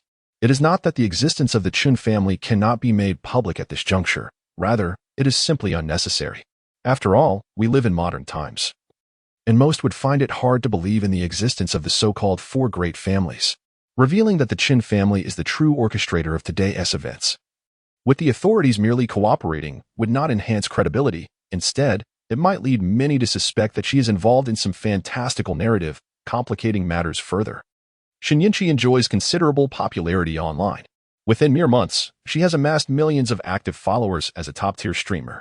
Now that she has resumed her broadcasts after an extended hiatus due to being appointed as Chen Ye's secretary, she naturally attracts a substantial audience. Even at the early hours of 2 or 3 a.m., when online activity is at its nadir, her stream has surpassed 1 million viewers. This is attributable to both her own fame and Su Yan's prowess. Her recent display of prowess while dispatching a few bunkers resembled that of a sorceress descending upon the battlefield, captivating countless onlookers. As her descriptions resound, the comments in the live chat scroll at an almost imperceptible speed. I caught the news a few days ago. I'm curious what kind of terrorists could make such a ruckus in Tianhai, and how have the authorities not eradicated them yet? From the sounds, this hardly seems like an operation against terrorists. It sounds more like a war. Is that crackling noise akin to firecrackers? Is our broadcaster truly amidst the battlefield? I'm starting to wonder what exactly our broadcaster does. I thought she was a doctor. Wait, isn't she a psychology major? I recall she is well-versed in history and finance too. Don't ask. She is a genius prodigy who has turned down multiple invitations from the National Academy of Sciences, even after being awarded honorary titles post-rejection. New followers are asking what she does. Veteran fans have long been in awe of this pinnacle of humanity. I'm dying of laughter. But did the broadcaster just mention something significant to that stunning beauty earlier? What does she mean by money becoming irrelevant soon? Does that imply the apocalypse is nigh? I can't help but notice that the recent events do carry an apocalyptic air. Just this morning, someone live-streamed about monsters rampaging through the city. My friend lives near the border and has been telling me he has seen zombies. He claims a biohazard is imminent. Haha. Don't laugh. He might just be speaking the truth. With a gentle nudge from Chen Ye, the discussion in the live chat shifts from Su Yan to her, quickly transitioning to her assertions. Before long, the conversation gravitates toward the impending apocalypse. In truth, there are quite a few who have sensed the approach of doom, after all. The time remaining until the real end draws near, and numerous unusual phenomena have started manifesting in reality, with zombies and mutated beasts appearing in small pockets. Many have indeed witnessed these creatures firsthand, yet typically, they refrain from discussing such matters online. At this moment, Chen Ye's live stream provides a platform for those in the know to voice their experiences, leading to an influx of first-hand accounts detailing encounters with terrifying creatures, boldly proclaiming that the apocalypse may genuinely be upon us. In an instant, countless truths, which the authorities and various powers have endeavored to conceal, come tumbling out. What on earth is Chen Ye up to? In the temporary command center, Qinju observes the reports from her subordinates and personally pulls out her phone to access Chen Ye's live stream. As she takes in the comments and discussions unfolding, her brows furrow in concern. Being Chen Ye's personal bodyguard and aide, she is acutely aware of the ramifications of leaking news about the apocalypse. Yet, the one undertaking this endeavor is none other than Chen Ye, leaving her uncertain whether to cut off the live stream. Chen Ye's intelligence has long established her as a unique individual among those close to Chen Ye. Even Chen Ju finds herself believing that there must be a compelling reason behind her actions, potentially linked to some larger scheme. She is also wary that interrupting the stream could jeopardize Chen Ye's interests. With Chen Ye now on the island where Tianhai Port is located, a place that could aptly be described as a den of dragons and tigers, Chen Ju is reluctant to distract him, thus refraining from contacting him regarding this matter. Given the bond forged between Chen Ye and young master through the Dream Flower, it is unlikely she would engage in actions detrimental to him. Since her intentions appear to align with his interests, then, times have changed. If the information has been leaked, it has been leaked. What does it matter if the other families and the authorities come to hold her accountable later? Chapter 92. Only fools seek death around. Severed head thudded to the ground, rolling away for quite a distance. Chen Ye glanced at the battle knife in his hand. Pristine and untouched by blood. This marked the countless head he had cleaved that night. With his robust physique exceeding 100 points, fatigue was a foreign concept. The blade, a gift from the system, remained unscathed despite the numerous lives it had taken. Had it been an ordinary weapon, even one forged from the finest materials would have dulled by now. Sheathing the knife, Chen Ye continued his journey towards the heart of the apocalypse base, leaving a trail of headless corpses in his wake. Fresh blood poured forth like a torrent, pooling on the ground in small crimson puddles. Rendering the phrase blood flowing like a river an understatement. Wisps of barely visible life essence rose from the ground, gradually merging into Chen Ye's being with each step. However, he paused, a frown creasing his brow. Why did it feel as though the power he garnered from killing had diminished significantly? The ability to absorb life essence through slaughter was integral to his strength. Typically, the amount of vitality gained correlated with the strength of the slain.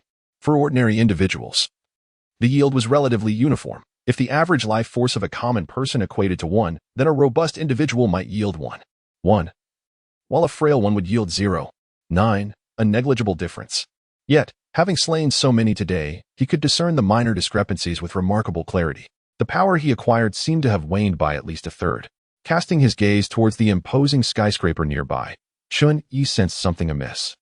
He harbored suspicions regarding Xiao Yuan's origins, especially after their previous encounter, where Xiao Yuan exhibited abilities that transcended typical supernatural capabilities, akin to those depicted in literary works about cultivators. Thus, Chen Ye remained vigilant. Given Xiao Yuan's ability to conjure formidable artifacts from seemingly innocuous materials, it was plausible that he had something extraordinary hidden within his lair. Yet, it was imperative to ascertain whether the peculiarities here were genuine or merely a figment of his imagination. He could not afford to frighten himself unnecessarily. Fortunately, confirming his suspicions proved straightforward. Chen Ye apprehended several members of the Merchant Alliance, executing 2 inside and dragging 2 more outside to meet the same fate. It soon became evident that the core area of the apocalypse base was indeed compromised, as a unique force within that domain contended with him for the life essence released upon death. Moreover, during his brief excursions, Chen Ye noted an unusual commotion within the base, suggesting something significant was occurring, resulting in chaos. Numerous mercenaries, rather than pursuing him, hastily converged deeper into the facility. Their actions indicated that they were not fortifying defenses against his unexpected intrusion. Despite the base's ample space to accommodate millions, the mercenaries were all drawn towards the central landmark building. Such a concentration of forces in a confined area hinted at ulterior motives. What could possibly be more crucial than the life and death struggle unfolding before Chen Ye, compelling the mercenaries to abandon their defenses? The puzzle eluded him. Yet clarity would soon be at hand. He was not alone in his confusion. Upon entering unfamiliar territory and confronting the inexplicable, vigilance surged among the mercenary commanders and their competent mid-level officers. After receiving orders from the highest echelons of the Alliance to gather everyone in one building, these astute individuals found themselves perplexed. Why dismantle the defenses they had painstakingly erected? What if Chen Ye and the authorities landed on the island? The myriad questions plagued their minds. Ultimately, while they complied with the directive and relinquished their defenses to assemble in the core building, they remained cautious. Most mercenaries refrained from entering the edifice, opting instead to remain outside under the pretense of roll call, dispatching only a few to investigate within. Those who entered, however, vanished without a trace, as if swallowed by the ether. This was unsettling. After multiple attempts to glean information from those who ventured inside, only to receive no response, The mercenary leadership could no longer contain their unease. They reached out to the Alliance's upper echelon, seeking clarity on their summons and the fate of the missing individuals. Regrettably, the response was nothing but incessant urgings from the Alliance. The liaison from the Merchant Alliance hinted that if they sent their men into the building, they would be granted immunity from viral infections and assured their safety in the post-apocalyptic world, along with a multitude of other benefits tied to personal prowess, coveted treasures in these dire times. It would be disingenuous to claim the mercenary leaders were unmoved. Yet, their ambition was tempered by pragmatism.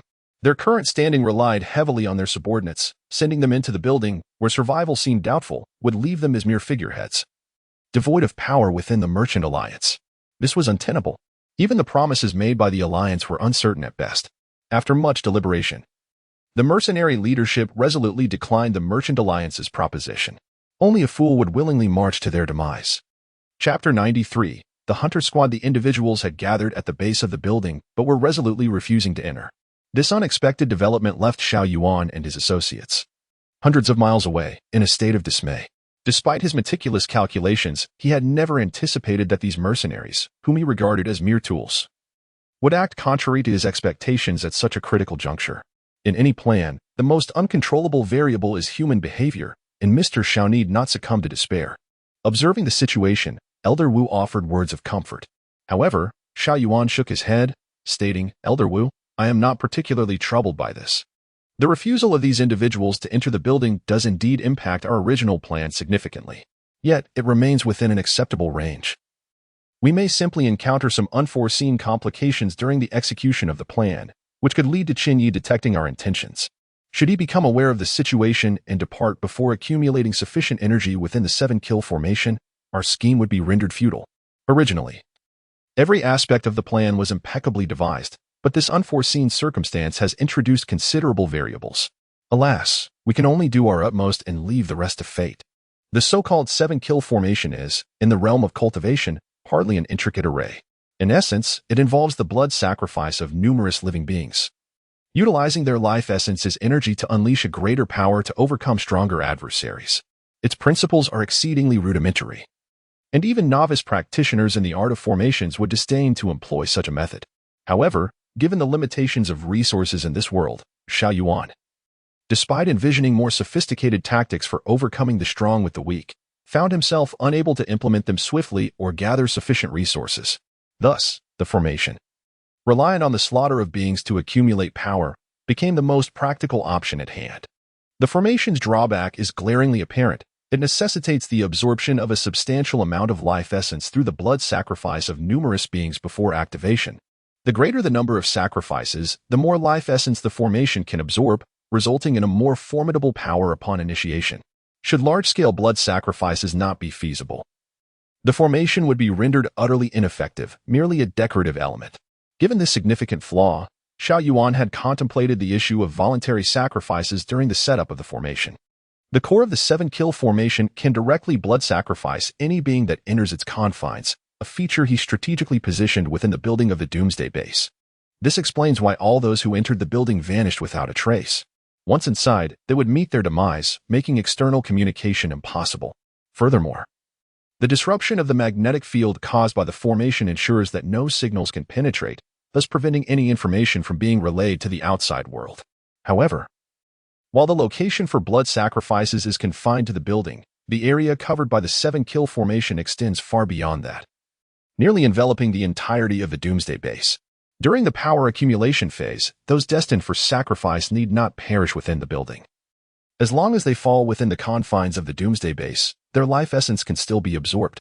Therefore, the refusal of these mercenaries to enter the building simply means they prefer not to die within its walls. In reality, their deaths outside the building would equally serve to power the 7-kill formation. As long as they are killed within the confines of the Doomsday Base, the effect remains unchanged. Nevertheless, this was merely Xiao Yuan's theoretical scenario. In reality, those directly blood sacrificed within the building have their life essence absorbed entirely by the formation. Conversely, those who perish outside in the Doomsday Base would only partially contribute their essence, as a portion would be seized by Chen Ye's formidable ability to convert killing intent into benevolence. The number of individuals he initially intended to sacrifice for the formation to defeat Chen Ye would diminish significantly if they died outside the building. This would not only reduce the life essence available to the 7-kill formation but also inadvertently bolster Chen Ye's power. Thus, the interplay of gains and losses renders the prospect of defeating Chen Ye through this means nearly impossible. Of course, both the formation and the required number of sacrifices were determined based on Xiao Yuan's estimations of Chen Ye's strength. However, he could not accurately gauge Chen Ye's true power. Even if the formation were initiated according to his envisioned flawless procedure, he harbored no certainty about its efficacy against Chen Ye. Yet, he certainly could not disclose this uncertainty to others, not even the members of the Merchant Alliance or Elder Wu were privy to his doubts. Otherwise, why would they risk their lives and fortunes to support a plan fraught with uncertainty? Xiao Yuan believed he had overestimated Chen Ye's strength, even doubling it based on their previous encounter at Lianqi Wetland Park a few days prior. In just a matter of days, the principles of cultivation dictate a gradual accumulation of progress rather than instantaneous leaps. Xiao Yuan surmised that the same held true for abilities. Even with the enhancement from the Dream Flower, it was improbable that Chen Ye's strength had surged to more than double its previous capacity.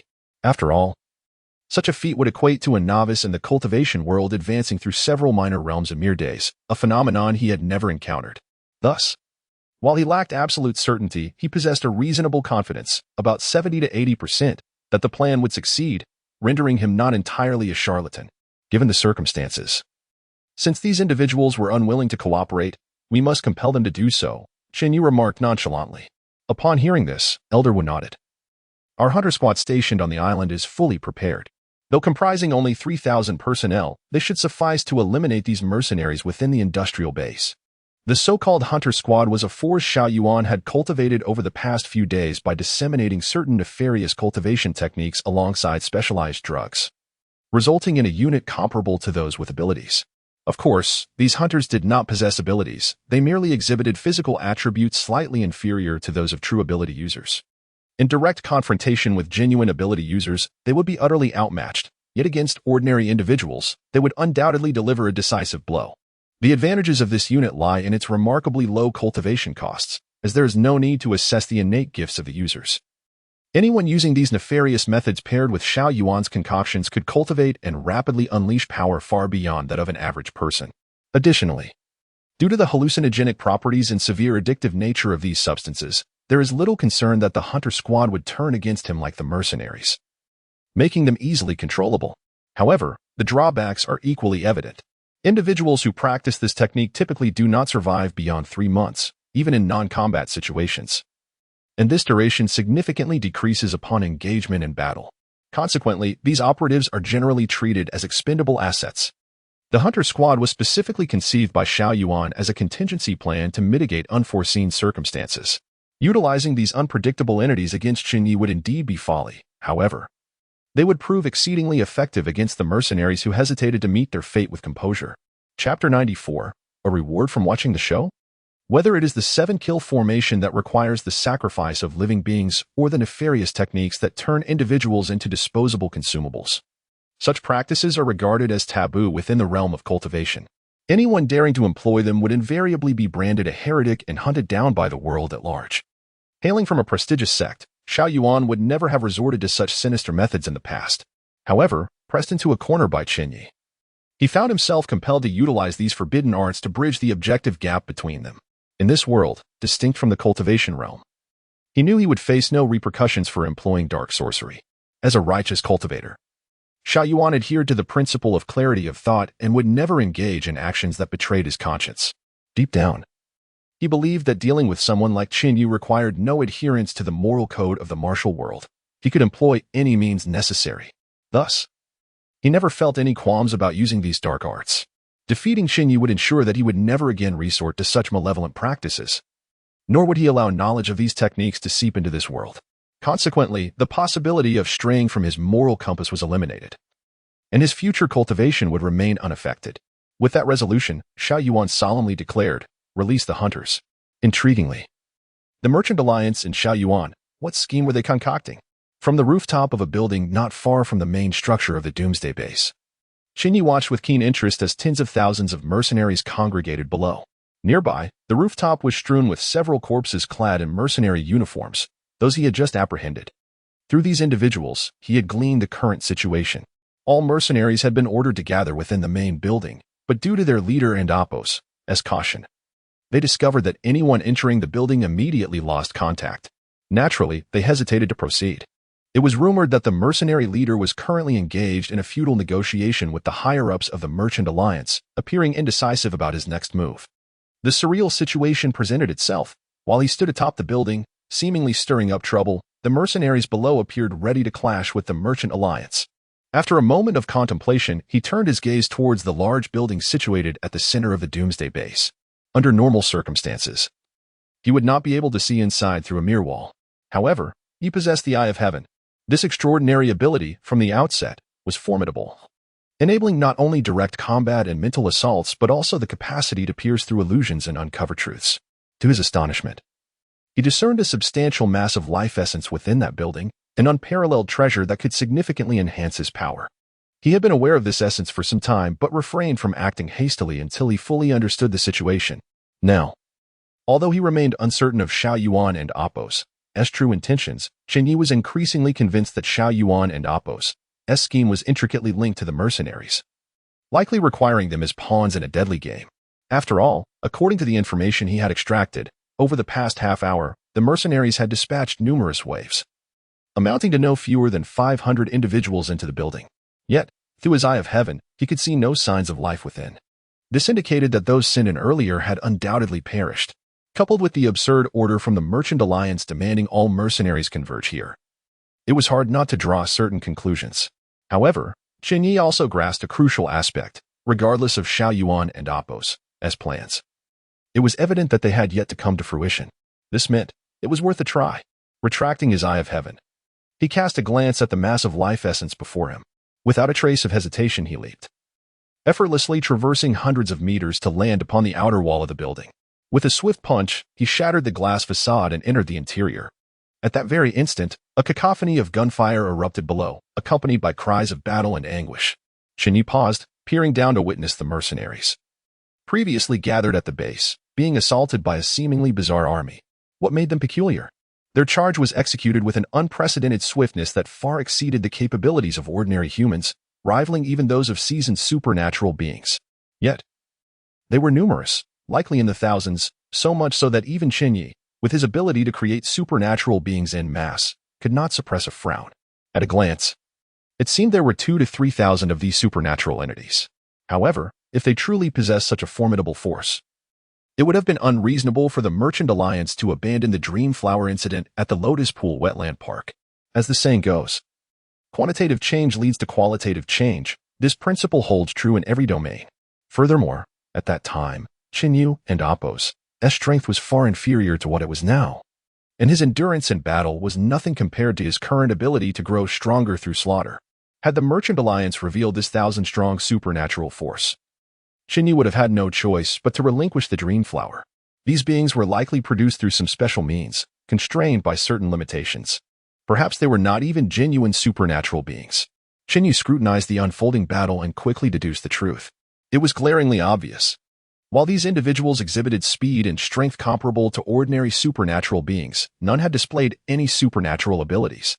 Judging by their combat performance, they were evidently inferior to true supernatural beings. Nonetheless, despite this, the bizarre army was engaged in what appeared to be an unopposed massacre of the mercenaries below. The mercenaries, despite possessing heavy weaponry, had left such equipment at various defensive positions across the island. Summoned hastily to the core area of the Doomsday Base, they could not have brought their heavy arms with them. Caught off guard and armed only with light weaponry, they faced this peculiar army head-on, resulting in a foregone conclusion. The mercenaries managed to fire only sporadic shots before the supernatural beings plunged into their ranks, rendering firearms entirely ineffective. The scene of thousands of mercenaries being pursued by mere hundreds presented a comically absurd sight from above, yet the brutality of the slaughter was all too real. After spectating the internal conflict within the Merchant Alliance for a while, Chen Ye concluded that they had become rather extreme in their methods. Here he was, having fought his way onto the island, nearly dulling his blade, yet the carnage inflicted within mere minutes by this peculiar army surpassed his own efforts. Indeed, strength in numbers prevailed. Yet, the silver lining emerged. Chen Ye suddenly realized that even if he did not personally slay the foes, he seemed capable of absorbing life essence from the fray, enhancing his own strength or temporarily storing it for future use. It seemed he had stumbled upon a reward while merely observing. Chapter 95. Inept methods. If the essence of life acquired from the slaughter of others had intrigued Chen Ye, then the sight of the vast accumulation of life essence beneath his feet filled him with unrestrained euphoria. While the essence he had previously obtained from an unclear source could have raised his physical and mental attributes by a modest 3 to 5 points, the massive orb of life essence now before him promised an elevation of over 20 points. What does an increase of 20 points signify?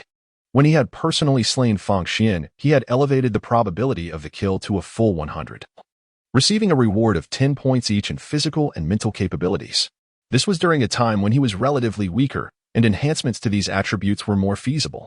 It is no exaggeration to assert that augmenting his abilities now is far more challenging than it was back then. Yet, if he were to seize this orb of life essence, he could acquire a reward surpassing 20 points, an enhancement more formidable than that granted by the system after vanquishing the Chosen One. Of course, this is a somewhat hyperbolic statement. The true boon from slaying Fang Xian was not merely the additional attributes, but rather the powers of the Eye of Insight and fragments of the Reborn and Appos as memories. Nonetheless, the potential enhancement from this orb is undeniably extraordinary. Chen Ye speculated that if he were to unleash his ability to slaughter the entire island, the effect would not be dissimilar. Furthermore, it was likely that he would emerge from such an ordeal utterly numbed. This fortunate turn of events, courtesy of Xiao Yuan, had spared him considerable effort by delivering the life essence of so many directly into his hands. Gazing once more at the mercenaries below, who had already suffered heavy casualties in such a brief period, he lost interest and turned to enter the building, ignoring the shouts and wails from outside. The interior of the building exuded an eerie silence. It could almost be described as unsettlingly quiet. The structure was an office building, not an apartment complex. The floor he entered seemed to have been the office of a company, with computers still running and unfinished PowerPoint presentations left behind. The air conditioning continued to blow warm air, while the water purifier and coffee machine in the corner functioned normally. All these signs indicated that just moments ago, people had been working here. Yet now, not a single soul remained, leaving the place as silent as a crypt. Previously, Chen Ye had surmised that the mercenaries sent here to investigate had perished within, though the manner of their demise remained unclear. Upon entering, he immediately sensed something amiss. The display indicated the 68th floor. Was this an illusion? He pondered for a moment, choosing not to immediately utilize his Eye of Insight to pierce through the illusion, but instead deliberating another question. The illusion was rather crude. Even without the eye, he could easily escape it with his current strength. While it might be challenging for an ordinary person to break free, it was not entirely hopeless. There are always those with resilient wills who can see through such rudimentary illusions, yet none had emerged alive. This indicated that they were not slain by the illusion itself, but rather by some hidden danger lurking beyond it. The illusion's purpose seemed solely to delay their escape. After waiting for a considerable time without encountering the anticipated peril, he finally shook his head, casually crushing a wisp of flame conjured from thin air. Instantly, a scorching fire armor enveloped him. In the next moment, the scene before him shattered like glass. The world beyond was nearly indistinguishable from what he had just seen, yet it imparted a refreshing sensation. Perhaps this was the sensation of transitioning from illusion to reality. This illusion was exceedingly crude. Any adept of extraordinary abilities who sensed something amiss would surely not be ensnared, as it could only capture the ordinary. He shook his head in disdain and continued his descent. As expected, upon reaching the next landing, the floor number changed to 67. Dismissing the notion of proceeding any further, he pressed the elevator button. However, the moment the doors opened, a gruesome sight awaited him. The elevator was filled with bodies, approximately 30 in total, sprawled in disarray. Judging by their attire, they were likely the office workers who had been present not long ago, rather than mercenaries. The corpses bore almost no significant injuries, yet their expressions were contorted in death, suggesting they had endured unspeakable torment before their demise. Any faint-hearted individual encountering such a scene might well have fainted. Fortunately, Chen Ye possessed a fortitude that allowed him to remain composed. After a brief pause, he surveyed the elevator, which was so crowded that there was scarcely room to step inside. He casually dragged out the body of a petite woman and stepped into the elevator. The elevator failed to ding, having become stuck at its weight limit. Just as the doors closed, Chen Ye noticed that the lifeless eyes of the body he had dragged out were fixed directly upon him. Turning back, he observed that nearly all the bodies within the elevator were now staring at him with open eyes. Was this their lethal ploy? It was far too elementary. Chen Ye shook his head and remarked, "Look any longer, and I shall twist your heads off." The corpses remained unperturbed, continuing to gaze at him. With a swift motion, a blade gleamed. A head rolled away, landing among the heap with a dull thud. The headless corpse then released a few thick droplets of congealed black blood, ceasing any further movement. This indicated that the bodies had been dead for at least 3 to 5 hours. While not entirely stiff, they were close. Thus, it could be inferred that these individuals had perished before his arrival. Did this imply they anticipated his coming? Contemplating this, Chen Ye shook his head again. No. They could not have known. Their actions were merely precautionary, having preemptively slain so many to thwart his return. It must be acknowledged that even though Chen Ye prided himself on his hardened heart, regarding human life with indifference, compared to the Merchant Alliance, he was but a fledgling. Casting a glance at the bodies in the elevator, he noted that the previously wide-open eyes, which had so intensely regarded him, had quietly closed at some point. Chen Ye disregarded them, instead focusing on a red-lit camera within the elevator. Xiao Yuan, you must be watching this, are you not? It appears I may have indeed been a bit heavy-handed last time, leaving you too terrified to show your face. Resorting instead to using the lives of these ordinary individuals to pave your way. Regrettably, it will prove futile.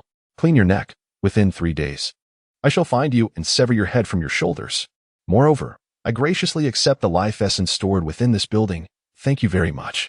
Chapter 96. Who is the hunter? Who is the prey? As soon as the words left his mouth, Chen Ye drew his combat knife and sliced a massive opening in the top of the elevator shaft. With a graceful leap, he ascended. In the pitch-black elevator shaft, he beheld the thick steel cables suspending the elevator and swiftly severed them all with a single stroke. The elevator, which had inexplicably come to a halt, plummeted instantly upon losing the protective cables. For an average person, the free fall from over 60 stories would undoubtedly result in a gruesome demise. However, to Chen Ye, this height was merely a trivial annoyance. It was only when the elevator reached the ground floor that the scene outside, resembling a battlefield, caused him to frown. If the corpses within the elevator were merely densely packed, creating an unsettling visual impact, the ground floor was an entirely different story. The floor was not only littered with bodies, but various blood and entrails also adorned the walls, resembling a ritualistic altar of malevolence. The ominous atmosphere was enough to unsettle even Chen Ye, who had acquired the Black Lotus. For him, killing was as mundane as daily chores. At the very center of this hellish scene lay a heart, pulsating and roughly the size of a human head. Visible strands of life essence converged from all directions, ultimately being absorbed into this heart, causing its rhythm to quicken and grow more powerful. Through his heavenly eyes, Chen Ye discerned that the gathering life essence was, in fact, this heart. Was this a specially crafted vessel by Xiao Yuan? Or had the immense life essence spontaneously coalesced? If it were the latter, could an abundance of life essence potentially conjure a new life? Contemplating the throbbing heart, Chen Ye pondered. Yet, such matters were evidently beyond his immediate concern. He casually activated the camera attached to his collar to capture the moment and proceeded directly toward the heart. He entered the building, reaching the core area of the 7-kill formation, hundreds of nautical miles away at their base. Xiao Yuan and Old Wu observed Chen Ye approaching the heart through the surveillance feed. They exchanged glances and fell silent. Clearly, the 7-kill formation still lacked sufficient power. Even if activated, it posed little threat to Chen Ye. At this moment, the Chen Ye they referenced was the same one who had battled Xiao Yuan previously. They were unaware of Chen Ye's current strength. All preparations were based on that day's standards. Ideally, once the 7-kill formation completed its absorption of life essence. Even if Chen Ye's combat prowess had doubled since then, they believed they could suppress him. Yet, they had not even reached half of the power they had originally anticipated. After a long pause, Xiao Yuan sighed. It is often said that a wealthy heir should not be careless. Chen Ye has demonstrated a level of caution that indicates he is not one to take risks lightly. I have tried to create a facade of danger within the building, yet he dares to enter with only scanned information. Truly, it is fate. Old Wu, prepare yourself. We may need to find another place to develop. Xiao Yuan was unaware that, on the day Chen Ye had seized the dream flower at the Lotus Marsh Wetland Park, he had gained not only the flower but also a reward from the destined child, Yichen, astrology. Before coming today, he had already predicted the auspiciousness. The divination was remarkably favorable, calm and devoid of any turbulence, indicating that no unforeseen events could arise. Such a sign directly suggested that there was nothing on the island capable of threatening him. Had the sign been one of turning misfortune into fortune, it would have sounded appealing, but it would have indicated that threats did exist on the island, which was not the case now. Upon hearing this, Old Wu sighed and prepared to rise and attend to the evacuation. although they were several hundred nautical miles from Tianhai. It was clear that this was not a place for development. Following the complete failure of the Merchant Alliance in Tianhai, they needed to find a new location to thrive. However, as he stood, he inadvertently glanced at the live camera and paused. Wait, it seemed there was no rush to leave. Old Wu's gaze sharpened. Upon hearing this, Xiao Yuan quickly lifted his head to observe the surveillance footage. He immediately noticed that Chen Ye had not destroyed the heart, which had absorbed countless life essences. Instead, he circled it twice before sitting beside it, allowing it to grow. What was he planning? The two exchanged glances, each reflecting the other's confusion. Xiao Yuan, not present on site, was unaware that the blood energy absorbed by the 7-kill formation had significantly diminished. He could not fathom that the life essence was also beneficial to Chen Ye, who was now waiting for the outside hunters to finish their slaughter before reaping the rewards. After a moment's hesitation, Xiao Yuan speculated. Could it be that Chen Ye believes this to be a treasure and intends to take it once it is fully formed? Old Wu nodded. It appears that this is indeed the most probable scenario. If he does not take it immediately, then the 7-kill formation can continue to absorb life essence. The hunters outside are still engaged in eliminating those mercenaries. It shouldn't be long before we gather the life essence needed for our plan. At that point, both men inhaled sharply. Changing locations would not only be a loss for the Alliance members, but would also weigh heavily on them, if not for desperation. Who would wish to abandon Tianhai, this fabled land, and the vast resources accumulated by the Alliance members, only to start anew elsewhere? Previously, they had despaired, seeing no glimmer of hope, but now, Chen Ye's actions undeniably provided them with a chance to turn the tide. Inside the building, Chen Ye found a relatively clean chair amidst the chaos and sat down. Besides genuinely wishing to allow the creation Xiao Yuan had devised to accumulate more life essence before harvesting it, he had another purpose. Through his earpiece, Qingzhu had just reported the latest information. In collaboration with the information specialists from the Chen family, they had successfully traced the remaining high-ranking members of the Merchant Alliance to their hideout, located on an island several hundred nautical miles away. The bad news was that the location was too far, having already left the territorial waters of Xia country. The good news was that international law was essentially unenforced, and no nation cared about territorial waters, while Xia country happened to have a fleet nearby. The Tianhai authorities lacked the authority to command a fleet, but the Chen family did. In just half an hour, the fleet could strike that island, ensuring that the remnants of the Merchant Alliance would have no means of escape. Thus, he refrained from immediately harvesting the life essence here, intending to delay the remnants. The island was equipped with numerous surveillance devices, and Chen Ye was well aware that Xiao Yuan was monitoring his every move. Since he sought to turn the tables, Chen Ye decided to grant him that opportunity. Chapter 97, The Increasing Silence and Truth. The fleet of the Xia Kingdom was still over 600 nautical miles away from the island where Xiao Yuan and his companions were hiding. After all, such serendipity does not exist in the world, and the Merchant Alliance was not foolish enough to establish their final base in an area frequently traversed by the Xia Kingdom's fleet. However, one cannot overlook the astonishing strike range of the aircraft carrier strike group, centered around the aircraft carrier. The surrounding maritime expanse stretching for thousands of kilometers lay within reach of its formidable arsenal, with carrier-based aircraft and missiles working in tandem. The remnants of the Merchant Alliance would find it impossible to escape. The half-hour wait was primarily due to the fleet needing to adjust its course upon receiving orders, as well as the time required for the carrier-based aircraft to take off and traverse hundreds of nautical miles to reach the target area.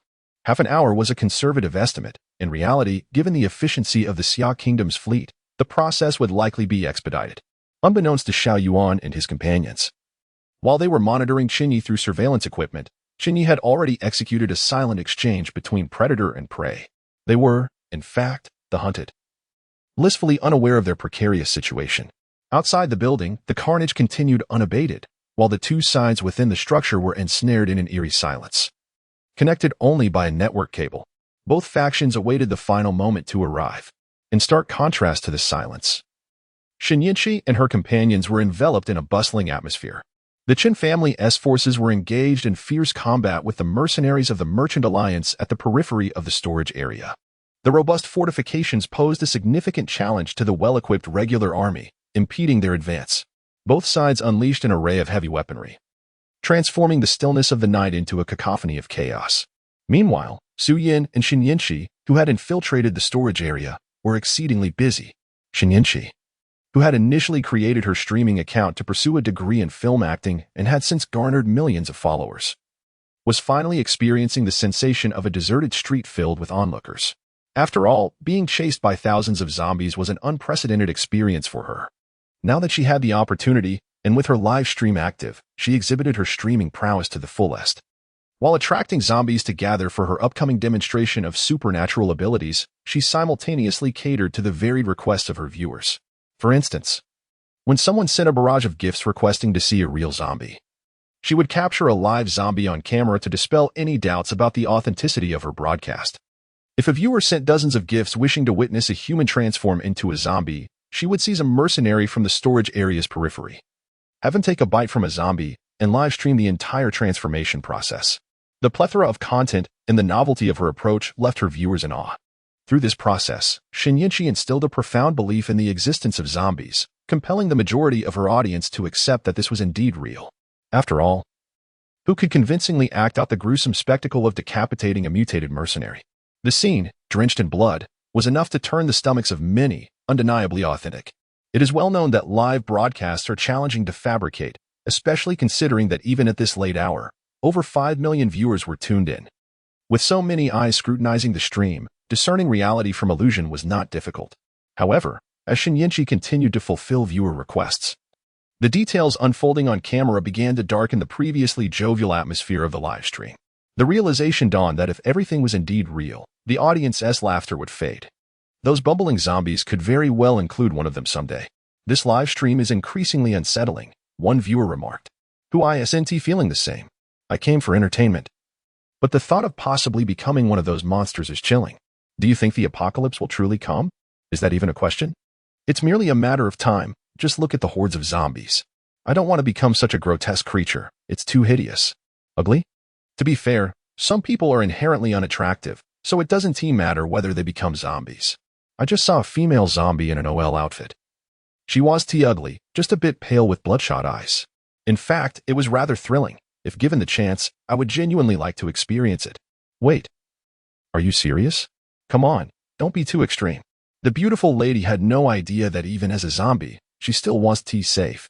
In the midst of her flight, Chen Ye happened to catch sight of these comments and promptly directed the camera towards Su Yin, saying, "Actually, that fellow is right. Look at her. She is essentially a half-infected entity. In a sense, considering her a zombie is not entirely unfounded. I doubt anyone would deem her unattractive." Su Yin, leading the way, shot her a dark glance and retorted without looking back, "Shut it. I'll leave you here alone if you keep it up." "Oh, come on. It was just an example. Besides, I was complimenting your beauty. I'm engaging with my viewers. You focus on your own tasks." Chen Ye waved her hand dismissively. Su Yin's expression darkened further as she snapped, "How long do we have to run? They've already gathered together. Are you even capable of handling this?" "It's not time yet," Chen Ye replied, glancing at the nearby coastline. She was waiting for Chen Ye. After all, an imbalance in supernatural abilities was no trifling matter. It was imperative that she synchronized her final step with Chen Ye. Through the bond of the dream flower, she could distinctly sense that the speed at which Chen Ye was absorbing life essence had significantly diminished. It was evidently slowing down. It was easy to deduce that Chen Ye was preparing for a substantial move. Ideally, she would also execute her supernatural ability at this moment to revive all those transformed into zombies. Of course, she was uncertain about the current circumstances on Chen Ye's end. All she could do was wait. However, Chen Ye felt no apprehension about unexpected developments. She could confidently say that she was the individual most acquainted with Chen Ye's strength in the world. The dream flower forged a unique bond between them, allowing her to perceive the extent of his power. After exchanging a few words with Su Yin, Chen Ye glanced at the rapidly scrolling comments once more. Just then, she spotted a query in the comments. "Host, if the apocalypse truly comes, how many people will turn into zombies, and how many will survive? Is the purpose of this live stream to teach everyone how to save themselves?" Chapter 98. The Ultimate Survival Guide. Although the viewers in the live stream had been fervently discussing the topic of apocalypse, this was the first direct inquiry posed to Chen Ye through the comments. Most participants were engaged in speculation, each displaying their own ingenuity, while neglecting the option to simply pose questions to her. Now that she encountered such a question, Chen Ye had no intention of withholding her response. She promptly read the comment aloud and confidently declared, "I can unequivocally inform you that the apocalypse will undoubtedly arrive. At this stage, Nearly everyone has been infected by the virus. All are potential carriers. The day the virus erupts will herald the onset of the apocalypse. It is anticipated that approximately 90% of the population will transform into zombies, while the remaining 10% will consist of individuals possessing natural immunity, who will remain uninfected by the airborne virus. However, this does not imply that you are safe. Those who mutate into zombies will harbor a higher concentration of the virus, and any exposure to their bodily fluids could lead to your own transformation. Only one group of individuals can claim complete immunity to mutation, the superhumans. You heard that correctly, superhumans. These individuals possess extraordinary powers far beyond those of ordinary humans, along with various potent abilities. They are entirely immune to the virus. Even if bitten or scratched by a zombie, they will not succumb to infection. Among the 10% of individuals who will not mutate during the initial outbreak, approximately 1% may have the opportunity to become superhumans. Thus, for each of you present, there exists a minuscule chance of roughly 1 in 1,000 to become a superhuman. At this juncture, Chen Ye paused before addressing the final question regarding her intent for this live stream and whether it was to educate others on self-rescue. In a certain sense, yes. Although the vast majority of you will likely mutate into zombies, I still hope that more individuals can survive the viral outbreak. Once the apocalypse descends, you will face far more than just the virus. The mutated zombies, hunger, and disease will all pose critical threats to your survival. In the absence of warning and caught off guard, I can surmise, without needing statistics, that most survivors who do not perish from the viral outbreak will ultimately succumb to these factors. The number of those who endure will be exceedingly small. With the knowledge you have gained ahead of time, while many may still dismiss it as falsehood, I believe a considerable number will choose to believe it and prepare accordingly. These individuals are the ones I can assist within my capabilities. As for the skeptics, there is little I can do. Her candid revelation silenced many who had been debating whether the apocalypse would indeed arrive. However, as she laid bare the truth, a number of astute viewers began to inquire about her suggestions for survival. After contemplating their questions, Chen Ye replied, "It is quite simple. Stockpile food, water, and essential medicines. And if possible, acquire some effective weapons. The more you have, the better. I can assure you, do not harbor fantasies about rescue teams arriving. With such a significant loss of lives and the emergence of numerous perilous zombies, the wilderness will also be rife with mutated beasts. The official order will collapse entirely. No one will be able to save you, and the only path to survival lies in self-rescue. Beyond these essential self-rescue measures, the most crucial point is at this moment." She paused, then continued unwaveringly, "Find a sturdy room, and if possible, prepare a pair of handcuffs. During moments of leisure, confine yourself within the room and restrain yourself. If you do not mutate at that time, opening the handcuffs with the key will be a simple task. Should you transform into a zombie, rest assured that a zombie lacks the rationality to use a key, thus the handcuffs will bind you, preventing you from harming others.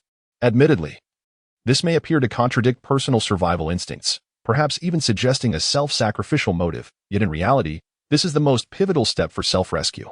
If everyone were to undertake such an action, the number of zombies roaming outside would diminish significantly, thereby increasing the survival chances for the remaining humans.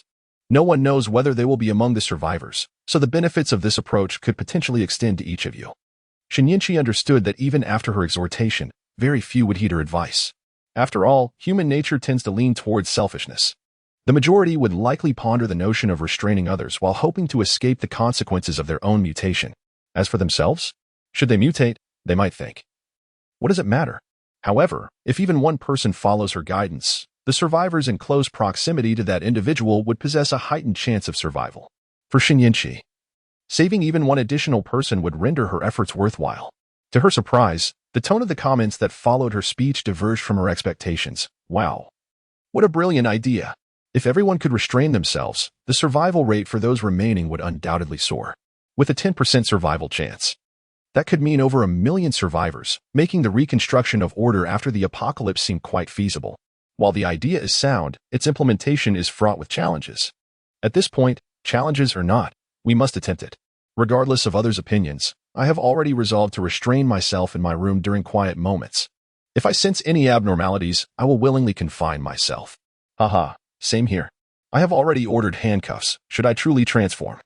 I will secure myself to the bed and leave a note beside me. I hope that when survivors eventually rebuild and reclaim the city, they will remember that in the face of the apocalypse, there was one person who made a final contribution to humanity's future. Wow, this gives me chills. Envisioning that scene seems oddly romantic. Bind my mortal form, transforming into starlight, illuminating the path for civilization's future. I am not so noble. I merely wish to ensure that if I become a zombie, I do not harm my family, which is why I am taking this step. Hey, slow down. In just a short time, handcuffs are sold out online. Not a problem. Change should suffice. Indeed, as long as the house door is sturdy. Locking oneself inside also achieves the same effect. A little ingenuity can lead to solutions. No, I must propagate this idea. I work in publishing and printing. And I will ensure the host's advice makes it into tomorrow's paper. I already have the headline, The Ultimate Survival Guide. I am a video blogger. I will create a video tonight. The merchandise host has surfaced. I have already contacted manufacturers of handcuffs and chains to lower prices for families. Starting tomorrow. My live stream will focus on pure prison aesthetics. Chapter 99. I am prepared. Chen Ye recalled a renowned saying in psychology. Once an individual integrates into a group, their intelligence and personality tend to be obscured. Initially, her understanding of this phrase was merely theoretical, as she had never had the opportunity to experiment with it. However, she now found herself unwittingly conducting such an experiment. She had anticipated that most individuals would dismiss her advice. Yet the prevailing sentiment in the live broadcast room starkly contradicted her expectations. Had she erred in her assumptions? Not quite. Unbeknownst to her, she had inadvertently bestowed a collective buff upon the audience of the live stream. This collective identity stemmed from their shared humanity. Upon witnessing the grotesque and terrifying zombies, the viewers had inadvertently strengthened their identification with the human collective. With this sense of belonging, they were more inclined to consider the group's interests over their own selfish desires during such a collective crisis. Thus, the current situation exceeded her original predictions. The assertion in the book held true. Once an individual melds into a group, their intelligence and personality may be submerged. Yet, at times, this may not necessarily be a negative outcome. Chen Ye pondered. Groups require guidance. The quality of the outcome lies with the guide, rather than the group itself. Although she possessed considerable knowledge in this realm, she was far less adept in practical application compared to Chen Ye, who had received education focused on manipulating human emotions since childhood, coupled with abundant hands-on opportunities. While Chen Ye was intelligent, her lack of experience rendered comprehension more challenging. Had Chen Ye been the one to undertake this endeavor today, from the outset, he would have directed the thoughts of those watching the live stream toward this perspective, achieving a far superior effect than Chen Ye had managed. Nonetheless, it was not too late. Recognizing this, Chen Ye began to steer the audience's thoughts in that direction. Initially, she felt somewhat clumsy, but soon grew accustomed to it. Before long, a significant majority of the viewers in the live stream had come to believe that restraining themselves to prevent becoming a threat to others was indeed the morally righteous course of action. Even those who were typically selfish shared this sentiment, for they now existed within a collective that Chen Ye had constructed for them. Of course, once they departed from this group, their perspectives would inevitably shift. However, the majority would not possess the acute awareness necessary to extricate themselves from the collective. In due course, there would undoubtedly be individuals who, under the guise of enlightenment, would emerge to propagate alternative ideologies, forming another group from which they could profit while simultaneously extracting certain individuals from the identity Chen Ye had cultivated. The silver lining was that Chen Ye still had Chen Ye backing her. She merely needed to persuade him. And there would be ample means to silence those attempting to exploit the situation. At the very least, she could sustain the temporary collective identity she had forged until the apocalypse arrived. Thus, she would achieve her objective to save as many survivors as possible in the aftermath of the cataclysm. While her methods may not have been entirely virtuous, the significance of the means often pales in comparison to the outcome. If the results aligned with her expectations, then undoubtedly it would be deemed a success. Thud thud, thud thud. The heartbeat resonated like a war drum, jarring in the quiet hall. Chen Ye gazed at the ever-enlarging heart, his expression calm. With his celestial vision, he could perceive the terrifying life essence contained within the heart. Should he harvest it entirely, his physical attributes and mental prowess would likely increase by over 30 points. Such a figure was exceedingly formidable. His strength could potentially double compared to its current state, making surpassing 150 in both attributes a plausible dream. Nearly half an hour had passed since he first beheld his heart. During this interval, the external chaos had drawn to a close, with numerous mercenaries slain and many hunters meeting their demise at the hands of the mercenaries. Although sporadic skirmishes continued, the pace at which life essence coalesced had diminished significantly. At this moment, Chen Ye finally heard Qin Ju's voice crackle through his earpiece. The carrier aircraft have reached the designated area, and the shipborne missiles are primed for launch, ready to strike the target island at a moment's notice. With a sigh of relief, Chen Ye felt the atmosphere had grown excessively bloody and bizarre. He had had enough. He immediately rose and faced the surveillance camera in the corner. After such a long wait, I trust you are prepared. I certainly am. Let us commence. The first part was directed at Xiao Yuan and the others, while the latter was a command for Qin Zhu to initiate the attack. On an island hundreds of miles away, Xiao Yuan's expression hardened. What does he mean by prepared? Old Wu shook his head, ready to respond with uncertainty. However, before he could articulate his thoughts, the terrifying sound of an explosion overhead provided them with the answer. Boom. The dreadful blast reverberated throughout the entire island base. Even those sheltered 8 floors underground, like Xiao Yuan and his companions, felt the ground tremble. Looking up, they noticed cracks forming in the ceiling above. Old Wu's countenance shifted instantly. Before he could inquire, a subordinate rushed in. Breathless, Alliance leader, Mr. Xiao. We have a grave situation. Enemy aircraft are attacking our base. And they have even employed bunker buster missiles. They came prepared. That last missile has already obliterated our supply warehouses from levels B1 to B3. In addition to the bunker busters, a multitude of surface-to-surface missiles has nearly destroyed all our facilities above ground. The situation on the island is perilous. I advise both of you to evacuate swiftly. Our sources estimate these aircraft are likely from the nearby Xi'an Nation fleet. If we do not leave while the fleet is still en route, we may find it impossible to escape. Initially stunned, both men exchanged glances, their expressions darkening as they turned to the surveillance feed displaying Chen Ye. In that moment, realization dawned upon them. They comprehended the extent of their blunder. Prepare the boats, get ready to evacuate. Xiao Yuan glared at the screen, gritting his teeth. Well played, Chen Ye. But if you seek to make my life difficult, I shall not let you off easily. 7 kill formation. Rise. Chapter 100. The appearance of the White Lotus and the surge of malice naturally. Chen Ye could not hear Xiao Yuan's words, which were spoken hundreds of miles away. However, he possessed an alternative means to ascertain that the latter could indeed hear him and comprehend his intentions. Ding. Task progress refreshed. Xiao Yuan's resentment towards you has increased by 1,600, bringing the total resentment to 6,400, with a kill probability of 64. The substantial contribution of resentment values indicated to Chen Ye the efficacy of the fleet's assault on the island, confirming the technician's deductions that this location was indeed the last refuge of the Merchant Alliance. Alongside the surge in resentment values, a heart pulsating with the essence of countless lives also manifested before him. Previously, this heart had quietly throbbed, absorbing life essence, but now it exhibited a different reaction. Its heartbeat quickened, and the entire first floor of the building where Chen Ye stood began to shift. The environment retained its nightmarish quality, yet the air, heavy with the scent of blood, seemed to thicken with an aura of impending doom. For an ordinary person, the mere presence of this atmosphere would render them breathless, as it inflicted a psychological blow. The so-called 7-kill formation was evidently strange, inflicting both psychological and physiological assaults on those who entered. In more technical terms, this could be described as a combination of physical and mental attacks. Even before it activated, the oppressive sensation it produced was strikingly intense. Was this the result of the lives of tens of thousands? Chen Ye's expression revealed a hint of disappointment. He surmised that the life essence contained within the heart could not pose a threat to him, regardless of how it was unleashed. Yet, witnessing the activation of the 7-kill formation left him feeling somewhat disheartened. It was rather underwhelming. In truth, the essence of metaphysics, much like scientific principles, fundamentally hinges on energy. It parallels the efficiency of vehicles. For instance, one car may travel 1,000 kilometers on a full tank, while another can only manage 800. The former undoubtedly showcases superior technology. This analogy applies to the metaphysical realm as well. The life essence within the heart was akin to fuel. The magnitude of its potential power ultimately depended on the skill of the user. To phrase it in metaphysical terms, it revolved around the finesse of one's abilities. At present, it was evident that Xiao Yuan's preparations were lacking in sophistication.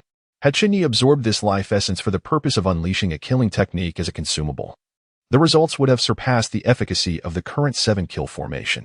Such wastefulness seemed akin to squandering a precious resource. With a light chuckle, Chen Ye approached the heart, placing his hand upon its fervent surface. The moment he did so, the entire building trembled violently. The already surreal environment began to quiver, and terrifying images that once instilled dread began to collapse, revealing their true nature. These illusions had emerged at the moment the formation activated.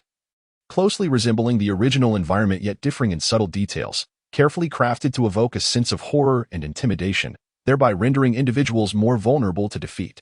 At this juncture, the formation had yet to activate, and with the core firmly in Chen Ye's grasp, these illusions were the first to shatter. Xiao Yuan, having witnessed Chen Ye beside the heart, still believed that with sufficient power, the formation could be triggered to eliminate Chen Ye, remaining unconcerned about the latter dismantling the core. As the illusions crumbled, the heart, laden with the essence of countless lives, vanished from Chen Ye's sight. Simultaneously, a wave of murderous intent surged from all directions. Had an ordinary cultivator been present instead of Chen Ye, their mind would have been overwhelmed by the onslaught of lethal energy, rendering them incapacitated. However, Chen Ye was different. His power stemmed from supernatural abilities rather than the so-called cultivation and spiritual awareness, thus he remained unaffected by such debilitating effects. Upon the heart's sudden disappearance, he paused momentarily, then scoffed. Run? Can a cooked duck escape? Before his words faded, brilliant golden light erupted from his eyes. Concurrently, in the skies above the island, heavy clouds parted under an invisible force, revealing a pair of golden eyes that surveyed the entire island. At that moment, Chen Ye noticed that the entire Doomsday base was engulfed in a torrent of crimson light. Amidst this sanguine glow, the remaining mercenaries and the hunter squads within the base melted away in agonizing screams, dissolving into pools of blood.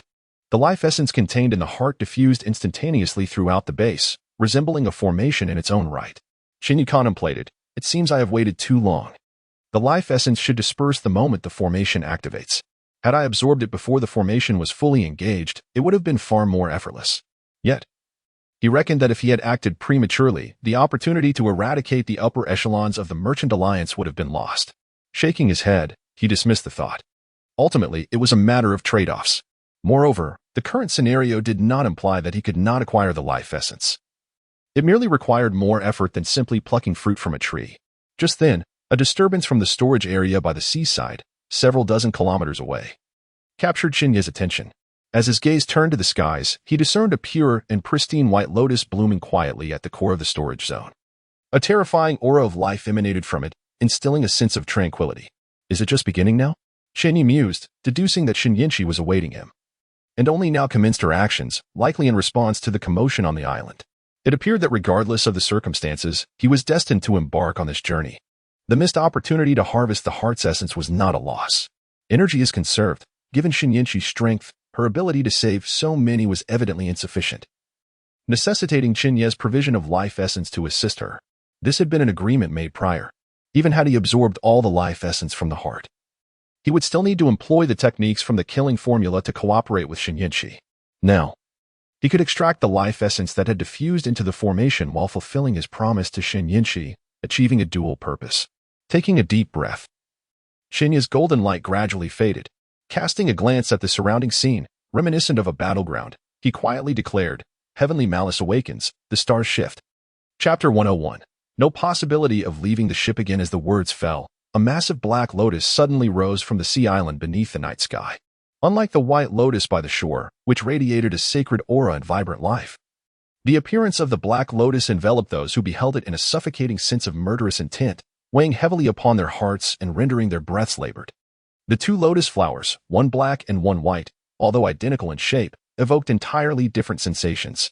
Yet, when these two contrasting blossoms graced the night sky simultaneously, an indescribable allure emerged between them. Though separated by dozens of kilometers, Chen Ye and Shen Yinshi seemed to share an unspoken gaze, as if a glance could span a millennium. In the next moment, the enormous black lotus anchored itself with a thunderous force into the doomsday base of the Merchant Alliance, shattering the blood-red 7 kills formation beneath it as if it were mere paper, leaving no chance for resistance. Countless vital essences, yet to be harnessed, suddenly dissipated, only to be drawn into the swaying lotus pod by an overwhelming, terrifying force, transformed into the purest energy. Although these life essences had been amassed through the slaughter of thousands of mercenaries by Xiao Yuan and others, Chen Ye was, in essence, reaping the rewards. However, if one were to consider causality, he, as the ultimate looter of these life essences, bore the brunt of the repercussions.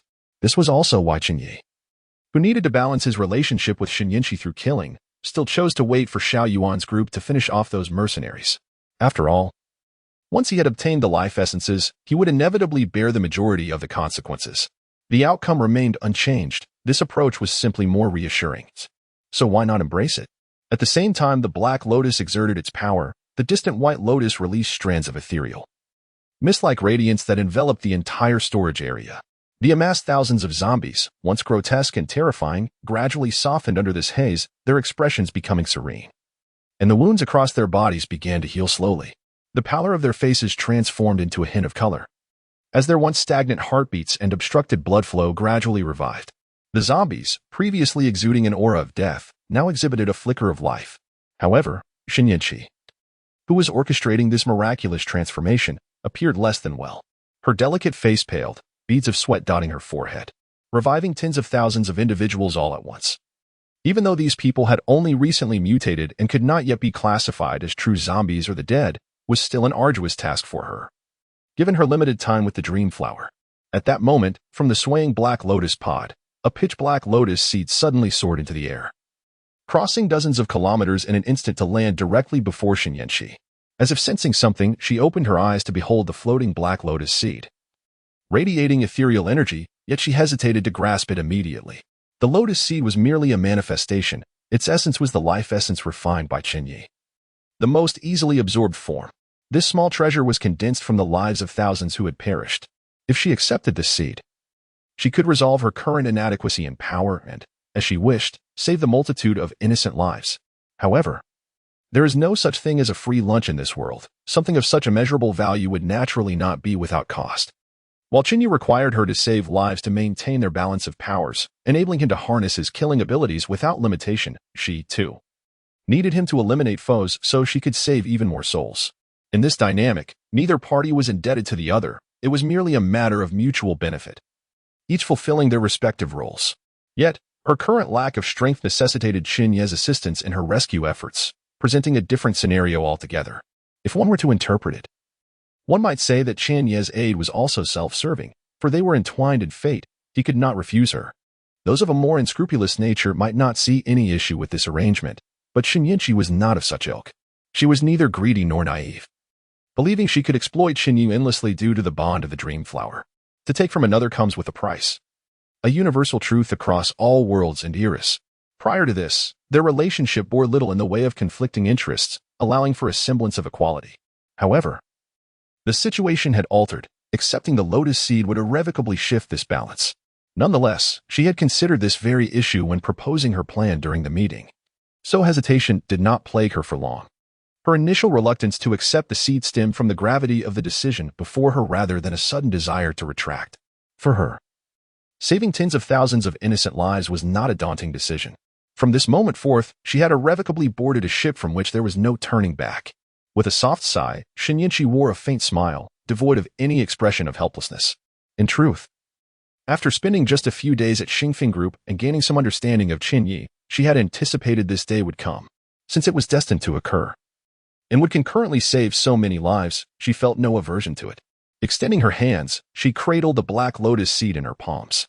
In the next instant, a torrent of life essence surged into her being, akin to a flood breaking through a dam, replenishing her previously depleted stamina and mental fortitude. This lotus seed represented only a fraction of the life essence Chen Ye had gathered. Yet, the essence of thousands of lives was more than sufficient to save the tens of thousands who had only recently begun their transformation into zombies.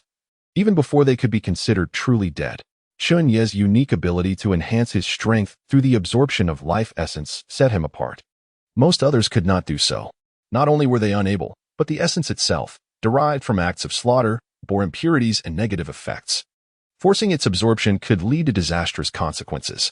However, the life essence at hand had been meticulously refined by Chen Ye, purged of all impurities, with the karmic weight resting solely on him, making it accessible for any ability user, including Chen Ye.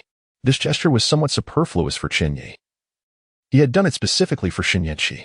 Thus, she felt a debt of gratitude that she feared she could never repay, causing her to hesitate in the moments that followed. Chapter 102, Ordinary People and Superhumans. The stark contrast between the Black Lotus and the White Lotus stood tall, with the shores of Tianhai Port separated by several kilometers, presenting a scene that resembled heaven on one side and hell on the other. The once desolate storage area at the shore had miraculously transformed, with countless zombies astonishingly returning to their former selves. Meanwhile, the actual port had devolved into a veritable hellscape, littered with corpses and rivers of blood. However, on the side of this hell, apart from Chen Ye, there were no living souls, and naturally, no one was aware of it. Yet, the events unfolding in the storage area were being broadcast live, uninterrupted, by Chen Ye. Prior to her rescue efforts, she took the time to explain her purpose and intentions to the audience in the live stream. Initially, many were skeptical, dismissing her claims as mere bravado for the sake of entertainment. However, when the towering white lotus appeared in the frame, silence enveloped the millions of viewers. At first, some insisted it was merely a special effect, a fabrication. But before they could utter more, nearby residents emerged to attest to the reality of the situation, sharing their photographs of the scene, urging others to witness the truth for themselves. The images captured not only the white lotus but also the distant black lotus in the sea, both strikingly radiant even in the night. This spectacle rendered the doubters speechless. I couldn't believe the apocalypse was upon us when I first heard the streamer speak or even when I saw those zombies. I was well aware of modern weaponry and the terrifying capabilities of human technology, which should easily handle these zombies and mutated beasts. Yet now, I find myself questioning the efficacy of human advancements. This is simply overwhelming. Come on, it's just an image. It looks impressive. But who knows the actual outcome?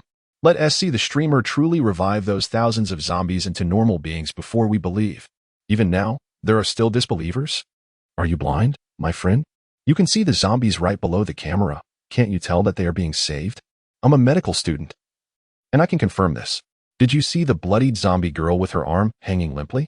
Based on my observations, 3 minutes ago, she had multiple bite marks on her arm, neck, and face, with a clear fracture in her right arm. Now, I can't definitively say she has reverted from a zombie to a normal person, but the bite wounds have completely healed without a trace of scarring. Furthermore, her fractured arm appears to be recovering significantly compared to just a few minutes ago. At this rate, she may be fully restored in mere moments. This alone qualifies as a medical miracle. Indeed, these zombies are rapidly resembling normal humans. How can anyone still doubt its authenticity? No need to donate your eyes, mate.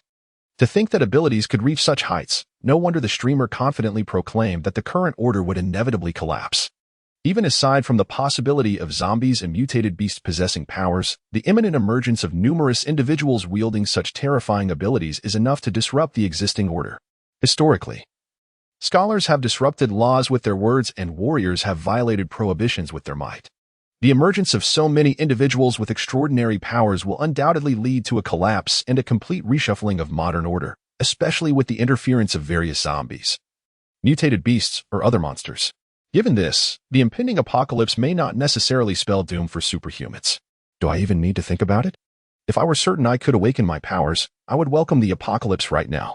Even if one survives, without powers, they would inevitably become subservient. Yet, that is not the most terrifying aspect. The truly frightening part lies in the current elite class, who typically undergo extensive education, though their greed is evident. They understand the principles of sustainability and know how to maintain their power. They are human too, and the fear of death still haunts them. However, after the apocalypse, it will be different. Superhumans will not require education or assessments. They will inherently be superior, and this innate disparity cannot be erased through effort. The power differential ensures that ordinary individuals pose no threat to superhumans. Indeed, there is no space for equitable dialogue between ordinary people and superhumans. The possibility of mutual destruction is non-existent. I can hardly bear to imagine how superhumans will treat ordinary individuals when that time comes. This is why it's termed an apocalypse. For ordinary people to survive into this new era may not be a blessing after all. Suddenly, I feel a wave of despair. However, there is no need for such despair. To be candid, I am part of the official department responsible for liaising with superhumans. Most of the superhumans I have encountered thus far are not as extreme as one might think, thanks to their previously formed values. Many do not harbor discriminatory attitudes toward ordinary people. If this continues, peaceful coexistence between ordinary individuals and superhumans may be possible, allowing us to collectively rebuild our world after the apocalypse. At the end of the day, we are all human, even in the worst-case scenario, where some superhumans become reckless after gaining power, there will still be a faction of benevolent superhumans. Just like the streamer, do you truly believe she can use her powers to save so many without incurring any cost? That's unfathomable. The sacrifices she must make are beyond our comprehension. Who could believe she would turn into the kind of superhuman that oppresses and exploits ordinary people? Moreover, I must add, among all the superhumans I have encountered, the streamer is undoubtedly the most formidable. The combined strength of every other superhuman I have seen pales in comparison to hers. If the apocalypse descends and one is yet to gain powers, seeking refuge with the streamer may be a wise choice, assuming she is willing to accept you. That's all I can say. Let us all strive to survive. I understand now. If I don't turn into a zombie, I'll undoubtedly seek refuge with the streamer in Tianhai. Wow, after all that, you only took in those few words? What else is there to glean? Once the superhumans decide how to treat ordinary people, they want to consult with me. My only option is to seek refuge with the streamer. Goodness, that's quite true. Chapter 103. No path to heaven, no door to earth. While Chen Ye was preoccupied with saving lives and Chen Ye was busy absorbing power. The viewers in the live stream were analyzing the social dynamics in a post-apocalyptic world. Meanwhile, remnants of the Merchant Alliance on an unknown island, hundreds of miles away, were lamenting their dire situation. The long-range strike capabilities of modern aircraft carrier strike groups far exceeded the imagination of most ordinary people. Even before the surface vessels and submarines had engaged, the onslaught of carrier-based aircraft had already left these individuals on the island with no place to hide. Escape was nothing but a pipe dream, as they had no opportunity whatsoever. This island had originally been designated as a temporary refuge. The base there, in terms of both scale and defensive measures, was vastly inferior to the Doomsday base they had previously constructed in the hidden island of Tianhai Port. The land comprised only a few modest buildings, with some radar stations on nearby hills and a few air defense missiles purchased from foreign arms dealers, providing a limited degree of air defense capability. Even these purchases could be considered decent air defense systems on a global scale, albeit falling short of the top-tier equipment. They had the financial means to acquire superior systems, but such advanced technology was not available for purchase. Only a handful of official nations could produce them, and even the most formidable arms dealers could not procure them. This level of air defense was sufficient to withstand assaults from the air forces of ordinary countries. Yet now they faced the premier aircraft carrier strike group of Xia country, rendering their carefully acquired systems as fragile as paper. Without firing a single shot, the carrier-S stealth 5th-generation fighters had already obliterated their defenses. With the air defense systems incapacitated, they were subjected to the classic brutal tactics of modern warfare. Carrier-based aircraft, armed to the teeth, descended upon the small base, indiscriminately dropping bombs and bunker-busting missiles. Given the island's limited size, encompassing only a few square kilometers of land, and the base's minuscule area, the targets for bombardment were scant. The Merchant Alliance remnants found themselves in utter despair as the bombs rained down. Even hiding underground offered no sanctuary, as the threat of bunker-busting missiles loomed large. Exiting the base was equally perilous. A multitude of drones had already taken to the skies, providing real-time intelligence from the fleet, and with no cover on the tiny island, there was nowhere to conceal themselves. The moment they ventured out, they would be met with guided bombs from the reconnaissance and strike drones. The vessels surrounding the island had long been sunk, leaving no means of escape. They were not lacking in helicopters. However, attempting to flee in one at this juncture would be tantamount to courting death. It was likely that as soon as a helicopter took off, its occupants would soon meet their end, with no path to the heavens and no door to the earth. This encapsulated the plight of the Merchant Alliance members on the island. Currently, the only threats were the aerial assaults from carrier-based aircraft and drones. If they delayed any longer, once the carrier strike group entered the operational zone, the firepower from destroyers and amphibious assault ships would be directly unleashed upon the island. The sea surface and the depths would be entirely controlled by the submarines of the carrier group, leaving them with no chance for escape. In a secure chamber on the base's lowest level, Old Wu, with a grave expression, explained the tactics of the aircraft carrier strike group to Xiao Yuan, who had traversed from another world. They had to break out while they still had the opportunity to do so. Although Xiao Yuan was unfamiliar with the specifics, he understood the urgency of the situation and nodded in agreement, urging Old Wu to share his thoughts. Old Wu shook his head and replied, "There is but one option. We have a small submarine on the island, prepared for circumstances such as this. Apart from the pilot, it can carry a maximum of 5 people. Besides the 2 of us, we must select 3 valuable individuals from our current members to accompany us. However, this plan has its limitations. The submarine is too small and has a limited range, capable of taking us only a little over 100 nautical miles. Within that distance, there are no suitable landing spots, and even if some islands exist, they are akin to uninhabited wastelands. Moreover, there is a risk of being discovered by the authorities or the Chen family, so we require assistance. Given the current circumstances, very few factions within Xia country would dare to risk aiding them. Although there were some connections based on mutual interests, they had no leverage to coerce anyone into risking antagonizing Chen Ye for their sake. Thus, they needed to present a sufficiently enticing proposition. At this point, Old Wu cast a glance at Xiao Yuan, who immediately grasped his meaning. To escape, they would need to offer something that the major factions desperately desired. Fortunately, the cultivation knowledge he possessed was precisely the kind of asset that no major faction could refuse. After a moment of contemplation, Xiao Yuan spoke earnestly. I can provide some cultivation techniques. While these techniques may not yield immense power, they offer a swift introduction to the practice. Once one begins cultivating, they need not fear being infected by the virus and turning into a zombie. Does this seem feasible to you? Previously, he had shared this knowledge once to reassure the Merchant Alliance members during a time of internal strife. Presenting it again would not significantly harm him. However, if this was to be their sole bargaining chip, Old Wu would not have expended so much effort in discussion. Upon hearing this, Old Wu immediately shook his head. Many within the alliance have connections to these major factions. The information you previously provided has already circulated among them for various purposes. Offering it again may not be sufficient as leverage. Xiao Yuan's expression darkened. Although he had anticipated that revealing such techniques would lead to leaks within the alliance, he was dismayed at how swiftly it had occurred. After a moment of silence, he clenched his teeth and declared, "Then I will present a genuine cultivation technique.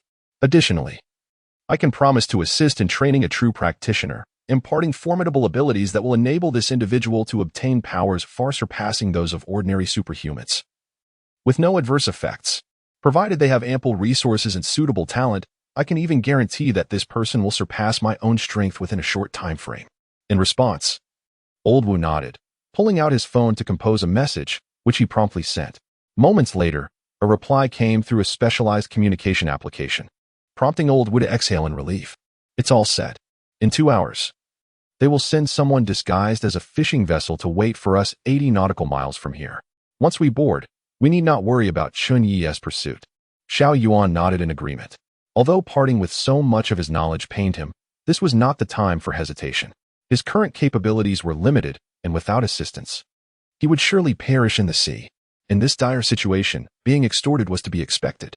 However, curiosity tugged at him, and he inquired, "Is it possible that those willing to risk offending Chen Ye to rescue us are from one of the other 3 families of the 4 great families of Xia country?"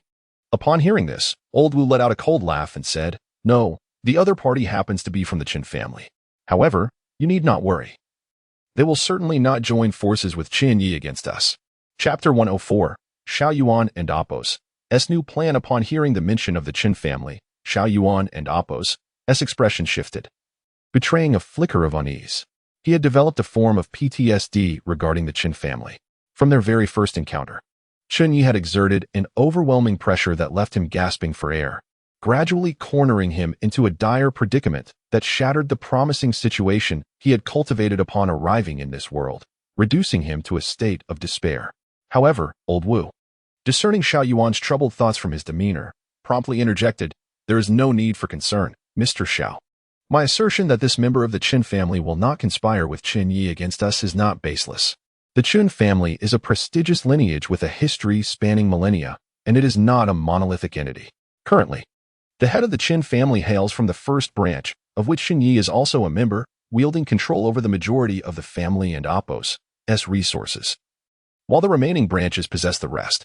In large families, a form of elimination system exists if one branch becomes excessively powerful, monopolizing too many resources. The other branches will weaken, gradually becoming marginalized, until they resemble ordinary folk. Ultimately, the strongest branch will command all family resources, while the others drift away from the core, leading the first branch and Appo's descendants to eventually establish new branches, perpetuating this cycle. For a family to thrive over generations, it must implement a ruthless internal elimination system to prevent an overabundance of branches draining the family of its vitality, which could lead to its collapse. The Chen family has now reached a critical juncture, poised to determine the ultimate victor. Presently, only 6 branches are still in contention, a stark contrast to the 17 that existed 3 to 4 decades ago. The remaining 11 branches have been excluded from the core power structure of the Chen family. Within a generation, one of these 6 branches will emerge as the unequivocal victor, ousting the other 5 and consolidating power, only to splinter again. Ironically, the next generation of the Chen family includes Chen Ye, the first branch, already in possession of the family and Appo's most abundant and superior resources. Has its firstborn son proving exceptionally capable, causing considerable unease among the other branches. In this harsh family system, the victors will continue to wield authority, their power rivaling that of ancient emperors within certain confines. Conversely, the vanquished may enjoy a few generations of opulence, but without capable successors, they will fade into obscurity. For those of noble lineage who place immense value on family legacy, the prospect of failure is utterly intolerable.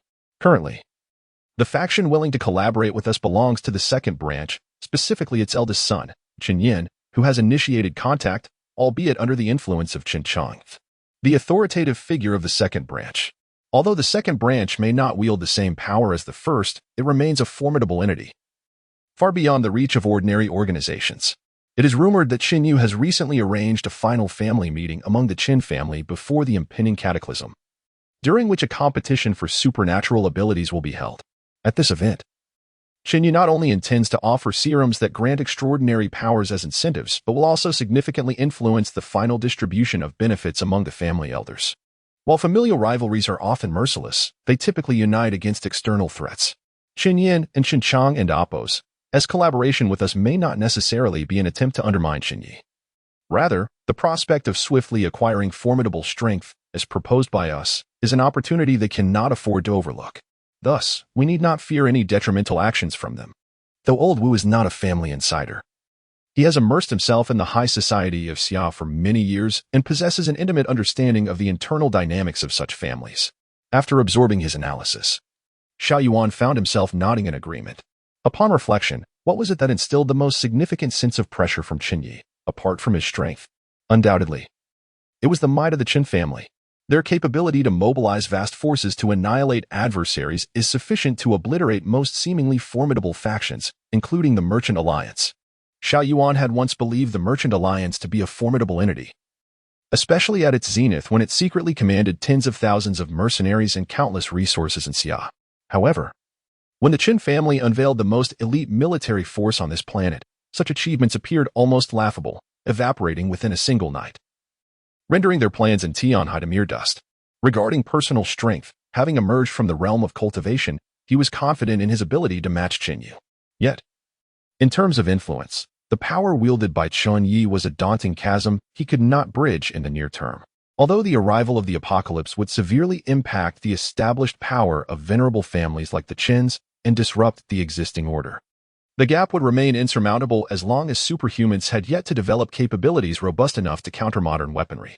It is evident that for superhumans to reach such a level, merely awaiting the apocalypse will be insufficient. It will require considerable time.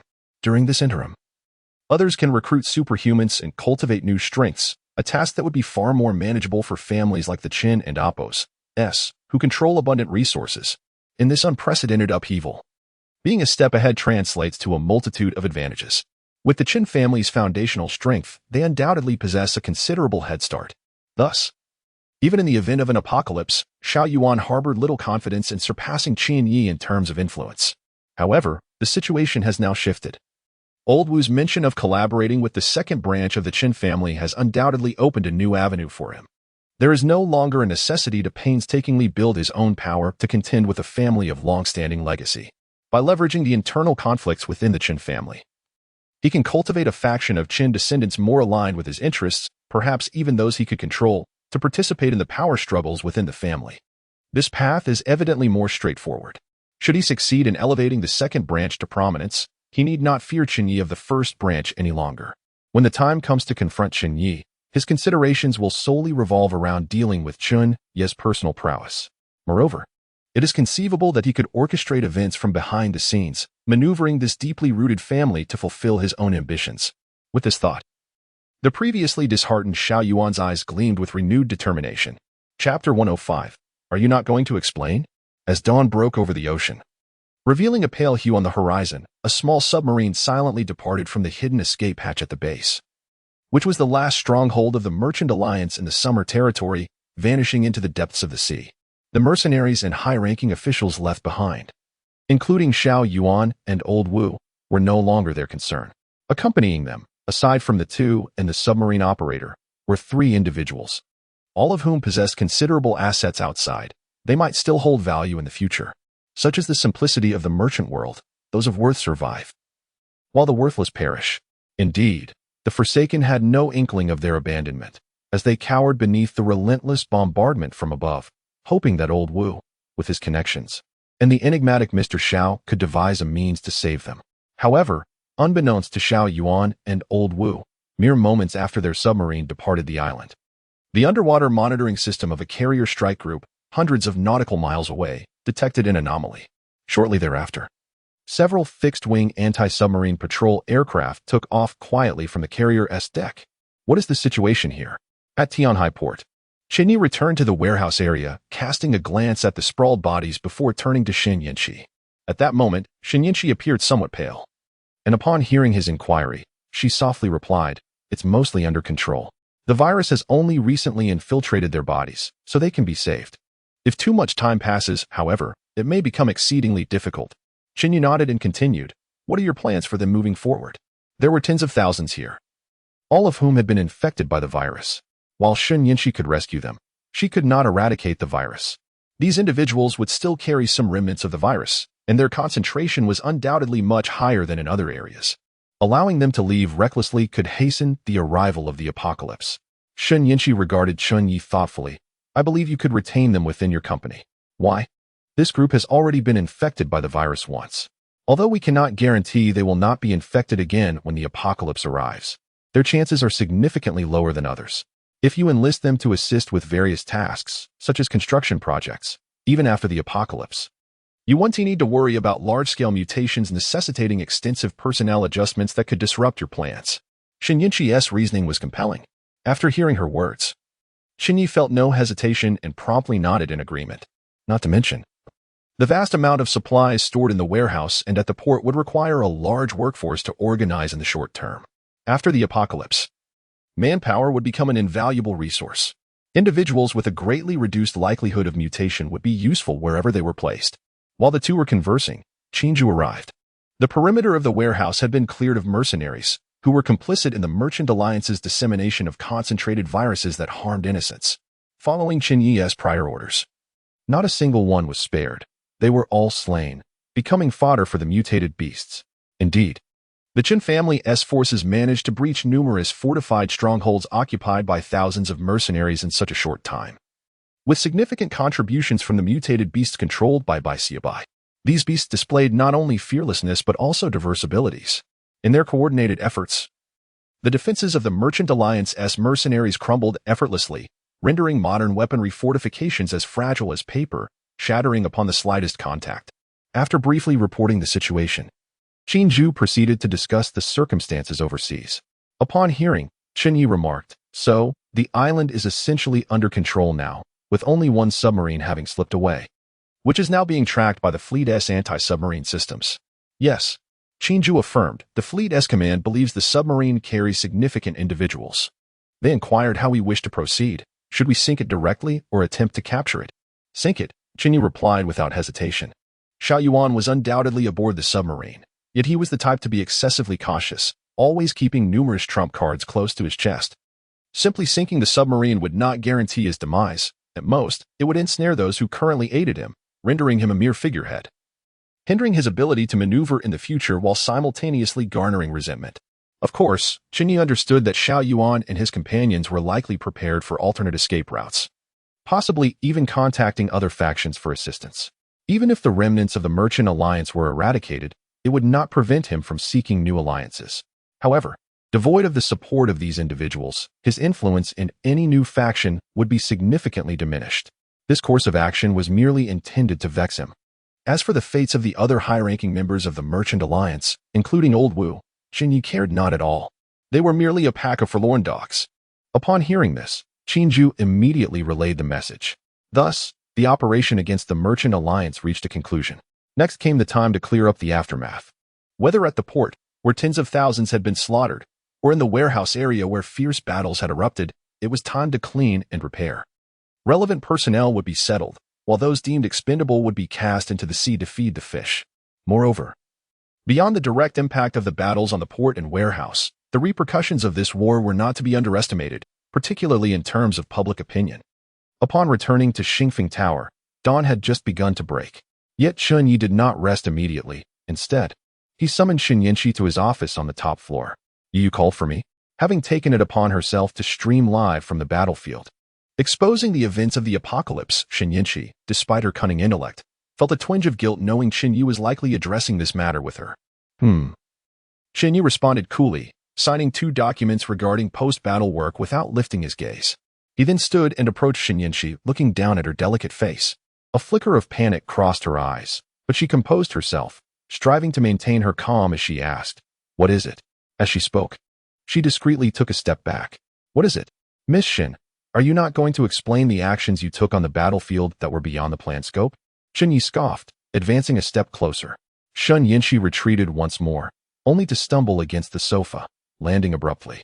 "I can compensate for your losses," she stammered after a prolonged hesitation, a faint blush appearing on her cheeks as she gritted her teeth. Chapter 106. Is it the kind of compensation I imagined? Compensation for my losses? Chen Ye raised an eyebrow, somewhat taken aback. He had initially thought that Chen Ye had devised some reason to justify her actions. However, to his surprise, this individual had not even prepared an explanation and had directly admitted guilt, offering compensation for the losses. Intrigued by this, Chen Ye asked, "What kind of compensation are you proposing?" Taking a deep breath, Chen Ye articulated her earlier hypothesis about the potential for a union between the Black Lotus and the White Lotus after their separation. Chen Ye was momentarily stunned by her words, before regarding her flushed face with a peculiar expression. "So, you mean to say that after tonight, I will have killed many, and you will have saved many, thus establishing the prerequisites for a possible union? If successful, our powers would significantly enhance? What does this union entail?" As he spoke, Chen Ye moved closer to Chen Ye, who had evidently freshened up upon returning from the battlefield. Her hair was still damp, glistening with droplets, and she emanated a subtle fragrance reminiscent of floral body wash, intertwined with the unique scent of innocence. As they conversed, Chen Ye's hand encircled her slender waist. He had anticipated Chen Ye would utilize his connections to disseminate information about the impending apocalypse, fully aware of her nature. The reason he did not intervene was that he, too, harbored intentions in this regard. Should everyone be forewarned of the impending doom, chaos would undoubtedly ensue, significantly disrupting the preparations of other factions, including his own family, the Chun clan. However, Chen Ye was unconcerned about his family's affairs at that moment. After successfully dismantling the Merchant Alliance, the resources acquired were ample enough to meet the required supplies before the apocalypse, with plenty left over. He had meticulously prepared for this, and his objective was to ensure others were unprepared. By creating a disparity, his advantages would only amplify, thus leaking the information aligned with his interests. Otherwise, he could have easily suppressed Chen Ye's actions, preventing her from recklessly broadcasting such sensitive information on the live streaming platform. She would likely have faced immediate censorship. The choice to allow her autonomy in this matter was deliberate. The distinction between his direction and her initiative was significant. Just Chen Ye stammered, her face crimson with embarrassment. "You have a good waist," Chen Ye remarked, squeezing her slender waist. Unlike Qin Ju's well-defined physique, Chen Ye's waist was softer yet devoid of excess, embodying a delicate resilience. Noticing her bashfulness, Chen Ye leaned in closer, whispering, "If you remain silent, I shall interpret it as my own conception of union, shall I?" The warmth of his breath and the increasingly audacious caress led Chen Ye to blush deeper, her body trembling slightly. At a certain moment, a subtle pain pricked her earlobe, accompanied by the warmth of his breath, which made her realize he had captured her earlobe. Finally, Chen Ye could no longer restrain herself. With a soft, muffled sound, she surrendered to the moment, collapsing into Chen Ye's embrace, yielding to his intentions. Chen Ye was momentarily taken aback, gazing at her fragile form nestled against him. Drawing upon his experience, he inquired, "You're not unwell, are you?" It was perplexing. They had tea even commenced, and she was already in such a state. What would occur once they began in earnest? Initially dazed, Chen Ye regained a semblance of clarity and realized the implications of their situation. Embarrassed and furious, she slapped Chen Ye's arm lightly, her voice barely above a whisper. "What are you waiting for?" All right, no more waiting then," Chen Ye declared, lifting her effortlessly and carrying her towards the bedroom. "I'm telling you, if we don't enhance our powers as promised, you'll owe me an explanation." "Oh, you're insufferable. Can't you hurry?"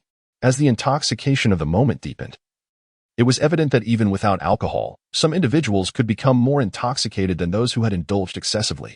Typically perceived as an astute and elegant individual, Chen Ye now displayed a wild abandon, a side Chen Ye had never encountered before. The stark contrast was almost bewildering. Who would have thought this prodigy harbored such a passionate alter ego? Fortunately, while Chen Ye's private life had not been chaotic, it had been quite rich. Bolstered by his formidable abilities, this enabled him to manage the spirited woman, who typically appeared serene and composed. The battle had persisted throughout the day, and upon awakening the next morning, Chen Ye surveyed the disarray of the battlefield and the peacefully slumbering Chen Ye beside him, marveling at the latent strength within her delicate frame. It was hard to fathom that she could unleash such fervor, especially on their first encounter. This could only be attributed to the enhanced resilience of an ability user. A mere mortal would likely be incapacitated for days after such an experience. However, such matters served merely to provide pleasure. Chen Ye was not one to dwell on indulgence. After a brief moment of reflection, he activated his data panel. Host, Chen Ye Physique, 132. 2. Human limit, 1. Spiritual power, 146. Human limit, 1. Special abilities, Monarch Fire, Heavenly Eye, Astrology, Killing for Kindness. Chi Skill, Killing Word Technique Items, Ability Awakening Serum X80. Indeed, both his physique and spiritual power had significantly increased, and he had even acquired an additional ability. As he scrutinized the data displayed on the panel, Chen Ye's gaze sharpened with intrigue. Chapter 107. The family meeting is about to commence. Previously, after he had claimed the life essence from the 7 Kills formation at the port through his acts of murder and plunder, 2 of his attributes had surged by nearly 20 points.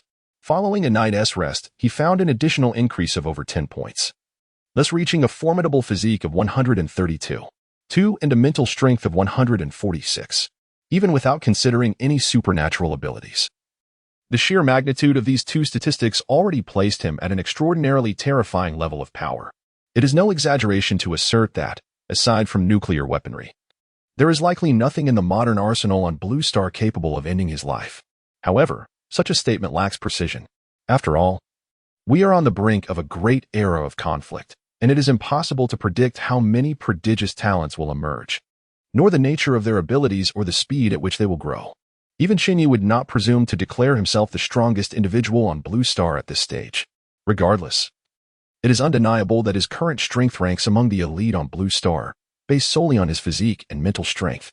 Should one factor in supernatural abilities, Chen Ye finds it difficult to fathom the extent of power that these destined individuals might possess to match him. If such beings truly exist, they would be beyond mere destiny. They would be akin to sheer aberration. In addition to the enhancement of his attributes, Chen Ye was astonished to discover a new supernatural ability upon awakening. However, despite his efforts to comprehend its nature, he could not ascertain the purpose of this energy. He could sense and utilize it, yet after employing it, he could only perceive a nebulous, indistinguishable gas flowing at his fingertips and within his body. As for its utility, he remained utterly bewildered. After much experimentation yielded no clarity, he grew disinterested in further attempts. At that moment, a knock resounded from outside the door. Without needing to inquire, Chen Ye knew it was Qingju and, with a nonchalant tone, beckoned her to enter. The bedroom door creaked open, revealing Qingju clad in OL black stockings, her gaze briefly flickering to the possibly slumbering Chen Ye. With a serene expression, she addressed Chen Ye. Young master, today marks the last family meeting before the impending apocalypse. The transport is ready for departure at your convenience. Though she spoke thus, Qingju's mind wandered elsewhere. She had witnessed similar scenarios countless times before and harbored no jealousy. In her view, a woman as astute as Chen Ye, who could greatly assist Chen Ye, should have already been claimed by him. The same applied to Su Yan, who, despite her lack of intellect, was formidable in combat. Even Zhao Qingya, although not as clever as Chen Ye or as capable as Su Yan, possessed beauty and a father of high standing in Tianhai, making her a potential candidate if she could navigate her circumstances wisely. Sighing inwardly, Qingju lamented, "The young master is far too conservative." Having accompanied Chen Ye for years, she had encountered numerous signs of noble families and their debaucheries. The concept of monogamy was merely effective for the average person. These individuals often had numerous concubines and lovers. Comparatively, Chen Ye's status far surpassed theirs.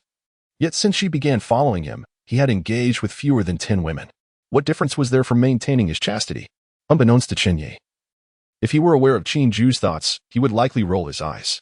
He was not averse to the company of women. Rather, he had encountered too many stunning beauties, raising his threshold for attraction, making it rare for him to feel compelled to act.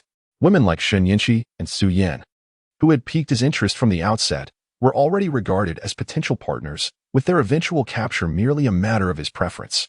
They were certainly not going anywhere.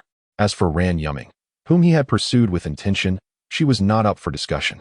Of course, even in that case, it was due to her undeniable beauty that he had taken such action. Had her looks been less striking, he would never have considered engaging with her for any purpose. Glancing at the time and realizing it was still early, Chen Ye casually remarked, "Let me take a bath first. Please fill the tub." "Certainly, I shall prepare it immediately." Chen Ju nodded, ready to inform the servants outside. However, as Chen Ye watched her retreating figure, he suddenly called out, "No, you can fill it yourself. I will join shortly." Chen Ju paused, a blush gracing her cheeks as she softly replied, "All right." With that, she proceeded straight to the bathroom. Chen Ye then turned his attention to Shen Yanxi, who was nestled beneath the covers. "Stop pretending. Get up and take a bath." An edge of the blanket lifted, revealing half of Shen Yanxi's face. "You can wash yourself. I will return to my room shortly." Before she could finish her sentence, she felt Chen Ye's insistent hand wandering once more. The clarity in her gaze quickly transformed into confusion. In an instant, Chen Ye scooped her up and strode toward the bathroom, indifferent to the garments strewn across the floor. After all, there were only the two of them and Chen Ju on this entire floor. "Wait, Chen Ju is still here." Shen Yanxi's panicked voice echoed. "All the better." With a splash, the sound of water erupted as two startled exclamations filled the air. Once Shen Yanxi entered the moment, she would completely lose her rationality. Casting aside any notions of propriety, there was no limit to what she might do. Meanwhile, Chen Ju would never defy Chen Ye's wishes. After completing his morning exercises and enjoying a warm shower, a new day had finally commenced. Chen Ye needed to return to his family, as matters in Tianhai required someone to oversee the situation. Initially, he had intended to delegate the management of the Xingfeng group to Chen Ming, leaving Chen Ju to supervise. However, that complexity was no longer necessary. Through in-depth discussions, his relationship with Shen Yanxi had deepened. He now understood their bond more profoundly. Thanks to the presence of the dream flower, even if everyone in the world betrayed Chen Ye, Shen Yanxi would remain loyal. This was not a subjective emotional judgment, but an objective reality rooted in the characteristics of the Black Lotus and White Lotus. With Shen Yanxi's intelligence and her status as a fully trusted confidant, entrusting her with the affairs of Tianhai during his absence from the family was no longer a matter of concern.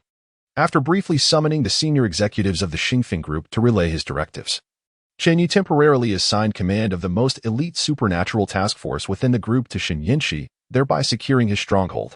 Subsequently, he set off with Chen Ju and Su Yin, boarding a flight to the imperial capital of Xia Kingdom.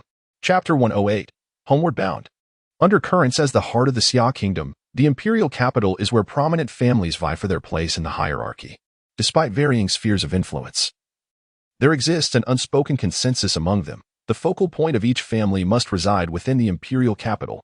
The notion of being isolated overseas, high above the reach of the emperor, may sound impressive, yet even the most illustrious families, once distanced from this epicenter of power, inevitably fade from the mainstream and gradually lose their prominence. The idea of establishing a separate dominion after prolonged absence from the center is scarcely feasible, particularly in modern times where communication and transportation are exceedingly advanced. Thus, whether it be the Qin family or the three other clandestine influential families of the Xia Kingdom, there coexist primarily within the imperial capital. In the current tense climate, Tianhai is rife with undercurrents, with countless ambitious individuals biding their time for the right opportunity, especially within a place as pivotal as the imperial capital. "Brother, you're back." As Chen Ye descended from the plane, a vibrant figure collided into his embrace. Ruffling his sister's hair, Chen Ye looked at her with a rare smile. "Have you missed me during my absence?" "Of course. You have no idea how bored I've been at home without anyone to take me out to play," Chen Qingning pouted, looking up with a playful expression. "Now that you're back, take me out to have some fun." "All right, once I handle some matters at home, we can go wherever you wish," Chen Ye replied, playfully pinching her cheek. The Qin family imposes strict discipline, and at just 15 years of age, Chen Qingning is generally only allowed out for school or family events. Even when permitted to venture out, she is accompanied by a retinue of bodyguards, which diminishes the joy of the outing. Only when Chen Ye was still in the imperial capital did he frequently take her on excursions. "And our parents? Are they waiting at home for you?" "They're at home, eagerly anticipating your return. Mother prepared a meal knowing you would be back today," Chen Qingning chirped. Her chatter filled with excitement about their family dynamics and her youthful complaints about the restrictions imposed upon her. Chen Ye, exhibiting immense patience, listened attentively, occasionally chiming in with a light-hearted quip. Their camaraderie continued until they boarded the car, at which point Su Yin could no longer restrain herself. This guy is like a different person from the usual. The young master is especially fond of the young lady. Only with her does he exhibit such patience, Chen Ye remarked, fully aware of the family dynamics at play. Imagine if I were to chatter incessantly like that. What would he do? Su Yin mused. Chen Ye glanced at her, a smirk on her lips. He would likely tell you to leave, perhaps? How biased. Su Yin scoffed. You wouldn't comprehend, Chen Ye elucidated with a smile. The young lady has been frail since birth, having suffered a grave illness as an infant that nearly claimed her life. Thus, the entire family has treated her with utmost care, not just the young master. By the entire family, she referred solely to Chen Ye's immediate family, not the entire Chen clan. Engaging in light conversation, they boarded another vehicle from the convoy. The procession of luxury cars swiftly departed from the airport, heading towards the Zijie Manor, located over 20 kilometers away. For those of a certain status within the imperial capital, Zijie Manor is also known as the Chen family estate. The Chen estate, situated in the southern outskirts of the imperial capital, spans over 500 hectares, with the number of villas exceeding 100, all intended for the residence of the Chen descendants. The estate is equipped with every conceivable amenity, existing within a realm of luxury unimaginable to the ordinary. While referred to as a manor, it resembles a lavish small town. At its core lies a grand ancestral hall, where the ancestors of the Chen family are enshrined, a place that every descendant must visit to pay their respects during the festive seasons. If all goes as expected, the forthcoming family meeting will also convene in this hall. According to family tradition, upon returning from a journey, Chen Ye must first light incense at the ancestral hall before returning home. In truth, Chen Ye now wields considerable power within the family, having assumed a crucial role during his time in Tianhai. His return was anticipated with a welcoming banquet. However, upon disembarking, he learned from Chen Xingning that their mother had already arranged a family dinner. Being young, Chen Xingning was blissfully unaware of the underlying tensions, whereas Chen Ye was acutely cognizant. He could easily surmise that someone intended to exploit the situation, and his parents' insistence that he refrain from attending was merely a tactic to assert their authority. This was likely linked to the recent revelation by Xin Yanxi during her Tianhai broadcast regarding the impending apocalypse. This was indeed a matter of great significance.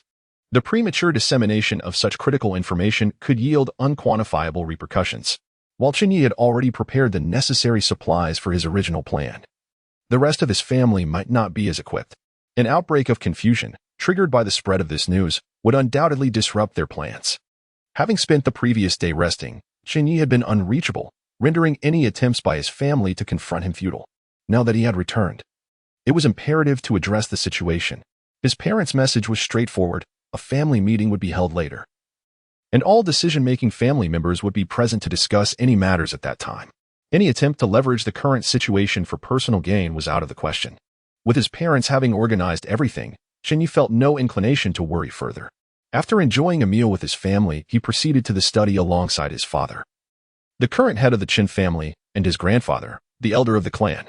Their discussion revolved around the events he encountered in Tianhai, the subsequent handling of those matters, and deliberations on future directions, as well as the general agenda for the upcoming family meeting.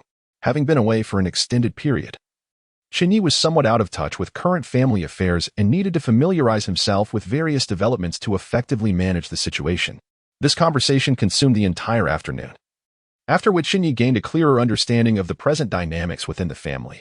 The Chen family currently comprises 6 primary branches, from the 1st to the 6th. The factions have essentially divided into 2 camps, one led by Chen Ye's branch, supported staunchly by the 5th branch.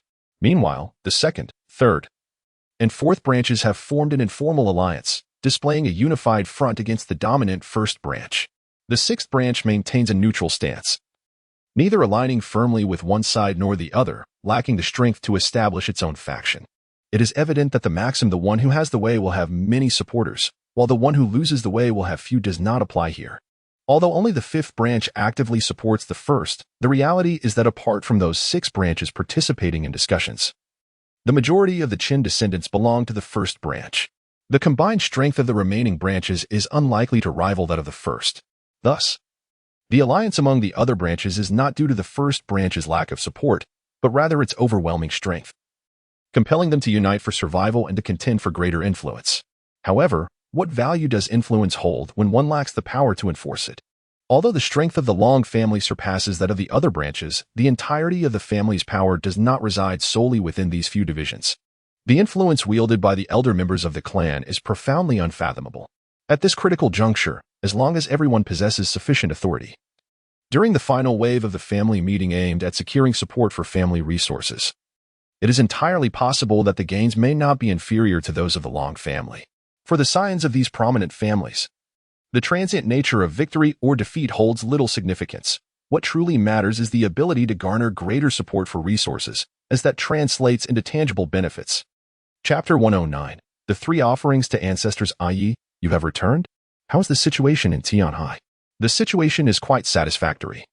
Everything is proceeding according to the established plan. Alas, it falls upon you. Our troublesome young lad has yet to manage even a small town. It seems you, as his elder brother, must extend more assistance to him in the future. Uncle, you jest. Chenhua is situated in Pengcheng, historically a battleground for military strategists. A location of great strategic significance with a robust heavy industry, it hardly qualifies as a mere small town. Gaining complete control may not be any simpler than my endeavors in Tianhai. However, should any issues arise, please instruct him to seek my assistance. And I shall not hesitate to provide support. I.e., our young lad has recently encountered significant troubles in Luzhou. Given your proximity, could you perhaps rest assured? Uncle Tian, I will certainly assist as much as I can. The family meeting had yet to commence, yet the ancestral hall was already abuzz with activity. The customs of a prominent family are numerous. The subsequent procedures require that, upon the appointed time, the family members present must proceed to the ancestral hall to offer incense and pay tribute, completing a series of intricate rituals before addressing the main matters at hand. Both the sacrificial rites and the seating arrangements for the ensuing discussions are, of course, dictated by established norms. Typically, precedence is given according to seniority. The elders sit first, followed by the middle generation, and finally the younger descendants such as Chen Ye. Among peers, there exists an order of precedence. Those of higher status, greater strength, and more renown naturally rank ahead. By customary practice, only the elder and middle generations are permitted entry into the ancestral hall. The younger members, at such times, are only qualified to enter for the purpose of offering incense and paying homage to their ancestors. The subsequent meeting is generally one in which the senior members confer and then relay their decisions to the younger generation outside. However, as a family with a long-standing legacy, the Chen family is not so rigid in its traditions. Some exceptionally gifted younger members may indeed participate in the core discussions within the ancestral hall, like Chen Ye. At this moment, he not only boldly stands within but occupies a rather prominent position, with only a few of his seniors positioned behind him expressing discontent. Upon entering and finding oneself amidst elders of higher standing, it is inevitable that one would be approached for conversation. Particularly, those from branches of the family with strong ties to the main lineage, having heard of Chen Ye's notable achievements in Tianhai, feel compelled to engage him further, seeking to enhance their own children's standing in the eyes of this young master, who is nearly assured of assuming the family leadership. Simultaneously, they hope to ascertain whether, amidst the current unique circumstances, they might solicit assistance from this esteemed young man for their own offspring. Chen Ye's uncles, predominantly holding significant positions within various governmental agencies, are preoccupied with their own affairs and unable to lend a hand in the immediate term. Consequently, after the news of the impending crisis, those members of the Chen family who have dispersed to establish influence in various regions are predominantly the younger generation. Among them are individuals like Chen Ye, who possess abundant resources and exceptional capabilities, as well as others of more modest means and support from the family. For these individuals, accomplishing the task of managing local forces and fulfilling the family's plans to establish their own influence within a short time frame is no small feat. However, their elders, occupied with official duties, are generally unable to intervene, and even if they could, the family would likely not permit their involvement. Yet, while elders may not assist, there are no restrictions among peers. Thus, encountering the most formidable of their contemporaries in Chen Ye, these elders naturally seek to advocate for their own children, looking for allies. Of course, those approaching Chen Ye for aid are primarily those with favorable relations to the main lineage. Those already at odds with the primary line would not dare to risk their fortunes, far from seeking assistance. They would be grateful if Chen Ye refrained from complicating matters for their own descendants. The dynamics within such a large family resemble a microcosm of society. where interpersonal relationships and social niceties flourish. Chen Ye is typically amenable to reasonable requests from acquaintances. However, more challenging appeals will depend on subsequent benefits. Take, for instance, the matter concerning his father's younger brother, his uncle, who suggested that he assist his cousin Chen Ye.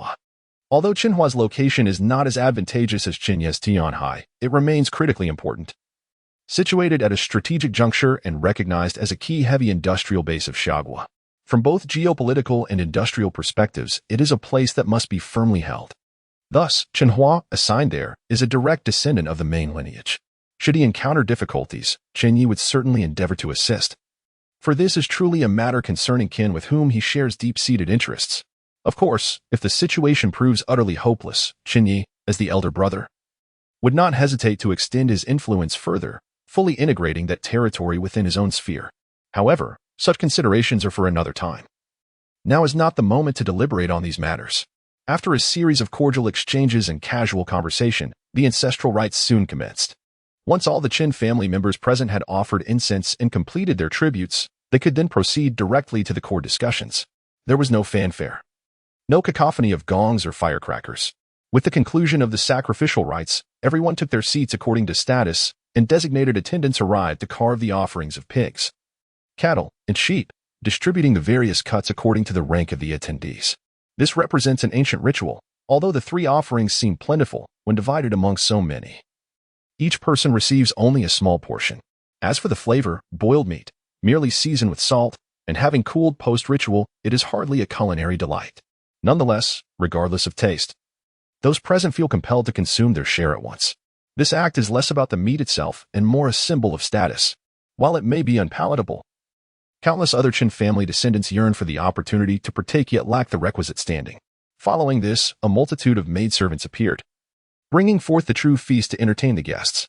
The protocol for such large family gatherings within the Chen household is steeped in antiquity. Adhering to a system of divided meals, with each person seated at an individual table, each table attended by a lovely maidservant responsible for pouring wine and brewing tea. This is a tradition that has endured for over a millennium, fundamentally serving as a means for the family to assert its heritage and authority. Chapter 110, Is the Second House Ready to Speak? Sitting beside Chen Ye, Su Yin couldn't help but quietly voice her thoughts. The ceremonial procedures in your family are rather cumbersome. According to ancient customs, it was typically forbidden for female family members to attend such occasions.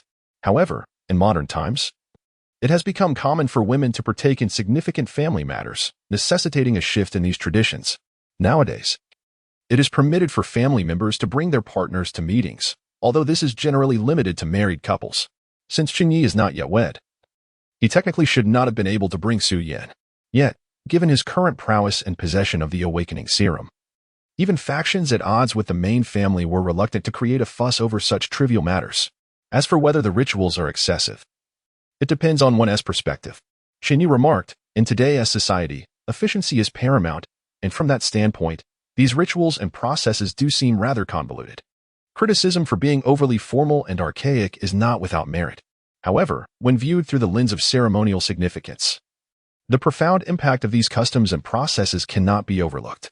This is not merely about satisfying the vanity of the host family. Rather, it encompasses a complex psychological logic, with each ritual embedded with layers of psychological suggestion, ultimately aimed at establishing authority. If Shinyanchi were here, she could elucidate this for you. Su Yin, unable to grasp the intricate layers behind the elaborate procedures, pondered for a moment before responding somewhat petulantly, I don't understand. It's just too complicated. Seizing the opportunity before the formal proceedings began, Chen Ye was willing to engage her in conversation. He smiled and inquired, have you ever dined at a Western restaurant? Well, during school, the wealthy girls in my dorm took me out once. It was over 2,000 per person, extremely pricey. Su Yin replied, sticking out her tongue. The atmosphere was indeed lovely, but the portions were too small to fill me up. Do you find it to be quite ceremonial? Chen Ye continued, still smiling. Perhaps it does feel more ceremonial than dining at an ordinary restaurant, Su Yin replied uncertainly. I mean, there seemed to be specific rules for where to place the cutlery and how to cut the meat. It all appeared very formal. Is there any issue with that? Do you perceive any fundamental differences between the dining etiquette of Western cuisine and the rituals you see here? If we're merely discussing the act of eating, no one requires such formalities to satiate their hunger. These dining etiquettes do not enhance your appetite. Why do you regard one as ceremonial and the other as cumbersome? Su Yin found herself at a loss for words. Chen Ye, having no intention of putting her on the spot, simply smiled. There are those who extol the virtues of Western dining as ceremonial while deriding traditional dining practices in Xia for lacking romance and being devoid of ceremony. This perspective, however, lacks sound reasoning. The essence of this situation lies in the fact that the dining etiquette of Xia has been integrated into daily life after discarding the more complex aspects. Most people have grown accustomed to these practices since childhood, such as not smacking one's lips or sticking chopsticks upright in rice. Conversely, the Western dining experience is less familiar to you, hence it seems novel and ceremonial. As for why you perceive the current proceedings as tedious rather than ceremonial, the reason is quite straightforward. These rituals are purpose-driven, intended to establish the authority of the host family while expressing a warm welcome to guests. Since you are neither the host nor a guest, it is natural that you find little merit in these customs. As he spoke, Chen Ye glanced at his parents seated at the head of the table and cheerfully told Su Yin, "Do you see that? If you ever have the chance to sit there with me, you will no longer find these processes cumbersome." Ultimately, it boils down to the audience's perception. For those entitled to partake in such high-caliber ceremonies, these elements are not seen as feudal relics but rather as a full display of ceremonial grandeur, with both dignity and substance catered to. Yet for those observing from a distance online, it may seem like unnecessary pomp. Seated there, however, Su Yin's focus diverged from Chen Ye's.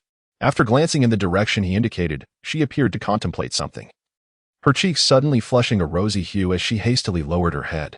As their casual conversation continued, nearly everyone had already taken their seats, and the tables were adorned with exquisite food and wine. Of course, this was merely a formality. Those who had secured a spot at this table were no strangers to culinary delights. The crux of the evening revolved around the matters to be discussed. After several rounds of drinks and a variety of dishes, the formal meeting finally commenced, initiated by Chen Ye's father, the family patriarch. While this gathering was termed a meeting, the core decisions regarding family development had already been made by the upper echelon, and this occasion was merely to inform the younger generation. The ultimate distribution of benefits was not determined at this moment, but rather would depend on the capabilities of the young ones possessing supernatural abilities. Society must evolve with the times, and so must esteemed families. The ascendance of superpowered individuals is a foregone conclusion. Thus those with stronger abilities would naturally garner more resources from the family. In matters of intellect versus martial prowess, the former holds little weight when it comes to actual capability, only tangible results count. Even someone like Chen Ye, the most favored scion, would find familial support severely diminished if he remained an ordinary person incapable of defending himself. When considering matters, the branches of the family, such as the first and second houses, prioritize their own interests. However, for the elders wielding the family's greatest authority, the preservation of the family's strength is paramount. Younger generations may engage in factional disputes, but the elders cannot afford such indulgences. If they lack this understanding, they are unworthy of the title of elder. In mundane matters, the elders may exhibit factional biases, yet when it comes to significant issues affecting the family's continuity, anyone wishing to secure a place in the ancestral hall and ensure the offerings for future generations must unite in their dedication to the family. The final distribution of benefits before the apocalypse would be overseen by these elders. As Chen Yu's father, Chen Wu, concluded discussing the family's strategic direction, the elders were expected to announce the upcoming competition for the family's younger superpowered members. However, as anticipated, an unexpected turn of events unfolded. Just as Chen Wu finished speaking and sat down, before the elders could rise to declare the competition, Chen Chang, the spokesperson of the second house, suddenly stood up and addressed the elders, exclaiming, "Esteemed elders, this is Chen Chang from the second house. I have something to say."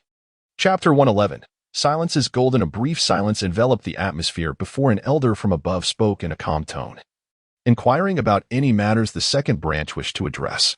Chen Chang promptly responded, accusing Chen Ye of abusing his power and permitting his subordinates to leak the foreboding news of impending doom.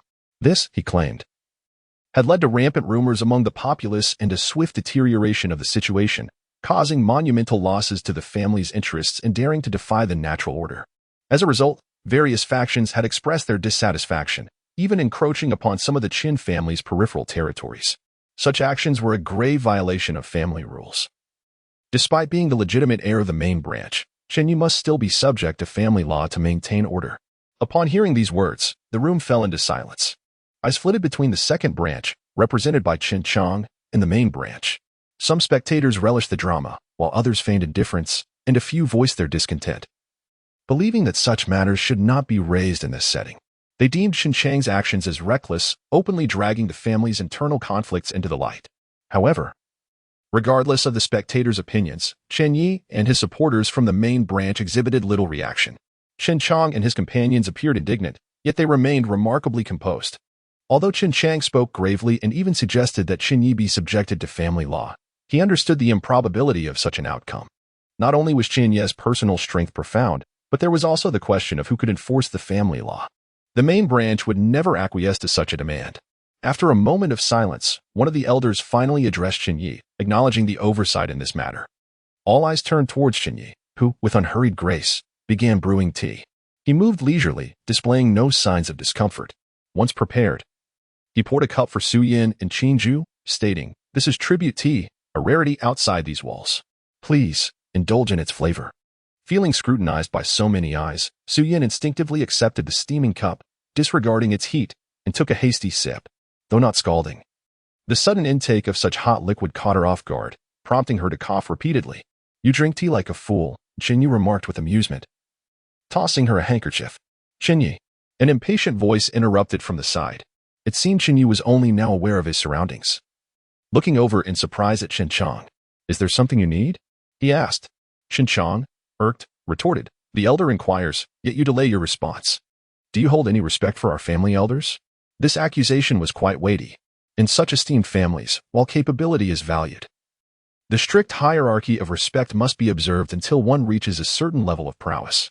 Younger members are expected to bow to their elders with utmost respect. Of course, if one possesses extraordinary strength, transcending the family dynamics, they may disregard these traditional confines. Unfortunately for Chen Chang, Chen Ye was precisely in that latter category. The elders held no sway over him. Yet, he was not foolish enough to confront the elders directly. He recognized that Chen Chang was the one seeking to impose pressure, wielding the elders' authority rather than the elders themselves wishing to reprimand him. Thus, he chose to maintain decorum. With a serene smile, he replied, "You interrupted the elder as he was about to speak, dragging unrelated matters into today's discussion. Do you, Uncle Chang, truly respect our family elders?" "Humph," Chen Chang scoffed. "You have violated family rules and made grave mistakes, directly impacting the family's strategies in these trying times. It is only fitting that I bring this matter to the family assembly for scrutiny. On what grounds do you claim I have violated family rules or committed grave errors?" Chen Ye retorted calmly, "You allowed your subordinates to exploit family resources to disseminate the news of impending doom." Just this alone as Chen Chang began to repeat his previous assertions, only to be interrupted by Chen Ye. "So, which family rule did I violate? And what grave error have I committed?" Chen Ye inquired, unhurriedly. Chen Chang paused, momentarily at a loss for words. After all, the family rules that could impose penalties even on someone of Chen Ye's status were few and far between, and such rules were not altered lightly. There was no explicit prohibition against the dissemination of news regarding the impending apocalypse. In fact, during previous discussions, the family had tacitly agreed to let their descendants develop influence outside without mentioning the need to keep the impending doom a secret. Everyone understood the unspoken agreement. Now, Chen Ye's actions had indeed broken this unwritten consensus, but to invoke family law against him based on this there was no established precedent. After a considerable pause, Chen Chang continued, "Out of selfish desire, you have severely harmed the family's interests. This is explicitly forbidden in the family rules." "Harmed the family's interests?" Chen Ye laughed lightly. "Uncle Chang, you're mistaken. My actions were precisely to safeguard the family's interests. By leveraging the existing networks before the apocalypse, I aim to elevate the Chen family's reputation, attracting numerous talents and survivors seeking refuge when the time comes. My goal is not merely to amass wealth quietly before the end, but to strategically position the family for future growth. However, it is understandable that you, with your industrial focus in the second branch, may not grasp the intricacies of the digital age and my strategic vision. As a younger generation, there are certain things I should not say, yet the situation demands clarity. Uncle Chang, sometimes it is best to remain silent and learn when you do not understand something. As the saying goes, one learns throughout life." Throughout his discourse, Chen Ye maintained an air of calm. Yet his words implied a sharp rebuke. The elders should refrain from displaying ignorance and instead seek to learn rather than seek attention through empty bravado. Those present, astute as they were, could discern the underlying message. Many spectators wore expressions of barely contained amusement, while those from the second branch, who had feigned indignation earlier, now genuinely felt the heat of embarrassment. Chen Ye, you are disrespectful. Is this how you converse with your elders? Have you no sense of propriety? Is this how the main branch instructs its descendants? Chapter 112. The ancestors are not law upon hearing the reprimands from the second branch. The first branch naturally refused to be outdone and was preparing to retort. However, Chen Ye raised his hand, silencing the voices, and calmly addressed the second branch. No rules? What rules? Pray, enlighten me. Naturally, there exists a hierarchy of respect, with elders honored and juniors obeyed. Someone declared loudly. Which family rule is inscribed with that? Chen Ye replied nonchalantly. Instantly, the second branch fell silent, rendered speechless. In truth, the family rules of the Chen clan are as solemn as a constitution. Far from the trivialities found in ordinary families, such matters are not documented therein. The so-called 3 cardinal guides and 5 constant virtues, along with the respect for elders and juniors, are merely moral principles passed down through generations in ancient families. Is it necessary to record the laws of our ancestors in the family rules? Another voice called out. The laws of our ancestors? Chen Ye suddenly chuckled. I wonder if any of you have heard the saying. No one spoke, but he paid them no mind.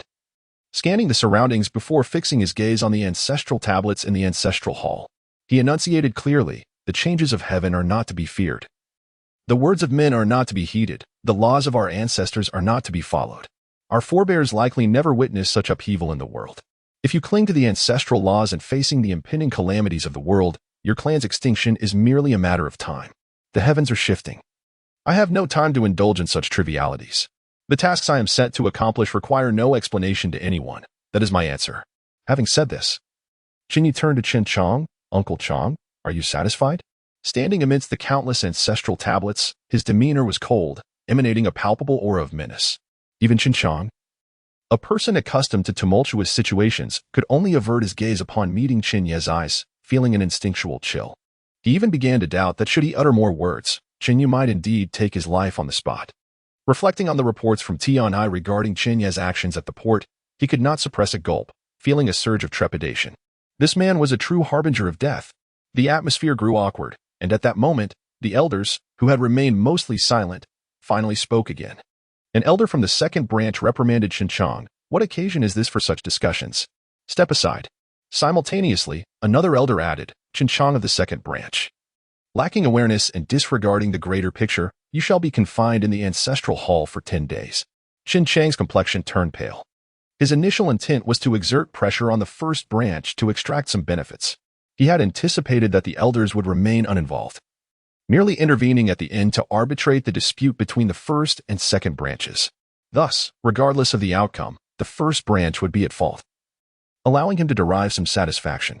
However, he never imagined that Chen Ye would escalate what was meant to be an internal conflict between the branches to a family-wide issue, boldly declaring such heretical statements as the laws of our ancestors are not to be followed. This individual's overwhelming strength was apparent, and the elders were acutely aware that Chen Ye was the most formidable among the family's current practitioners of extraordinary abilities.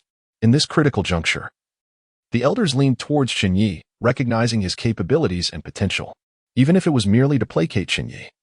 Both Chen Chong and the second branch would inevitably find themselves in a precarious position. In essence, Chen Ye was leveraging his power and influence to coerce the elders. It was not that the elders would not support him. It was that they could not bear the thought of losing such a promising descendant in the face of impending doom. The elders were typically masters of neutrality, but when faced with the necessity of choosing, they proved to be astute. In the contest between Chen Ye and the second branch, they would not misjudge their choice. Moreover, this situation would only serve to inconvenience the second branch. What would happen afterward? Chen Ye now possessed the capital to venture independently from the family. The family needed him. Did the second branch possess such capabilities? Clearly not. The resources belonged to the family. If the second branch did not want them, there were many who would. Realizing this, Chen Chang's face turned ashen, his fists clenched, filled with profound resentment. Just then, a young man entered from outside the ancestral hall, declaring, I refuse to accept this. An elder glanced at the youth and stated coolly, Chen Yin, what is it that you refuse to accept? My father's actions today were all in the interest of the family. It was Chen Ye who first violated the family rules and harmed the family's interests. Now, instead of punishing Chen Ye, the elders choose to punish those who raise questions. Naturally, I cannot accept this. Chen Yin argued passionately. He was a junior. lacking the special status of Chen Ye, and thus had no right to participate in the meeting inside the ancestral hall. Yet, he entered with steady steps, his face a mask of righteous indignation, showing no signs of intimidation. The elders remained unresponsive to his words, while Chen Ye raised an eyebrow, unable to resist taking a closer look at the young man before shaking his head. He had thought another destined one had emerged. But the system showed no signs of acknowledgement. This is audacity. The clan has its own rules, and the elders have their reasons for acting. It is not your place to speak, one elder admonished sternly. Your reasoning? What reasoning is that? I implore the esteemed elders to elucidate. Chen Ye retorted defiantly. He presented himself as indignant and eager to defend his father, yet Chen Ye discerned underlying motives beneath this facade. Given Chen Ye's past demeanor, it was evident he was not a mindless brute. Otherwise, he would not hold a position in the second branch comparable to Chen Ye's in the first. His current display of thoughtlessness was clearly an act, suggesting ulterior motives. As Chen Ye scrutinized the surging power within Chen Ye, which surpassed that of those around him, including some practitioners of extraordinary abilities, a smirk crept upon his lips. Chapter 113. Remove his head. Those who could be present here were not fools. And neither was Chen Ye. Although he appeared young and impulsive in confronting the clan elders, it was evident that this was intentional. As for his motives, Chen Ye had some conjectures, and it was likely that he was targeting himself. However, his gaze flickered as he sought to discern what tricks this individual was up to, showing no intention of taking action directly. In the ancestral hall, Chen Ye glared furiously at the clan elders seated on the high platform, showing no sign of yielding. The atmosphere became rather oppressive. After a moment, one of the elders finally spoke in a calm tone. Take him down. Upon hearing this, several black-clad enforcers suddenly appeared on either side of the hall. Chen Ye observed that these enforcers were, astonishingly, all capable of supernatural abilities. Nearly 3 to 5 days prior, supernatural beings were a rarity. Chen Ye's biological lab had struggled to find a suitable specimen for experimentation. Yet, as the concentration of the virus had escalated, various mutated beasts, zombies, and superhumans had proliferated. Nevertheless, this unique demographic remained exceedingly scarce, a true gem among a multitude. Despite this, the Chen family had managed to assemble a guard composed of supernatural beings in such a short span of time, and it was evident that their numbers extended beyond just those present. This underscored the profound heritage of a millennium-old clan. Young Master Chen Ye, please. The leader of the black-clad enforcers, with a hoarse voice, approached Chen Ye and bowed slightly. However, Chen Ye remained unmoved, maintaining his defiant gaze towards the clan elders on the high platform, embodying an air of obstinacy. Seeing this, the enforcer had no choice but to respond. Then I must take offense. Before the words had fully left his mouth, his hand swiftly clasped Chen Ye's shoulder. These enforcers, clearly trained prior to gaining their supernatural abilities, were no ordinary individuals. Now endowed with their powers, their extensive combat experience rendered them stronger than typical superhumans. With a mere flick of his wrist, if an ordinary evolved superhuman stood before him, they would likely find themselves subdued without resistance, their shoulder blades crushed. However, when the enforcer's grip tightened on Chen Ye's shoulder, Chen Ye displayed no sign of distress. Instead, he cast a dismissive glance at the enforcer, exclaiming, "You, a mere lackey, dare speak here." In the next instant, before the enforcer could react, he felt a tremendous force strike his chest, sending him flying backward. He crashed into several tables before finally colliding with a massive pillar, halting his flight. Upon landing, he expelled a copious amount of blood mixed with internal organs. The entire ancestral hall trembled from the impact, and those seated at the tables that were struck faced unexpected calamity, with some being hurled several meters away, bleeding profusely on the ground, teetering on the brink of death. Among them were not only servants but also 2 direct descendants of the Chen family. They were ordinary individuals, lacking the robust physiques of the black-clad enforcers. Bold, the clan elders, who had maintained a calm demeanor until now, finally lost their composure. An elder with graying hair slammed his hand on the table and stood up. "This is the ancestral hall, the sacred ground of our clan. Chen Ye, do you intend to rebel?" Upon hearing this, Chen Ye erupted into laughter. "Rebel? You coddle Chen Ye so much that you tolerate everything he does, simply because he is lucky enough to have awakened a formidable power. If I were as strong as he is, or even stronger, would you still call me a rebel? I could demolish the hall, and you would praise my handiwork, wouldn't you? Be self-serving." Short-sighted old fools had become so accustomed to their narrow perspectives that they believed there were no other strong individuals apart from Chen Ye. "I am here to demonstrate what true power is. Chen Ye, step forth and accept your demise." With that, He cast a glance at Chen Ye and strode toward the hall's exit. Although the black-clad enforcers surrounding him were somewhat intimidated by his earlier display, they were trained by the Chen family and showed no intention of yielding without the elder's command, blocking Chen Yan's path. What, do you also wish to court death? Chen Ye glared at the enforcers and snorted, preparing to strike. Just then, a languid voice interrupted from the side. Let him pass. You are not his match. The enforcers paused, turning to see that the speaker was Chen Ye. Noticing that the elders on the high platform remained silent, they lowered their heads and replied, Yes. Young master. This scene only fueled Chen Yan's fury. These enforcers, who could only be commanded by the elders, were now following Chen Ye's orders without the elders having spoken. Yet when he was surrounded by these enforcers, they remained indifferent to his entreaties. The stark contrast in their status within the family was glaringly evident at this moment. He had always considered himself the only rival to Chen Ye among the younger generation of the family.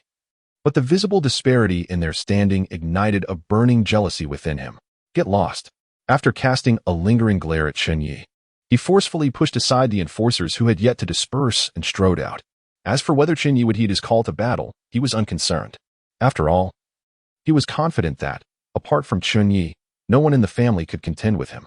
Should Chen Ye choose to hide, he would simply create chaos in front of all the core family members to assert his rightful status. In the grand hall of the ancestral hall, all eyes were now fixed on Chen Ye. Although he found it somewhat abrupt that Chen Ye had suddenly directed his ire towards him, he was not entirely surprised, for it was clear that Chen Ye had come for him. Under the scrutiny of everyone, Chen Ye smiled lightly. Since Chen Ye wishes to exchange a few blows with me, it would be remiss of me not to oblige as the elder brother. Coincidentally, there was to be a competition among the younger generation who have recently awakened their powers today, so let us commence now, shall we, esteemed elders? The elders nodded in agreement. That sounds acceptable. Such matters, if spoken plainly, could be deemed family infighting. However, with Chen Ye framing it as a competition, it was a more palatable notion for the elders, who prioritized family unity. With this settled, Chen Ye turned and smiled at Su Yan, who was still preoccupied with her meal, saying, Go and bring me that brat's head. Chapter 114. Is there such a play? Su Yan was taken aback for a moment, hastily swallowing what was in her mouth. Glancing around, she couldn't help but whisper, Is it really necessary? Won't it affect your family's unity? Just go. If anything happens, it will be my responsibility, Chen Ye replied gently. Oh, Su Yan nodded and stood up, disregarding the astonished and peculiar gazes from those around her as she strode directly towards Chen Ye, who was waiting outside the ancestral hall. At this moment, the others finally grasped Chen Ye's intention. They were astonished that he intended to send Su Yan, a woman, into battle, and they couldn't help but murmur among themselves. Can she really compete against Chen Ye? It seemed earlier that Chen Ye's strength surpassed that of an ordinary ability user. I think it's quite precarious. Don't you all pay attention to internal family intelligence? This woman, Su Yan, has been with Chen Ye for quite some time. She is a very unique ability user and one of the earliest to awaken her powers. Her strength is formidable against ordinary ability users. She could probably take on 10 or more without difficulty. As for Chen Ye, if I recall correctly, he hasn't awakened his abilities for long. It would be quite challenging for him to defeat her. With Chen Ye, who possesses even greater strength, sitting there, it was no wonder that the first branch of the family remained calm.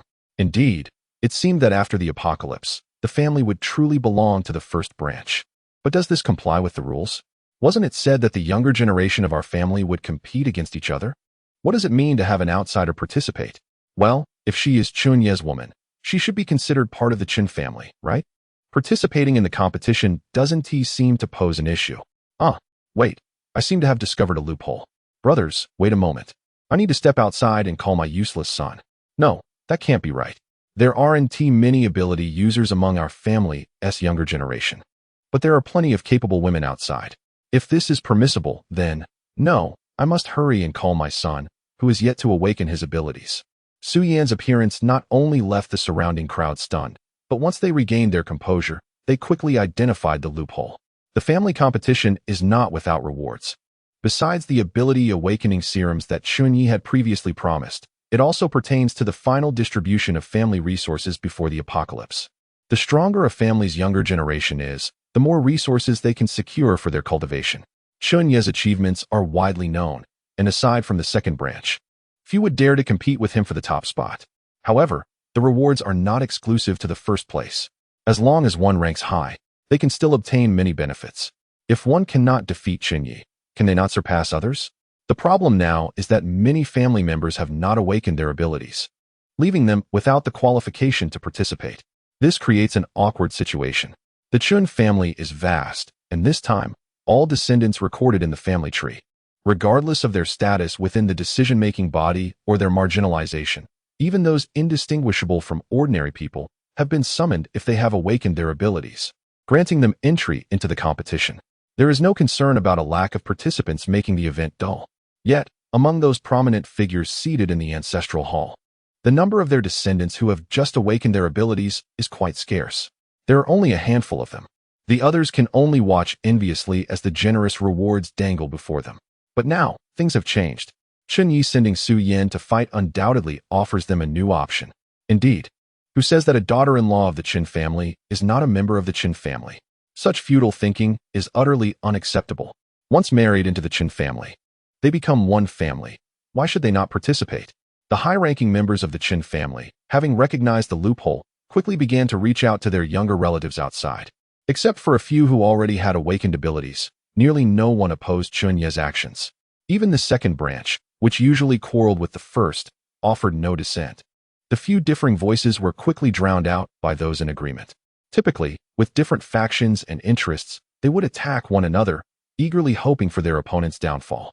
However, Chen Ye's current actions are highly beneficial for the majority, perfectly compensating for the issue faced by the powerful Chen family members whose descendants had not awakened their abilities and thus lacked eligibility for this final resource distribution. The probability of direct descendants awakening their abilities is exceedingly low, yet finding an external ability user of the opposite sex is far simpler for these influential figures. As for whether or not she is truly a daughter-in-law of the Chen family, that is merely a matter of perspective. After all, in such prestigious families, they do not recognize marriage certificates, in stark contrast to the bewilderment and subsequent elation of the dignitaries within the ancestral hall. Chen Ye, waiting outside for a confrontation with Chen Ye, was left in utter confusion when he saw that it was Su Yan who emerged. After a long moment of shock, he stared at Su Yan and asked, "What does Chen Ye mean?" Su Yan pondered briefly before answering honestly, "He instructed me to take your head." "Ha, fool. That coward sent you to gauge my strength." Chen Ye scoffed. "Do you think you can boom?" A thunderous explosion interrupted Chen Ye's words. In the next instant, everyone outside witnessed a figure being sent flying hundreds of meters, colliding with several sturdy trees before finally coming to a stop. Upon closer inspection, it was none other than Chen Ye himself. Meanwhile, only Su Yan remained at the entrance of the ancestral hall.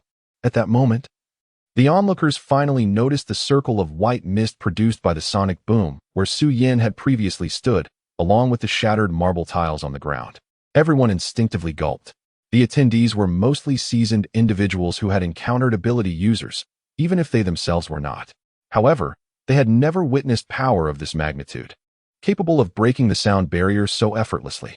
It was simply astounding.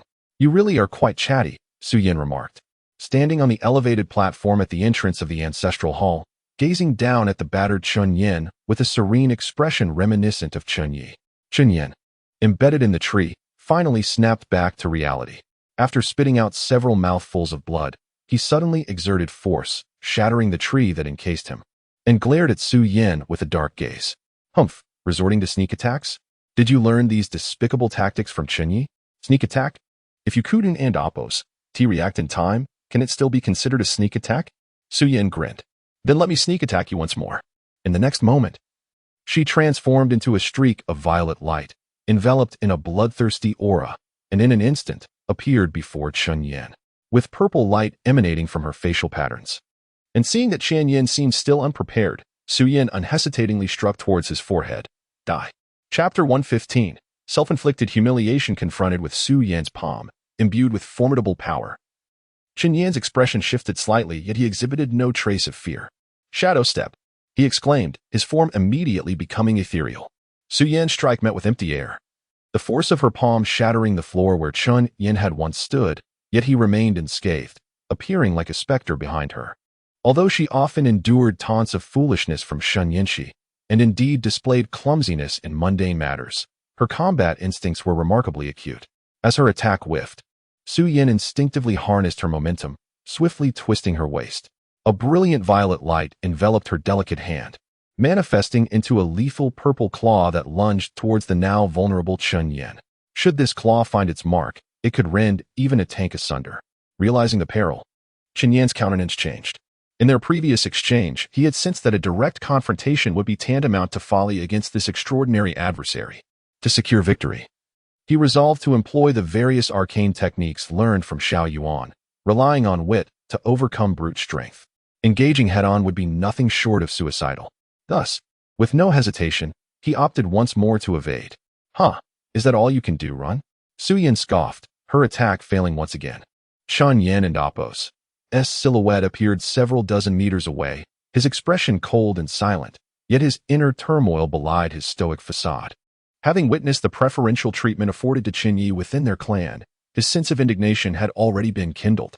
When he had boldly challenged Chen Ye, he had not only been rebuffed, but was made to face Su Yin, a mere woman, on his behalf, an affront that stoked the flames of resentment within him. After days of immersing himself in Xiao Yuan's methods of cultivation, investing countless resources and enduring unimaginable pain, he had finally attained a power that surpassed the typical abilities of his peers.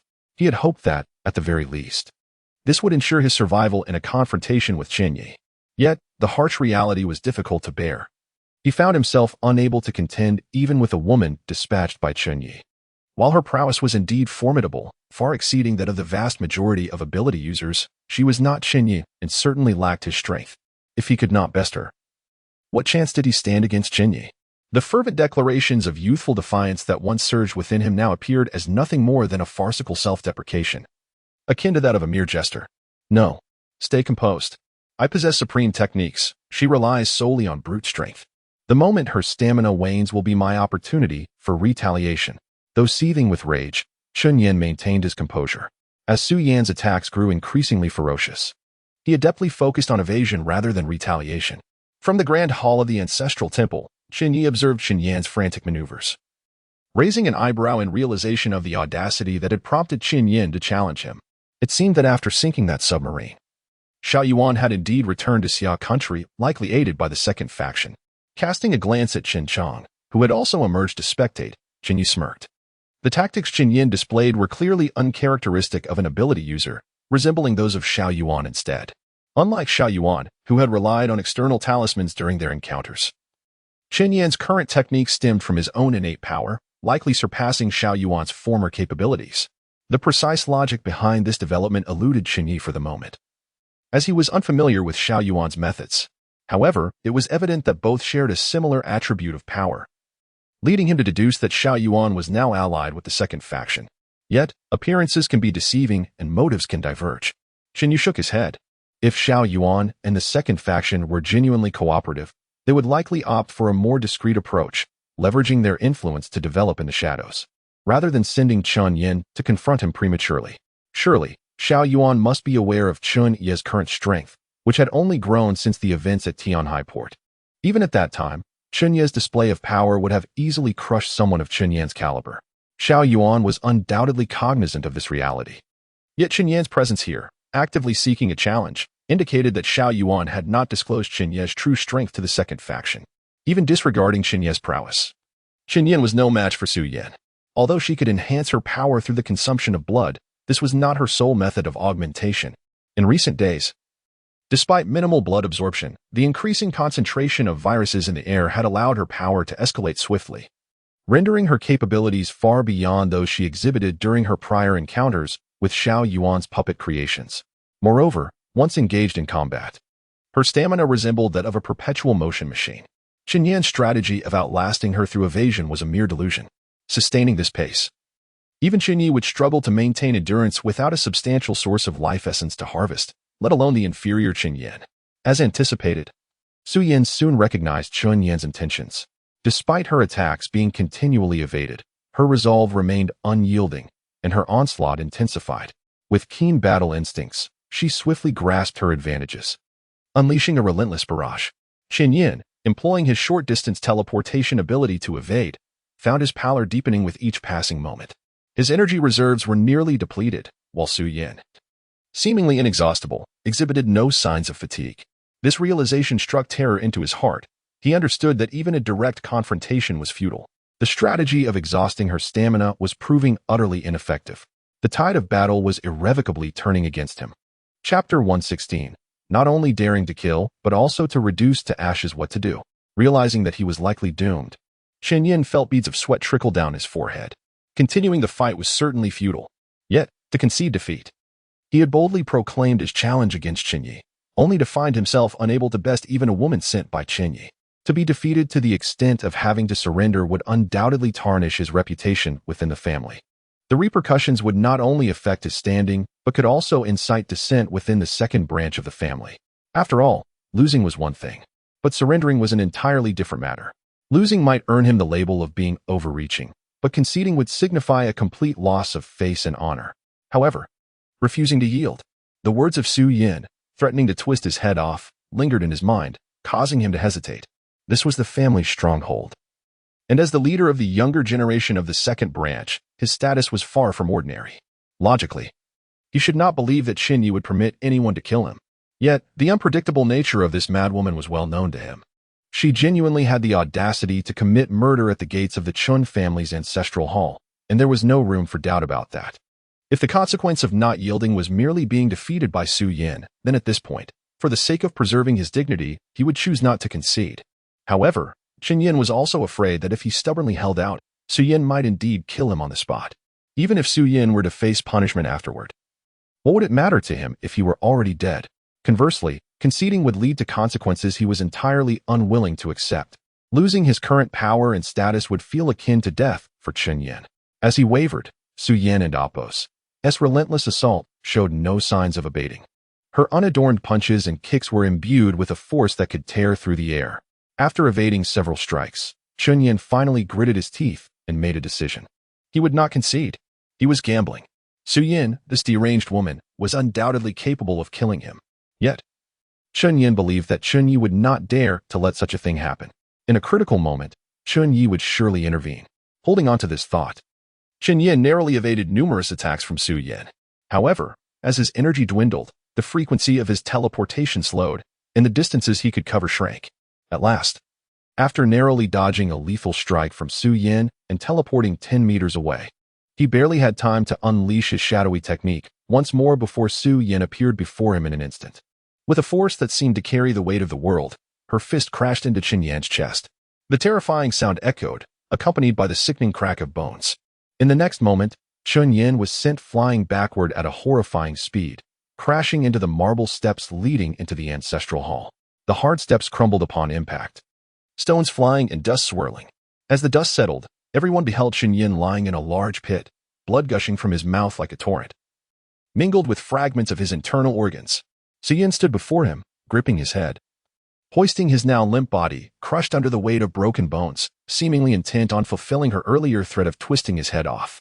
At this moment, Chen Chong, who had been silently observing, could no longer contain himself. He stepped forward and called out, "Wait." This match was lost by Yin'er. Although Chen Ye had not only lost, but had done so in a disgraceful manner, unable to defeat even a woman by Chen Ye and Apos' side, bringing shame upon the second branch. He was still his son, the most outstanding among them. Chen Chong could not bear to watch his son be killed before his eyes. Meanwhile, it was not only Chen Chong who spoke up. An elder from the second branch also chimed in. Enough. Elders typically do not show favoritism, but with the outcome clear, he believed it was acceptable to intervene to save Chen Ye's life. Su Yin, her eyes now shrouded in a purple glow and emanating an aura of lethal intent, paused at the words and glanced at Chen Ye. Finding him expressionless and silent, she smirked, revealing a bloodthirsty demeanor, while Chen Chang's face darkened. Under Chen Chang's watchful gaze, she exerted a slight force. The sound of flesh tearing accompanied the sickening crunch of bones breaking. In that instant, everyone present from the Chun family witnessed Su Yin forcibly remove Chen Ye and Apos' head from his body. The severed neck was ragged and connected by numerous blood vessels and tissues. Blood-soaked and wide-eyed, Chen Ye and Apos' expression was one of utter shock, his disbelief evident. He had been certain that Chen Ye would never allow Su Yin to truly kill him, which was why he had refrained from surrendering. However, he had never anticipated that both Chen Ye and Su Yin possessed far greater audacity than he had imagined. There was not even a shared glance between them regarding the act of killing him, as the scene turned gruesome. Some of the more timid individuals felt their stomachs churn at the sight and quickly turned away, unable to bear it. For those among the high-ranking members of the Chen family, seasoned by the storms of life, the sight of death was not frightening. What was terrifying was that the deceased was the eldest son of the second branch, the beloved son of Chen Chang. The ramifications of his death were unfathomable to those present. Many secretly shifted their gazes to Chen Chang, noticing that this once vibrant man now looked as if his very essence was about to drip with despair as he glared at Su Yin, who held his beloved son's head. At that moment, Chen Ye's voice resonated from the entrance of the hall. "Once you are done, return." Su Yin, relishing the attention of the onlookers, tossed the severed head aside. The rich purple aura around her gradually dissipated, leaving behind the dark purple, mysterious patterns on her skin. She then sauntered toward Chen Ye, her long strides measured and unhurried. Halfway there, she turned back to grasp the headless corpse left unattended on the marble steps. The blood within the body surged as if alive, coalescing into a blood-colored serpent that flew towards Su Yin and slowly merged into her palm. Once the remaining essence within the decapitated body had been absorbed, it disintegrated into a fine powder, carried away by the wind, leaving no trace behind. Not only had she committed murder, but she had also ensured the complete obliteration of the remains. Although this man was not an ability user, the taste of his blood surpassed that of any ability user. Remember to call me next time such a person appears. Unfazed by the eerie silence enveloping the crowd, Su Yin returned to Chen Ye's side, grinning broadly. She spoke without lowering her voice, ensuring everyone, including Chen Chang, could hear her. Chapter 117. If you cannot afford to lose, then do not play with a darkened expression. Chen Chang had not yet spoken when the members of the second house could no longer contain themselves. The eldest son of the first house had sent an unnamed concubine to publicly kill the eldest son of the second house. This was not merely the death of Chen Chang's son. For the entire second house, it was an unparalleled humiliation. If they could not obtain an explanation, what could they possibly discuss regarding competition with the first house? They might as well give up and enjoy the life of the affluent. The members of the second house were infuriated, and naturally, those of the first house were not willing to be outdone. Although they also felt that directly killing someone was rather extreme, this was not the time for such discussions. Their biases dictated their stance, and the prevailing sentiment was one of familial loyalty over justice. Immediately, someone remarked, "Since this is a contest among abilities, injuries are inevitable." What do you mean by this from the second house? Everyone relies on their own skills. If it were your house that had killed one of our first house, we would not utter a word. Train harder if you wish to improve. If you cannot afford to lose, do not play. The first house deliberately ignored the incident where Su Yin, in front of everyone, had disregarded the objections and killed Chen Ye. They clung tightly to the argument regarding the contest.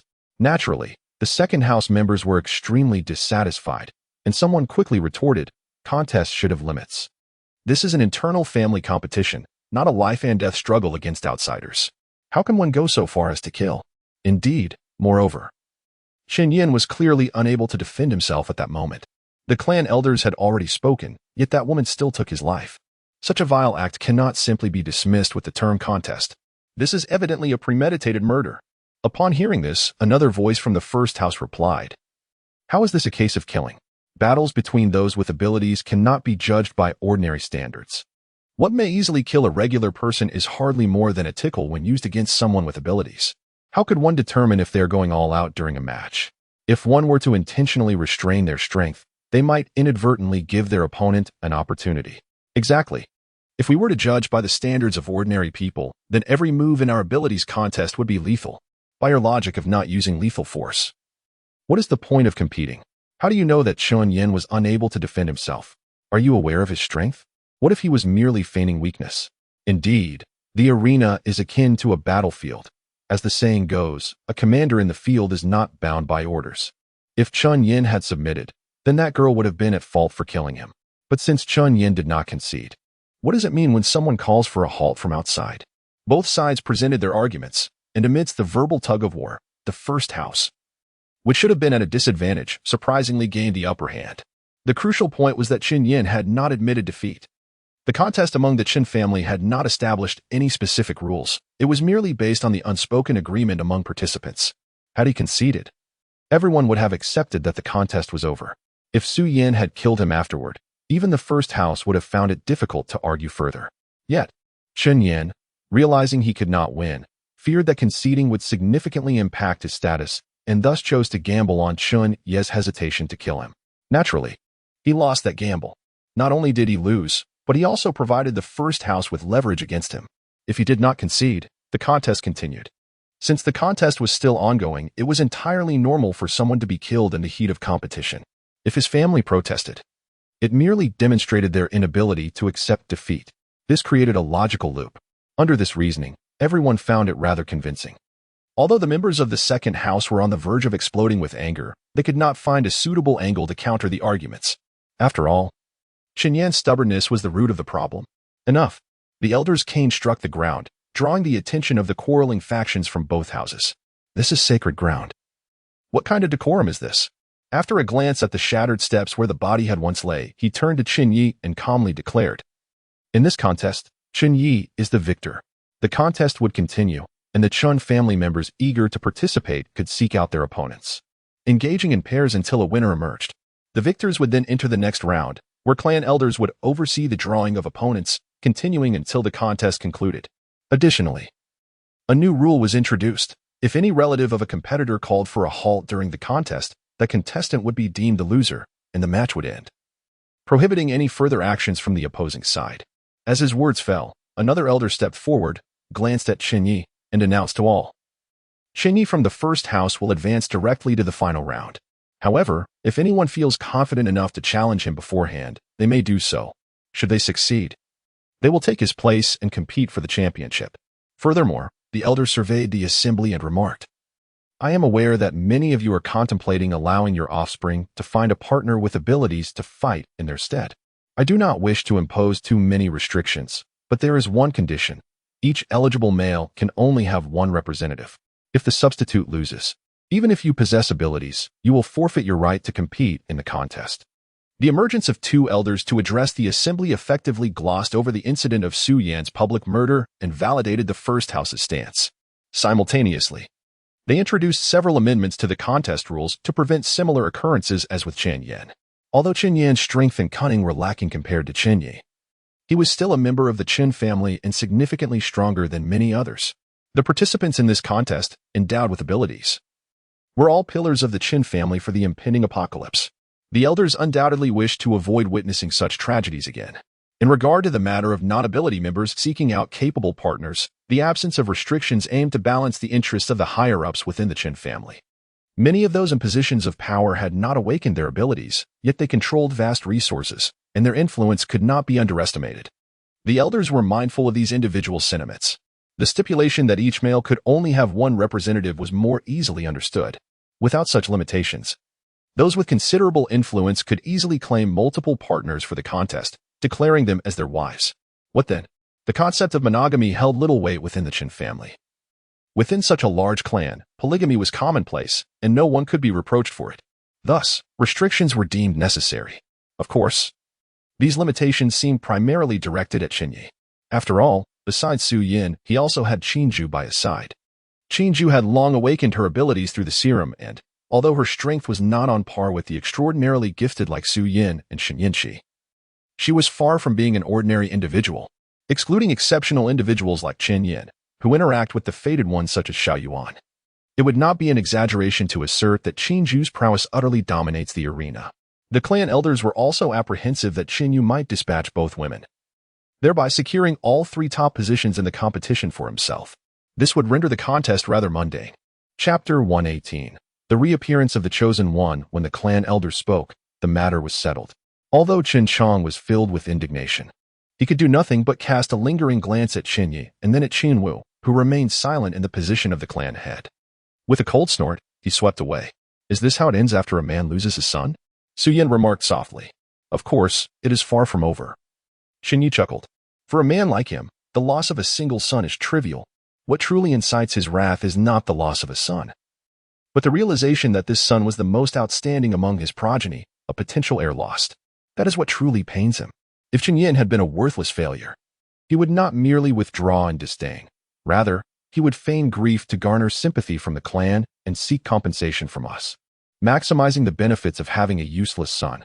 Those who stand in this family are mostly heartless political machines. Do not apply your simplistic worldview to their actions, lest you find yourself questioning the very fabric of existence. Having spoken, he noticed Su Yan's confusion and gently tapped her forehead before approaching Chen Wu. I believe I am no longer needed here. Upon my return this morning, Qingming insisted on accompanying me for some leisure. I shall take my leave now. Please contact me if anything arises. Time was of the essence. Given the original stipulation that only the Chen family's ability users could compete, the results should emerge tonight. However, Chen Ye had set a precedent, and now a multitude of Chen family descendants had adopted his approach, seeking out others with abilities to compete in their stead, thereby swelling the ranks of participants. There was no way the competitions could conclude tonight. Chen Ye only needed to appear in the final bout. Thus, there was no reason for him to linger here. He had little interest in watching a group of newly empowered novices squabble among themselves. Very well, go enjoy your time. That girl Qingming has been incessantly mentioning you at home. Do take the time to accompany her, Chen Wu said with a warm smile. His mother, Ji Qingyun, added, You will likely be in the imperial capital for the next few days. Make sure to visit your grandfather's house. Your uncle and grandfather have been inquiring about you. All right, I shall go tomorrow, Chen Ye nodded. His mother's surname was Ji, and naturally, his maternal grandfather belonged to the Ji family, one of the 4 great clans of Xia. Intermarriage among prominent families has never been an unusual practice. The Chen family is a prestigious lineage with a legacy spanning millennia, and the Ji family is equally formidable, having once been royal, steeped in profound heritage. During the allocation, Chen Ye not only acquired the pivotal port city of Tianhai, but also secured significant portions of the affluent Yangtze River Delta, including several megacities and industrial zones. The other great families had refrained from obstructing him, a privilege not easily afforded to merely the heir of the Chen family. This was a result of collaborative efforts from both the Chen and Ji families. Now that he had the opportunity to return to the imperial capital, he certainly intended to pay his mother's family a visit. After exchanging farewells with his parents, Chen Ye was about to depart when Qin Ju suddenly interjected, Young master, perhaps I should remain. With so many ability users in the estate, it may not be safe for the clan head and matriarch. Should an unforeseen incident arise, ordinary family guards may not be able to withstand those with abilities. Given Chen Ye's prowess, he certainly did not require her protection. Her presence would serve primarily to handle mundane matters. The Chen family had numerous capable individuals for such tasks, yet few possessed the extraordinary strength needed to safeguard Chen Ye's parents. However, before Chen Ye could respond, Ji Qingyun smiled and said, There is no need for that. Given the current tense atmosphere, significant changes are imminent. You young ones should take this opportunity to enjoy yourselves. As for our safety, you need not worry. Rest assured and go, Chen Wu echoed. Upon hearing this, Chen Ye's gaze flickered, and he nodded. Then we shall take our leave.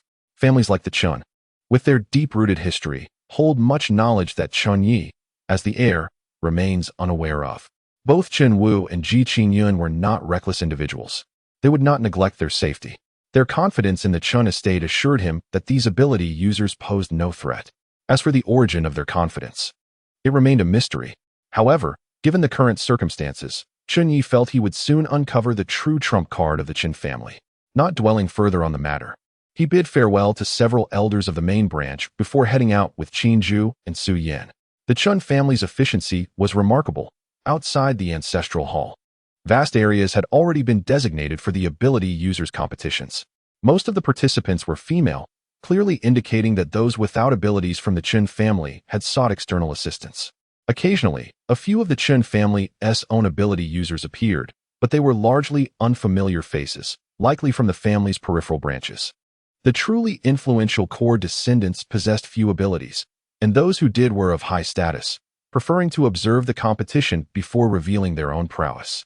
As Chen Ye walked past, he stole a few glances, finding it utterly uninspiring. The battles among ability users of this caliber resembled nothing more than children's games in his eyes. Su Yan expressed her disdain, claiming that if Chen Ye permitted her to absorb their energy, she could single-handedly defeat all the ability users present, disregarding the self-proclaimed elites of the Chen family. Chen Ye simply chuckled at her remark and said nothing more. Yet, just as he was preparing to leave, a voice resounded clearly from the entrance of the plaza. From the third branch, Chen Xiuan requests to spar with Chen Ye, my elder brother. Pausing, Chen Ye turned towards the source of the voice. emotion mirrored by everyone else present, except those currently competing. They soon beheld a graceful young woman, clad in an exquisite hanfu, wielding a long sword, standing at the entrance of the plaza. Upon recognizing her, many could not suppress their laughter, followed by a flurry of whispers, mocking the girl's audacity and challenging Chen Ye, especially since even Chen Ye had been bested by a woman beside him. However, unlike the derision of the onlookers, a serious expression crossed Chen Ye's face upon seeing the girl. Detection indicates the presence of the chosen one nearby. The task has been updated.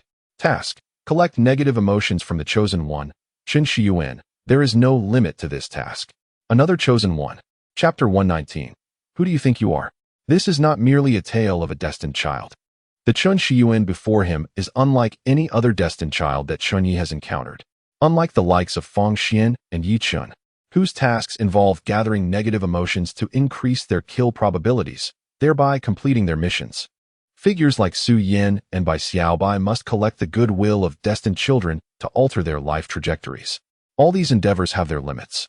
In essence, whether gathering negative emotions or goodwill, there exists a progress bar, and upon achieving certain milestones, one may reap rewards or fulfill system tasks. However, the task presented to Chen Ye regarding Chen Shiyuan diverges significantly from this norm. While he is well-versed in collecting negative emotions, the notion of having no upper limit is perplexing. Moreover, what purpose does the collection of negative emotions serve? The system has not clarified this matter. For other destined children, gathering negative emotions to a certain extent culminates in the ultimate objective of their annihilation. Yet, the system does not impose such a requirement for Chen Shiyuan. This implies that Chen Ye need only focus on collecting negative emotions without the obligation to eliminate her. But how will the rewards be calculated? Could it be akin to Su Yan's situation, where reaching a particular threshold results in an automatic reward from the system? The crux of the issue lies in the fact that Su Yan's goodwill has an upper limit, while the system states that there is no such limit for collecting Chen Shiyuan's negative emotions. If Chen Ye's conjecture holds true, then Chen Shiyuan could well be an inexhaustible treasure trove of rewards. Contemplating this, Chen Ye felt a surge of excitement. At that moment, Chen Shiyuan, having noticed Chen Ye's intention to depart, stepped forward and called out, "I am Chen Shiyuan of the third house. I seek your guidance, brother Chen Ye." Chen Ye's attention finally shifted from the system prompt to reality as he regarded the approaching young woman, a contemplative glimmer flickering in his eyes. Firstly, the third house is aligned with the second house. Thus, from the perspective of family factions, it is evident that Chen Shiyuan is not here merely for a friendly spar. The likelihood of her seeking a confrontation is significantly higher. Yet, Chen Ye perceived a palpable battle intent emanating from her. This suggests that, aside from the internal family power struggles, she genuinely wishes to engage him in combat. This could stem from Chen Ye's exceptional status within the family or the formidable strength he has previously exhibited. It is apparent that she possesses a strong desire to win. By discerning subtleties, Chen Ye could easily surmise certain facets of her character. He made a mental note of this, as it could serve as an entry point for eliciting negative emotions in the future. Preparing to speak to the young woman, he was interrupted by Su Yan, who licked her red lips and interjected, "Shall I twist her head off as well? You?" Chen Ye's eyes sparkled with a golden hue as he glanced at Su Yan and then at the approaching Chen Shiyuan, a smile curling at the corners of his mouth. "You are no match for her." In terms of raw energy, Su Yan was not significantly inferior to Chen Shiyuan. However, the aura surrounding Chen Shiyuan struck Chen Ye as familiar, a sensation he had only experienced with two individuals, Xiao Yuan and the recently defeated Chen Yan, whose demise was hastened by Su Yan's actions. It was evident that Chen Shiyuan was not an ordinary ability user, but rather a practitioner of a cultivation method akin to Xiao Yuan's. Given that Xiao Yuan had enabled Chen Yan of the second house to attain such power, it was hardly surprising that Chen Shiyuan of the third house possessed similar capabilities. The most troublesome aspect of such practitioners is their myriad and often peculiar techniques. Chen Ye harbored confidence in defeating Xiao Yuan in a one-on-one scenario, owing to his possession of various top-tier abilities. However, when an ordinary ability user encounters a practitioner with comparable strength, the actual combat efficacy can differ vastly. Although Su Yan's combat prowess far exceeds that of the average ability user, Chen Ye harbored no optimism regarding her chances against Chen Shiyuan. The best-case scenario for Su Yan would be to rely on her extraordinary physique and vitality simply to remain undefeated. In other words, relying on her sheer resilience. Victory would be nearly impossible. Presently, among those Chen Ye knows, only two individuals could reliably triumph over Chen Shiyuan, himself and Shen Ye, who had consumed the White Lotus and significantly enhanced her strength after saving countless lives. When two genuinely capable destined children cross paths, the resulting chemistry is formidable, far surpassing the inconsequential encounters of Fang Xian and Yi Chun. I am no match for her. Su Yin was momentarily taken aback, eager to retort. Yet, upon meeting Chen Ye's gaze, she obediently silenced herself, her expression turning serious as she faced Chen Shiyuan. Though often whimsical, she was not devoid of intelligence. Chen Ye's assertion must surely be grounded in reason. Furthermore, while banter might be playful, to argue at this juncture would be foolish. Brother Chen Ye possesses keen insight. This sister may be strong, but she is indeed no match for me. Chen Shiyuan, evidently possessing keen hearing, caught the exchange between the two from a distance. As she approached, now within 10 meters of Chen Ye, she reiterated, "Please, Brother Chen Ye, instruct me." Chen Ye regarded her with an expression of amusement. "The third house. Chen Shiyuan, I've not heard of you. If you wish to challenge me, first prove yourself against the other family members. As for now, I have a lovely companion to attend to, and I shan't indulge in your games." With that, he disregarded the astonished look on Chen Shiyuan's face, wrapping an arm around Su Yan's slender waist as they departed. He didn't even spare her a glance as they brushed past. Chen Shiyuan stood momentarily stunned, regaining her senses only after Chen Ye had passed her. Xiao Yuan had informed her that Chen Ye possessed an ability to discern the strength of his opponents. Hence, she was certain he was fully aware of her capabilities. His earlier words to Su Yan only reinforced this understanding. She had initially thought that, given her current strength, Chen Ye would at least regard her with some measure of respect and would accept her challenge. Should Chen Ye have accepted her challenge, it would have been advantageous for Chen Shiyuan, win or lose. She practiced the swordsmanship taught by Xiao Yuan, which necessitates formidable opponents to hone her skills rapidly. Chen Ye was the ideal sharpening stone she had long set her sights on. To her utter dismay, this sharpening stone was disinclined to engage her in combat. Regaining her composure, Chen Shiyuan swiftly turned to call after Chen Ye's retreating figure. "The clan elder just stated that all clan members may challenge you, and those who defeat you shall claim victory. If you refuse to accept challenges, how will you earn the respect of the clan?" Without turning back, Chen Ye replied, "The number of clan members participating in this competition is innumerable. If everyone were to challenge me, I would be overwhelmed. If you truly wish to challenge me, first prove your worth against the other clan members. Not everyone is deserving of my time." Chapter 120. Luring the serpent from its lair, preparing to ensnare Ding. Task progress refreshed.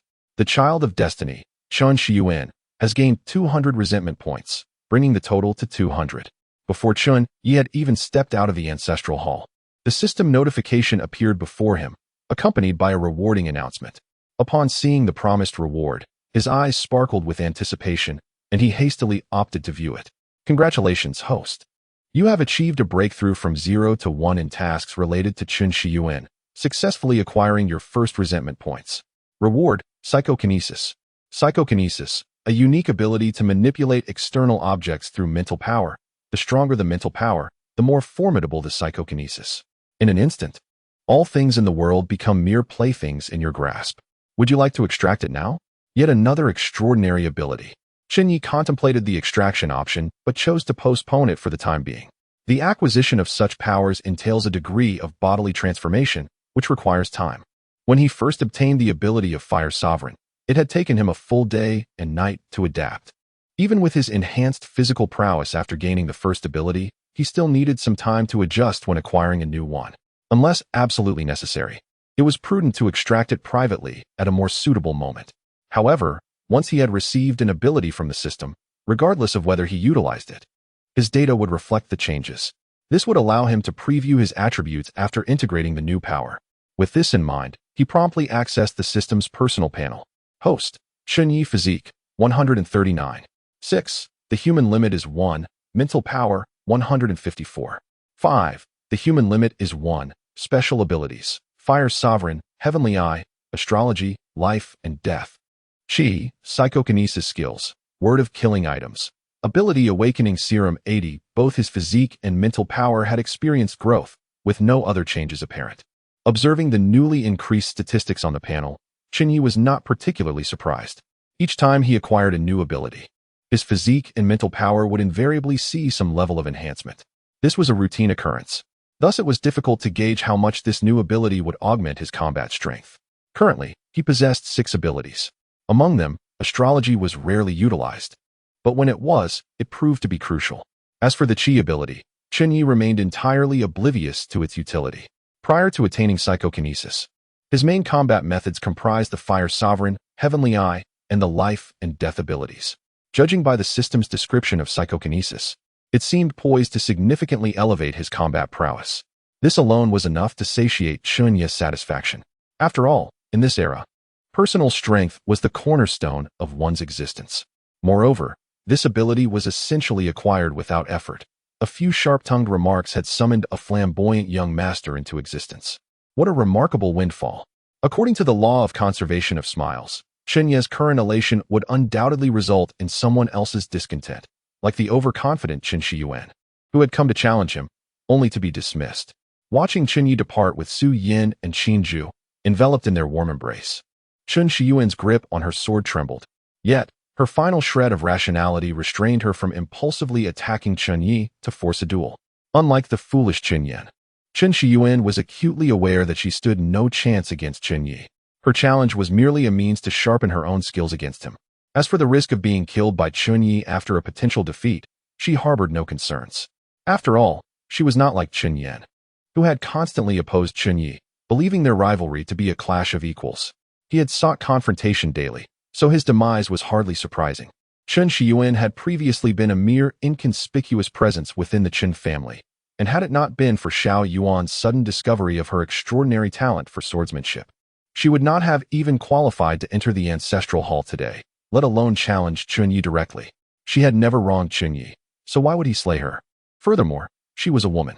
Internal family disputes were not akin to external conflicts. Typically, they concluded with a mere delineation of status, without resorting to extermination, sparing even women and children. For the men of the Chen family, striking against female relatives was considered disgraceful. Thus, she was confident that Chen Ye would not harm her, emboldening her to approach him as a means of honing her skills. However, under normal circumstances, given that Chen Ye had outright rejected her, should she persist in her pursuit, or even attempt a sneak attack to provoke him, Chen Shiyuan could not ascertain whether he might retaliate with lethal intent.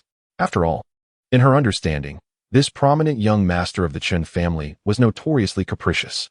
As she observed Chen Ye lovingly escorting Su Yin and Qin Zhu away, she inhaled deeply, ultimately relinquishing her sword, redirecting her gaze to the ongoing matches among other Chen family disciples, and sighed softly. In that case, let us begin anew. Why did you refuse her? Are you incapable of defeating her? As they emerged from the ancestral hall, Su Yin, nestled against Chen Ye, blinked her large eyes in curiosity. Chen Ye, hearing her words, playfully swatted her backside. I have my own considerations, you wouldn't understand.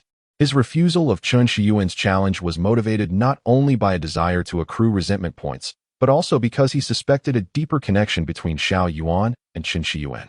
He hoped to draw Xiao Yuan out through Chen Shiyuan's involvement.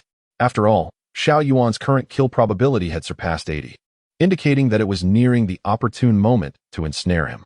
Each successful elimination of a child of destiny yielded rewards closely tied to their core abilities, and Chen Ye had long coveted Xiao Yuan's unique cultivation methods. The rewards were likely to manifest similarly to the fragments of memories acquired from slaying Fang Xian or the astrology skill obtained from defeating Yi Chun. Though he had yet to devise a precise plan of action, ignoring Chen Shiyuan was undoubtedly the right course. Her motivations for challenging him were overtly strong. While he was unaware of her true intentions, sometimes it was unnecessary to grasp the opponent's plans. Simply charting a course contrary to their desires sufficed.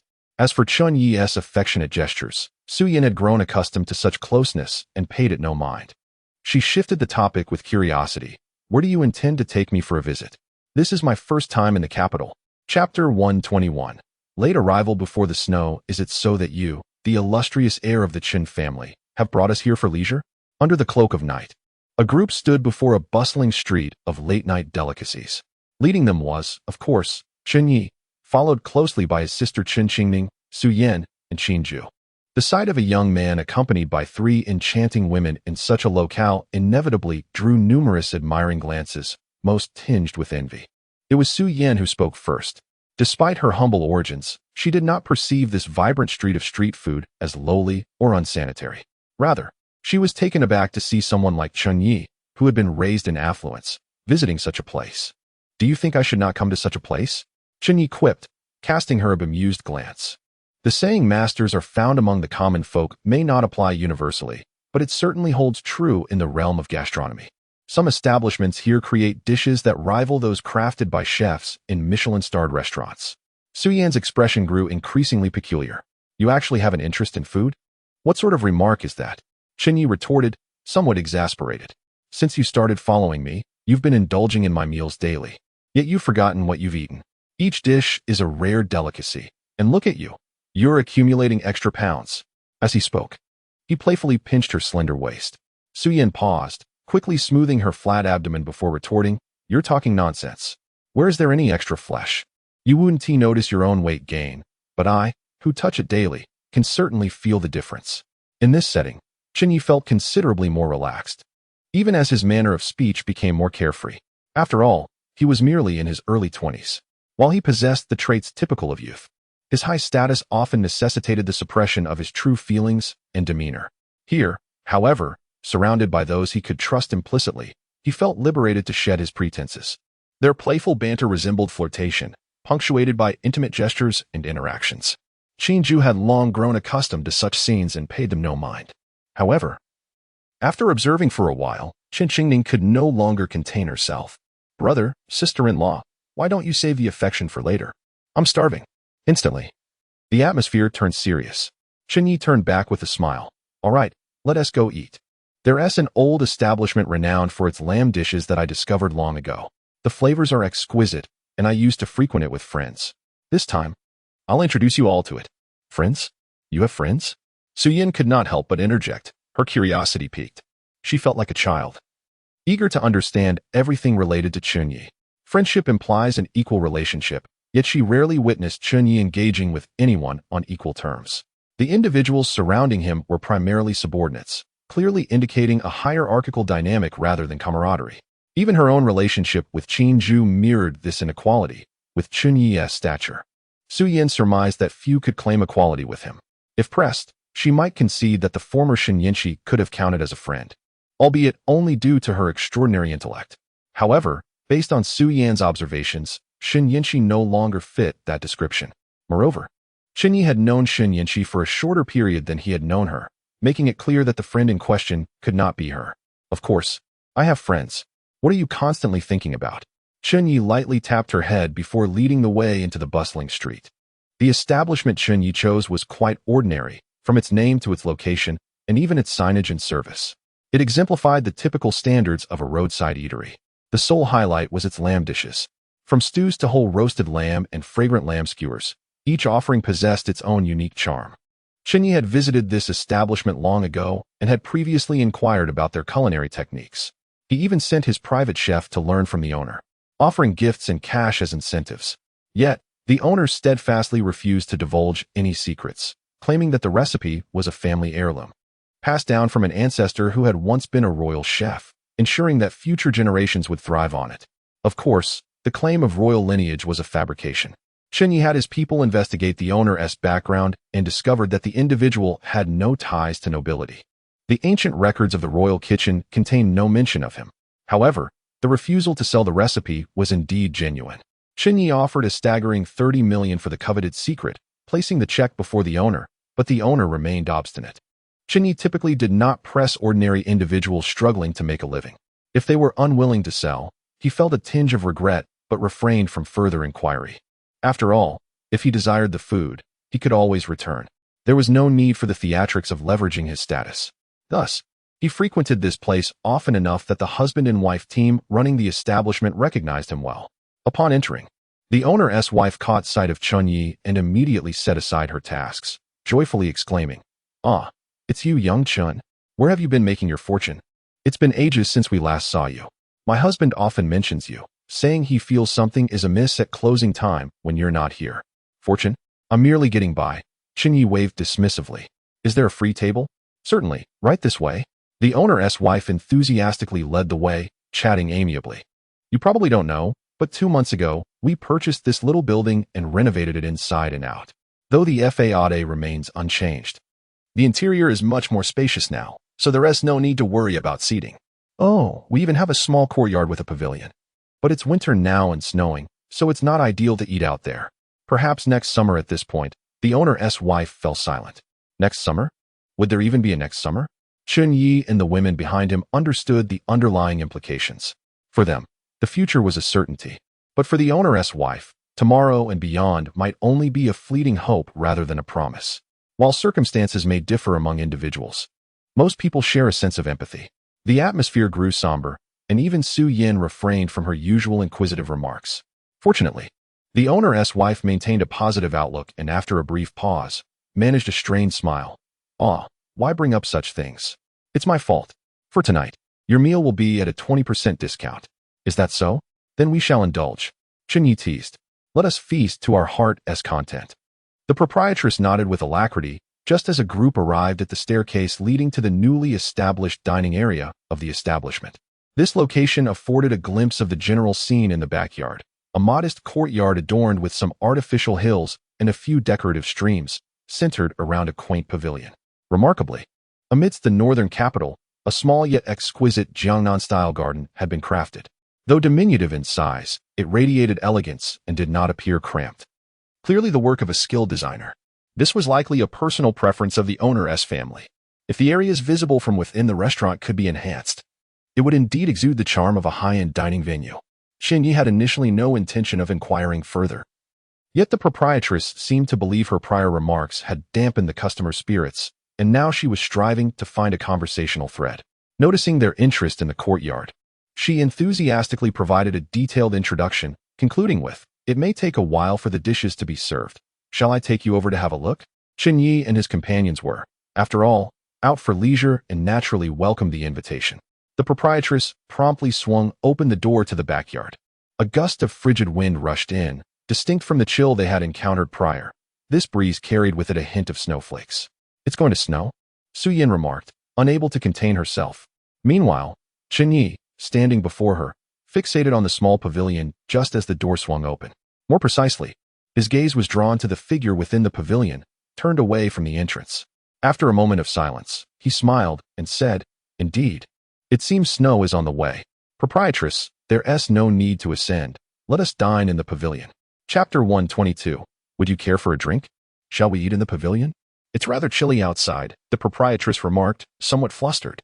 While the courtyard should have been illuminated, the couple had evidently not anticipated guests desiring to dine outdoors in the midst of winter, leaving the lights unlit. The yard was dim at that moment. Chen Ye, possessing extraordinary abilities, was able to discern the figures within the pavilion, which the proprietress could not see. "Do not worry, we are not averse to the cold," Chen Ye replied with a light chuckle. The proprietress hesitated briefly before nodding. "Then I shall fetch some stoves for you. There are lights in the courtyard. I will turn them on immediately, so please wait a moment." With that, she hurried back into the yard. "Young master, Mississippi." Qinju could not help but remind him. "Chen Ye, she and Su Yin are both endowed with abilities. The sub-zero temperatures outside are not particularly frigid for them. However, Chen Qingning is an ordinary person and has been frail since childhood. It's all right." Chen Ye glanced at Chen Qingning. "Are you cold?" Just a little. But it's manageable." Chen Qingning blinked her large eyes. Her cheeks were slightly flushed from the chill, yet there was a flicker of excitement in her gaze. For someone like her, who had always been accompanied by others as a lady of the family, adhering to various etiquette rules, the prospect of dining al fresco amidst the snow was enough to overshadow the cold. Noticing this, Chen Yi placed a hand on her shoulder. The warmth of Junhe gradually enveloped her being. The chill that had initially seeped into her bones was swiftly replaced by a comforting warmth radiating from her shoulder, spreading throughout her limbs, rendering the howling winds outside utterly inconsequential. How marvelous! The young girl's eyes widened in astonishment. "It is not astonishing. You will experience it soon enough." Chen Yi smiled gently, then turned his gaze back to the pavilion. "Let us proceed to sit." With that, he strode directly toward the pavilion, which was exposed to the elements. As fellow practitioners of abilities, Qin Ju and Su Yin had already noted the figure seated with her back to them within the pavilion. surmising that Chen Ye's spontaneous decision to dine outdoors was likely inspired by this person. However, both exhibited a heightened sense of vigilance. Chen Ju, due to her professional instincts, recognized that the individual before them was not an ordinary person. Though Chen Ye did not require her protection at that moment, Chen Qingning, as a lady, still warranted her attention. As for Su Yan, her instincts were at play, alerting her to the danger that this individual represented, a danger far exceeding that of Chen Shiyuan, whom Chen Ye had previously claimed she could not contend with. Chen Qingning, blissfully oblivious to such apprehensions, was simply delighted to accompany her brother on an outing. With divergent thoughts, they advanced a few steps until they were about 4 or 5 meters from the pavilion, when the mysterious figure finally spoke. Green, and new brewed wine. Red clay small stove. Her voice was hoarse, yet unmistakably feminine. Chen Ju raised an eyebrow, finally recognizing who stood before them, and her tense demeanor relaxed as she exhaled quietly. As the woman recited her lines, Chen Ye had already entered the pavilion, uninvited, and boldly seated himself opposite her. In the center of the pavilion stood a stone table and stone stools. A small stove was indeed positioned atop the table, with an exquisite ceramic wine jug resting upon it. Just then, the woman lifted the jug and poured 2 cups of fragrant yellow wine, sliding one towards Chen Ye while calmly inquiring, "The evening has come, and snow is on the horizon. Would you care for a drink?" With every gesture, her concealed beauty, hidden beneath her hood, was fully revealed to Chen Ye. "You still delight in these superficial pursuits," Chen Ye remarked, shrugging as he accepted the cup and drank it down in one gulp. Observing this, the woman's lips curved into an enchanting smile, and she too raised her cup to drink. "You are Sister Mu Shui?" Chen Qingning finally recognized the figure before her and exclaimed with joy. "Indeed, little Qingning. How have you been of late?" The woman removed her hood, revealing a cascade of white hair, and when she smiled, her eyes resembled crescent moons. "Brother has returned. So of course, I am very happy," Chen Qingning replied with a grin. Following behind Chen Ye, Chen Ju nodded slightly. "I have met Miss Mu Shui. Zhu Jie has awakened her abilities too. Impressive." Mu Shui acknowledged with a nod, her gaze then shifting to Su Yan. "This is Su Yan." Chen Ye gestured toward a nearby stone stool, indicating for Chen Ju and Su Yan to sit while making a brief introduction. "Is she the exceedingly rare half-mutant?" Mu Shui regarded Su Yan with curious eyes, subsequently exclaiming, "How extraordinarily beautiful. No wonder you brought her home. I too would be captivated." Under ordinary circumstances, such comments might provoke a retort from Su Yan, who had always been forthright, readily engaging in verbal sparring. Yet, facing Mu Shui's gaze now, she found herself at a loss for words. The dangerous aura emanating from Mu Shui, coupled with her commanding presence, was disarming. "Enough." Chen Yu and Appo's calm voice interrupted Mu Shui and Appo's scrutiny. "If you have matters to discuss, let us address them. You are not in the southwest. Why have you come to the capital if not merely to enjoy the winter breeze?" Chapter 123. This time is different. Mu Shui, naturally, belonged to the Mu family. Unlike the Chen family, whose primary sphere of influence lay in the southeast, but whose core still resided in the imperial capital, the Mu family held considerable power in the capital while their true stronghold lay in the southwestern frontier. Since ancient times, when the ancestors of the Mu family were bestowed the title of Duke to guard the southwest, they have established their roots there for several centuries. Although their lineage may not rival that of the Chen or Ji families, they possess a depth of heritage that is equally formidable. Even in modern society, within the southwestern region, the Mu family's words often carry more weight than those of the officials. While several prominent families maintain their own realms of influence, they still operate within the framework of the current authorities. The Mu family, however, stands apart, if one were to assert it. They indeed possess the capability to carve out a kingdom of their own. This is a crucial reason why their core territory remains distant from the imperial capital. Yet they are still recognized among the 4 great families. The headquarters of the Mu family does not lie in the imperial capital, and even if they were to convene a gathering of all their kin, akin to the Chen family, it would not be held in the capital. Mu Shui had already taken over a substantial portion of the family's enterprises. Although her status within the family, being a woman, was not as elevated as Chen Ye's in the Chen family, it was hardly insignificant. Her abilities and methods were unmatched by many of the male descendants in her generation. Over the years, Mu Shui had primarily operated in the southwest, and there was evidently no compelling reason for her to suddenly venture to the imperial capital. "I came to the capital expressly to find you," Mu Shui said with a smile. "To find me for what? Are you suggesting, dear Sister Mu, That you wish to relinquish your efforts and offer yourself as my concubine? Chen Ye raised an eyebrow, scrutinizing her. Your qualifications might pass muster here, but I wonder about your temperament. If it's still the same foul mood as before, I shan't accept. At such a critical juncture, Chen Ye naturally did not believe her whimsical words. He and Mu Shui shared a camaraderie that could be deemed friendship, yet both were exceedingly busy. Who had the leisure for such frivolity? Mu Shui, unfazed by Chen Ye's jest, retorted, in such a chaotic place as Tianhai, you still wish to take a concubine? I propose you bring your Chen family's influence in Tianhai to surrender and align with us, the Mu family. In that case, you may serve as my male companion. And consider Tianhai as your dowry. Should anyone dare to provoke you in the future, simply inform your sister, and I shall deal with them. Chen Ye scoffed, dismissing her banter. It was a jest, as the entire southwestern region was like an iron fortress. The authorities needed the Mu family's approval even to appoint a provincial governor. With the impending apocalypse, few factions in the southwest would dare oppose the Mu family. Yet, the situation in Tianhai was different. Teeming with ambitions from both domestic and foreign entities eager to seize a share. It's late. I have other matters to attend to after dinner. If you have something to say, make it quick, or I shan't wait for you, Chen Ye urged. I genuinely came to find you. Mu Shui's demeanor grew serious. After a moment of silence, Chen Ye furrowed his brow and inquired, what do you mean? Literally what I said, Mu Shui replied calmly. Due to a significant shift in circumstances, coupled with personal reasons, my family has granted me substantial resources and authority.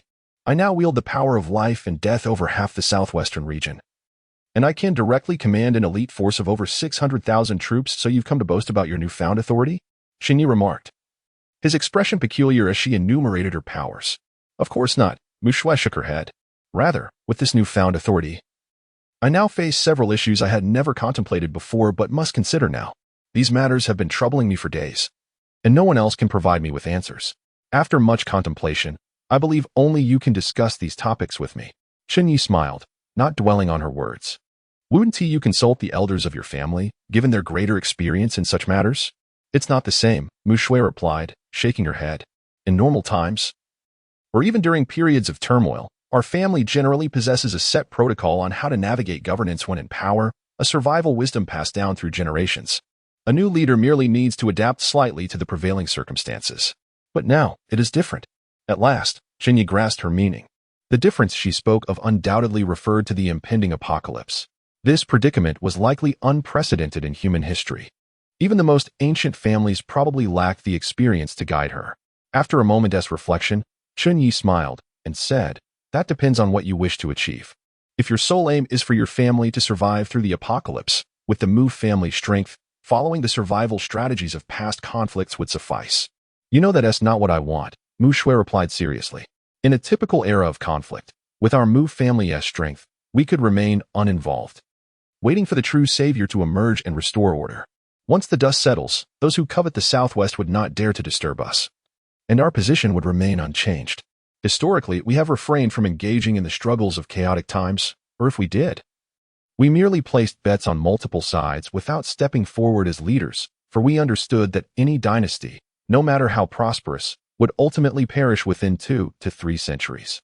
The vision of our family transcends this fleeting period. Mu Shui's beautiful gaze fixed upon Chen Ye as she continued, but now the apocalypse is genuinely upon us. Due to our proximity to the southwest, we have brought in vast numbers of zombies and mutated beasts from our completely uncontrollable neighboring country for research. The conclusion we have reached is that this crisis could indeed lead to the extinction of humanity on this planet. Although we possess supernatural beings, there will also be individuals among the zombies who gain such abilities, making them stronger and more intelligent than ordinary zombies. The likelihood of encountering zombies with powers is even greater than that of finding supernatural beings among human survivors. Furthermore, with the impending vast numbers of zombies, the balance of power between humans and zombies will be utterly disproportionate. As zombies exhibit cannibalistic tendencies, consuming survivors and supernatural beings will enhance their strength and intelligence, leaving no possibility for peaceful coexistence between humans and zombies. The mutated beasts are similarly perilous. The future of humanity stands at a crossroads. With the collapse of our shelters, how can we, the families possessing abundant resources, afford to adopt the same passive stance we once did in chaotic times? Even if zombies were to develop intelligence in the future, they would likely reject the current societal logic of humanity, wouldn't they? Chapter 124. The most distinctive feature of reality is the constant presence of the unexpected. You are not foolish. Your Chen family's research capabilities surpass even those of the Mu family. I refuse to believe you are unaware of this information. With that, Mu Shui sipped her warm wine to soothe her throat and continued, I have come all the way to the imperial capital to inquire about your plans. This was indeed a grave question. Chen Ye's smile gradually faded, replaced by a more serious demeanor as he solemnly stated, the flip side of power is responsibility. Those who wield authority must bear greater responsibility in times of crisis. As the apocalypse looms, remaining a passive observer is no longer an option. One must engage actively and carve out a path to survival amidst the chaos. Mu Shui rolled her eyes in response. What you said is no different from a tired excuse to sleep. If we cannot forge a path to survival, we will all perish. What else do you expect me to say? Am I supposed to divulge our plans for the post-apocalypse to you? You have not even married into my family. So what do you expect? Chen Ye replied matter-of-factly. Who asked you for such details? Irritated, Mu Shui let out a curse. Just tell me what you plan to do. Instead of being so pedantic. If you insist, I will go first. I currently intend to establish hub cities at several key points in the southwest after the apocalypse. To gather survivors and restore production. I have also amassed a significant amount of technological data to facilitate a rapid return to industrialization and enhance productivity. Additionally, I plan to elevate the status of those with special abilities. The existing notions of human rights will clearly be untenable in the aftermath of the apocalypse. Rather than hypocritically advocating for an unattainable equality, it is better to lay the differences on the table. Those with special abilities will become a genuine privileged class. Of course, possessing such privileges will entail corresponding sacrifices. All individuals with special abilities in the Southwest will need to take to the battlefield, confronting zombies and mutated beasts to secure more space for humanity to survive. Furthermore, she elaborated extensively on her strategies, discussing immediate responses to the apocalypse, various policies for the post-apocalypse, technological advancements, military organization, and the development of civilian life, as well as reward systems for combating zombies and mutated creatures. Overall, her plans were fundamentally aimed at preparing for a war between humanity and these monstrous beings. To put it bluntly, it resembled an unabashed militaristic regime. Within this framework, those who could engage directly with the zombies and mutated beasts would form a substantial privileged class, followed closely by soldiers who could elevate their status through military accomplishments. Conversely, ordinary individuals unable to participate in the war would be relegated to the lowest societal tier, responsible for providing all necessary resources for the war effort. This was not merely a modern rhetorical flourish about social stratification. Despite the significant issues of modern society, the notion of equality among people was nearly a politically correct consensus. Under Mu Shui's proposed system, distinctions between individuals would not only manifest in capabilities but would be explicitly inscribed in law. It would be a society of strict hierarchy, where everything must serve the war effort and sacrifices could be made for the sake of conflict. For contemporary individuals, such a society would be indistinguishable from hell on earth. However, in the face of the impending apocalypse, her approach might indeed be the correct one, and Chen Ye comprehended this. After all, when humanity's overall strength falls short of that of the zombies and mutated beasts, the greatest advantages lie in intellect and social organization, particularly the latter. Even if zombies evolved to possess intelligence, emulating such organizational capabilities would prove exceedingly difficult. What Mu Shui aimed to do was to maximize humanity and Appo's advantages in this regard. It is no exaggeration to assert that even in the direst circumstances, should humanity face extinction at the hands of these mutated monsters, the Southwest, executed under her plan, would undoubtedly stand as one of humanity's last bastions. After listening to her, Chen Ye largely acknowledged her plans. Yet, in the end, he shook his head. Do you perceive a flaw? Mu Shui inquired, taking a sip of her wine to moisten her throat, sensing his discontent. From a strategic standpoint, your plan seems sound. Chen Ye chuckled lightly. However, the nature of reality is that it is perpetually fraught with the unexpected, and it seldom adheres to one and Appo's plans. What do you mean? Mu Shui asked, her curiosity piqued rather than angered. You overestimate human nature and underestimate the potential for those with special abilities to evolve, Chen Ye replied coolly. Throughout your discourse, you have not addressed the issue of how to control these individuals with special abilities. It seems you believe that by offering them better treatment and a superior status, they will wholeheartedly devote themselves to humanity's survival, even at the cost of their lives. Of course, I know you are not so naive. You think that with your strength, Even if these individuals harbor ulterior motives, you can suppress them, correct? Yes. Mu Shue's expression turned solemn as she nodded candidly. Yet Chen Ye continued without hesitation, but you cannot. There are many fated individuals in this world. Some are ordinary now, while others have become special ability users yet remain unproven, and some are even mutated beasts or zombies. These beings share a common trait. They are favored by fate. And barring unforeseen events, they are likely to become among the most formidable entities in this world. Regrettably, Mu Shue, you are not one of them. I have already identified numerous fated individuals. In the vast expanse of the Southwest, it is impossible that there are none. There may even be more. While you are indeed powerful now, and though I have yet to discern the source of your strength, the insight granted to me indicates that you are the most formidable being I have encountered thus far. However, you are ultimately not a special ability user. Fate does not favor you, and you likely lack the system to pursue fated individuals as I do. It is merely a matter of time before someone surpasses you in strength within the Southwest. Once you are no longer the strongest, the collapse of your oppressive regime will be inevitable. Ordinary people do not wish to become beasts of burden, and those with special abilities certainly do not desire to act as cannon fodder in battles against zombies and mutated beasts. If someone stronger than you arises, your rule will be overturned without question. Unless unforeseen circumstances intervene, you will either bow down to become someone else and oppose, as subordinate, or meet your end. At which point all those oppressed under your regime will rejoice, declaring, and oppose, this wicked woman is finally dead, and oppose, as for the future of humanity, who would care? Chapter 125, Strength is Sufficient. But you must not. Chen Ye's resolute words fell upon Mu Shue's ears, rendering her momentarily silent. She had known Chen Ye for a considerable time and was well acquainted with his character, able to discern with clarity whether he was jesting or addressing a matter with earnest gravity. Clearly, this was the latter. His assertion was imbued with a profound confidence in the veracity of his conclusion. As for the source of this confidence, Mu Shue had no intention of probing further. Both she and Chen Ye possessed their own networks of information, intertwined with the core secrets of their respective families. To inquire further would be rather presumptuous. However, the prospect of acknowledging Chen Ye and Appo's claim that someone in the southwestern region might surpass her in strength, perhaps even a person not affiliated with the Mu family, who had long lived under her oppressive rule, was not lost on her. Mu Shue was no fool. She could almost predict her own demise without much contemplation. Naturally, a person of her caliber would not alter her plans merely due to Chen Ye's pronouncement, while he believed that someone would eventually rise to overthrow her reign. She was equally confident that, if not in the entire world, at least in her corner of the Southwest, she was invincible.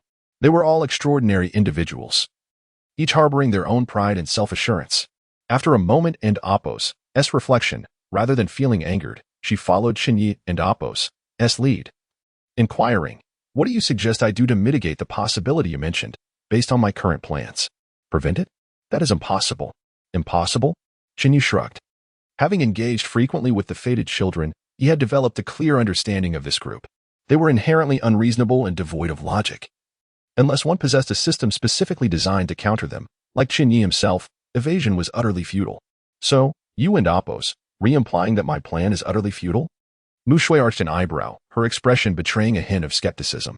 Chen Ye, observing her reaction, shook his head and sighed lightly. Do you not comprehend? In a post-apocalyptic world, any plan pales in comparison to individual strength, regardless of how meticulously crafted or ingenious your strategies may be. They ultimately hinge upon the pivotal factor of personal prowess. Should your strength be inferior to another and Appo's, even the most flawless plan will dissolve into mere illusions. A castle in the air, easily shattered by someone more formidable.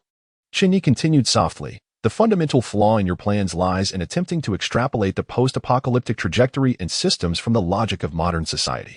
You seek to manipulate everyone as puppets, fitting them into your predetermined script to achieve your desired outcomes. Yet, reality does not remain confined to paper. Individuals possess their own thoughts and cannot be mere marionettes at your behest. Although your plan and Appo's framework appears unassailable, its critical aspects ultimately rely solely on you. What precisely are you trying to convey? Mu Shue asked, impatience creeping into her tone. Quite simply, since you have devised such intricate plans, their success ultimately depends on your personal strength. Therefore, if I possess enough power, why should I bother with formulating any plans at all? As long as my strength is sufficient, no matter the zombies, mutated beasts, or superhumans, anyone daring to challenge me shall meet their end. What risks remain? Chen Ye articulated his perspective. In that case, even without any plans, many would willingly rally around me, obeying my command. Even if I abstain from involvement, they would still find their own means of survival. Should I require them to combat zombies, they would charge forth fearlessly. For confronting zombies does not guarantee death, but facing the world's strongest individual certainly does. Do you grasp what I mean? Your so-called plans and developmental directions are mere exercises in futility. Instead of investing your energy in that, it would be far more prudent to focus on enhancing your own strength. As long as you are powerful enough, the world will inevitably transform into the reflection of your desires. Is that your plan? To become the most formidable entity in this world? Mu Shui shook her head. According to your earlier assertion, should a stronger person arise one day, would not your plan become ineffectual? Who can guarantee their superiority over others? I can guarantee it myself, Chen Ye replied nonchalantly. Very well, you are correct, Mu Shui conceded, rolling her eyes and gesturing dismissively. At this juncture, there was little more to be said. Yet, she had to admit that, at least in understanding the significance of personal strength in the future, Chen Ye was indeed correct. The post-apocalyptic world was not the same as the present. Mere numbers did not equate to strength. However, contemplating this led her to pose another question. If everything is solely determined by individual strength, and you truly possess the power to dominate all, would you not become indistinguishable from a deity? There is still a distinction, Chen Ye replied leisurely, taking a sip of his drink.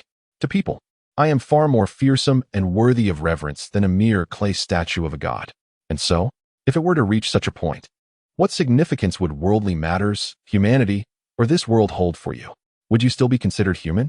Mu Shui inquired with keen interest. Even if humanity were to perish, even if your Chen family were to fall, even if this world became a haven for monsters, what would it matter to someone of your unparalleled strength? Who exists beyond the fray?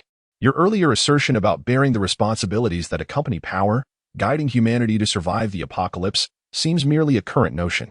When your power and life transcend to another dimension, how can you guarantee that you would still find interest in such pursuits?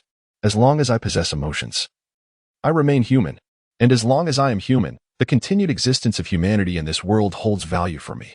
It compels me to fulfill the promises I made, and for someone of my caliber, achieving that goal would be a trivial endeavor, would it not? For a being of unparalleled strength, capable of effortlessly commanding all worldly resources and exerting dominion over any creature, does humanity's existence genuinely hold value? Where lies that value? Mu Shui continued to probe. Chen Ye's assertion of the supremacy of personal strength was evidently a concept she had contemplated long before. Yet, regardless of her perspective, she found the probability of success exceedingly slim. Not to mention the multitude of heroes in the world, how many formidable individuals would arise in tumultuous times? What were the odds of becoming the most powerful one? Even if one succeeded, she feared that over time, that individual would struggle to retain their humanity. For such a person, despite sharing the same appearance, those lower-tier superhumans and frail ordinary individuals would be as inconsequential as ants. Would a deity consider ants to be kin? In the short term, perhaps constrained by the moral frameworks formed within human society. But what of the long term? Such matters should not be pondered too deeply. Delving further transforms them into philosophical dilemmas, which often elude definitive answers. This contemplation of possibilities was indeed on Mu Shui's mind. Yet it was precisely this uncertainty that rendered her dismissive of such notions as viable solutions. Value. Chen Ye paused momentarily, suddenly casting his gaze towards the entrance of the courtyard. There, the proprietress was accompanied by several waitstaff, delivering an array of meticulously prepared, steaming lamb dishes.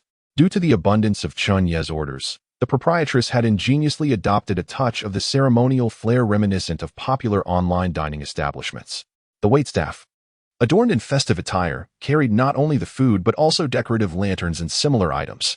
As the vibrant lights illuminated the scene, the scalding lamb broth billowed clouds of steam into the frigid air, creating a tableau that, while not classically beautiful, exuded an undeniable essence of life.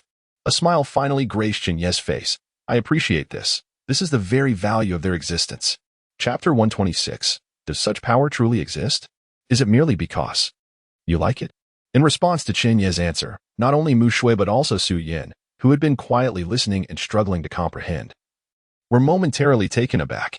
This response seemed rather casual. Even uttering some grandiose sentiments about the shared destiny of humanity or the continuation of a lineage would sound more convincing than this. However, after a brief moment of astonishment, Mu Shui suddenly murmured, Is it truly possible that mere preference could significantly determine the future of a clan? Such power? Could it genuinely manifest in the future? Her gaze was somewhat unfocused, yet the fervor in her eyes was unmistakable, revealing her genuine intrigue. Previously, the questions she posed to Chen Ye were predicated on the assumption that he had indeed acquired such formidable power. She had not genuinely believed such a goal could be achieved. Yet now, a mere understated statement from Chen Ye had genuinely stirred her emotions. Observing her reaction, Chen Ye replied nonchalantly, "It will emerge, but only within me. As for you, Mu Shui, I have previously stated that I shall take you as my concubine. You need only await my return in the southwest." Chen Ye seldom experienced intense possessiveness towards any woman, Mu Shui being the exception. He had known her for a long time, dating back to when he was just a child. Mu Shui was slightly older than him and hailed from a family of comparable status. He had often bullied her in their youth.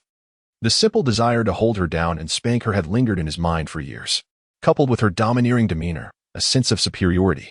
The thought of one day overpowering her and hearing her plead for mercy was tantalizing. As time passed, both had matured into significant figures within their respective families, making any potential union implausible, especially as both belonged to prominent families that would never allow such a match. Thus, this aspiration seemed increasingly distant. Yet now, as the apocalypse loomed, Mu Shui reappeared before him, reigniting his desire for conquest and possession. "Ah, whether you take me as your concubine or I take you as my male pet, who can say?" Mu Shui scoffed. "Let us wait and see," Chen Ye replied. At that moment, the proprietress entered the pavilion, warmly presenting a variety of dishes on the stone table, thoughtfully bringing several braziers and lowering the curtains around the pavilion to shield against the wind. Although still cold, the atmosphere had become significantly more comfortable than before. For the individuals present, the previous chill was hardly significant, yet Chen Ye did not deter her kindness. Once the proprietress had arranged everything and was about to leave, Chen Ye, having just tasted the lamb soup, suddenly remarked, "The flavor remains as exquisite as ever. Do you recall the years when someone sought to purchase your secret recipe?" The proprietress paused, her expression not one of surprise, and she smiled. "Of course, I remember. That person's offer kept my husband and me awake for several nights." "Was it you who sent him?" Those engaged in such business require a keen sense, particularly in the capital, where the powerful abound. It is evident that the proprietors have astutely managed their humble establishment, leading to its flourishing success. Having visited their establishment numerous times, it was clear to anyone observing Chen Ye's demeanor and conduct that he was undoubtedly the scion of a wealthy family. Moreover, the timing of his inquiry about acquiring their secret recipe coincided with his frequent visits, leading them to form their own conclusions. Who would spend millions to purchase a recipe for a single dish? It was indeed I who sent him, Chen Ye chuckled. "So, what of now? Are you willing to sell the recipe?" "Sell?" The proprietress hesitated, then sighed. "What is there to sell? If you desire it, I shall gift it to you. This dish represents the culmination of our life's work. We had hoped to pass it down to our children, ensuring they would always have a means of sustenance. Yet, in these uncertain times, the future is bleak. Rather than let it fade with us, it is better to entrust it to you. You are clearly not an ordinary person. I suspect when the virus strikes, you will possess the means to protect yourself. Our success in the capital over these years, without encountering significant troubles, likely owes much to your unseen assistance. Gifting you the recipe serves as our gratitude, ensuring that should you ever crave this dish, you will have access to it." The proprietress spoke with an admirable openness, her words accompanied by a smile. Chen Ye did not refute her claims of his discreet assistance, merely nodding in agreement. While he had not specifically instructed anyone to assist this small establishment, his mere presence and patronage guaranteed their protection in the capital. The thought of returning to find their shop closed was unthinkable. Shortly after, the proprietress hurried back with a filled A4 sheet, solemnly handing over what she had intended as a family heirloom to Chen Ye. He glanced over it briefly before passing it to Chen Ju to stow away in her bag. As she was responsible for managing meals at home, this was not a matter requiring his concern. After completing these arrangements, Chen Ye addressed the departing proprietress. "Our chef's rendition will likely pale in comparison to the authenticity of your dishes. Should the virus outbreak occur and you remain, you may present my name, Chen Ye, at the Tian'ai Xingfeng Group, indicating that I invited you to instruct our chefs. Of course, transportation may become challenging by then. I recommend that if you have no pressing matters, you should consider traveling there soon, treating it as a brief holiday." The proprietress paused, turning back with a tremor in her voice. Is that true?" "Indeed, it is true," Chen Ye responded with a light laugh. Ah, splendid. I shall instruct my husband to prepare the shop for closure and head to Tianhai tomorrow, the proprietress exclaimed eagerly. Chapter 127. Night, Zombies. Humans in the aftermath of the apocalypse, surviving the viral outbreak is merely the beginning, not the end.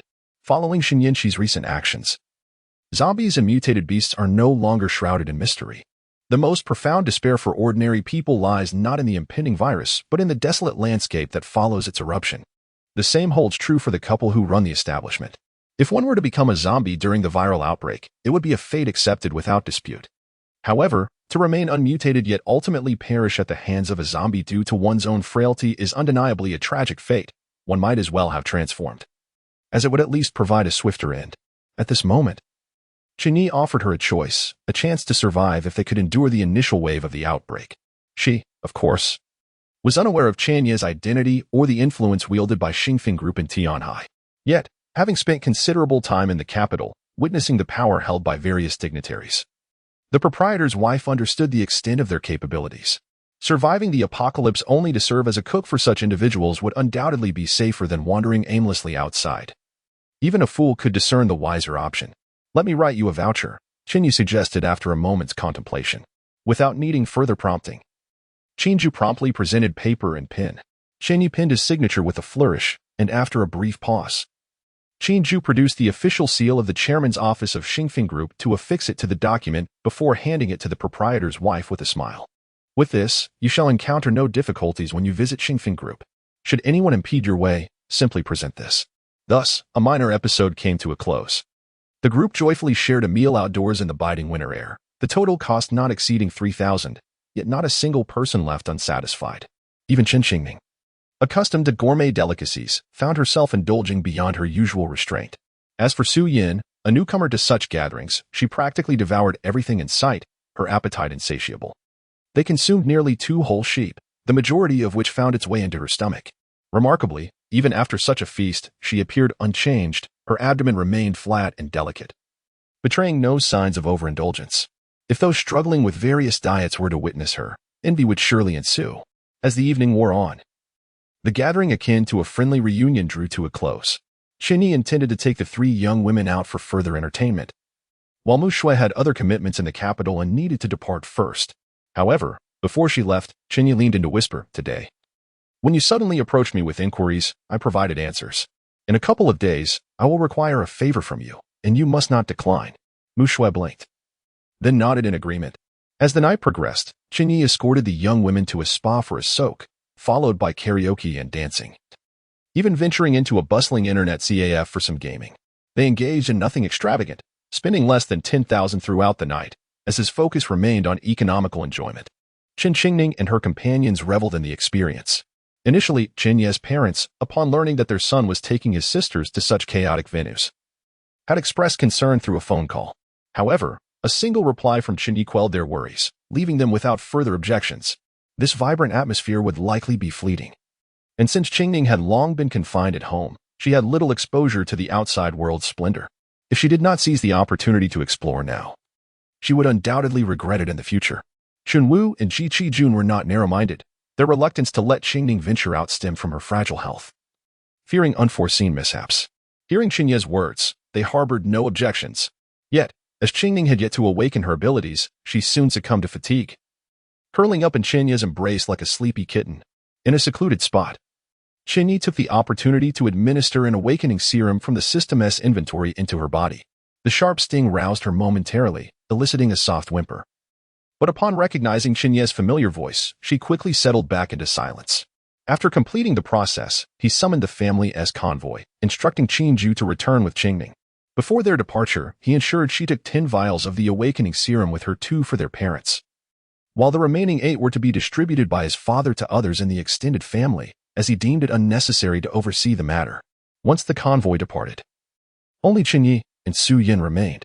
The hour had grown late, and the outdoor temperature had plummeted to a freezing point, yet for them, it posed no significant challenge. Su Yin, meanwhile, was enthusiastically showcasing an array of snacks purchased from the night market. Unable to resist, Chen Ye remarked, "Can your stomach truly never be satisfied?" "Of course I'm full." Su Yin shot him a glance. "But a little more 1 tea hurt, right? ISNT that what you said? These treats are only available now." Who knows if they'll be around later? We should indulge while we can. Seeing her nonchalant attitude, Chen Ye couldn't help but smirk. Clearly, his notion of worldly pleasures diverged significantly from her understanding. As she reached for a bowl of stinky tofu to flaunt, Chen Ye interjected, "That's enough. If you eat more of that, how can I possibly indulge?" "Indulge? What do you mean?" Su Yin questioned, puzzled. "What do you think?" Chen Ye stepped closer, nearly face to face with her. Momentarily stunned, Su Yin grasped his implication, her cheeks flushing as she stammered. You. What's wrong? You're not on your period, are you? Stop joking. After spending so much time in the lab, I know every detail about you, including the fact that you don't experience such things." However, her next words nearly caused Chen Ye to lose his composure. After cautiously glancing around, she timidly suggested, "Should we do it here? Isn't it a bit too open? Perhaps we should head over to that little grove?" Chen Ye. The thought of this seemingly chosen one of a girl appearing so adorably naive under his guidance was somewhat difficult to process. Yet, reflecting on her previous life trajectory, a twinge of compassion welled up within him. Gazing at her enchanting yet innocent face, Chen Ye gently brushed away the dark purple markings on her skin and softly replied, "Of course not here. Let us go to a hotel." "Oh." Su Yin visibly relaxed. Yet, at that moment, a blood-curdling scream echoed from not far away. "It's a zombie!" Su Yin exclaimed. Having rolled through hordes of them alongside Chen Yinchi previously, she recognized their sounds instantly. "It's not just zombies," Chen Ye noted, his gaze shifting toward the grove Su Yin had indicated. The cacophony from that direction included not only the howls of the undead, but also the cries for help from a woman, accompanied by some unmistakably lascivious laughter. Chapter 128. With a heart of steel, the killing intent arises in the park shrouded by the inky night. Two young girls clad in cosplay costumes lay on the ground, their faces etched with panic as they beheld several zombies looming before them. Overcome by fear, they instinctively shuffled backward, striving to rise and flee, yet paralyzed by terror. Their legs turned to jelly, preventing any escape. Curiously, behind the zombies stood three men. Each zombie bore a heavy steel collar around its neck, secured by robust iron chains. Tethered to the hands of these three men, the faint scent of human blood, emanating from the scrapes the girls sustained during their fall, had driven the zombies into a frenzied state, careening towards the two women. The only reason they had yet to pounce upon their victims was the men's firm grip on the chains. Should they release their hold? The fate of the girls was all too predictable. "Hey, have you two made up your minds?" One of the men jeered. "If you cooperate, my friends, and I will ensure you return home safely. But if you resist, well, I'm a law-abiding citizen, and I wouldn't harm you." "But who can say the same for them?" he continued. "I advise against any false hopes. At this hour, no one is coming to your rescue. Even if someone did show up, we three are all endowed with powers. It would merely mean more company for you in death, rather than dragging others down with you. It would be wiser to comply with us. Though we lack wealth, in this impending apocalypse, we who possess abilities will reign supreme. Align with us, and you shall not suffer." Listening to the words of these three empowered men, one of the girls, quaking with fear, gritted her teeth and replied, "I am from the Chen family. If you dare to harm us—" Before she could finish, one of the men interrupted her harshly. "Spare me your threats. I don't care who you are.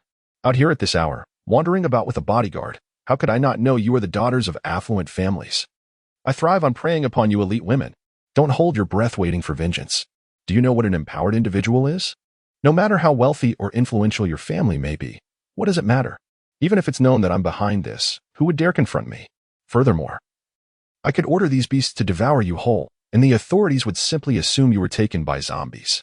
Who would come after me?" Another man remarked, rubbing his hands eagerly. "Such tender flesh, adorned in luxury brands. In the past, women like this were beyond our reach, but now, it's a different story." A third chimed in, "Indeed. The authorities are still preoccupied with their affairs. We must be cautious for now, but soon, when their power crumbles completely, we shall do as we please.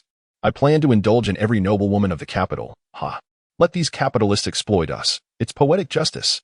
The two girls, sensing the complete disregard the men had for their threats, were filled with despair. "Come on, strip down. Comply, and you may live. Resist, and it won't be pleasant when my friends force you."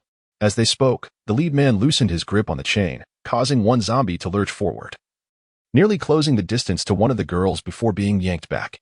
The two girls gasped in horror. Chen Ye, who had arrived on the scene, quickly grasped the situation. Clearly, these fortunate individuals who had recently acquired powers were indulging in acts they would have once deemed inconceivable. This was hardly surprising. With newfound strength, Even the most docile individuals might attempt actions previously restrained by morality. However, some would choose to wield their powers for noble purposes, while others would exploit them for nefarious deeds, much like the three men before him. In Chen Ye and his think tank's analysis, the collapse of the official system post-apocalypse was not primarily due to the overwhelming number of zombies or mutated beasts rendering authorities powerless.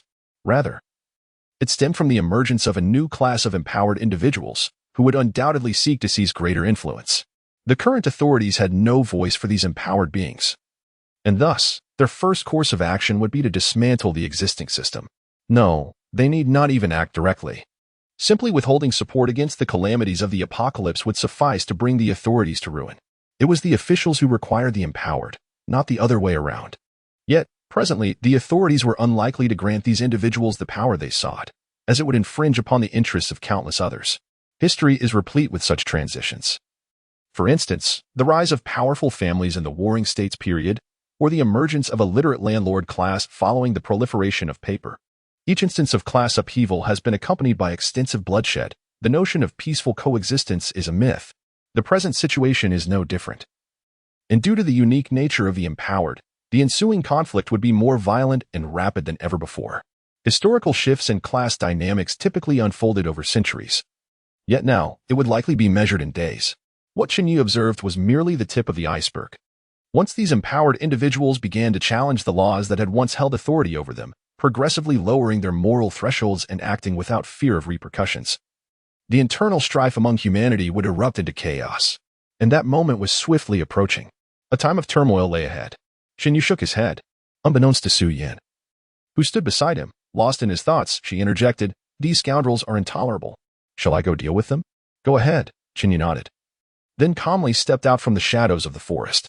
At that moment, one empowered individual had approached one of the girls, gazing at her tear-streaked face, prepared to reach for her clothing. But just then, the sound of Chen Ye's footsteps caught their attention. All three empowered men turned to face him.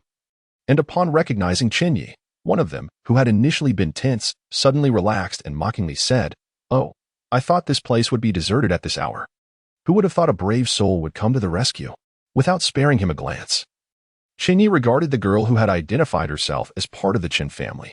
In the next instant, accompanied by a deafening sound, the man who had been speaking was obliterated into a mist of blood. Before the crimson haze could dissipate, it curiously coalesced, ultimately condensing into a sphere, which Su Yan absorbed into her palm. Only then did the remaining two empowered men begin to comprehend the gravity of the situation, their eyes wide with terror as they turned toward the suddenly appearing Su Yan. With a grin, she declared, "Though I may have indulged a bit too much earlier. The flesh of empowered beings is indeed the most delectable, a perfect treat after a meal." Chapter 129. The foundation of the four great families. You mentioned you're from the Chen family? Which branch? Chen Ye asked gently, looking at the girl who had fallen to the ground. Side branch, the girl replied timidly, casting a hesitant glance at him. Chen Ye didn't dwell on it further. The Chen family was vast, and while he was familiar with most of the younger generation from the core branches, it was impossible for him to know every member of the peripheral branches. With the recent family gathering, many relatives had converged in the capital, so encountering someone wandering around late at night wasn't unusual. "The world isn't safe these days. You should head home early," Chen Ye said, extending a hand to help her up. By the time he finished, Su Yan had already dealt with the remaining supernatural beings, eliminating them just as she had Chen Yan, leaving no trace behind. Disposing of a few zombies was merely incidental. After handling this minor interruption, Chen Ye took Su Yan back to their pre-booked hotel nearby. Given that it was already past 3 in the morning, they simply showered and rested, forgoing any further activities. Another reason for his restraint was the urgency gnawing at him. From the fragmented memories of the reincarnator, he knew there was no exact date for the apocalypse's arrival. Viral outbreaks spread gradually. The world wouldn't collapse overnight. For some smaller nations with weaker governance, the apocalypse had already begun. Yet in Xia, early containment measures had delayed large-scale outbreaks. According to Fang Xian's memories, 3 years later, people would mark the apocalypse's official start when the central government in the capital declared its inability to function, urging citizens to fend for themselves. But by then, the world would already be a living hell. Thus, the apocalypse had no precise arrival, only a rough estimate. The present moment was already perilous. Though societal collapse might still be distant, the reincarnator's memories also warned of an imminent surge in viral concentration. This would trigger a rapid increase in zombies and supernatural beings. while existing mutants and supernatural creatures would experience exponential growth in power. No one knew how long the current stability would last. Chen Ye's return to the capital wasn't solely for the family gathering. He had another critical matter to investigate, one so significant it concerned the very foundation of the Chen family and the other three great families of Xia. Even as the eldest son and presumptive heir, he had never been privy to this secret. Only through the reincarnator's memories did he learn that these families remained dominant even in the post-apocalyptic world teeming with powerful beings. Logically, given the randomness of supernatural awakenings, the four families should have struggled to maintain their influence, let alone expand it. Yet they thrived, defying historical norms. Throughout millennia, countless aristocratic families had faded into obscurity. Yet these four endured, even surviving the shift from hereditary nobility to meritocracy 1,000 years ago. This anomaly suggested an unseen force within these families, the very reason Chen Ye had returned from Tianhai. His suspicions were partly confirmed when his parents subtly hinted at their safety during his departure. Despite the apparent vulnerability of the Chen estate's defenses, they dismissed his offer to leave Qinju behind as protection, assuring him they were secure. The estate's current guards, newly awakened supernatural beings, were no match for prodigies like Su Yan, Shen Yanxi, or even Shen Shiyuan. If such individuals turned hostile, the family's visible forces would be powerless to stop them. Yet Shen Wu and Ji Qingyun remained unshaken. A prudent leader would never court danger, let alone the head of a great family. Chen Ye refused to believe his father naively trusted these young mutants to obey family rules. Their confidence implied a hidden, formidable power, one capable of subduing even the most gifted supernatural beings. What this power was, Chen Ye was determined to uncover. From the elders' demeanor during the gathering, he sensed they might soon reveal this secret, given the changing times. Yet they seemed hesitant to hasten their decision. External pressure might be necessary, and Chen Ye believed Xiao Yuan would serve perfectly as that catalyst. Chapter 130. The Virtue of the Ancient Gentleman in the Stillness of the Night. After lying in bed contemplating for hours, Chen Ye managed to catch a brief moment of sleep just before dawn. By 9 o'clock in the morning, he was up again. Fortunately, his current physical constitution allowed him to go days without rest. A lack of sleep was hardly a concern. Early that morning, Qinju, who had escorted Chen Qingning home the previous night, returned with a dedicated convoy to the hotel to fetch Chen Ye. After he freshened up and changed into a new set of clothes, they set off towards the Ji family in the capital, bringing along some gifts. After all, it was his mother's family home, and having not returned to the capital for some time, this visit was a rare occasion. Who knew when he would have the chance to come back again? Did the awakening serum get distributed? To whom? What abilities were awakened? Chen Ye casually inquired as he reclined in the extended luxury sedan, enjoying a massage from Qinju. It was too late last night, so the head of the family only distributed the serum at dawn. Each parent received one, the old master got one, and 2 were given to the second uncle's family. Of the remaining 5, 3 were allocated to the clan elders, and the head of the family decided to keep the last 2 for emergencies, Qinju explained softly. The clarity with which the serum's distribution was conveyed suggested that she had not inquired about it herself. It was likely that Chen Wu had informed her after the distribution, instructing her to relay the information to Chen Ye. Chen Ye found no fault in this arrangement, 1 for each parent, 1 for his grandfather, and 2 for his uncle's family. This was essentially an internal allocation for the elder branch of the family, while the 3 given to the clan elders were clearly part of the family's profit sharing. This had been the long-established custom, and there was little to contest. However, a thought crossed his mind, prompting him to raise an eyebrow. What about my aunt? Was she not given any? Speaking of which, I didn't see her yesterday. Could it be that she did not return this time? The eldest young lady indeed did not come back. Qinju nodded in confirmation. Ah, impressive, Chen Ye chuckled, choosing not to pursue the matter further. In his father's generation, there were only 3 siblings. The eldest, his father Chen Wu, the second, his uncle Chen Ke, and the youngest, his aunt Chen Bingning. Notably, Chen Bingning was only about 5 years his senior. Their grandfather had doted on his youngest sister, who was the youngest among her peers, even more so than he did on Chen Qingning, who faced numerous physical limitations. Chen Bingning, in contrast, had none. In Chen Yu's childhood memories, she was a breathtaking beauty, known for her gentle demeanor and kindness towards him. As for why he lacked any memories of her as an adult, it was simply because he had hardly seen her after growing up. His parents recounted that when she was around 18 or 19, she had met a man while traveling and fell in love, only to discover that he was a scoundrel who vanished after taking advantage of her. Their grandfather had been livid, and his uncles, Chen Wu and Chen Ke, had wanted nothing more than to hunt the man down. Strangely, however, Chen Bingning claimed that the man seemed to have appeared out of thin air. Despite the Chen family's considerable influence, they could not locate him, even after scouring the entire nation of Xia and searching overseas. Following this incident, Chen Bingning underwent a drastic change in temperament, seldom returning home and wandering the world in pursuit of the heartless man. Her words expressed an unwavering determination to find him, a sentiment that had persisted for nearly a decade. It was absurd that even with the world seemingly on the brink of collapse, she continued her search. Yet, if he pondered the situation further, he found it hard to believe that a mere ordinary scoundrel could elude the Chen family's extensive resources. He suspected that other families or factions might be orchestrating events from the shadows. If his suspicions were correct, then the man Chen Bingning sought would likely be beyond reach, probably having been erased from existence long ago. After discussing the follow-up to yesterday's competition with Qin Zhu, their convoy swiftly traversed the core area of the capital, arriving at a sprawling estate located in the northern outskirts of Hell. Unlike the Chen family's headquarters, which was situated in the capital yet focused on development in the southeast coastal region, the Ji family maintained both its headquarters and its center of influence in the capital and the north. Thus, this estate, serving as the Ji family's headquarters, was considerably more grandiose than the Chen family's estate. It would not be an exaggeration to say that the splendor of the Ji family estate surpassed even that of the ancient imperial palace in the capital.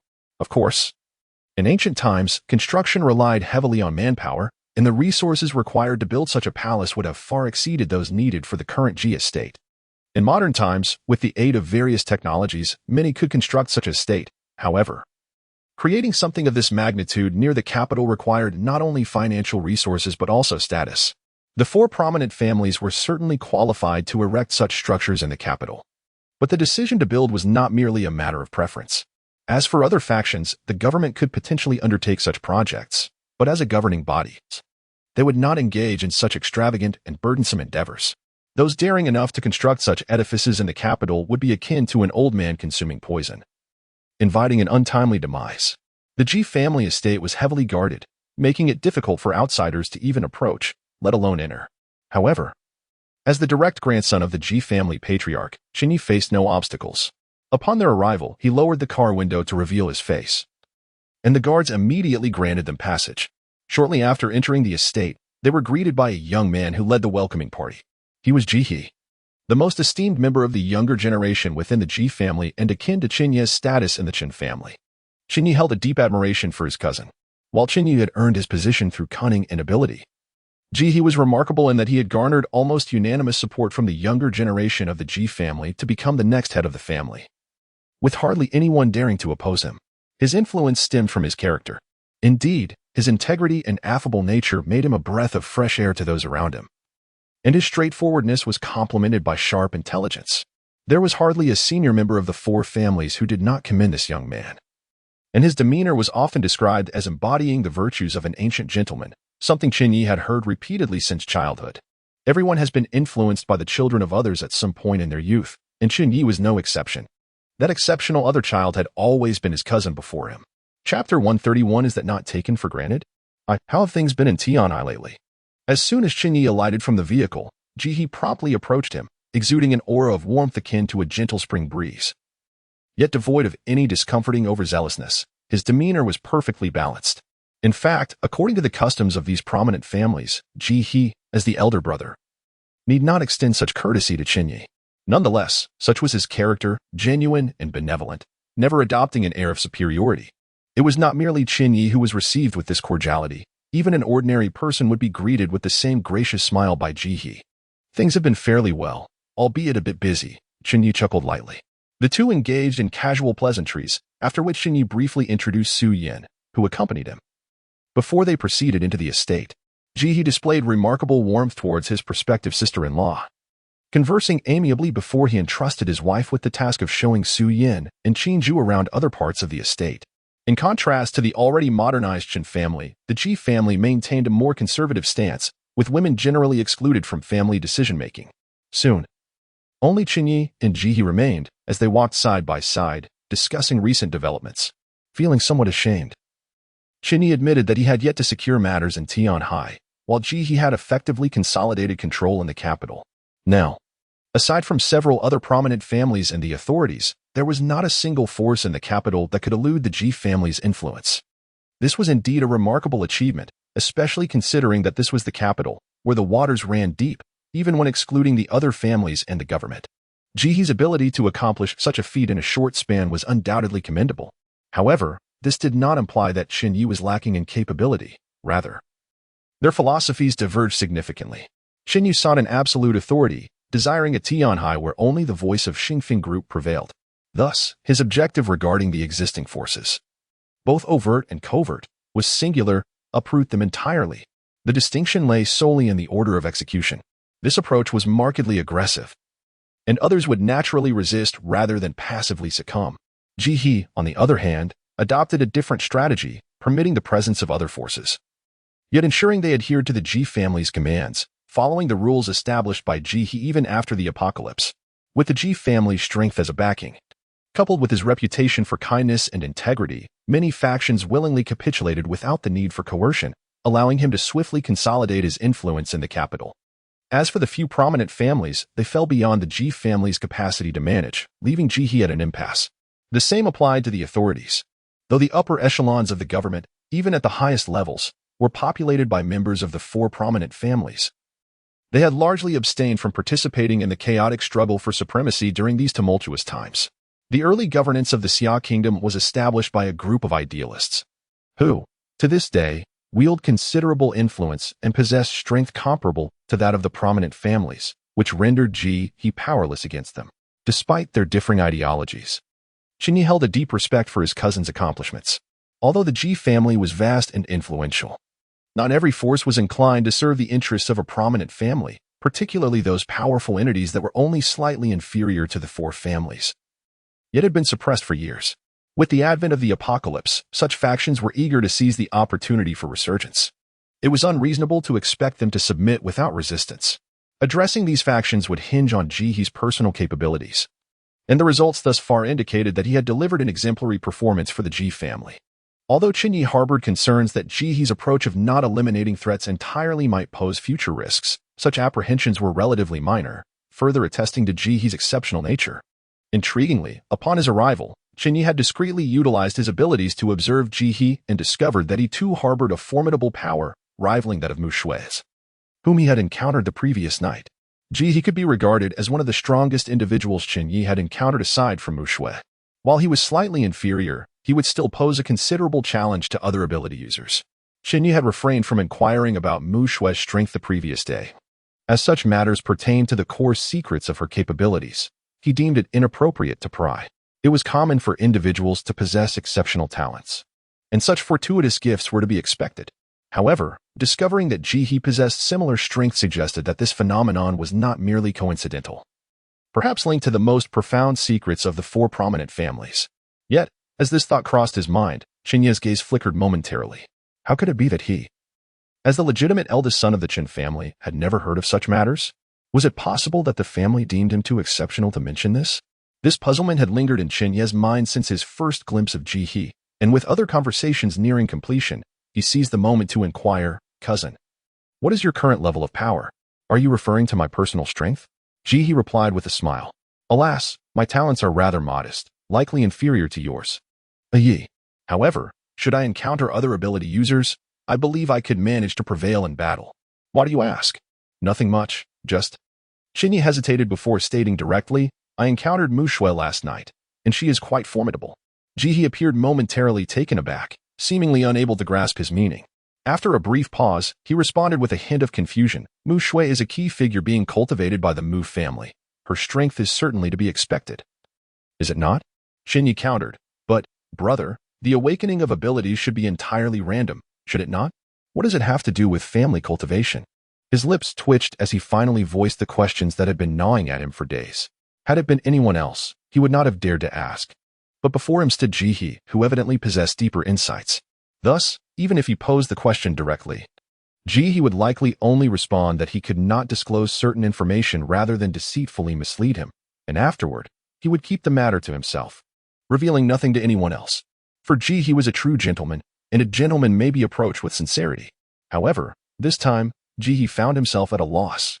He paused for a considerable time, scrutinizing Chen Ye several times, before exclaiming in astonishment, "Could it be that you, Ye, have not entered the Chen family's ancestral hall to receive the blessings of our ancestors.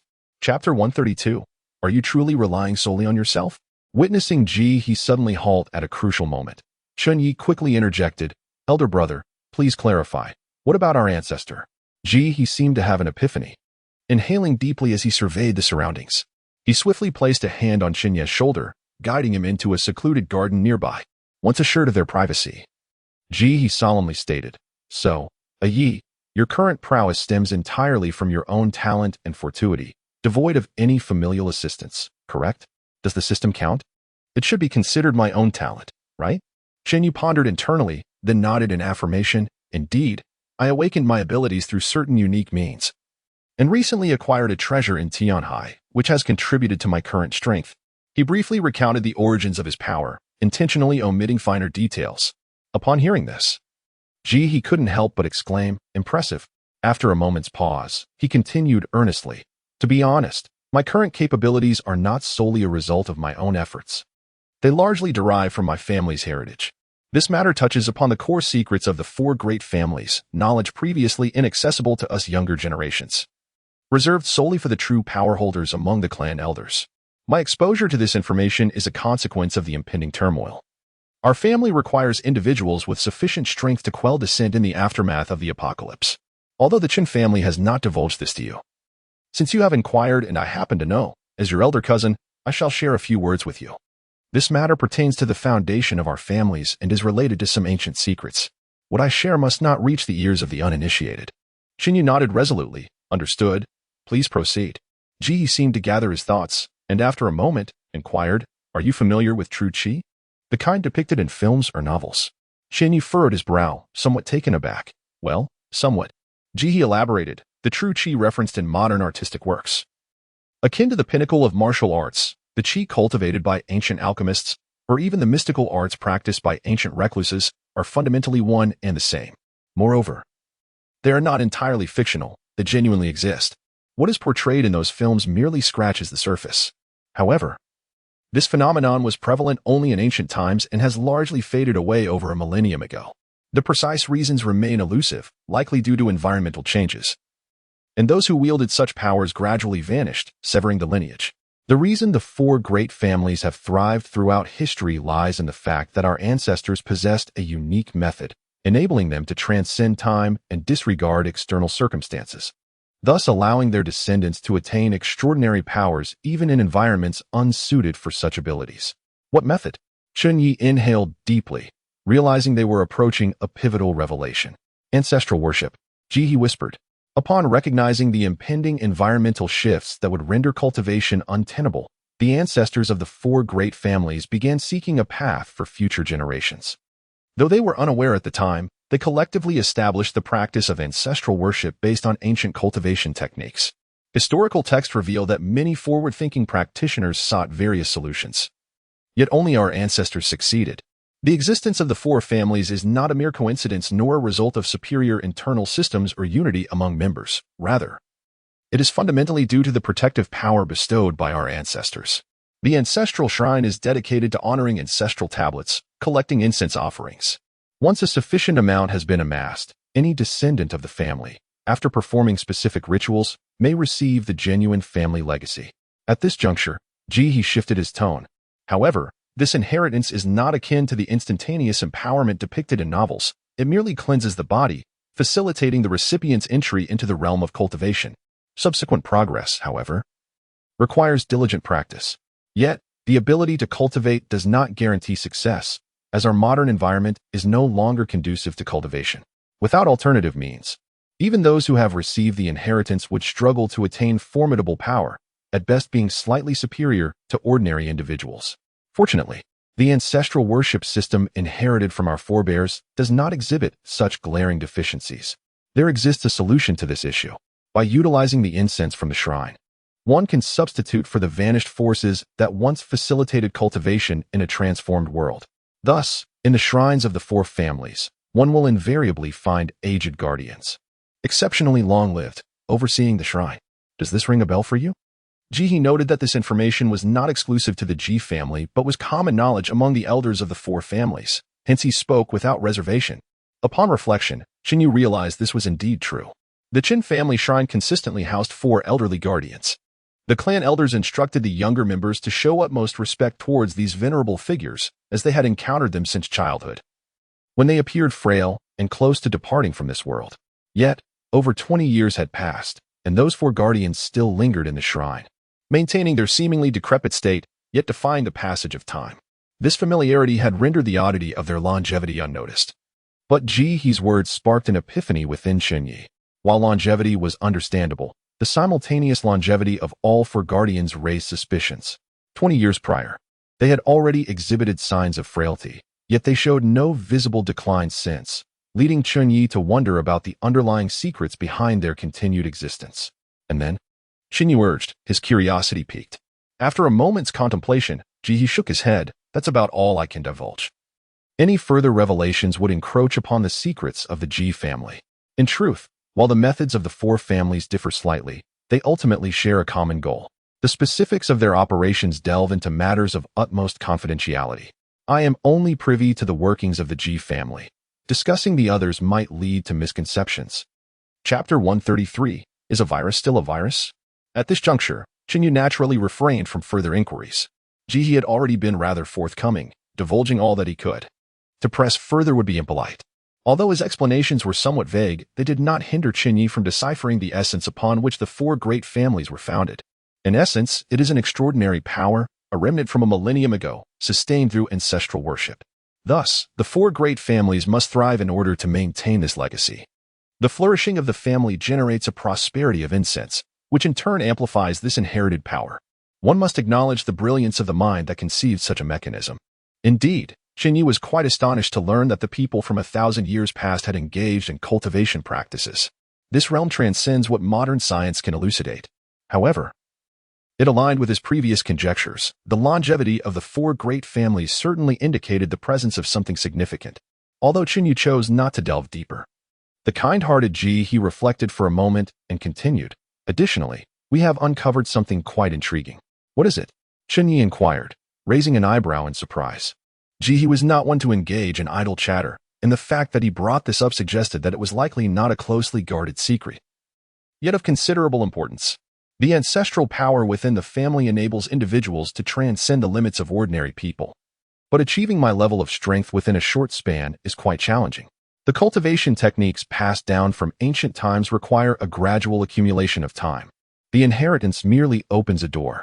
How far one can progress depends on personal fortune and talent. Those with great aptitude cultivate swiftly, while those lacking it do so at a slower pace. I possess a moderate talent, neither exceptional nor poor, and my rapid acquisition of strength is related to what I am about to disclose. Ji He stated solemnly, those who have accepted the ancestral inheritance will awaken extraordinary abilities. Previously, such phenomena were entirely absent, but since the emergence of the virus, this occurrence has manifested in almost every individual who has received the inheritance, including those elderly members who have borne it for decades or even centuries. We currently lack clarity on the underlying logic. It is likely that the 4 great families have dedicated individuals researching this phenomenon. Upon awakening these abilities, given the increasingly potent presence of the virus in our surroundings and the innate affinity of these powers towards such forces, we have endeavored to not rely on the ancestral incense for cultivation, but rather to adjust our practices in accordance with the characteristics of these abilities. This process is rather intricate. In simpler terms, we no longer need to utilize the incense from the ancestral hall for cultivation, as we can directly absorb the increasingly concentrated virus present in the air for our practices. This method is significantly swifter than traditional incense-based cultivation, and the experienced elders within the clan have observed that it bears no adverse effects. Through this method, combined with some extraordinary resources procured from outside the family, I have attained my current prowess. The remarkable resources are akin to the flower you encountered in Tianhai. Indeed, such entities have emerged in various parts of the world. This is the foundation of my strength. The same applies to our Ji family, and the other families are experiencing similar phenomena.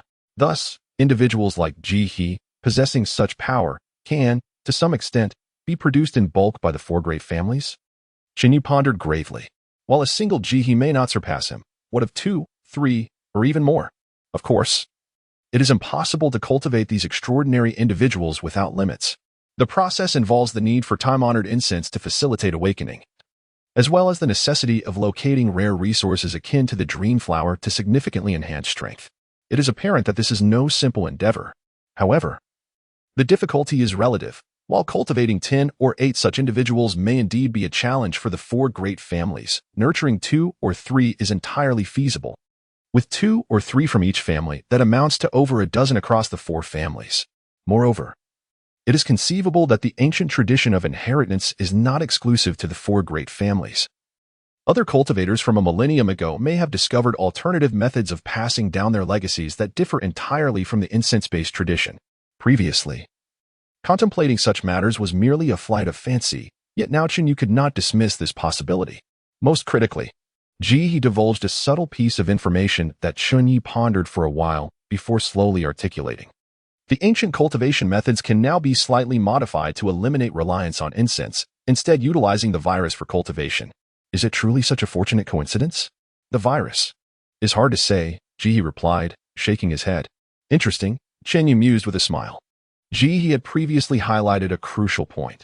The disappearance of those erratic cultivators from ancient times was due to the environment becoming inhospitable for cultivation. Yet now, with a mere alteration to the ancient methods, one can immediately commence cultivation using the virus. This raises profound questions about the true nature of the virus. What was the environment like during the ancient times when cultivation thrived? This warrants further exploration. The two exchanged knowing smiles and chose not to pursue the matter any further. Chen Ye understood well that Ji's willingness to share so much was not solely an act of benevolence aimed at enlightening him. Though he was indeed a good-natured person, he was not naive. After all, the information he provided was based on his own knowledge, which primarily stemmed from the Ji family's current understanding and exploration of these matters. While he consistently suggested that other families were likely in a similar situation, the distinction between likely similar and certainly similar is significant. The confidentiality surrounding the most critical secrets of the 4 great families was indeed formidable. Even Chen Ye remained unaware of the intricacies within the Chen family, let alone Ji. Ji's intent in sharing so much with Chen Ye was transparently strategic. He wished to encourage Chen Ye to vie for the ancestral incense within the Chen family, while cautioning him against being outmaneuvered by others within the clan. This matter inherently involved the heart of the family's secrets and the potential for rapid enhancement of strength. Whoever secured it would undoubtedly gain greater influence within the family. For Ji, Chen Ye was his uncle's biological nephew, his own cousin. The future leader of the Chen family would be Chen Ye, which, in any case, would be more advantageous for the Ji family than if another Chen descendant were to take charge. A good-natured person can indeed navigate the political landscape. They merely prefer to do so with transparency. Chapter 134. Spatial abilities. After conversing with Ji about various matters, Chen Ye soon found himself in the presence of his maternal grandfather, the clan elder of the Ji family, as well as the current head of the Ji family, who happened to be his own uncle. Given the present tense situation, their meeting was devoid of trivial familial chit-chat. After exchanging a few pleasantries, the conversation swiftly turned to the pressing issues concerning the state of affairs in various regions. Chen Ye, without reservation, laid bare the current predicament in Tianhai, including the nearly annihilated Merchant Alliance and the lurking Doomsday Survival Committee, which was poised to act. The existence of these 2 organizations brought a slight tremor to Ji, who had effortlessly resolved the issues plaguing the imperial capital.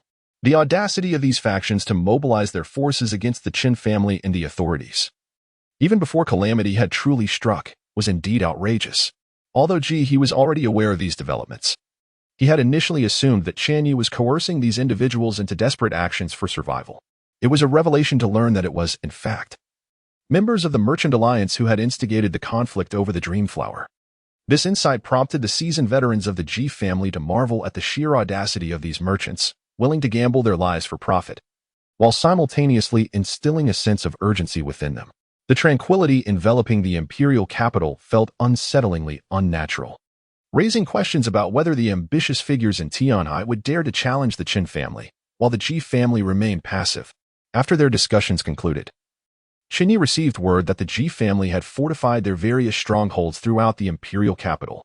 He had no particular response to this, as the complexities within the imperial capital far surpassed those of Tianhai. The Ji family's aspiration to maintain a stable grip on their dominion would undoubtedly prove to be a formidable challenge. The political landscape was rife with cunning individuals, all biding their time in anticipation of the opportune moment. Having spent the entire day with the Ji family, Chen Ye returned to the Chen family estate the following day. Unbeknownst to him, this may have been a deliberate arrangement by his family. By this time, the competition among the young disciples of the Chen family had reached its final round. On the stage, the combatants were Chen Shiyuan and a youth named Chen Tiange. Hailing from a collateral line, while Chen Shiyuan is noteworthy, Chen Tiange appeared to be a mere 15 or 16 years of age, resembling an average high school student. Yet his prowess was undeniably impressive. Lacking the flamboyant embellishments of others, he had evidently not benefited from rare resources. Instead, he possessed a remarkably pure form of ability. This ability, however, proved to be exceptionally challenging. Chen Ye observed for quite some time before realizing that this young man wielded a spatial ability. Despite his somewhat immature use of this power, the intensity of his ability was unmistakably evident. Through Chen Ye's enhanced perception, it was clear that Chen Shiyuan's internal energy vastly exceeded that of Chen Tiange, indicating her superior strength. Yet paradoxically, even with this advantage, she found herself drenched in sweat while facing Chen Tiange's formidable spatial abilities. Her attacks failed to connect with him, and in a life-or-death scenario, she would have been utterly incapable of besting him. Nevertheless, as this was merely a contest, her best course of action against such an elusive opponent was to prolong the fight. Given her superior strength, it was inevitable that Chen Tiange would exhaust himself first. However, the situation proved more complex than anticipated. After attempting to stall, Chen Shiyuan discovered a startling truth. She could not hold him back. Chen Tiange's spatial abilities were not solely about evasion. His assaults were lethal and relentless. By manipulating space to cleave through his adversaries, he employed techniques that were physically insurmountable, leaving Chen Shiyuan to rely solely on her keen instincts to evade. Every misstep could result in catastrophic consequences. Struggling under the immense mental strain, Chen Shiyuan ultimately succumbed and revealed her most formidable card. As she beheld Chen Tiange, who had traversed several meters away through space, she inhaled deeply, slowly raising the long sword that had yet to leave its sheath. Grasping the hilt with one hand and the scabbard with the other, she fixed her gaze upon him and spoke softly. "Cousin, your abilities are indeed impressive, but they are not sufficient to match mine. I could have ended this contest without harm, but the forthcoming strike will be unlike any before. Should you fail to withstand it, your demise is certain.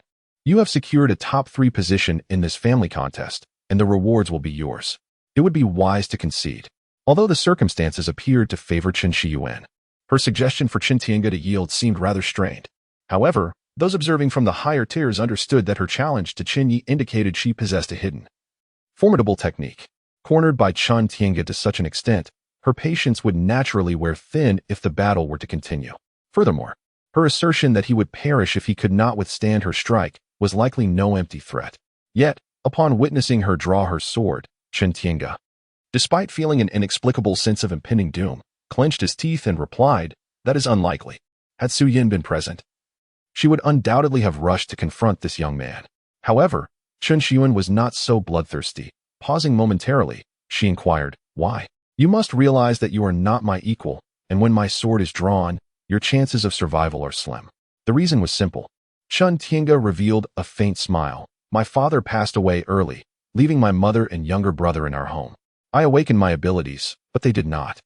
With the apocalypse looming, the virus within them may erupt at any moment.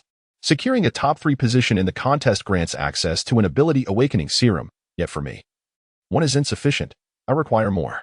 Such resources must be scarce within the family, so I must maximize my value." Upon hearing this, Chen Shiyuan hesitated before softly responding, "You are commendably risking yourself for your mother and brother at such a young age. However, I regret to inform you that I too have my reasons for needing to win this match, and I cannot allow you to succeed." Despite the circumstances, Chen Tiange displayed no signs of fear. His eyes locked onto Chen Shiyuan's every movement, his body taut as the surrounding space visibly warped. Chapter 135, Friendship, First Young Master. I have located the information on Chen Tiange. On the elevated platform outside the arena, Qinju approached Chen Ye, holding a stack of documents. His gaze remained fixed on the 2 combatants in the arena, their momentum escalating to a fever pitch, poised to unleash a fatal strike at any moment. Chen Ye spoke softly, "Go on." Although Chen Tiange was nominally a member of the Chen family, and his lineage was indeed recorded in the family tree, he had scarcely reaped any benefits associated with the status of a Chen heir. Over a century ago, during the generation of Chen Tiange's great-grandfather, this branch of the family had completely severed ties with the core of the clan, relegating themselves to a mere collateral lineage. After more than 100 years of development, Chen Ye and Apos' upbringing had become indistinguishable from that of an ordinary person, and perhaps even inferior. Chen Ye glanced at the documents and swiftly highlighted the key points. He lost his father at a young age, leaving only his mother and younger brother. His mother raised him single-handedly, and he proved himself by achieving the highest score in the city last summer to gain admission to a prestigious high school in his province. His academic performance has consistently placed him among the top 3 students in his school. In a world devoid of apocalypse, given his talents and character, he would likely have caught the family's attention and been promoted and nurtured. The Chen family has a dedicated department to identify and elevate talented individuals from the collateral branches. After all, they are still family. Thus, even a Chen heir who has fallen to the status of an ordinary person possesses an enviable advantage, if he is truly capable. There will be no shortage of pathways for advancement. Chen Ye nodded in understanding and then inquired softly, is it possible that he belongs to another faction? The likelihood is minimal, Chen Ye replied, shaking his head. Despite his commendable achievements, had it not been for the recent competition organized by the family, the clan elders would not have unearthed his identity from the family tree. Not even he was aware of it. Moreover, although he awakened his supernatural abilities early on, he had never demonstrated them until he heard our people mention that winning the competition might grant him access to a serum for awakening his powers. Naturally, there was no opportunity for anyone to secretly recruit him. Even if there had been, during the few days since he returned to the family, there would not have been sufficient time for anyone to secure his loyalty. Therefore, we can reasonably conclude that he is someone you may consider incorporating into your ranks. Upon hearing this, Chen Ye had already formed a judgment in his mind. Meanwhile, the 2 opponents in the arena had reached a critical juncture. In the next moment, with a piercing sound of a sword being drawn, Chen Shiyuan's longsword, which had remained sheathed, suddenly burst forth with a blinding radiance. The sword, as graceful as autumn waters, appeared before the eyes of all present, and then it slipped from her grasp, seemingly imbued with life, transforming into a sinuous serpent that spiraled through the air before finally locking onto its target, Chen Ye, and hurtling towards him. The blade, swift as a dragon and as delicate as a cicada's wing, carried with it the power to obliterate worlds. Faced with this assault, Chen Ye's expression shifted dramatically as the surrounding space began to warp. The terrifying force of the spatial distortion remained restrained, but was already echoing with ominous rumbles. At the moment the sword was poised to strike Chen Ye's throat, he abruptly vanished from sight, reappearing at Chen Shiyuan's flank and pointing a finger. Instantly, the space around Chen Shen began to contort, as if the very fabric of reality had been torn asunder. The fissure expanded rapidly, and Chen Shiyuan, standing nearby, realized she was on the verge of being consumed by it. Just then, the previously unsuccessful long sword returned, enveloped in a trail of light, and descended with ferocity. The power controlling the spatial rift was swiftly severed by this strike, causing the distorted space to ripple before gradually returning to its original state. However, this was merely the prelude, for the sword's strength was evidently far greater. After cleaving the rift, it maintained its velocity, hurtling towards Chen Ye once more. Chen Ye's expression shifted again as he slipped into another dimension. Yet this time, the sword seemed to possess a will of its own, tracking him with uncanny precision. Before he could firmly establish his footing in the new location, the blade was already upon him. Confronted with the sword's overwhelming aura of destruction, Chen Ye felt an overwhelming sense of suffocation. He yearned to escape through his spatial abilities once again, but time was no longer on his side. Though his powers could be unleashed swiftly, they still required a moment to activate, and traversing through space to reach another location also demanded time. To the casual observer, his abilities appeared instantaneous, yet Chen Ye understood that this was merely an illusion of speed. Ordinary opponents could not seize such fleeting opportunities.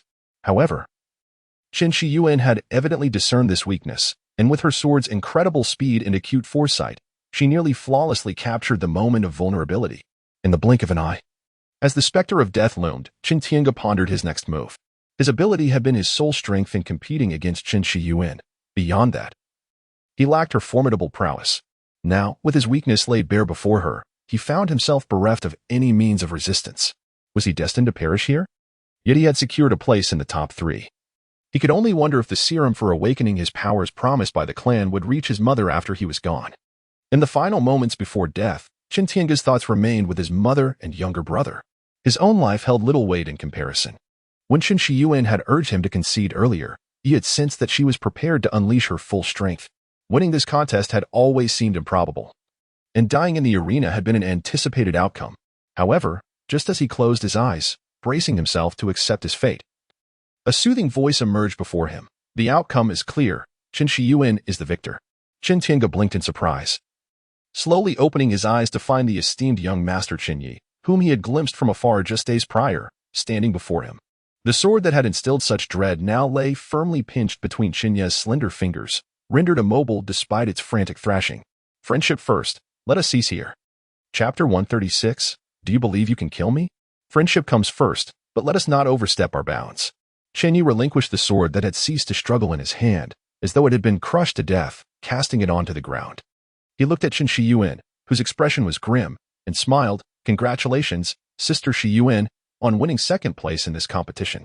Chen Ye stared at him for a moment before letting out a cold snort. With a flick of her wrist, the sword on the ground returned to her grasp, pointed directly at Chen Ye. You previously stated that I must defeat the other disciples from my clan before challenging you. Now that I have vanquished all my rivals, only you remain. Chen Ye, I seek your guidance. Chen Ye was not particularly surprised. He regarded Chen Ye with a smile. It was Xiao Yuan who sent you, wasn't it? A frown creased Chen Yuan's brow, but she remained silent, offering no denial. Chen Ye continued, there is no need to evade or deny it. The power you display is something I have only witnessed in him. He must be nearby. Why not summon him? And we shall see if you both are enough to contend with me. You cannot hide like a turtle, waiting for one woman to fight your battles. Is he not driven by the desire to avenge the destruction of the merchant alliance in Tianhai?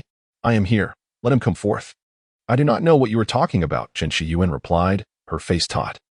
There is no need for you to defend him. His intent in sending you to provoke me is clear. He wishes to test my strength through you. He likely did not inform you that upon witnessing the powers you exhibit, I instantly recognized your connection to him and how to counter your strategies, Chen Ye said, a relaxed smile gracing his face. Ding. Chen Yuan's resentment value 300, current total resentment value 500.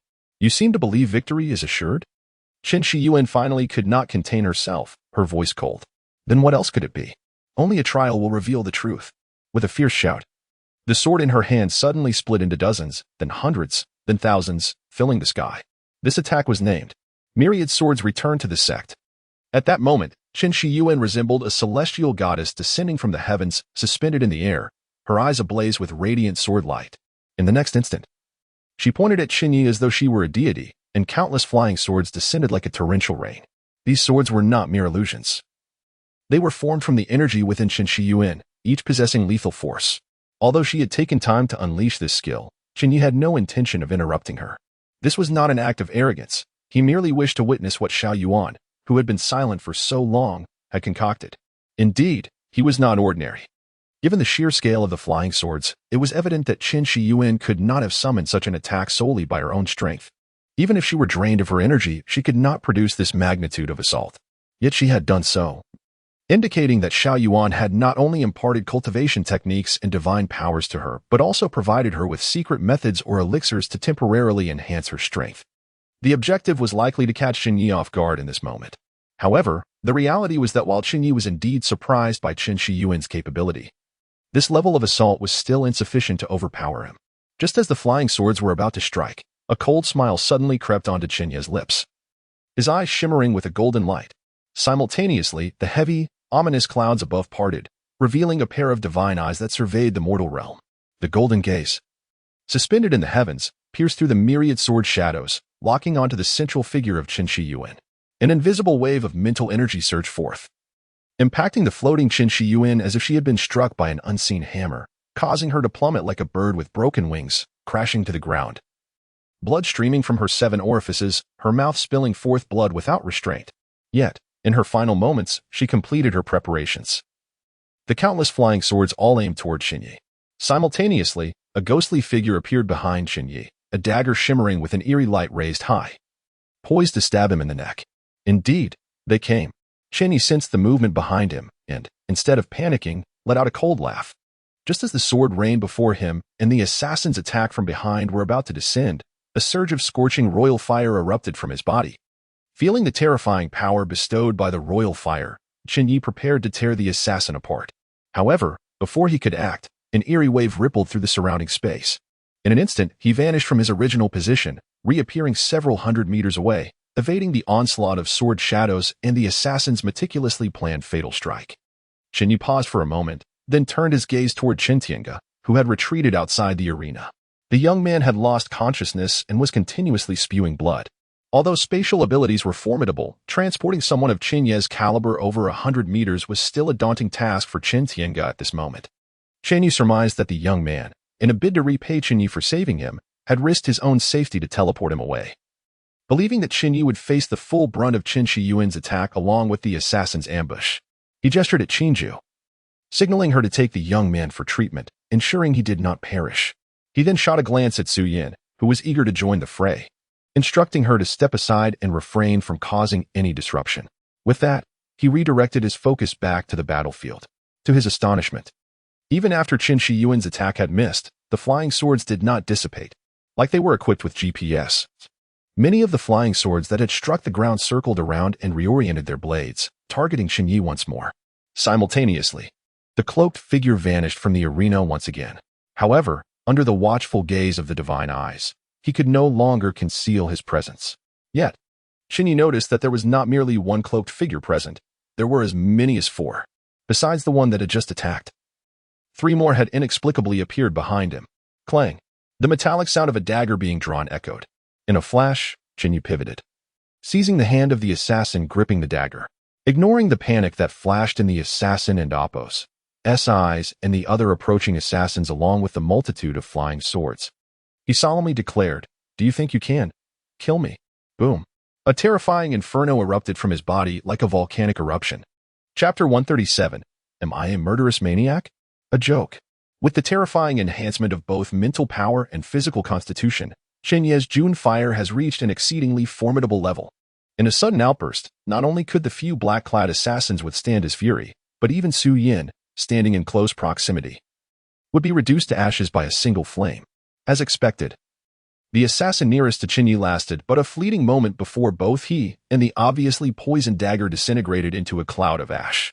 The remaining 3 assassins, not far from him, met the same fate, leaving no trace behind. Simultaneously, the myriad flying swords in the sky drew nearer to Chen Ye. Faced with the overwhelming onslaught of these world-ending weapons, Chen Ye remained unperturbed, slowly closing his eyes. In the next instant, it was as if time itself had paused. The multitude of swords, poised to strike, suddenly froze in midair. The scene transformed into a breathtaking tableau, countless flying swords suspended against the backdrop of a fiery armored warrior. Many members of the Chen family, holding smartphones and other recording devices, captured this moment, gasping in awe as they looked up. On the high platform, the expressions of several clan elders gradually relaxed. After exchanging glances, Chen Ye's grandfather gently set down his cane, gazing at Chen Ye in the sky with a satisfied smile. This extraordinary occurrence was not due to Chen Ye mastering a time-related ability, but rather a manifestation of telekinesis. With the terrifying enhancement of his mental power, this ability had escalated to an astonishing level. The countless flying swords, at his mental command, succumbed to a halt, and then, with a sharp crack, one of the swords shattered in the sky. Following that, like a cascade of falling dominoes, the seemingly endless array of swords began to break apart rapidly. 1, 2. The shattered swords transformed into pure energy, gently dispersing. Nearby, some of the Chen family members, already endowed with abilities, felt their power surge upon contact with this errant energy. However, as these individuals realized the potential to absorb this energy for strength enhancement and focused intently on amplifying their abilities, they discovered the energy was exceedingly volatile. Managing to absorb even a little was a commendable feat, rendering any substantial gain virtually impossible. Compared to the energy released from the disintegrated swords, what they could absorb was but a mere fraction. Chen Shiyuan's attack was terrifying, far beyond her individual capacity, even if she were stripped down to her essence. It would be insufficient. She had undoubtedly drawn upon the power of an external source. Had she not been so weak, she might have been able to fully control this strike. Even now, Chen Ye would likely have to avoid her overwhelming force rather than confront it head-on. Observing the injured and collapsed Chen Shiyuan, Chen Ye remarked coolly, "Once again, you resort to external assistance, injuring yourself in the process to unleash such a powerful attack. While secretly dispatching assassins to ambush me near the Chen family and Appo's ancestral hall. Sister Shiyuan, it seems you truly wish for my demise. Unfortunately, your methods still fall short. Your hidden ally, Xiao Yuan, appears to be nothing more than a coward, unwilling to lend you a hand at this critical juncture. At this point, realizing her situation was dire, Chen Yuan dropped her facade and retorted angrily, "You murderous maniac, you deserve to be eradicated." "Oh, a murderous maniac? Pray tell." Chen Ye replied with a smile. "Heh, how many lives have you taken in Tianhai? Surely you keep count? In a single night, you slaughtered tens of thousands at Tianhai port, Aran and Apos. You afraid those countless vengeful spirits will return to claim your life?" Chen Yuan seethed. "Others may be unaware, but I am acutely aware that you acquired the Black Lotus of Death from the reincarnation Golden Lotus. With each kill, you grow stronger, and it is only a matter of time before you become a true remorseless killing machine, or perhaps you already are one. I come to kill you not for personal gain, but for the sake of the world and our family and Apos' future. Should you take control of the Chen family, my millennia-old lineage will only be dragged into the abyss, transforming into a malevolent organization that all will seek to destroy." "Did Xiao Yuan tell you this?" Chen Ye replied, maintaining his composure. "To clarify, I only killed a few thousand at Tianhai port. The remainder fell victim to Xiao Yuan's peculiar formation. Though I would have eliminated the remnants of the Merchant Alliance myself, it does not change the fact that it wasn't my doing. Please refrain from slandering me." "Impossible," Chen Yuan retorted vehemently, unable to accept Chen Ye's words. In her mind, he had long since become the archetype of a murderous maniac. "Not believing me is your prerogative," Chen Ye shrugged, unfazed. "You claim I'm a murderous maniac, yet if I am not mistaken, the sword technique you just executed was also aided by an external force, correct? Is it not this?" With that, he produced a black lotus seed at his fingertip. Of course, the lotus seed was merely an external manifestation. Its essence was refined life essence. During the events at Tianhai port, Chen Ye had refrained from immediately utilizing the life essence collected by Xiao Yuan's 7 kills formation. Instead, he refined it using the ability of killing to generate compassion, ultimately yielding 5 black lotus seeds. Each contained the purest and most refined life essence, accessible to anyone. He had given one to Shun Yanxi, who was nearly exhausted from saving others, while retaining the remaining 4 for unforeseen circumstances. Chen Yuan cast a sidelong glance at the black lotus seed in Chen Ye's hand. Her previously disdainful expression shifted to one of astonishment. Although Xiao Yuan had provided her with a pill, and Chen Ye was now presenting a seed, she was no ordinary person and could discern that the auras of both were identical, essentially representing the same substance. If one were to differentiate, the pill given by Xiao Yuan felt more chaotic in energy but contained greater power, whereas the seed in Chen Ye's possession exuded a purer essence, albeit with less energy. "Do you know what this is?" Chen Ye tossed the seed lightly. "It is refined life essence obtained through the slaughter of living beings. One such seed can not only propel an ordinary ability user to new heights, but also enable them to unleash attacks that far exceed their usual capabilities. While your training differs from Xiao Yuan's, at their core, they ultimately converge. To produce such a seed, one would need to slay 7,000 to 8,000 individuals. The energy contained in the item you used is undoubtedly more formidable, yet Xiao Yuan's method of refining life essence lacks my efficiency. It is likely that he requires at least 30,000 to 50,000 lives to achieve the same. Let me take a guess." Chen Ye's expression turned contemplative. 3 days ago, an entire city with nearly 2 million residents in the neighboring Pickled Nation was left without a single survivor overnight. Coincidentally, 3 days ago, the second and third branches dispatched representatives to the Pickled Nation to oversee the relocation of assets for the Tianqing Multinational Trading Company, which was jointly established by the second and third branches, and their overseas headquarters is situated in that very city. As he spoke, Chen Ye cast a glance towards the high platform where Chen Chong and Chen Yuan, representing the second and third branches, respectively, sat. "Uncle Chong, Uncle Yuan, I trust my assertions are not unfounded." Chapter 138. Enter and meet your demise upon the high platform. The gaze of the Chen family's upper echelons converged upon Chen Chong and Chen Yuan. Yet, these two maintained a stoic silence, their expressions devoid of emotion. In the face of Chen Ye's accusations that they conspired with Xiao Yuan to slaughter a staggering 200,000 lives abroad, they neither confirmed nor denied the claims. Their silence, however, spoke volumes, suggesting a tacit acceptance of the charges laid against them. The rationale behind their actions was rather straightforward. As chaos loomed on the horizon, The lives of individuals were merely numbers to those wielding the power of life and death within the Chen family. Their restraint in not taking action within the borders of Xia was not born of compassion or a reluctance to harm their compatriots, but rather due to the fact that the Xia government's operations, though beleaguered, still functioned. Should they dare to execute such deeds within Xia, they would surely face the government's wrath, and the Chen family would not offer them protection. However, abroad, the situation was markedly different. In countries like the pickled vegetable nation, the official structures had long since crumbled in the face of rampant chaos. The entire society had descended into disorder, with little regard for human life.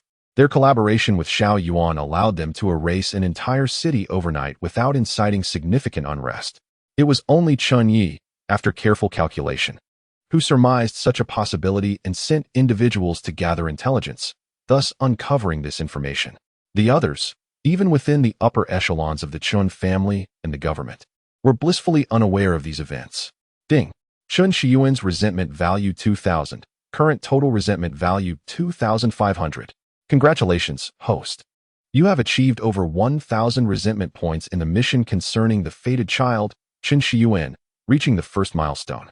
Reward. Ability. Indestructible golden body.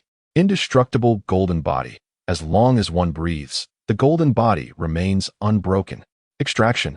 Observing the newly acquired reward, Chen Ye remained expressionless. The essence of life harvested from the slaughter of 200,000 souls could elevate his power to a terrifying degree. While Xiao Yuan may not wield the essence as freely as Chen Ye, who possessed the Black Lotus, he could certainly extract its value in other ways. For instance, Chen Shiyuan's utilization of the essence to execute the 10,000 swords returning to origin technique, or the assassins who, despite their distinct abilities, exhibited greater strength than most current ability users. And these individuals merely utilized a fraction of the essence. The bulk remained firmly in Xiao Yuan's grasp. Chen Ye was uncertain what further machinations Xiao Yuan might devise. Hence, the more leverage he had, the better. Ding. Ability extraction successful. Host. Chen Ye physique, 155. 3. Human limit is 1. Mental strength, 172. 6. Human limit is 1. Special abilities. Monarch fire, heavenly eye, astrology, transforming killing into compassion, chi, telekinesis. Indestructible golden body skill, the word of slaughter items. Ability awakening serum X62. Having extracted abilities before, the time required for this process was brief, and the adverse effects were minimal. In mere seconds, Chen Ye had seamlessly integrated his new power, resulting in a significant enhancement of his capabilities. After completing this, Chen Ye turned his gaze towards Chen Shiyuan, who lay sprawled on the ground, her eyes filled with confusion and helplessness.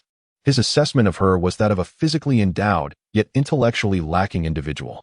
Although she was attractive and possessed a modicum of kindness, compared to the astute Chen Yanxi, Chen Shiyuan was a quintessential embodiment of mindless benevolence.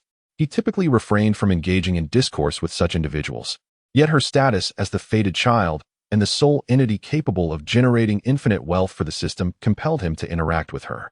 Killing her was out of the question.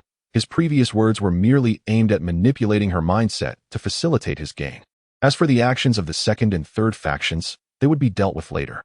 With his newly enhanced power, Chen Ye's gaze slowly shifted to the entrance of the Chen family ancestral hall.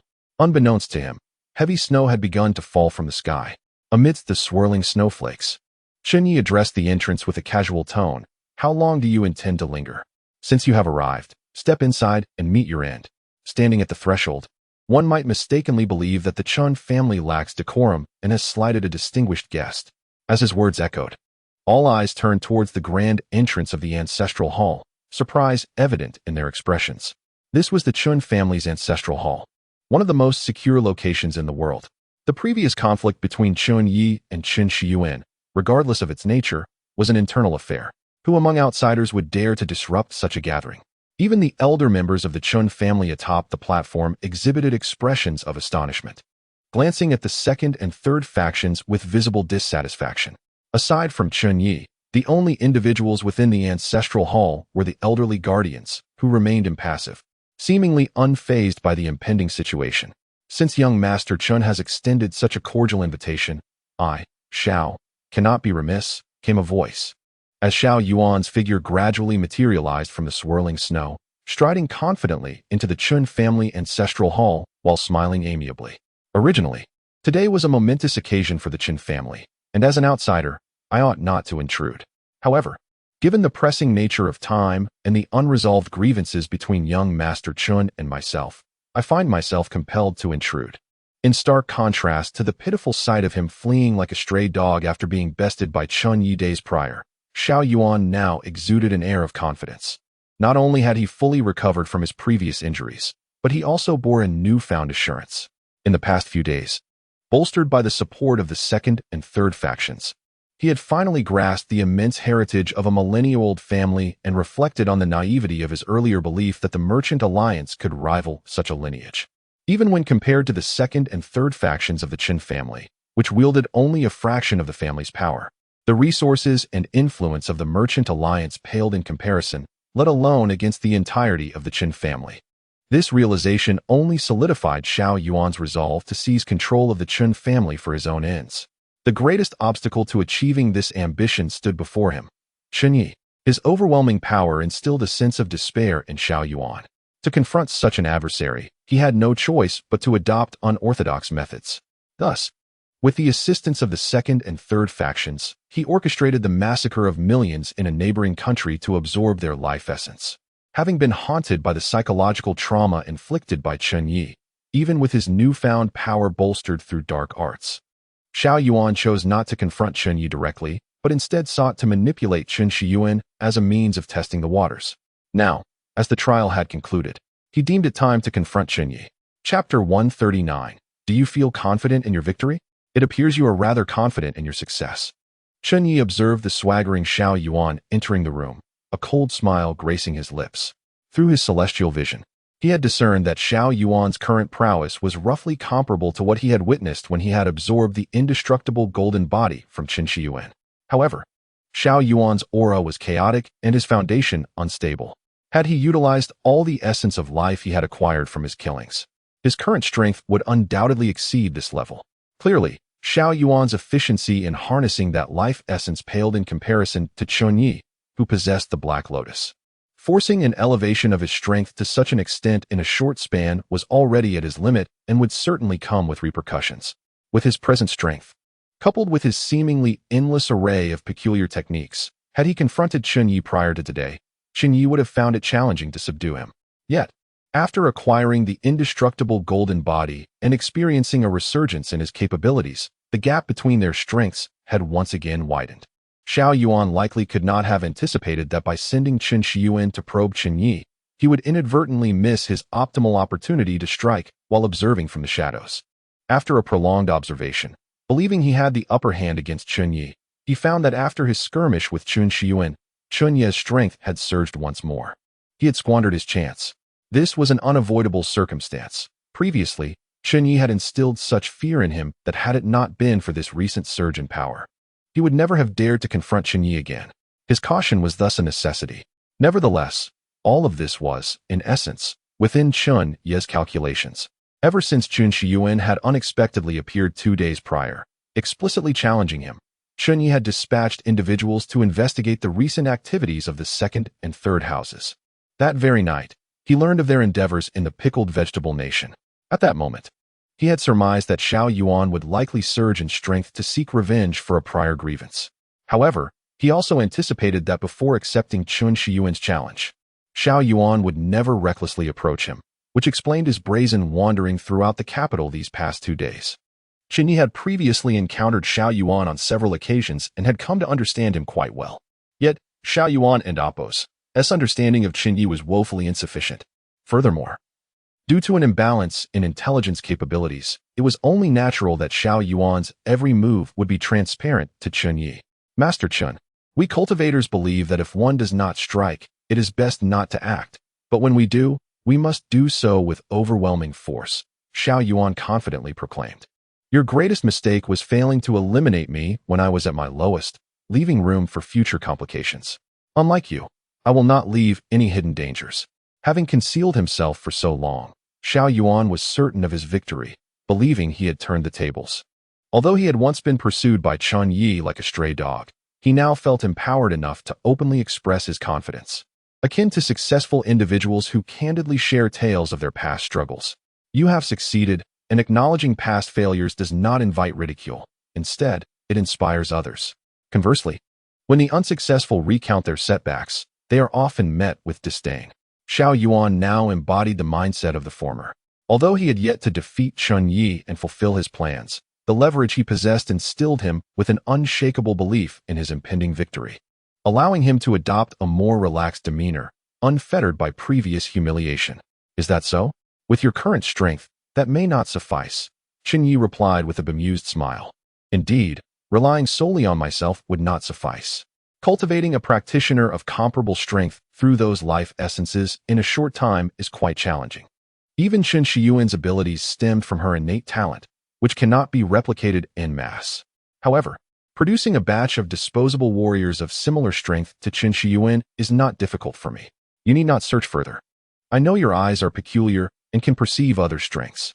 I currently lack effective means to conceal from them, which is why I did not position anyone nearby to avoid your early detection, Xiao Yuan asserted confidently. But your eyes, no matter how powerful, must have limitations. Do they not?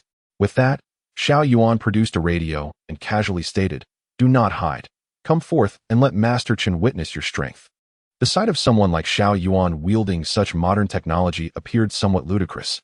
Yet the black-clad warriors emerging from all directions towards the Chen family rendered the scene's absurdity insignificant. The celestial vision in the sky rotated slowly, scrutinizing the warriors from afar and swiftly discerning their true nature.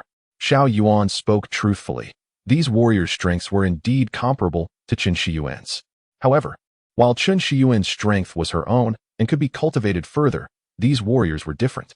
Their power was chaotic and unstable, forcibly infused through some means, posing a risk of losing control at any moment. Yet, even so, the combat capability exhibited by these warriors, fighting for their lives, could very well rival that of Chen Shiyuan. Of course, the sword techniques that Chen Shiyuan had forcefully employed through the essence of life were beyond the capabilities of these warriors. Individually, a single warrior would pose far less trouble for Chen Ye than Chen Shiyuan would. However, their numbers were overwhelming. A cursory glance revealed that there were likely no fewer than 100 such warriors. Given sufficient time, Chen Ye could deal with these formidable foes. The issue lay in the fact that he was being closely watched by Xiao Yuan, whose strength dwarfed that of these warriors.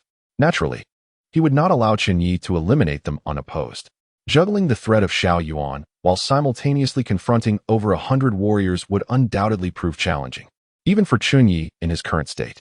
Had he encountered such a scenario prior to acquiring the indestructible golden body from Chen Shiyuan, he might have genuinely faced difficulties. But the question remained, was he truly alone? Is this all your trump cards? Chen Ye inquired unhurriedly. This is more than sufficient, Xiao Yuan replied with equal confidence. Before coming, I conducted a thorough investigation. Your companion, who possesses the White Lotus, remains in Tianhai, leaving you with only that formidable witch named Su Yin by your side. Though she is no weakling, she relies solely on brute strength. With a slight maneuver, she will merely stand by and watch. Without external assistance, you stand alone against both me and these 100 warriors. Even if you possessed extraordinary abilities, what could you achieve? Chen Ye, your downfall lies in your excessive confidence. Had you remained inseparable from Shun Yinshi, with the support of the White Lotus, none in this world could have challenged you. Yet you abandoned her in Tianhai, arriving alone in the capital. Such a fortuitous opportunity. How could I let it slip by? Defeat? Chen Ye raised an eyebrow, a hint of amusement in his voice. You underestimate the foundation of the 4 great families and overrate yourself. As he spoke, the surrounding wind and snow abruptly intensified, becoming increasingly ferocious. Within the terrifying gale, a curvaceous figure flickered in and out of view. Chapter 140. The Throne of Ice and Snow, Spatial Blockade. A keen perception sensed the surrounding snowstorm escalating into a violent tempest, accompanied by a sudden drop in temperature.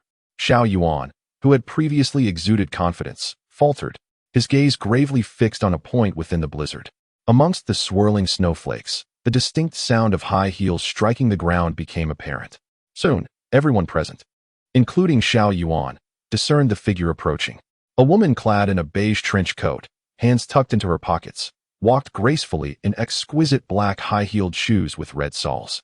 Beneath the biting cold, she wore only a delicate shirt paired with a short skirt, her long, slender legs unabashedly exposed to the frigid air, appearing even whiter than the surrounding snowflakes. Her entire demeanor exuded the elegance of a sophisticated urbanite, refined and mature, reminiscent of a perfectly ripe peach.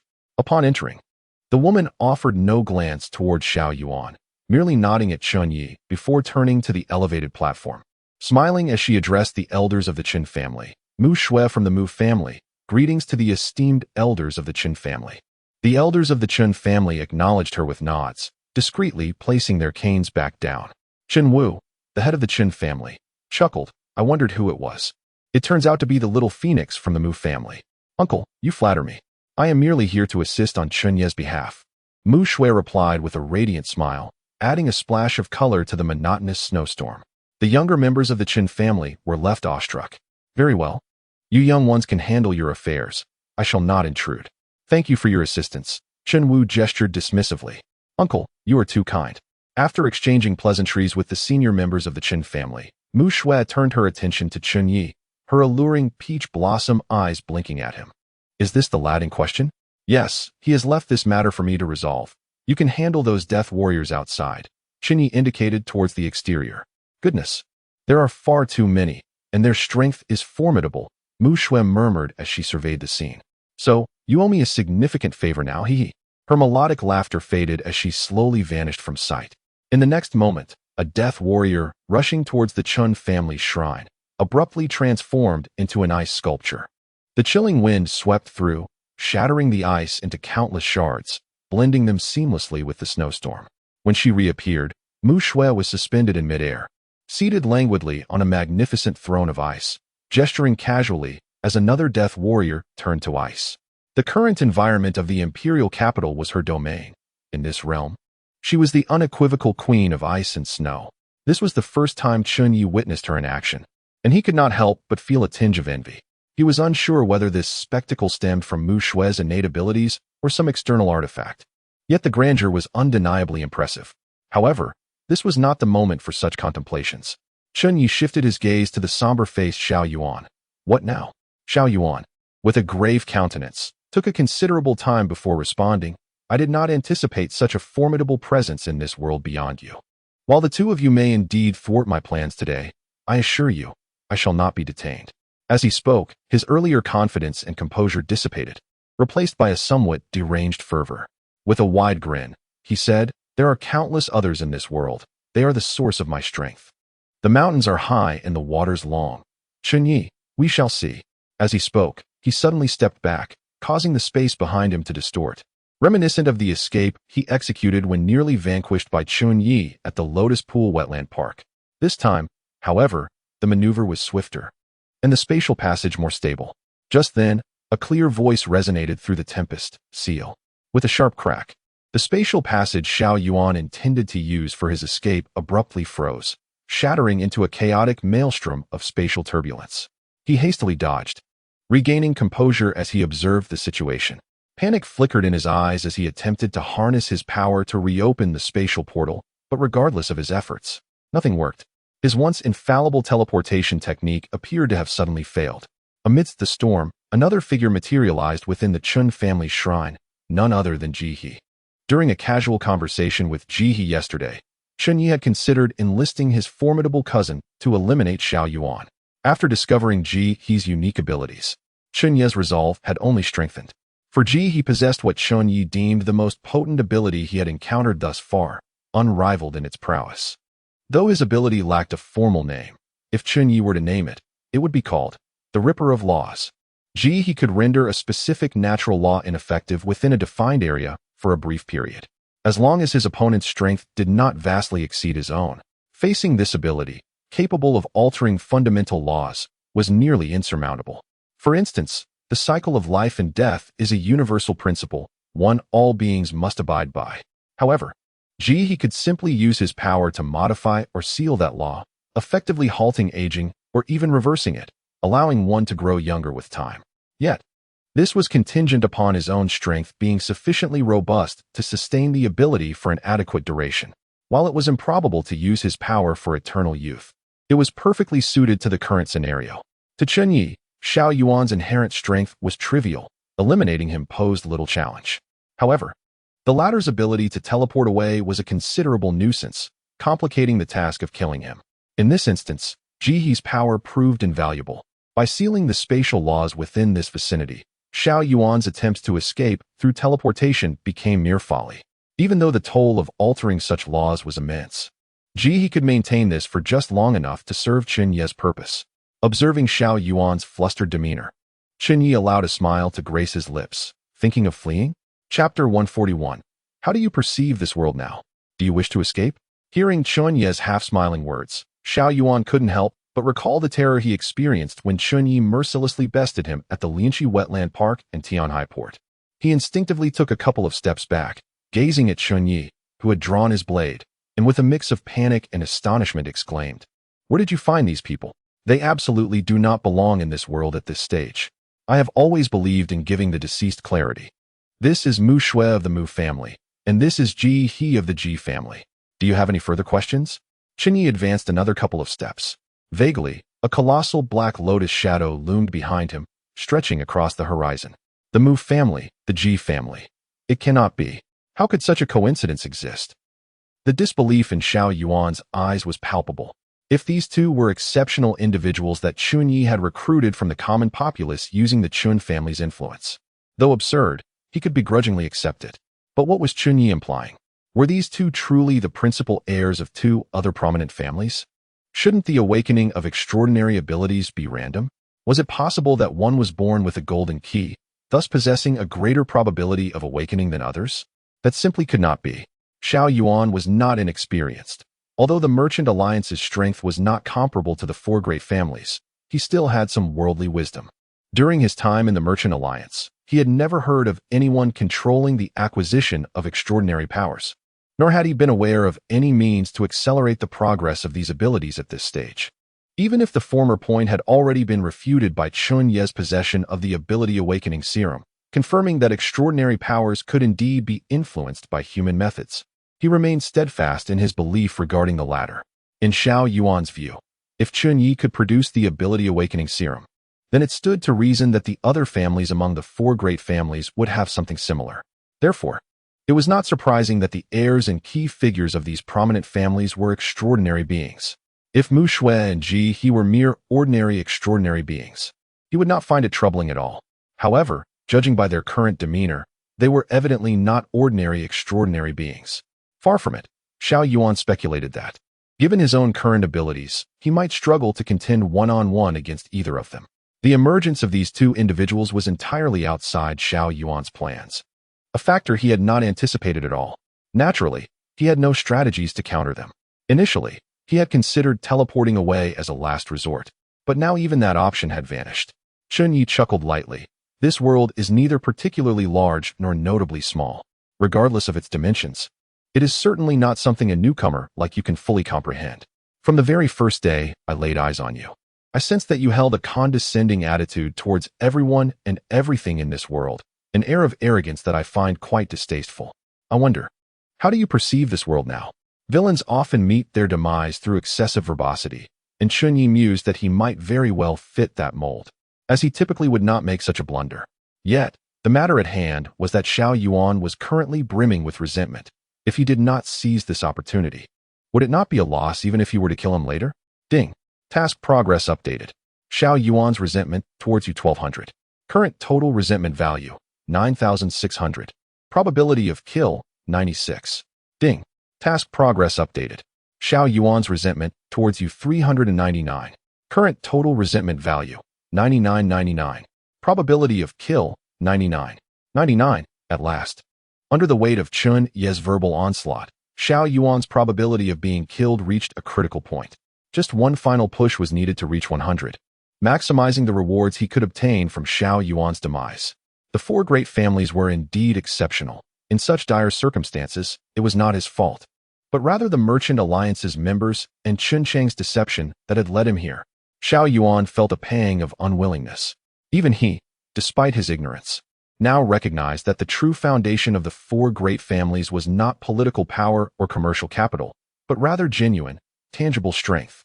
Yet, such crucial intelligence had not been conveyed to him by any of the partners he had encountered since arriving in this world. Was this not a betrayal? To make matters worse, he had specifically inquired about the existence of extraordinary powers with Old Wu shortly after his arrival, and Old Wu had confidently assured him that such beings were utterly impossible. Upon realizing Old Wu's stature as a prominent figure in the business world, Xiao Yuan had naturally ceased to doubt this assertion. After all, he may not have understood this world, but he believed he understood humanity. According to the rules governing human society, if such a powerful figure claimed there were none, then surely there were none. What was even more frustrating was that while it was understandable for Old Wu to remain ignorant of certain matters within the enigmatic inner workings of the four great families, how could Chen Chong, a member of the Chen family, fail to mention their substantial foundation? Xiao Yuan did not suspect that Chen Chong was colluding with Chen Ye to deceive him. After all, Chen Chong had sacrificed his most capable son, and there were indeed irreconcilable conflicts between the second and first households. Now, standing on the platform, Chen Chong wore an expression akin to having consumed excrement.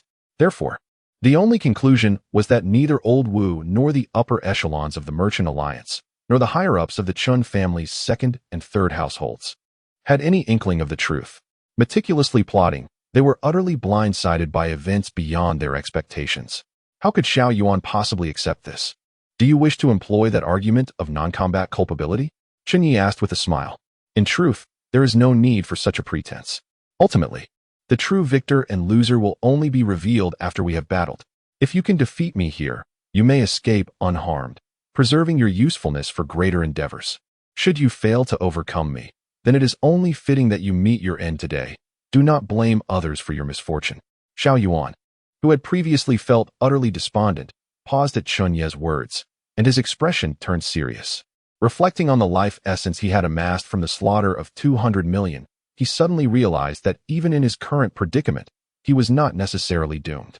Indeed, the Chen family likely possessed hidden powers, formidable enough to exceed his imagination. But who stood before him now? It was Chen Ye, the most outstanding descendant of the Chen lineage. Having emerged from the realm of cultivation, Xiao Yuan understood such families well. He knew that the elders within these families prized capable descendants above all and would never abandon an exceptional heir. Thus, if he could subdue Chen Ye, there might still be hope for a turnaround. With this thought, a fierce determination ignited in Xiao Yuan and Appo's eyes. However, in the next moment, with a mere motion, Chen Ye plunged him back into a chasm of despair. Chapter 142. A 100 probability of kill. I was merely jesting. Surely, you do not believe you can overpower me? Chen Ye and Appo's sardonic laughter resounded without restraint. Then, Xiao Yuan beheld a scene that filled him with despair. Behind Chen Ye, a colossal black lotus stretched across the horizon, now almost materialized. The petals of the black flower unfurled, emanating a ghostly black radiance. Subsequently, under the influence of the black lotus, the previously dissipating essence of unclaimed life, which had begun to ebb away with the death of its host, gathered toward the black lotus as if drawn by a flame. The source of this life essence predominantly stemmed from the dead warriors easily vanquished by Mu Shui, and included remnants of energy from the shattered sword strike of Chen Shiyuan.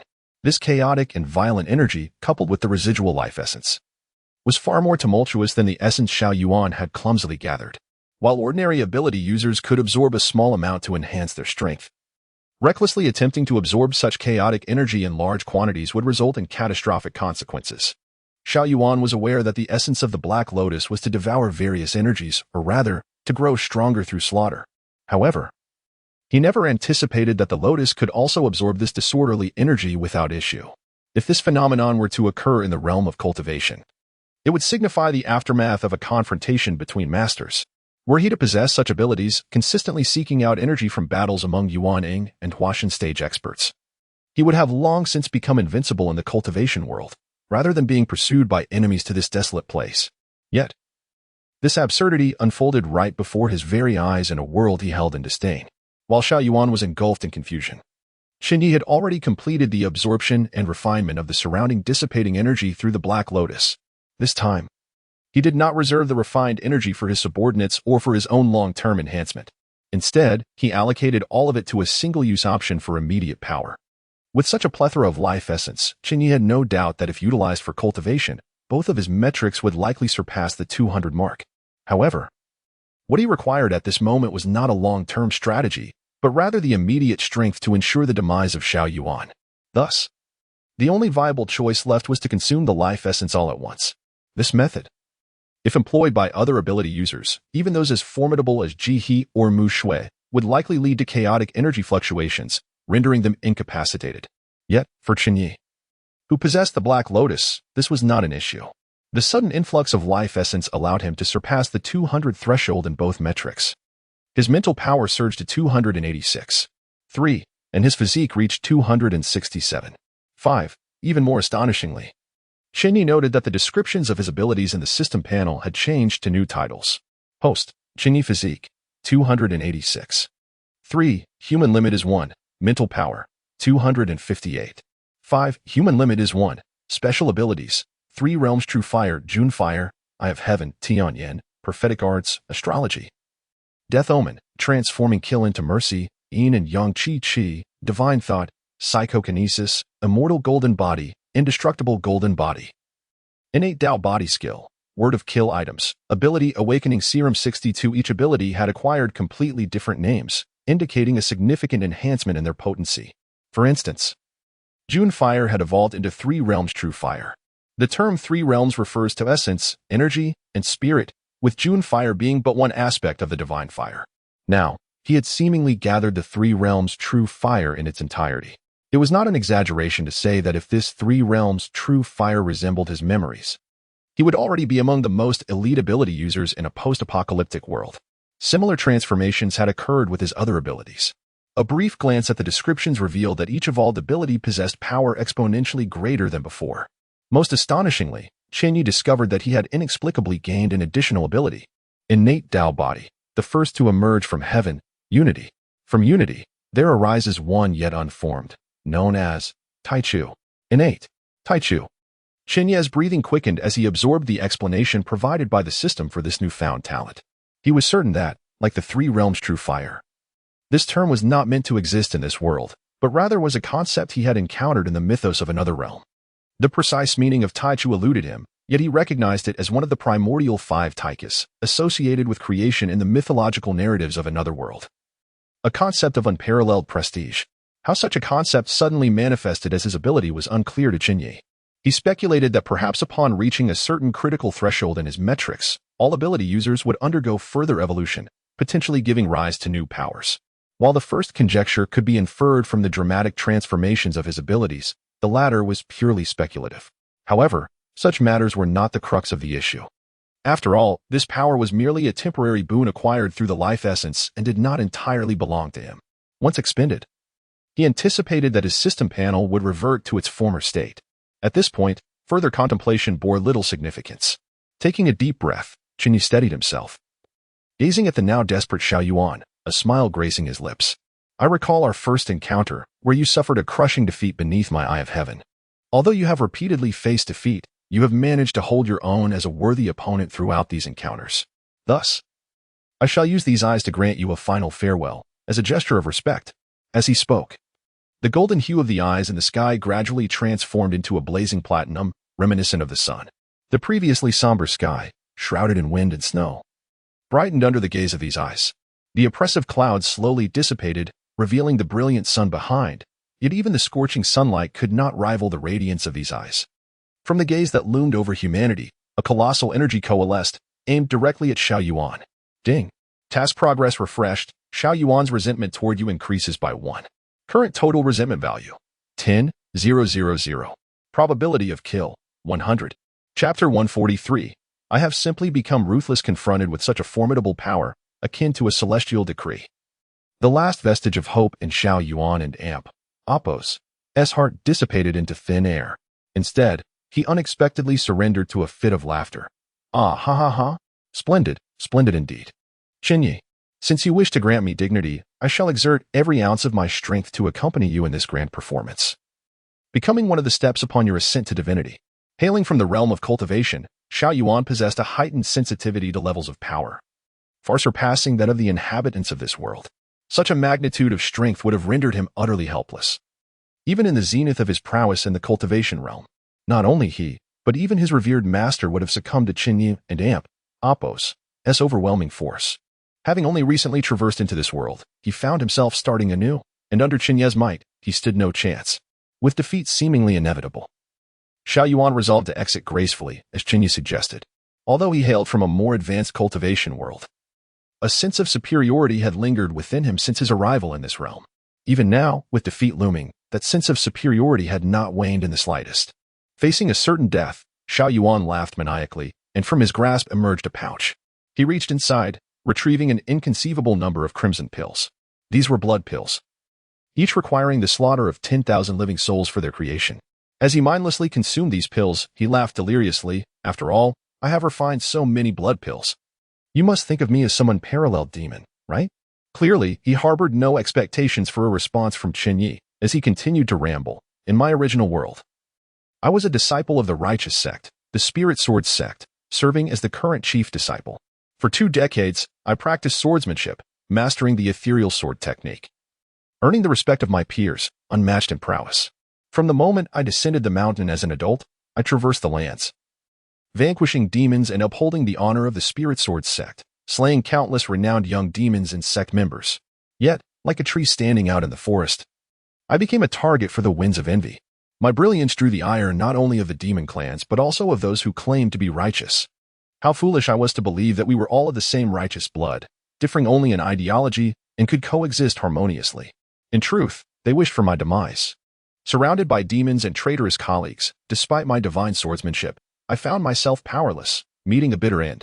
However, fate was not yet done with me. After my death, I found myself in this world, reborn. I vowed that in this life, I would not repeat the mistakes of my past, though still harboring benevolence. I believed I could be more adaptable, no longer rigid and missing opportunities. Xiao Yuan spoke with increasing fervor, his laughter growing more frenzied. Chen Ye observed with a detached gaze, the celestial eye of fate gathering power, yet he refrained from immediate action. Upon my arrival in this realm, I discerned the impending doom. Despair and suffering had become a foregone conclusion. With my strength, attempting to reverse the tide was utterly futile. Yet, my experiences in the cultivation world revealed that after the apocalypse, an even greater calamity awaited the survivors, zombies, mutated beasts. Chen Ye, surely you understand what I mean? Suddenly, Xiao Yuan chuckled darkly. For humanity to survive here, there is but one path: supernatural abilities.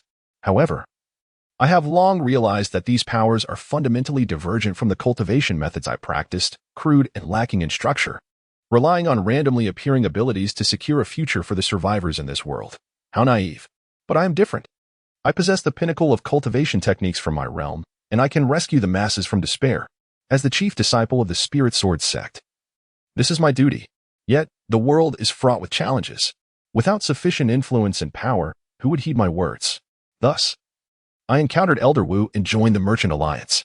In those days, my aspirations were lofty. I fancied myself the chosen one, the savior of humanity in this world.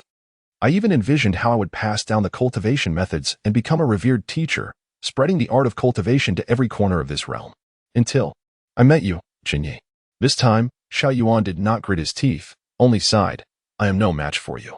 In terms of intellect, talent, and inherent power, I fall far short. After my failure to seize the golden lotus of reincarnation, the profound sense of defeat and overwhelming pressure nearly suffocated me. I recalled the bitterness of my past life's demise and the ambition I held upon my arrival to save the people of this world. Then I laid the 7-kill formation, personally digging graves for the core members of the Merchant Alliance. Despite their respectful addresses of Mr. Xiao just the day before, I acted nonetheless. Another defeat. Ha ha ha. Before you, I am but a capering fool. Even so, I remain unsatisfied. My gaze shifted toward the 4 great families. Indeed, the foundation of your millennia-old clans far surpassed that of the Merchant Alliance. With the support of the Chen family and Amp, Apos, S second and third branches, I am confident that within a month, I shall possess the strength to defeat you. However, a month is too long. I cannot wait. Thus, I chose to massacre the city, transforming into the very demon I once despised, wielding my blade against innocence. I told myself that if I could vanquish you, I would fulfill my original plan, saving more lives, with these individuals merely necessary sacrifices. I knew I was deceiving myself, yet my unwillingness to accept my fate persisted. Unwilling to be trampled underfoot by a mere native. Unwilling to forsake the opportunity to realize my envisioned role as the savior. I refuse to relent. I am not a villain devoid of morality. I have merely become ruthless. I am no longer the admired chief disciple of the Spirit Sword sect. Ha ha ha. At this moment, Xiao Yuan had consumed an overwhelming amount of life essence far beyond what his current body could endure, his demeanor resembling madness. A strong scent of blood emanated from him, blood pouring from his eyes and ears in a horrifying display. The sounds escaping his lips were indistinguishable between laughter and sorrow. He stood in a completely unguarded state, yet Chen Ye showed no intention of seizing the opportunity, patiently waiting for him. Fortunately, Xiao Yuan did not keep him waiting long. After his words, he struggled to catch his breath. Then, his blood-soaked eyes surprisingly regained clarity, and he stood tall, like a spear aimed at the heavens. Though his body was infused with chaotic, malevolent energy, the sinister aura Chen Ye previously sensed from him vanished entirely, despite being filled with the remnants of evil. Xiao Yuan now exuded an air of integrity and openness. His bright eyes met Chen Ye's, the pain and struggle of the past erased, leaving only clarity behind. Chapter 144. Today I realize I am myself haunted by the death of my past life. I was ensnared by inner demons, plunging into the depths of darkness and causing immeasurable calamity. With a sense of serene liberation, Xiao Yuan bowed deeply to Chen Ye, expressing his gratitude. Thank you, fellow Taoist Chen, for aiding me in dispelling my inner demons and reclaiming my true self. I have committed such heinous acts that my death is of little consequence. Although my approach to saving the people of this world through my own cultivation was misguided, it was not entirely without merit. I can no longer pursue this path. But the cultivation methods from the realm of immortals should not vanish from this world along with me. As he spoke, he straightened up and gestured towards the unconscious Chen Shiyuan lying in the distance. A stream of light swiftly entered her forehead. Miss Shiyuan is a rare talent in the sword path. Had she been born in the Spirit Sword sect, I would have been but a second to her. I shall impart to her the sect and amp, Appos, secret technique, the Lingxian sword control, and with time, as she cultivates, she will undoubtedly become a pillar for humanity in the face of the apocalypse. Today, the fault lies entirely with me. Miss Shiyuan is kind-hearted and innocent. Her actions were merely a misguided trust in me. I hope, fellow Taoist Chen, that you will not hold her accountable. With that, he bowed once more, this time showing no intent to rise until he received a response from Chen Ye. Chen Ye glanced at him, then at Chen Shiyuan, and after a moment of contemplation, nodded affirmatively. Very well. He seemed to have grasped Xiao Yuan and amp, Appos, as current state. The man who had fought ruthlessly, killing countless in pursuit of his goals, turned out to be a good soul lost in madness. Yet, from the system's progress bar, Chen Ye sensed that if Xiao Yuan had not fallen into madness, he might not have been marked as a destined child by the system. Otherwise, why would the progress bar reach 100 without Chen Ye's intervention? And Xiao Yuan returned to normal on his own? Perhaps it was merely the overwhelming pressure from Xiao Yuan's sudden surge in power? Unlikely. Back in the Lotus Pond Wetland Park, Chen Ye had the opportunity to slay Xiao Yuan then. He had let Su Yin deal with Yu Chen instead, gaining immense strength, making Xiao Yuan no match for him. He spared Xiao Yuan because the system's kill probability was too low, and he feared unforeseen consequences. Thus, he let him escape. Had he chosen to strike when Xiao Yuan initiated the teleport, he could have disrupted the process, giving him a fleeting moment to sever Xiao Yuan and amp, Appos, head, having already positioned the blade at his throat. The pressure he exerted back then was not inferior to what Xiao Yuan felt now. Yet, Xiao Yuan showed no signs of overcoming his inner demons at that time. Thus, Chen Ye speculated that this matter was likely tied to the system's kill probability. In other words, the destined child was not the current, normal Xiao Yuan, but the one who had succumbed to madness. Reflecting on this, he realized it aligned with the narratives he had encountered in another realm, where protagonists reborn after great upheavals often found themselves transformed into boundless characters, driven to extremes. If Xiao Yuan had suddenly returned to normal, could he still be considered a protagonist? Perhaps not. However, with the system's rewards yet to be bestowed, Xiao Yuan was destined to meet his end today. The distinction lay in Chen Ye's willingness to hear more from the current Xiao Yuan, compared to the previous madman. He now appeared far more approachable, and a few more exchanges might yield unexpected insights. Receiving Chen Ye's assurance, Xiao Yuan exhaled deeply, raising his head with candor. Fellow Taoist Chen, my time is limited. The future of this world rests with you, not me. To atone for the troubles I have caused you, I wish to present you with 2 gifts. Without waiting for Chen Ye's response, he drew a seemingly unremarkable long sword from his waist. I once possessed a sword, gifted by my ancestors, named Qi Shao, forged from cold jade and tempered by my 20 years of dedication. It is my life as treasure, rendering me invincible among my peers. Alas, it was buried alongside me in a foreign land. This world is extraordinary. While it may appear ordinary, it harbors numerous treasures. With the aid of the Chen family's second and third branches and the Merchant Alliance, I have gathered precious materials to forge a sword of even greater caliber than Qi Shao. Named Qi Shao, though it remains in its raw form, requiring a wielder to refine it, its power is already comparable to that of my Qing Shao. Xiao Yuan gently caressed the sword, his gaze tender. This sword was meant for Miss Xiyuan, but it bears the sins of my madness and the weight of countless lives taken. Though Miss Xiyuan is of noble fate, wielding this sword may bring her misfortune. You, however, fellow Taoist Chen, are blessed with the reincarnation Golden Lotus. Such burdens are trivial for you. This sword is perfectly suited for you.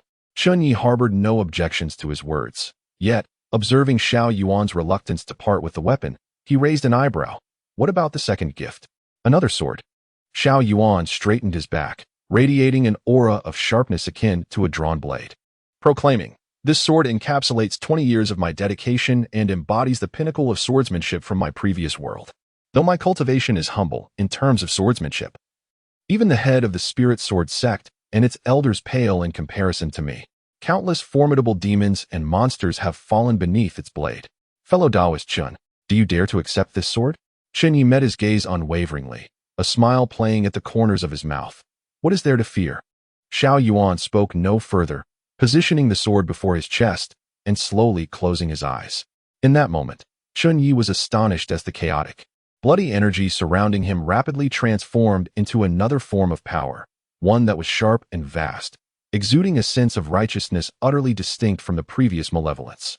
Bathed in sunlight, Xiao Yuan began to levitate, enveloped in a radiant glow, as if donned in golden armor.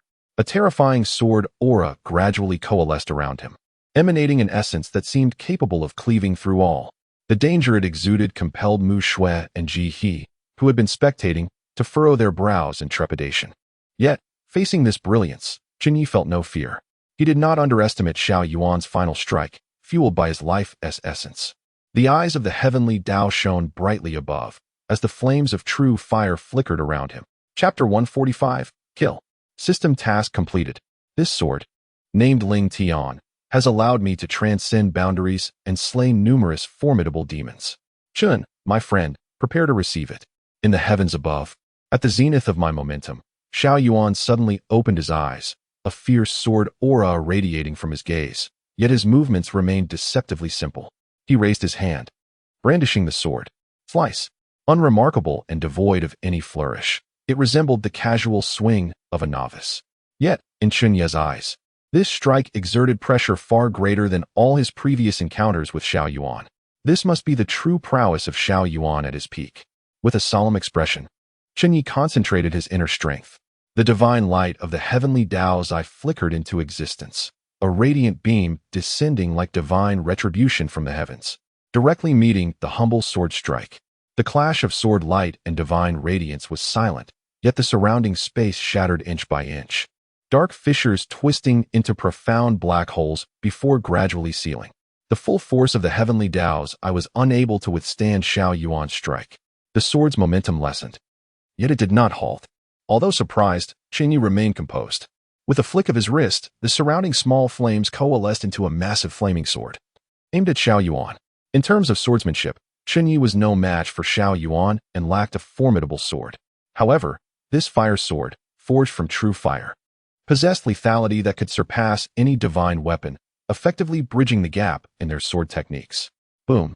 Like a stone cast upon a tranquil pond, the entire space rippled. A terrifying shockwave surged outward, uprooting many sturdy trees in its wake. Observing the battle, Mu Shui frowned, swiftly conjuring a fierce storm that extinguished the approaching aftermath of the battle within the snow and wind.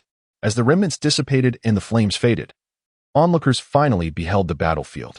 They discovered that the distance between Chen Ye and Xiao Yuan had dwindled to less than 2 meters.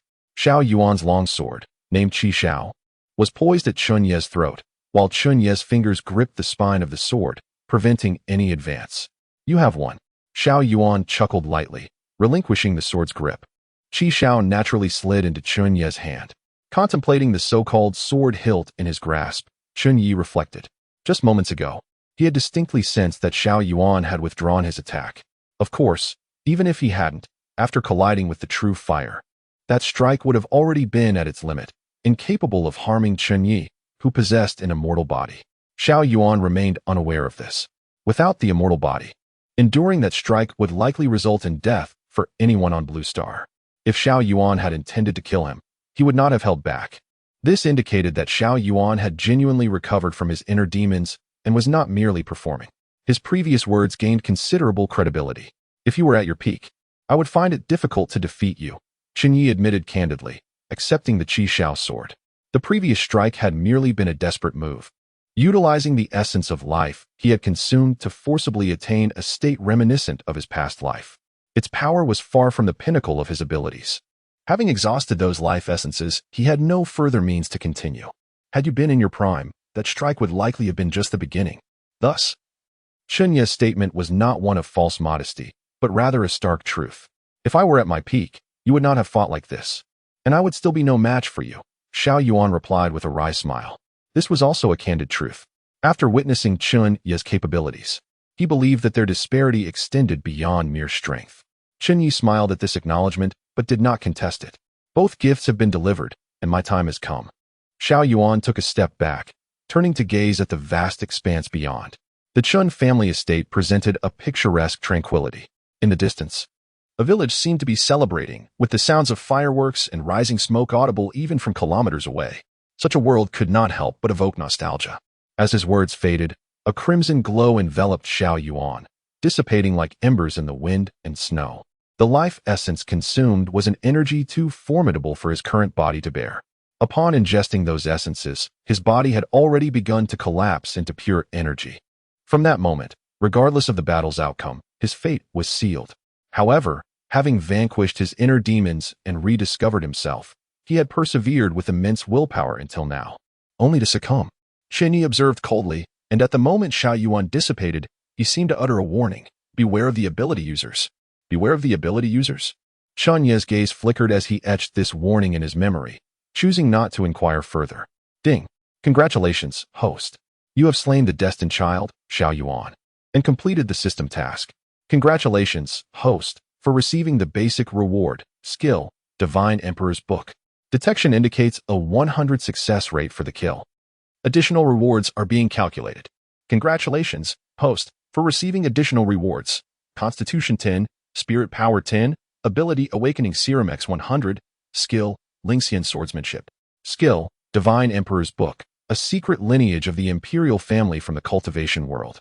It gathers the faith of the masses and the spirit of the heavens, forging an unparalleled dynasty. Skill, Lingxian Swordsmanship, a secret technique from the Spirit Sword sect in the cultivation world. One sword, one thought, striking the heavens above and the abyss below. Upon reading the system's notifications, Chen Ye breathed a sigh of relief, his eyes gleaming with fervor. Acquiring the Lingxian swordsmanship was not unexpected. He had surmised the nature of the system's rewards and anticipated that slaying Xiao Yuan would yield abilities closely related to him, particularly something of immense value to Xiao Yuan. The Lingxian swordsmanship was undoubtedly the prime choice, although Xiao Yuan possessed many admirable skills given the constraint of acquiring only one. The swordsmanship was clearly the superior option. However, aside from the swordsmanship, the so-called Divine Emperor's Book was entirely unexpected. Xiao Yuan had never showcased any abilities related to it. Yet, upon reflection, the basic rewards seemed to have diverged from being directly tied to the destined child, instead reflecting what the system deemed necessary for Chen Ye. The additional rewards were indeed linked to the abilities of the destined child. The skill known as the Divine Emperor's Book was particularly intriguing. Chen Ye activated the skill, and upon grasping its essence, a glimmer of surprise flickered in his eyes. Chapter 146. Several of you must know what I wish to inquire. The Divine Emperor's Book is classified as a skill within the system, yet fundamentally, it shares similarities with the Celestial Sword technique, being a method originating from the realm of cultivation. However, this technique differs somewhat from the sword technique. Mastery of the sword technique primarily relies on one's own efforts, with advancement contingent upon personal strength and fortune. In contrast, the Divine Emperor's Book presents a different scenario. Unlike the Celestial Sword technique, which remains inaccessible to most ordinary individuals, the Divine Emperor's Book has a relatively low entry barrier. The sole requirement is a specific royal bloodline. Naturally, Chen Ye does not possess such lineage. Yet he can directly access skills within the system, thereby bypassing this prerequisite. Moreover, the methods of cultivation for these two techniques diverge significantly. The sword technique necessitates gradual practice and learning, while the Divine Emperor's book allows for self-cultivation post-initiation, albeit at a sluggish pace. In comparison to other top-tier techniques, even a rudimentary method from the realm of cultivation would yield faster results. The uniqueness of the Divine Emperor's book lies in its capacity for self-cultivation as well as an almost side-effect-free shortcut, the gathering of public faith. Once Chen Ye begins to practice the Divine Emperor's book, the more individuals who revere and admire him, the stronger he becomes. This process is referred to as the condensation of fortune within the text. Furthermore, this is merely the initial stage. Upon accumulating sufficient fortune, he can establish a dynasty. By gathering the spiritual energy of heaven and earth, along with the faith of the populace, he would embody the nation itself. This notion appears exceedingly fantastical and its realization daunting. However, it does offer Chen Ye a novel avenue in the aftermath of the apocalypse. Moreover, Chen Ye recalls a conversation with Mu Shui on that fateful night, wherein she mentioned the value of others in relation to him once he attains a certain level of strength. At that juncture, his affections would determine the worth of every individual. Yet now, this value has expanded. When the faith of all can coalesce into tangible power for him, every person would hold significance. He gains yet another reason to ensure humanity's survival amidst the apocalypse. For the Divine Emperor's book specifies that only humans can provide the faith necessary for condensing fortune. As for zombies and mutated beasts, Chen Ye surmises they would be of little use. Should humanity perish in the aftermath, this technique would likely become obsolete. Given the current circumstances, Chen Ye, after briefly examining his newly acquired skills, shifted his focus outward. With the demise of a formidable adversary, tranquility settled upon the scene, as Shaoyuan vanished entirely. All gazes turned toward Chen Ye, particularly those from the second and third branches, their eyes now filled with despair. The clash between the two had been nothing short of cataclysmic. Now that Shaoyuan lay dead and Chen Ye remained, how could those from the second and third branches escape retribution given their ties to him? Conversely, for the other members of the Chen family, witnessing one of their own triumph over such a powerful foe elicited feelings of elation. After all, as long as there were no conflicts with the first branch or they had not participated in the strife between the first and second branches, Chen Ye and Apos' strength would only serve to benefit them. However, the perspective of Mu Shui and Ji He, who were not members of the Chen family, differed significantly. Ji He remained relatively unconcerned, being a direct cousin of Chen Ye. Even should Chen Ye become invincible, the Chen family would likely spare the Ji family. In contrast, Mu Shui and Apos' expression was quite complicated. Chen Ye had repeatedly expressed his intention to take her as a concubine, and he had done so with utmost seriousness, not merely joking among friends. Now, witnessing his display of power, Mu Shui assessed her chances and concluded that she might not withstand even 3 moves against him. The disparity in strength seemed overwhelmingly vast. This implied that if Chen Ye desired, Mu Shui feared she might indeed be taken as a concubine. The mere thought sent her mind into a frenzy. While she did not oppose the idea of sharing a bed with Chen Ye, given her prestigious family background, she would eventually need to find someone to carry on the family line. After all, how many men in this world could rival Chen Ye? Yet, even if she were to share intimacy with him, she insisted on being the one in control. The indignity of being seized as a concubine was utterly unacceptable to her. At this moment, her mind raced with thoughts of how to strengthen herself. Aside from these individuals, those present, including Su Yin and Qin Chu, gazed at Chen Ye with unabashed admiration. Each person harbored their own thoughts, and the varying perspectives were palpable. Under the scrutiny of such diverse gazes, Chen Ye surveyed the surroundings before gradually descending from the air and making his way to the high platform. He paid no heed to the affairs of the second and third branches. These individuals were akin to crickets in autumn. He need not intervene, as the first branch would undoubtedly seize the opportunity to act without requiring his direct involvement.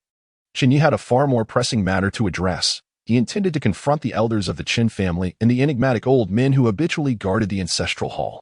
After all, his current strength was bolstered by an abundance of life essence. Even if he posed a question, none would dare challenge him. In a normal state, he might not be able to contend with those elderly figures who appeared half-buried in the earth, and he certainly would not recklessly approach them with such bold inquiries. The elders of the Chen family were astute. Upon noticing Chen Ye and Apos' silent approach, they quickly deduced his intentions, especially after witnessing Mu Shui and Ji He, the scions of rival families, being summoned by him. After exchanging glances, one elder cleared his throat, rose, and addressed the assembly.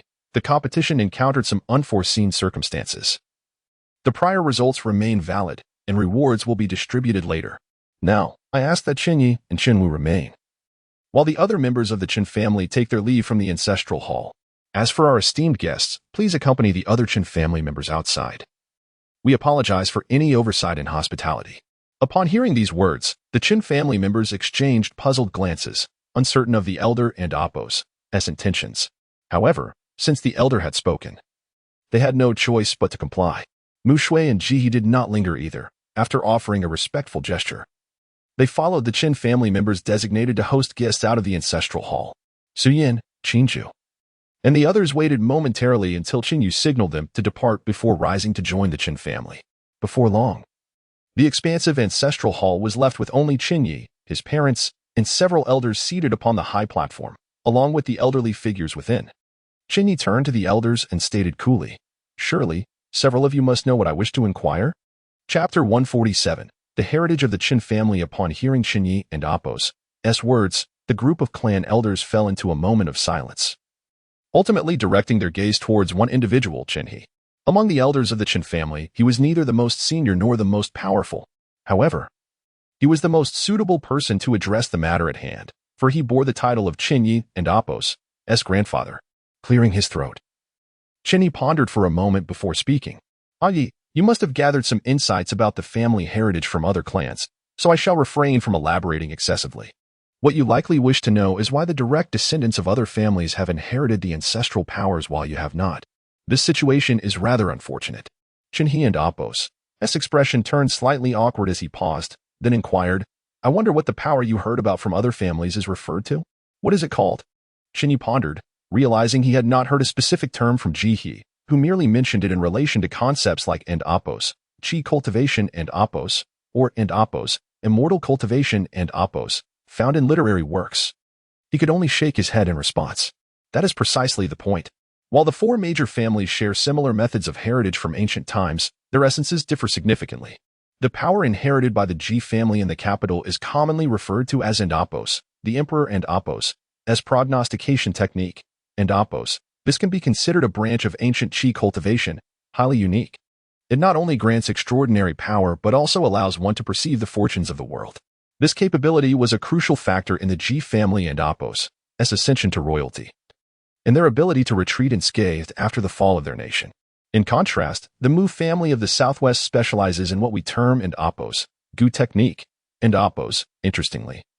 By the time the Mu family rose to prominence, such extraordinary powers had already vanished.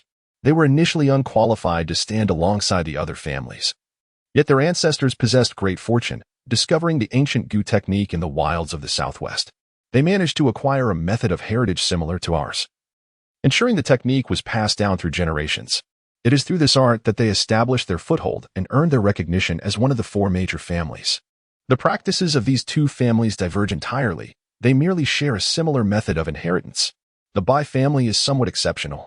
Their heritage consists of an even older martial technique, gathering the blood and vitality of armies into a single individual. Even an ordinary person wielding such power can rival the heavens. Thus, even in modern times, the Bai family commands the largest military force. Their core influence rooted in the frigid Northwest, a region conducive to military training. As long as a direct descendant of the Bai family inherits their martial technique, they need not undergo extensive training. Possessing military knowledge and sufficient troops enables them to unleash formidable combat prowess. And what of the Chen family? Chen Yu asked nonchalantly. After discussing the unique abilities of the other families, he was curious about what distinguished the Chen family. The power inherited in our ancestral hall is generally referred to as ancient martial arts, Chen He reflected. However, this ancient martial arts may differ from your understanding. Although I am quite aged, I do indulge in contemporary works from time to time, and in those, authors often depict ancient martial arts as mere forms of physical combat. In truth, it is entirely different. The ancient martial arts passed down in the Chen family resembles the initial methods of cultivating one's essence, honing the sinews and blood, akin to the early stages of immortal cultivation depicted in novels. This essence is the source of extraordinary power. The more abundant one's essence, the stronger their abilities. When combined with certain martial techniques inherited from the family, one can attain a profound level of mastery, yielding power that far surpasses what you have displayed today. Chen Ye was taken aback. It was rather surprising that this elderly gentleman, despite being in his 70s or 80s, was a renowned literary figure in Xia country, yet still found time to indulge in online novels. However, upon hearing his explanation, Chen Ye gained a clearer understanding of what the Qin family's so-called ancient martial arts entailed. So, you wish to inquire about the relation of this to our decision to withhold the inheritance from you? Chen Ye anticipated his question. In truth, we harbor no objections towards you. On the contrary, we have observed your actions and abilities in Tianhai, and no one opposes your potential ascendance as the family's leader. The reason for not informing you or allowing you to inherit is precisely due to the uniqueness of our family's inheritance. Oh, how so? Chen Ye asked with keen interest. There are two methods for inheriting ancient martial arts. The first involves directly passing on the foundational knowledge for honing one's physique, utilizing the ancestral hall's accumulated spiritual energy to open the recipient's meridians, ensuring a minimum level of strength. As long as they are diligent, they will not be weak in the future, Chen Ye explained methodically. The second method, which we refer to as hoarding, is rather complex. Unlike the other families, who expend substantial spiritual energy with each inheritance, the Qin family typically employs the first method, consuming very little. Given our family's vast resources, we have a significant surplus of spiritual energy in the ancestral hall, built up over millennia. The so-called hoarding method allows us to channel all this spiritual energy into a single individual, rapidly creating a powerful inheritor capable of addressing potential crises. However, in the 1,000 years of our family's existence, no one has ever employed the hoarding method. This is not due to a lack of crises that warranted such measures, but rather because the process is highly restrictive. The most critical requirement is that the recipient must possess a substantial amount of essence beforehand. In terms of strength, even amidst the current abundance of extraordinary individuals, it is nearly impossible to find someone who meets the criteria for hoarding. As he spoke, he turned his gaze towards Chen Ye. Initially, we had not considered the hoarding method and intended to use the standard inheritance approach to bring you back for the transfer. However, your remarkable performance in Tianhai and your unforeseen advancement in strength compelled all the clan elders to agree that the traditional inheritance would unlikely enhance your abilities significantly. After all, our ancient martial arts requires diligent practice and time to refine. Hoarding, however, is different. Once you undergo this process, your strength will experience a tremendous surge, positioning the Qin family to possess at least one super-strong individual among the top tier in the impending apocalypse. With this, the family's future would be free of concerns. The primary reason for not disclosing this to you is that your current strength is insufficient to undergo hoarding. Yet, your growth rate is exceptionally rapid, and you will eventually attain the requisite strength.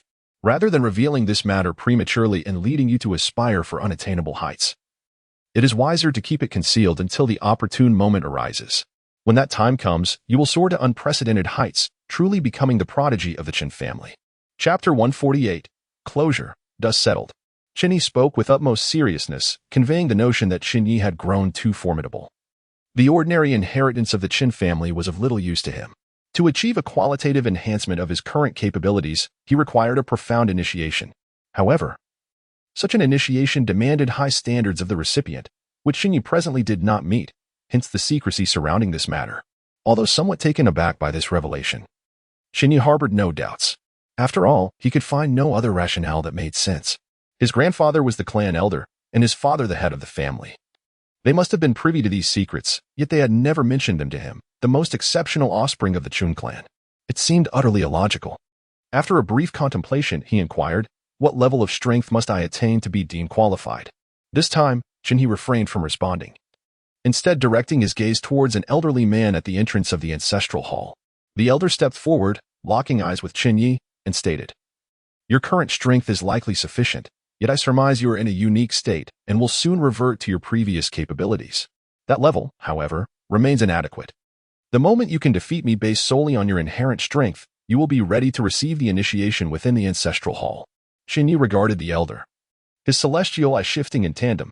It soon became evident that this seemingly unremarkable old man possessed immense power within. Prior to harnessing the might he had absorbed from Xiao Yuan, which had led to the system displaying two extraordinary metrics, he might not have been able to contend with the elder before him. One must surpass him to qualify for the initiation. It was no wonder that, despite a millennium of tradition, no one from the clan had ever undertaken this second form of cultivation. Those lacking sufficient strength were incapable of accepting the initiation. Similarly, While some might have been qualified due to their strength, their advanced age rendered them ineligible. Individuals like Chen Ye, possessing such formidable prowess at a young age, were a rarity, only emerging in exceptional circumstances akin to an impending apocalypse. It was understandable that the clan elders, upon witnessing his might, refrained from mentioning the inheritance, opting instead to conceal this knowledge until he grew even stronger, ready to bestow upon him enhancements. As the eldest son of the main lineage, had Chen Ye not exhibited such strength, the elders would likely have summoned him back from Tianhai to undergo a standard inheritance, allowing him to cultivate gradually. Seeing Chen Ye nod in understanding, the other clan elders exhaled in relief. They genuinely feared that this most gifted descendant of the family might harbor resentment towards the clan over such matters. Clarifying the situation was undoubtedly the best course of action. After inquiring about various inheritances from other branches, Chen Ye swiftly shifted the conversation away from this topic, and the elders showed no inclination to revisit it. They were all astute individuals, naturally attuned to the unspoken understanding among the wise. Chen Ye had exhibited a remarkably brusque demeanor earlier, in ordinary circumstances. A typical scion of the Chen family might have faced accusations of disrespect towards the elders. However, the rules established were intended for others to adhere to. And given Chen Ye's current strength, he evidently belonged among those who crafted the rules, rather than being subject to them. With the serious matters addressed, it was time to deliberate on less pressing issues. An elder from the second branch directly posed a question to Chen Ye. The second and third branches conspired with outsiders to invade the Chen family ancestral hall. A severe violation of clan regulations. They targeted you, and it was you who dealt with them. How do you intend to handle this? What do you think? Chen Ye retorted with a wry smile. Given the strength he had displayed today, he could handle the matter in any manner he deemed fit. Even if he were to eliminate the entire second and third branches, no one would dare voice dissent. However, the repercussions of such actions would be detrimental. The clan still held considerable value for him, and such extremes were unnecessary at this juncture. Thus, it would be more prudent to extend some leniency towards the elders of the second branch, while simultaneously establishing a reputation for magnanimity within the family. The elder from the second branch appeared to grasp Chen Ye's intentions, masking his relief beneath a calm exterior. Though he hailed from the second branch, as a clan elder, he had to uphold justice, even if Chen Chang was his own son, for actions that gravely affected the clan's interest warranted appropriate measures. Yet, concerning the other members of the second branch, he naturally wished to protect them. Unless absolutely necessary, he would prefer not to see them entirely eradicated. Seeing Chen Ye willing to compromise was a welcome development. After a moment's reflection, the elder intoned solemnly, Chen Chang of the second branch and Chen Yuan of the third branch are the principal instigators in this affair. According to clan law, both Chen Chang and Chen Yuan shall be removed from the family tree. Their direct male descendants shall face execution, and upon death, they shall not be interred in the family cemetery. The female members shall be expelled from the clan. The remaining members of the second and third branches shall be stripped of all positions within the clan, their assets derived from the family reclaimed, and they shall be banished from the ancestral grounds. What do you think of this course of action? Chen Ye pondered briefly before nodding. Acceptable. But I require one individual. Who? Chen Shiyuan. Without hesitation, the elder responded. Chen Shiyuan has maintained close ties with the outsiders and cannot be treated as a typical female member. It is fitting to leave her in your hands. Their exchange effectively signaled the complete withdrawal of the second and third branches from the core competition of the clan, relegating them to the periphery. Unlike other marginalized branches of the Chen family, they would likely find it nearly impossible to rise again within a century. With the demise of Chen Chang and Chen Yuan, the key figures of the second and third branches, the core strength of those factions was utterly obliterated. Reclaiming all positions and assets held by the remaining members of the second and third branches meant stripping them of all power, leaving them without financial resources. The prospect of a comeback was utterly unattainable, and they would likely struggle to make ends meet in the near future. Thus, they could no longer pose a threat to the standing of the main lineage. Of course, there were still those from the fourth branch who opposed the main lineage. However, they had not participated in this incident, at least not to any significant extent, and thus would not be implicated. Consequently, matters within the clan appeared to have reached a resolution, and it was time for Chen Ye to return to Tianhai. Chapter 149. I need a reason you're back? Have you finished dealing with matters in the capital? In the upper echelons of the Xingfeng Group's office, Shen Yanxi, clad in a meticulously tailored women's suit, was diligently attending to the affairs of the corporation. This sartorial choice starkly contrasted with her previous innocent schoolgirl image. Yet, some individuals are simply born to be fashion icons. and Chen Ye undoubtedly belongs to that category. Her mature attire not only suited her well, but also exuded an intellectual charm interlaced with an aura of purity. Perhaps this encapsulates what is often remarked online as the duality of innocence and allure. Chen Ye could not help but steal several glances at her before responding. I and Oppos, V nearly wrapped things up. How have the past few days been? Has anything untoward occurred in Tianhai? Any movements from the end of days preservation committee? Fortunately, nothing significant has transpired in Tianhai. A few remnants of merchant alliances attempted to stir trouble, but I dispatched personnel to suppress them. The rest are trivial matters that I surmised you would not typically oversee, so I delegated them to your subordinates. However, I noticed a certain, how should I put it, an air of disconnection from reality in their handling of fundamental issues. While their proposed solutions were well-intentioned, they often lacked practicality. After all, the upper management of Xingfeng Group predominantly comprises scions from the Chen family or its affiliates, accustomed to their lofty positions, and thus, they remain oblivious to the needs of lower-tier employees. You seldom inquire about such matters, so numerous internal issues persist within the organization. Since I had some idle time, I took the liberty of addressing a few things. Here is a comparative analysis of the internal policies before and after my intervention. You may review its suitability. Additionally, I have made some adjustments to the human resources aspect, which I have documented here. As Chen Ye spoke, she handed over a hefty file. Its A4 pages stacked to a thickness of at least 3 to 4 centimeters. Chen Ye's brow twitched upon merely glancing at it. Nevertheless, considering the significance of Xingfeng Group to his standing in Tianhai, he steeled himself to accept the document. A cursory examination of the proposed policy adjustments revealed that Chen Ye's so-called minor revisions had essentially overhauled the operational framework of the entire Xingfeng Group. The changes were numerous, intricate, and complex, encompassing everything from foundational reward and punishment systems to standards of position changes and even aspects of employee morale. After perusing the details for a while, Chen Ye decided against continuing and resolved to pass it on to the think tank assigned by his family for further analysis. He directly flipped to the section Chen Ye had emphasized regarding personnel changes. What he found left him astounded. The original president and founder of Xingfeng Group, Chen Ming, had been demoted to a mere logistics warehouse manager in the security department. Almost the entire executive team had been replaced by Chen Ye, leaving them relegated to the most junior positions. The current executives were previously mid-level administrators, predominantly from the Chen family, but compared to Chen Ming and the former executives, who were closely affiliated with the core of the Chen family, the new appointees were typically more peripheral members. After studying the document for a moment, Chen Ye handed it over to Qin Zhu and then settled onto the sofa, gazing at Chen Ye. What is the rationale behind this? Are you inquiring about the policy adjustments or the personnel changes? Chen Ye inquired, brushing her hair aside. The personnel changes, Chen Ye replied coolly. I believe Chen Ming and the original executives of Xingfeng Group performed adequately. They may not have been exemplary, but they have consistently dedicated themselves to the Long family's interests. It seems inappropriate to cast them aside to the lowest ranks without a valid justification. Lacking a suitable reason, how will others perceive me as the heir of the Long family? He had yet to finish reviewing the policy adjustments and would not hastily arrive at a conclusion. However, Chen Ye and Oppos' approach to personnel changes posed a significant dilemma for Chen Ye. While Chen Ming and his associates may not possess elite capabilities, they were certainly competent, having ascended to their positions without the abundant resources available to the core of the Chen family.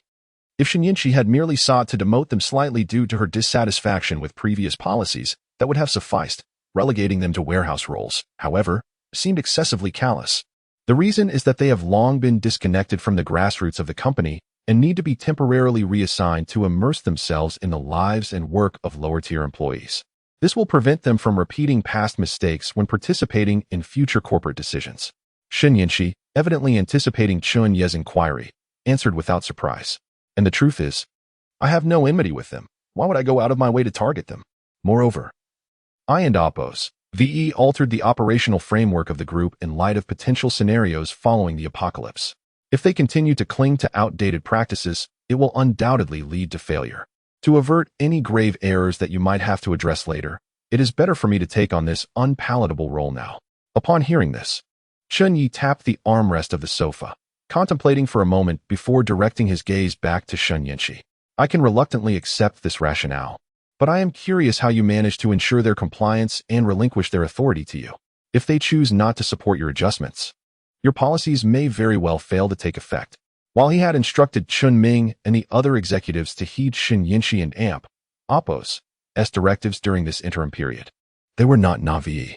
They might acquiesce to minor matters, but such a sweeping overhaul would likely provoke resistance, especially since they were long-standing contributors to the Long family. Even if the matter escalated within the family, they would have reasonable grounds to contest her authority. Because they cannot contend with me, Shen Yinshi replied, resting her chin on her hand while winking at Chen Ye. And besides, the identity of the young madam of the Chen family is indeed quite advantageous. Wouldn't you agree, sir? Chapter 150. Is this also a part of the game? With unparalleled strength and the extraordinary status of the young mistress, Chen Ye pondered that. Indeed, Chen Ming and the others had no room to refuse Shen Yinshi and Appo's commands. Although Chen Ye had never publicly declared his relationship with Shen Yinshi within the corporation, their frequent intimate gestures had not gone unnoticed by the senior executives. Of course, Chen Ye had numerous women around him, and among those executives, it was likely that 8 out of 10 were aware of it. Yet, Shen Yinshi was evidently different from the others. Would he entrust the entire corporation's affairs to an ordinary woman upon leaving? Unlikely. Given the multitude of factors at play, coupled with Shen Yinshi's self-identification as the young mistress, the executives naturally dared not doubt her. As for Chen Ye himself, he realized he could hardly deny the situation. After all, Shen Yinshi was not like other women.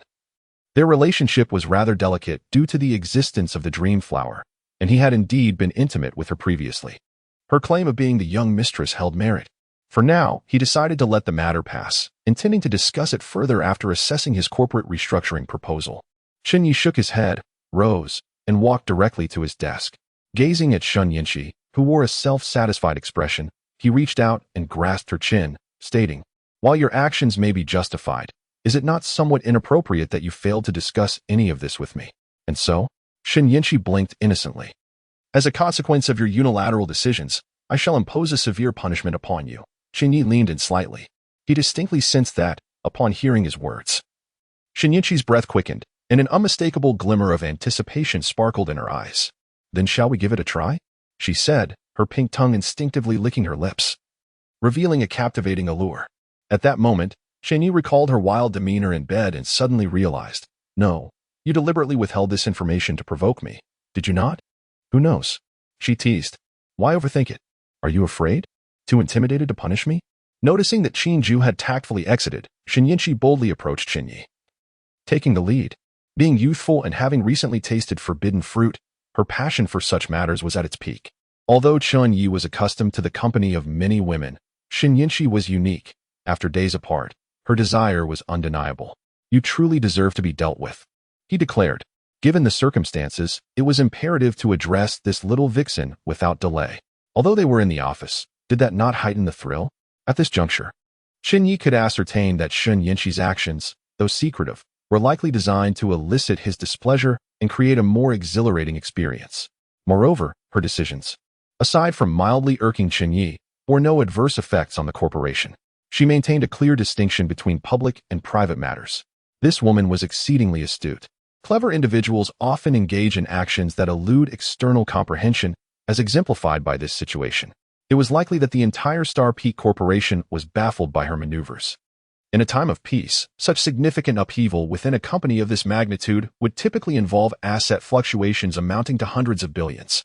In a certain sense, it appeared to be a part of the playful dynamic between the young master and mistress. After the storm had passed, Shen Yinshi was thoroughly punished as she desired. With Chen Ye's formidable prowess, even her wildest tendencies ultimately led her to plead for mercy. Following the punishment, she exhibited a newfound submissiveness.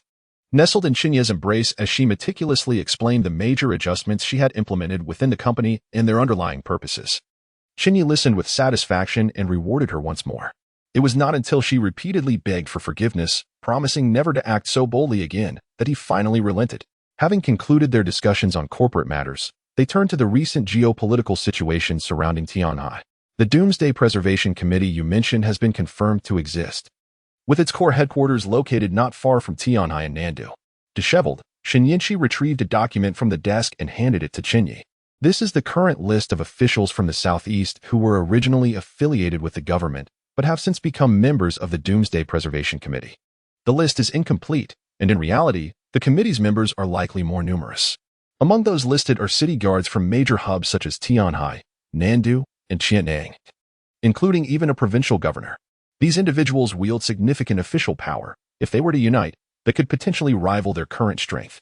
If you wish to gain control over the affluent Jiang Triangle region after the apocalypse, they're an unavoidable obstacle.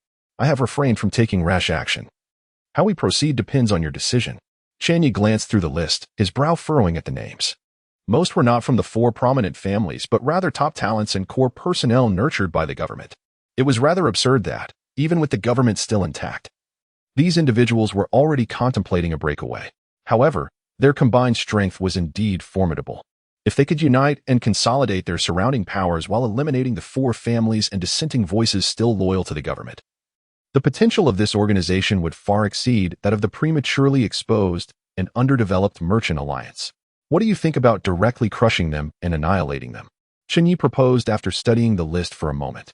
The time was too short for him to engage in any strategic games. It would be more efficient to resolve the matter swiftly and decisively. While eliminating those on the list might be straightforward, have you noticed that many of them, despite their differing stances and even outright hostility within the government structure, are now able to unite under the same organization? Chen Ye shook her head. The key lies in the entity orchestrating this behind the scenes. Otherwise, merely removing a few powerful officials would not resolve the issue. In the fertile southeast, who knows how many more of their people are out there? Chapter 151. You fight your own, I fight mine. This is indeed a fact. Upon hearing this, Chen Ye furrowed his brow in contemplation. There was nothing erroneous in Chen Ye's assertion. Dismantling such a large organization cannot simply be achieved by eliminating a few of its leaders. Take, for instance, the Merchant Alliance. Would it suffice to merely deal with those affluent capitalists? While it may carry some weight, its effectiveness is limited. Although the Merchant Alliance is ostensibly a multinational organization formed by foreign capitalists, the branch in Xia country is merely a segment. In reality, there exists no substantial hierarchical relationship between the two. They are merely nominal allies with some overlapping interests. Essentially, the Xia country branch of the Merchant Alliance is an organization forged by the unique capabilities of Xiao Yuan. Had he not deemed it futile to challenge the four great families with his nascent power and subsequently engaged in the internal strife of the Chen family, ultimately falling prey to Chen Ye's stratagem, he could have easily sought refuge elsewhere, even abroad, and established an organization rivaling the Merchant Alliance. Xiao Yuan's role within this organization is to serve as the connective tissue binding its members together. As long as he survives, the organization shall endure. In contrast, those seemingly powerful members are not the most crucial elements. The world is rife with individuals of great strength. The loss of a few would not create a significant void. The same applies to the Doomsday Preservation Committee, which finds itself in a similar predicament. The true orchestrator behind the unification of these disparate factions and ideologies is the key. Eliminating those listed would ultimately prove meaningless. Yet, the most pressing concern lies in the lack of information. Chen Ye is currently unaware of the exact number of formally enrolled members in the Doomsday Preservation Committee, and he knows even less about the individuals pulling the strings behind the scenes. The enemy lurks in the shadows while he stands exposed. This is the gravest situation. How about we summon Li Qingsong for a discussion? Chen Ye pondered briefly, glancing at Chen Ye in his arms. It may prove of little use. Chen Ye shook her head. Ever since you decisively dealt with the Merchant Alliance, the Doomsday Preservation Committee seems to regard you with great trepidation. From the information we have, their activities in Tianhai are infrequent. They are primarily active in other pivotal regions of the Jiangxin Triangle, such as Nandu and Qiantang. Although Li Qingsong, as the guardian of Tianhai, holds a higher rank than the other city guardians, he does not necessarily possess more information than they do. Moreover, while there is no concrete evidence, I have a nagging suspicion that the Doomsday Preservation Committee is aware that we are monitoring them. They must be on guard. Li Qingsong boldly stands here without exhibiting any unusual behavior at the Tianhai City Guard, which indicates he is prepared.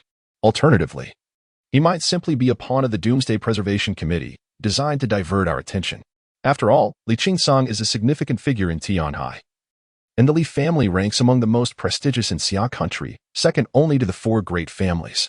We are merely a branch of the Chen family. Should we engage in direct confrontation, we would inevitably be unable to attend to the Doomsday Preservation Committee's influence beyond Tianhai in the short term. They could seize this opportunity to strengthen their foothold in Nandu and Qiantang. I have a suggestion, Chen Ye said. lifting her chin to meet Chen Ye's gaze. Speak your mind. Our foundational presence in Tianhai has solidified, with the vast majority of resources now under our control. Apart from your heavy armored composite brigade and the naval fleet at your command, there are also numerous members of the Chen family stationed in the 2 composite brigades outside Tianhai, ensuring they will not interfere with matters within the city at critical moments. Chen Ye methodically analyzed. Since Tianhai is already secure, we might as well redirect our focus elsewhere. The entire Jiangxin Triangle holds immense significance for Xia country. And while Tianhai is vital, the other locations are equally important. Time is of the essence. Controlling the entire triangle like we do Tianhai is improbable. But if we can seize the resources of the 2 key towns, Nandu and Qiantang, we can gradually extend our influence through the network of roads and bridges connecting these 3 areas, ultimately achieving control over the triangle and the Jiang River estuary. If we succeed, the Doomsday Preservation Committee will no longer be able to sit comfortably, fearing our potential actions. What they dread most is our silence. Once they act, they will reveal their vulnerabilities. Chen Ye's plan was straightforward. Given the current circumstances where the enemy conceals itself while he stands exposed, there is no effective method to dismantle the Doomsday Preservation Committee. Therefore, it is prudent to temporarily disregard them. As long as Chen Ye fulfills his established objectives and secures control over the entire Jiangxin Triangle, the Doomsday Preservation Committee will inevitably be unable to maintain their position. After all, there would be no sanctuary for them left. Once they can no longer hold their ground, they will inevitably expose themselves. Allowing the Qin family's intelligence department to gather more information about this organization, which can then be utilized to devise strategies against them. This embodies a classic approach, each party contending in their own sphere, avoiding entrapment in the adversary's carefully constructed framework. Should Chen Ye recklessly endeavor to uproot this organization during such a tense period, the results would likely be very limited. In that case, he would risk losing the prime opportunity to assert control over the Jiangxin Triangle, thus handing over Nandu and Qiantang to other forces. After a moment of contemplation, Chen Ye nodded in agreement. It is feasible. Although his intuition suggested that there were likely figures of destiny manipulating the Doomsday Preservation Committee from behind the scenes, individuals who could further augment their power before the impending catastrophe, the reality did not afford him the conditions to pursue this endeavor. The organization and its puppeteers were too deeply entrenched, filled with seasoned politicians who possessed ample patience, unlike the Merchant Alliance, which had hastily revealed itself. With the overarching strategy in place, the next step involved addressing the finer details. Chen Ye was a prodigy when it came to managing such matters.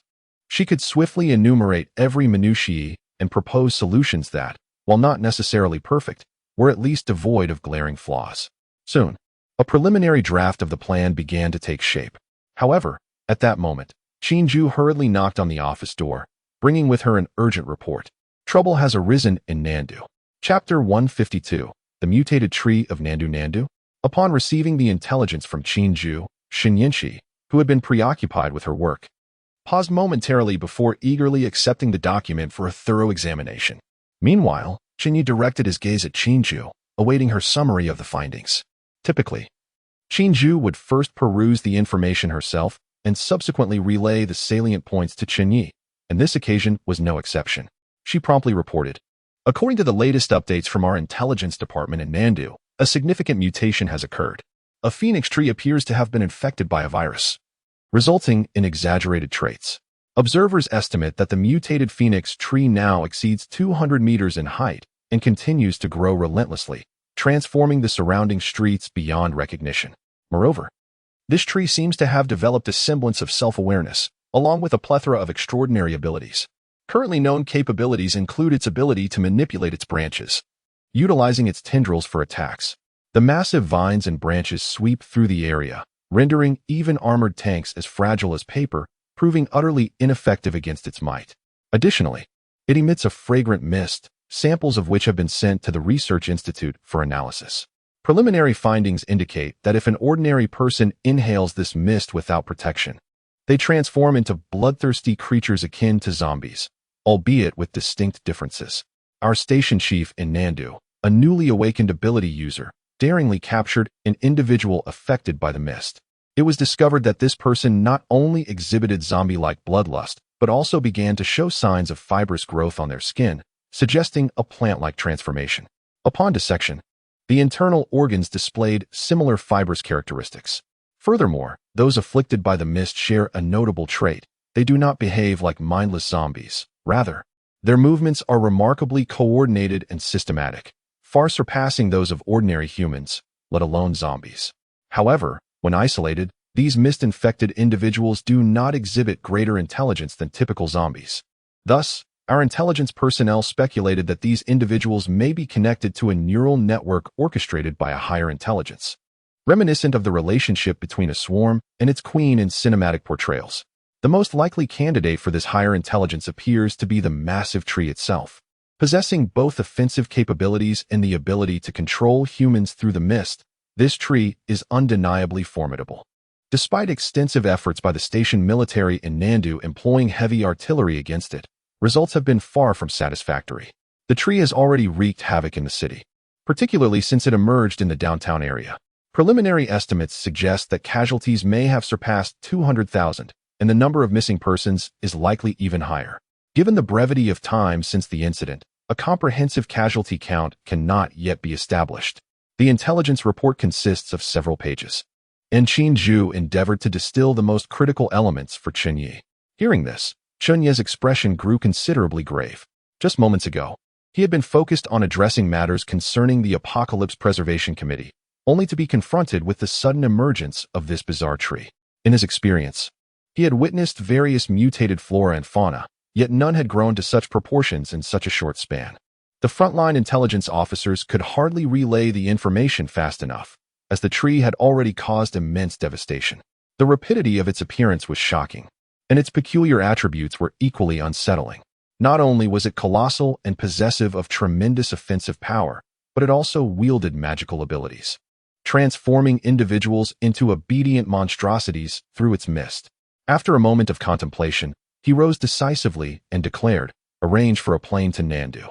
This city was crucial to his plans, and while he hadn't initially intended to travel there, given the less complex power dynamics compared to Tianhai, this sudden emergence of the tree was an unforeseen complication. The data indicated an alarming growth rate, and if left unchecked, it would soon become uncontrollable. Presently, Chen Ye recognized that he was one of the few capable of addressing this threat, with perhaps Xin Yinshi being another, although her powers were ill-suited for combat, more aligned with support roles.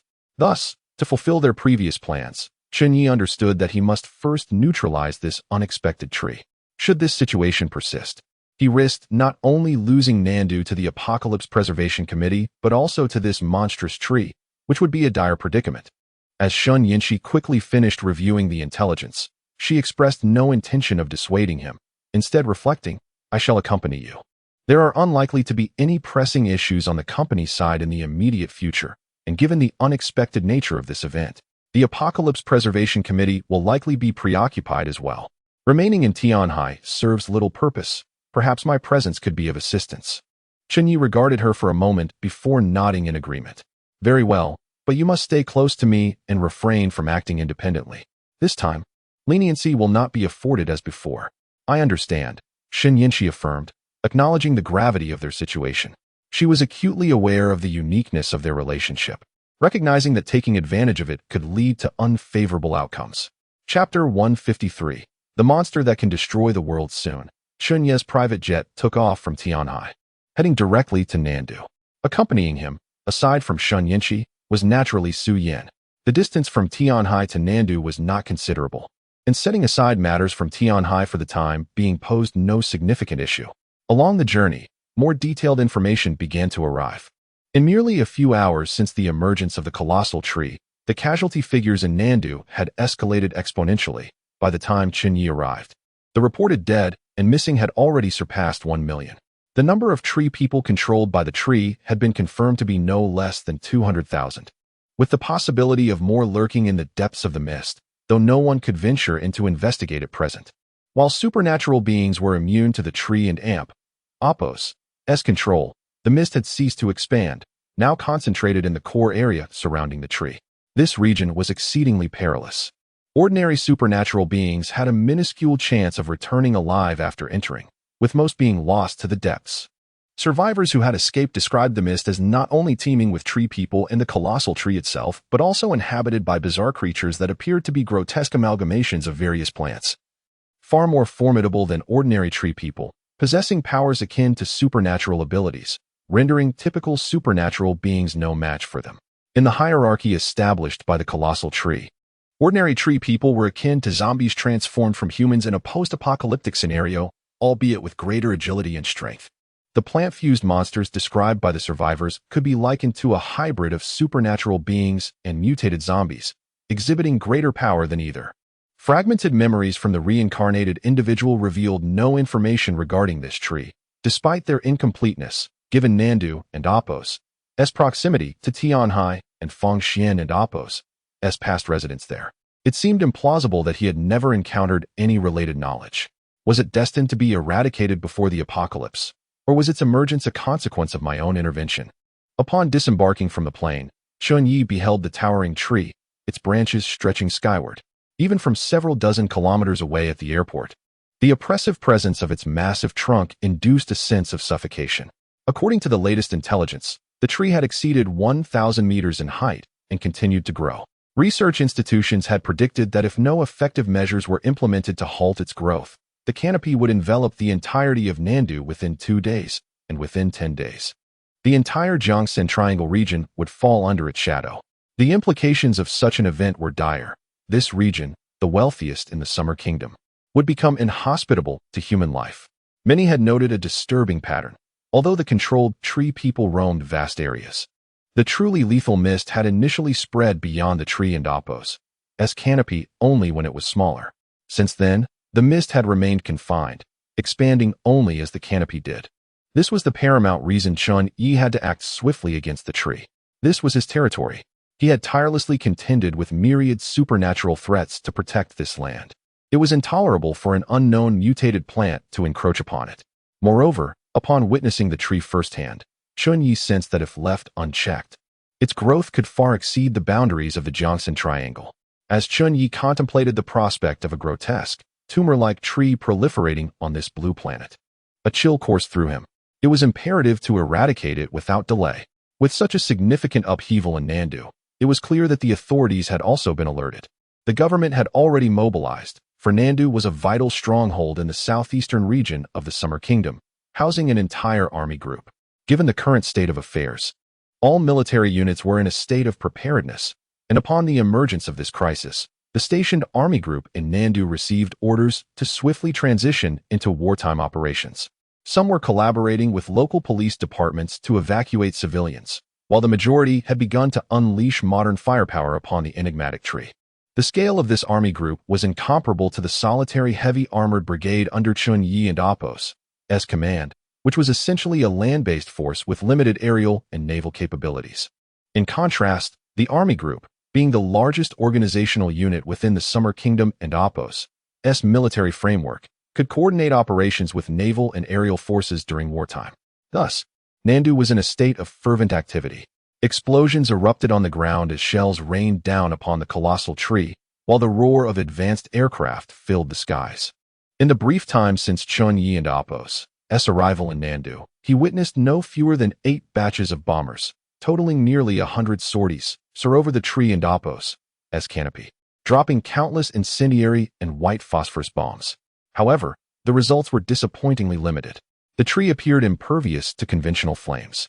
Although the impact was minimal, it afforded Chen Ye his first direct insight into the devastating power wielded by modern weaponry. Only 2 nations had truly harnessed a modern warfare system. Most others either bullied the weak or merely conducted drills without actual conflict. Most data remained theoretical, devoid of practical experience. It was not a failure of the military or weaponry that rendered the tree unscathed. Rather, it was the tree itself that posed the challenge. In Chen Ye and Apos' view, the scale of firepower deployed against ordinary zombies or tree people would be akin to a simple mowing down of grass. Previously, within the Chen family, debates had arisen regarding the limited efficacy of modern weapons against supernatural beings and mutated zombies in a post-apocalyptic world, questioning the necessity of expending such effort to retain these armaments. At the time, Chen Ye had remained silent. In hindsight, it was evidently crucial. After all, the post-apocalyptic landscape would encompass not only supernatural beings and mutated zombies, but also ordinary people and zombies, who would still constitute the majority. While these weapons might prove ineffective against formidable foes, they would be invaluable for clearing out lesser threats. Chapter 154. The same means cannot be used twice. Greetings. The area ahead is a combat zone, extremely dangerous, and entry is strictly prohibited. As Chen Ye gazed at the modern military forces unleashing a torrent of firepower upon the colossal tree, the convoy was halted on an elevated bridge. He peered ahead and discovered that the road into the city had been barricaded by official military police checkpoints. This was hardly surprising. It was entirely normal for civilians to be barred from entering a combat zone. However, Chen Ye was no ordinary individual, clearly exempt from such restrictions. Without Chen Ye needing to utter a word, a bodyguard from the convoy promptly disembarked to clarify the situation, presenting some hastily obtained documents from the aircraft. As anticipated, the soldiers at the checkpoint scrutinized the documents briefly before granting them passage. Numerous such checkpoints dotted their route, yet the convoy experienced little obstruction. Swiftly arriving at the headquarters of the frontline army group. This location was on the outskirts of Nandu, a region still deemed relatively safe. A few kilometers further lay the front line where ground troops were engaged in battle with the tree-like creatures. The civilian population in the city center had mostly evacuated, and those who had not were likely beyond saving. Meanwhile, the suburbs were still in the throes of evacuation, resulting in a degree of chaos. As Chen Ye's convoy came to a halt, he noticed a group of 7 or 8 individuals in military uniforms approaching. Upon recognizing the leader, Chen Ye raised an eyebrow and smiled slightly. "Bai He, what brings you here?" "The commander is strategizing the encirclement of the tree and sent me to escort you," responded the young man in uniform, adorned with 2 stars on his shoulders, his expression impassive. Bai He, hailing from the Bai family of the Northwest, stood out among the 4 prominent families, as the next generation of the Chun, Mu, and Ji families had already been determined. In contrast, the Bai family had yet to produce a figure who could unequivocally lead the younger generation. The Bai family tradition mandated military service for young members, and Bai He enlisted at 18. Now, not yet 30. He had already been bestowed the rank of general and had become the 3rd in command of the stationed army group in Nandu. This was undoubtedly aided by his family background, yet it would be impossible to claim he lacked ability. "Let us proceed. The situation is urgent, and we have no time for pleasantries. Perhaps next time you visit Tianhai, we can share a drink," Chen Ye replied with a light laugh. His relationship with Bai He was merely acquaintanceship, yet out of politeness. He felt compelled to express gratitude for Bai He's effort to meet him. "Follow me, please." Bai He wasted no time, leading the way ahead. The temporary frontline command post was established within a university. Although hastily constructed, it was equipped with the military's usual meticulous preparations, featuring ample facilities for soldiers and oppos, rest, and a makeshift field hospital. To Chen Ye and oppos' surprise, the hospital was already filled with numerous injured personnel, with ambulances continuously arriving to transport the wounded from the front lines. "What is happening?" Chen Ye inquired, frowning at the influx of the injured. In his estimation, the modern military should have been capable of conducting zero-contact operations against the mindless tree-like creatures, rendering such casualties unexpected. Bai He, following Chen Ye and oppos' gaze, did not conceal the truth. These tree-like beings are far more formidable than ordinary zombies, exhibiting greater agility and the ability to navigate through tall buildings. Moreover, they possess some form of command system, with an unknown entity orchestrating their movements from the shadows. They have learned to avoid large-scale assaults after suffering initial losses from our firepower, dispersing into smaller groups to engage us within the complex urban terrain. Our heavy artillery is ineffective in such urban warfare, and our ordinary soldiers, faced with these immensely powerful and fearless foes in close quarters, find themselves at a significant disadvantage. Hence, the considerable casualties. However, we have no choice. Nandu is vast, with nearly 10 million residents. We have already been rendered powerless in the city center, and our current objective is to contain these creatures there, buying time to evacuate the suburban populace and discuss subsequent actions. Everyone was aware of the situation, yet none faltered, though Bai He spoke with calmness.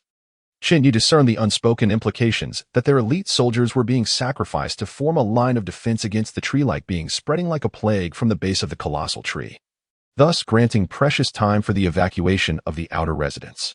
This was what was commonly referred to as filling the line. In modern warfare, utilizing such well-trained elite combat units for this purpose was undeniably a substantial waste. Typically, nations would draft militia and reserves for such arduous tasks. Yet, The urgency of the situation left them no alternative, even though the military had initiated a reserve call-up. These hastily assembled soldiers were inadequately trained for direct engagement in such intense warfare. What is the casualty situation? Chen Ye asked, pressing further. Since our forces entered the defense zone, nearly 6,000 have perished and over 5,000 are injured, Bai stated, unable to suppress a sigh. Even as a powerful ability user himself, he felt the weight of despair in the face of such circumstances. The labyrinthine streets of the city allowed the tree-like creatures to spread like a contagion. In this predicament, the only method to halt their advance appeared to be through the sacrifice of lives. Would a direct assault on the colossal tree itself cause these creatures to halt and regroup? Chen Ye interjected, adjusting her glasses. It would be futile, Bai he replied, casting a sidelong glance at her. We already attempted this. Initially, we dispatched a team of ability users, myself included, drawing upon every available power from our ranks. Upon approaching the tree, however, we found ourselves incapable of inflicting any harm. The second attempt, he inhaled deeply, his eyes betraying a sense of helplessness. We deployed a tactical nuclear weapon, nearly severing it in half, yet within mere minutes, it had rapidly regenerated. When we sought to employ a more potent nuclear device, we discovered that missiles could not penetrate its defenses. A barrier of sorts had manifested around it. At that moment, we realized that the same tactics could not be employed against this tree a second time. Much like how we could not use our firepower strategy against the tree-like creatures after inflicting significant casualties upon them. It possesses intelligence, an extraordinary vitality, and a myriad of strategies. Chapter 155. I wish they would follow you. Have they even resorted to using tactical nuclear weapons? Chen Ye's gaze sharpened at the mention. This weapon represents one of the most formidable forces available to humanity, and yet, despite its might, it failed to make a dent in that colossal tree, an utterly chilling thought. Certainly, more potent weapons exist, as tactical nuclear weapons are generally of a smaller yield and limited power, far inferior to those capable of annihilating nations, with yields often exceeding hundreds of thousands or even millions of tons. However, such weapons are only deployed in dire circumstances where the very survival of a nation is at stake, particularly in the southern capital of Xia, where many civilians remain unevacuated. The tactical nuclear weapon has become the most powerful armament that the Xia government and military can wield. If it cannot fell this tree, then the military must have entirely abandoned the notion of employing modern weaponry against it. So, is your plan to rely on the abilities of the extraordinary individuals to tackle this challenge? Chen Ye glanced at the towering tree. First, we need to evacuate the civilians. Bai he interjected. The military and government officials are indeed reaching out to powerful, extraordinary individuals, but the results have been limited. You and your team arrived first, while others came uninvited. It's to be expected, after gaining extraordinary powers. Many feel they possess a ticket to the apocalypse and are reluctant to risk their lives at such a moment. Chen Ye scoffed at this. Such behavior was anticipated.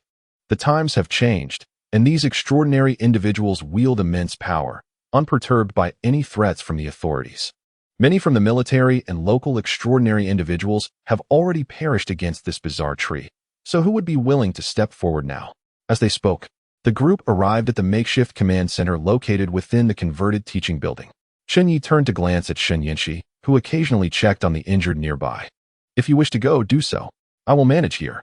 If I cannot resolve this, your preserved strength will not change the outcome either. As he spoke, he casually tossed her a black lotus seed, a remnant from the Tianhai port incident he had yet to utilize. In this situation, it would prove invaluable, as the number of injured here was in the thousands, and Chen Ye could not possibly save them all without assistance. Chen Ye received the lotus seed, momentarily stunned, before a radiant smile broke across her face. Ignoring the crowd, she planted a kiss on Chen Ye's cheek. Thank you. Seizing the moment, Chen Ye took her by the arm, leaning closer to whisper, later, I will deal with that tree. Before that, I need you to publicize the situation in the southern capital. It must be visible to all so everyone understands who is addressing the issue. Chen Ye paused, contemplating, then nodded thoughtfully. All right, I will prepare immediately. Chen Ye had previously maintained a rather low profile. During the commotion at Tianhai port, viewers in Chen Ye's livestream witnessed the extraordinary phenomena occurring miles away, yet none knew it was Chen Ye behind it all. Now, he suddenly requested her to reveal his forthcoming actions and place him in the public eye, a stark departure from his previous demeanor. Though puzzled, Chen Ye understood that Chen Ye was not one to act without reason. Being astute, She refrained from questioning his motives, focusing instead on fulfilling her responsibilities. In times of disaster, her primary goal was to save as many lives as possible, and her own abilities felt woefully inadequate.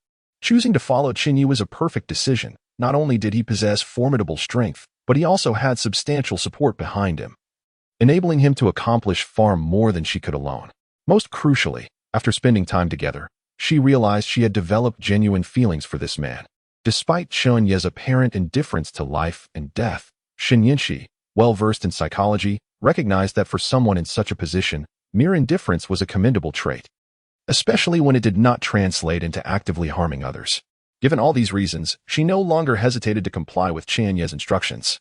As long as he did not ask her to harm the innocent, she would follow his lead without question.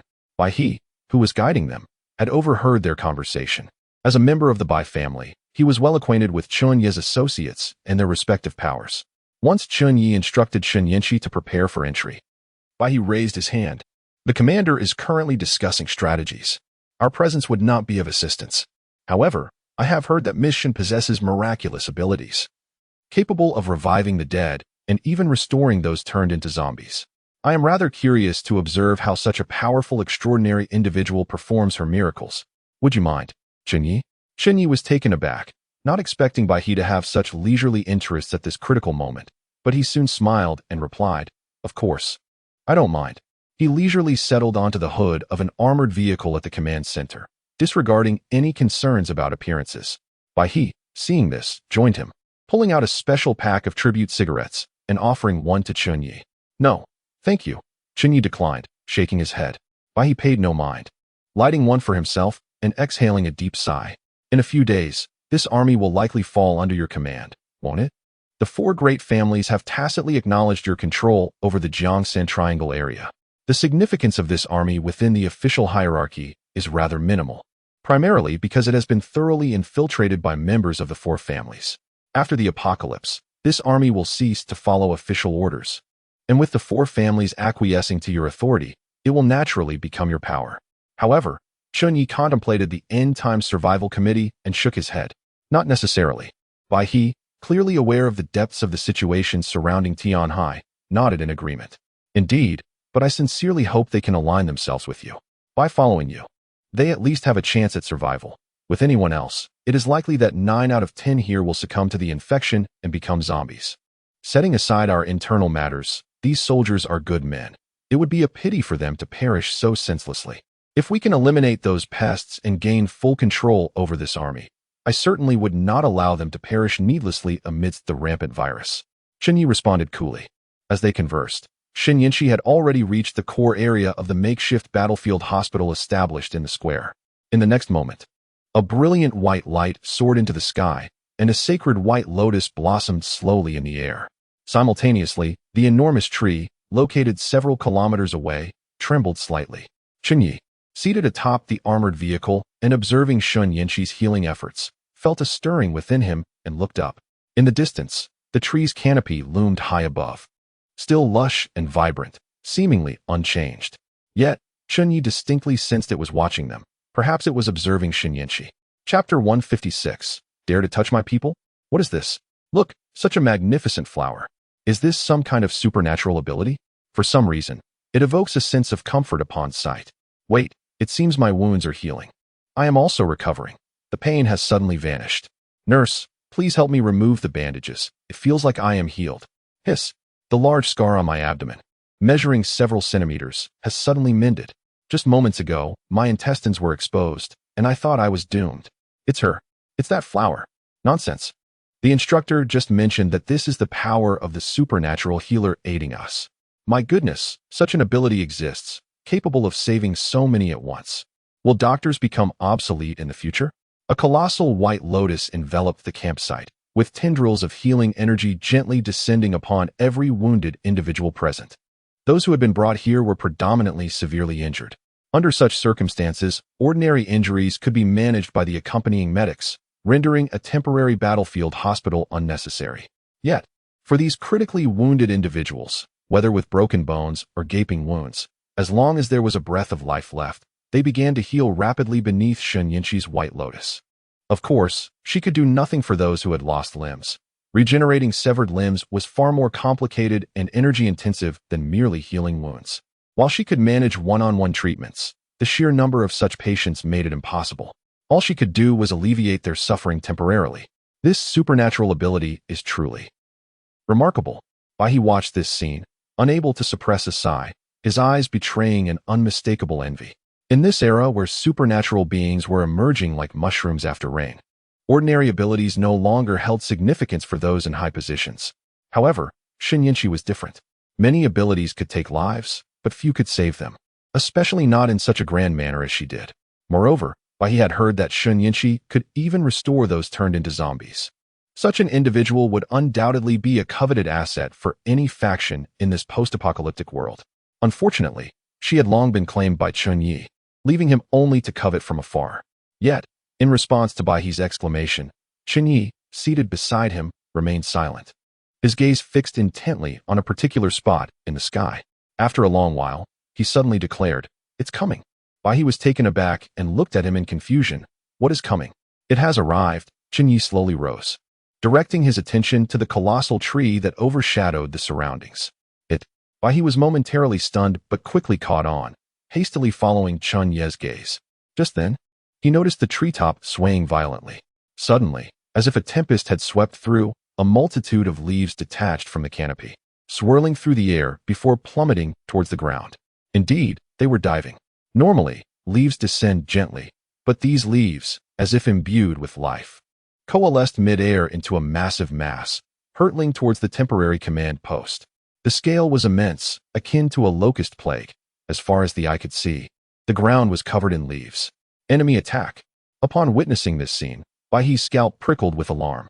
He immediately sprang to his feet, shouting, and sprouted wings, soaring into the air, an ancient spear materializing in his hands. The previously noisy command post fell silent at his shout, soon followed by a more intense clamor. Yet amidst the chaos, everyone moved with remarkable order, unfazed by the impending threat. These elite soldiers, rather than panicking, decisively set aside their tasks and returned to their stations, transforming the atmosphere within the command post into one of solemnity. At that moment, however, Chen Ye quietly approached Baihe, murmuring, "Do not worry, it is not targeting you. Not targeting us." Baihe glanced at Chen Ye, puzzled by his words. If it intended to attack you, it would have done so long ago. There was no need to wait until now. Chen Ye shook his head, gazing at the leaf swarm akin to locusts, then at the radiant white lotus, sneering. "It is aimed at her." No sooner had he spoken than the leaves in the sky, swirling chaotically for a moment, swiftly coalesced into a colossal dragon composed of foliage. Amidst resonant roars, this leafy dragon opened its maw wide and lunged towards the white lotus, seemingly intent on devouring it. Yet, Chen Ye, located at the heart of the lotus, appeared blissfully oblivious to the external commotion, wholly absorbed in her task. Even with a clear understanding of the current situation, she showed no signs of concern. Because, those who dare to act against me possess considerable audacity. Chen Ye scoffed. In the next instant, just as the leafy dragon was about to engulf the white lotus, a towering black lotus, exuding an aura of terrifying slaughter, suddenly appeared beside the white lotus, shielding it protectively. The leafy dragon, taken by surprise, collided forcefully with the black lotus. A surge of lethal energy erupted, crimson light soaring into the sky. The once menacing leafy dragon was instantly torn apart, and countless leaves were reduced to ash in an instant. However, the crimson light showed no sign of waning. Having effortlessly obliterated the leafy dragon, it directed its wrath towards the towering tree. Boom! A deafening explosion reverberated, and all spectators beheld the massive tree, akin to a mountain, trembling violently. Countless leaves burst apart, creating a mist of foliage in the air. As the dust settled and the leaves drifted away, everyone heard an excruciatingly grating sound from above. Looking up, they were astonished to see an enormous branch, several hundred meters long, languidly descending from the tree. Chapter 157. Why not cut it down? The thunderous roar resounded incessantly. As branches fell to the ground, a massive cloud of dust billowed upwards, amidst which several skyscrapers in the bustling city center were reduced to ruins by the fallen limbs. When the dust finally settled, an eerie silence enveloped the scene. Neither the enormous tree that had unexpectedly attacked nor Chen Ye, who had retaliated, made any further moves. Only the distant sounds of soldiers engaging the trance echoed continuously through the streets. As the dark lotus dissipated slowly, Chen Ye glanced at the towering tree before turning to Shen Yinshi, asking, "Is it done?" "It's ready," Shen Yinshi replied, her eyes opening as the white lotus in the sky gradually faded away. "Thank you." Observing that the previously crowded battlefield hospital was now empty of patients, all having regained their health, a wave of joy surged within Shen Yinshi. "That's unnecessary, but before we leave Nandu or resolve this tree issue, it's best for you to stay close to me," Chen Ye remarked indifferently, striding towards the command center. At once, Shen Yinshi followed closely behind him. He hurried over, saying, "Brother Chen, why didn't you just cut it down decisively?" Without waiting for him to finish, Chen Ye interjected. He hesitated momentarily, then nodded. "Aside from using tactical nuclear weapons, we have never inflicted such severe damage on it before. I believe you could." He did not finish his thought, fully aware that what Chen Ye had just displayed was not his full strength. Merely revealing a fraction of his power had already dealt a significant blow to the tree, and he had faith that if Chen Ye unleashed his complete might, he could indeed fell the tree without difficulty. "Take another look at it," Chen Ye said with a light chuckle, pointing skyward. Following his gaze, he saw the branch that Chen Ye had severed earlier now rapidly regrowing. In just a brief moment, it was on the verge of restoration. Simultaneously, a faint, green luminescent shield emerged on the tree's surface. He understood what it was. It was this very shield that rendered their missiles and various modern weaponry ineffective against the tree's core. "I thought that once a supernatural ability reached a certain magnitude, such shields and strange regenerative capabilities would falter. I suppose that is not the case." He sighed, somewhat dejected. However, Chen Ye shook his head, a smile playing on his lips as he replied, "Not necessarily. Let us wait and see. First, we should check if the two in the command center have any useful strategies." He hesitated but nodded, leading the way without further comment. Just before entering the command center, Chen Ye suddenly addressed Qin Ju. "We have some research institutions in Nandu, right? Have them study those trance, particularly the individual differences among them. If they lack experimental materials, let the supernatural users capture some. If that fails, seek assistance from the military. I need to see a useful experimental report within 2 hours." Qin Ju nodded in response. "I will have them take care of it immediately." The temporary command center was essentially a large classroom within a university building, surrounded by several tiered lecture halls. The entire Army's staff and generals were present, closely monitoring the frontline situation and making real-time adjustments to their deployment, creating a bustling atmosphere. Yet, within a small conference room nestled between these large classrooms, only 2 individuals occupied the space. These 2 men wielded the greatest power within the entire army group, the army commander and the chief of staff. As long as their opinions aligned, the entire army would follow their directives without question. Of course, under normal circumstances, such extensive authority would not be concentrated in the hands of merely 2 individuals. Typically, several positions of equal rank would exist within the army headquarters. However, the current tumultuous times were anything but normal. The official channels had proven inadequate, unable to reach far beyond their immediate purview. The local garrison was inevitably undergoing its own power shifts. Following the completion of these typical processes, only these 2 remained at the helm. For Chen Ye, the battle against the trance was trivial, leaving him no time to concern himself with such matters. Thus, under Bai He's guidance, he proceeded directly to the core conference room. Upon entering, he observed 2 elderly men with graying hair, clad in military uniforms adorned with numerous stars on their shoulders, engaged in discussion around a holographic model of the Great Tree. The voices of the 2 were not the only ones present. It soon became apparent that a video conference was underway. In addition to these 2 commanding figures, the screen displayed several familiar faces, individuals often seen in the news. Renowned figures of the nation.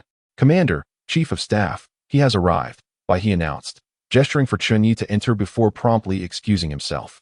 Naturally, He did not involve himself in the internal disputes of the Nandu army group, as he belonged to the Bai family, and this territory had been tacitly granted to Chen Ye by the 4 prominent families.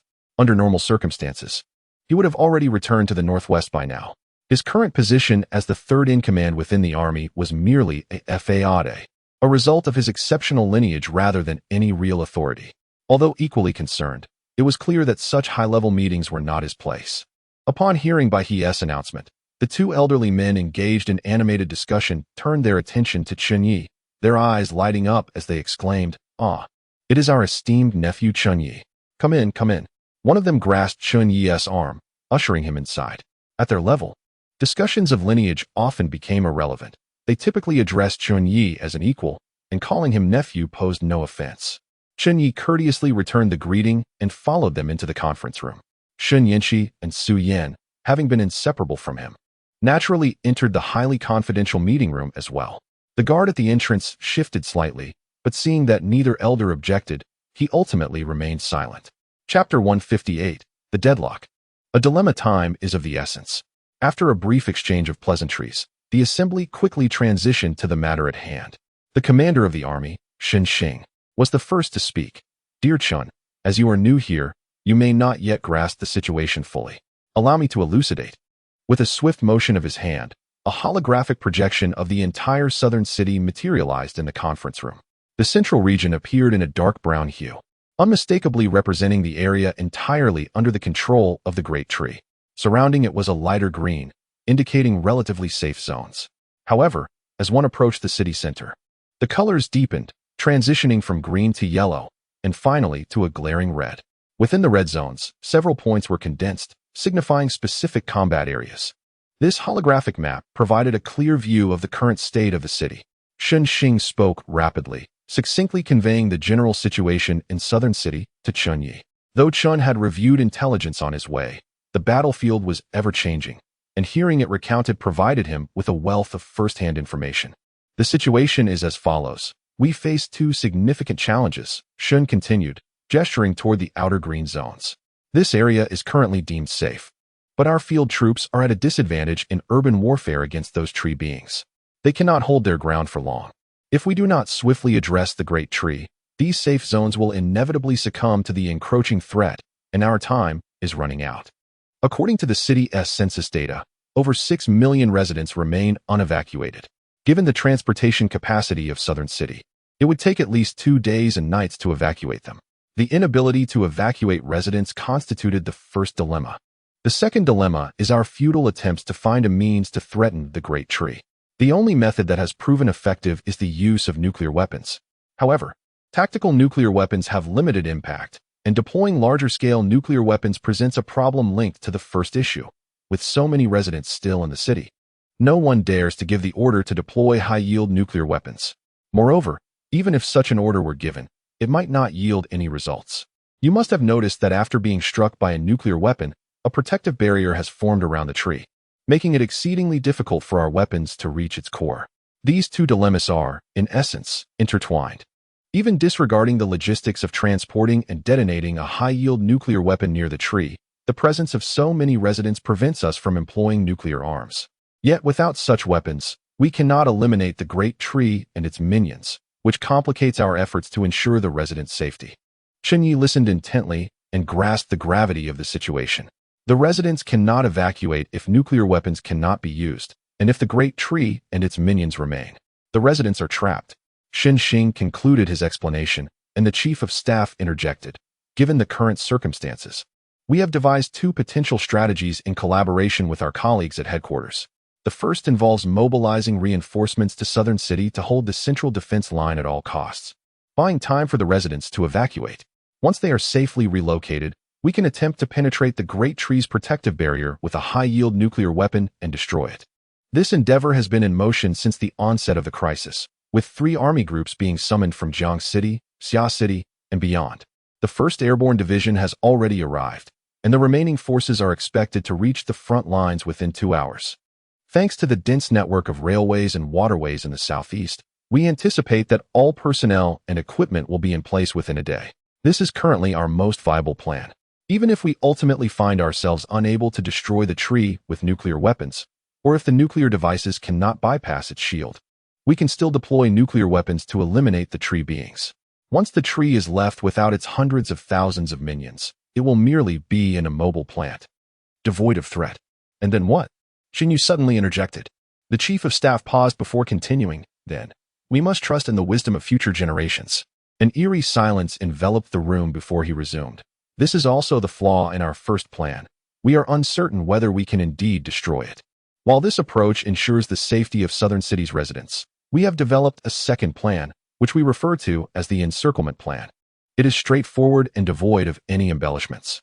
We will mobilize all the superhumans we can gather to eliminate the threat. In previous battles, we discovered a significant trait. The Great Tree exhibits remarkable resistance to modern weaponry. Even after being struck by tactical nuclear weapons, it can quickly recover. However, when injured by superhumans, its healing rate diminishes considerably. Our research department believes that the powers of superhumans possess a certain restraining capability against the tree, a hypothesis corroborated during our subsequent assaults. Although the Great Tree is formidable, it is not beyond defeat. Its greatest threat lies in its extraordinary vitality, a monster that cannot be entirely eradicated. Many researchers pessimistically believe that even if we were to obliterate it with a high-yield nuclear weapon, as long as a fragment of root or a seed remains, it could rapidly regenerate. Yet the powers of superhumans offer us a glimmer of hope for its destruction. Unlike nuclear weapons, which indiscriminately harm friend and foe alike, the powers of superhumans can be controlled. With sufficient superhumans, we can attempt to slay the Great Tree even before the residents have evacuated. Then why not give it a try? Chen Ye countered. The chief of staff responded with a wry smile. Because we lack superhumans, or rather, we lack the sufficiently powerful ones. Chapter 159. Another method. This answer was, indeed, within expectations. After all, the authorities lacked the means employed by the four prominent families to selectively cultivate empowered individuals through familial legacies. Thus, all abilities were essentially sourced from the populace. Whether these individuals could be trusted posed a significant dilemma, let alone the prospect of investing substantial resources or even rare treasures in their development. Furthermore, once ordinary individuals unexpectedly acquired supernatural powers, their ambitions often surged, leading many empowered individuals to resist governmental control. Consequently, even if the authorities extended invitations, the likelihood of wild empowered individuals being receptive was quite low. The more powerful the individual, the less inclined they were to join the official system and abide by imposed regulations. Such sentiments are entirely human. Moreover, it is essential to note that the resources at hand are not solely monopolized by the authorities and the four prominent families. Numerous large corporations and familial organizations wield considerable influence, having seized control over certain areas while the authorities struggled to maintain jurisdiction in regions under their command. Should empowered individuals emerge, it is unlikely they would choose to align with the authorities. Although Chen Ye has not yet initiated a call for empowered individuals around Tianhai, this is an endeavor he will inevitably pursue in the future. At this stage, he would not permit the authorities to encroach upon his territory in search of talent. It is not surprising that the authorities currently lack sufficient empowered individuals. However, based on their previous demeanor, Chen Ye surmised that they had set their sights on him. After all, he is recognized as the most formidable empowered individual in this world. If empowered individuals possess the capability to eliminate a formidable entity like the Great Tree, it would undoubtedly fall upon him. Yet, the dilemma lies in the fact that, while Chen Ye is aware of their intentions, he does not feel compelled to respond. After a moment of contemplation, he continued, aside from these two proposals, I have a third option that could potentially be advantageous, though its efficacy remains uncertain. Oh, please elaborate. As anticipated, upon hearing this, both the commander and the chief of staff displayed a keen interest. Are you familiar with the law of conservation of energy? Chen Ye shifted the conversation. In fact, you may not have considered that even these mutated creatures must adhere to the law of energy conservation. They may grow indefinitely, but this growth is not without cost. That cost is energy. The Great Tree has attained such a massive scale and transformed so many individuals into tree beings. All of this requires energy, and based on my understanding of abilities, the energy required is an incomprehensibly vast number for ordinary people. I do not believe this tree can accumulate such energy on its own in a short time. Upon hearing this, the chief of staff reacted swiftly, stating gravely, So you suspect that there may be external support behind this? It is difficult to say. After all, these are merely my speculations. And I have yet to find concrete evidence, Chen Ye replied, shaking his head. Of course, even if there is no clandestine support for this tree's reckless growth, it surely must have harnessed some external force to become so powerful in such a short span. Thus, to resolve the issues plaguing Nandu, I believe the simplest solution is to identify the source upon which it relies. Once deprived of its energy, it will become a rootless tree, in uncharted water. And handling it thereafter will be exceedingly simple. His assertion was not mere conjecture, but rather a conclusion drawn from his previous encounter with the tree. The vitality exhibited by the tree at the moment he snapped a branch was alarmingly disproportionate to its apparent strength. Thus, arriving at this conclusion was not particularly challenging. The attendees in the conference room fell silent. While they may not fully comprehend Chen Ye's discourse on the relationship between energy and mutations, they grasped the essence of his message. This tree harbors a critical vulnerability, namely, the energy source he had mentioned. For these military leaders, an enemy with formidable power is not as daunting as one that possesses no weaknesses. Previously, this tree appeared to them as an anomaly, powerful beyond measure, devoid of any discernible flaws. They could not even employ the same attack twice against it. However, now, this seemingly flawless, godlike creature had revealed a chink in its armor. As long as there is a vulnerability, they perceived ample room for maneuver. How confident are you in this hypothesis? Commander Xinxing inquired. I am fully confident that the tree's energy derives from some external object. As for what that object is and its location, that will require some time to investigate. Chen Ye affirmed. Certainly, while he articulated this, he had already formed a rough idea of where this object might be concealed. It could not be in the vicinity of the tree. Under his celestial gaze, anything that exists could not evade detection. However, given that he was certain the tree received energy externally yet could not locate the source, the only plausible hiding place for this object would be within the tree's trunk. Its massive trunk, being an aberrant organism, naturally possesses a degree of shielding against ordinary scrutiny. In such an expansive area, the only safe haven from Chen Ye's probing gaze would be within its core. How long do you think this will take? The chief of staff inquired hastily. My time is limited, if you do not mind. Could you briefly outline your method of investigation? If it is not too complex, our personnel can assist you. Approximately. Just as Chen Ye was about to respond, his phone rang. Upon checking, he smiled, exclaiming, I already have an answer. Oh, what do you mean? Both men's eyes brightened as they leaned in closer. Chen Ye presented the experimental results from the Chen family's research institute in Nandu, which had conducted sampling experiments on the tree beings as per his request. As they read, he elaborated, before entering, I sensed something amiss with this great tree. Its vitality seemed excessively exaggerated. Therefore, I instructed them to extract samples from the tree beings for meticulous comparison to determine if any discrepancies existed. This is the experimental outcome, and it proves that my suspicions were not unfounded. Chapter 160, Natural Disaster? No, this is a man-made catastrophe. At this juncture, Chen Ye pointed to two contrasting images displayed on his phone. I believe you have all seen other tree beings. It is evident that these arms have been severed from them. Can you discern any differences between these two images? The two elderly gentlemen in the conference room, along with several prominent officials participating in the live video conference, focused intently on the two arms. After a significant pause, one of the individuals in the video conference shook his head and remarked, in my youth, I studied surgery for a time and have a reasonable understanding of human anatomy. Judging solely from the images, these arms appear remarkably similar. Any distinctions would likely require dissection and further examination. Indeed, the naked eye cannot reveal the differences. And this is the crux of why you have yet to perceive the anomalies, Chen Ye replied. I am aware that your official research institute is also investigating these tree beings. It is only a matter of time before you uncover the truth. However, by then, it may already be too late. He shook his head and turned to the next page of the information sent by Qinju. Both arms, in terms of external appearance, are typical human arms, even exhibiting the dark green hue resulting from their transformation into tree beings due to the mists. They appear indistinguishable, yet internally, they are worlds apart. The arm depicted in the upper image has been analyzed by our research institute, revealing a fibrotic rate exceeding 90. You are likely familiar with fibrosis.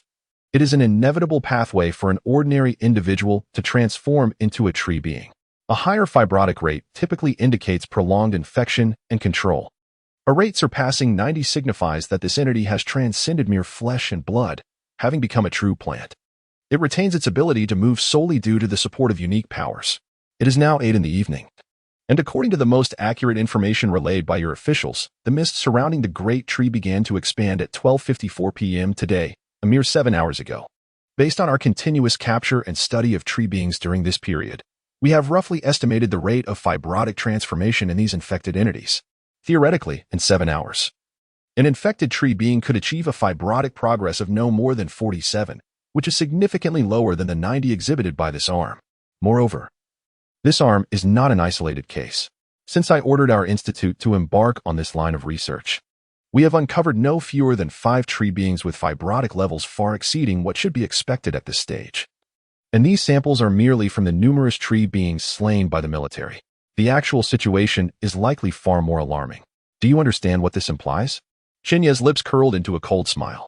It suggests that the great tree has already undergone mutation and has silently infected numerous individuals in South City.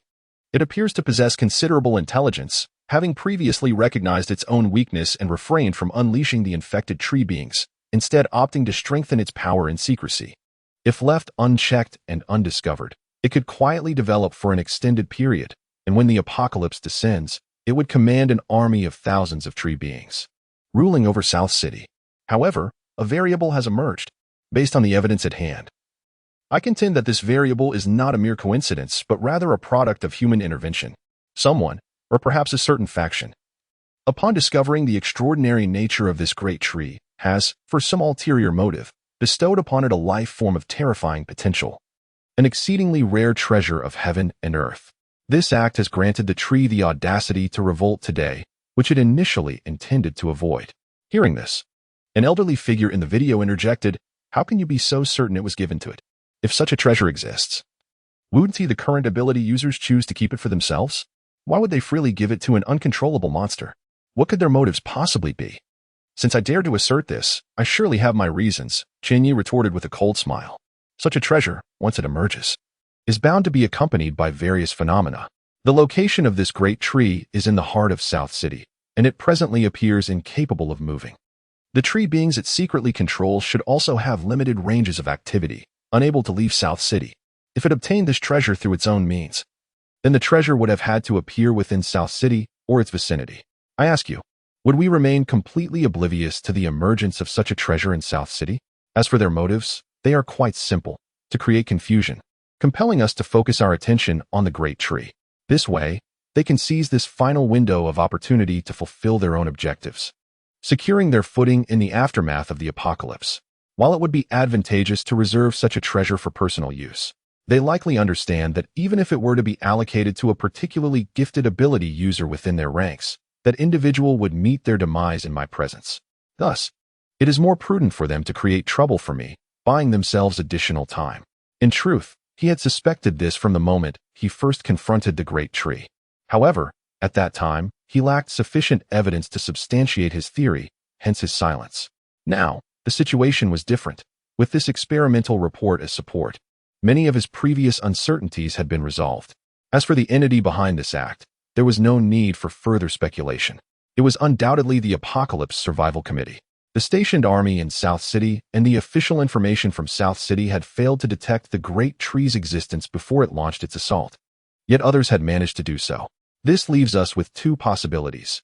Either a high-ranking official in South City utilized official channels to learn of the tree and Oppo's existence, or individuals beneath them reported the tree and Oppo's presence, only to have their communication intercepted and suppressed by a powerful figure among the upper echelons of South City.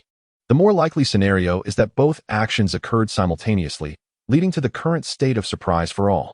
Among the few entities capable of executing such a maneuver, the Apocalypse Survival Committee stands out.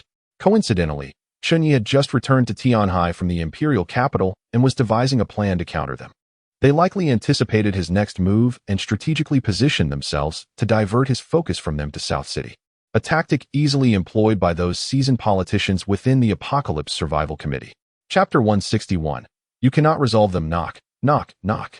After a brief silence, the sound of someone tapping on the table echoed through the video conference. Everyone turned their gaze towards the screen, where an elderly gentleman spoke in a grave tone. Be it natural disasters or man-made calamities, our immediate priority is to address this tree. As for who caused its sudden transformation and how to deal with those individuals, that is not a matter for discussion at this moment. Focusing solely on identifying the instigator may lead us astray.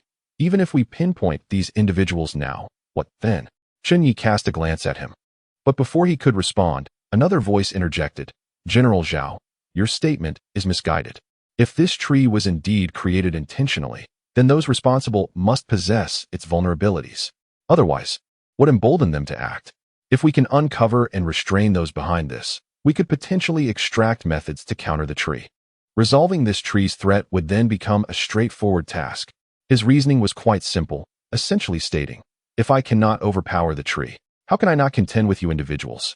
Since it is highly probable that someone is orchestrating events from the shadows, eliminating them would surely yield a solution to our predicament. However, General Zhao responded with a cold smirk. A contingency plan? The tree has already transformed into this ghastly form, and we are powerless against it. Even those who lurk behind it have no means to control it. If we do not act swiftly to address the tree and instead divert our attention to apprehending individuals, we may find ourselves in a precarious situation once they are captured, only to learn they possess no means to confront the tree. By then, it might be too late. If, as Chen Ye suggests, their aim is merely to distract us while they expand their influence, creating such a monstrosity without any backup plan would be absurd. Would you, old Zhao, undertake such a task? Once this tree becomes invincible, not only will we struggle, but they too will find it difficult to establish a foothold in this flourishing region. What then is the purpose of orchestrating such a scheme? The elderly man countered with logic and reason. Both sides held firm to their beliefs, engaged in relentless debate. However, the crux of their argument was quite clear. According to General Zhao, at this critical juncture, they should not be distracted by seeking out those who empowered the tree. In contrast, the opposing view posited that since they were currently powerless against the tree, it would be wiser to uncover those causing the disturbance and ascertain whether they could provide means to combat the tree. In Chen Ye and Apos' perspective, neither viewpoint was entirely incorrect. Rather, they stemmed from differing approaches. General Zhao clearly represented the conservative faction, while the opposing side embodied a more radical stance. Objectively speaking, General Zhao and Apos' perspective appeared somewhat more reliable, as it was based on a hypothesis from which a strategy had developed, all contingent on the validity of Chen Ye and Apos' assumptions. Yet, this premise lacked concrete evidence. While Chen Ye felt confident, others remained unaware of its veracity. Given that these two distinctly divergent strategies emerged from the assumption that Chen Ye was correct, it seemed prudent to adopt a more cautious approach. However, Chen Ye shook his head at this moment. General Zhao and Apos' words carry weight, yet they lack significance. Lack significance? What do you mean by that, Chen Ye? General Zhao inquired solemnly. The meaning is simple. Your proposed plan is indeed a plausible one. Were we on a battlefield, I would wholeheartedly support it. Yet, you overlook a crucial aspect. Even if we direct all our efforts towards the tree, we still cannot defeat it.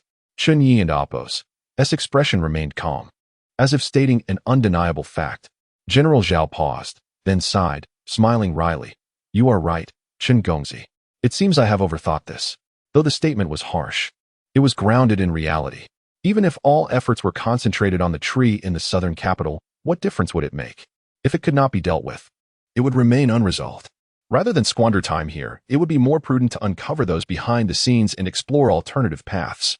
Yet, General Zhao seemed reluctant to concede defeat. After a moment of silence, he asked, what if it were you, Chen Ye? Is there a possibility you could directly eliminate this tree, or at least slow its rampant growth? It is not beyond my capability, but it would be exceedingly troublesome, exposing many of my trump cards and significantly depleting my strength. Chen Ye replied candidly, revealing no reservations to her. Having been closely following Chen Ye and privy to confidential information, Chen Ye understood immediately and nodded, refraining from further inquiry. Conversely, Su Yin, trailing behind, innocently asked, if you can resolve it, why not just eliminate it? Chen Ye cast a helpless glance at her, while Su Yin blinked innocently. After a moment, he sighed, reaching out to tousle her light purple hair, gently explaining, because this tree is not the focal point. The individuals and forces behind it pose the greatest danger. If I expose my cards prematurely and deplete my strength in the process, wouldn't that provide them with an opportunity to strike? With the enemy concealed and myself visible, we must consider the worst-case scenario, avoiding any vulnerabilities and preserving our strengths to the greatest extent possible, ensuring our combat effectiveness remains intact. What could he say? How could he resist her charm? It was no wonder Su Yan's beauty surpassed even that of Chen Ye, who was undeniably an exquisite beauty herself. It was a matter of burning intellect for such a reward. One could only conclude that there are gains and losses. Indeed, heaven is fair in its distribution. Su Yin did not resist Chen Ye's affectionate gesture, appearing somewhat bewildered, unsure if she comprehended his words. Meanwhile, Chen Ye could not help but stifle a laugh. And once she regained her composure, she continued. So, How do you plan to slow the tree's ascent in power? Chapter 162. Let me treat you to something good. Have you noticed something? Upon hearing Chen Ye's question, Chen Ye turned to her and inquired, "What is it?" "Since our arrival in Nandu until now, it has been an hour or two. Do you think there has been a significant change compared to an hour or two ago?" As he spoke, Chen Ye gestured towards the large tree. Chen Ye gazed at the tree for a while and then shook her head, replying, "Not much." "What do you think the reason is? Could it be that it has reached its growth limit? Or perhaps the energy within it is insufficient to sustain further growth?" Chen Ye speculated. If that were the case, the machinations of those behind it would seem utterly ridiculous. This tree in its current state is far from capable of restraining us, so it cannot possibly have reached its limit. Moreover, there is absolutely no need for it to mobilize those treants to rush out and face death when it could simply hide beneath its canopy. After all, as long as its body remains intact and the mists under its crown persist, those treants could evade the modern military forces and survive. When the apocalypse eventually arrives, these treants could become a formidable force at its disposal. If there were no hope for expansion, it would be impractical to release these treants. Regarding the notion that it lacks the energy to continue its rampant growth, that is also implausible. Just considering my previous strike, it required a considerable amount of energy to neutralize the residual effects of my power and an equal amount to swiftly repair the branch I severed. If it truly lacked energy, it could have merely dissipated the residual effects without the need to regenerate the broken branch. Such damage would be trivial for it, and there would be no reason to waste energy. Each of these actions requires substantial energy support, and the amount of energy expended could have easily allowed it to grow yet again. It is akin to a financially constrained individual who would never spend money on hair transplants to conceal their baldness. Repairing that branch is essentially the same as a bald person investing in a hair implant. The ability to undertake such actions clearly indicates that it is not lacking in energy. Its cessation of growth is merely due to other limiting factors. Chen Ye and Apos' reasoning was sound, leaving Chen Ye unable to find any points to refute or loopholes in his argument. After a moment and Apos' contemplation, she said, "You are correct. So did you find a way to limit its continued growth based on this conclusion?" "Indeed." Chen Ye nodded. "I reviewed the experimental reports, which included data meticulously recorded by researchers on the tree and Apos' growth rate in 3-minute intervals. It was evident that during the early stages, the tree and Apos' growth rate was extraordinarily rapid, with visible changes occurring almost every minute. However, approximately 4 hours ago, around 3:00 and Apos' clock in the afternoon, this growth rate plummeted dramatically. Now, its growth speed is less than 1/10,000th of its peak. If we consider the timeline 3:00 and Apos' clock, that coincides with the military and Apos' deployment in the city. Chen Ye deduced. Exactly. What did the military do at that time to halt the tree and Apos' growth? Chen Ye replied calmly. The treants. By severing access routes, they successfully prevented the treants from expanding. Could it be that the growth of the tree is limited by these treants? The areas the treants cannot occupy are also beyond the reach of its canopy? Chen Ye suddenly understood. Correct, but there is no reward for this realization. Therefore, theoretically, if we eliminate those treants, the tree will cease to expand without its minions assisting it? Chen Ye glanced at the surrounding path. Are you planning to head to the front lines? As expected of you. You guessed quickly. Chen Ye chuckled, tightening his arm around her waist. Instinctively, Chen Ye let out a soft gasp, then promptly realized the situation and playfully swatted Chen Ye, asserting, "You've seen so many classified documents, of course. You can deduce more than I can. Is that so?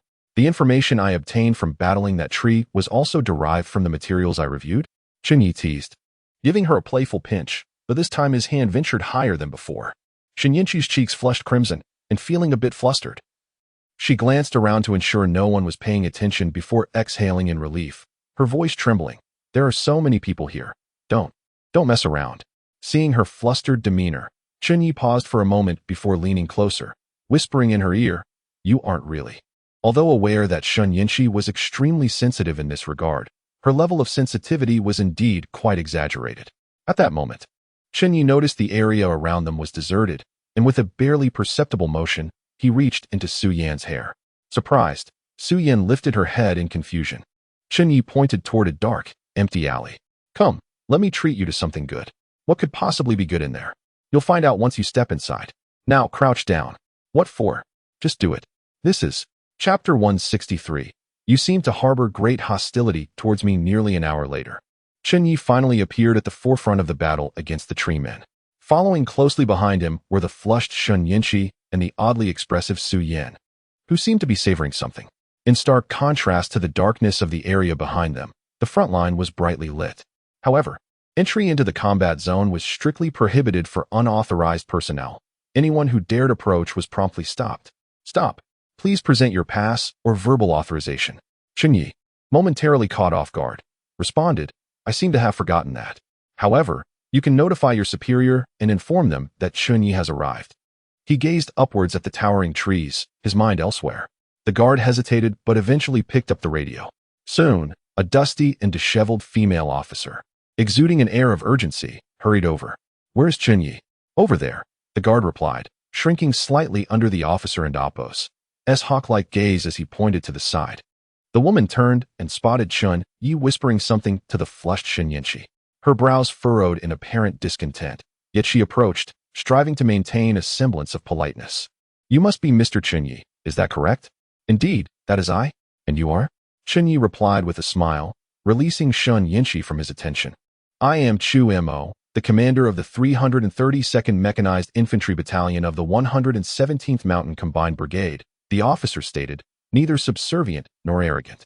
Chen Ye glanced at her shoulder insignia. You have achieved the rank of colonel at such a young age, Commander Chu. Truly impressive. Not at all, Chu Mo replied, her demeanor cold and her tone rigid. This is my jurisdiction. I am unaware of your purpose in coming here at such an hour. The treemen may launch an attack at any moment, and this is hardly a place for leisure, Mr. Chen. Taken aback by her brusque attitude, Chen Ye chuckled softly. It seems you are familiar with me, Commander Chu. I wonder if your connections lie with the Chu family of the imperial capital or that of Jiangqing. In Xia country, apart from the four prominent families, numerous other influential clans existed. However, for someone like Chen Ye, who belonged to one of the core families, only the other three families were worthy of his attention. While the other families were not weak, they paled in comparison to the four great families. Chen Ye typically maintained a low profile outside his family, yet it was evident that this woman recognized him. Given her youth and high rank, it was improbable that she lacked a powerful backing. It wasn't difficult for Chen Ye to surmise that she hailed from a notable family. Neither, Chu Mo replied curtly. Mr. Chen, I must reiterate that this is the front line, not your playground. Should anything occur, no one will come to your aid. Please state your purpose. Well, someone in Appo's certainly on edge, Chen Ye remarked, studying her carefully. Despite the dust on her face, it was clear that Chu Mo possessed striking features. Her appearance was markedly different from the innocent Chen Ye and the alluring Su Yan.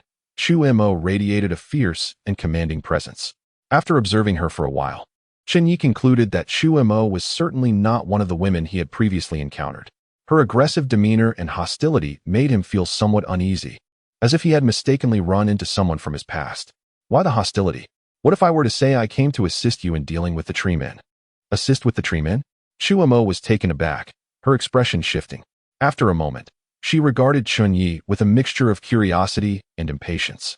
Do you have any idea how many tree men are lurking in the ruins beyond the defense line? I repeat, this place is not suitable for the likes of you, Mr. Chen. Please leave at once, or I will have to request the guards to escort you out. Commander Chu seems to harbor significant hostility towards me, Chen Ye remarked, a smile creeping onto his face. Seeing this, Chen Ye sensed her partner and Appo's growing impatience and quickly tugged at his arm, addressing Chu Mo. We genuinely came to help at the front line. If Commander Chu doubts us, she may inquire with Commander Shen. Humph. Chu Mo scoffed, clearly unconvinced. She was well aware of Chen Ye and Appo's background.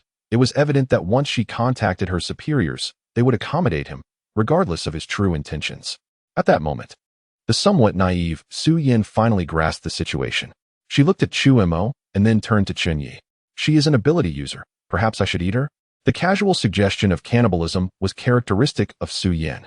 Chen Ye could only shake his head in bemusement. Her interjection had effectively dissipated the tension that had built up.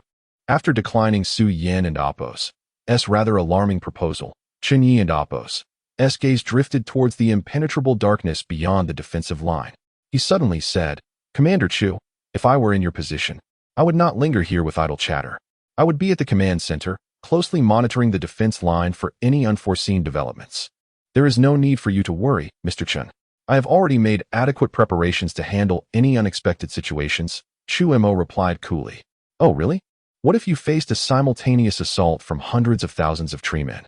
Chen Ye inquired with a faint smile. Impossible, Chen Ye retorted vehemently. These tree men are not foolish enough to gather together, waiting to be annihilated by our firepower. Do you know why you can only hold the position of a battalion commander? Chen Ye asked, patting Chen Ye on the shoulder. Startled, Chen Ye instinctively recoiled, only to find Chen Ye had moved behind her, though she could only see his silhouette. His voice reached her ears clearly. On the battlefield, never attempt to predict your opponent and oppose's actions, and never assume that your adversary will refrain from certain actions. Your opponent will not always act rationally in the face of life and death situations. Any intelligent being, when confronted with a crisis, may act irrationally. Such behavior is unpredictable. What you can do is consider all possible actions they may take and prepare accordingly. Chen Ye and oppose's expression darkened at his words. She was about to retort when she suddenly noticed a pair of enormous flaming wings sprouting from Chen Ye and oppose's back as he faced away from her. He began to levitate slowly. The fiery wings illuminated the darkness like two radiant suns, casting brilliant light that dispelled the surrounding shadows. In the glow, countless tree men flickered into view amidst the battlefield and oppose's ruins. Chen Ye and oppose's pupils constricted in alarm. Enemy attack. Chapter 164. The final journey. Enemy attack. With a thunderous roar, the previously tranquil camp erupted into a cacophony of alarm. Soldiers, resting in their fortifications and armored units, abruptly opened their eyes. After a brief moment of confusion, they swiftly grasped their firearms, glancing anxiously towards the front lines. Upon witnessing the overwhelming swarm of tree men illuminated by flames, a collective gasp filled the air. Too many. Too many. Quickly, notify the artillery positions in the rear. We have encountered a substantial number of tree men and require immediate fire support. Time is of the essence. It will take several minutes to adjust the artillery parameters and load the shells, and the sheer volume of tree men here is insurmountable for us to hold off. Then relay our coordinates to them as well, instructing them to bombard the area relentlessly. With so many tree men gathered here, it presents a fortuitous opportunity for us to annihilate them. We must hold our ground for these few minutes to buy time for our comrades in the rear. Even if it costs us our lives, we will ensure that we go down fighting against these abominable creatures. The sudden appearance of countless tree men soon incited a measure of chaos within the defensive line. Some soldiers exhibited signs of anxiety, while others succumbed to fear. Nevertheless, there was no indication of retreat in their eyes. Many astute individuals recognized that if the artillery and various rocket launchers and bombers in the rear unleashed their firepower upon this gathering of tree men, they could potentially achieve devastating results, perhaps even eradicate them entirely. The tension and fear dissipated, replaced by an indescribable exhilaration. They were the bravest of warriors. The anxiety and fear were merely instinctual responses, and now, the desire to vanquish the enemy had triumphed over their primal instincts. Meanwhile, Chen Ye, the commander of this defensive line, felt her heart race and her complexion pale as she beheld the onslaught of tree men. Having battled these monsters for an entire day, she was acutely aware of their terrifying nature. During the day, the assaults by tree men were typically limited to a few hundred. Yet their strength had inflicted significant casualties on the line. If the number of tree men exceeded 1,000 at once, the entire defensive position would be perilously compromised. Now, the sheer multitude before her seemed endless, possibly exceeding 100,000. Given the formidable prowess and reckless ferocity of these creatures, it would likely take mere moments for the entire defensive line to be overwhelmed. Even her most valiant soldiers would be of little help against such overwhelming odds. The disparity in strength rendered victory no longer a matter of soldierly valor. Moreover, her soldiers, despite their fearlessness, faced adversaries who displayed no fear of pain. Order your men to withdraw. They are not advancing towards you, a calm voice interjected. Chen Ye turned to find Chen Ye approaching. Not coming for us?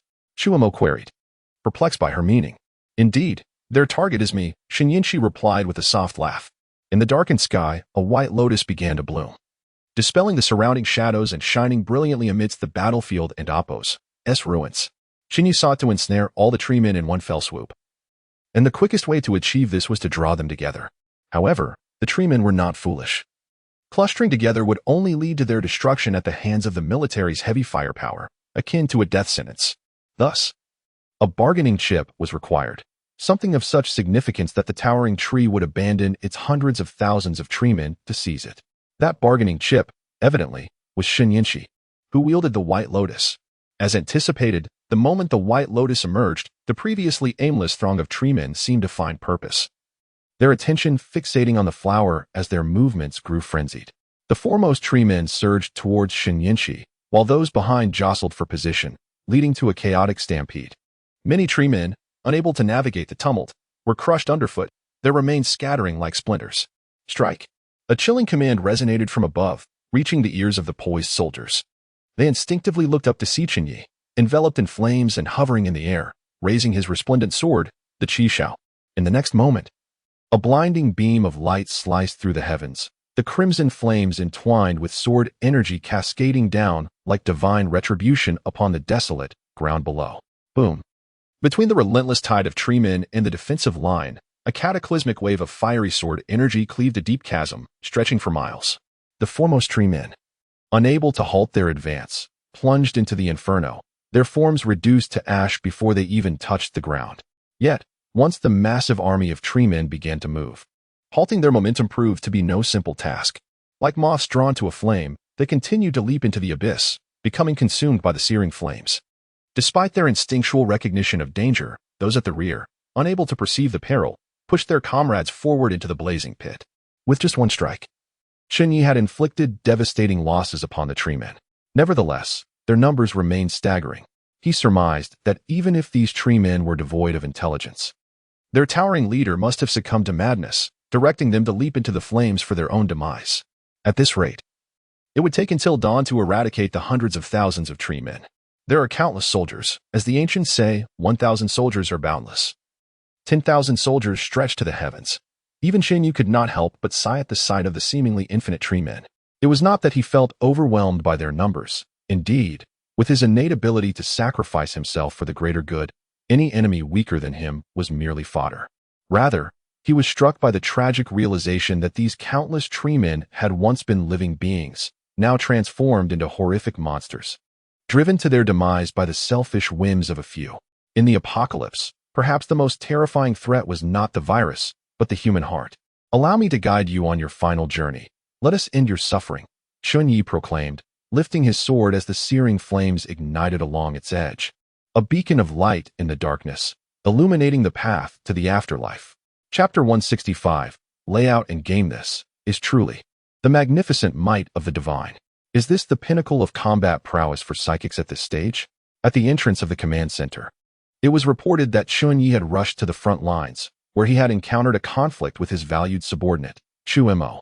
Just as Shen Xing and his companion were about to head out to assess the situation, they were met with a breathtaking sight.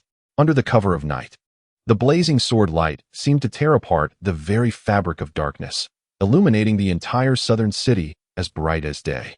The immense sword light swept across the central urban area, and the sounds of collapsing buildings echoed relentlessly. Structures crumbled like tofu under the searing sword light, igniting into fierce flames. The treants before this sword were mowed down like weeds, their numbers decimated under the relentless onslaught. The already ravaged city center suffered further devastation, with nearly half of it utterly destroyed by this single strike. The sword light danced across the ruins, finally cleaving into the tree trunk, the emerald barrier shattering almost instantaneously. The sturdy trunk bore a massive gash from the residual force of the blow, which was soon engulfed in flames. However, the flames on the trunk extinguished rapidly, and the terrifying wound sealed itself at an astonishing speed, returning to its original state without a trace of injury. A faint green light enveloped the tree, shielding it once more. As Chen Ye observed this spectacle, he felt no surprise. It aligned with his earlier conjectures. The tree possessed an astonishing vitality. Though its defenses were negligible in Chen Ye's eyes, and its colossal form could be easily torn apart. Unless he could locate its vital core and eliminate whatever source of life it harbored, it would remain invulnerable. Nevertheless, the true target of Chen Ye's strike was not the tree itself, but the hundreds of thousands of treants. At this point, they had nearly been wiped out. Even if a few fortunate ones survived, they posed no threat to the front line. This would significantly slow the tree's expansion, confining it to its current size. With his objective achieved, Chen Ye showed no intention of retreating, remaining suspended in the air, gazing at the distant tree as if waiting for something. However, after a long wait with no response, he could only shake his head, retract his fiery wings, and descend gently to the ground. Simultaneously, he stored away a black lotus seed in his hand. Turning to look at Chen Ye, Chen Ye shook his head. It is overly cautious. It may also be intimidated by you. Chen Ye shrugged. According to their earlier assumptions, with Chen Ye acting as bait in such a forward position, the tree, despite its wariness of Chen Ye, would likely not let such a prime opportunity slip away. After all, even Chen Ye was unaware of the extent of Chen Ye's power when he fought at full capacity, and naturally, neither the tree nor those behind it could fathom this. Given sufficient incentive, it would not be surprising for them to take a risk. Chen Ye speculated that the tree would likely send the treants as cannon fodder to deplete his strength, and once he was exhausted, the tree and its masters would intervene personally. Although he had just obliterated hundreds of thousands of treants in one move, his own energy had been significantly drained. Thus, he held onto the black lotus seed, refined from life essence, ready to replenish his strength for any potential assault from the tree. Both sides were engaged in a battle of wits, yet it was apparent that the tree and its masters ultimately relinquished what seemed to be an excellent opportunity, leaving Chen Ye feeling somewhat regretful.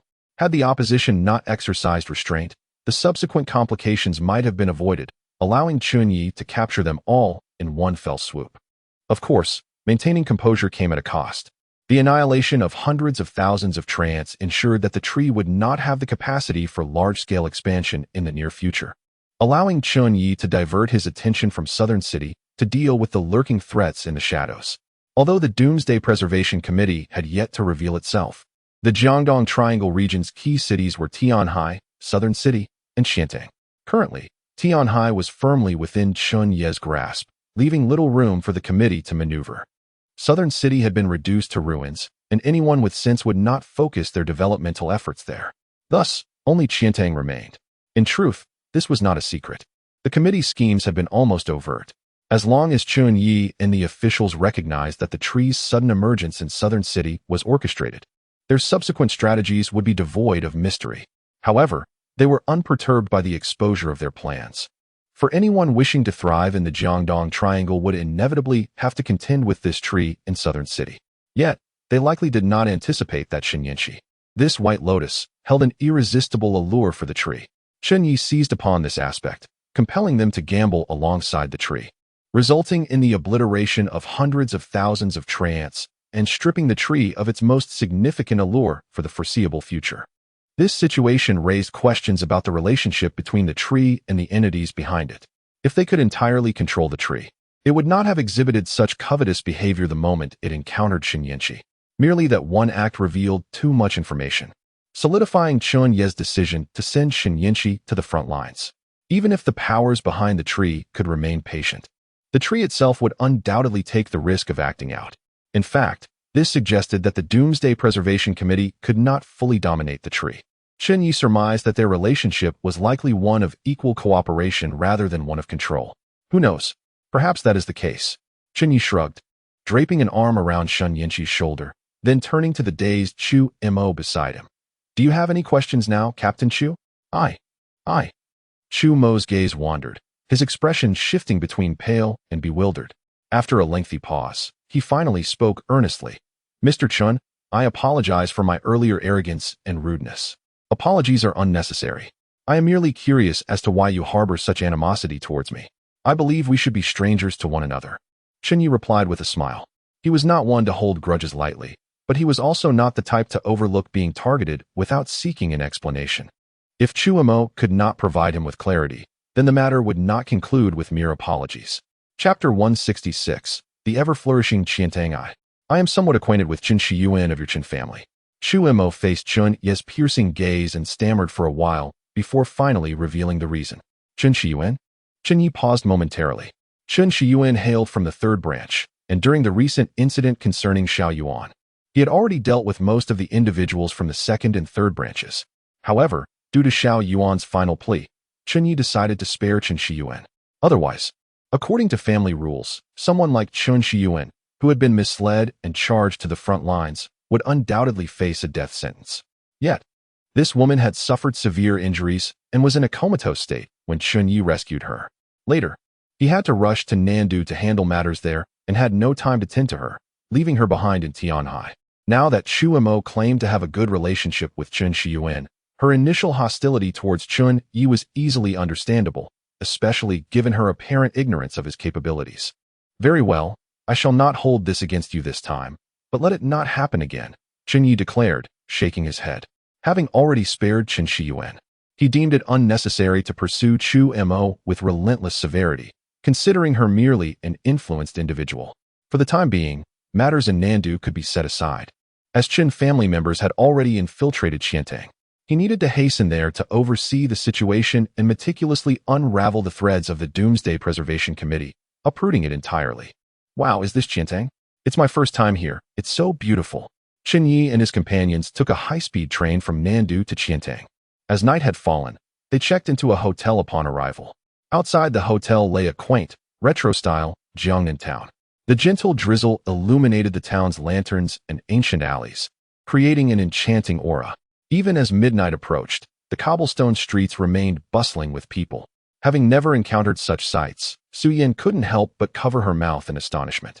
Indeed, it is beautiful, Chen Yi remarked, gazing at the vibrant town. Beside him, Shun Yinchi added, the southeast is picturesque, with the three Wus as urban centers. Qiantang has always been prosperous. The smoke-wreathed willows, painted bridges, and verdant curtains, thousands of households stand in splendid array. This place has been a flourishing hub since ancient times, its beauty born from millennia of cultural accumulation.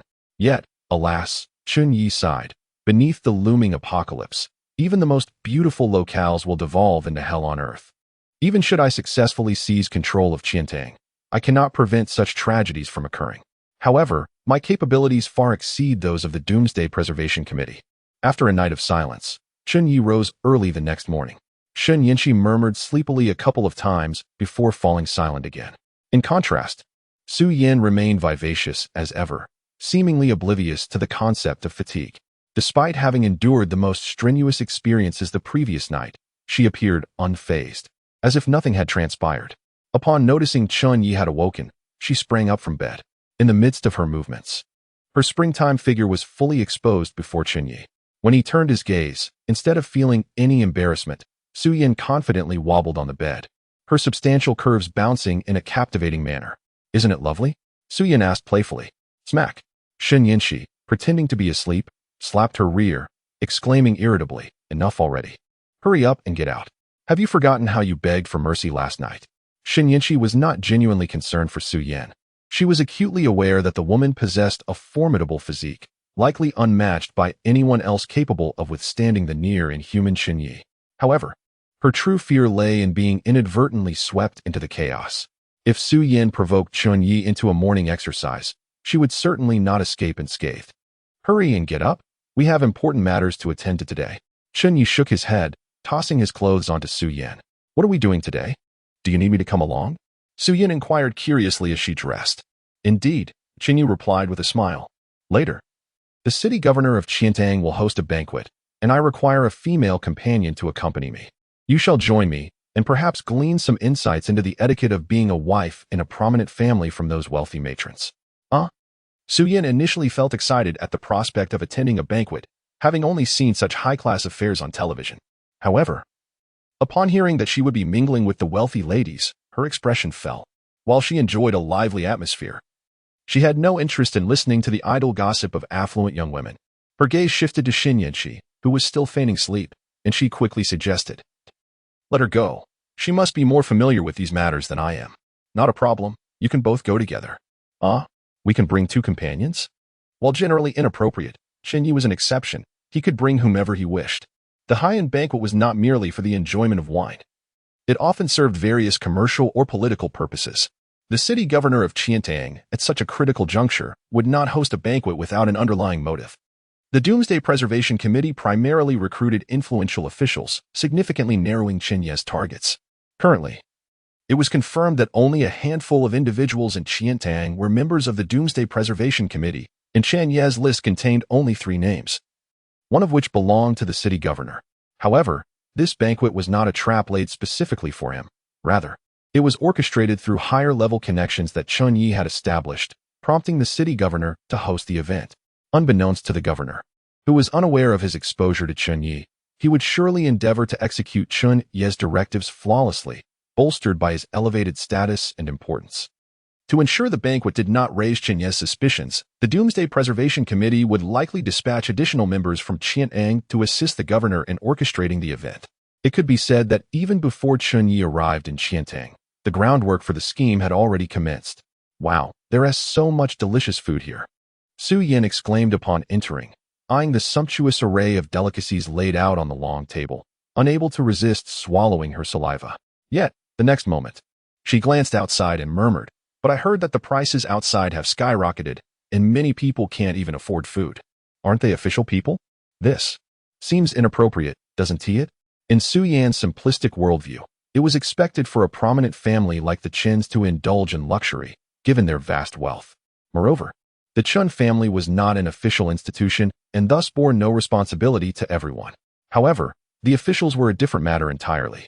While the outside world was on the brink of starvation, the people within feasted and reveled, leaving a significant impact on Su Yan's innocent heart. Chapter 167. I see boundless prospects ahead. The stench of wine and meat wafted from the opulent gates, while the roads were littered with the bones of the frozen dead.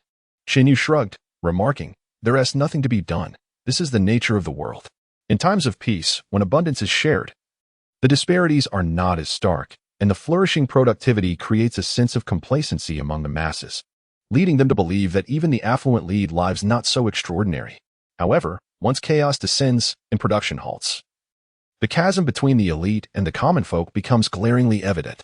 Even in peaceful times, the impoverished often live in conditions far more deplorable than the extravagant lives of the wealthy, let alone during these impending apocalyptic times." Yet, Su Yin seemed conflicted, stating, "But haven't you said that power corresponds to responsibility?" "Responsibility?" Chen Ye scoffed. "While that may be the case in theory, the reality is often quite different. Those who willingly shoulder their responsibilities tend to be found at either the highest or the lowest echelons of society. The former, wielding immense power, can often rise above base desires, with their actions primarily aimed at fulfilling their own life as purpose.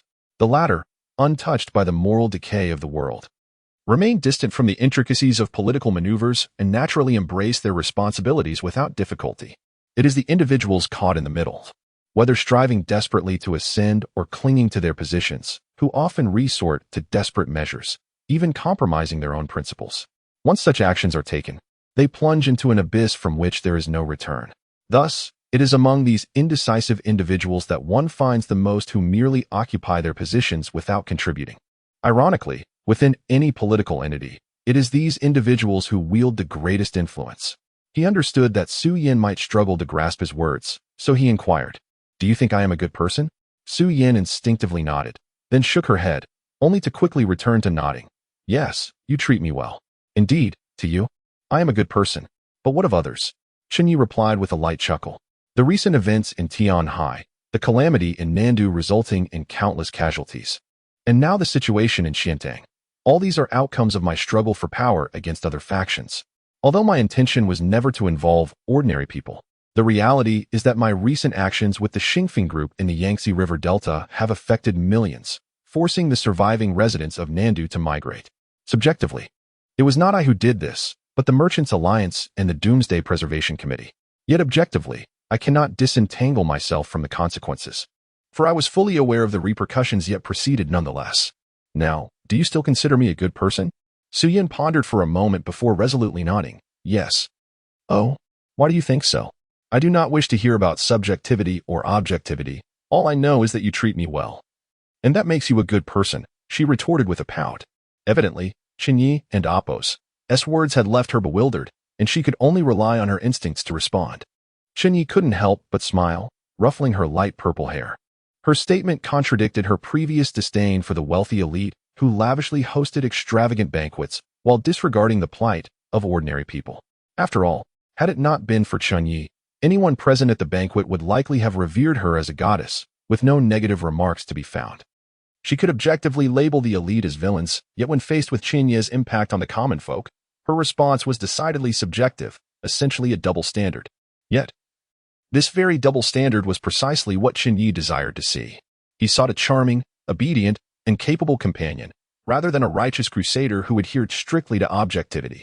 At the very least, he need not worry about Su Yin turning against him one day after being swayed by some self-proclaimed savior proclaiming him a villain. All right. Let us not tease her any longer. From the side, Chen Ye shot Chen Ye a disapproving glance. There are so many people waiting for you over there. And you two are just flirting. If they're waiting for me, it is to be expected. Chen Ye replied with a cold smirk as he observed the eager faces in the banquet hall, then strode forward. Hello, young Master Chen. Welcome to our Qian'ang for your inspection. After your arduous journey, please come in. As he approached the entrance, numerous ordinary people, recognizing his status, greeted him with enthusiasm. Chen Ye maintained a stoic expression, giving a slight nod in acknowledgement. At a certain moment, a young man extended his hand before him. Young Master Chen. I am Lu Ming. Chen Ye paused, his gaze landing on the youthful figure before him, and he offered a warm smile, casually inquiring, Mr. Lu. It is quite remarkable to see someone of your youth here. May I know which esteemed family you hail from? His question was entirely innocuous. A natural reaction upon encountering a young man amidst a sea of older individuals, devoid of any hint of impropriety. You flatter me, young Master Chen. I hail from the Lu family of Qian'ang. Compared to you, I am truly unworthy of the title of talented individual, Lu Ming responded with a formulaic answer, even adding a pinch of insincere flattery that bordered on distasteful. Chen Ye scrutinized him thoughtfully before patting his shoulder, saying, Mr. Lu possesses an extraordinary demeanor. I foresee a boundless future ahead of you. With that, he turned his attention back to the throng of individuals awaiting his engagement. Soon, the host of the evening and the highest-ranking official in Qian'ang approached, warmly shaking Chen Ye and Apos as hand and inquiring after his well-being. Their demeanor more affectionate than that of a long-lost father. Had it not been for Chen Ye's prior knowledge of concrete evidence, he might have struggled to reconcile that this individual was indeed one of those actively opposing him on the front lines of the Doomsday Preservation Committee. It can only be said that those entrenched in the political arena are all cunning foxes, none of them to be underestimated. Chen Ye had no intention of severing ties just yet, so he managed to engage in polite conversation with the Qian'ang official. Before long, they all entered the banquet hall, and Chen Ye seized the opportunity to extricate himself from the adoring crowd, seeking out Chen Ye, Qinju, and others who were engrossed in discussing the frivolities of life with a group of affluent ladies, investigate the Lu family of Qian'ang, and also look into whether there exists a family by the surname of Chu, along with a person named Chu Ming. Chapter 168. The New Child of Destiny Wasn and Amp. Apos, the person you just spoke to named Lu Ming? Even if you know his surname Isn and Amp. Apos, Lu. How did you ascertain that his surname is Chu? Chen Ye inquired, her confusion evident. I naturally have my ways. Chen Ye replied lightly, offering no further explanation. Not wishing to pry further, Chen Ye soon joined Qinju to organize a team to investigate according to Chen Ye and Apos' instructions. Once they departed, a luminous screen appeared before Chen Ye, visible only to him. The screen displayed a bold line of text, detected a child of destiny nearby. Task has been refreshed. Task, eliminate the child of destiny, Chu Ming. Please note, the child of destiny possesses exceedingly high fortune, making hasty elimination unwise.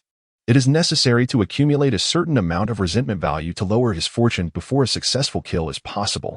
Current resentment value of the child of destiny. Chu Ming, 1100, success rate of elimination, 11. At long last, the new child of destiny had emerged. Just moments ago, during his handshake with Chu Ming, the long-awaited task refresh notification had finally appeared before him. The Apocalypse Preservation Committee appeared significantly more challenging to contend with than any merchant alliance. Chen Ye had long suspected that this organization harbored a bug like the Child of Destiny, yet he had never received confirmation from the system until now. Unexpectedly, during this strategic move in Qian'ang, the Child of Destiny who had secretly been competing with him for quite some time finally surfaced. Chen Ye breathed a sigh of relief. A formidable enemy is not to be feared. Rather, it is the hidden adversary, lurking and waiting for the opportune moment, that instills dread.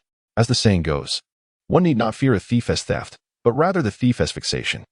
The difficulty posed by the Apocalypse Preservation Committee does not stem from the individual strength of its members, but from their clandestine connections to an unknown entity. One cannot fathom how many of their operatives surround them at present. Now that Chu Ming was finally brought into the open, Chen Ye could set his sights on the Apocalypse Preservation Committee with a clear target in mind. Although somewhat rash, he dared to conclude that Chu Ming was undoubtedly the foundation upon which this organization was built.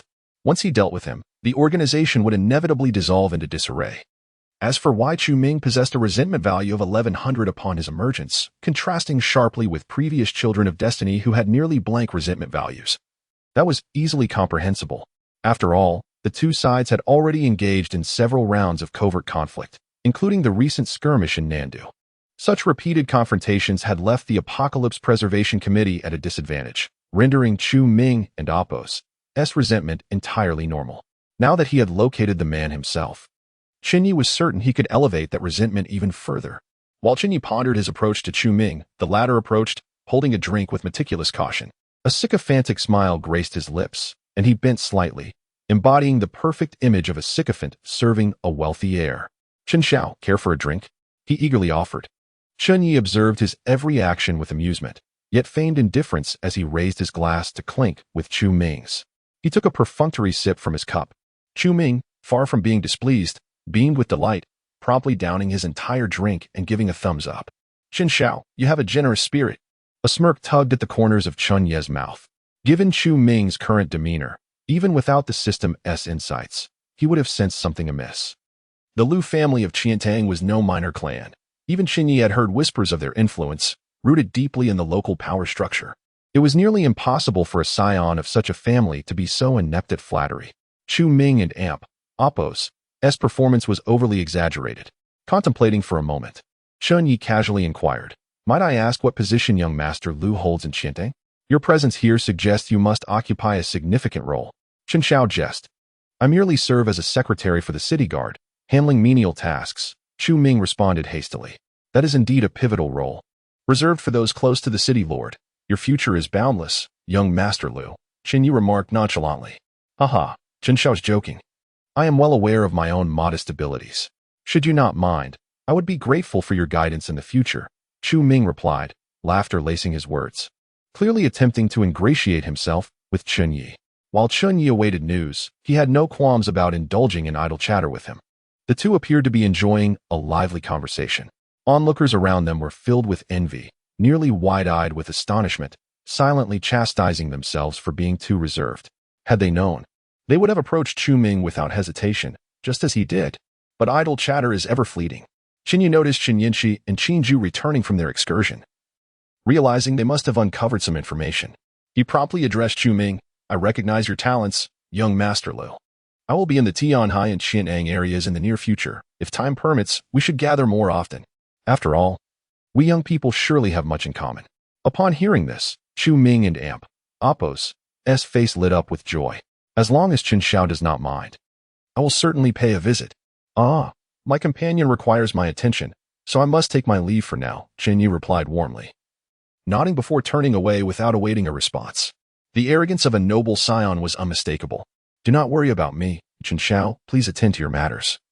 Chu Ming continued to flatter, nodding and bowing to Chen Ye's retreating figure, seemingly fully immersed in his role as a sycophant. Only after Chen Ye had walked far did he slowly straighten, a contemplative glimmer in his eyes, before quickly concealing it and casually seeking out a prominent figure from Qiantang to continue his role as a sycophant. "Have you uncovered any information?" In a secluded corner, Chen Ye summoned the three women. Though many sought to ingratiate themselves, none dared approach so brazenly. Did they not see that Chen Xiao was sharing whispers with his lovely companions? To interrupt would only serve to embarrass themselves. "We have gathered some information, but it may differ from your expectations." Shen Yinshi and Qin Zhu exchanged glances before Shen Yinshi spoke first. "According to the intelligence collected by our network in Qiantang, there is no Chu family here. We found numerous young men named Chu Ming in the household registration system, yet none match Lu Ming. However, we did find a Lu Ming within the Lu family, and his situation is quite peculiar." Chapter 169, Truly Extraordinary Lu Ming. A contemplative expression emerged in Chen Ye's eyes as he inquired, "What exactly is this special method? Please elaborate." To begin with, Lu Ming is the younger brother of the current head of the Lu family. However, his mother is not the legitimate wife of the second master of the Lu family. Rather, she is the product of a relationship with a female student who was still in school at the time. It is said that the second master of the Lu family was initially infatuated with this student, but, under familial pressure, was compelled to marry a legitimate daughter from another influential family in Qiantang. As a result, this mother and son duo were ruthlessly abandoned by the second master. left to drift like unanchored reeds for over a decade. Then, in a dramatic turn of events, the second master's legitimate wife, after bearing him 2 daughters, suffered a mishap that rendered her unable to conceive again. The details surrounding this incident are suspicious, leading us to suspect it was a result of human intervention. Yet neither the Liu family nor the woman's family uncovered the truth at that time. The absence of a son carries significant weight in such prominent families, a notion that the young master surely understands without further elaboration.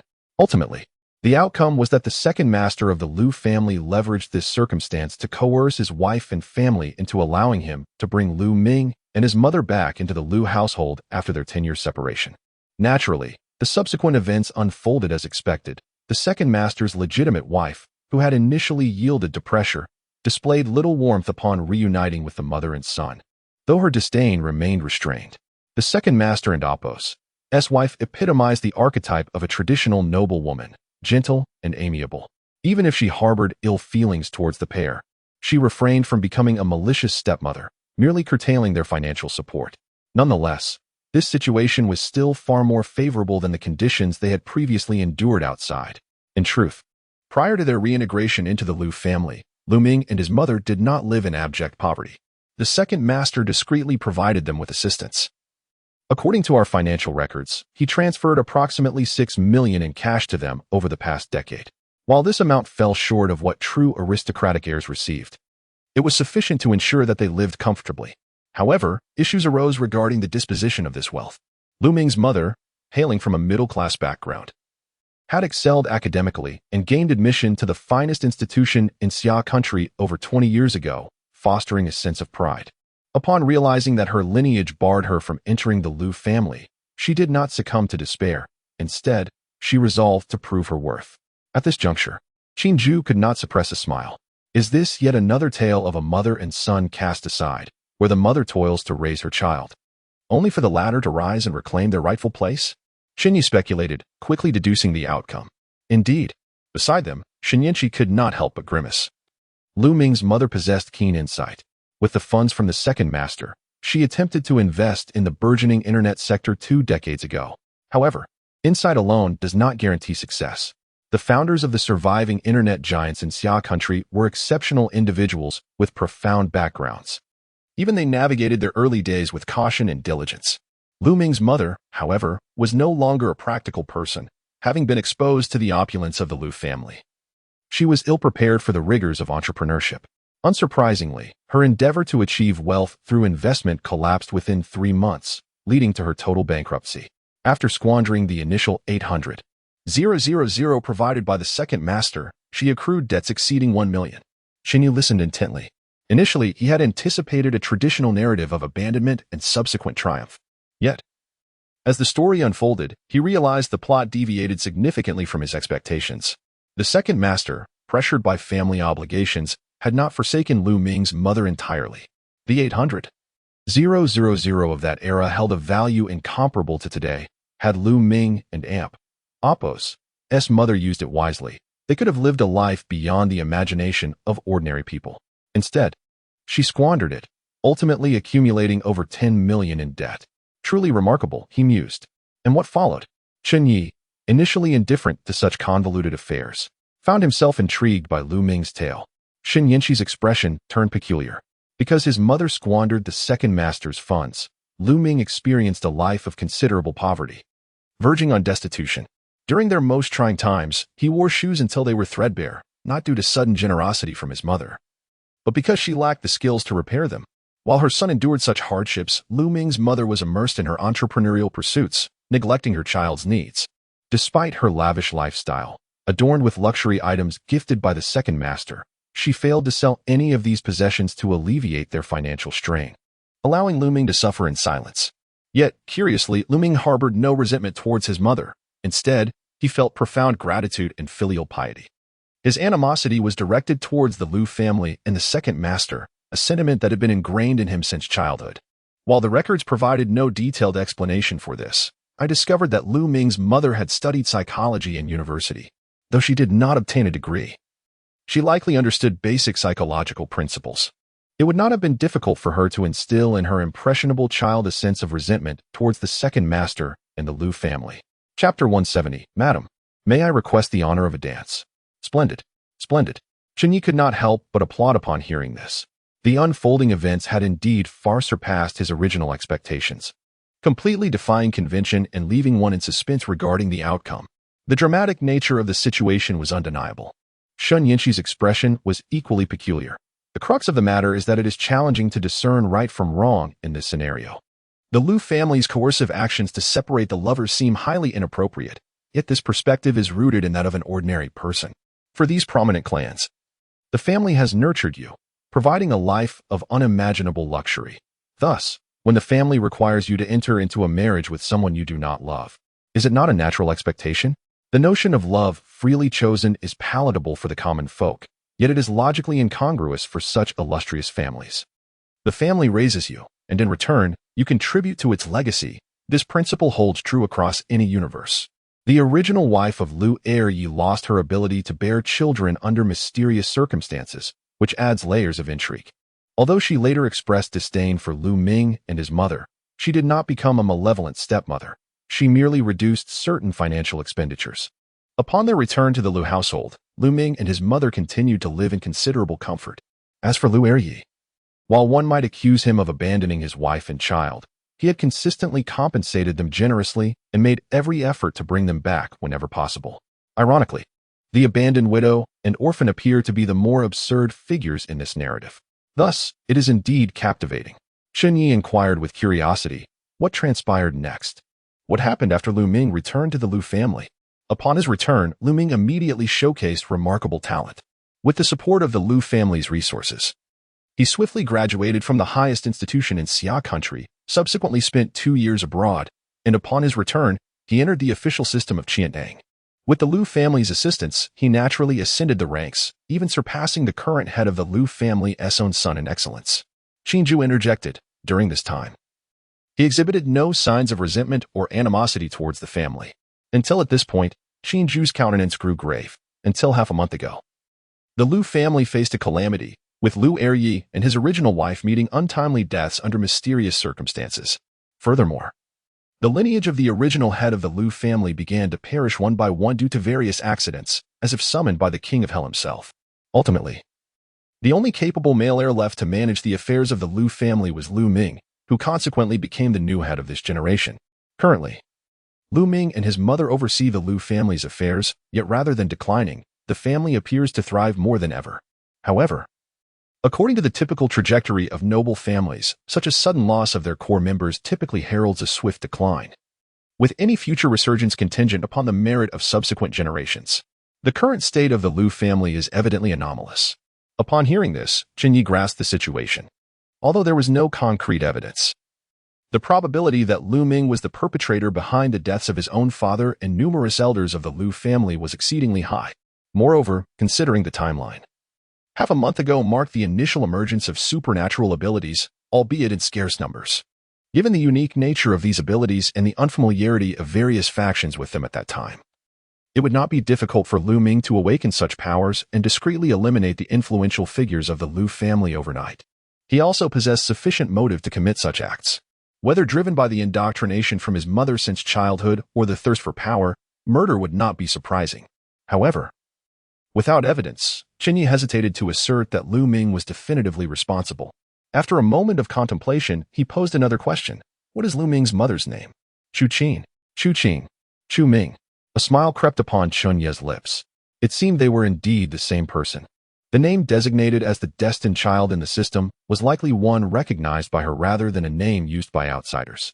For Chu Ming, having been brainwashed by his mother since childhood, his animosity towards the Lu family was palpable, naturally inclining him toward the surname of his mother. Does the young master have any discoveries? Qingju inquired from the side. Just an unexpected revelation, Chen Ye replied with a smile, then asked, where is Lu Ming's mother? Qingju paused momentarily, seemingly taken aback by Chen Ye's question, and quickly activated the microphone to inquire outside, soon receiving the answer. Lu Ming had actually brought his mother to the banquet? Chen Ye was somewhat surprised by this revelation. However, he soon located Chu Qing's position with Qingju's guidance. To Chen Ye's astonishment, contrary to his expectation of Lu Ming's mother being an elderly noblewoman, the reality was quite different. Chu Qing, A woman whose son was already in his 20s appeared exceptionally well-preserved, with delicate and smooth skin that exuded an alluring charm typical of a captivating mature woman. Ah, no wonder Ye had remained infatuated after 10 years. She was indeed beautiful. Chen Ye could not help but gasp in admiration. What do you intend to do? Chen Ye asked, her expression peculiar. Desire. Chen Ye replied without hesitation. I have yet to experience the allure of such an exquisite, mature woman. You seem a bit perverse, Chen Ye retorted disdainfully. Beside them, Su Yan, who had been listening to the unfolding tale, interjected, She is not even as beautiful as I am. Isn't that an obvious statement? How many in the world are gifted with your extraordinary beauty? Chen Ye silently scoffed, then unceremoniously flicked her forehead. It's not a matter of comparison, you wouldn't understand. He then stood up, adjusted his attire, and strode directly toward the gathering of socialites where Chu Qing was situated, leaving the three women in a state of bewilderment. This week? No, within 3 days. He shall not set foot in my bed, Chen Ye declared with a look of disdain. Come on, with that demeanor. You'd be the one to throw yourself at him after a few encounters, Su Yan retorted mercilessly. Look, that young Master Chen is coming this way. How handsome. Truly, he is the epitome of a noble heir, possessing unparalleled grace, appearance, and stature. It has been ages since I have seen such a perfect man. Alas, I am a bit too old now. Otherwise, I would have approached him long ago. It is the young ladies today who are so naive, missing their chance to get close. Oh please, those around him are all stunning. Who could compare? You just don't get it, do you? They may be more beautiful than me, but can they match my allure? Why are you so proud? If this were 10 years ago, I would have approached him without hesitation. You all know what it means to be the heir of the Chen family, right? In ancient times, that would be akin to being the crown prince. Mind your words. He seems to be truly walking this way. In a corner of the banquet hall, a group of well-preserved noble women engaged in animated conversation. Once they noticed that Chen Ye was indeed approaching, their previous lewd remarks vanished, replaced by an air of poise and composure. However, although they feigned ignorance of his presence, their peripheral glances remained fixated upon him. Until a certain moment, under the watchful gaze of a multitude of distinguished ladies, Chen Ye approached Chu Qing, revealing a warm smile as he extended his hand, and said, Madam, may I have the honor of inviting you to dance? Chapter 171. Mother first in the frame, madam. May I invite you to dance? As Chen Ye and Apos' voice echoed, a profound silence enveloped the entire venue. A multitude of distinguished ladies gazed in astonishment, momentarily at a loss for words. In the distance, the prominent figures, seemingly engrossed in their own conversations, were utterly entranced by the unexpected scene before them, rendered speechless by the extraordinary turn of events. Some were so taken aback that they spilled their drinks, oblivious to their actions. Could it be that young Master Chen has a taste for such things? Yet, one must admit, this captivating lady truly is alluring. I find myself partial to such charms as well. And to discover that young Master Chen shares this inclination is quite surprising. I possess numerous connections to similar enchanting women. Had I known of his preference, I would not have lingered silently by his side for so long. Alas, what a pity. Who, pray tell, is this woman? She is undeniably enticing.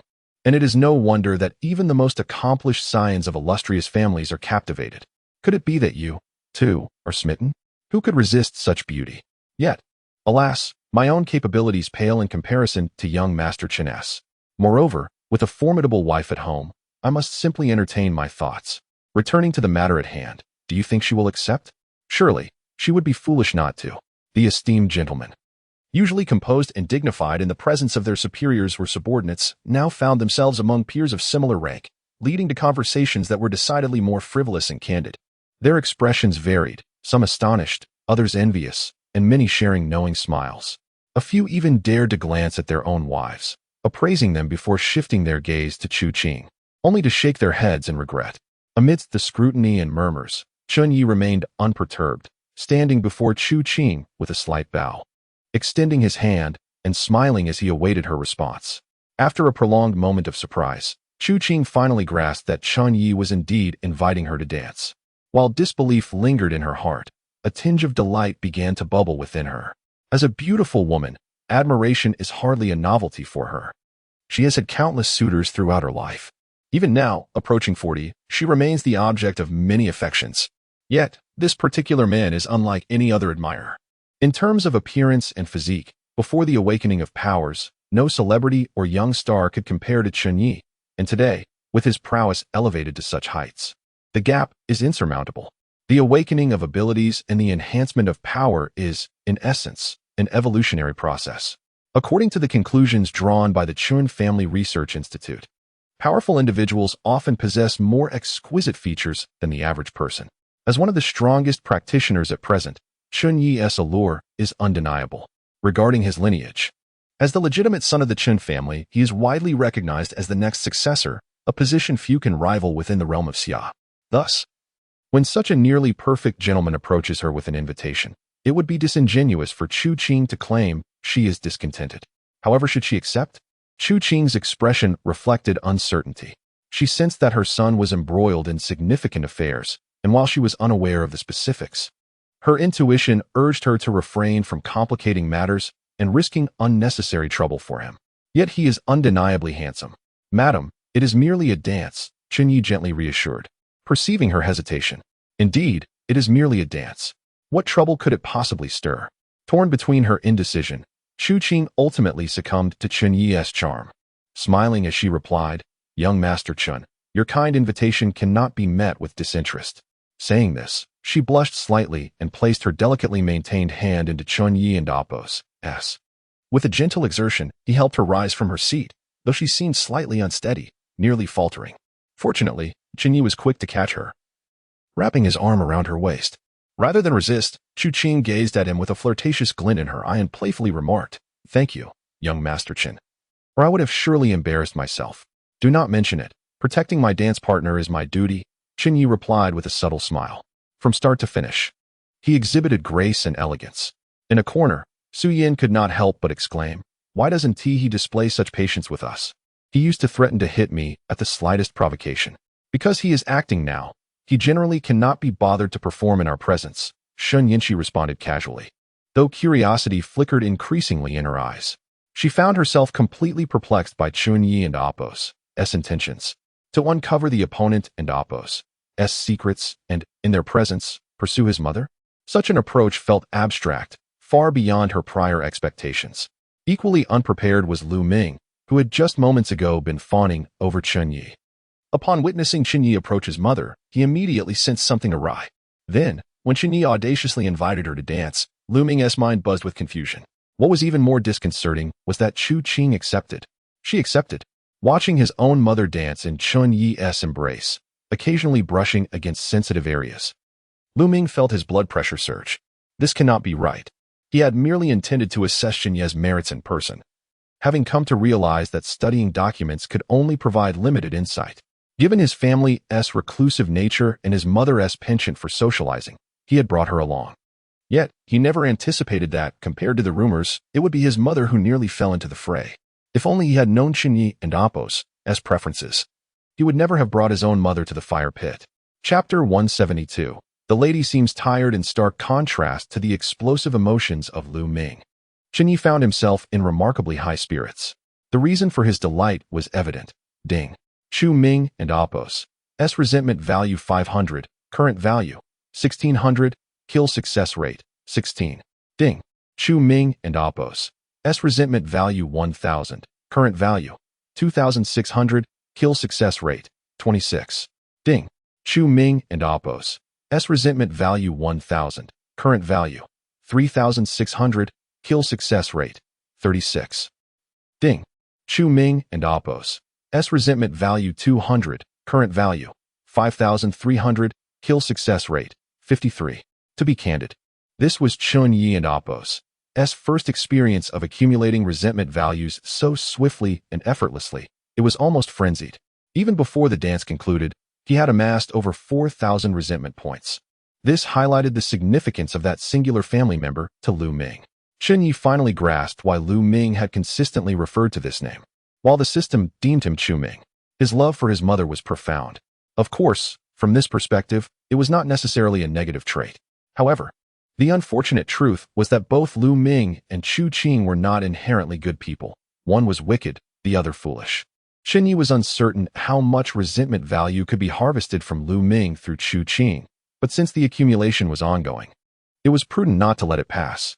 As the dance drew to a close, Chen Ye noticed that Chu Qing appeared fatigued, possibly due to a lack of physical activity or other reasons. She leaned intimately against him, her astonishing softness enveloping his hand completely. Madam Chu seems weary. It is rather noisy here. Shall we find a quieter place to rest? Upon hearing this, tears nearly brimmed in Chu Qing's eyes as she nodded without much contemplation. Then, I shall defer to young Master Chen's arrangements. Naturally, she understood that Chen Ye's intentions were likely playful rather than serious. Yet, would she truly care? In the circles of affluent women she frequented, she had encountered every conceivable type of person. Many older socialites found their husbands disinterested in intimate matters. Yet their own desires remained palpable. Thus, seeking the services of male models was hardly a secret within their community. They unabashedly pursued male models. What was the difference if she shared a bed with Chen Ye? He was undeniably more handsome than the models for hire. Moreover, her husband, Lord Lu Heir, and all those who could exert influence within the Lu family were deceased. Now, the Lu family was under her and her son's control. How she chose to indulge herself was of no concern to anyone. Furthermore, considering Chen Ye's status, Chu Qing conjectured that even if her husband and the old guard of the Lu family were alive, they would not dare to intervene. They would likely be delighted, eager to comply with Chen Ye's desires, even if it meant offering her up. Thus, despite being aware of the impending events and the public setting, Chu Qing remained unconcerned. Very well, let us proceed outside. Chen Ye smiled, wrapping his arm around Chu Qing's slender waist as they made their way toward the exit. Having endured for so long, Lu Ming could no longer restrain himself. After all, if he continued to hold back, his own mother would truly be taken advantage of. With a swift run, Lu Ming positioned himself in front of Chen Ye and Chu Qing just as they were about to exit. Upon steadying himself, a practiced sycophantic smile graced his face. Young Master Chen. It appears to be young Master Lu. What brings you here? Chen Ye feigned ignorance. This is, my mother, Lu Ming stammered, carefully scrutinizing Chen Ye's expression, embodying a cautionary demeanor. Your mother? Chen Ye feigned surprise while casting a glance at Chu Qing. However, before he could respond, Chu Qing delivered a resounding slap to Lu Ming's face, her expression stern. What? Have you grown wings and think to control me? Lu Ming sighed internally but maintained a subservient demeanor. No, I merely think. This is somewhat inappropriate. Inappropriate. Chu Qing retaliated with another unrelenting slap. Chen Ye surmised that Lu Ming had likely endured such treatment frequently in the past. As Lu Ming's resentment value surged again, Chen Ye seized the moment to interject. Young Master Lu, I have matters to discuss with Miss Chu, so I shall take my leave. With that, he circumvented Lu Ming and continued toward the exit. The sycophantic smile on Lu Ming's face gradually faded, replaced by an ominous shadow. Just as Chen Ye and Chu Qing were about to step through the door, Lu Ming spun around, a dark dagger inexplicably appearing in his hand. At that moment, a calm voice resonated behind him. I advise you not to proceed with that, or you may find yourself in a dire predicament. Lu Ming turned to see the relaxed expression of Chen Ye. Is that so? If Lu Ming had not realized that Chen Ye had orchestrated this trap specifically for him, he would truly be foolish. No sooner had he spoken than he vanished into a cloud of black mist.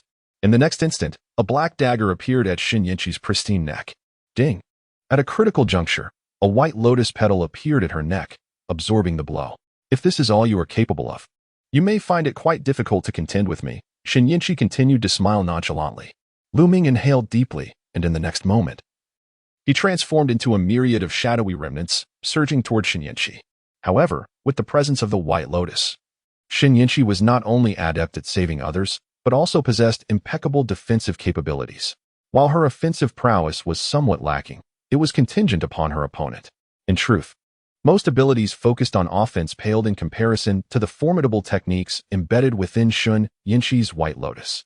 After successfully deflecting Lu Ming's attack once more, Chen Ye focused her thoughts, summoning an innumerable array of lotus petals, which she directed with a mere gesture. These petals surged toward Lu Ming with an almost imperceptible speed, resembling a barrage of daggers. Lu Ming's expression shifted as he disappeared into the shadows again. Attempting to flee? Chen Ye scoffed, conjuring a massive lotus that illuminated the night sky. Originally intending to evade Chen Ye and rescue his mother, Lu Ming found himself halted in his tracks. The black mist surrounding him dissipated, leaving him 20 meters away from Chen Ye, just beyond the venue's confines, where he was promptly apprehended. Do not force my hand. Lu Ming exclaimed, frustration evident in his voice. Force you? What of it? Within the domain of the White Lotus, Chen Ye stepped through space, materializing before Lu Ming. In her hand, she brandished a strikingly beautiful lotus sword. Lu Ming inhaled deeply, and in the next moment, a terrifying eruption of black mist erupted from him, momentarily overlapping with the area enveloped by Chen Ye and Apos' White Lotus, leading to a fierce clash of energies. Chapter 173. The thrill intensifies upon reaching a certain level. Supernatural abilities manifest into a phenomenon akin to a field. At this juncture, the potency of these abilities undergoes a qualitative transformation. Most supernatural powers initially serve as singular attacks. However, once developed to this extent, they can yield widespread offensive capabilities. It is at this stage that practitioners of supernatural abilities can be deemed to possess an unequivocal superiority over ordinary individuals. For many, acquiring such prowess post-awakening necessitates considerable time and effort, and for a substantial number, it may remain an unattainable aspiration. Only a select few, with inherently unique abilities or exceptional innate talent, are likely to reach this echelon. Chen Ye, however, is distinct from both categories. She awakened her powers through the White Lotus. At the very moment of her awakening, she transcended to this level, thus starting from a point higher than what many would consider their ultimate achievement. Chen Ye, having attained his second ability, the Heavenly Eye, also reached this realm. Presently, with both his physique and mental fortitude surpassing 150, he possesses a plethora of abilities and has a general understanding of his strength, albeit lacking a specific term to encapsulate it. Both individuals stand at the forefront of their era, well aware of the evolutionary process of supernatural powers, though others may not share this insight.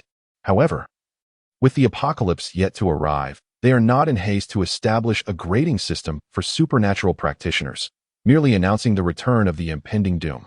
When that day truly arrives, Chen Ye will undoubtedly formulate a classification system based on his journey of power enhancement. This endeavor is not futile after the apocalypse.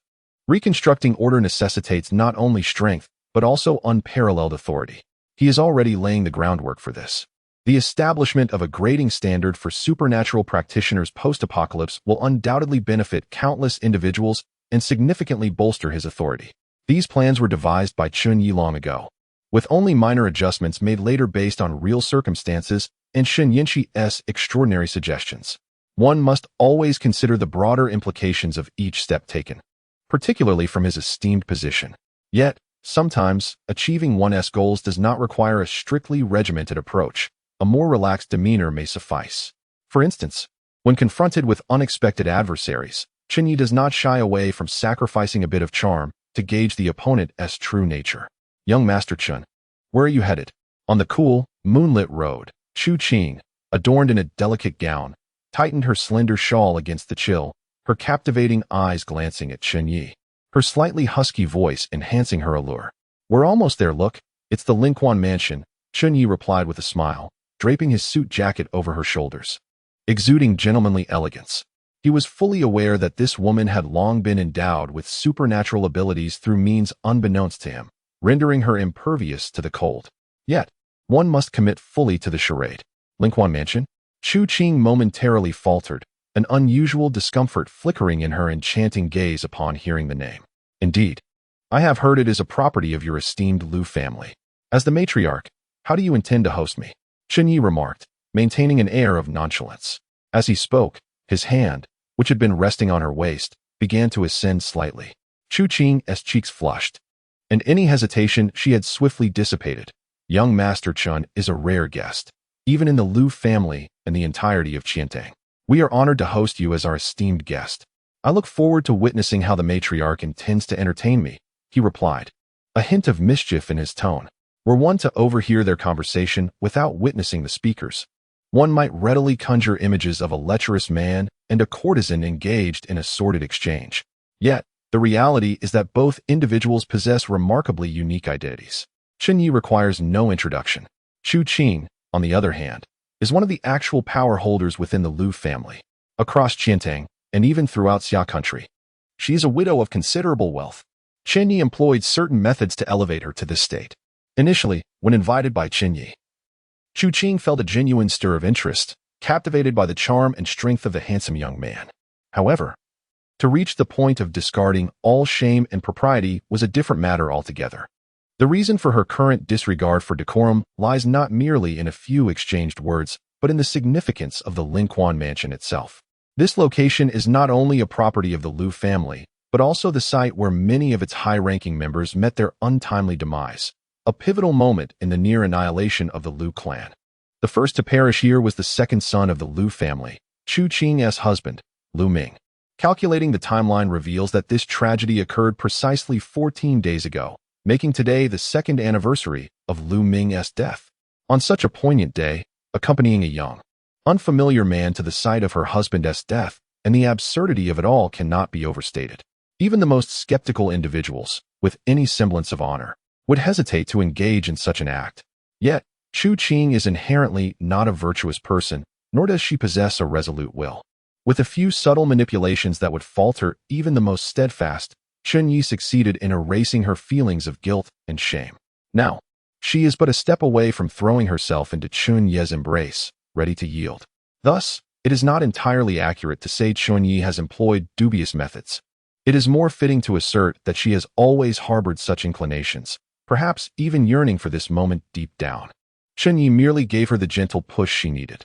Even without these tactics, he possesses the confidence to persuade her to comply in this setting. He simply prefers not to squander his precious time here.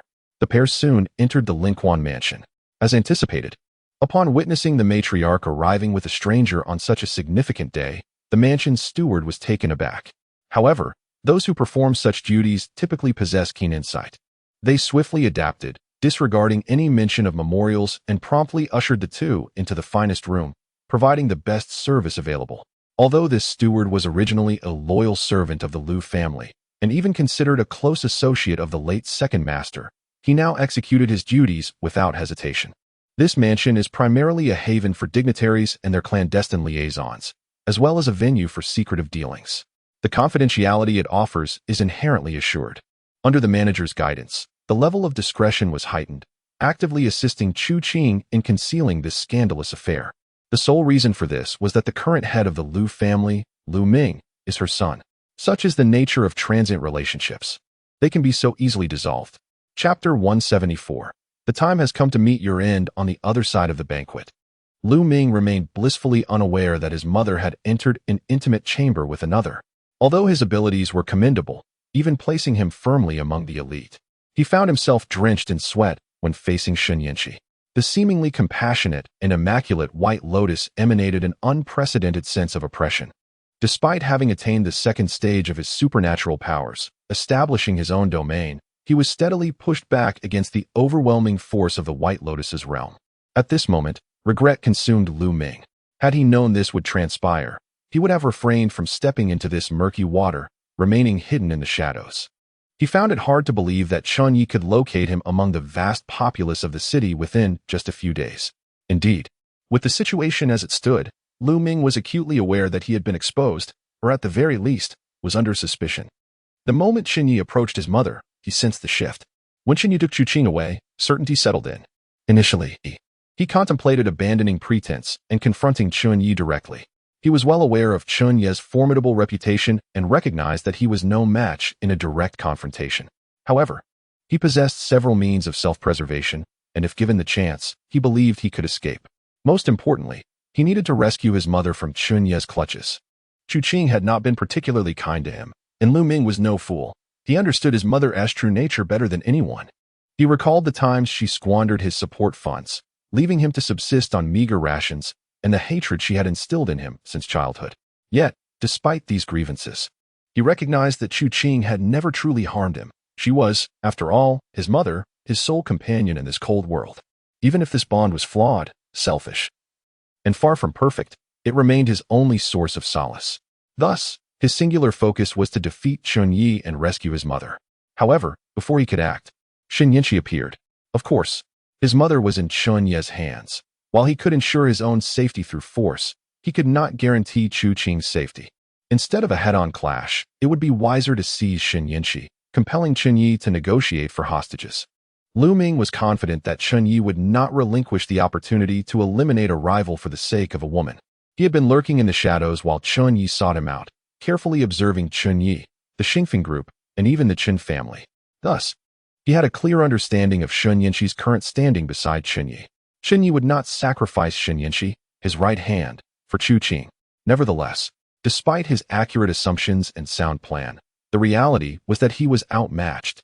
Lu Ming never anticipated that he would struggle even against Chen Yanxi. The battle had not even lasted 10 minutes, and he already sensed defeat encroaching, his domain trembling precariously. Chen Yanxi was formidable. How powerful could Chen Ye possibly be? Lu Ming dared not contemplate it. With Chen Yanxi's relentless and increasingly lethal clear lotus sword light bearing down upon him, he could only retreat further. Yet, this retreat yielded no respite. The stalemate persisted until Chen Yanxi's momentum reached its zenith. Observing Lu Ming darting about like a frightened mouse, she chuckled softly, letting the lotus sword dissolve, replaced by a pristine bow and arrow. Drawing the bowstring taut, a multitude of white arrows rained down upon Lu Ming's position.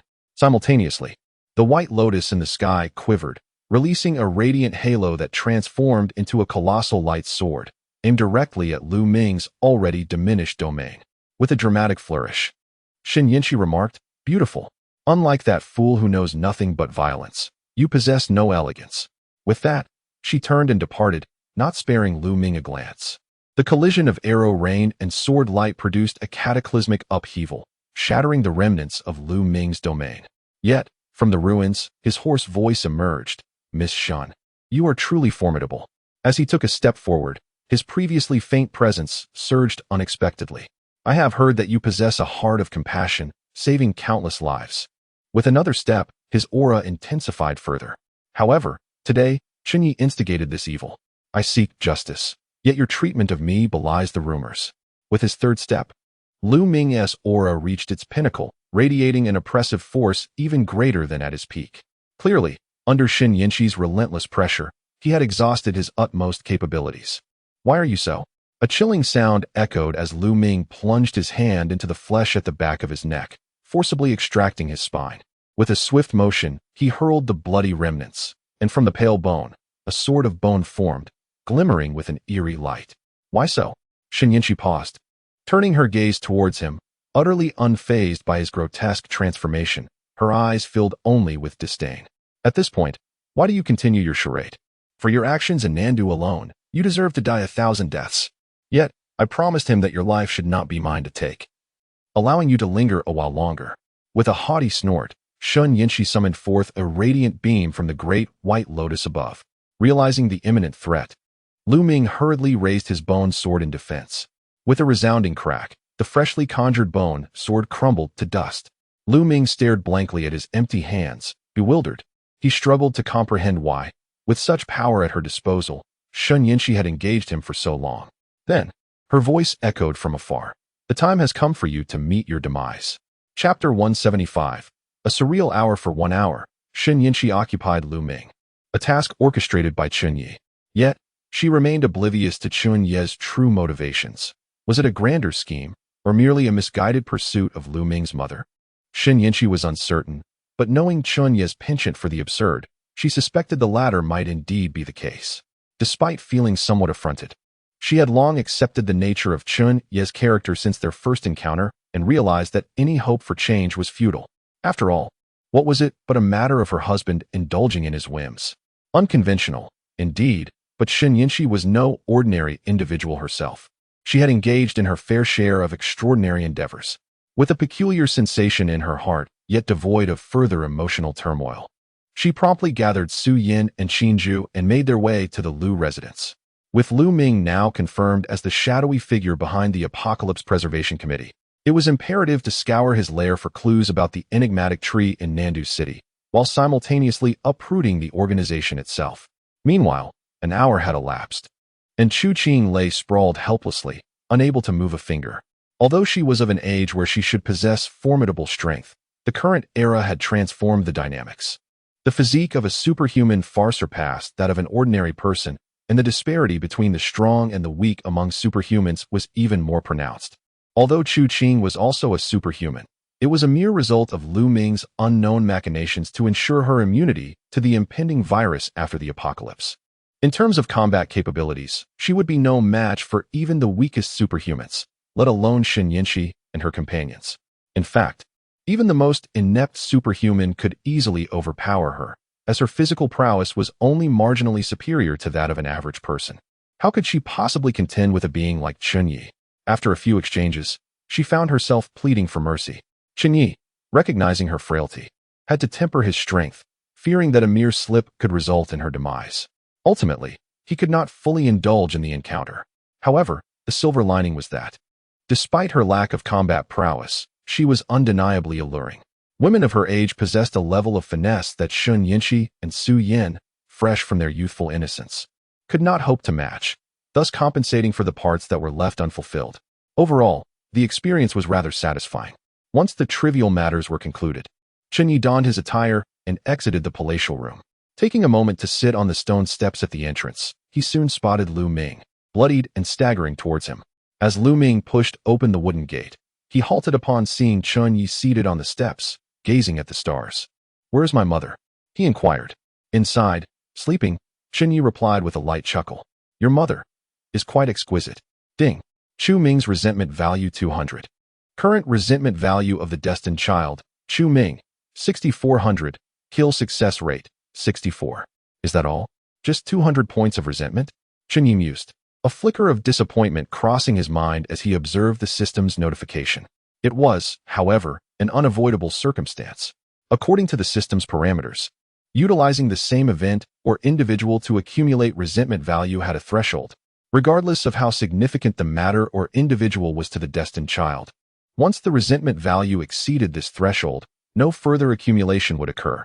Clearly, the potential for extracting resentment from Lu Ming's mother had reached its limit. In fact, Lu Ming had likely grown numb to the situation. Having been delayed by Chen Ye for so long, he understood that his mother was unlikely to escape Chen Ye's clutches, and thus he felt little emotional upheaval. After a brief silence, he spoke, "Given your strength, knowing it was me, you could have simply come and killed me directly. This approach is unnecessary." "Kill you directly? Please, your destined status grants you a mere 10% chance of success. Would I stake my life on such odds?" Chen Ye scoffed, dismissing Lu Ming's words. "Do you truly believe my methods lack integrity?" "One might say they are rather despicable," Lu Ming replied earnestly. "Why drag the innocent into our conflicts?" Haha. Chen Ye laughed heartily before his expression soured, icy words escaping his lips. "Do you not find it absurd that such sentiments come from you? What of the countless innocents displaced by your actions in Nandu? What of the million lives lost beneath that tree? What have they ever done to deserve this?" Yet Lu Ming remained unperturbed. "Them? When the apocalypse descends, they are fated to perish regardless. I merely afforded them a quicker end, sparing them from becoming mindless zombies, a far more preferable fate than becoming puppets to that tree. Wouldn't you say?" "Oh, so you consider yourself a savior?" Chen Ye retorted, incredulous. "Objectively, I cannot claim to be a good person, but at the very least, I adhere to certain principles, unlike you, who resorts to targeting your adversary's family." Lu Ming remained steadfast, unrepentant. Chen Ye shook his head, weary of engaging in this debate. "You rushed over without attempting to save anyone, instead opting to engage me in conversation. You must be awaiting reinforcements, am I correct? Let me guess, you hope to lure your mother out with your voice, fearing I have set traps inside and that entering would seal her fate." As if on cue, the sound of the main gate opening echoed behind him. It was indeed Chu Qing, emerging in disarray, her attire askew, hair tousled, the flush on her face still evident, one hand bracing against the wall. Upon seeing Lu Ming at the entrance, her instinctive reaction was to admonish him. "Ming, what are you doing here?" However, her gaze soon fell upon the blood-staining Lu Ming's form, her eyes widening in shock. What happened to you? So much blood?" Lu Ming could not bear to meet Chu Qing's gaze, not out of reluctance to see her in such a vulnerable state, but because he dared not divert his focus from Chen Ye. He did not respond to Chu Qing's query, but turned to Chen Ye. "You were right, but your schemes are destined to come to naught," Chen Ye sighed. In the next instant, a blinding flash of sword light erupted from the room behind Chu Qing. The blade pierced through her back, and as a superhuman, she felt no pain even as the arrow struck her heart. After a long moment, she incredulously glanced down at the blade protruding from her chest, then lifted her gaze to Chen Ye's silhouette, parting her lips as if to speak. But before she could utter a word, she coughed up a mouthful of blood. Chapter 176, Annihilation of a Clan Ding. Chu Ming's resentment value 1,000. Current resentment value of the destined one, Chu Ming, 7,400. Success rate of kill, 74. At the moment the sword light pierced through Chu Qing's body, even Lu Ming, who had remained relatively unfazed when Chen Ye remarked about his mother's allure, could not help but widen his eyes. He simultaneously directed a surge of resentment value towards Chen Ye. Lu Ming was acutely aware of Chu Qing's prowess.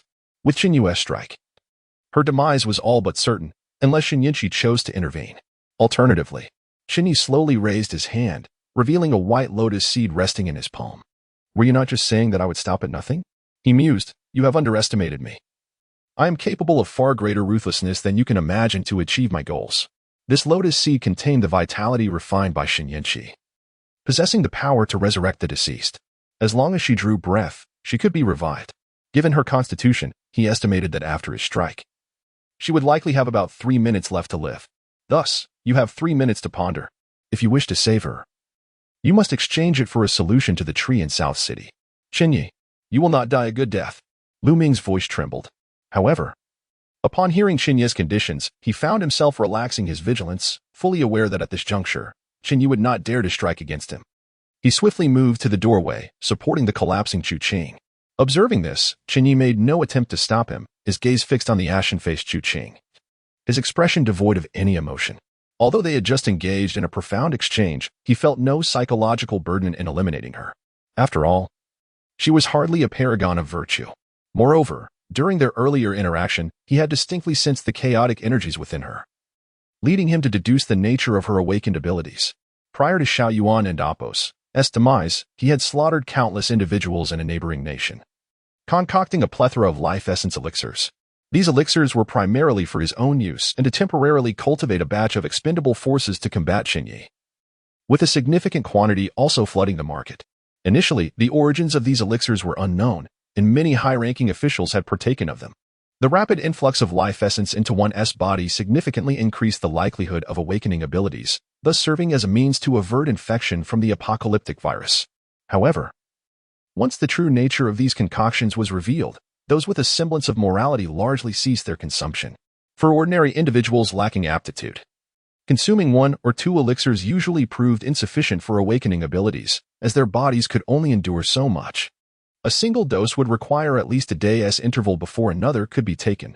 As Xiao Yuan had begun selling these elixirs while simultaneously amassing treasures to confront Chen Ye, followed by his downfall, Chen Ye had swiftly informed his family of the situation.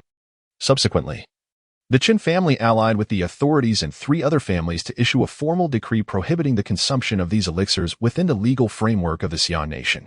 Yet, this mandate had evidently fallen on deaf ears for Lu Ming and Chu Qing. The chaotic energies sensed within her body were indicative of her recent consumption. Moreover, with her abilities awakened, she had long surpassed the limitations of an ordinary person, consuming these elixirs with reckless abandon. While it may be an exaggeration to say she treated them as sustenance, she had certainly indulged in them excessively. Furthermore, Lu Ming had committed atrocious acts deserving of the harshest judgment. In ancient times, such transgressions could have warranted the extermination of entire clans, let alone the punishment of a single mother. Within the modern legal framework of the Xian nation, such extreme measures were no longer practiced. However, in the circles of these ancient families, clan extermination was not an unheard of occurrence.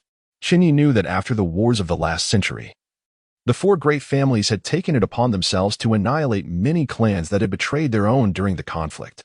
Chen Ye's intentions extended beyond merely ending Chu Qing's life. He aimed to obliterate the entire Lu clan. By dawn, there would be no survivors from the Lu family, including the present Lu Ming. Time is short. Have you made your decision? After a brief pause, Chen Ye inquired indifferently. Lu Ming, who had been feeding Chu Qing life essence elixirs to prolong her existence, fell silent for a moment before finally speaking up. I will. As he spoke, he rummaged through his pocket, seemingly in search of something. Yet, in the next instant, a layer of black mist enveloped him and Chu Qing, trembling as if it might dissipate in the breeze. This was a manifestation of Lu Ming and Apos' abilities. Should the mist disperse, he would vanish from sight. However, Chen Ye had anticipated this move and would not allow him to escape so easily. With a mere shake of his head, he remarked, "It seems you truly do not care for her fate." In the next moment, the sword embedded in Chu Qing's body twisted, unleashing a terrifying wave of sword energy. She was instantly obliterated, reduced to a cloud of crimson mist. As the black mist dissipated, Lu Ming remained alone, kneeling in stunned silence. watching the blood mist settle upon him. Chapter 177. Is it over? Ding. Chu Ming and Appos. S resentment value 1200. Current Son of Destiny, Chu Ming and Appos. S resentment value 8600. Kill success rate 86. Lu Ming stood frozen, his expression one of confusion. Clearly, Chu Qing's death was unforeseen for him. Although Lu Ming was taken aback by Chen Ye's involvement with his mother, he had harbored a glimmer of hope that, having crossed such a line, Chen Ye could not possibly be so merciless as to kill without a second thought, even though Chu Qing had just been pierced through the heart. Chen Ye had allowed them a few moments, which Lu Ming interpreted as a negotiation tactic rather than a genuine intent to kill.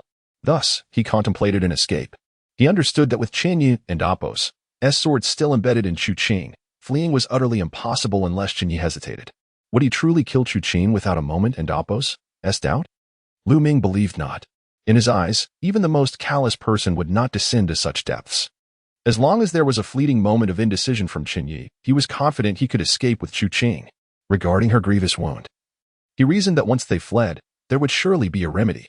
Those potent elixirs brimming with life essence could even extend one and Appos' life. He could not believe they could not heal such a minor injury. The outcome was evidently not in his favor. The price was the death of the one person he cherished in this world. Can we talk now? Chen Ye and Appos' calm voice broke through, snapping Lu Ming back to reality. Bloodied and gasping, Lu Ming slowly rose to his feet, his bloodshot eyes fixed on Chen Ye. Suddenly, he burst into laughter. Ha ha ha. I am no match for you. Today, I dared to appear before you to test my limits, exposing my vulnerabilities, rendering all my schemes futile, and relinquishing the initiative to you from the very start. This is my fault, and it is only fitting that my family meets its demise. Yet, if you, young Master Chen, seek to seize the lifeblood of that great tree from me, you shall find no passage. In terms of strength, even 1,000 of me would be no match for you. However, if you cannot resolve the matter of that tree swiftly, even 100 of you will prove powerless against it in due course. I know I am doomed today, yet even in death, I shall not allow you an easy victory. It will continue to expand, consuming the entire southern city, devouring the Yangtze River Delta, even the nation of Xia, the world. You, a heartless and unscrupulous individual, driven solely by a lust for power, what will you do when your influence is gone and all other beings have perished? Ha ha ha, Chen Ye. Come, strike me down. Kill me. Observing Lu Ming and Appos' madness, Chen Ye mused that had his kill rate not been less than maximum, he would have already delivered a lethal blow. Yet, faced with Lu Ming and Appos' willingness to meet his end, he found himself in a quandary. To slay him, disregarding the remaining 14 chance of failure, if he truly killed him, what would become of the tree in Southern City? It undoubtedly harbored some terrifying life force within, concealed by its massive form, rendering it invisible to his divine perception. Even if Chen Ye were to fell the tree, it was highly improbable that he would eradicate it entirely. Killing Lu Ming posed a major dilemma regarding that tree. Moreover, 14 was not 0. There remained a possibility of failure. Should he fail, he would inevitably face repercussions. Yet to spare him? That was an even greater folly. From Lu Ming and Appos' lineage, it was clear that Chu Qing was the only person he truly cared for in this world. He had even slain his own father and nearly exterminated his entire family. Likely more for his own vendetta than mere power struggles. What madness would ensue in Lu Ming without Chu Qing? If he did not eliminate him now, trouble would surely follow. Moreover, from the moment he had decisively killed Chu Qing, Chen Ye understood that Lu Ming would never divulge the secret of the tree and Appos' lifeblood. Rather than relying on extracting secrets from him, it was better to eliminate him entirely and hope for a suitable item to confront the tree from the system and Appos' rewards. Caught in a dilemma, Chen Ye hesitated for a moment before taking a deep breath and steeling his resolve. In the next instant, the red sky sword gifted by Xiao Yuan appeared in his grasp. Upon seeing this, Lu Ming inhaled deeply, shadows enveloping him. Although he realized that his chances of survival were slim following the disruption of his escapability, he had no intention of surrendering easily, even in death. He sought to make it difficult for Chen Ye. Yet, Chen Ye discerned his thoughts and shook his head. With a gentle wave, the red sky sword transformed into a streak of light, piercing directly toward Lu Ming. The black mist surrounding Lu Ming surged. But in the final moment before the sword and Appos' arrival, it gradually dissipated. This tactic had proven effective in his previous encounter with Shen Yanqi. However, facing Chen Ye, it was not so readily successful. The streak of light from the red sky sword appeared to miss, yet at the last moment, It found a wisp of smoke that had not yet vanished and plunged unhesitatingly into it. Meanwhile, Lu Ming, who had just teleported away with the black mist, was caught off guard by the elegant sword that had inexplicably followed him. The distance had closed to a mere breath. With Lu Ming and Appo's prowess, he had no time to react. The razor-sharp tip of the sword pierced effortlessly into his body. Having just arrived at this location, the smoke still clung to him, and he was propelled backward like a cannonball, the sword embedding itself in a sizable artificial hill, leaving Lu Ming suspended upon it. Amidst the excruciating pain, Lu Ming could not suppress a groan, and he continued to channel his powers in an attempt to descend from the hill through smoke transformation. However, the red sky sword bore an incredibly terrifying force, suppressing Lu Ming and Appo's abilities entirely. "It is over." Chen Ye slowly raised his hand. The power concealed within the red sky sword seemed to have been unleashed, reaching a critical point of eruption. Just then, a violent tremor shook the ground, accompanied by the distant crimson glow and the thunderous sounds of explosions. Chapter 178. The falling meteorite. Even as Chen Ye prepared to strike down a fated child with a less than assured probability of success, he was meticulously ready for any eventuality. This unforeseen occurrence took him entirely by surprise.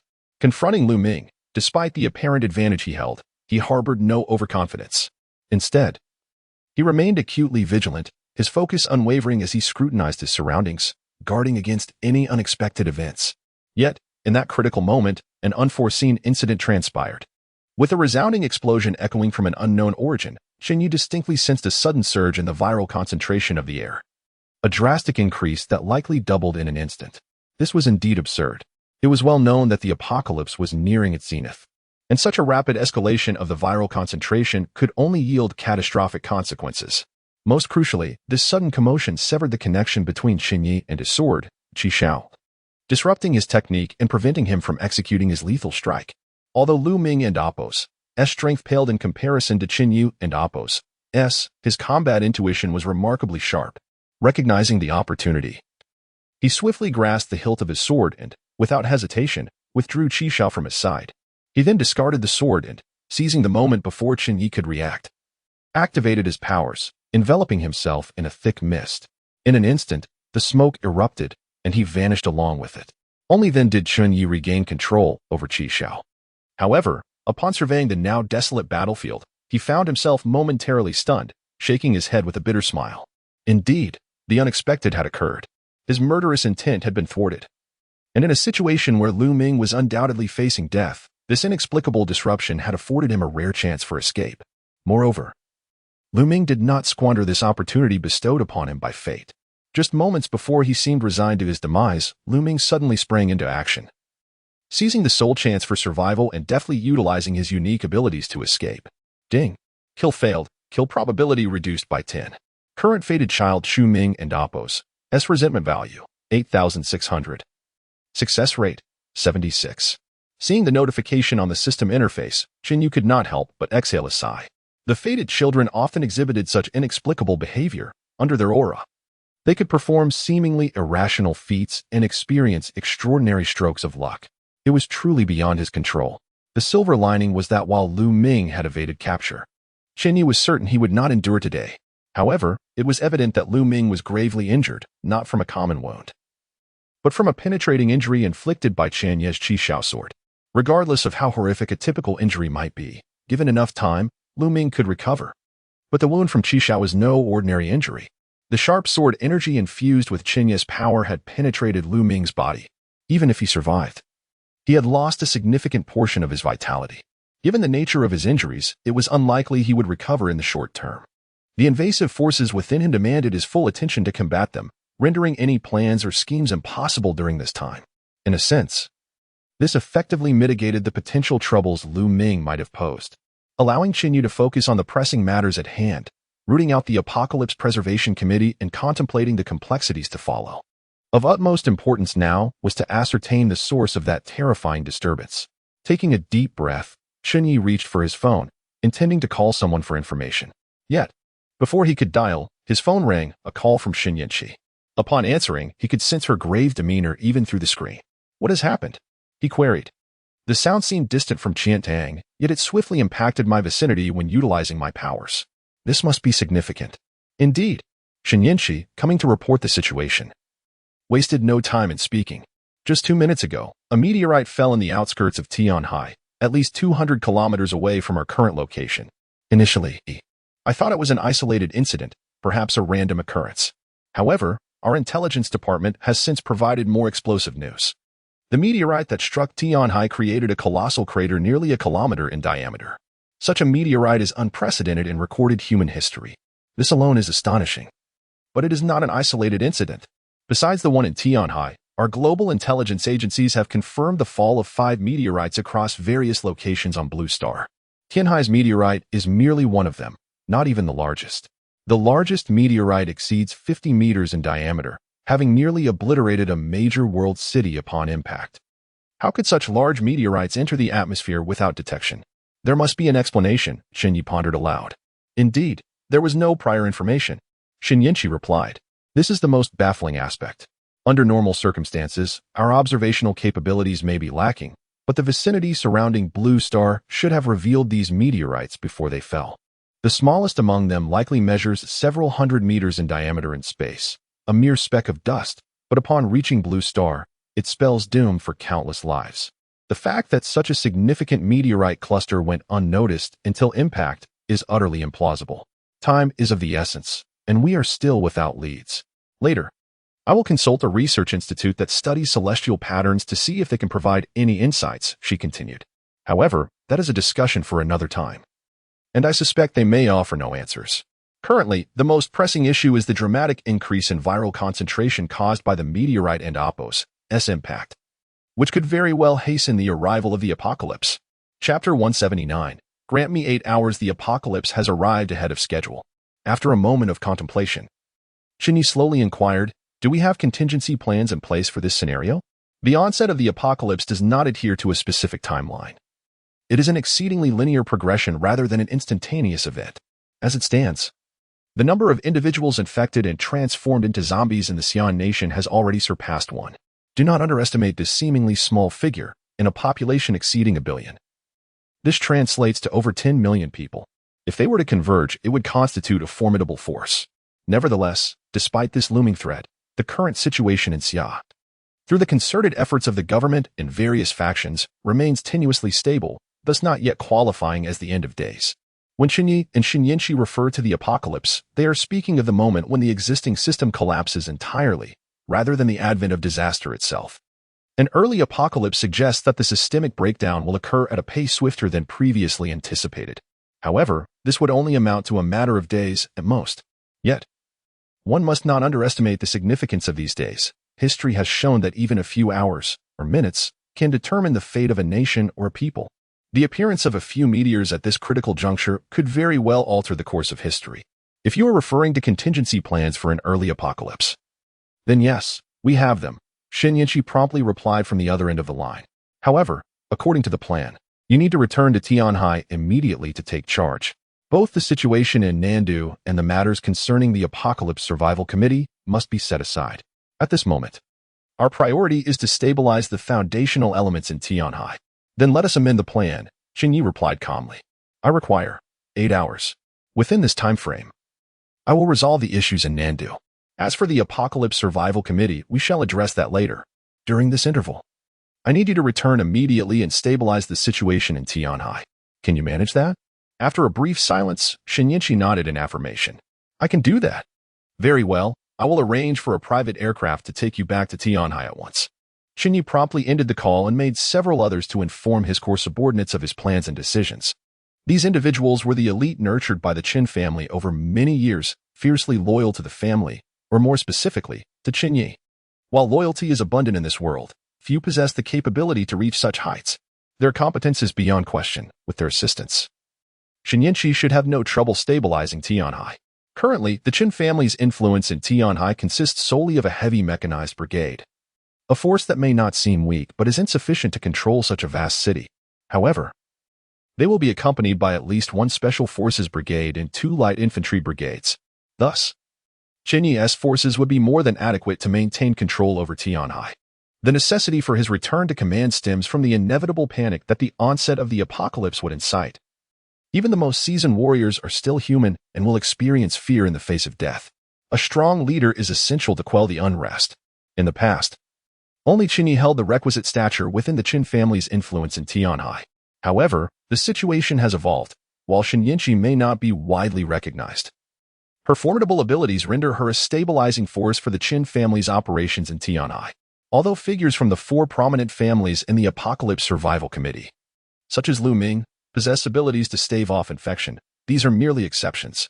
The grim reality is that for the vast majority of the elite, the apocalypse virus remains a Damocles sword, looming ominously overhead, with no one knowing who might be the next to succumb. The privileged are not immune to this fear, and it is even more pronounced among the common soldiers and countless ordinary citizens. With the knowledge of impending doom, no one can afford to ignore their own safety. Elite soldiers may not shy away from the chaos of battle, yet none wish to find themselves transformed into grotesque zombies. Chen Ye's abilities, at this moment, are invaluable. As long as she is present, the foundational stability of Chen Ye's Tianhai will not falter. Her capacity to restore life is likely to wield more influence than Chen Yu's own authority. After briefly organizing his trusted forces, Chen Ye refrained from further involvement, trusting Chen Ye to manage the remaining matters without his constant oversight. His immediate focus must be on resolving the issues in Nandu. Remarkably, during the previous skirmish, Chen Ye had not even unleashed a fraction of his true power, yet the Linquan mansion had sustained significant damage. The staff within had recognized the nature of the battle as one involving supernatural abilities and had long since fled, leaving the premises eerily silent. As Chen Ye navigated the debris, he approached the entrance of the mansion. The cacophony from the outside world reached his ears, causing him to pause momentarily before he sighed and pushed the door open. Situated in the heart of the city, Linquan Mansion is in a bustling area, however. Due to vehicle restrictions, pedestrian traffic is common, resulting in an ordinarily tranquil environment. Yet now, the streets outside were in utter disarray, with countless vehicles gridlocked on the typically quiet dual carriageway. The air was thick with the sounds of horns and revving engines, a scene that would have been unimaginable mere moments before. The sudden impact of meteors had sharply increased the viral concentration in the air, causing many to transform into zombies almost instantaneously. The entire city had descended into chaos, with everyone desperately seeking an escape.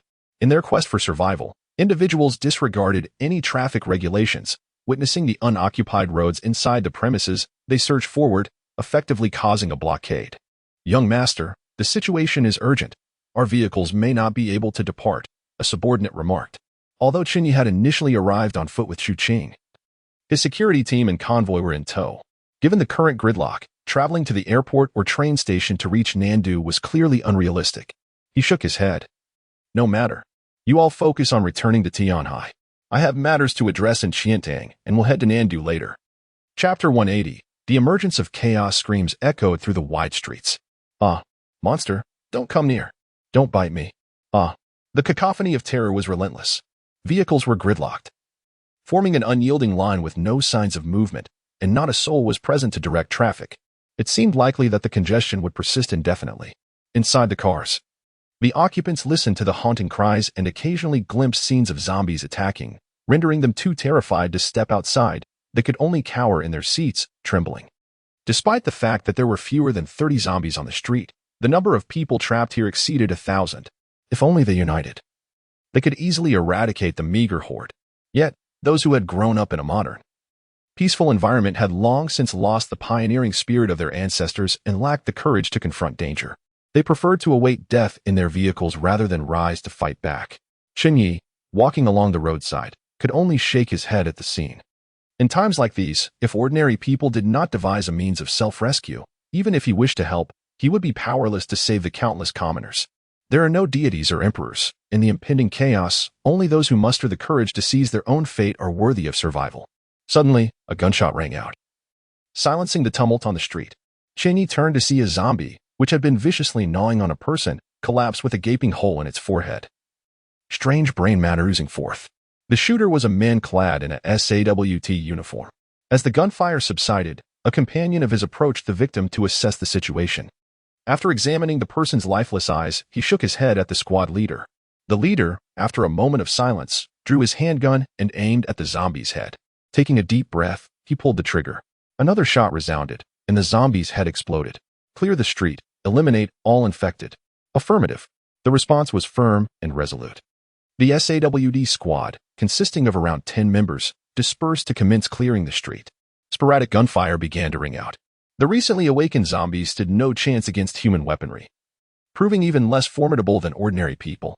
While regular individuals instinctively sought cover when confronted with firearms, these zombies lacked any semblance of intelligence, either preoccupied with devouring flesh or mindlessly rushing towards the SAWD team, only to be shot down. Before long, the zombies on the street had been largely eradicated.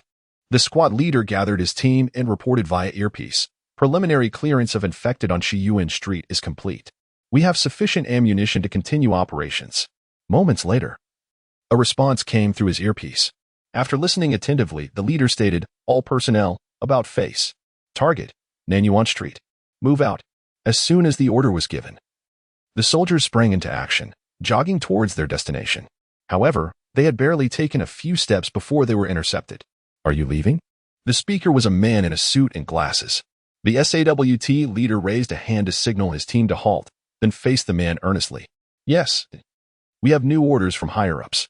We need to provide support at Nanyuan Street. What about us?" The man surveyed the gathering crowd anxiously, raising his voice. "There are so many zombies here. Did you not see that someone was just bitten to death? If you leave us here, what are we supposed to do? Wait for death?" The leader paused, maintaining his patience. "We have cleared the infected from the street. You should find a safe place to hide and wait for further assistance. Our squad consists of only 10 people, and this street is desolate, making it impossible to establish effective defenses. Even if you stay here, your safety cannot be guaranteed. Cleared?" The man's voice sharpened as he pointed towards a nearby high-rise. "Did you not hear the cries of the zombies and the screams of the people coming from up there? You call this cleared? I am a taxpayer. I pay my taxes, and you are supposed to ensure our safety. How can you abandon us like this, donning that uniform? Do you not feel any sense of mission or responsibility?" His words struck a chord with those around him, igniting a wave of dissent.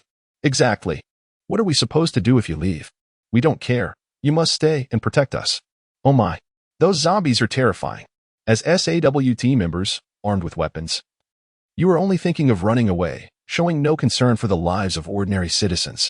The crowd grew increasingly agitated, with some individuals even stepping forward to point fingers at the squad leader, hurling insults that became progressively more vitriolic. The leader displayed remarkable composure, but the expressions of his team reflected their growing ire. One younger member muttered under his breath, "If it weren't for us, you'd have been devoured by zombies long ago. Now you have the chance to escape, and you want to place the blame on us? We are not your bodyguards. There are countless people to save. Why should we be here to protect you?" His voice was not loud, but it caught the attention of those nearby. The already agitated crowd erupted in outrage. "What did you say? How can you SAWT members utter such words? Aren't you supposed to protect us? What do you mean by not being our bodyguards?" In that moment, the very individuals who had cowered in fear from the zombies now summoned courage in confronting the SAWD team, with some even picking up stones to hurl at them. A stone struck the helmet of the young soldier who had spoken out. His eyes narrowed as he spotted the culprit, and he took a step forward to apprehend the offender, intending to set an example. However, before he could take more than a couple of steps, the squad leader barked, "Xiao Xiao, what do you think you're doing? Return to the ranks." The young soldier hesitated, visibly displeased, but ultimately complied, returning to formation. The leader then took a step forward, addressing the agitated crowd with patience. "Everyone, it is not that we do not wish to stay and protect you. We are the first team to enter the city, and there are many more people in need of our assistance. Rest assured, reinforcements will arrive to ensure your safety. For now, please take shelter in your vehicles until our larger force arrives. You will be safe. Do not panic." Ding. Before he could finish his words, a sizable pebble struck the captain's steel helmet. Chapter 181. How can one achieve a perfect balance in this world? The sound of a stone striking a steel helmet was not particularly loud, yet in the otherwise somewhat chaotic surroundings, it resonated with an unusually jarring intensity. The captain's gentle admonitions were stifled, his mouth opening as if to articulate something, but ultimately no words escaped his lips. Concurrently, a voice from headquarters crackled through his earpiece. "What is the situation? I've been observing your team for quite some time without any progress. Has another horde of zombies appeared?" After a moment of silence, the captain moved his lips and quietly relayed the current predicament to headquarters. Clearly, they had anticipated such a scenario, for they promptly issued further orders. "There are more lives in the city that require your assistance. Do not squander time here. Proceed directly. If there are any obstructors, handle them according to wartime regulations. Inform them that personnel from the transportation department will arrive shortly to facilitate the flow of traffic.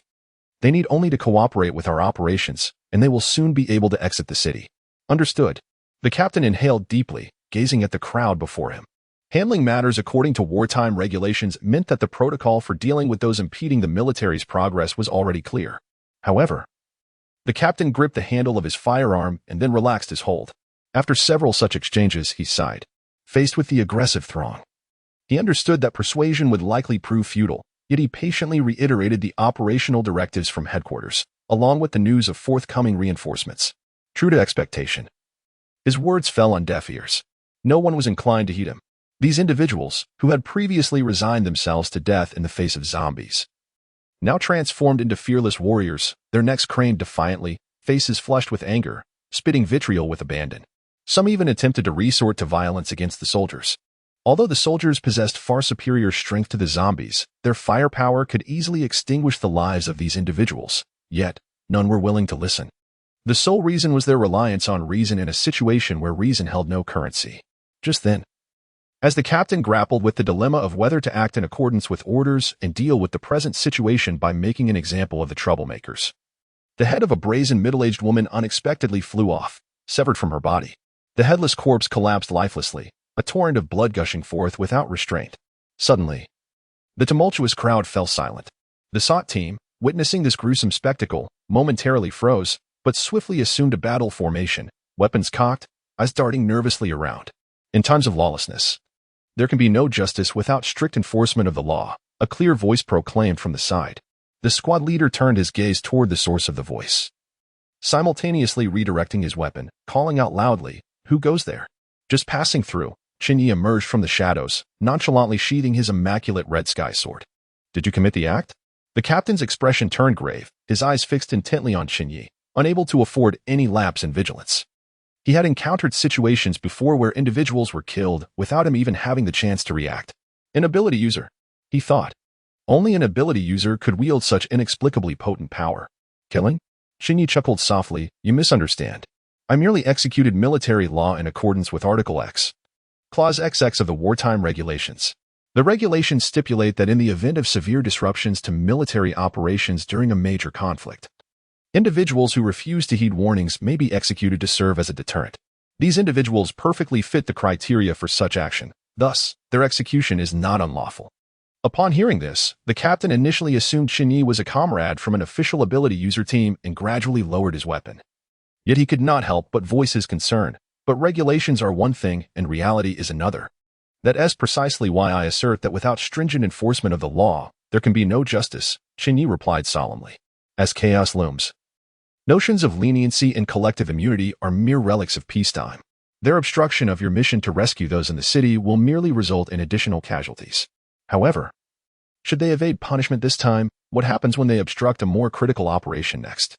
If you are tasked with the eradication of that significant threat in the southern city and find yourselves thwarted before you even begin, leading to a catastrophic failure, how will you respond then? You may be accountable to them, but who bears responsibility for those victimized by the monsters? The captain remained silent. He recognized the validity of Chen Ye's assertions, having known it for quite some time. Yet, the prospect of unleashing fire upon these defenseless individuals was something he found insurmountable. Perhaps a middle ground exists. A composed middle-aged man behind the captain began, yet before he could finish, Chen Ye interjected. How can one achieve a perfect balance in this world? The so-called apocalypse does not merely refer to terrifying viruses, but rather the societal order that collapses under their influence. If you, as guardians of order, have yet to ascertain your true role, the arrival of the apocalypse shall only hasten, leading to an increase in casualties. Enough, he continued. I lack the time for idle chatter with you. Do as you will. When I take over, it will merely be a colossal mess. And this slight detail will matter little. As he spoke, his figure gradually faded until he vanished entirely, leaving the SWAT team members exchanging bewildered glances. Logically, Chen Ye's public act of murder should have warranted their intervention, at the very least requiring them to apprehend him. However, given their position as the foremost team tasked with clearing the city of zombies, their mission was too pressing to afford such leisure. Moreover, witnessing Chen Ye's ghostly appearance and his swift execution of a person without a sound, they doubted their capacity to capture such an ability user. Yet, even disregarding Chen Ye's actions, they could not overlook his words. for they were still confronted with a daunting decision: how to deal with the obstructors. When Chen Ye had taken a life, they had retreated to a safe distance. Now, witnessing Chen Ye's departure, they turned back, once again blocking the path of the team, pointing fingers and hurling even more scathing remarks. He killed someone. He killed someone. Are you blind? You just let the murderer escape. Is there no law left? You consume public rations yet cower and oppress us common folk in times of crisis? Did you not see that man commit murder? Why do you not apprehend him? The captain and his team regarded the clamorous crowd with cold eyes, Chen Ye's departing words echoing in their minds, their faces increasingly stern. Bang!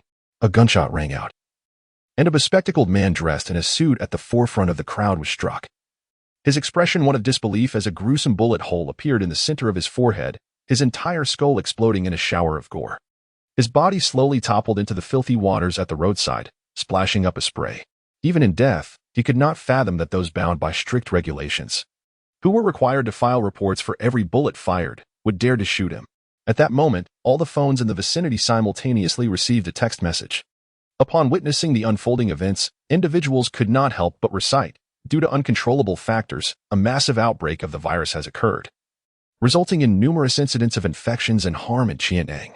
In response, the Qiantang Municipal Guard has resolved that, effective immediately, Qiantang shall enter a state of war. All citizens are obligated to cooperate with military and police actions and adhere to wartime regulations. Those who contravene these regulations shall be subject to the provisions outlined within the wartime statutes. The following are the detailed stipulations of the wartime regulations.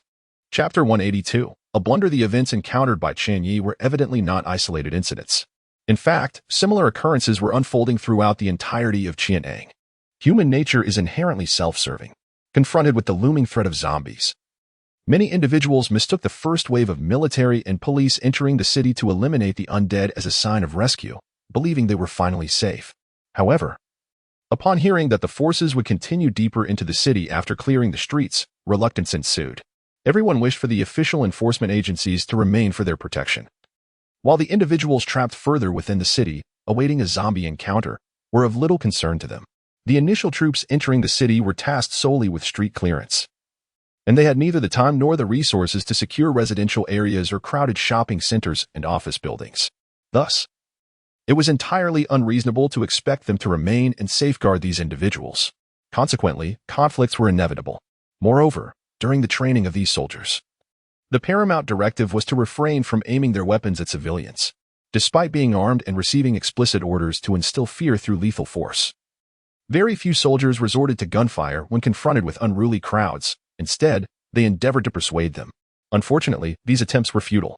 The command center, witnessing the chaos, could no longer remain passive. Following discussions among the high-ranking officials of Qiantang, a declaration of a wartime state was promptly issued. For the military personnel, obedience to orders was their foremost duty. Their hesitance to fire was not solely rooted in a sense of compassion for civilians. Even the most benevolent individuals understood that in such dire circumstances, stringent measures were necessary to deter those with ill intentions, thereby maximizing their strength to save the greatest number of lives. These soldiers, having at least completed secondary education, were undoubtedly aware of this reality. The reluctance to act stemmed primarily from the ambiguous directives received from their superiors. What constituted a violation of wartime regulations that justified the use of firearms? Ordinary citizens were unaware of this distinction. How could they discern whether they had transgressed? Where lay the boundaries of such violations? Once gunfire erupted, who would bear the responsibility for the consequences? These were pressing concerns that directly contributed to the current predicament.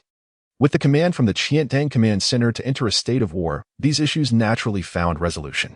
For the soldiers, the concept of civilians in a broader sense had ceased to exist. Everyone was now obligated to assist in their operations. Any delay in their mission justified lethal action against those who obstructed them. A grave miscalculation.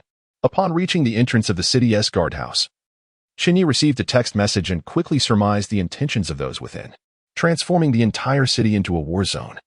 While it might compel the soldiers to prioritize their missions and potentially save more lives in the short term, was undoubtedly a grievous blunder in the long run. The army was a voracious beast that chose its prey. The sustained high standards of the Summer Nation's military were fundamentally rooted in the layers of constraints in the power of belief established a century ago during military reforms. Now, the high-ranking officials of Qiantang, in a moment of impulsivity, had relinquished authority to fire upon civilians directly to the lowest ranks of the military through the wartime regulations. This action undeniably dismantled those layers of constraint. Of course, the so-called wartime regulations and the declaration of a state of war had long been in place. Merely implementing these measures was insufficient to transform a disciplined army into a ravenous beast. The crux lay in the stipulation that any soldier could act according to the wartime regulations against those who violated them, effectively devolving law enforcement powers to every soldier at the grassroots level. While this maneuver could address the immediate crisis in Qiantang, distributing power was far easier than reclaiming it.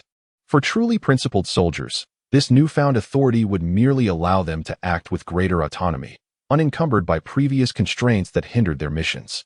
However, for those with ulterior motives, holding such life and death power opened vast avenues for manipulation. Now, the city was in utter disarray, and the foreseeable future promised even greater chaos. It was evident that even if they engaged in unspeakable acts, the likelihood of facing repercussions was exceedingly slim. The implications of such a reality were all too clear. Human nature cannot withstand the crucible of testing. Chen Ye was acutely aware that this was a desperate measure by the Qiantang officials. After all, the initial troop deployment had encountered setbacks, and within the city, numerous residents and critical infrastructures faced the threat of zombies. Each moment of delay translated into countless casualties and financial losses. If an outsider like Chen Ye could identify such risks, how could seasoned political veterans fail to do so? They simply had limited options and were left with no choice but to resort to this course of action. History is replete with instances where those undertaking certain actions appear hopelessly foolish. It seems that anyone could do a better job. However, upon deeper examination, one realizes that there is no true foolishness or wisdom, only the optimal solutions derived from constrained circumstances, even if such solutions are destined for ruin. Prolonging survival for even a single day remains the better choice for those involved. The current predicament of the Qiantang officials mirrored this sentiment. Even if the consequences were dire, they had no alternative. After all, potential repercussions require a future to materialize. Those listed should be arriving shortly. Gazing at the imposing city guardhouse, Chen Ye stretched and then strode confidently inside. Time was of the essence, and he lacked the patience to meticulously unearth the members of the Apocalypse Preservation Committee. Lu Ming, in particular, was a stubborn individual, remaining silent even in the face of dire threats. Thus, his only recourse was to eliminate those on the list with identifiable names and swiftly position those unlikely to be affiliated with the Apocalypse Preservation Committee into power, temporarily resolving matters in Qiantang. Afterward, he would need to hasten his journey to the southern capital. Chapter 183. Slaying the Great Tree. Chen Ye entered the city guard's mansion alone. When he emerged, the once orderly establishment was engulfed in unbridled bloodshed and flames. As he anticipated, the high-ranking officials of the Doomsday Preservation Committee had gathered here, strategizing on how to address the chaos within the city. Chen Ye, disinterested in pleasantries, unsheathed his sword and began his massacre. Not only did he decimate these officials, but he also commanded the Chen family's intelligence network to compile a comprehensive list of their affiliated factions and trusted subordinates, eradicating them in one fell swoop. With this decisive action, nearly half of the official ranks in Qiantang had been obliterated. Under normal circumstances, the city guard of Qiantang would have been rendered immobile. However, during these exceptional times, fewer personnel were required to maintain its operations. After eliminating the opposition, Chen Ye elevated the members of the Chen family within Qiantang's ranks, filling the void left by the slain officials. Although the highest ranking among them was once a prominent figure, their power was still somewhat tenuous. In these tumultuous times, establishing a firm foothold in Qiantang would require extraordinary measures. Thus, Chen Ye requested the dispatch of 30 enhanced individuals from the headquarters of the Xingfeng Group in Tianhai. These individuals, produced through the mass manufacturing of awakening serums, were fiercely loyal and rigorously trained assassins of the Chen family. Their combat prowess, after awakening, far surpassed that of ordinary awakened beings. Moreover, they were among the earliest to awaken, rendering their abilities significantly superior to the current generation of awakened beings. With these 30 extraordinary individuals, coupled with the support of the Chen family's local military forces, controlling the city posed no challenge.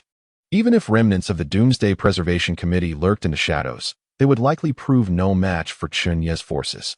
Of course, there was an exception in the form of Lu Ming, whose abilities had reached the second stage, making him a formidable opponent.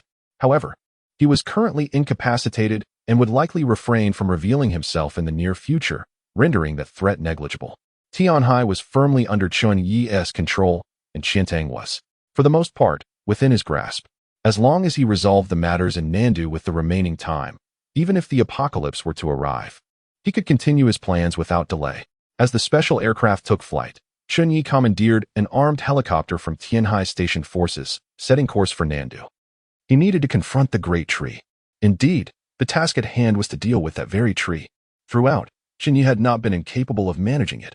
Rather, the current time constraints demanded an overwhelming amount of energy, leaving him depleted afterward. With the Doomsday Preservation Committee lurking in the shadows, he could not afford to undertake such a reckless endeavor. However, the situation had shifted. The true mastermind behind the Doomsday Preservation Committee was now confirmed to be Lu Ming, who had been severely weakened by Chen Ye. In the short term, he posed no threat. The likelihood of other hidden experts within the committee was exceedingly low. A frail camel is larger than a horse.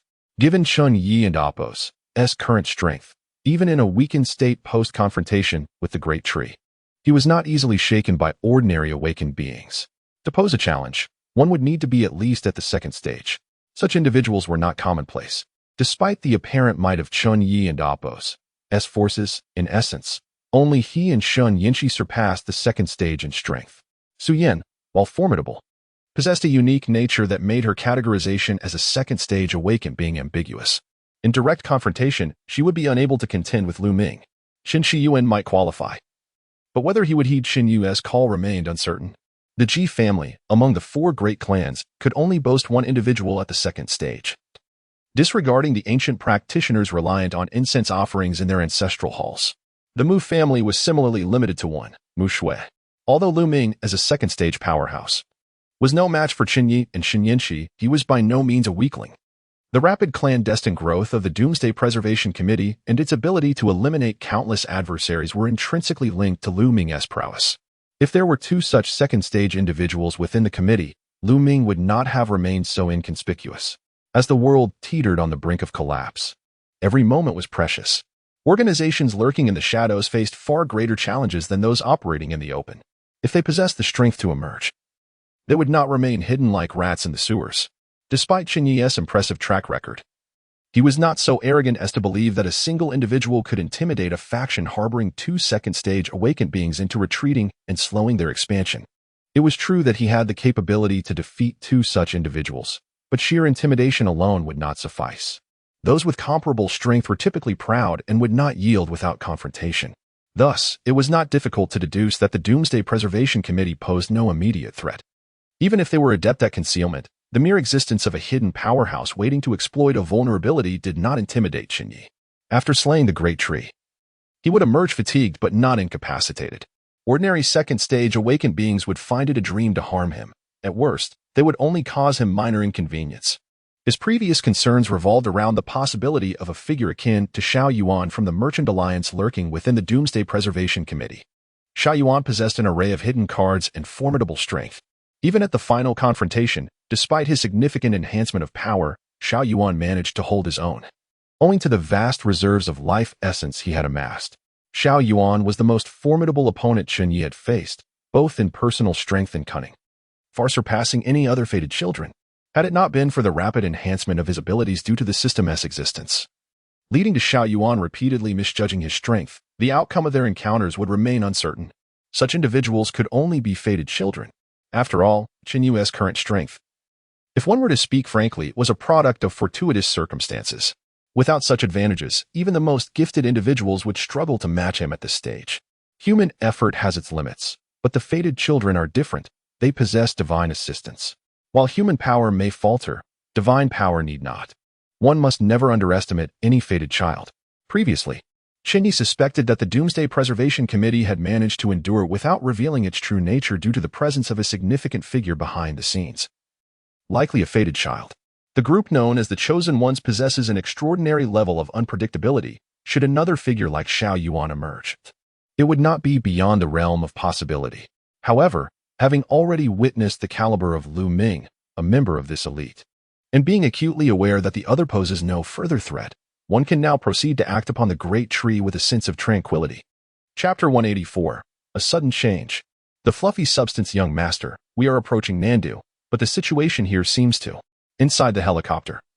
Chen Ye heard the pilot and Oppo's report through the noise-canceling headphones. Frowning, he glanced outside and inquired, "What seems to be the problem?" The pilot promptly replied, "There appears to be a considerable amount of fluffy substances in the air, resembling catkins but not entirely the same. They seem incredibly light yet surprisingly resilient. Just moments ago, I received news that a friendly helicopter crashed shortly after entering the area covered by these substances due to engine failure. According to the latest updates from the ground control tower, these fluffy substances have now enveloped an area extending 30 kilometers from the large tree, reaching heights of up to 1,300 meters. It seems our helicopter may not be able to enter directly." At that moment, the helicopter was not far from the large tree, and the pilot pointed ahead, saying, "Young master, look. That yellowish-white mist in the air is the layer of fluffy substance. We might need to find a safe place to land nearby. The data indicates that these particles are exceedingly small, and our usual defensive measures may prove ineffective. If we proceed further, we risk crashing." Chen Ye calmly regarded the yellow-white barrier that appeared misty, shaking his head. "There is no need to land. I will go in directly. You all should find a secure place to wait for me outside." Given his abilities, even if the helicopter were to crash, it would not pose a threat to him. However, the crew aboard would not share his resilience. The distance to the large tree was merely 20 to 30 kilometers, and even walking would only take a few minutes, potentially not slower than flying. It was unnecessary to sacrifice his subordinates for such a distance. Moreover, helicopters are not commonplace items. Without a doubt, they are the crown jewel of industrial achievement. Even civilian aircraft are complex to manufacture, requiring a plethora of components and support from global supply chains. Although this military helicopter is not as intricate as modern commercial aircraft, it remains a sophisticated product born from the collective efforts of numerous industries in Xia Nation. Before the apocalypse, one could procure such a machine with money. In the aftermath, wealth alone would not suffice. The transformation of a significant portion of the population into zombies assured the disruption of many supply chains, raising questions about normal commerce in the post-apocalyptic world. The Jiangsu-Zhejiang Shanghai area, which Tianhai and Chen Ye were intent on controlling, is industrially diverse and comprehensive. Yet it cannot guarantee the production of even a few modern helicopters post-apocalypse. In this sense, each helicopter is invaluable. Losing one means it is one less available for future needs. It was wiser for him to proceed on foot than to risk the helicopter for such a trivial distance. Because Chen Ye had already dealt significant damage to the tree creatures, the large tree had essentially lost its capability to expand further. The pressure on the garrison in Nandu had drastically diminished. Moreover, several other armies from surrounding cities had begun to arrive and engage in combat. As a result, manpower was now more than sufficient. Many soldiers no longer needed to remain on the front lines guarding against tree creatures and were instead involved in evacuating civilians. By the time Chen Ye returned from Qiantang, the area nearly 30 kilometers from the large tree was almost devoid of any human presence. The city's towering buildings stood hollow and silent, resembling a ghost town. If one were to capture photographs and share them online, perhaps even a decade ago, no one would recognize this as the renowned city of Nandu. With some time to spare, Chen Ye leisurely wandered through the ruins of the city. After a considerable while, he finally encountered living souls. A squad of well-equipped soldiers was weaving between the towering residential buildings, seemingly searching for any civilians who had yet to evacuate. This area was now shrouded in the fluffy substance emitted by the large tree. Chen Ye keenly observed that all the soldiers moving through the buildings wore thick gas masks, without exception. After watching for a while, he could not resist stopping a hastily moving soldier. "Comrade, why are you all wearing gas masks? Is this fluffy substance toxic?" Having approached without being noticed, Chen Ye startled the soldier, who took a moment to recover, scrutinizing him closely before relaxing and lowering his already loaded rifle. "Oh, Oppos, that's just an ability user. Are you here to support Nandu as well?" "Well, sort of," Chen Ye replied thoughtfully, nodding. "But you still Haven and Oppos." T answered my question. The young soldier immediately responded. "Not only is it toxic, it's quite something else. If an ordinary person inhales even a breath of it, they will immediately have seeds planted in them by the tree. If not cleared promptly, within an hour, they will transform into those grotesque tree creatures. I heard that the original tree creatures were eradicated by some powerful figure, and this tree, being clever, likely devised this method to create more of its minions.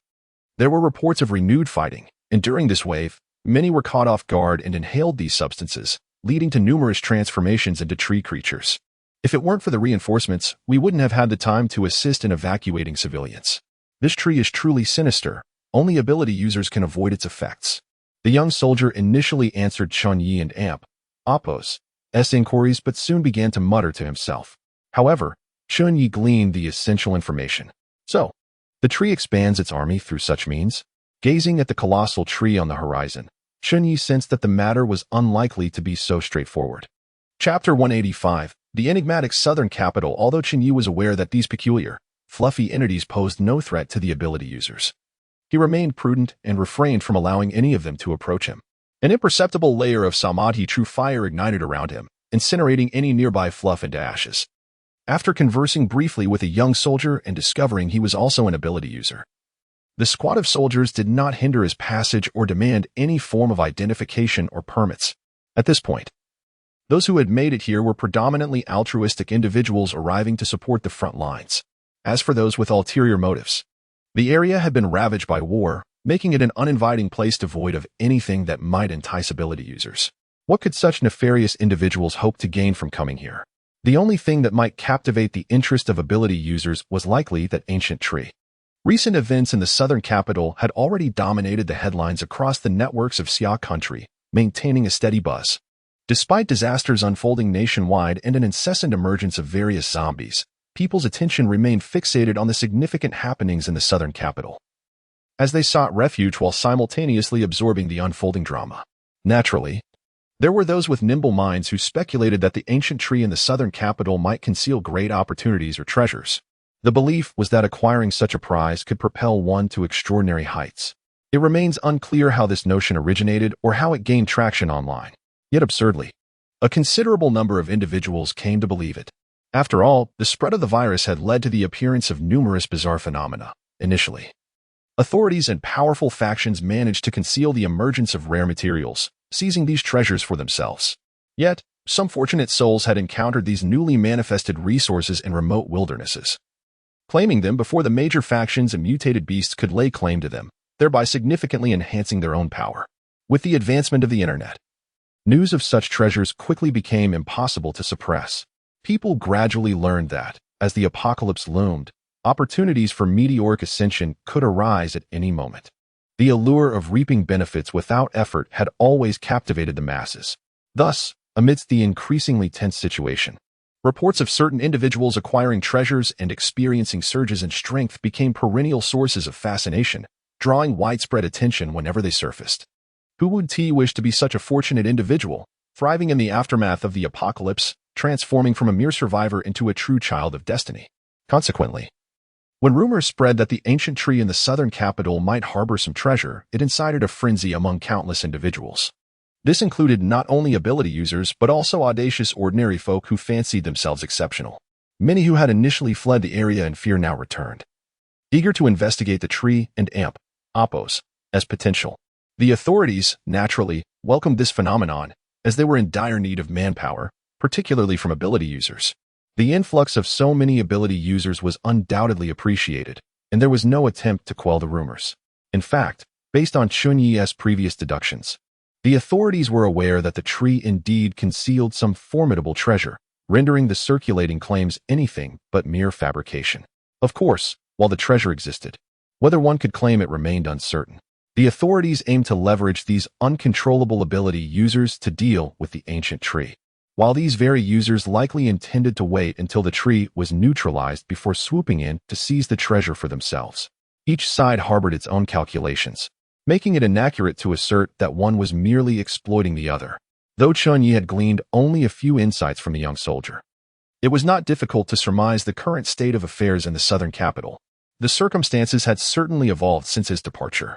While the military had dispatched the first wave of reinforcements, the sheer number of ability users converging here might render their authority less effective. It was likely that a coalition of these rogue ability users had formed, challenging the official forces. Of course, on the surface, all parties ostensibly aimed to eliminate the ancient tree. However, the sudden emergence of such a faction undeniably complicated matters.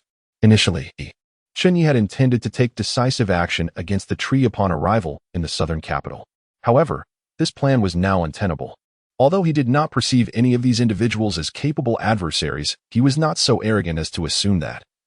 Even after exerting his full effort to eliminate the tree, none among the multitude of ability users could pose a threat to his currently diminished state. The presence of these controlling, fluffy entities, coupled with the mass of ability users. Chen Ye gazed upward at the hazy, yellowish sky, a sense of foreboding rising within him. More critically, although he had decimated the influence of the Apocalypse Survival Committee in Xiantang, the southern capital had suffered little in terms of loss. With such a chaotic assembly of ability users gathered, it was inevitable that some would attempt to exploit the confusion for their own gain. Was it possible that someone had intentionally lured these ability users here to buy time? Furrowing his brow in contemplation, Chen Ye mused, "My true power has never been fully revealed. It's clear that whoever is behind this cannot know I possess the ability to directly vanquish the tree. Additionally, I was in Xiantang recently and had engaged the tree in battle before. It would be illogical for this scheme to be directed at me. So what is their true objective? Who are they targeting? Furthermore, if someone indeed possesses the capability to slay the tree directly, how long could they delay this situation by allowing these ability users to muddle through?" What perplexed Chen Ye even more was the identity of the puppeteer orchestrating all of this. It could not be Lu Ming. Setting aside the fact that he had been severely injured and was likely hiding in some dark corner, nursing his wounds. Even if Chen Ye had not yet dealt with him and his Apocalypse Survival Committee, they lacked the power to gather such a multitude of ability users solely through the manipulation of public sentiment. This level of influence could only be wielded by one of the few high-ranking figures within the original official hierarchy. Given that the upper echelons of the authorities included members of the four prominent families, if this were indeed the will of the official faction, Chen Ye would undoubtedly be aware of it, and the actions of the stationed military forces in the southern capital clearly did not align with official intent. Thus, only one possibility remained. A rift had emerged among the high-ranking officials, with some harboring alternative ambitions, perhaps even putting them into action. Chen Ye pondered thoughtfully. However, such power struggles among the elite could not be simplistic or straightforward. It was improbable that someone could execute a monumental act without others being aware. He would have to make a call later to consult with the elder. Chen Ye shook his head. The fact that events of such magnitude were unfolding without his knowledge indicated that these powerful figures were likely still entangled in their machinations, with no resolution in sight. And thus the Chen family estate had not sent him any updates. As for the current situation in the southern capital, merely a day ago, it was but an ordinary city suddenly afflicted by disaster and haunted by a terrifying monster. Now, however, it was an entirely different story. This incongruous black swan appears to have become a pawn in the game of certain prominent figures. The depths of the water, it seems, are unfathomable. Chapter 186. The Unfathomable. As Chen Ye traversed the desolate streets, the city around him had transformed into a ghost town. The once thriving metropolis now lay lifeless, devoid of any signs of vitality. Amidst the hazy, yellowish haze enveloping the air, only crumbling remnants of structures remained. Yet, as he ventured deeper, he observed an increasing number of soldiers donning gas masks, their vigilance palpable. Concurrently, a growing throng of ability users ambled through the haze without any protective gear, exuding an air of audacity. Clad in ordinary attire, it was evident that they had once been mere civilians, now awakened as ability users yet unassimilated into official ranks. Their affiliations with other factions were shrouded in mystery. A common thread among them was an unmistakable air of superiority reflected in their eyes, regardless of their outward demeanor. An inherent arrogance was evident as they looked down upon others. When encountering fellow ability users, interactions remained courteous, as the enigmatic nature of their powers rendered comparisons uncertain. However, upon meeting the diligent soldiers on patrol, their sense of superiority became almost overwhelming. Typically, it was common knowledge to avoid disturbing soldiers on duty, yet many, emboldened by their newfound powers, disregarded this wisdom. Throughout his journey, Chen Ye witnessed multiple instances of these ability users engaging in pointless banter with the attentive soldiers, their laughter ringing harshly in the air despite being ignored. Chen Ye remained silent, observing the scene unfold. Soon, he arrived at the temporary command center he had previously visited. The command center had undergone a transformation. Unlike the previous day in Appo's makeshift setup in a classroom, it now featured a series of temporary structures erected in the schoolyard. While these structures appeared rudimentary, they were ingeniously designed. Upon entering, Chen Ye discovered not only an air purification system but also a sophisticated negative pressure system akin to that found in advanced biological laboratories, ensuring that the hazardous particles could not infiltrate. Having visited previously, the officers recognized him upon his return and promptly escorted him into the expansive conference room of the command center. Upon entering, Chen Ye realized that he had underestimated the situation. The ability users were not merely contesting the authority of the official forces. They were actively participating in discussions with high-ranking generals regarding strategies to address the looming threat posed by the monstrous tree. It appeared that Chen Xing, who commanded a whole army responsible for the southern city and Appo's defense, was currently at a disadvantage. As he gestured for silence from an officer about to report, Chen Ye stepped forward, curious to discern the nature of their deliberations. Upon entering, he heard Chen Xing exclaim in frustration, "Impossible. This proposal is sheer nonsense. I will never agree to it." A languid voice interjected, "Whether it is possible or not, General Shin and Appo's opinion is not the final word. There are those above us who decide. I merely present a suggestion. The decision to execute it lies beyond our control." "Huh," Chen Xing scoffed. "You propose to sacrifice hundreds of thousands of soldiers to pave the way for you, setting aside the question of whether this plan is worth the cost. Do you truly believe you can resolve this issue with such a horde? I think not. Such a reckless scheme, even if sanctioned by higher authorities, is utterly absurd. Given the current circumstances, General Shin, should you refuse, those above may find themselves powerless," the young man retorted with a hint of mockery.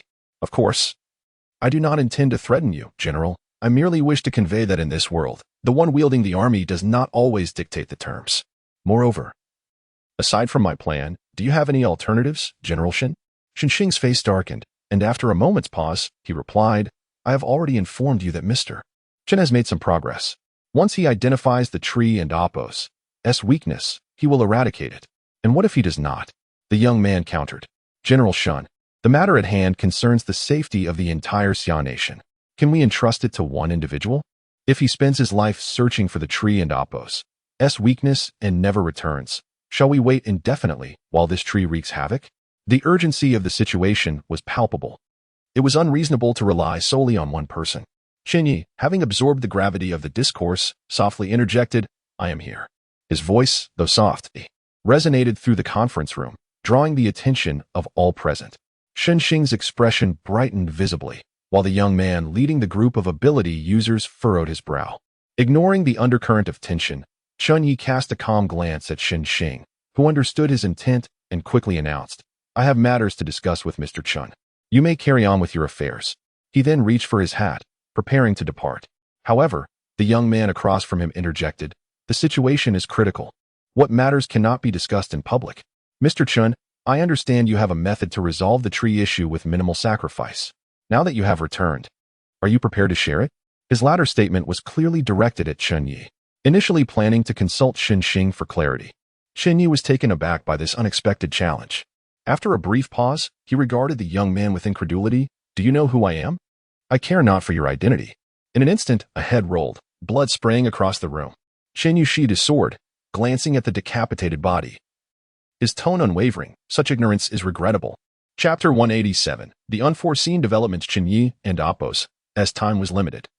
His recent wanderings outside were primarily to gain insights into the current situation in Nandu from various perspectives. There was no time to engage in trivial games with these incompetent individuals who had suddenly appeared. With a single stroke, he dispatched anyone daring enough to show their face, causing the previously arrogant ability users to shrink back, unwilling to meet Chen Ye and Appo's gaze. Their perception of danger surpassed that of ordinary individuals. While they had felt no threat when Chen Ye remained passive, his unrestrained aura now emanated a formidable presence. To provoke him further would indeed suggest a lack of sound judgment on their part. Surveying the room and noting the absence of dissent, Chen Ye nodded to Chen Xing, signaling for a private conversation. The circumstances in Nandu had abruptly become enigmatic. Logically, even if there were no updates from the Chen family estate in the imperial capital, their intelligence network in Nandu should have reported the situation to him. His journey thus far had yielded no news, indicating that the incident had unfolded unexpectedly, likely leaving the family's intelligence apparatus struggling to comprehend the developments before relaying any uncertain information to him. However, given the capabilities of the Chen family and Appo's intelligence system, If Chen Ye were willing to wait for a while, he could certainly receive the most comprehensive updates. Yet, such patience seemed unnecessary at present. Chen Xing, a prominent figure on the front lines, was right here. Anything the intelligence network could gather, Chen Xing would likely already be privy to. And he would also possess insights into what the network had failed to capture. The two soon entered a heavily guarded small room. Upon entering, Chen Ye got straight to the point. What is the current situation in Nandu? After a moment of contemplation, Chen Xing replied, this matter is rather complex. So I shall be succinct. The initial cause of the turmoil was a rumor circulating online about a certain treasure hidden within the Great Tree. Upon noticing Chen Ye and Appo's peculiar expression, he quickly added, please do not misunderstand, young Master Chen.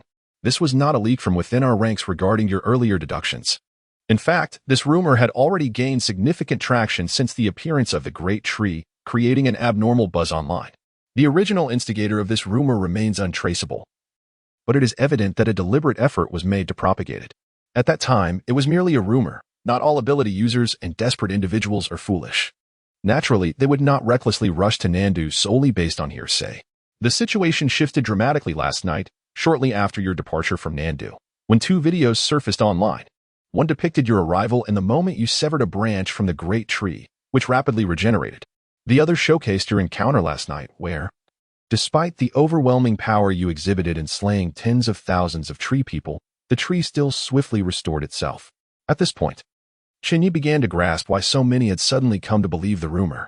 People are not inherently foolish, especially in the age of the internet, where many ability users have exchanged experiences online and gained a preliminary understanding of their powers.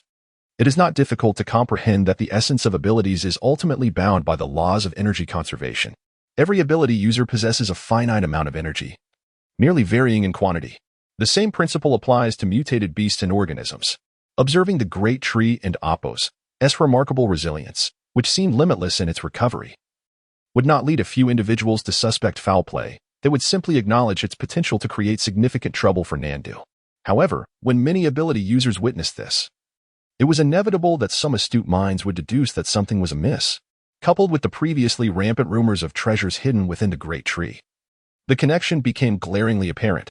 Moreover, upon witnessing the formidable capabilities of the Nandu military and Chen Ye and Appo's prowess, these clever individuals would hardly believe they possessed the qualifications to stake a claim on the treasures of the Great Tree. Thus, they would naturally disseminate this information. When the number of voices amplifying the rumor increased, even if it were not true, it would soon be accepted as reality, leading a multitude of ability users to believe in it and flock to Nandu. Chen Ye nodded thoughtfully, then inquired, I understand why they have come. What followed? Why did they congregate and decide to collaborate with you at this command center to discuss the eradication of the Great Tree? Gathering such individuals is not particularly challenging in the current online environment. As long as a significant figure is willing to take the reins and give a little push from behind the scenes, it can be accomplished. This influential figure could be someone from the highest echelons of authority that Chen Ye had previously speculated about, or a member of the survival committee. There are numerous capable individuals, so Chen Ye found no inclination to pursue this further. This leads us to the second unexpected development. Chen Xing and Appo's demeanor turned grave as he drew back a curtain. The morning light, filtering through a yellowish, fluffy substance, cast a dim, golden glow within the room. This peculiar fluff had appeared abruptly on the Great Tree during the early hours of the previous night. According to our experts and Appo's sampling and analysis, it bears resemblance to willow fluff but is distinctly different. The fibers are finer, and each fiber carries something akin to seeds. However, these seeds do not germinate upon touching the ground. They only take root within a person and Appo's flesh once inhaled. If only a small quantity is inhaled, ordinary individuals might withstand it due to their immune systems, enduring a severe illness but ultimately remaining unharmed.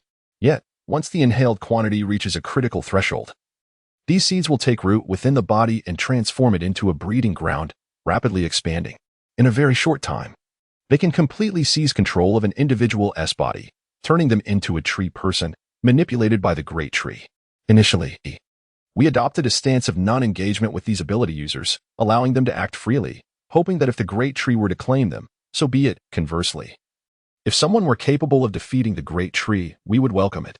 However, with the emergence of these fluffy substances, the situation has changed considerably. Ordinary soldiers must now wear gas masks to operate within areas affected by this fluff. While we have trained under conditions where we might face biochemical threats, typically, wearing such masks does not significantly hinder our soldiers' and Oppo's performance. However, the current circumstances are different. Not only do these substances obscure vision, greatly limiting our weaponry, but the tree people, adept at navigating the ruins, find themselves in their element amid this environment, making close-quarters combat increasingly difficult for our soldiers. The added weight of these gas masks further burdens our frontline warriors. Although you had already eliminated the majority of the tree people with a single strike, the few thousand that remain have inflicted greater casualties upon us from last night to this morning than we suffered against the tens of thousands previously. In a single night, we lost nearly 10,000 soldiers, with countless others wounded. The fallen soldiers, combined with those infected and transformed into tree people during their initial contact with the fluff, have swelled the ranks of the tree people to nearly 20,000. This ebb and flow, coupled with the drastic changes in the environment. At this point, Chen Ye appeared considerably aged, letting out a deep sigh as he remarked, "The environment in Nandu is no longer suitable for ordinary soldiers to continue fighting here." Chapter 188. This is directed towards you at this juncture. The matter has been elucidated quite clearly. Due to certain objective factors, ordinary soldiers are unable to continue fighting in the southern city and must withdraw their defenses beyond the fluffy objects. Otherwise, persisting would only lead to unnecessary casualties. Not only is this futile, but it could also bolster the army of tree people. The crux of the problem lies in the extent of the area shrouded by these fluffy objects. The towering tree now reaches nearly 2,000 meters in height, and its vast canopy only covers a radius of approximately 5 kilometers around the city center. To retreat directly beyond this boundary would mean surrendering almost the entirety of the southern urban area. Admittedly, most civilians have already evacuated, and relinquishing such a large territory would not result in significant casualties. Moreover, this 30-kilometer radius has already been reduced to ruins due to previous conflicts with the tree people, rendering it seemingly meaningless to hold onto. From any angle, a withdrawal appears warranted. However, one must not forget a possibility previously speculated by Chen Ye. The area covered by the tree and Oppo's canopy corresponds to the territory occupied by the tree people. Containing the tree people within a relatively confined space may be crucial in curbing the tree and Oppo's inexorable expansion. Should they relinquish this vast area of 30 kilometers and Chen Ye and Oppo's hypothesis prove correct, the consequences are too dire to contemplate. The tree and Oppo's current strength is already formidable. Allowing it to grow even larger could yield unpredictable results. Thus, amidst the chorus advocating for retreat, Chen Ye ultimately decided, alongside the chief of staff, to hold their ground and pin the tree people within a 5-kilometer radius of the city center. Even if Chen Ye's assertion is merely a possibility, any potential must be approached with caution. The situation has escalated to such an extent that the Summer Nation has nearly ravaged the city of the south to limit the growth of the tree people, and it must not be allowed to escalate beyond a manageable level. Continuously sacrificing ordinary soldiers to maintain the front line is not a sustainable strategy. Consequently, the military naturally turned its attention to those extraordinary individuals drawn by the potential treasures associated with the tree. These supernatural beings are unaffected by the fluffy objects. Moreover, their capabilities vastly surpass those of ordinary humans, making them unafraid of engaging in close-quarters combat with the tree people in this dim environment. However, Chen Ye could surmise much of this. His genuine perplexity lay elsewhere.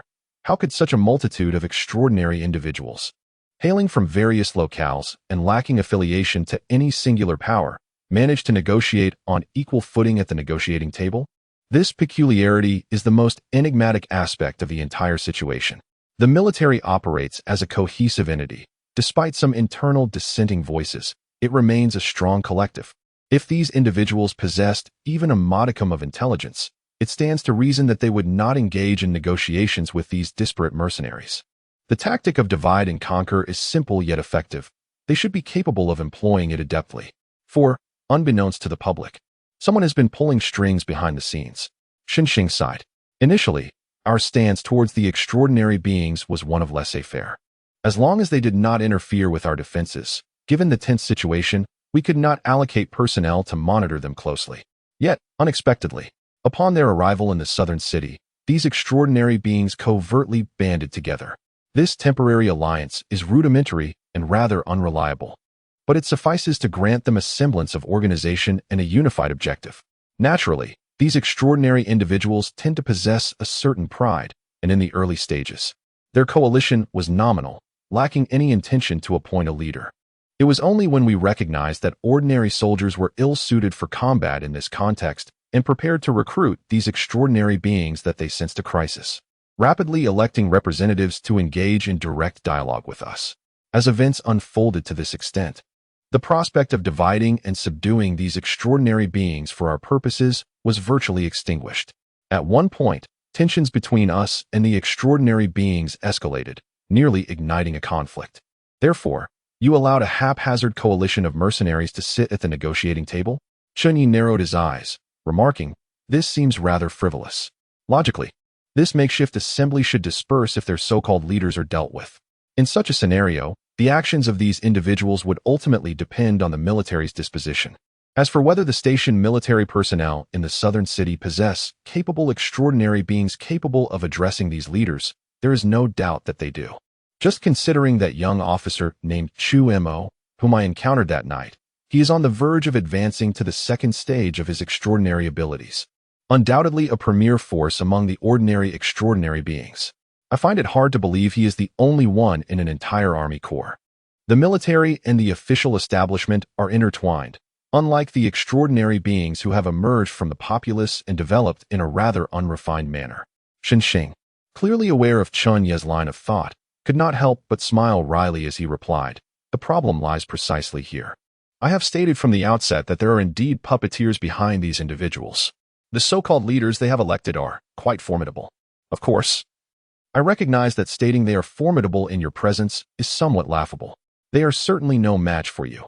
However, discreetly dealing with them presents a considerable challenge. Moreover, there is pressure from above." Upon hearing this, Chen Ye finally grasped why they were compelled to negotiate with a group of wild, extraordinary beings. The adversaries are difficult to manage, and with external pressures mounting, a stalemate ensued. The military is decidedly averse to such a stalemate, hence the necessity of inviting these individuals to the negotiating table. As Chen Xing reached this point, he regarded Chen Ye and added, "Young Master Chen, I have also been privy to the power struggles between the upper echelons and the aristocratic families. Ultimately, it seems that discontent has arisen regarding the allocation scheme devised by your four prominent families." "I am aware," Chen Ye responded, his tone measured. "This entire situation seems exceedingly fortuitous. The End-Time Survival Committee, the Tree, and the high-ranking officials exerting pressure on the southern military, surely there lies some ulterior motive behind this. For the notion of coincidence is implausible." Chapter 189. No one cares about the outcome often. The course of events becomes perplexingly obscure. Top strategists and politicians never overlook an opportunity, much like the sudden situation unfolding in Nandu. The presence of the tree's fluffy substances and the large gathering of supernatural beings have quickly been exploited by those with ulterior motives. This has led to the current chaotic predicament. It is difficult to discern right from wrong, as each party harbors its own interests. However, all have prioritized their benefits above the greater good, remaining oblivious to the potential consequences should the tree become insurmountable. At this juncture, the situation has descended into utter disarray. In truth, Chen Ye's actions are not significantly implicated in this turmoil. The events that transpired were fated the moment the tree manifested in Nandu. Unless he possessed prophetic abilities to foresee the tree's release of such repulsive substances and predict the gathering of supernatural beings, untangling the aftermath of these occurrences proves challenging. Investigating who is orchestrating these events holds little significance. Aside from the prominent figures in the higher echelons of government, there are countless hidden manipulators. Discontent with the distribution scheme of the four great families, and even dissatisfaction from within those families regarding Chen Ye's acquisition of such fertile ground, provides ample motive and capacity for interference. They need not form alliances in advance. Under the pressure of the prevailing circumstances, they will naturally converge towards a common objective. Ultimately, their goal is solely to target Chen Ye and suppress the Chen family's influence. The multitude of manipulators has rendered it unnecessary to identify every individual involved. The immediate priority is to address the tree in Nandu, with other matters to be dealt with later. Taking a deep breath, Chen Ye continued, "I grasp the general situation. What is the plan you discussed earlier? Why should hundreds of thousands of troops risk their lives to fill this gap?" In response, Chen Xing explained, "As it stands, the tree possesses 3 layers of defensive barriers. The first layer is, of course, the pervasive fluffy substance. The second layer consists of the dense fog enveloping the tree's canopy. The third layer is a green energy shield. The first layer is manageable. Our warriors can endure it with gas masks despite the challenges. However, the second layer poses dangers far beyond those of the first. This fog emerged alongside the tree, and we have been consistently deploying various devices and personnel to explore it, leading to some understanding. To say that it is fraught with peril is no exaggeration. The hundreds of thousands of treants you vanquished with a single sword strike constituted the main force, yet it does not imply that all treants have been eradicated. Even within that multitude, several thousand remain unaccounted for, not to mention the more formidable treants that have lurked within the fog, never revealing themselves. According to our intelligence, the number of enhanced treants within the fog is limited, roughly around 1 to 2,000. However, their strength far surpasses that of the ordinary treants outside. On average, they may even exceed the capabilities of standard supernatural beings. We sacrificed hundreds of elite warriors and dozens of military-trained supernatural beings to gather intelligence on the fog's interior, most of whom fell to these enhanced treants. Their strength is already formidable, and within the fog, they thrive. Typically, at least 2 to 3 ordinary supernatural beings must collaborate to gain an advantage over these enhanced treants. At this point, Chen Ye could not help but offer a wry smile. You are aware of the reality. We do not possess such a multitude of supernatural beings. Furthermore, upon entering the fog, the sources of danger extend beyond the enhanced treants to the tree itself. Outside the fog, the tree rarely engages. To date, there is only one recorded instance of the tree actively attacking, when it targeted Ms. Shun upon your arrival yesterday, resulting in the loss of a branch. Since then, it has not struck outside the fog again. However, within the fog, we find ourselves in the tree's domain. Every leaf that falls from the tree could potentially harbor lethal intent. Additionally, you must have seen the massive vine on the tree, correct? That thing will also attack us within the fog, and its strength. I must be frank, among all the supernatural beings I have encountered, only you, young Master Chen, appear capable of contending with it. These are merely the dangers we have identified. We cannot ascertain whether more unknown threats lurk within. This fog serves as an insurmountable barrier for ground troops attempting to assault the tree itself. As for the third layer, the green shield requires little elaboration. You have witnessed its capacity to negate nearly all our ranged attacks. Its current fortitude is such that even a nuclear strike would pose limited threat, according to expert assessments. However, this layer does possess a vulnerability. Chen Ye paused before continuing. You are likely aware that while this shield offers robust protection against modern technological weaponry, it is not impervious to supernatural beings. The powers wielded by supernatural beings are, in fact, its nemesis. Consequently, the representatives chosen by those supernatural beings proposed a plan. They would lead their ranks to destroy the green shield and attempt to concentrate their powers to eliminate the tree. They speculate that since supernatural abilities counteract the green shield, they likely also pose a threat to the tree itself, and they believe this possibility to be highly probable. Chen Ye nodded thoughtfully. That reasoning is not without merit. I acknowledge its validity. Chen Ye replied candidly. However, their demands are utterly unacceptable. They expect us to assemble a vast army to escort these supernatural beings through the fog. There are fewer than 4,000 of them, and they too fear the enhanced treants and other dangers lurking within the fog. In essence, they wish for us to sacrifice the lives of ordinary soldiers to pave the way for them to approach the tree and dismantle the green shield, setting aside the potential casualties that our soldiers would undoubtedly suffer if we were to follow their plan.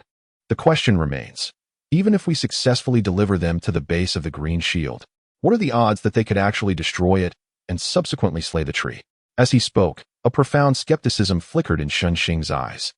He had witnessed firsthand how Chen Ye had annihilated hundreds of thousands of treants. Such overwhelming power had failed to eradicate the tree. How could these scattered individuals hope to accomplish what he could not? Thus, he had outright rejected the proposal upon hearing it. Yet the pressing issue was that there were influential figures backing this plan. In fact, the meeting room just now was not solely comprised of the military officials from Nandu and the incoming supernatural beings. There were also significant figures from the capital participating via video conference. This was why the absurd plan had not been immediately crushed, allowing those representatives to continue negotiating with Chen Ye. It seemed that the motives of certain individuals extended beyond merely targeting me. Chen Ye scoffed upon hearing this, his derision evident in his gaze. Chapter 190. Now, listen to my arrangements if the sole purpose was to incite disgust towards Chen Ye and the Chen family. The events have already unfolded sufficiently. The military established in Nandu, unable to effectively control these supernatural beings, was destined for conflict, leading to the deterioration of affairs on this side. These individuals have essentially achieved their objectives. After all, to put it plainly, this was merely a spontaneous, inconsequential move. To seek greater benefits would be sheer folly. However, the allure of wealth is a compelling force. Or rather, the allure of the supernatural beings is irresistible. Nandu has gathered thousands of these individuals. In their current disorganized state, they are but a fragile force, easily vanquished. At most, they can take advantage of Nandu's precarious situation to sow discord. Yet, if someone could consolidate this power under their command, there is no doubt that this individual, after the apocalypse descends, would wield influence comparable to that of the four great families, with only a slight deficiency in upper-tier combat strength. Among these thousands of supernatural beings, it is entirely possible that a few prodigies will emerge, given time. They could develop to a level equal to the four families. This bait is irresistibly enticing, and it is no surprise that some are eager to take part. Thus, we now see individuals disregarding the frontline situation, wholeheartedly supporting these supernatural beings. Essentially, they seek to harness these individuals for their own gain. To be frank, I find myself somewhat curious. Chen Ye mused. Did these individuals consider my existence at all while executing their plans? Even though I previously stated my inability to directly resolve the tree, does that mean I cannot address these supernatural beings? His inquiry seemed less directed at Xing and more like a soliloquy. This has, in fact, been the primary reason for his inaction since arriving in Nandu. The resolution of this tree ultimately hinges on Chen Ye. This is a truth known to him, to Xing, and to those orchestrating events from behind the scenes. With the situation having progressed this far, no one dares to question Chen Ye's capabilities. Therefore, if Chen Ye can eliminate the tree, then all the disruptive actions taken by the supernatural beings are rendered meaningless. Conversely, if Chen Ye is unable to do so, then no one can restrain the tree, making their actions equally futile. Yet, he does not believe that these cunning individuals in positions of power would engage in such pointless endeavors. So, what then is their true objective? Xing understood that Chen Ye was not inquiring of him, and thus refrained from interjecting, merely observing Chen Ye in contemplation, awaiting his guidance on the next course of action.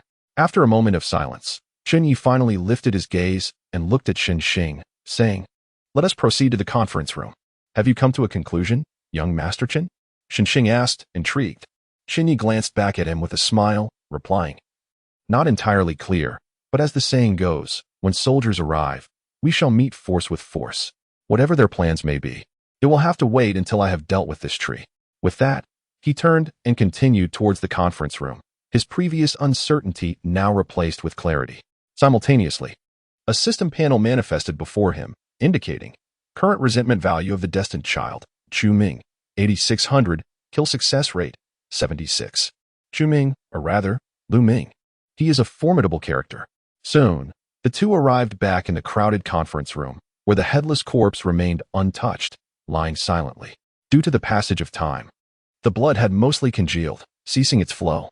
The representatives of the supernatural beings trembled at the sight of Chen Ye's entrance, unable to meet his gaze. Most of these individuals had been ordinary people just days ago, unaccustomed to such scenes of immediate violence.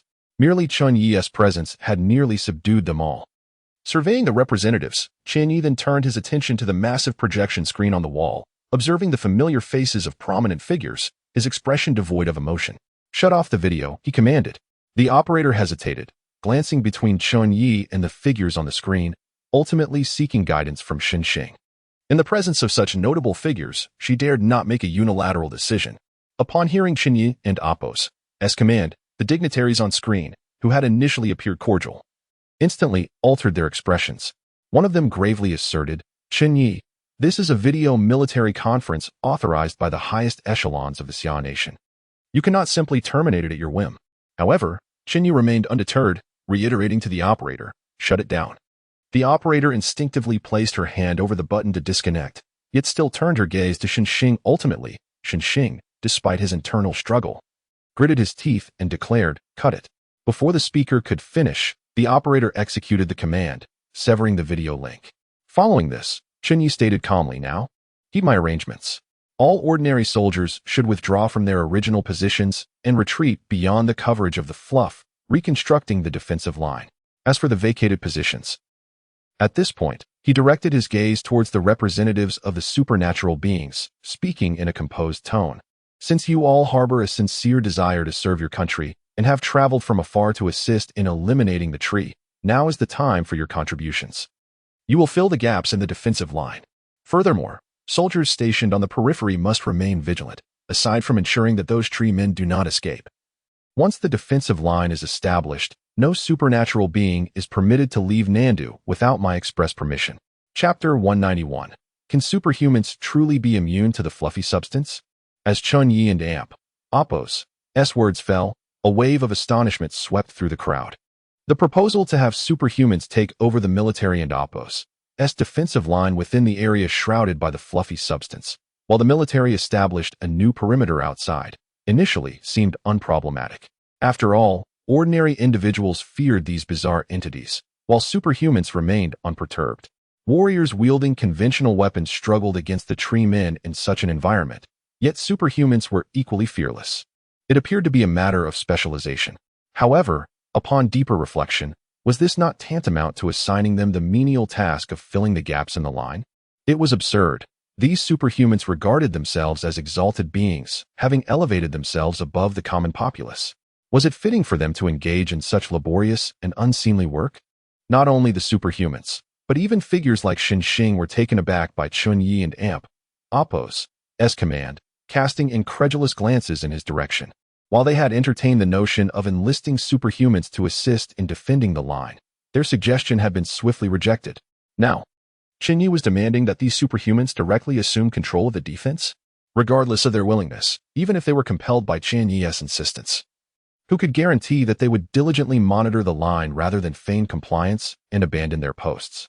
Yet, in the face of the questioning gazes surrounding him, Chen Ye merely remarked indifferently, "What, do you harbor objections?" One representative among the superhumans glanced at the headless corpse lying on the ground, swallowed hard, and mustered the courage to respond, "Mr. Chen, this may be somewhat inappropriate." "In what way is it inappropriate?" Chen Ye inquired, directing his gaze towards the speaker.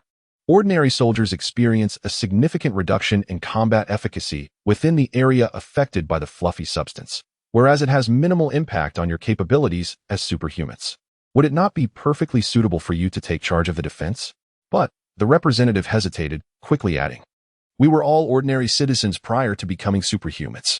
We have not undergone any military training, and with merely our current abilities, how can we possibly maintain such an extensive defense?" Chen Ye chuckled at this. "It is not imperative that you hold the line. Within this area covered by the fluffy substance, you are free to act as you wish, as long as you secure a few critical nodes to prevent the tree men from wandering out. As for those straggling tree men that evade you and venture beyond the area, the military will handle them. But we were, after all, ordinary individuals. Even after becoming superhumans, we are mostly law-abiding citizens. None of us have witnessed direct combat against monsters. It may be beyond our capabilities." The representative of the superhumans continued to defer. He went on to provide a lengthy list of various reasons. Chen Ye listened quietly, allowing him to finish before responding. "So, you are unwilling to heed my orders?" "It is not a matter of unwillingness, but rather an inability to comply," someone interjected hastily. They were still vividly recalling the moment when the Apos, Killing Star and Apos, had unsheathed his sword and slain their leader without a second thought. They dared not provoke him, fearing he might randomly select another unfortunate soul for a similar fate. An inability? A mocking smile crept across Chen Ye and Apos' lips. "In that case, I shall not press you further. You are free to leave Nandu at your leisure. If you fear danger here, you may depart at once. Otherwise, once hostilities commence, it is unlikely anyone will have the time to concern themselves with you. Bullets are indiscriminate, and superhuman abilities do not recognize individuals. Should you be caught in the fray, it would be unfortunate." Upon hearing Chen Ye and Apos' words, the assemblage of superhumans glanced at each other, initially interpreting his statement as an attempt to clear the area. They felt emboldened by their collective strength and dared to oppose a military eviction. However, the prospect of Chen Ye clearing the area left them hesitant. After all, they had come to understand who Chen Ye truly was, and some had even viewed footage of him slaying hundreds of thousands of tree men. It became evident to all present that this individual was indeed a harbinger of death. The military, under the pressure of the tree men, might not be able to deploy forces against them, but if Chen Ye wished, even their thousands of superhumans would likely prove insufficient against his might. Yet, just as they believed they had discerned Chen Ye's intentions and found themselves at an impasse, he paused momentarily before continuing. I almost forgot. While Nandu is indeed a place of freedom, neither the military nor I shall take action against you, but it remains uncertain what the tree men might do. If memory serves, you superhumans did not don gas masks upon entering the area shrouded by the fluffy substance, did you? Chen Ye and Amp. Oppo's emotionless words struck a chord of panic among the superhumans. Mr. Chen, what do you mean by that? The leading superhuman stammered. Could it be that this fluffy substance poses a threat to superhumans as well? That Shuden and Amp. Oppo's be the case. To my knowledge, no superhuman has encountered any incidents thus far. The previous occurrences could merely be categorized as verbal threats. However, what Chen Ye was implying was altogether different. If the fluffy substance indeed posed a danger to superhumans, then those brazenly moving about without any form of protection would be utterly defenseless. Impossible. Absolutely impossible. This is a mere fabrication. A young superhuman interjected loudly. If these substances affect superhumans, why have you not taken any precautions yourself? You cannot deceive me by claiming you removed your gas mask upon entry.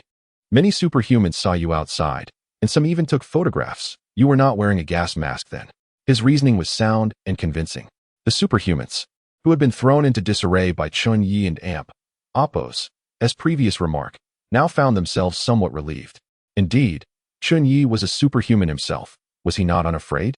Nevertheless, what the superhumans failed to notice was the flicker of anxiety and unease in the eyes of the one who had just spoken. Who says I have not taken precautions? Chen Ye and Amp. Oppo's gaze shifted to the conference table beside him, where a bottle of mineral water spontaneously opened, defying logic, and soared into his palm. With a hiss, a cloud of mist erupted, as if the mineral water encountered not skin, but a searing iron. Yet, any superhuman with even a modicum of discernment would observe that the droplets did not actually touch Chen Ye and Amp. Oppo's hand. Rather, they evaporated a mere few millimeters from his skin, shielded by an imperceptible barrier of intense heat. This indicated that Chen Ye indeed possessed a protective layer capable of repelling the fluffy substance. Upon realizing this, the representatives of the superhumans turned pale. Chapter 192. I can save you whether you choose to believe or not is entirely your own affair. It bears little significance to me, and I am under no obligation to prove whether the anomalous beings are indeed affected by these filaments. Chen Ye and Amp. Oppo's calm voice resonated in the silent conference room.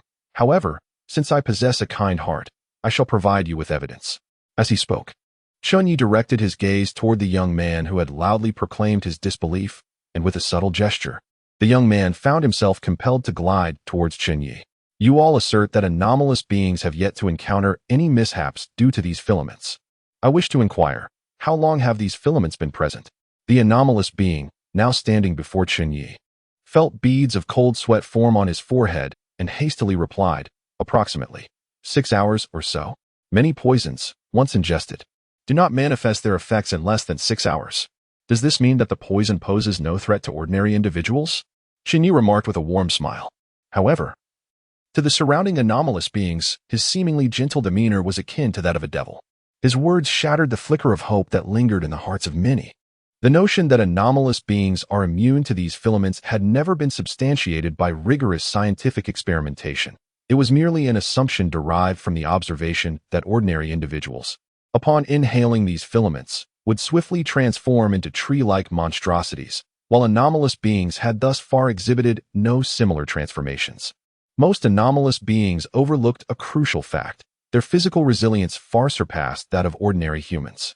If one were to liken these filaments to a form of poison, it stands to reason that a toxin capable of swiftly ending a life might be endured by an anomalous being for a considerable duration without triggering immediate effects.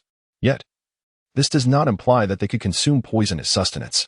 For those anomalous beings who had not donned protective masks, the situation was far more dire than mere consumption. Each breath they took could potentially introduce an unknown quantity of filaments into their systems. Should it transpire that anomalous beings are not immune, but merely possess greater endurance, the consequences of inhaling such quantities of filaments could prove fatal. I understand that you do not trust my words and cling to a sense of false security, believing I merely seek to frighten you. That is of no consequence, Chen Ye stated coolly. Allow me to demonstrate. Without delay, he focused on the young man under his telekinetic control and, with a swift motion, plunged his hand like a blade into the young man's chest. The young man gasped in shock, his eyes widening in disbelief. He never anticipated that, after such extensive discourse, Chen Ye would suddenly resort to violence. Yet, he had misconstrued Chen Ye's intentions. The latter harbored no desire to kill him, but merely required his body for demonstration. After cleaving open the young man's chest, Chen Ye turned him around, exposing the wound to the gathered assembly. Before their astonished eyes, he proceeded to rend a gaping hole in the young man's torso. Blood, unable to spurt forth due to Chen Ye and Apos' control, remained confined within the blood vessels, rendering the scene gruesome, yet not as sanguinary as it appeared. The young man, utilized as a subject, had long since lost consciousness from the agony. Disregarding the onlookers, Chen Ye reached into the open chest cavity and extracted the young man's lung. The sight was too much for many timid anomalous beings, who turned their heads to avoid witnessing the horror. However, some braver souls remained, their eyes fixated on the scene. Upon witnessing the still-functioning lung being drawn from the young man's chest, even the most stalwart among them could not suppress a gasp of shock.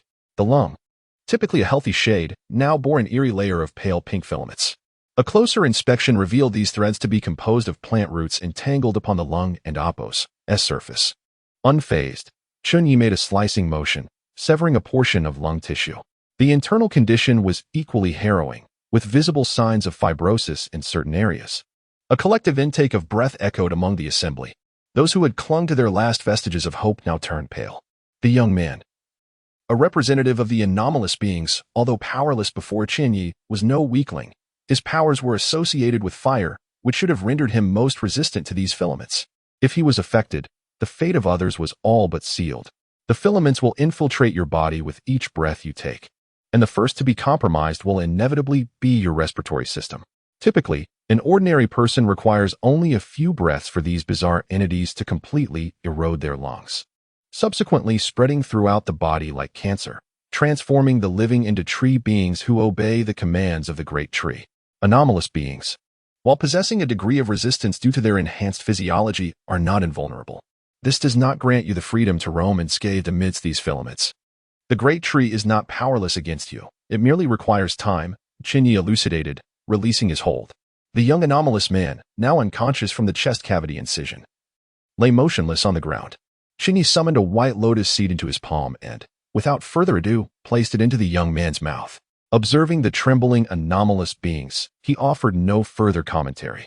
The white lotus seed, a gift from Chen Ye, paled in comparison to those capable of reviving the dead. Yet, it sufficed to heal an anomalous being not yet in the second phase. In a matter of moments, a radiant white light enveloped the young man. The heartbroken anomalous beings, witnessing this spectacle, could not help but peer curiously. Beneath the luminous glow, the young man's previously mutilated lung began to regenerate at an astonishing rate, and the pink filaments that had ensnared it visibly withered and fell away until they vanished entirely. With the removal of these afflictions, the horrifying wound on the young man and Apos' chest healed at an equally remarkable pace, returning to its original state, leaving no trace of scarring. As you can observe, Chen Ye smiled. Being infected by these filaments is not insurmountable. I can save you. Chapter 193. Felling trees while these individuals make every effort to take over the defense line? Outside the temporary command center, Chen Xing, donning a gas mask, observed the ability users gathering in groups and moving deeper into the fluff-like substance, his voice betraying an uncontainable anxiety. It was a matter of life and death. Of course they would. Chen Ye replied with a smile. Indeed, Chen Xing nodded, then turned to Chen Ye. Can you truly save these thousands of ability users? If I cannot, I suppose I have only a dozen or so lotus seeds left. Chen Ye shrugged. Chen Xing paused, seemingly taken aback by such an answer, but quickly responded. What about Miss Shen, Isin, and Apos? Is she coming? Chen Ye possessed extraordinary means of saving lives, a fact that was no longer a secret. Not only high-profile figures like Chen Xing, but many ability users, even ordinary people, were aware of a person referred to as the Demon City's savior, who had the power to resurrect the dead and had once saved tens of thousands turned into zombies. After all, that rescue was broadcasted live, watched by millions simultaneously, and had long since spread across the internet. Thus, when Chen Ye asserted that he could save these ability users after proving they could be infected by the fluff-like substance, they believed him without hesitation. Anyone who made it here understood that Chen Ye was now under Chen Ye and Appo's command. The demon city needs her to oversee the situation. Chen Ye replied nonchalantly. Hearing this, Shen Xing furrowed his brow, those suddenly appearing meteors, while causing a spike in the virus concentration in the air and resulting in a large number of infections, seem to have been mostly contained by you in the demon city. Even if she is not present, nothing unexpected should occur, right? That may not be the case. Chen Ye gazed at the towering tree, shaking his head. Time is of the essence. We must attend to the matter at hand. Seeing him stride forward with the ability users, Shen Xing questioned, young Master Chen is going to chop down the tree. Chen Ye replied without looking back. He beckoned, and the scorching Qishao sword appeared before him. In the sky, a colossal celestial eye pierced through the clouds, surveying the earth. The situation in South City had devolved into chaos, a tangled web of complexities. If Chen Ye were to solely focus on unraveling the underlying mysteries, he would fall into the trap laid by his adversaries. Instead, it would be wiser to resolve all issues from their roots. And the root of the troubles in South City was undoubtedly this towering tree before him. Chen Ye did not understand why it had appeared so abruptly, nor did he comprehend the source of its immense vitality or the forces entangled behind it. However, none of that mattered anymore. Once it was felt, all conspiracies and schemes would dissolve into nothingness.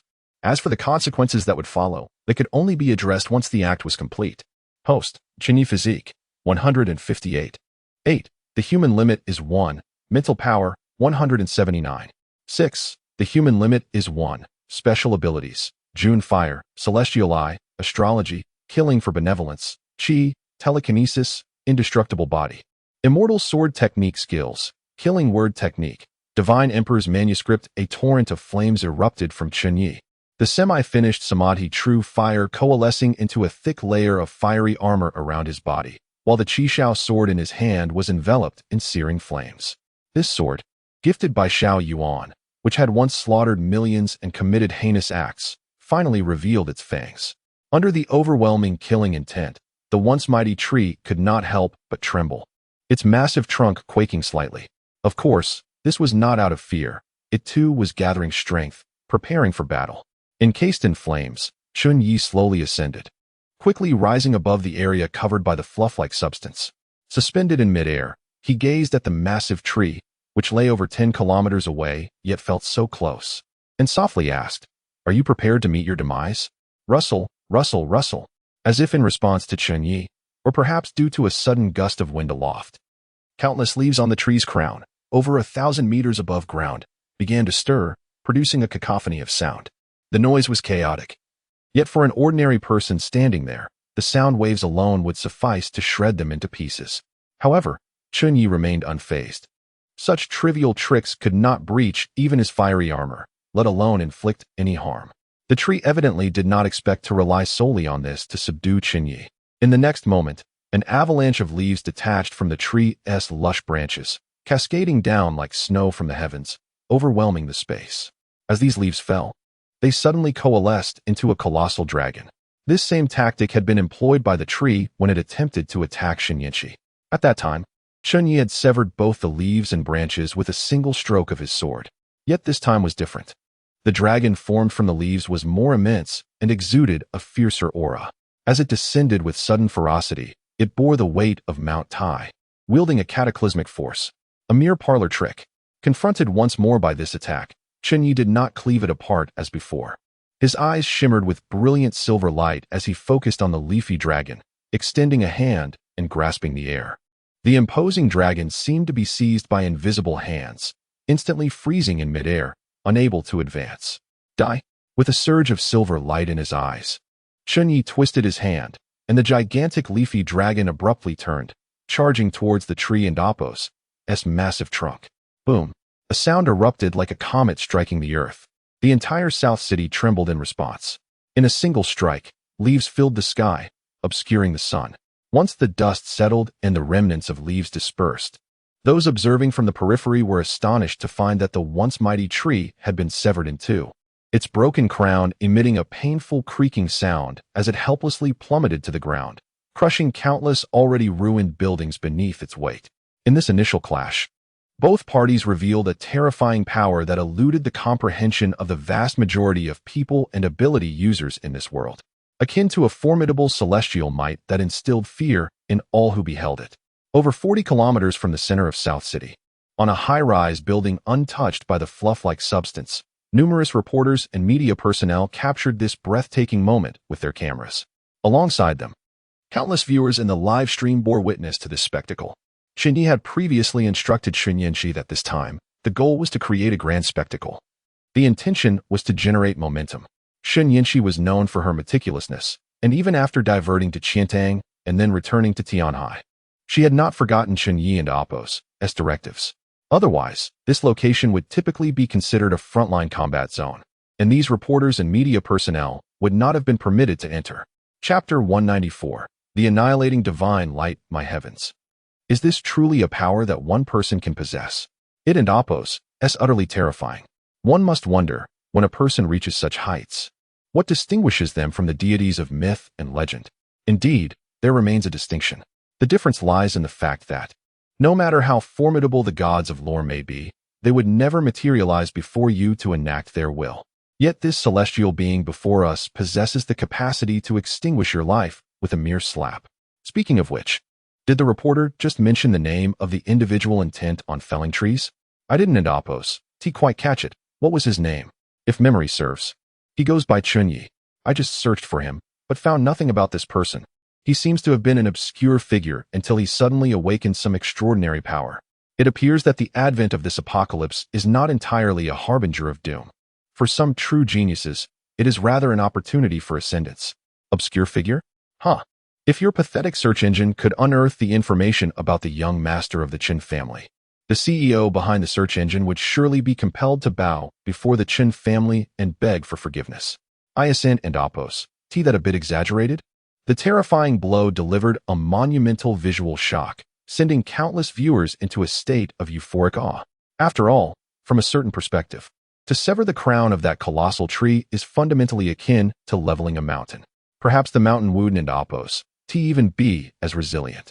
The news from the southern capital has been circulating for some time, and the audience is now well aware of the tree and Apos' incredible sturdiness, having witnessed the military's futile attempts beneath its towering presence.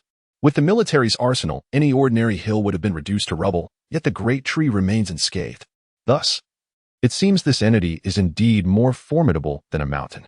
Chen Ye and Apos' decisive strike to sever it has, in the eyes of some, placed him on the same pedestal as those who possess the divine ability to move mountains and fill seas. It is akin to a celestial being descending to the mortal realm. However, in contrast to the viewers in the live stream, the reporters on the scene are evidently more cognizant of the underlying truths. They hastily clarified, "Dear viewers, do not be overly optimistic. To my knowledge, this tree has previously withstood a tactical nuclear strike from the military. While its trunk is as resilient as iron, it is not invulnerable. The reason it still stands here, impervious to the military and Apos' efforts, is due to its exceptionally tenacious vitality. It can rapidly recover from even the gravest injuries. Look, it is growing at an alarming rate." As the reporter spoke, the tree and Apos' crown, which had just been severed by Chen Ye and Apos' telekinetically controlled dragon of leaves, began to grow back with terrifying speed. Chen Ye observed the entire process with an indifferent gaze, ultimately shaking his head. Cannot find it. His plan involved inflicting a fatal wound upon the tree, then utilizing the power of his heavenly eye to seek out the source of its life force, which he surmised to be some celestial treasure sustaining it. This was one of Chen Ye and Apos' strategies. If successful, it would undoubtedly save him considerable effort. Alas, it was a failure. The tree and Apos' massive form provided the best concealment for that treasure, and even the heavenly eye could not penetrate it, unless Chen Ye could, as he did before the ancestral hall of the Chen family, absorb an immense amount of life essence in a short time to elevate his power to another dimension, thereby evolving the heavenly eye into the eye of the Tao. Such a feat would undoubtedly allow him to effortlessly locate the treasure within the tree. Since he could not find it, there was no reason to continue searching. He would let the tree, along with its vast life force, perish. Taking a deep breath, Chen Ye and Apos' heavenly eye, which surveyed the world from above, suddenly turned a bloody red. Simultaneously, a colossal black lotus, rivaling the height of the tree, erupted from the ground. A terrifying aura of slaughter emanated from the black lotus. Had Chen Ye not intentionally avoided the nearby supernatural beings, the sheer murderous intent alone could have obliterated their minds, transforming them into emotionless, mindless killing machines. With idle time on his hands, he began to experiment with his abilities, seeking to combine them. Initially, it was merely an attempt. Yet unexpectedly, it bore fruit. With his raven hair whipping wildly in the high school breeze, Chen Ye grinned at the tree before him. I never anticipated that this technique I devised would first be employed against you, a creature of cunning yet manipulated by others. If you choose to walk the path of darkness with them, I shall accommodate you.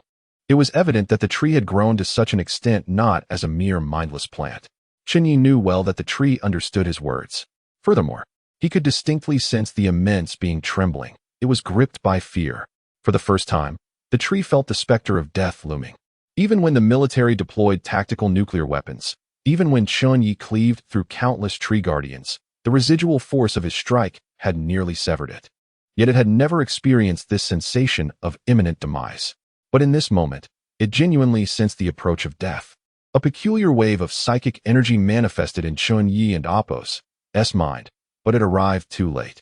As the black lotus fully unfurled, the heavens transformed into a crimson expanse, and a blood-red divine beam plummeted from the sky. Unlike the previous radiant beams released by the heavenly eye, this one was saturated with an aura of annihilation and utter desolation.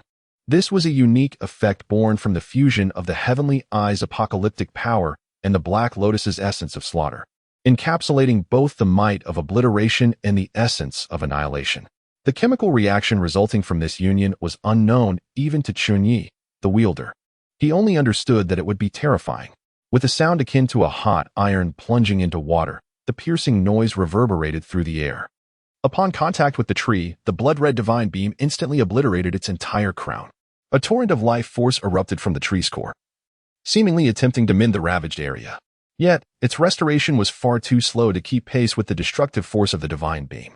The two forces remained in a brief stalemate before the terrifying divine light, imbued with the power of annihilation, violently penetrated the tree's trunk, smashing into the earth below.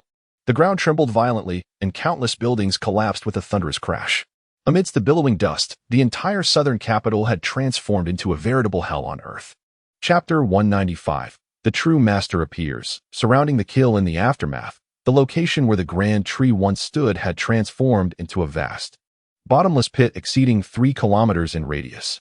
Deep within this abyss, remnants of subterranean rocks, illuminated by the apocalyptic divine light, had morphed into seething magma. The once thriving city center now resembled the very gates of hell. The pervasive aura of death emanating from the pit would likely send ordinary individuals spiraling into madness. Utterly devoid of reason, the magnificent tree, a symbol of boundless vitality, showed no signs of revival this time. The power of Chen Ye's Black Lotus embodied annihilation, representing the other side of reincarnation. When in the presence of Chen Ye's White Lotus, the infinite stillness and slaughter carried by the Black Lotus would synergistically amplify their strengths, achieving a formidable force far exceeding mere addition. However, when confronted with other beings or items brimming with life, the situation would inevitably become a tragic irony. Life and death are inextricably intertwined. If Chen Ye and Chen Ye were complementary, they became adversarial against all other living entities. From the very beginning, Chen Ye understood how to vanquish the Grand Tree. Though the entity within it concealed an immense source of life, encountering Chen Ye, who wielded the Black Lotus, was akin to meeting its nemesis. Whether it be cultivators or rare natural treasures, the power contained within them was ultimately finite. Chen Ye's celestial vision could not pinpoint the exact location of this entity within the tree's form. Yet observing the tree's condition allowed for a reasonable deduction, should a confrontation arise. The power of the Black Lotus would undoubtedly suffice to suppress the treasure continuously bestowing vitality within the tree. The reason he had refrained from direct confrontation was due to the significant toll such an encounter would impose on himself, especially in the chaotic turmoil where opportunistic strikes were a constant threat. Furthermore, Chen Ye had always harbored an interest in the treasure concealed within the tree, desiring to claim it for his own. However, the emergence of the meteors had condensed Chen Ye's available time, and the situation in Nandu had become increasingly convoluted due to the machinations of certain individuals. Realizing that resolving the Nandu crisis through cunning was nearly impossible, the only remaining option was to confront it head-on. The treasure within the Grand Tree was evidently unattainable, its value paled in comparison to the entirety of Nandu. Despite the devastation, this was still the city center. In the aftermath of the apocalypse, one could argue that the core of such a metropolis became less significant compared to the industrial fringes. As for whether someone would take advantage of his exhaustion to strike, the celestial vision surveying the realm and the all-encompassing Black Lotus gradually faded as Chen Ye sheathed his sword, redirecting his gaze to the opposite end of the pit. On the rooftop of a still-standing building amidst the ruins, a man clad in black slowly ascended to the terrace. The two exchanged glances across the vast distance, and Chen Ye shook his head, saying, "I underestimated you, Chu Ming." From the outset, the system panel had indicated that the destined child he encountered was named Chu Ming, yet the intelligence network of the Chun family had consistently referred to him as Lu Ming. Chen Ye had initially speculated that he bore the surname Lu publicly due to his lineage, but internally identified with his mother's surname, Chu. It now appeared that the truth was far simpler. He was indeed named Chu Ming, and Lu Ming was also a facet of his identity. He evidently possessed more than one ability. At the very least, he wielded a power akin to duplication. Chen Ye had meticulously calculated his approach when he ventured to Qiantang, yet he had still underestimated Chu Ming. This was not entirely surprising. Prior to encountering Chu Ming, he had never seen another individual with multiple abilities aside from himself. Moreover, the resentment he had extracted from Chu Ming's mother was undeniably genuine, untainted by any impurities. This entire situation had lulled Chen Ye into a false sense of security regarding Chu Ming. After failing to eliminate Lu Ming that fateful night, he believed everything remained under his control. However, it seemed that even if he had succeeded in slaying Lu Ming, the system would have still deemed his attempt to eliminate the destined child a failure. One consciousness, two or more bodies. That was the true essence of the entity named Chu Ming within the system's assessment. Having returned to Nandu for the second time and witnessing the chaos spiraling beyond control, Chen Ye pondered deeply and realized that only Chu Ming, the mysterious figure orchestrating the Apocalypse Survival Committee and the one capable of controlling the Grand Tree, could wield such immense power to plunge Nandu into turmoil. The chaos in Nandu was fundamentally a result of the collaboration between the Grand Tree and various factions. After much contemplation, Chen Ye recognized that he could scarcely evade the figure of Chu Ming, prompting him to reclassify him as a formidable adversary worthy of caution. Now it appeared his suspicions had been validated. Standing atop the precariously balanced building, Chu Ming gazed at Chen Ye, his expression unchanged by the revelation of his name. "Indeed, you underestimated me, but fortunately, I have never underestimated you." Using his own mother as bait, an audacious strategy, Chen Ye couldn't help but applaud. Desperate times call for desperate measures, Chu Ming sighed. The fact that Chen Ye could extract such a wealth of resentment from him proved that his bond with his mother was sincere and unblemished. Chu Qing was undoubtedly the person he cared for most in this world. "What of your desperate measures now? Do you think I am exhausted after slaying the Grand Tree and ripe for the picking?" Chen Ye inquired with keen interest. The Chu Ming before him was evidently far stronger than the Lu Ming he had encountered in Qiantang. In stark terms, he could overpower Lu Ming as easily as Shen Yanqi could. Had he faced the present Chu Ming then, victory would have been elusive. Nevertheless, to assume he could seize the opportunity to strike while Chen Ye was weakened post-battle was a fanciful notion. That is only natural, and as I mentioned, I have never underestimated you, Chu Ming replied, shaking his head. Thus, this time, in addition to myself, I have brought two allies. Han Zhao, the time has come for your appearance. As soon as he spoke, two figures emerged from the heights of the ruins flanking Chen Ye. In this biting wind, one was clad only in shorts, exposing his muscular form adorned with vivid tattoos of a black dragon, while the other wore a fitted suit, impeccably groomed, standing with an air of calm as if preparing for a gala. Han Yong and Zhao Guanqing. Chen Ye regarded the two who had suddenly appeared, subtly encircling him alongside Chu Ming, displaying no signs of panic. Instead, he smiled and remarked, "Seizing opportunities is no easy feat. You should have made your mark after the apocalypse. Why court death?" Chapter 196. Another child of destiny. These two individuals are well known to Chen Ye. More precisely, both possess a certain level of notoriety. Han Yong, hailing from the prominent Han family of central China, would have once been regarded as a first-rate clan. In the eyes of the common folk, the Han family undoubtedly wielded immense power.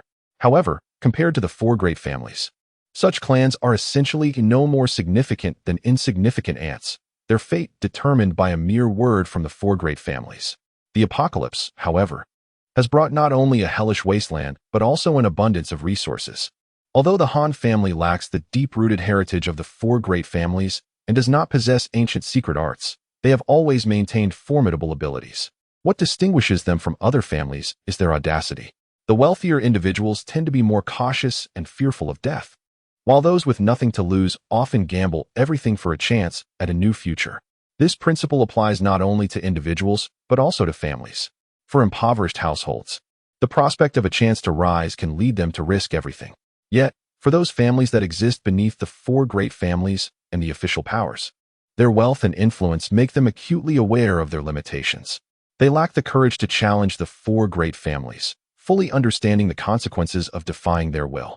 Thus, as the apocalypse loomed and rare treasures surfaced, the four great families merely issued commands, and many subordinate families promptly gathered what they could find, obediently presenting it to the four great families.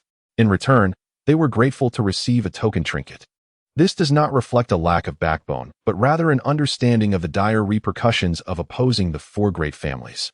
They know that even if they hoarded all the treasures, they would not stand a chance against the might of the four great families. Yet, amid this, an anomaly appeared: the Han family, the foremost clan in Jiangcheng, central China, bold enough to be the first to defy the four great families. They seized a considerable number of rare treasures that emerged in Jiangcheng and other areas, even appropriating items other families intended to present to the four great families. Such an act is akin to lighting a lantern in a toilet, inviting death. Everyone is aware that as chaos descends, the four great families require an opportunity to assert their dominance. Anyone daring to stick their neck out during such times will undoubtedly face severe repercussions. Moreover, the Han family's actions undeniably encroach upon the core interests of the four great families. When news of this broke, all other families watched with bated breath, convinced that the Han family was doomed. However, the outcome was astonishing. Logically, no matter how many treasures the Han family hoarded, they could never hope to compete with the formidable foundation of the four great families. Yet, destiny seemed to favor the brave.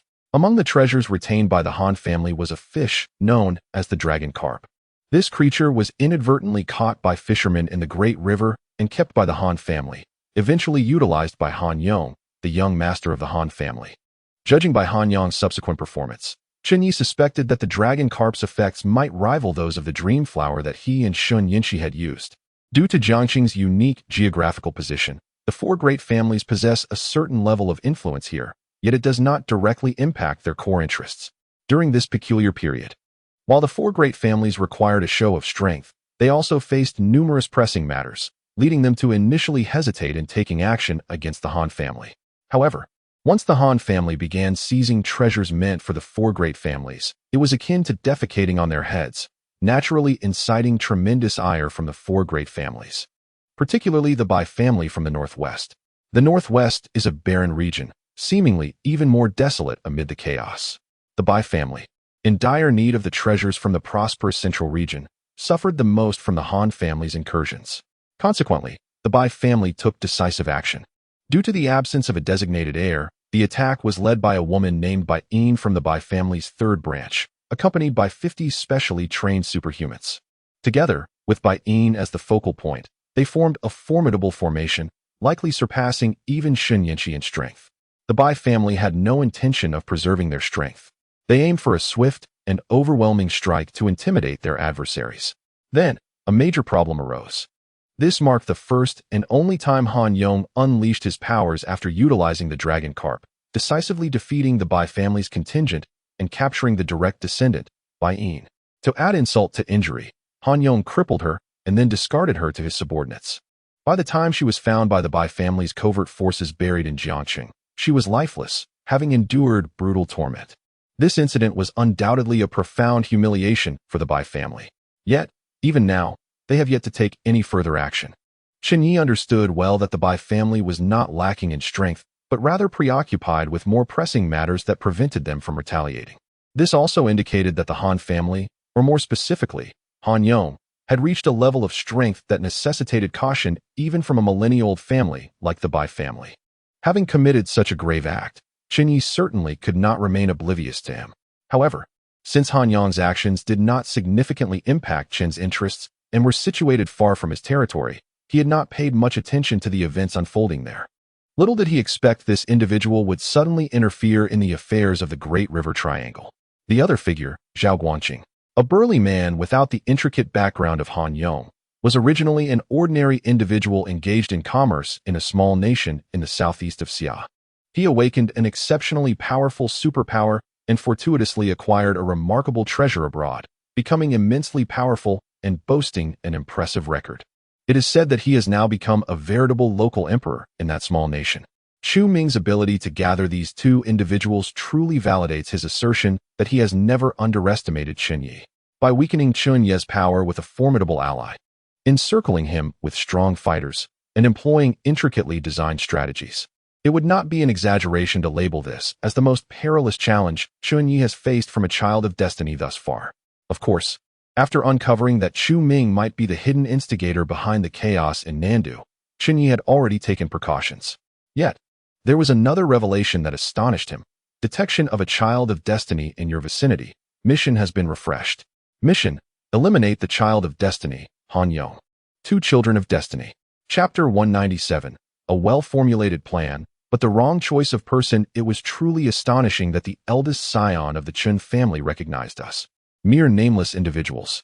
Upon hearing Chen Ye's words, Han Yong chuckled calmly. The distance between the four of them was at least several kilometers. Yet their extraordinary abilities had reached levels beyond ordinary comprehension, resulting in an unparalleled physical prowess. This distance made it quite feasible to discern each other's words. Seeing this, Zhao Guanqing, bare-chested, let out a grin, remarking, "At this juncture, it is remarkable that young Master Chen still concerns himself with our fates. Such a mindset is truly admirable." Meanwhile, Chu Ming had already assumed a battle-ready stance, poised to strike at any moment. Observing the familiar dynamics among these three, Chen Ye paused, seemingly grasping something profound, and directed his gaze towards Han Yong. "So, this is the confidence your Han family possesses to challenge the Bai family?" He had long pondered the rationale behind the Han family's audacity when he learned of the events in Jiangxing. The question lingered. What gave them the audacity to act thus? The four great families were steeped in ancient heritage, possessing extraordinary power even before the apocalypse. Although the four families appeared to engage in overt and covert rivalries, they typically exhibited remarkable cohesion when confronted with challengers like them, uniting to crush these audacious ants. As a family with a legacy spanning over a century, the Han family could not have been oblivious to this reality. Yet, they nonetheless proceeded with their course of action. Did they truly believe that with Han Yong, a user of the illustrious dragon carp, they could contend against the four great families? If they were that confident, the Han family would have perished long ago in the annals of history. Now, however, Chen Ye suddenly understood the foundation of the Han family's confidence. They possessed not just Han Yong, but also the likes of Chu Ming and Zhao Guanqing, recently emerged geniuses who had seized various opportunities and risen to prominence. They would continue to recruit any potential wild talents that might arise, forming a collective to oppose the four great families. After all, while the four families might also recruit external talents, those individuals would never hold the same status as their own kin, ultimately relegated to mere vassals. How many of these newfound talents, having emerged amidst the apocalypse, would willingly submit to the four families' dominion? Viewed from this perspective, the organization they formed to combat the four families held immense potential for future developments. Furthermore, with the three of them banding together, they already constituted a formidable force. As long as they were not cowardly traitors who would betray their comrades, standing united against one of the four families, they could indeed fight back. They might not obliterate the family entirely, but at the very least, they could secure the territory they desired. Chen Ye inhaled deeply, beginning to grasp their intentions. From Jiangxing to the Yangtze River Delta, should they succeed, they would control the main thoroughfares of the entire Yangtze River basin. In that eventuality, disregarding the number of top-tier ability users, their organization and the regions they controlled would rival any of the four families in the post-apocalyptic world. Moreover, they had been lurking in the shadows all along, managing to evade even the most rigorous intelligence networks of the four families, without revealing any information about themselves. They possessed the capability to strike suddenly against one of the families, potentially inflicting significant damage. Han Yong's earlier defeat of the Bai family's members Even going so far as to humiliate their direct descendants was likely intended to provoke the Bai family, leading to a decisive strike by their hidden forces. Regrettably, the Bai family, having endured for a millennium, was exceedingly cautious and acutely aware of the most pressing matters at hand, thus evading the trap. Consequently, they had shifted their focus to the Yangtze River Delta, or rather, to Chen Ye. Capturing Chen Ye would equate to seizing the wealthiest region of the Xian nation, and it would not be an exaggeration to claim that they would severely wound the Chen family. Given Chen Ye's current prominence, he was subtly emerging as the foremost figure among the younger generation of the four families. Should they attempt to encircle and eliminate Chen Ye at this moment, the resulting psychological impact would be unparalleled. Regardless of how furious the Chen family might be, they would likely find themselves helpless. The four great families would ultimately face two options: either acknowledge the rise of this new faction and accept another player at the table, or unite to eradicate this burgeoning organization entirely. From Chen Ye's perspective, the likelihood of the first option being chosen was exceedingly high. After all, within the arena of the Xian nation, there were more than just the four families and Chu Ming's faction. There loomed another formidable power that teetered on the edge of a precipice: the court. Furthermore, since individuals like Chu Ming and Han Yong had banded together to challenge the four families, one could only wonder if there were other ambitious figures lurking beneath the surface, waiting for the balance to tip, ready to emerge as another similar force. The variables were too numerous. The four families, having existed for a millennium, would be unwilling to take further risks after Chu Ming and Han Yong succeeded in their assault on Chen Ye. This was precisely why they dared to appear here now. Similarly, after their failed attempt to incite the Bai family into action, they were compelled to take this step. Only by eliminating Chen Ye, the leader of the younger generation among the four families, could they possess sufficient deterrence to prevent these ancient clans from daring to strike against them again. Even if these families had their own secret techniques, the same principle applied. After all, Chen Ye's strength was likely no less formidable than those ancient individuals who had spent their days meditating in ancestral halls, drawing upon incense for cultivation. Having the capability to eliminate him signified the ability to vanquish those aged guardians. This pertained directly to the power dynamics and vulnerabilities within the four families, compelling their elders to exercise utmost caution. Of course, realizing this now was a touch too late, as their adversaries had already set their plans into motion. Given the various factors contributing to the chaos in the southern metropolis, it was likely that official support played a role as well. Indeed, it appeared that young Master Chen had finally come to this realization. Zhao Guoqing chuckled, and suddenly, his form expanded, transforming from a muscular man into a towering gorilla. Standing several meters tall, completely covered in dark fur, the intricate black dragon tattoo on his massive body seemed to come alive, with the crimson eyes peering at Chen Ye. Exuding a bloodthirsty aura, Han Yong, not to be outdone, stepped forward, and his appearance underwent a dramatic transformation. His tailored suit was violently torn apart as golden scales rapidly enveloped his body, forming a splendid golden armor. With a flick of his wrist, a long sword resembling a dragon and amp, Appo's spine materialized in his hand.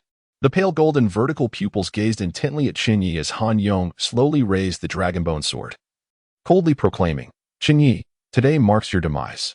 After witnessing the transformation of these two monstrous beings, Chen Ye remained unfazed and turned his attention to the other side, only to discover that Chu Ming had inexplicably vanished without a trace.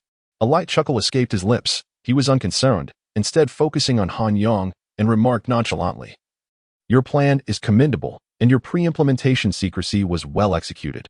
None of the four families received any prior warnings. Had you chosen a different target, you might have indeed succeeded today. But alas, you have chosen the wrong person." At this juncture, Chen Ye paused momentarily, as if struck by a sudden realization.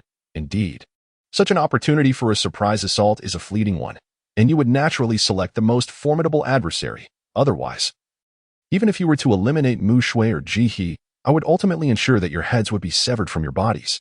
Engaging in such futile endeavors from beginning to end is truly lamentable. You dare to emerge, thinking that I am exhausted, and while you are not entirely mistaken, your conjecture is only half correct.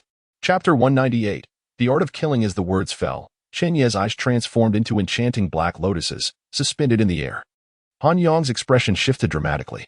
Although he was uncertain of Chen Ye's intentions, his acute senses, heightened by his evolution into a half-dragon form, clearly warned him that if Chen Ye continued on this path, a terrifying calamity would surely ensue. Zhao Guoqing evidently recognized this peril as well. Before Han Yong's voice could fade, the massive gorilla lunged directly at Chen Ye, who hovered high above. The black dragon tattoo on its body surged forth, detaching from its host, and raced towards Chen Ye with lethal intent. Even before it could close the distance, a gust of ominous black wind surged forward. In a futile struggle, Chen Ye did not flinch. Instead, he took a step forward. In an instant, the world, which had just been cleansed by the divine light of obliteration, was once again engulfed in tumult. The enchanting black lotus in his eyes began to swirl, transforming into a terrifying crimson hue. Those present heard Chen Ye and Apos' calm declaration. The heavens emit a killing intent. Stars shift and dwell. Boom. The once clear sky was swiftly shrouded by heavy clouds, plunging the surroundings into darkness. Amidst the roiling winds and clouds, the stars above morphed, forming a bizarre formation. The earth emits a killing intent. Dragons and serpents rise from the land. The ground began to convulse violently. In the recently created crater in the heart of Southern City, the lava had not yet cooled, yet it began to churn once more, as if an ancient beast was about to break free from its subterranean prison. Han Yong felt an intensifying sense of dread, but time was against him.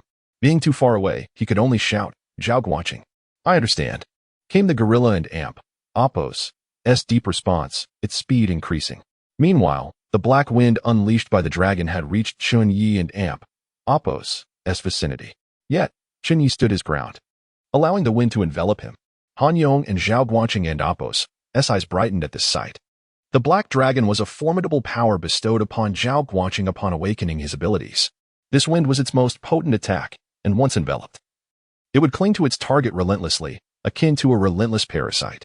Han Yong mused that even in his strongest form, being caught in that wind would likely result in severe injury. He never anticipated that Chen Ye, who had seemed on the brink of demise moments ago, would exhibit such audacity, refusing to evade an attack of this magnitude. While he did not believe that this assault alone could bring about Chen Ye and Apos' demise, he considered any injury inflicted upon the seemingly invincible adversary a significant victory. However, disappointment awaited him. The moment the black wind engulfed Chen Ye, a faint golden glow began to emanate from him. The glow was not blinding. In fact, it was rather subtle. Yet it remained steadfast, impervious to the ravaging winds. Indestructible golden body. Boom. In the sky, the ominous clouds parted, and a blood-red light, suffused with overwhelming murderous intent, descended, sending Zhao Guanqing hurtling away from Chen Ye. Simultaneously, Chen Ye uttered his final proclamation. Humans emit a killing intent. The heavens and earth shall turn upside down. The sky began to swirl, and the ground began to boil. Concurrently, a towering phantom slowly materialized behind Chen Ye, resembling a reaper standing at the end of time, gazing down upon the ravaged world with no trace of compassion. Only boundless malevolence. Kill. A voice, resonant with divine authority, echoed from all directions. Han Yong and the others could only feel the overwhelming intent to kill. Unable to discern who had spoken, was it Chen Ye, the godlike phantom behind him, or perhaps the very essence of the universe? This place is perilous. Retreat. Zhao Guanqing shouted, and the massive gorilla, surprisingly agile, began to flee towards the outskirts of Southern City. Han Yong too sensed the overwhelming murderous intent and imminent danger. Gritting his teeth, he retrieved two peculiar stones resembling jade from his pocket, tossing one towards Zhao Guanqing. He then decisively crushed the stone in his hand. Zhao Guanqing followed suit. In the next moment, they both transformed into intangible shadows, vanishing from sight and reappearing dozens of kilometers away in a safe zone. Although the prey was never truly yours, it is still regrettable, Chen Ye mused, shaking his head. Before he could finish, the terrifying killing intent surged outward from the crater, enveloping a 30-kilometer radius. In an instant, this area was transformed into a hellish landscape where no living creature could survive. Han Yong and Zhao Guanqing had escaped, and Chu Ming was likely gone as well. Yet, there were still others present. At that moment, the onlookers, who had retreated 10 kilometers to observe the spectacle as Chen Ye annihilated the great tree, were filled with a profound dread that penetrated their very souls. Some astute individuals among them began to grasp the gravity of their situation. Regret washed over them as they realized why they had heeded Chen Ye and Apos' command. Complying with the military and Apos' orders to move to this battleground, they lamented their greed for not distancing themselves after Chen Ye and Apos' obliteration of the tree, instead lingering nearby in hopes of seizing some advantage. They regretted their decision to come to Southern City amidst such chaos. But it was too late. Under the overwhelming killing intent, Chen Ye unleashed the art of killing, intrinsically linked to the Black Lotus, without reservation, intending to reap lives. And they, unfortunately, were the chosen victims, sacrifices prepared to replenish his strength after the exertion of vanquishing the Great Tree. Chapter 199, The Blood Sacrifice Technique. This is rather terrifying. Han Yong, having narrowly escaped, cast a lingering glance behind him.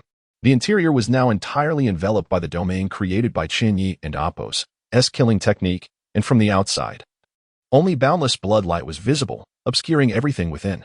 Yet, as a capable supernatural being, he could keenly sense the imminent danger lurking inside. He pondered that had he not fled moments ago, he would undoubtedly have met his demise. This must be his final struggle. Zhao Guanqing, with his imposing figure, approached Han Yong and rumbled, "Even the mightiest supernatural beings have their limits." He had first engaged with a colossal tree, unleashing a fearsome killing move. And now he was executing another equally terrifying technique. No matter how powerful one may be, eventually, their energy must wane. Han Yong nodded in agreement, acknowledging, indeed, he must be reaching his limits. This power is so overwhelming that it likely transcends mere numbers. Even if tens of thousands of supernatural beings were to surround him now, they would only face total annihilation. Truly, he is the scion of the Chen family. One can only wonder how many rare treasures and ancestral resources he has consumed to attain such strength. It and Appo's simply unfathomable. Alas, his arrogance may be his downfall. Today, in Nandu, he shall meet his end. The gorilla grunted in disdain. Just then, shadows stirred, and Chu Ming suddenly manifested before them. His countenance grim as he fixed his gaze on Han Yong. "What did you just say?" Han Yong was taken aback, unsure of the intent behind Chu Ming and Appo's query. Without a moment and Appo's hesitation, he replied, "That Chen Ye and Appo's power is unimaginable?" "No, the previous statement. That even if tens of thousands of supernatural beings appeared simultaneously, they would only be annihilated? What do you ask this for?" Han Yong was perplexed. With a serious expression, Chu Ming responded, "Before you all revealed yourselves, I received intelligence from the frontline command." "What?" "The thousands of supernatural beings we lured to Nandu have taken over the military and Appo's defensive line, forcing the military to retreat 30 kilometers away. It seems the military has withdrawn to a secure area, and those supernatural beings left behind are likely trapped within the scope of Chen Ye and Appo's technique. None shall escape. An extermination of thousands of supernatural beings?" Han Yong furrowed his brow, sensing something amiss. Meanwhile, the gorilla, transformed from Zhao Guanqing, could not help but exclaim, "Chen Ye is indeed ruthless with this move. He might have slaughtered half of the supernatural beings in the entire Jiangxin region. It is not that simple." Chu Ming and Appo's demeanor turned anxious as he gazed at the receding bloodlight in the distance, clenching his fists. "This order was given by Chen Ye. I have studied this man extensively. He would never undertake an action without purpose. Sending people here only to slaughter them himself cannot be a mere oversight. Our predicament here holds profound significance." "Blood sacrifice," Han Yong interjected suddenly. Both Chu Ming and Zhao Guanqing turned to him, noticing his pallid expression. Meeting their gazes, Han Yong elaborated, "Although we had not yet resolved to confront Chen Ye when the Merchant Alliance was eradicated, our intelligence network, secretly nurtured by the Han family, had been probing various aspects of this matter in Tianhai. Despite Chen family and Appo's efforts to tightly seal off information, we managed to uncover several secrets along the way. The clash at Tianhai port, which appeared to result in the Merchant Alliance and Appo's annihilation, did not signify their total extinction. Rather, it was subsequent events that truly led to their downfall.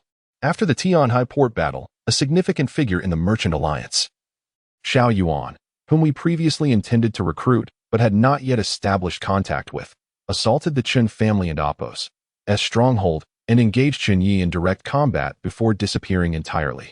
That battle caused a considerable uproar, felt throughout the imperial capital, yet the aftermath was obscured by the Chen and Ji families' joint efforts to suppress news.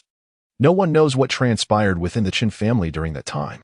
All I could ascertain is that Xiao Yuan never reappeared afterward, likely having perished there, while the mainline branches of the Chen family were thoroughly purged, leaving the family a dictatorship of the eldest branch.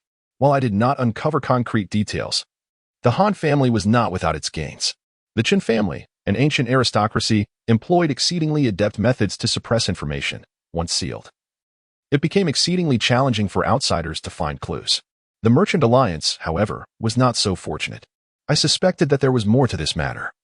And since our attempt to lure the Bai family had failed, we decided to focus on Chen Ye. Consequently, I dispatched individuals to investigate the remnants of the Merchant Alliance. And I indeed discovered several high-ranking members of the Merchant Alliance being hunted by the Chen family. From them, I learned a tremendous secret. At this point, Han Yong spoke solemnly. The original leader of the Merchant Alliance, Xiao Yuan, was not a supernatural being. Not a supernatural being. Chu Ming and Zhao Guangqing and Appo's expressions sharpened. Yes, I can confirm he was not. He seemed to draw from a legacy left by the ancient families, acquiring power not through awakening supernatural abilities, but via some other means of cultivation. Han Yong continued. The Merchant Alliance clashed with Chen Ye several times. During their first encounter, Xiao Yuan was defeated and fled. In the subsequent struggles between their factions, he never engaged directly. It was only when Chen Ye, with overwhelming force, prepared to eradicate the Merchant Alliance entirely that Xiao Yuan finally made his move. According to the high-ranking members of the Merchant Alliance, his actions at that time mirrored Chen Ye and Appo's current strategy. He deliberately retained the core forces of the Merchant Alliance and covertly recruited mercenaries, all left at Tianhai port. Then, through some nefarious ritual, he sacrificed these individuals to gain immense power, ultimately confronting Chen Ye. But as you all know, he lost once again. Blood sacrifice. To gain immense power? Chu Ming and Appo's eyes narrowed as he pondered for a moment, then inhaled deeply. Speaking of the animosity between the Merchant Alliance and the Chen family, I am reminded of a certain event. Han Yong and Zhao Guangqing turned to him again, noticing the grave look on his face. Chu Ming continued. What Brother Han mentioned about the events in the imperial capital is something I have heard whispers of as well. I had long been puzzled as to why Xiao Yuan, despite his repeated defeats against Chen Ye, would dare to provoke the Chen family as stronghold. Now, hearing Brother Han mention the blood sacrifice, my confusion is finally resolved. Prior to the incident in the imperial capital, one of my subordinates in the official aviation system conveyed to me a piece of intelligence. Several prominent figures from the Chen family and Appo's second and third branches traveled to that location at a critical juncture. Of course, they had business interests there, which in itself was not extraordinary. However, the issue lies in the fact that they were accompanied by Xiao Yuan. This flight was classified, and had it not been for my connections within the official aviation system, neither I nor the Chen family could have known about it. Less than a day after that flight landed, a city with a population exceeding 2 million was transformed into a dead city overnight. In this chaotic international climate, no one pays heed to the affairs of such a diminutive nation, yet now connecting the blood sacrifice to this event reveals a glaring truth. Chapter 200. The ant shaking the tree. The two individuals beside him felt a chill run down their spines upon hearing those words. After a lengthy pause, Zhao Guangqing finally swallowed hard and said, So, Xiao Yuan performed a blood sacrifice of 1 million souls, drastically increasing his power. Before daring to confront Chen Ye again? That must be the case, Han Yong replied, exhaling deeply, feeling as if the clouds had parted to reveal the sky. However, as he gazed at the bloodlight gradually dissipating in the distance, an inescapable terror lurked in his eyes. His voice was rough as he continued, and then, Xiao Yuan died while Chen Ye lives. The three exchanged glances and fell into a profound silence, as the bloodlight was on the verge of vanishing completely. Chu Ming spoke. Based on my understanding of Chen Ye, if he has taken such actions, it is highly probable that he possesses the blood sacrifice technique. I and Appo's am afraid. We are not facing a fatigued Chen Ye, but rather one in peak condition, perhaps even stronger than usual. While I may not be well versed in the blood sacrifice technique, I am acutely aware of the stark divide between ordinary individuals and those with powers. The sacrifice of thousands of superhumans would likely yield effects comparable to that of sacrificing hundreds of thousands. What shall we do now? Han Yong asked abruptly. He had regained his composure, his expression impassive, yet his eyes betrayed no hint of retreat. Unlike Chu Ming and Zhao Guangqing, Chu Ming had always operated in Chen Ye's shadow. If they failed to eliminate Chen Ye this time, he could simply continue lurking in the shadows as a rat. It would merely mean a further constriction of his survival space. Zhao Guangqing's territory lay abroad. Even if Chen Ye sought him out, he likely wouldn't pursue him too far. If he left now, he would probably remain unscathed. Only Han Yong was ensnared. The Han family and Appo's stronghold was in Jiangqing, their influence spanning the central region. With their vast enterprise, retreat was not an option. Having come here today, it was a matter of life and death. Rest assured, Chu Ming said, clearly perceiving Han Yong and Apos' anxiety. Now that the three of us have arrived, we must stand together, come what may. After all, we have offended both the Bai and Chen families. Without the strength of your Han family, it is only a matter of time before they come for us. Betraying you to save ourselves would lead to our demise in the future as well. Chu is right, Zhao Guangqing's rugged voice chimed in.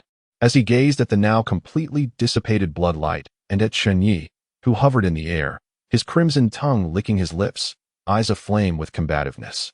Since we are here, we must test our strength. Those earlier musings were merely conjectures. What if he truly lacked any blood sacrifice technique? Furthermore, even if he were at his peak, our combined strength could still pose a challenge. As he spoke, he stepped forward. The massive motion of his body sent tremors rippling through the surroundings. Simultaneously, the black dragon tattoo on Zhao Guangqing's arm sprang to life, coalescing into a dark, formidable halberd in his grasp. Then let us fight. Han Yong and Apos' eyes gleamed with determination as his golden, armored form began to levitate slowly. Chu Ming fell silent, gradually dissolving into shadow and vanishing from sight. The other two harbored no concerns of his retreat. They were well aware of Chu Ming's abilities. Unlike them, who engaged in direct combat, Chu Ming's powers were akin to those of a master assassin. He lay hidden in the shadows like a venomous serpent, and when he struck, doom awaited his adversaries. What Han Yong and Zhao Guangqing needed to do was create an opportunity for Chu Ming to act. For this battle, they had long considered the worst-case scenarios, contemplated most possibilities, and had trained extensively on how to collaborate to eliminate the formidable Chen Ye. Now was the moment to put all their preparations into practice. Roar! A thunderous roar echoed across the desolate sky of the southern city. As the enormous black gorilla wielding the black dragon halberd charged toward Chen Ye without hesitation. Han Yong, transformed into a golden half-dragon, followed closely behind. In the skies above, Chen Ye had already regained his peak state after absorbing the life essence of thousands of superhumans through the Black Lotus. Although Chu Ming and the others were mistaken in their assumptions regarding the blood sacrifice technique acquired from Xiao Yuan, they had accurately deduced Chen Ye's intentions. Upon realizing that the chaos in southern city was utterly unmanageable, Chen Ye was certain that someone would attempt to seize the opportunity to strike after he vanquished the great tree. Observing the greed and recklessness of these superhumans only solidified his plan to turn the situation to his advantage, no matter what schemes the lurking rats devised. As long as he could restore his peak condition after annihilating the great tree, he would fear nothing. That was his confidence. The superhumans lured in by Chu Ming and the others had inadvertently become Chen Ye's hidden weapon. He had entered the fray, waiting for this very moment. Not only did he intend to eradicate the relentless Apocalypse Preservation Committee, but with Han Yong and Apos' presence here, he aimed to leverage the opportunity to eliminate him and expand his territory once more. The ant shaking the tree, as he observed the formidable Zhao Guangqing charging toward him. Chen Ye and Apos' gaze remained indifferent. The Qi Shao sword slowly emerged from the system space, floating beside him. In the next moment, a resounding sword cry reverberated throughout the city. The blazing Qi Shao sword erupted forth with ferocity. Simultaneously, countless sword shadows manifested behind Chen Ye, an infinite sword intent coalescing, radiating an overwhelming aura capable of severing all. Chu Ming's conjecture was correct. Chen Ye had indeed acquired something extraordinary from Xiao Yuan, yet it was not the blood sacrifice technique, which paled in comparison to the efficiency of the kill word method. Rather, it was the celestial sword technique. Clang. The boundless clang of swords resonated throughout the city. Chapter 201. 1 against 3. The boundless sword intent accompanied by the multitude of flying swords was exceedingly terrifying. Han Yong, who charged alongside Zhao Guangqing, felt a chill in his heart as he instinctively fell back a step. Meanwhile, Zhao Guangqing was engulfed in a swirling black aura, his enormous pupils reflecting nothing but fury and bloodlust, seemingly devoid of fear. In the face of the countless flying swords, he exhibited no hesitation, maintaining his relentless speed, oblivious to the fact that his companion had lagged behind. Die! Chen Ye and Apos' expression was impassive as he pointed into the distance. An endless swarm of flying swords seemed to find their mark in an instant, hurtling toward the enormous black gorilla. It was as if the Milky Way itself had tilted from the heavens, casting brilliant sword light that illuminated the dim city below. Roar! Zhao Guangqing unleashed a thunderous roar, forming an indomitable barrier of black energy around him, confronting the storm of flying swords without flinching. With a sweeping motion, he struck down countless swords with his massive weapon, a black dragon spear, producing a cacophony of clashing metal accompanied by a terrifying explosion. Countless flying sword phantoms disintegrated under the impact. Yet an even greater number surged forth in their wake. The colossal gorilla launched another punch, its fist echoing like thunder, creating a reverberation that shook the air. The black energy surrounding it coalesced into a dark whirlwind, rapidly transforming into an enormous vortex that swept through the surroundings, disintegrating any structures and materials it encountered into mere fragments, showcasing its immense power. With a cacophony of ringing sounds, a multitude of flying sword phantoms was engulfed by this attack. However, when Chen Ye had previously executed this technique at the Chen family ancestral hall, it was solely due to her limited prowess that Chen Ye had managed to withstand it. Had she been any stronger, he would have had to retreat. Now, wielding the ultimate move of the celestial sword technique, 10,000 swords returning to the origin, Chen Ye was far from the fragile state Chen Ye had been in. He commanded this technique with true mastery, unlike the previous instance where it had eluded her control. Not to mention, this gorilla, while formidable, was still inferior to the version of Chen Ye that faced Chen Shiyuan. Han Yong, Zhao Guangqing's fist struck out, and upon witnessing the ceaseless onslaught of flying swords behind him, clarity dawned upon him. Realizing he was fighting alone, he roared in frustration, "Do not worry, brother Zhao. Han is here." Understanding that lingering any longer was unwise, Han Yong summoned his resolve. Seeing Zhao Guangqing's spear and fist clear a path through numerous flying swords eased his unease, prompting him to join the fray. Golden light radiated from his body as he unleashed his bone sword, obliterating another wave of flying swords. Standing alongside Zhao Guangqing, they prepared to confront their adversary together. I refuse to believe that this attack possesses infinite power. Together, let us eliminate these strange swords before we strike at him. Han Yong shouted at the uncountable flying swords, uncertain whether he was reassuring Zhao Guangqing or himself. Agreed, Zhao Guangqing responded, relieved by Han Yong and Apos' arrival. With renewed vigor, they faced the onslaught of flying swords with greater composure. Each displayed their unique abilities, continuously bringing down the flying swords. Occasionally, some managed to breach their defenses and strike their bodies, yet they were absorbed by the black aura enveloping the gorilla and Han Yong and Apos' golden scales, causing no harm whatsoever. Meanwhile, Chen Ye remained unperturbed. The eye of heaven reappeared in the sky, observing the unfolding battle. To his surprise, he realized that while he could sense Chu Ming and Apos' presence nearby, the eye seemed to be malfunctioning, unable to pinpoint Chu Ming and Apos' exact location. It appeared that the earlier difficulty in locating the source of vitality for the tree was not due to the tree's unique nature, but rather because Chu Ming had hidden it within the tree using some means. With a cautious mindset, aware of the potential for a surprise attack from Chu Ming, Chen Ye focused most of his attention on the battlefield. In truth, the 10,000 swords returning to the origin technique was most effective in grand battlefields, capable of devastating entire armies with a single strike. However, in a duel against skilled opponents, its efficacy waned. Its primary purpose was not to slay the enemy, but to exhaust their stamina. Of course, utilizing such a technique also drained Chen Ye and Apos' own energy and vitality. Nonetheless, he had recently absorbed the life essence of thousands of extraordinary individuals, placing him in an excellent condition. As long as he desired, he could outlast these two. However, his focus was solely on eliminating Zhao Guangqing, while Han Yong, being the child of destiny, Chen Ye intended to extract some resentment from him before dealing the final blow. Roar! The duo finally exhibited signs of fatigue as several flying swords penetrated their defenses, targeting the massive Zhao Guangqing. Just as they were about to breach his black energy barrier, the swords suddenly coalesced into a giant sword several meters long, breaking through the barrier and piercing deep into the gorilla's shoulder, detonating with a thunderous explosion. A deep crater, nearly 10 meters, formed in Zhao Guangqing's massive frame. And amidst the splatter of blood and flesh, he let out a pained howl, unable to restrain his fury. What is Chu Ming doing? That Chen Ye controlling these flying swords must have a clone. Why has he not acted yet? With a sweep of his bone sword, Han Yong sent another wave of flying swords spiraling away. Glancing up at the eye of heaven patrolling the skies, he exclaimed, "We cannot let this continue. The eye is watching from above. He cannot make a move. Chen Ye is deliberately using these flying swords to deplete our strength while utilizing the eye to monitor Chu Ming. If this continues, we will undoubtedly perish. We must break through this barrage of swords, forcing him to divide his attention and create an opportunity for Chu Ming. He had finally grasped the situation. The flying swords were indeed endless. As long as Chen Ye was not exhausted, they would be perpetually faced with this nuisance.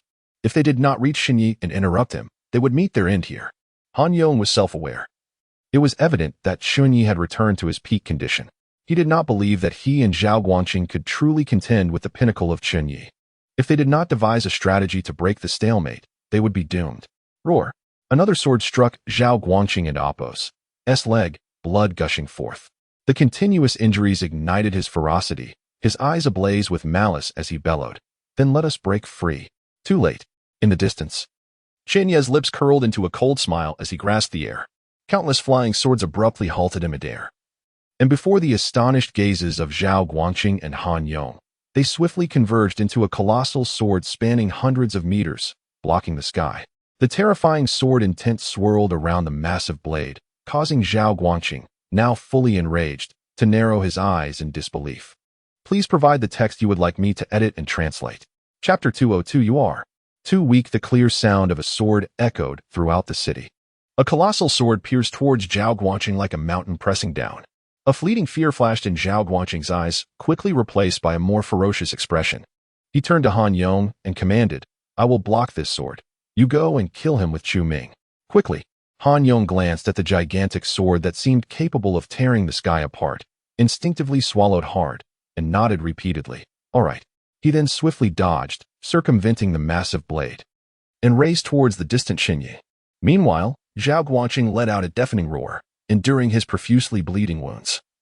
Raising the large halberd in his hand to face the sword's edge without flinching, the black dragon halberd struck out violently, landing squarely on the sword's blade. In the next moment, accompanied by a series of jarring metallic clashes, both the giant sword and the halberd shattered simultaneously. Faintly, one could hear the mournful wails of the black dragon in the sky, akin to a peony weeping blood, a scene of utmost tragedy. Yet, in this clash of titans, Chen Ye and Apos' sword ultimately prevailed. As the sword and Apos' edge diminished to less than half its length, the black dragon halberd emitted a thunderous lament before disintegrating into countless fragments. These fragments gathered upon hitting the ground, coalescing into a mass of pitch-black stone. The remaining giant sword, undeterred, continued its lethal trajectory towards Zhao Guangqing. The black aura enveloping him crumbled upon contact with the giant sword. Zhao Guangqing staggered backward, employing every means at his disposal, yet could not halt its advance. Finally, after retreating several kilometers while fighting, he noticed Han Yong had nearly reached Chen Ye, and he let out a sigh of relief. Suddenly, a stone appeared in his hand, the same kind that Han Yong had tossed to him earlier to facilitate his escape. Although Zhao Guangqing's gorilla form incited a certain ferocity that clouded his judgment, he was not foolish enough to gamble with his life without confidence. However, just as he prepared to leave with the stone, his momentary lapse of focus was keenly sensed by the pursuing flying sword. The once sluggish giant sword suddenly struck. The entire blade transformed into boundless sword intent, coalescing into a concentrated beam of sword light, powerful enough to cleave the heavens. Zhao Guangqing was taken aback, yet half of him had already morphed into shadow, ready to teleport away. It was too late to mount any resistance now. The terrifying sword light swept through the shadowed portion of his body, shattering his protective aura in an instant. The collision of flesh and sword light was akin to a hot knife slicing through butter, resulting in a gory explosion of blood and flesh. When the sword light passed, Zhao Guangqing found himself over 10 kilometers away at another defensive line. Yet, his massive form was now marred, with not a single unscathed piece of flesh remaining. His entire body seemed to have been through a meat grinder, riddled with various sword wounds and mangled flesh. The dense black fur of the gorilla was stained a grotesque purplish red, and a foul odor permeated the air for hundreds of meters. His anguished roars echoed throughout the city. Han Yong, now near Chen Ye, heard the distant cries and felt a tightening in his chest, realizing this might be their only opportunity. Instantly, a golden radiance enveloped him, and a massive creature, resembling both a dragon and a carp, materialized behind him. It snatched the bone sword from Han Yong's grasp and leaped into the air, circling before plunging down towards Chen Ye, its mouth wide open as if intending to swallow him whole. Chen Ye looked up to see innumerable bone swords within the dragon carp's maw. Simultaneously, he felt as though he were submerged underwater, an overwhelming sense of suffocation enveloping him, rendering his limbs nearly immovable. This was the second stage of his abilities, akin to a domain power. Han Yong was indeed a second-stage ability user, and Chen Ye was not surprised. However, even among second-stage users, there existed a hierarchy. The strength of a domain depended on its nature. The domain Han Yong was currently exhibiting was evidently among the elite of those Chen Ye had encountered.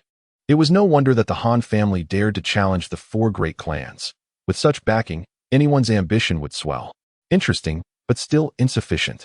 What if I join in? Is it enough? A voice, akin to that of a vengeful spirit, echoed from behind Chen Ye. Chu Ming had silently approached him. Simultaneously, an overwhelming shadow enveloped the heavens, obscuring all of Chen Ye's senses, rendering him unable to see, hear, speak, smell, or feel. After lying in wait for so long, Chu Ming finally made his move. With a swift strike, another layer of shadowy domain enveloped Chen Ye. 2 layers of suppression, combined with their meticulously rehearsed killing move. This was a desperate strike that could not fail. There was no retreat for either Chu Ming or Zhao Guanqing. A black lotus suddenly bloomed within the dual domains, its boundless murderous intent tearing open a gap in both layers. As Chen Ye beheld the two approaching figures, flames ignited fiercely within his eyes. Of course. It's still not enough. Boom. An inferno erupted, and beneath the murderous domain of the Black Lotus, another layer of imperial fire spread forth, incinerating the boundless shadows into nothingness. Chu Ming grunted, spitting out a mouthful of blood. Yet, this was not the end. You enjoy playing with domains, do you? Chen Ye smirked.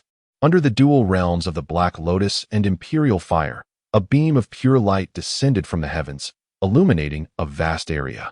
Within this realm, secrets would be laid bare for all to see. Before Chu Ming could transform into shadow once more, the divine light revealed his true form, causing him to spew forth blood. Meanwhile, the dragon carp, having leapt towards the dragon gate, could not complete its descent.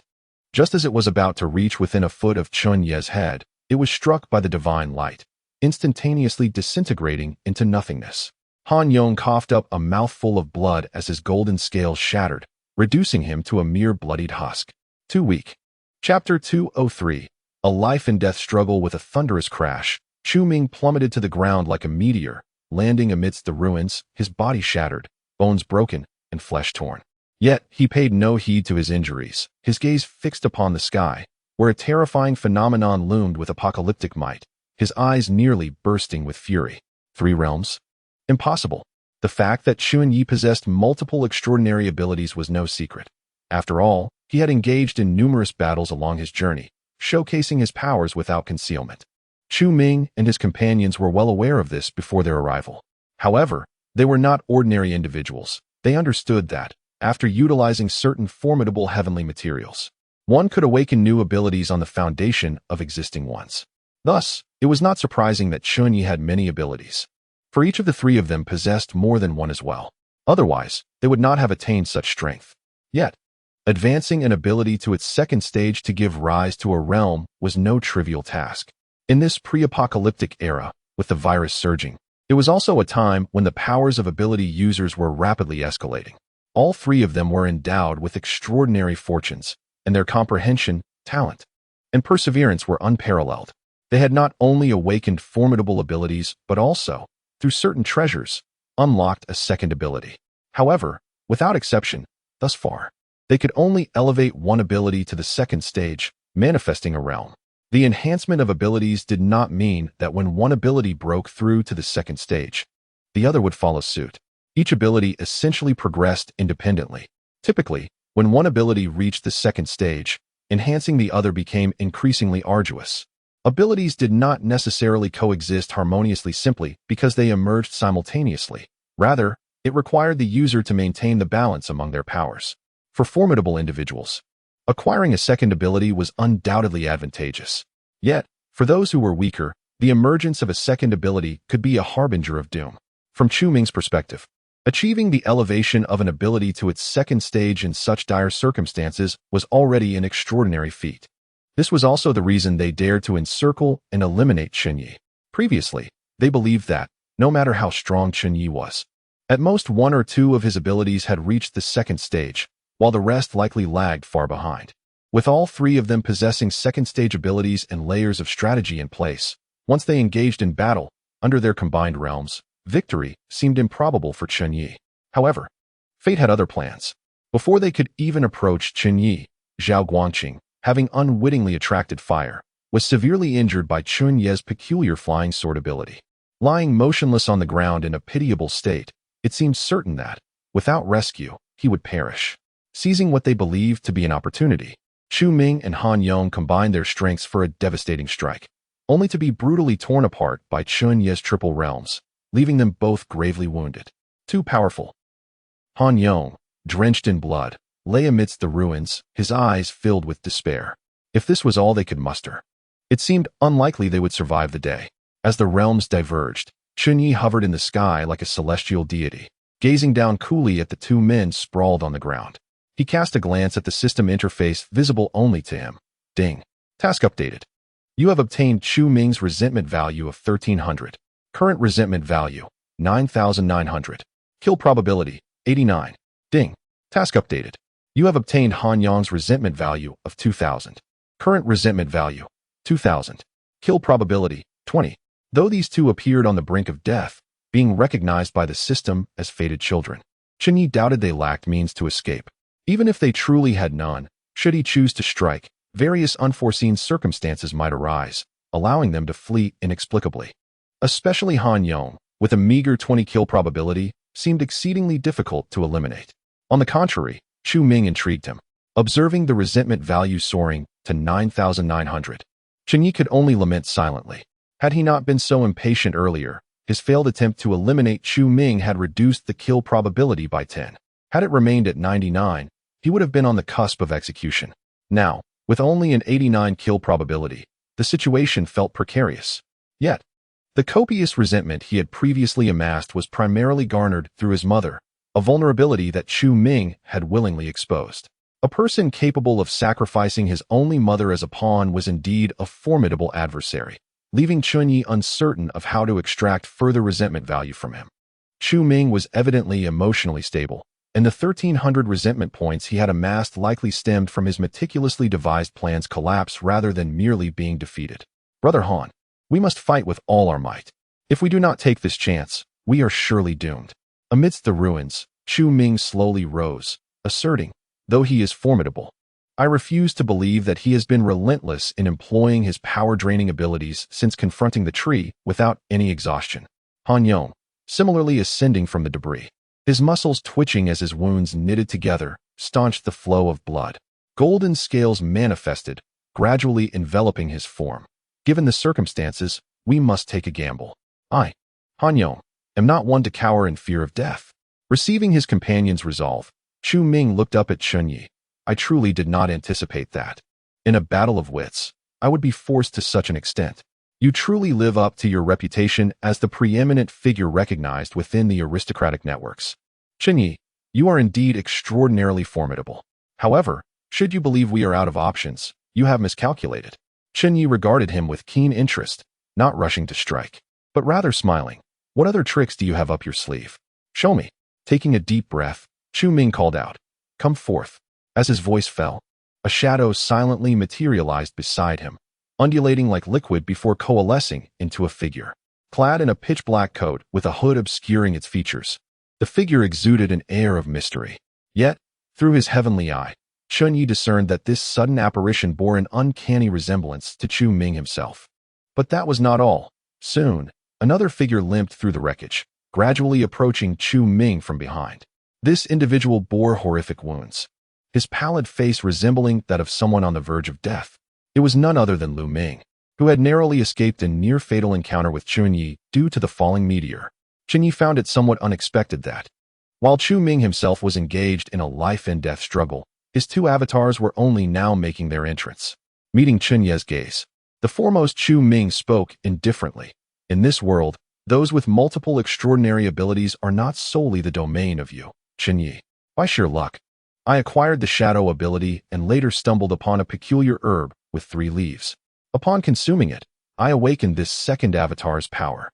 This ability allows me to divide myself into 3, each capable of honing their powers independently, possessing their own consciousness, as if three me's truly existed. Should the need arise, I can also merge back into one, consolidating the cultivation achieved by the three, far surpassing the effect of mere effort. This avatar ability bears no formal name, yet I have aptly dubbed it 3-in-1. It appears that you have not provided any text for me to edit and translate. Please provide the content you would like me to work on. Chapter 204. Apologies, I couldn't restrain myself. One chi transforming into three purities? Chen Ye raised an eyebrow, followed by a chuckle. Your abilities may be limited, but your bravado is quite grand. He cast a glance at the vengeful Lu Ming, glaring at him from behind Chu Ming, alongside another unfamiliar doppelganger, who exhibited a demeanor of calm indifference. After a brief contemplation, he remarked, "Such mystical claims almost ensnared me. Is it merely an ability of a doppelganger? Once separated, the other two can indeed grow stronger. Yet they also develop independent consciousness, an impractical power, if you will. In your current fusion, who takes precedence, and who plays a supporting role? Or will you, Chu Ming, retain sole consciousness while erasing the others? Would they acquiesce to that?" The expressions of Chu Ming and his two doppelgangers varied distinctly. Chen Ye could discern the flaws in this doppelganger ability. Could such a fusion truly result in a tremendous power surge? The concept of one chi transforming into three purities seemed to stretch, nearly misleading Chen Ye. As expected, the moment he spoke, subtle changes flickered across the faces of the two doppelgangers behind Chu Ming. Lu Ming appeared less perturbed. Chen Ye speculated that when Chu Ming created this doppelganger, he infused it with all his emotions regarding his mother, Chu Qing. After witnessing Chen Ye's actions, Lu Ming's gaze now burned with a desire for vengeance, seemingly willing to forego his independent consciousness to merge with Chu Ming. The other doppelganger, however, was a different story. After listening to Chen Ye, he glanced at Chu Ming, then at Lu Ming, before stating, "Both of them are essentially incapacitated. In our unity, I shall lead. Once I have dealt with you, the aristocrat, I will simply revert to one chi transforming into three purities and separate them." His tone was remarkably flat, as if he were merely recounting an obvious fact. Yet, the arrogance in his words starkly contrasted with the cautious and composed demeanor previously displayed by Chu Ming. Chen Ye surmised that this doppelganger was a manifestation of Chu Ming's impulsive and emotional side. Indeed, upon hearing these words, the original Chu Ming momentarily froze, incredulous as he turned to regard this other self. In his view, since splitting into three, he had orchestrated all plans, and it was he who endured the brunt of the battle when confronting Chen Ye. Now, with the three combined, it should evidently place him at the helm. For the other two were merely the unnecessary emotions and negative consciousness severed from him.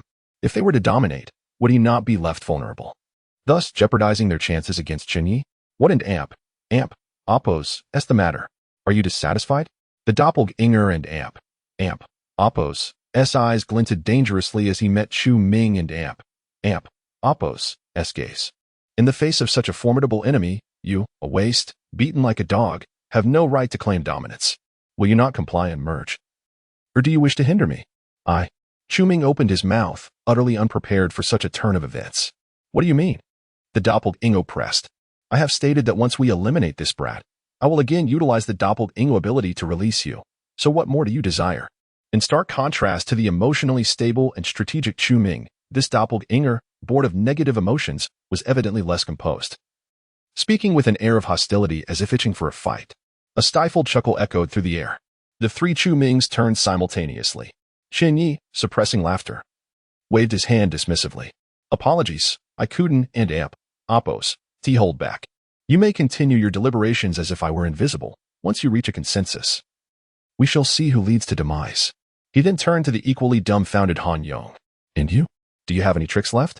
Please refrain from presenting me with such ludicrous antics. Han Yong was utterly bewildered. Upon hearing Chu Ming and Oppos' intent to fight to the death, he had initially felt a glimmer of anticipation, knowing well that his astute brother would not exhaust his options so quickly. Yet, the reality was this. Watching Chu Ming engage in a dispute amongst his doppelgangers, Han Yong felt an absurdity wash over him. Come on, the great demon is still watching from above. Can we not resolve this after the battle? What and Oppos, is the matter? You truly have no more tricks up your sleeve? Chen Ye interjected impatiently, noting Han Yong and Oppos' silence.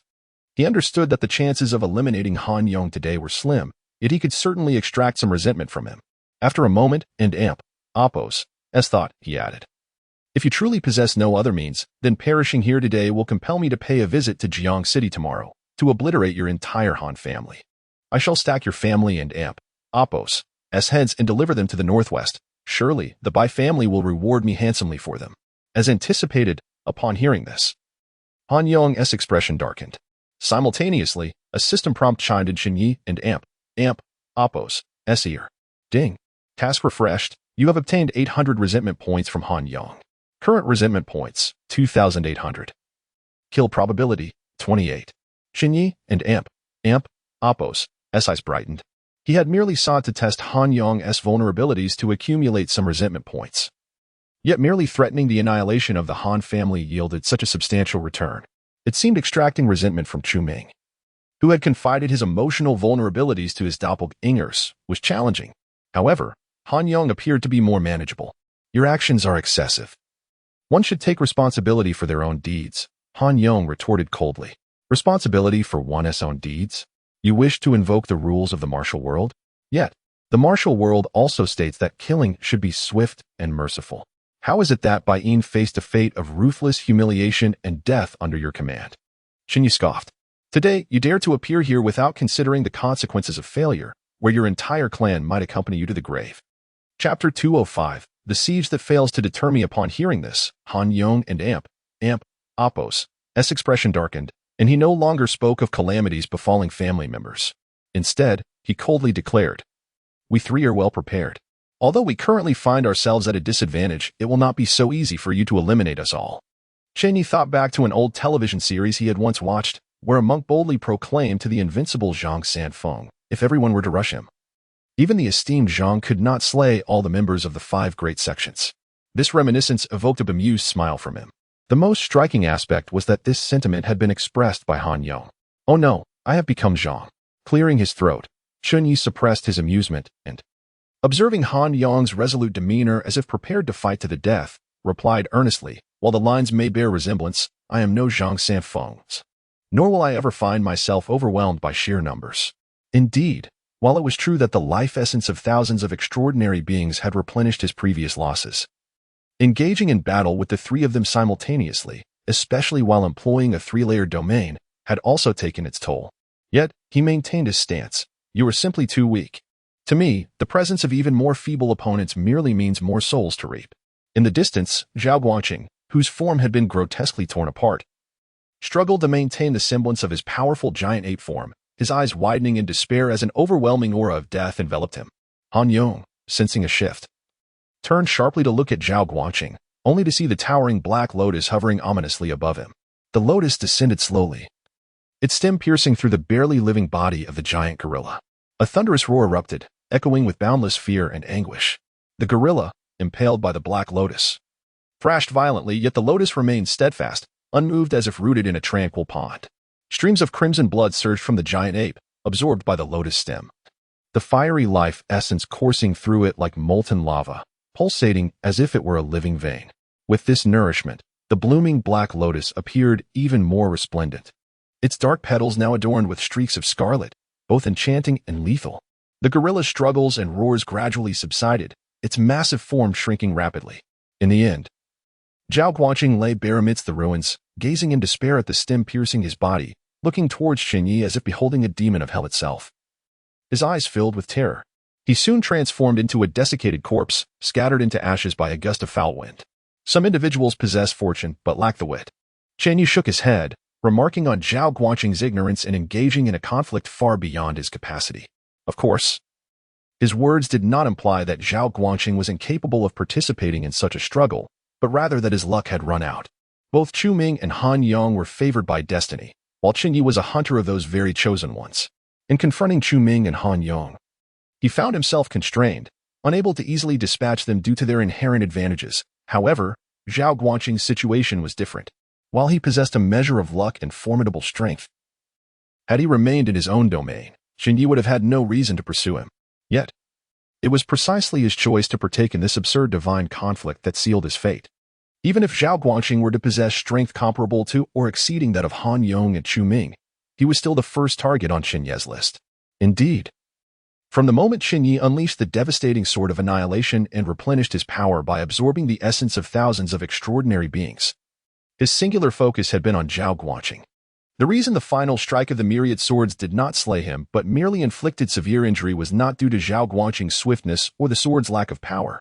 In truth, the technique he wielded originated from a realm of cultivation and was fundamentally distinct from extraordinary abilities.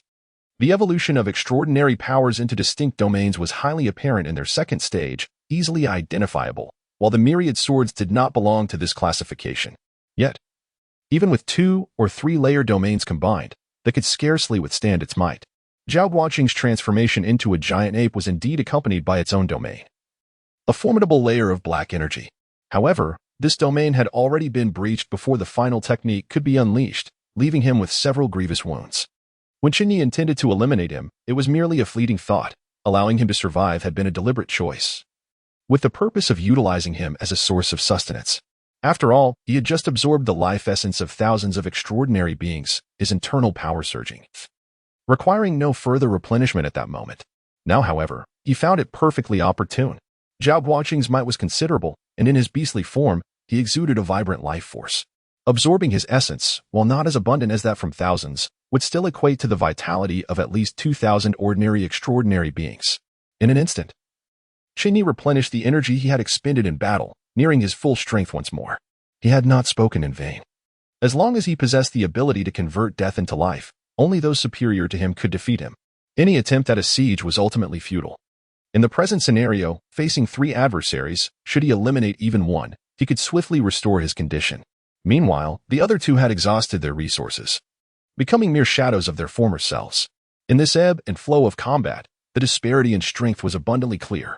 However, had all 3 of his assailants been deemed chosen ones by the system, he would not have so easily dispatched Zhao Guanqing to regain vitality. It would have required much more effort, targeting the one with the highest resentment value, Chu Ming, before dealing with the others.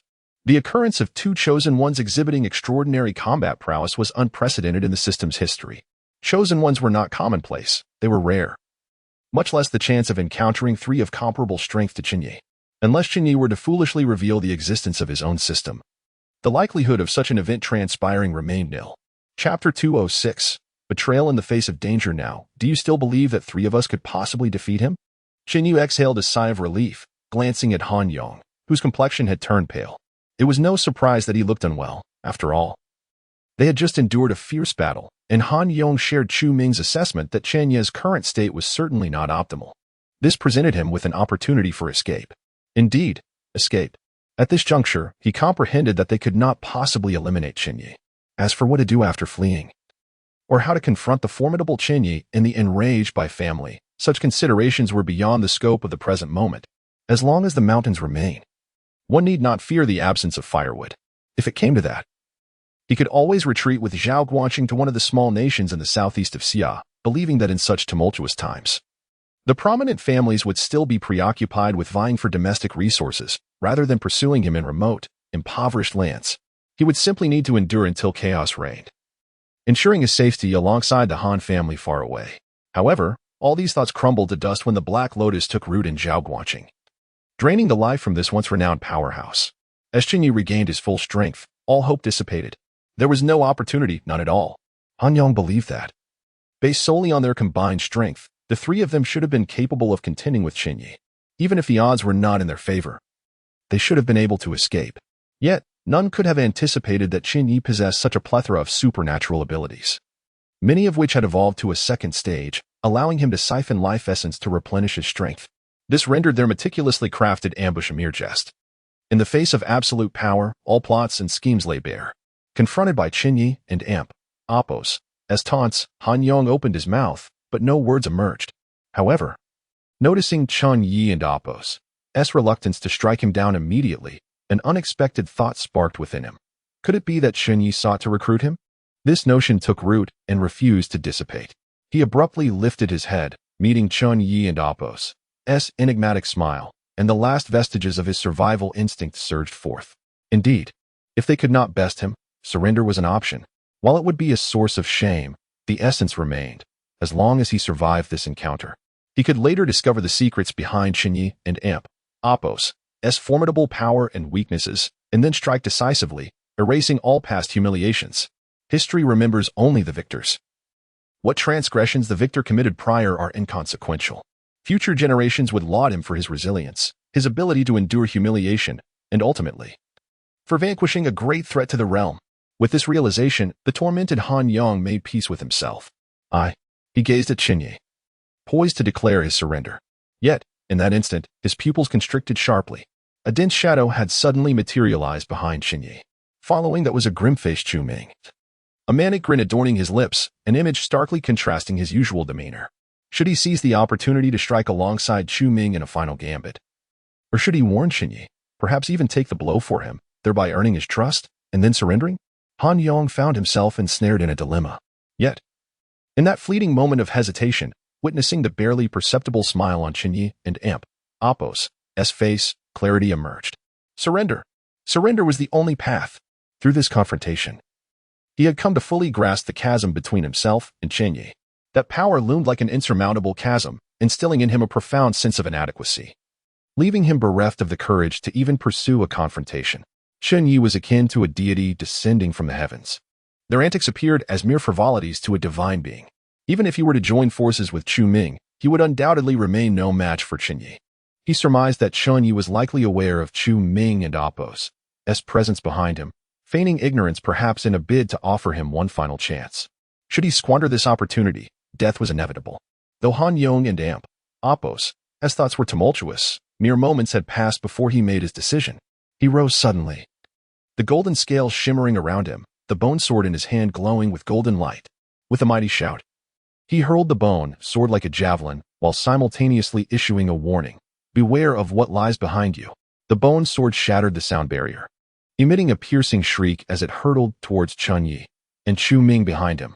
Unbeknownst to Chen Ye, who had intended to extract a bit more resentment from Han Yong, he was caught off guard by the sudden attack. Before he could comprehend the situation, he saw Han Yong spring to life, launching a sword while uttering a warning, though the speed of the bone sword far surpassed the speed of sound, rendering the warning inaudible. He initially assumed Han Yong was making a desperate last-ditch effort. After concluding that it was an imprudent gamble, he moved swiftly, appearing hundreds of meters away and effortlessly evading the assault. Only then did he comprehend Han Yong and Apos' warning, beware, behind. Chen Ye paused, turning to glimpse the location he had just vacated. There, the bone sword struck true, colliding with Chu Ming and Apos' raised dagger, sending the weapon flying and Chu Ming spiraling away. Goodness! This fellow recovered so swiftly. Chen Ye was startled at how Chu Ming had managed to approach him unnoticed. The celestial eye had been fixed on Chu Ming, leading him to believe that the three manifestations were still entangled in their petty squabbles. To his astonishment, not only had they resolved their conflicts, but their amalgamated strength had significantly increased. Wait. After the initial shock, Chen Ye realized something unexpected and cast a swift glance at Han Yong. Had he just warned me? His mind was ablaze with questions, utterly confounded by Han Yong and Apos' actions. Yet, it was clear that he was not the only one left bewildered. In another part of the battlefield, a thick shadow reappeared in the sky, revealing an enraged Chu Ming, his voice echoing through the ruins. Han Yong, what madness possesses you? Chapter 207. Given the circumstances, it would be better to surrender in this moment. Chu Ming appeared almost deranged, his demeanor volatile, as shadows swirled around him like mist, emanating an exceedingly perilous aura. It was evident that the fusion of his three avatars had significantly enhanced his strength, arguably elevating him above Han Yong and Zhao Guoqing. However, observing his frenzied state, Chen Ye could surmise that the avatar embodying Chu Ming and Apos' negative emotions had assumed control. Had the composed version of Chu Ming, the one devoid of all negative sentiments and unnecessary emotions, been in charge, even if his power was somewhat diminished, Chen Ye would have found the situation rather troublesome. After all, the probability of a successful kill was still quite lacking. That individual was as unyielding as stone.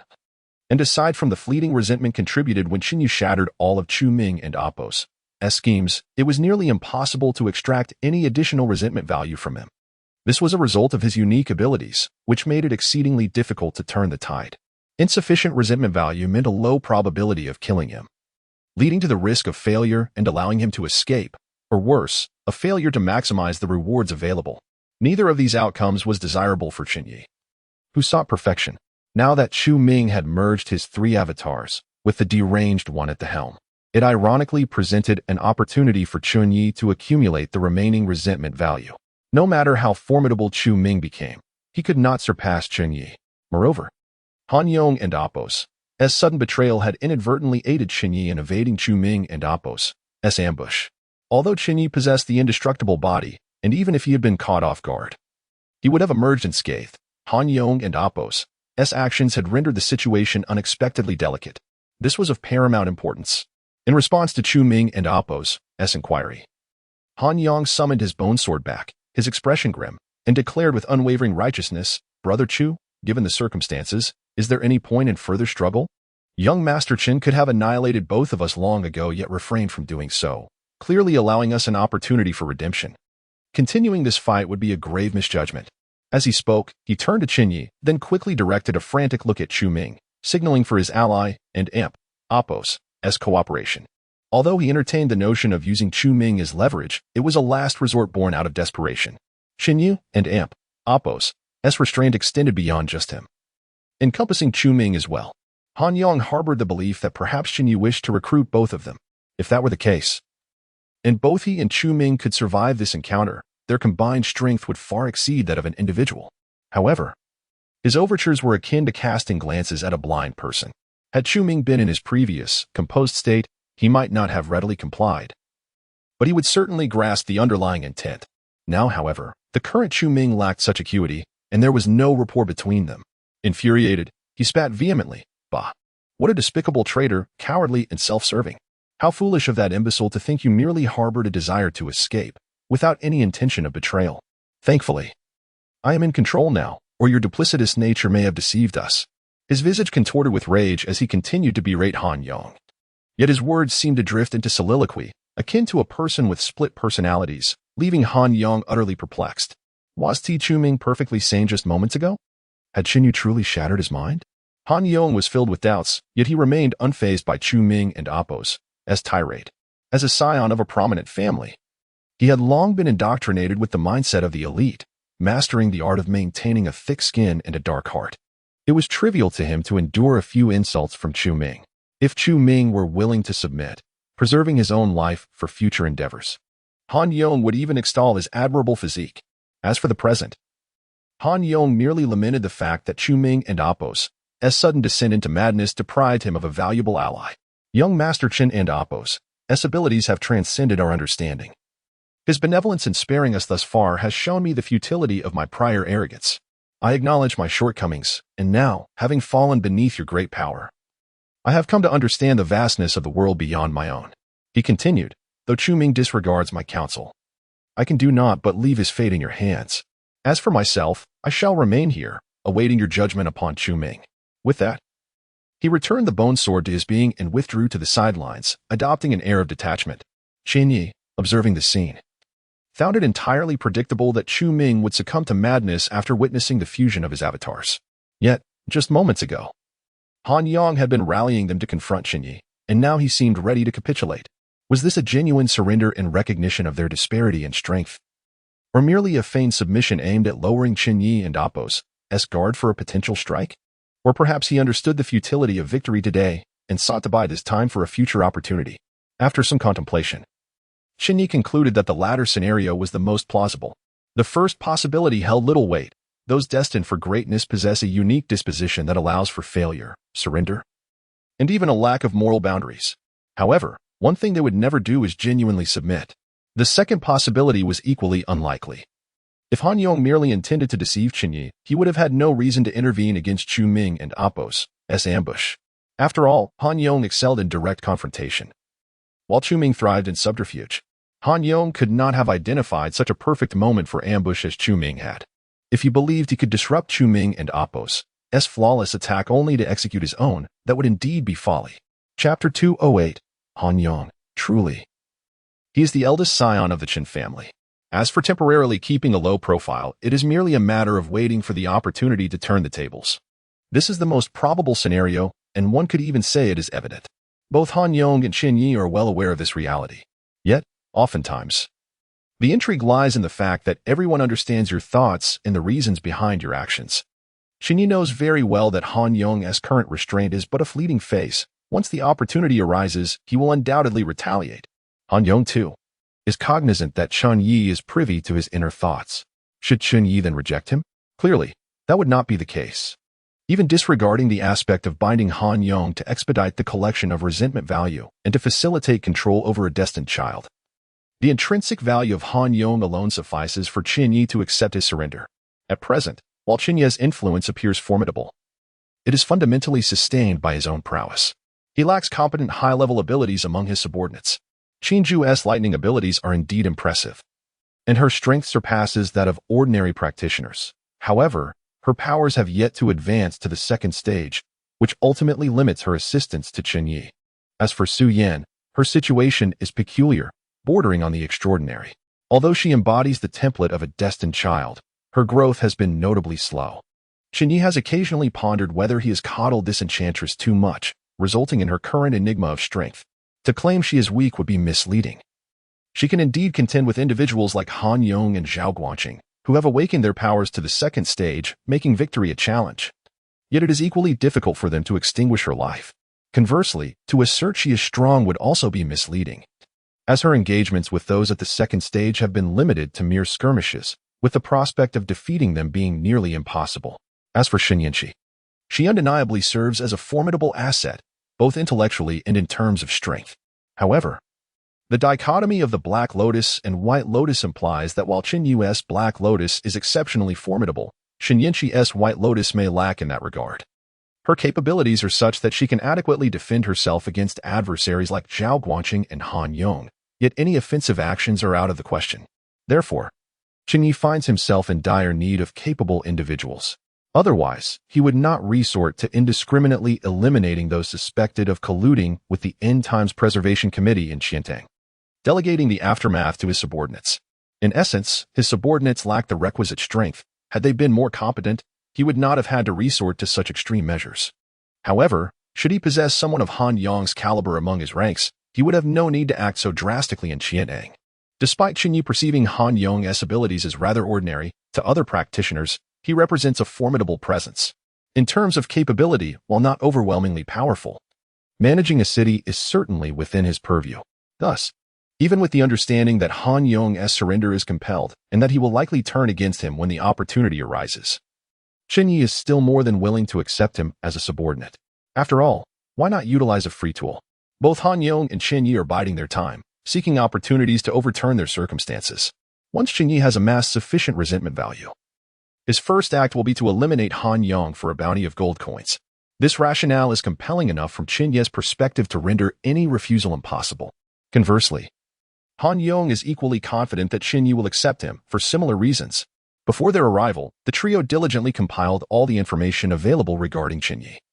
Fully aware that he is in dire need of capable individuals, particularly those possessing both intelligence and strength, their initial strategy to exhaust Chen Ye's resources by employing a formidable tree was predicated on this understanding. Furthermore, Chen Ye's reluctance to take lethal action against Han Yong prompted his decision to surrender. Regarding the blood debts with the Bai family, Han Yong does not believe that the eldest scion of the Chen family would hold such matters in high regard. He is also acutely aware that this surrender will not garner Chen Ye and Apos as trust, and that, once Chen Ye has a sufficient number of capable subordinates, he will inevitably face reckoning. Nevertheless, Han Yong is confident that he will manage to turn the tides before that day arrives. At the very least, as long as he survives, he can flee once circumstances become unfavorable. Both individuals harbor their own agendas, each with ulterior motives. After a brief, eerie silence, Chen Ye smiled slightly and remarked, "I do not perceive young Master Han to be a man of grave misdeeds. The events of today, I suspect, were influenced by the machinations of Chu Ming and Zhao Guangqing.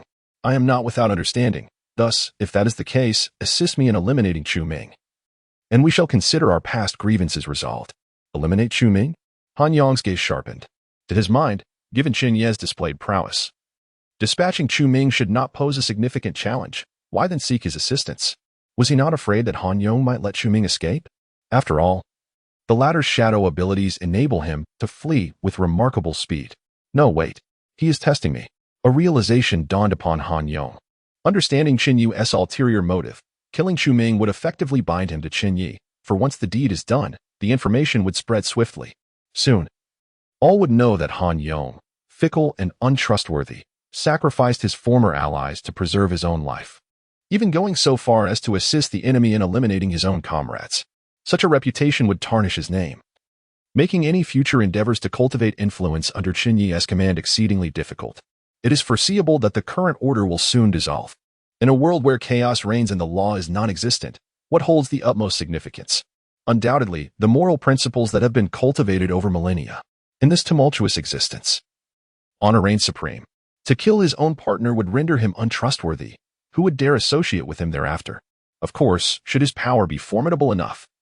This may not pose a significant issue. However, it is evident that for a considerable period following his surrender, he would be unable to surpass Chen Ye in strength. Therefore, why would others risk their lives to collaborate in secret with someone deemed a traitor? Truly, as a descendant of a millennia-old family, he wields a ruthless hand. Han Yong gritted his teeth in frustration. Chen Ye's maneuver effectively severed many of his ambitions, significantly escalating the difficulty of any potential resurgence. Yet, circumstances are beyond his control. What other options does he possess? Han Yong could only grit his teeth and respond. Chu Ming, driven by selfish motives, has wrought havoc upon the South City, resulting in countless civilian casualties and displacing innumerable souls. Even now, he remains obstinate. To label him a foe of humanity would not be an exaggeration. Since young Master Chen places his trust in me, I shall certainly lend my strength to eradicate this villain. Chen Ye had not anticipated the depth of Han Yong's contemplation. While he did harbor some of those intentions, his primary motive was simply to vex Chu Ming. Turning to face Chu Ming, whose expression was now a mix of anger, confusion, and bewilderment, he heard the system prompt in his ear. Ding. Task refreshed. You have obtained 500 resentment value from Chu Ming.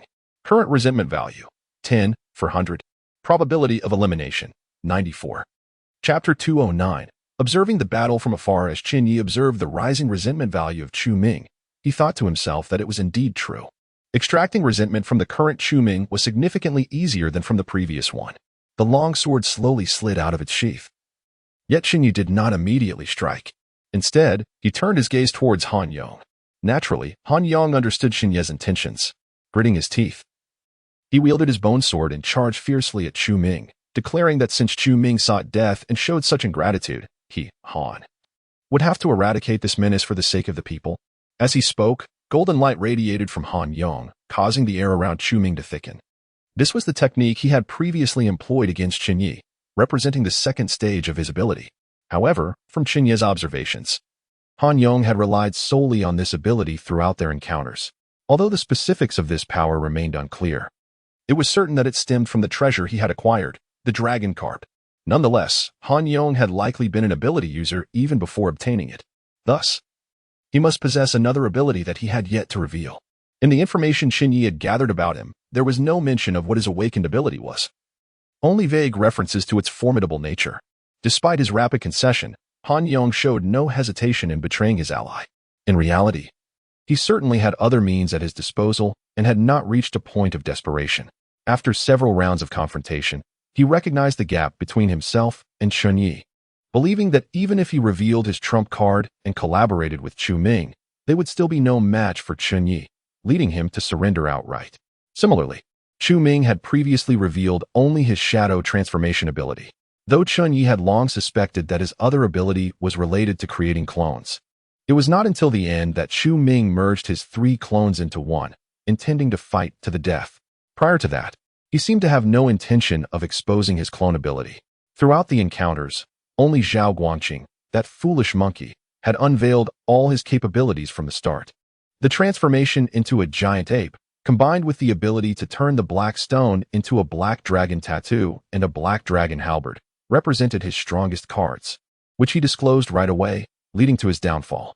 This exemplified that the Chosen One possesses unique qualities that transcend mere luck. If one were to argue otherwise, Zhao Guangqing, an ordinary individual struggling abroad, suddenly gained powers and swiftly ascended to become one of the strongest in a small nation. Could it be that his fortune was lacking? Ultimately, the Chosen One requires not only luck but also other attributes, such as unwavering determination and cunning intellect. The ability users that Chen Ye had previously dealt with, like Fang Xuanye and Yi Chen, appeared inferior to Zhao Guangqing, but that was merely due to their premature demise at Chen Ye's hands. Had they survived, Chen Ye suspected they would not have been easier to handle than Han Yong and Chu Ming before him.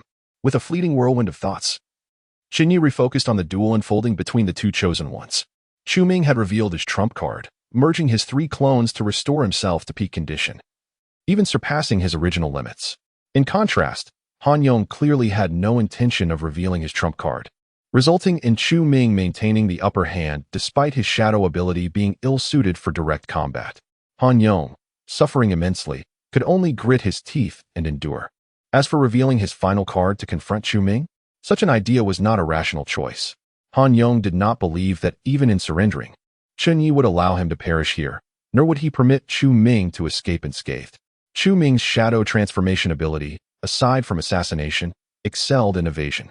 However, it was not without limitations and was far less troublesome than the space teleportation technique Chen Ye had previously dealt with in Shaoyuan. If Chen Ye had not summoned Jihe to alter the spatial laws near the Chen residence, Shaoyuan's teleportation would have remained intact, and the attempt on his life would have failed. Although Chu Ming's shadow transformation appeared similar to Shaoyuan's teleportation, the two were fundamentally different. His shadow transformation required time to execute. It was not instantaneous. Of course, there were shortcuts. For instance, when Chen Ye employed the kill technique, Han Yong and Zhao Guangqing used the stone to transform into shadows and swiftly reappear dozens of kilometers away. While this was evidently Chu Ming and Appo's ability, once the stone was used as a medium, others could utilize it too, and the activation was incredibly rapid. Merely shattering the stone sufficed. He could certainly provide this method to Han Yong and others, but he would not lack it himself. Yet, it still paled in comparison to Shaoyuan's teleportation. Notably, when Shaoyuan employed his teleportation, he executed it with minimal extraneous movements and no forewarning. In contrast, Chu Ming needed to shatter a stone first, and in battles at this stage of ability users, the time taken to break that stone was ample for the opponent to deliver a heavy blow or even a fatal strike. Han Yong and Zhao Guangqing managed to escape the range of the kill technique with this method because Chen Ye had not focused on them. Later, when Zhao Guangqing attempted the same trick, he was severely injured by Chen Ye. Had Chen Ye not deliberately spared him, he would have perished then and there. Even with Chu Ming's seemingly unpredictable method, during their battle in the Lotus Pool Wetland Park, he had lost an arm when attempting to teleport away at the last moment. It was even more daunting for Chu Ming now. If given the opportunity to transform into shadow, he could indeed flee. However, in a one-on-one battle, who would grant him such an opportunity? Both Han Yong and Chen Ye understood this truth. Thus, Han Yong was acutely aware that Chen Ye would not idly watch him be defeated. If he were to fall, Chu Ming, unencumbered by Han Yong's presence, would surely escape with ease. Of course, if Chu Ming truly wished to flee, he could have done so when he witnessed Han Yong surrender. As for why he did not escape, Han Yong could not say for certain. Perhaps it was due to his amplified strength post-fusion, wanting to test his mettle against 2 foes, or perhaps the dominant personality post-fusion was simply obstinate. Yet, such details were inconsequential. What mattered was that he did not flee earlier, and that did not preclude him from seizing an opportunity to escape after finishing his bout with Han Yong. Han Yong understood that Chen Ye would not gamble on that possibility, which emboldened him to withhold his trump card. After all, while Chu Ming's assassination ability was ineffective against Chen Ye, it could prove troublesome against others. Chen Ye could not allow such a dangerous serpent lurking in the shadows to leave this place alive. Chapter 210. The line of execution approaches, preparations for reckoning. In truth, Han Yong and Appo's conjecture was not entirely erroneous. From any perspective, Chen Ye would not permit Chu Ming to leave alive today. However, he misjudged Chen Ye and Appo's intentions. Han Yong assumed that Chen Ye's reluctance to engage in their conflict was merely a ploy to reveal his hidden cards. In reality, Chen Ye aimed simply to incite Han Yong to vex Chu Ming, hoping to extract a modicum of resentment value. Unexpectedly, this strategy proved somewhat effective. Just moments ago, Han Yong, once an ally, inexplicably turned traitor and willingly became Chen Ye's pawn. Had this transpired with the previously composed Chu Ming, it might have been tolerable, devoid of excessive emotion, as the outcome was one of the possible trajectories. Yet, the current Chu Ming lacked the scheming and composure of his former self. He was seething with rage. Although his primary ire was directed at the traitorous Han Yong, the instigator of this chaos, Chen Ye was not spared from his wrath. Consequently, he continuously provided Chen Ye with resentment value. Each contribution was modest, yet it accumulated steadily. In a brief span, The resentment value had reached 10,800 points, and the probability of a successful kill surged to 98. Patience was required. The goal was nearly within reach. Chen Ye observed the rising probability, inhaled deeply, and quelled the urge to act, opting instead to remain a detached spectator. Meanwhile, Han Yong, engaged in combat with the furious Chu Ming, found himself in a dire predicament.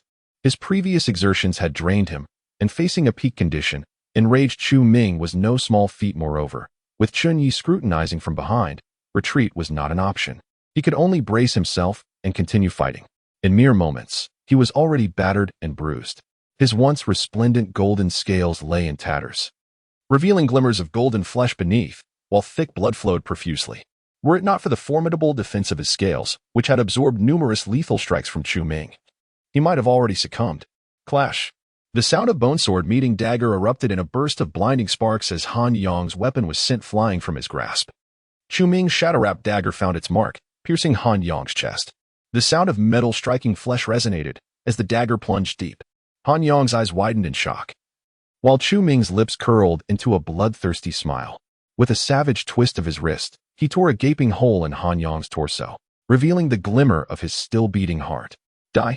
Chu Ming allowed the blood to splatter across his face, resembling a demon risen from the depths of hell.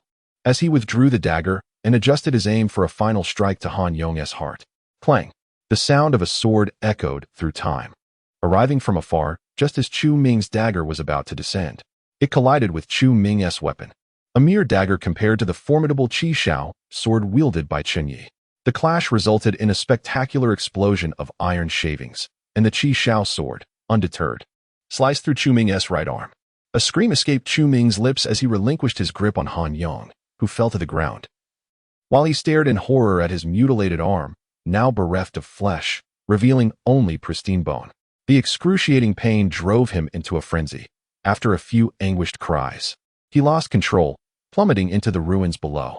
Simultaneously, amidst the agony of losing his arm and the failure to kill Han Yong, Chen Ye finally heard the sound he longed for. Ding! Mission refreshed. You have gained 199 resentment points from Chu Ming. Current resentment value, 10,999. Kill probability, 99. 9. The line of execution for the fated one had finally arrived. Exhaling slowly, Chen Ye approached Chu Ming, casting a glance at the fallen Han Yong, who could no longer be described as anything but tragic. Blood gushed from the gaping wound in his chest, resembling a fountain with each heartbeat. With a significant portion of his lung excised, he coughed incessantly, each spasm accompanied by torrents of blood and shattered innards. He appeared to be on the brink of death. Ding!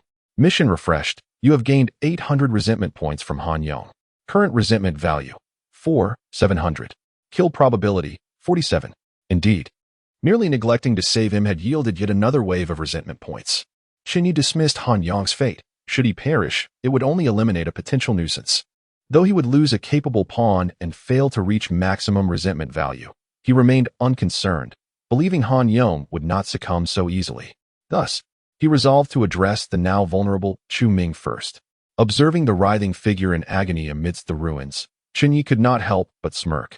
This persona, dominated by negative emotions, encompassed not only rage and recklessness but also fear and cowardice. Such injuries were far from fatal. Had it been the normal Chu Ming, he would have retreated in silence. However, the current state was anything but normal. As Chen Ye coldly regarded him for a moment, he willed the Qi Shao sword to dart forth.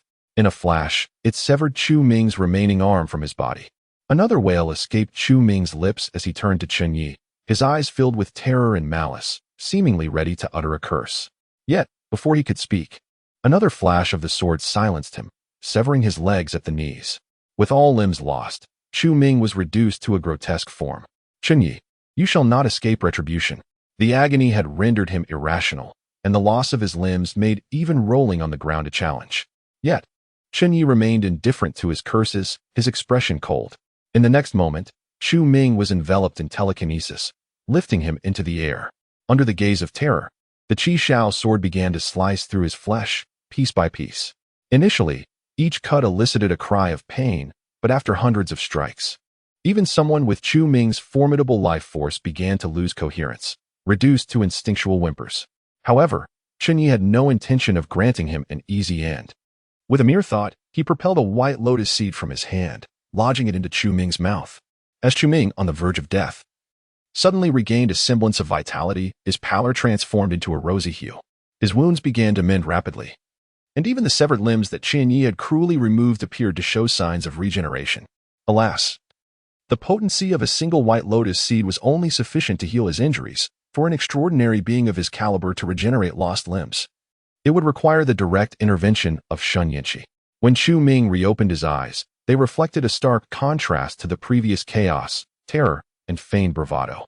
Despite being ensnared in a predicament that seemed insurmountable, his gaze now exuded an air of detachment and composure, devoid of any superfluous emotions.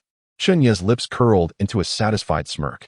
This was the true puppeteer behind the scenes, the one he genuinely sought to hold accountable, rather than the maniac from earlier. Chapter 2:11. The pain you inflict. This is meaning at this juncture. Any further torment you impose upon me holds no significance. The composed version of Chu Ming, having regained control over his body, spoke in a calm tone. If you expect these tactics to elicit my cries for mercy, you are destined for disappointment. Your methods are rather rudimentary. At this moment, he was rendered powerless, a mere shell of a person, yet the tranquility and indifference in his eyes were utterly genuine. As if he were not the one covered in wounds. How could it lack significance? Chen Ye replied with a smile, to witness you perish in agony. That is the essence of meaning. Chu Ming furrowed his brow, seemingly perplexed. What motivates your actions? I can comprehend your desire to eradicate an opponent. But to employ the most brutal methods against one who is utterly defenseless, what purpose does that serve? Though I do not claim to be virtuous. Our conflict has always been a matter of skill. Compared to the deeds you have committed against my mother, I have not resorted to such base tactics, have I? Or is it that, as the esteemed young master of the Chen family, you harbor a clandestine penchant for torturing your adversaries? His inquiry was devoid of mockery or fear. It was a sincere quest for understanding. Chen Ye harbored no doubt that if he were to candidly acknowledge such a proclivity, Chu Ming would readily allow him to enact punishment, even offering suggestions from the perspective of the victim during the process. I harbor no such inclination, Chen Ye replied, shaking his head. He then focused his thoughts, causing Chu Ming, bound by telekinesis, to slowly rotate in midair. What lay before him was the once vibrant city of Nandu, now reduced to ruins. Do you comprehend now? Naturally, Chu Ming did not fully grasp the situation. Yet he seemed to glean a fragment of understanding. You are enraged by my scheme that led to the devastation of Nandu, causing you great loss. And you seek to vent your fury in this manner? However, logically speaking, after this battle, your gains extend far beyond the destruction of Nandu. With me, the source of your troubles, eliminated, the entire Jiaxin region now lies within your grasp. After securing Han Yang's allegiance, you could even ascend the river, seize control of Jiang City, and extend your reach into the heart of the Xia Kingdom, where the power of the four prominent families is comparatively feeble. The benefits you stand to gain far outweigh the losses. You should be elated. Where, then, does this notion of venting your anger arise? His expression was one of confusion. Eyes filled with inquiry, genuinely seeking answers. It appears you remain oblivious, Chen Ye sighed. After a brief contemplation, he retrieved his phone from his storage space and checked it. Discovering that despite the utter devastation of Nandu city center, a signal still persisted. He promptly unlocked his phone, opened a video application, conducted a brief search, and then presented the device to Chu Ming. Chu Ming, with a look of curiosity, attentively observed the video that Chen Ye had found. It depicted the scenes of residents being evacuated from Nandu over the past few days. The once spacious roads leading out of Nandu were now choked with people, as heavy traffic rendered them immobile. Countless families were trekking on foot to escape the city, while military vehicles and personnel assisted in the evacuation, providing food and water along the way. Amidst the vast throng, occasional chaos erupted, a consequence of the heightened virus concentration that had caused some to mutate into zombies. Mingling with the fleeing populace, the authorities had established a practical protocol to handle the sporadic appearances of these zombies, aiming to minimize casualties. Yet, with the current exodus from Nandu, the original plan had become untenable. The officials could merely urge the soldiers assisting in the evacuation to remain vigilant, ready to eliminate any zombies that emerged. However, in such a densely packed crowd, each appearance of a zombie inevitably led to multiple casualties. To those with keen eyesight, the roads below were marred by vast patches of dried blood and hastily discarded entrails, limbs, and even corpses, left to rot and decay. Fortunately, Winter's chill staved off the rapid decomposition that could have triggered a plague. Otherwise, the situation could have deteriorated further. Yet, the winter also meant that the plight faced by the citizens of Nandu was far graver than anticipated. The biting winds from the far north forced these displaced individuals to shiver along the road, and the harsh weather led to a surge in illnesses like colds and fevers. Despite the efforts of the officials and military personnel, their attempts to assist were but a drop in the ocean amidst a population of millions. The video revealed countless individuals collapsed by the roadside, devoid of life. As the saying goes, when the number of people exceeds 10,000, it becomes limitless. At 100,000, it stretches to the heavens. But what does a million signify? The conclusion of the video provided the answer. The cameraman's drone gradually ascended, offering a sweeping aerial view of the sprawling crowd slowly and numbly advancing along the highway out of Nandu. Even from above, the throngs appeared endless. The perspective shifted, revealing the vast, steel forest that constituted Nandu, alongside the towering tree that Chen Ye had yet to address, enveloped in flames and smoke. This final shot conveyed a chilling atmosphere of impending doom that required no further elaboration. Chu Ming earnestly watched the entire few minutes of footage.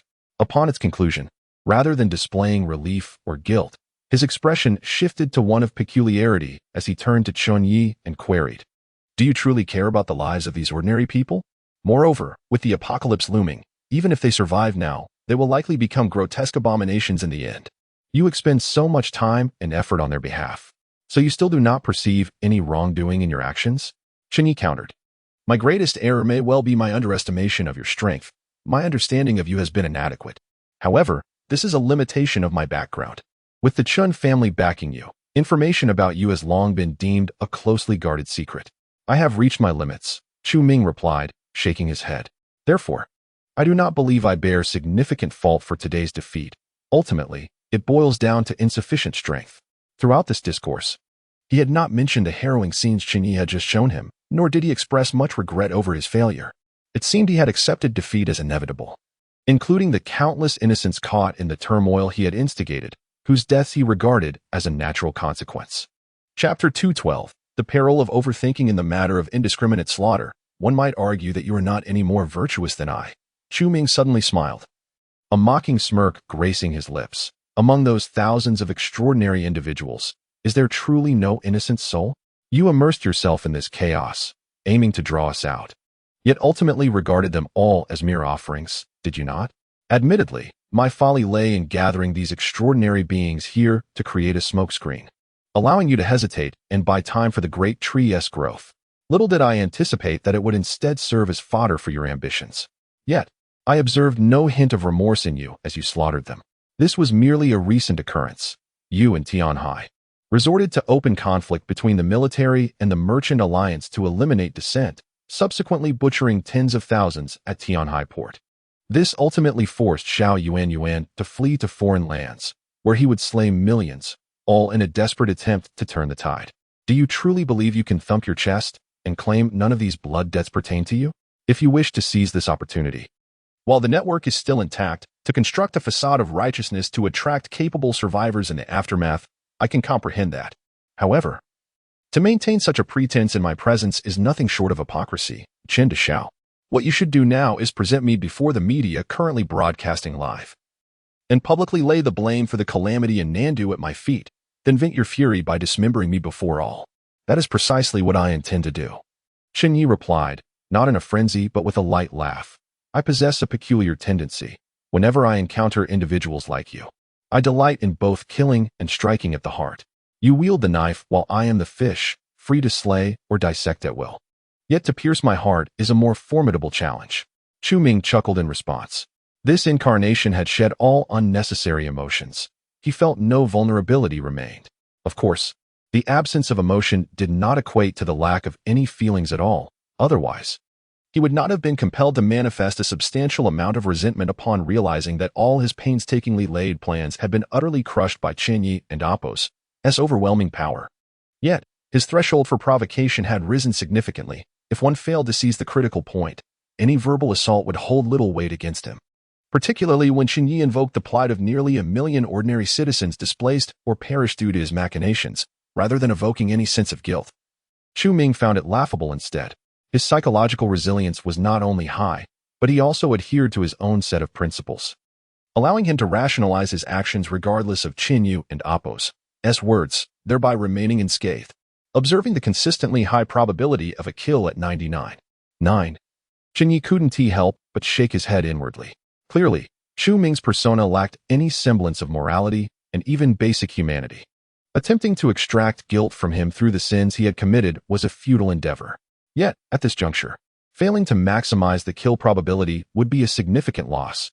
Moreover, Chen Ye was genuinely keen on breaking through his defenses. Striking at the heart was indeed the most severe reckoning. After a moment of silence, he directed a calm gaze at the composed Chu Ming and inquired, at this point, "Do you still believe you have managed to reclaim a victory amidst your failures?" "Why else?"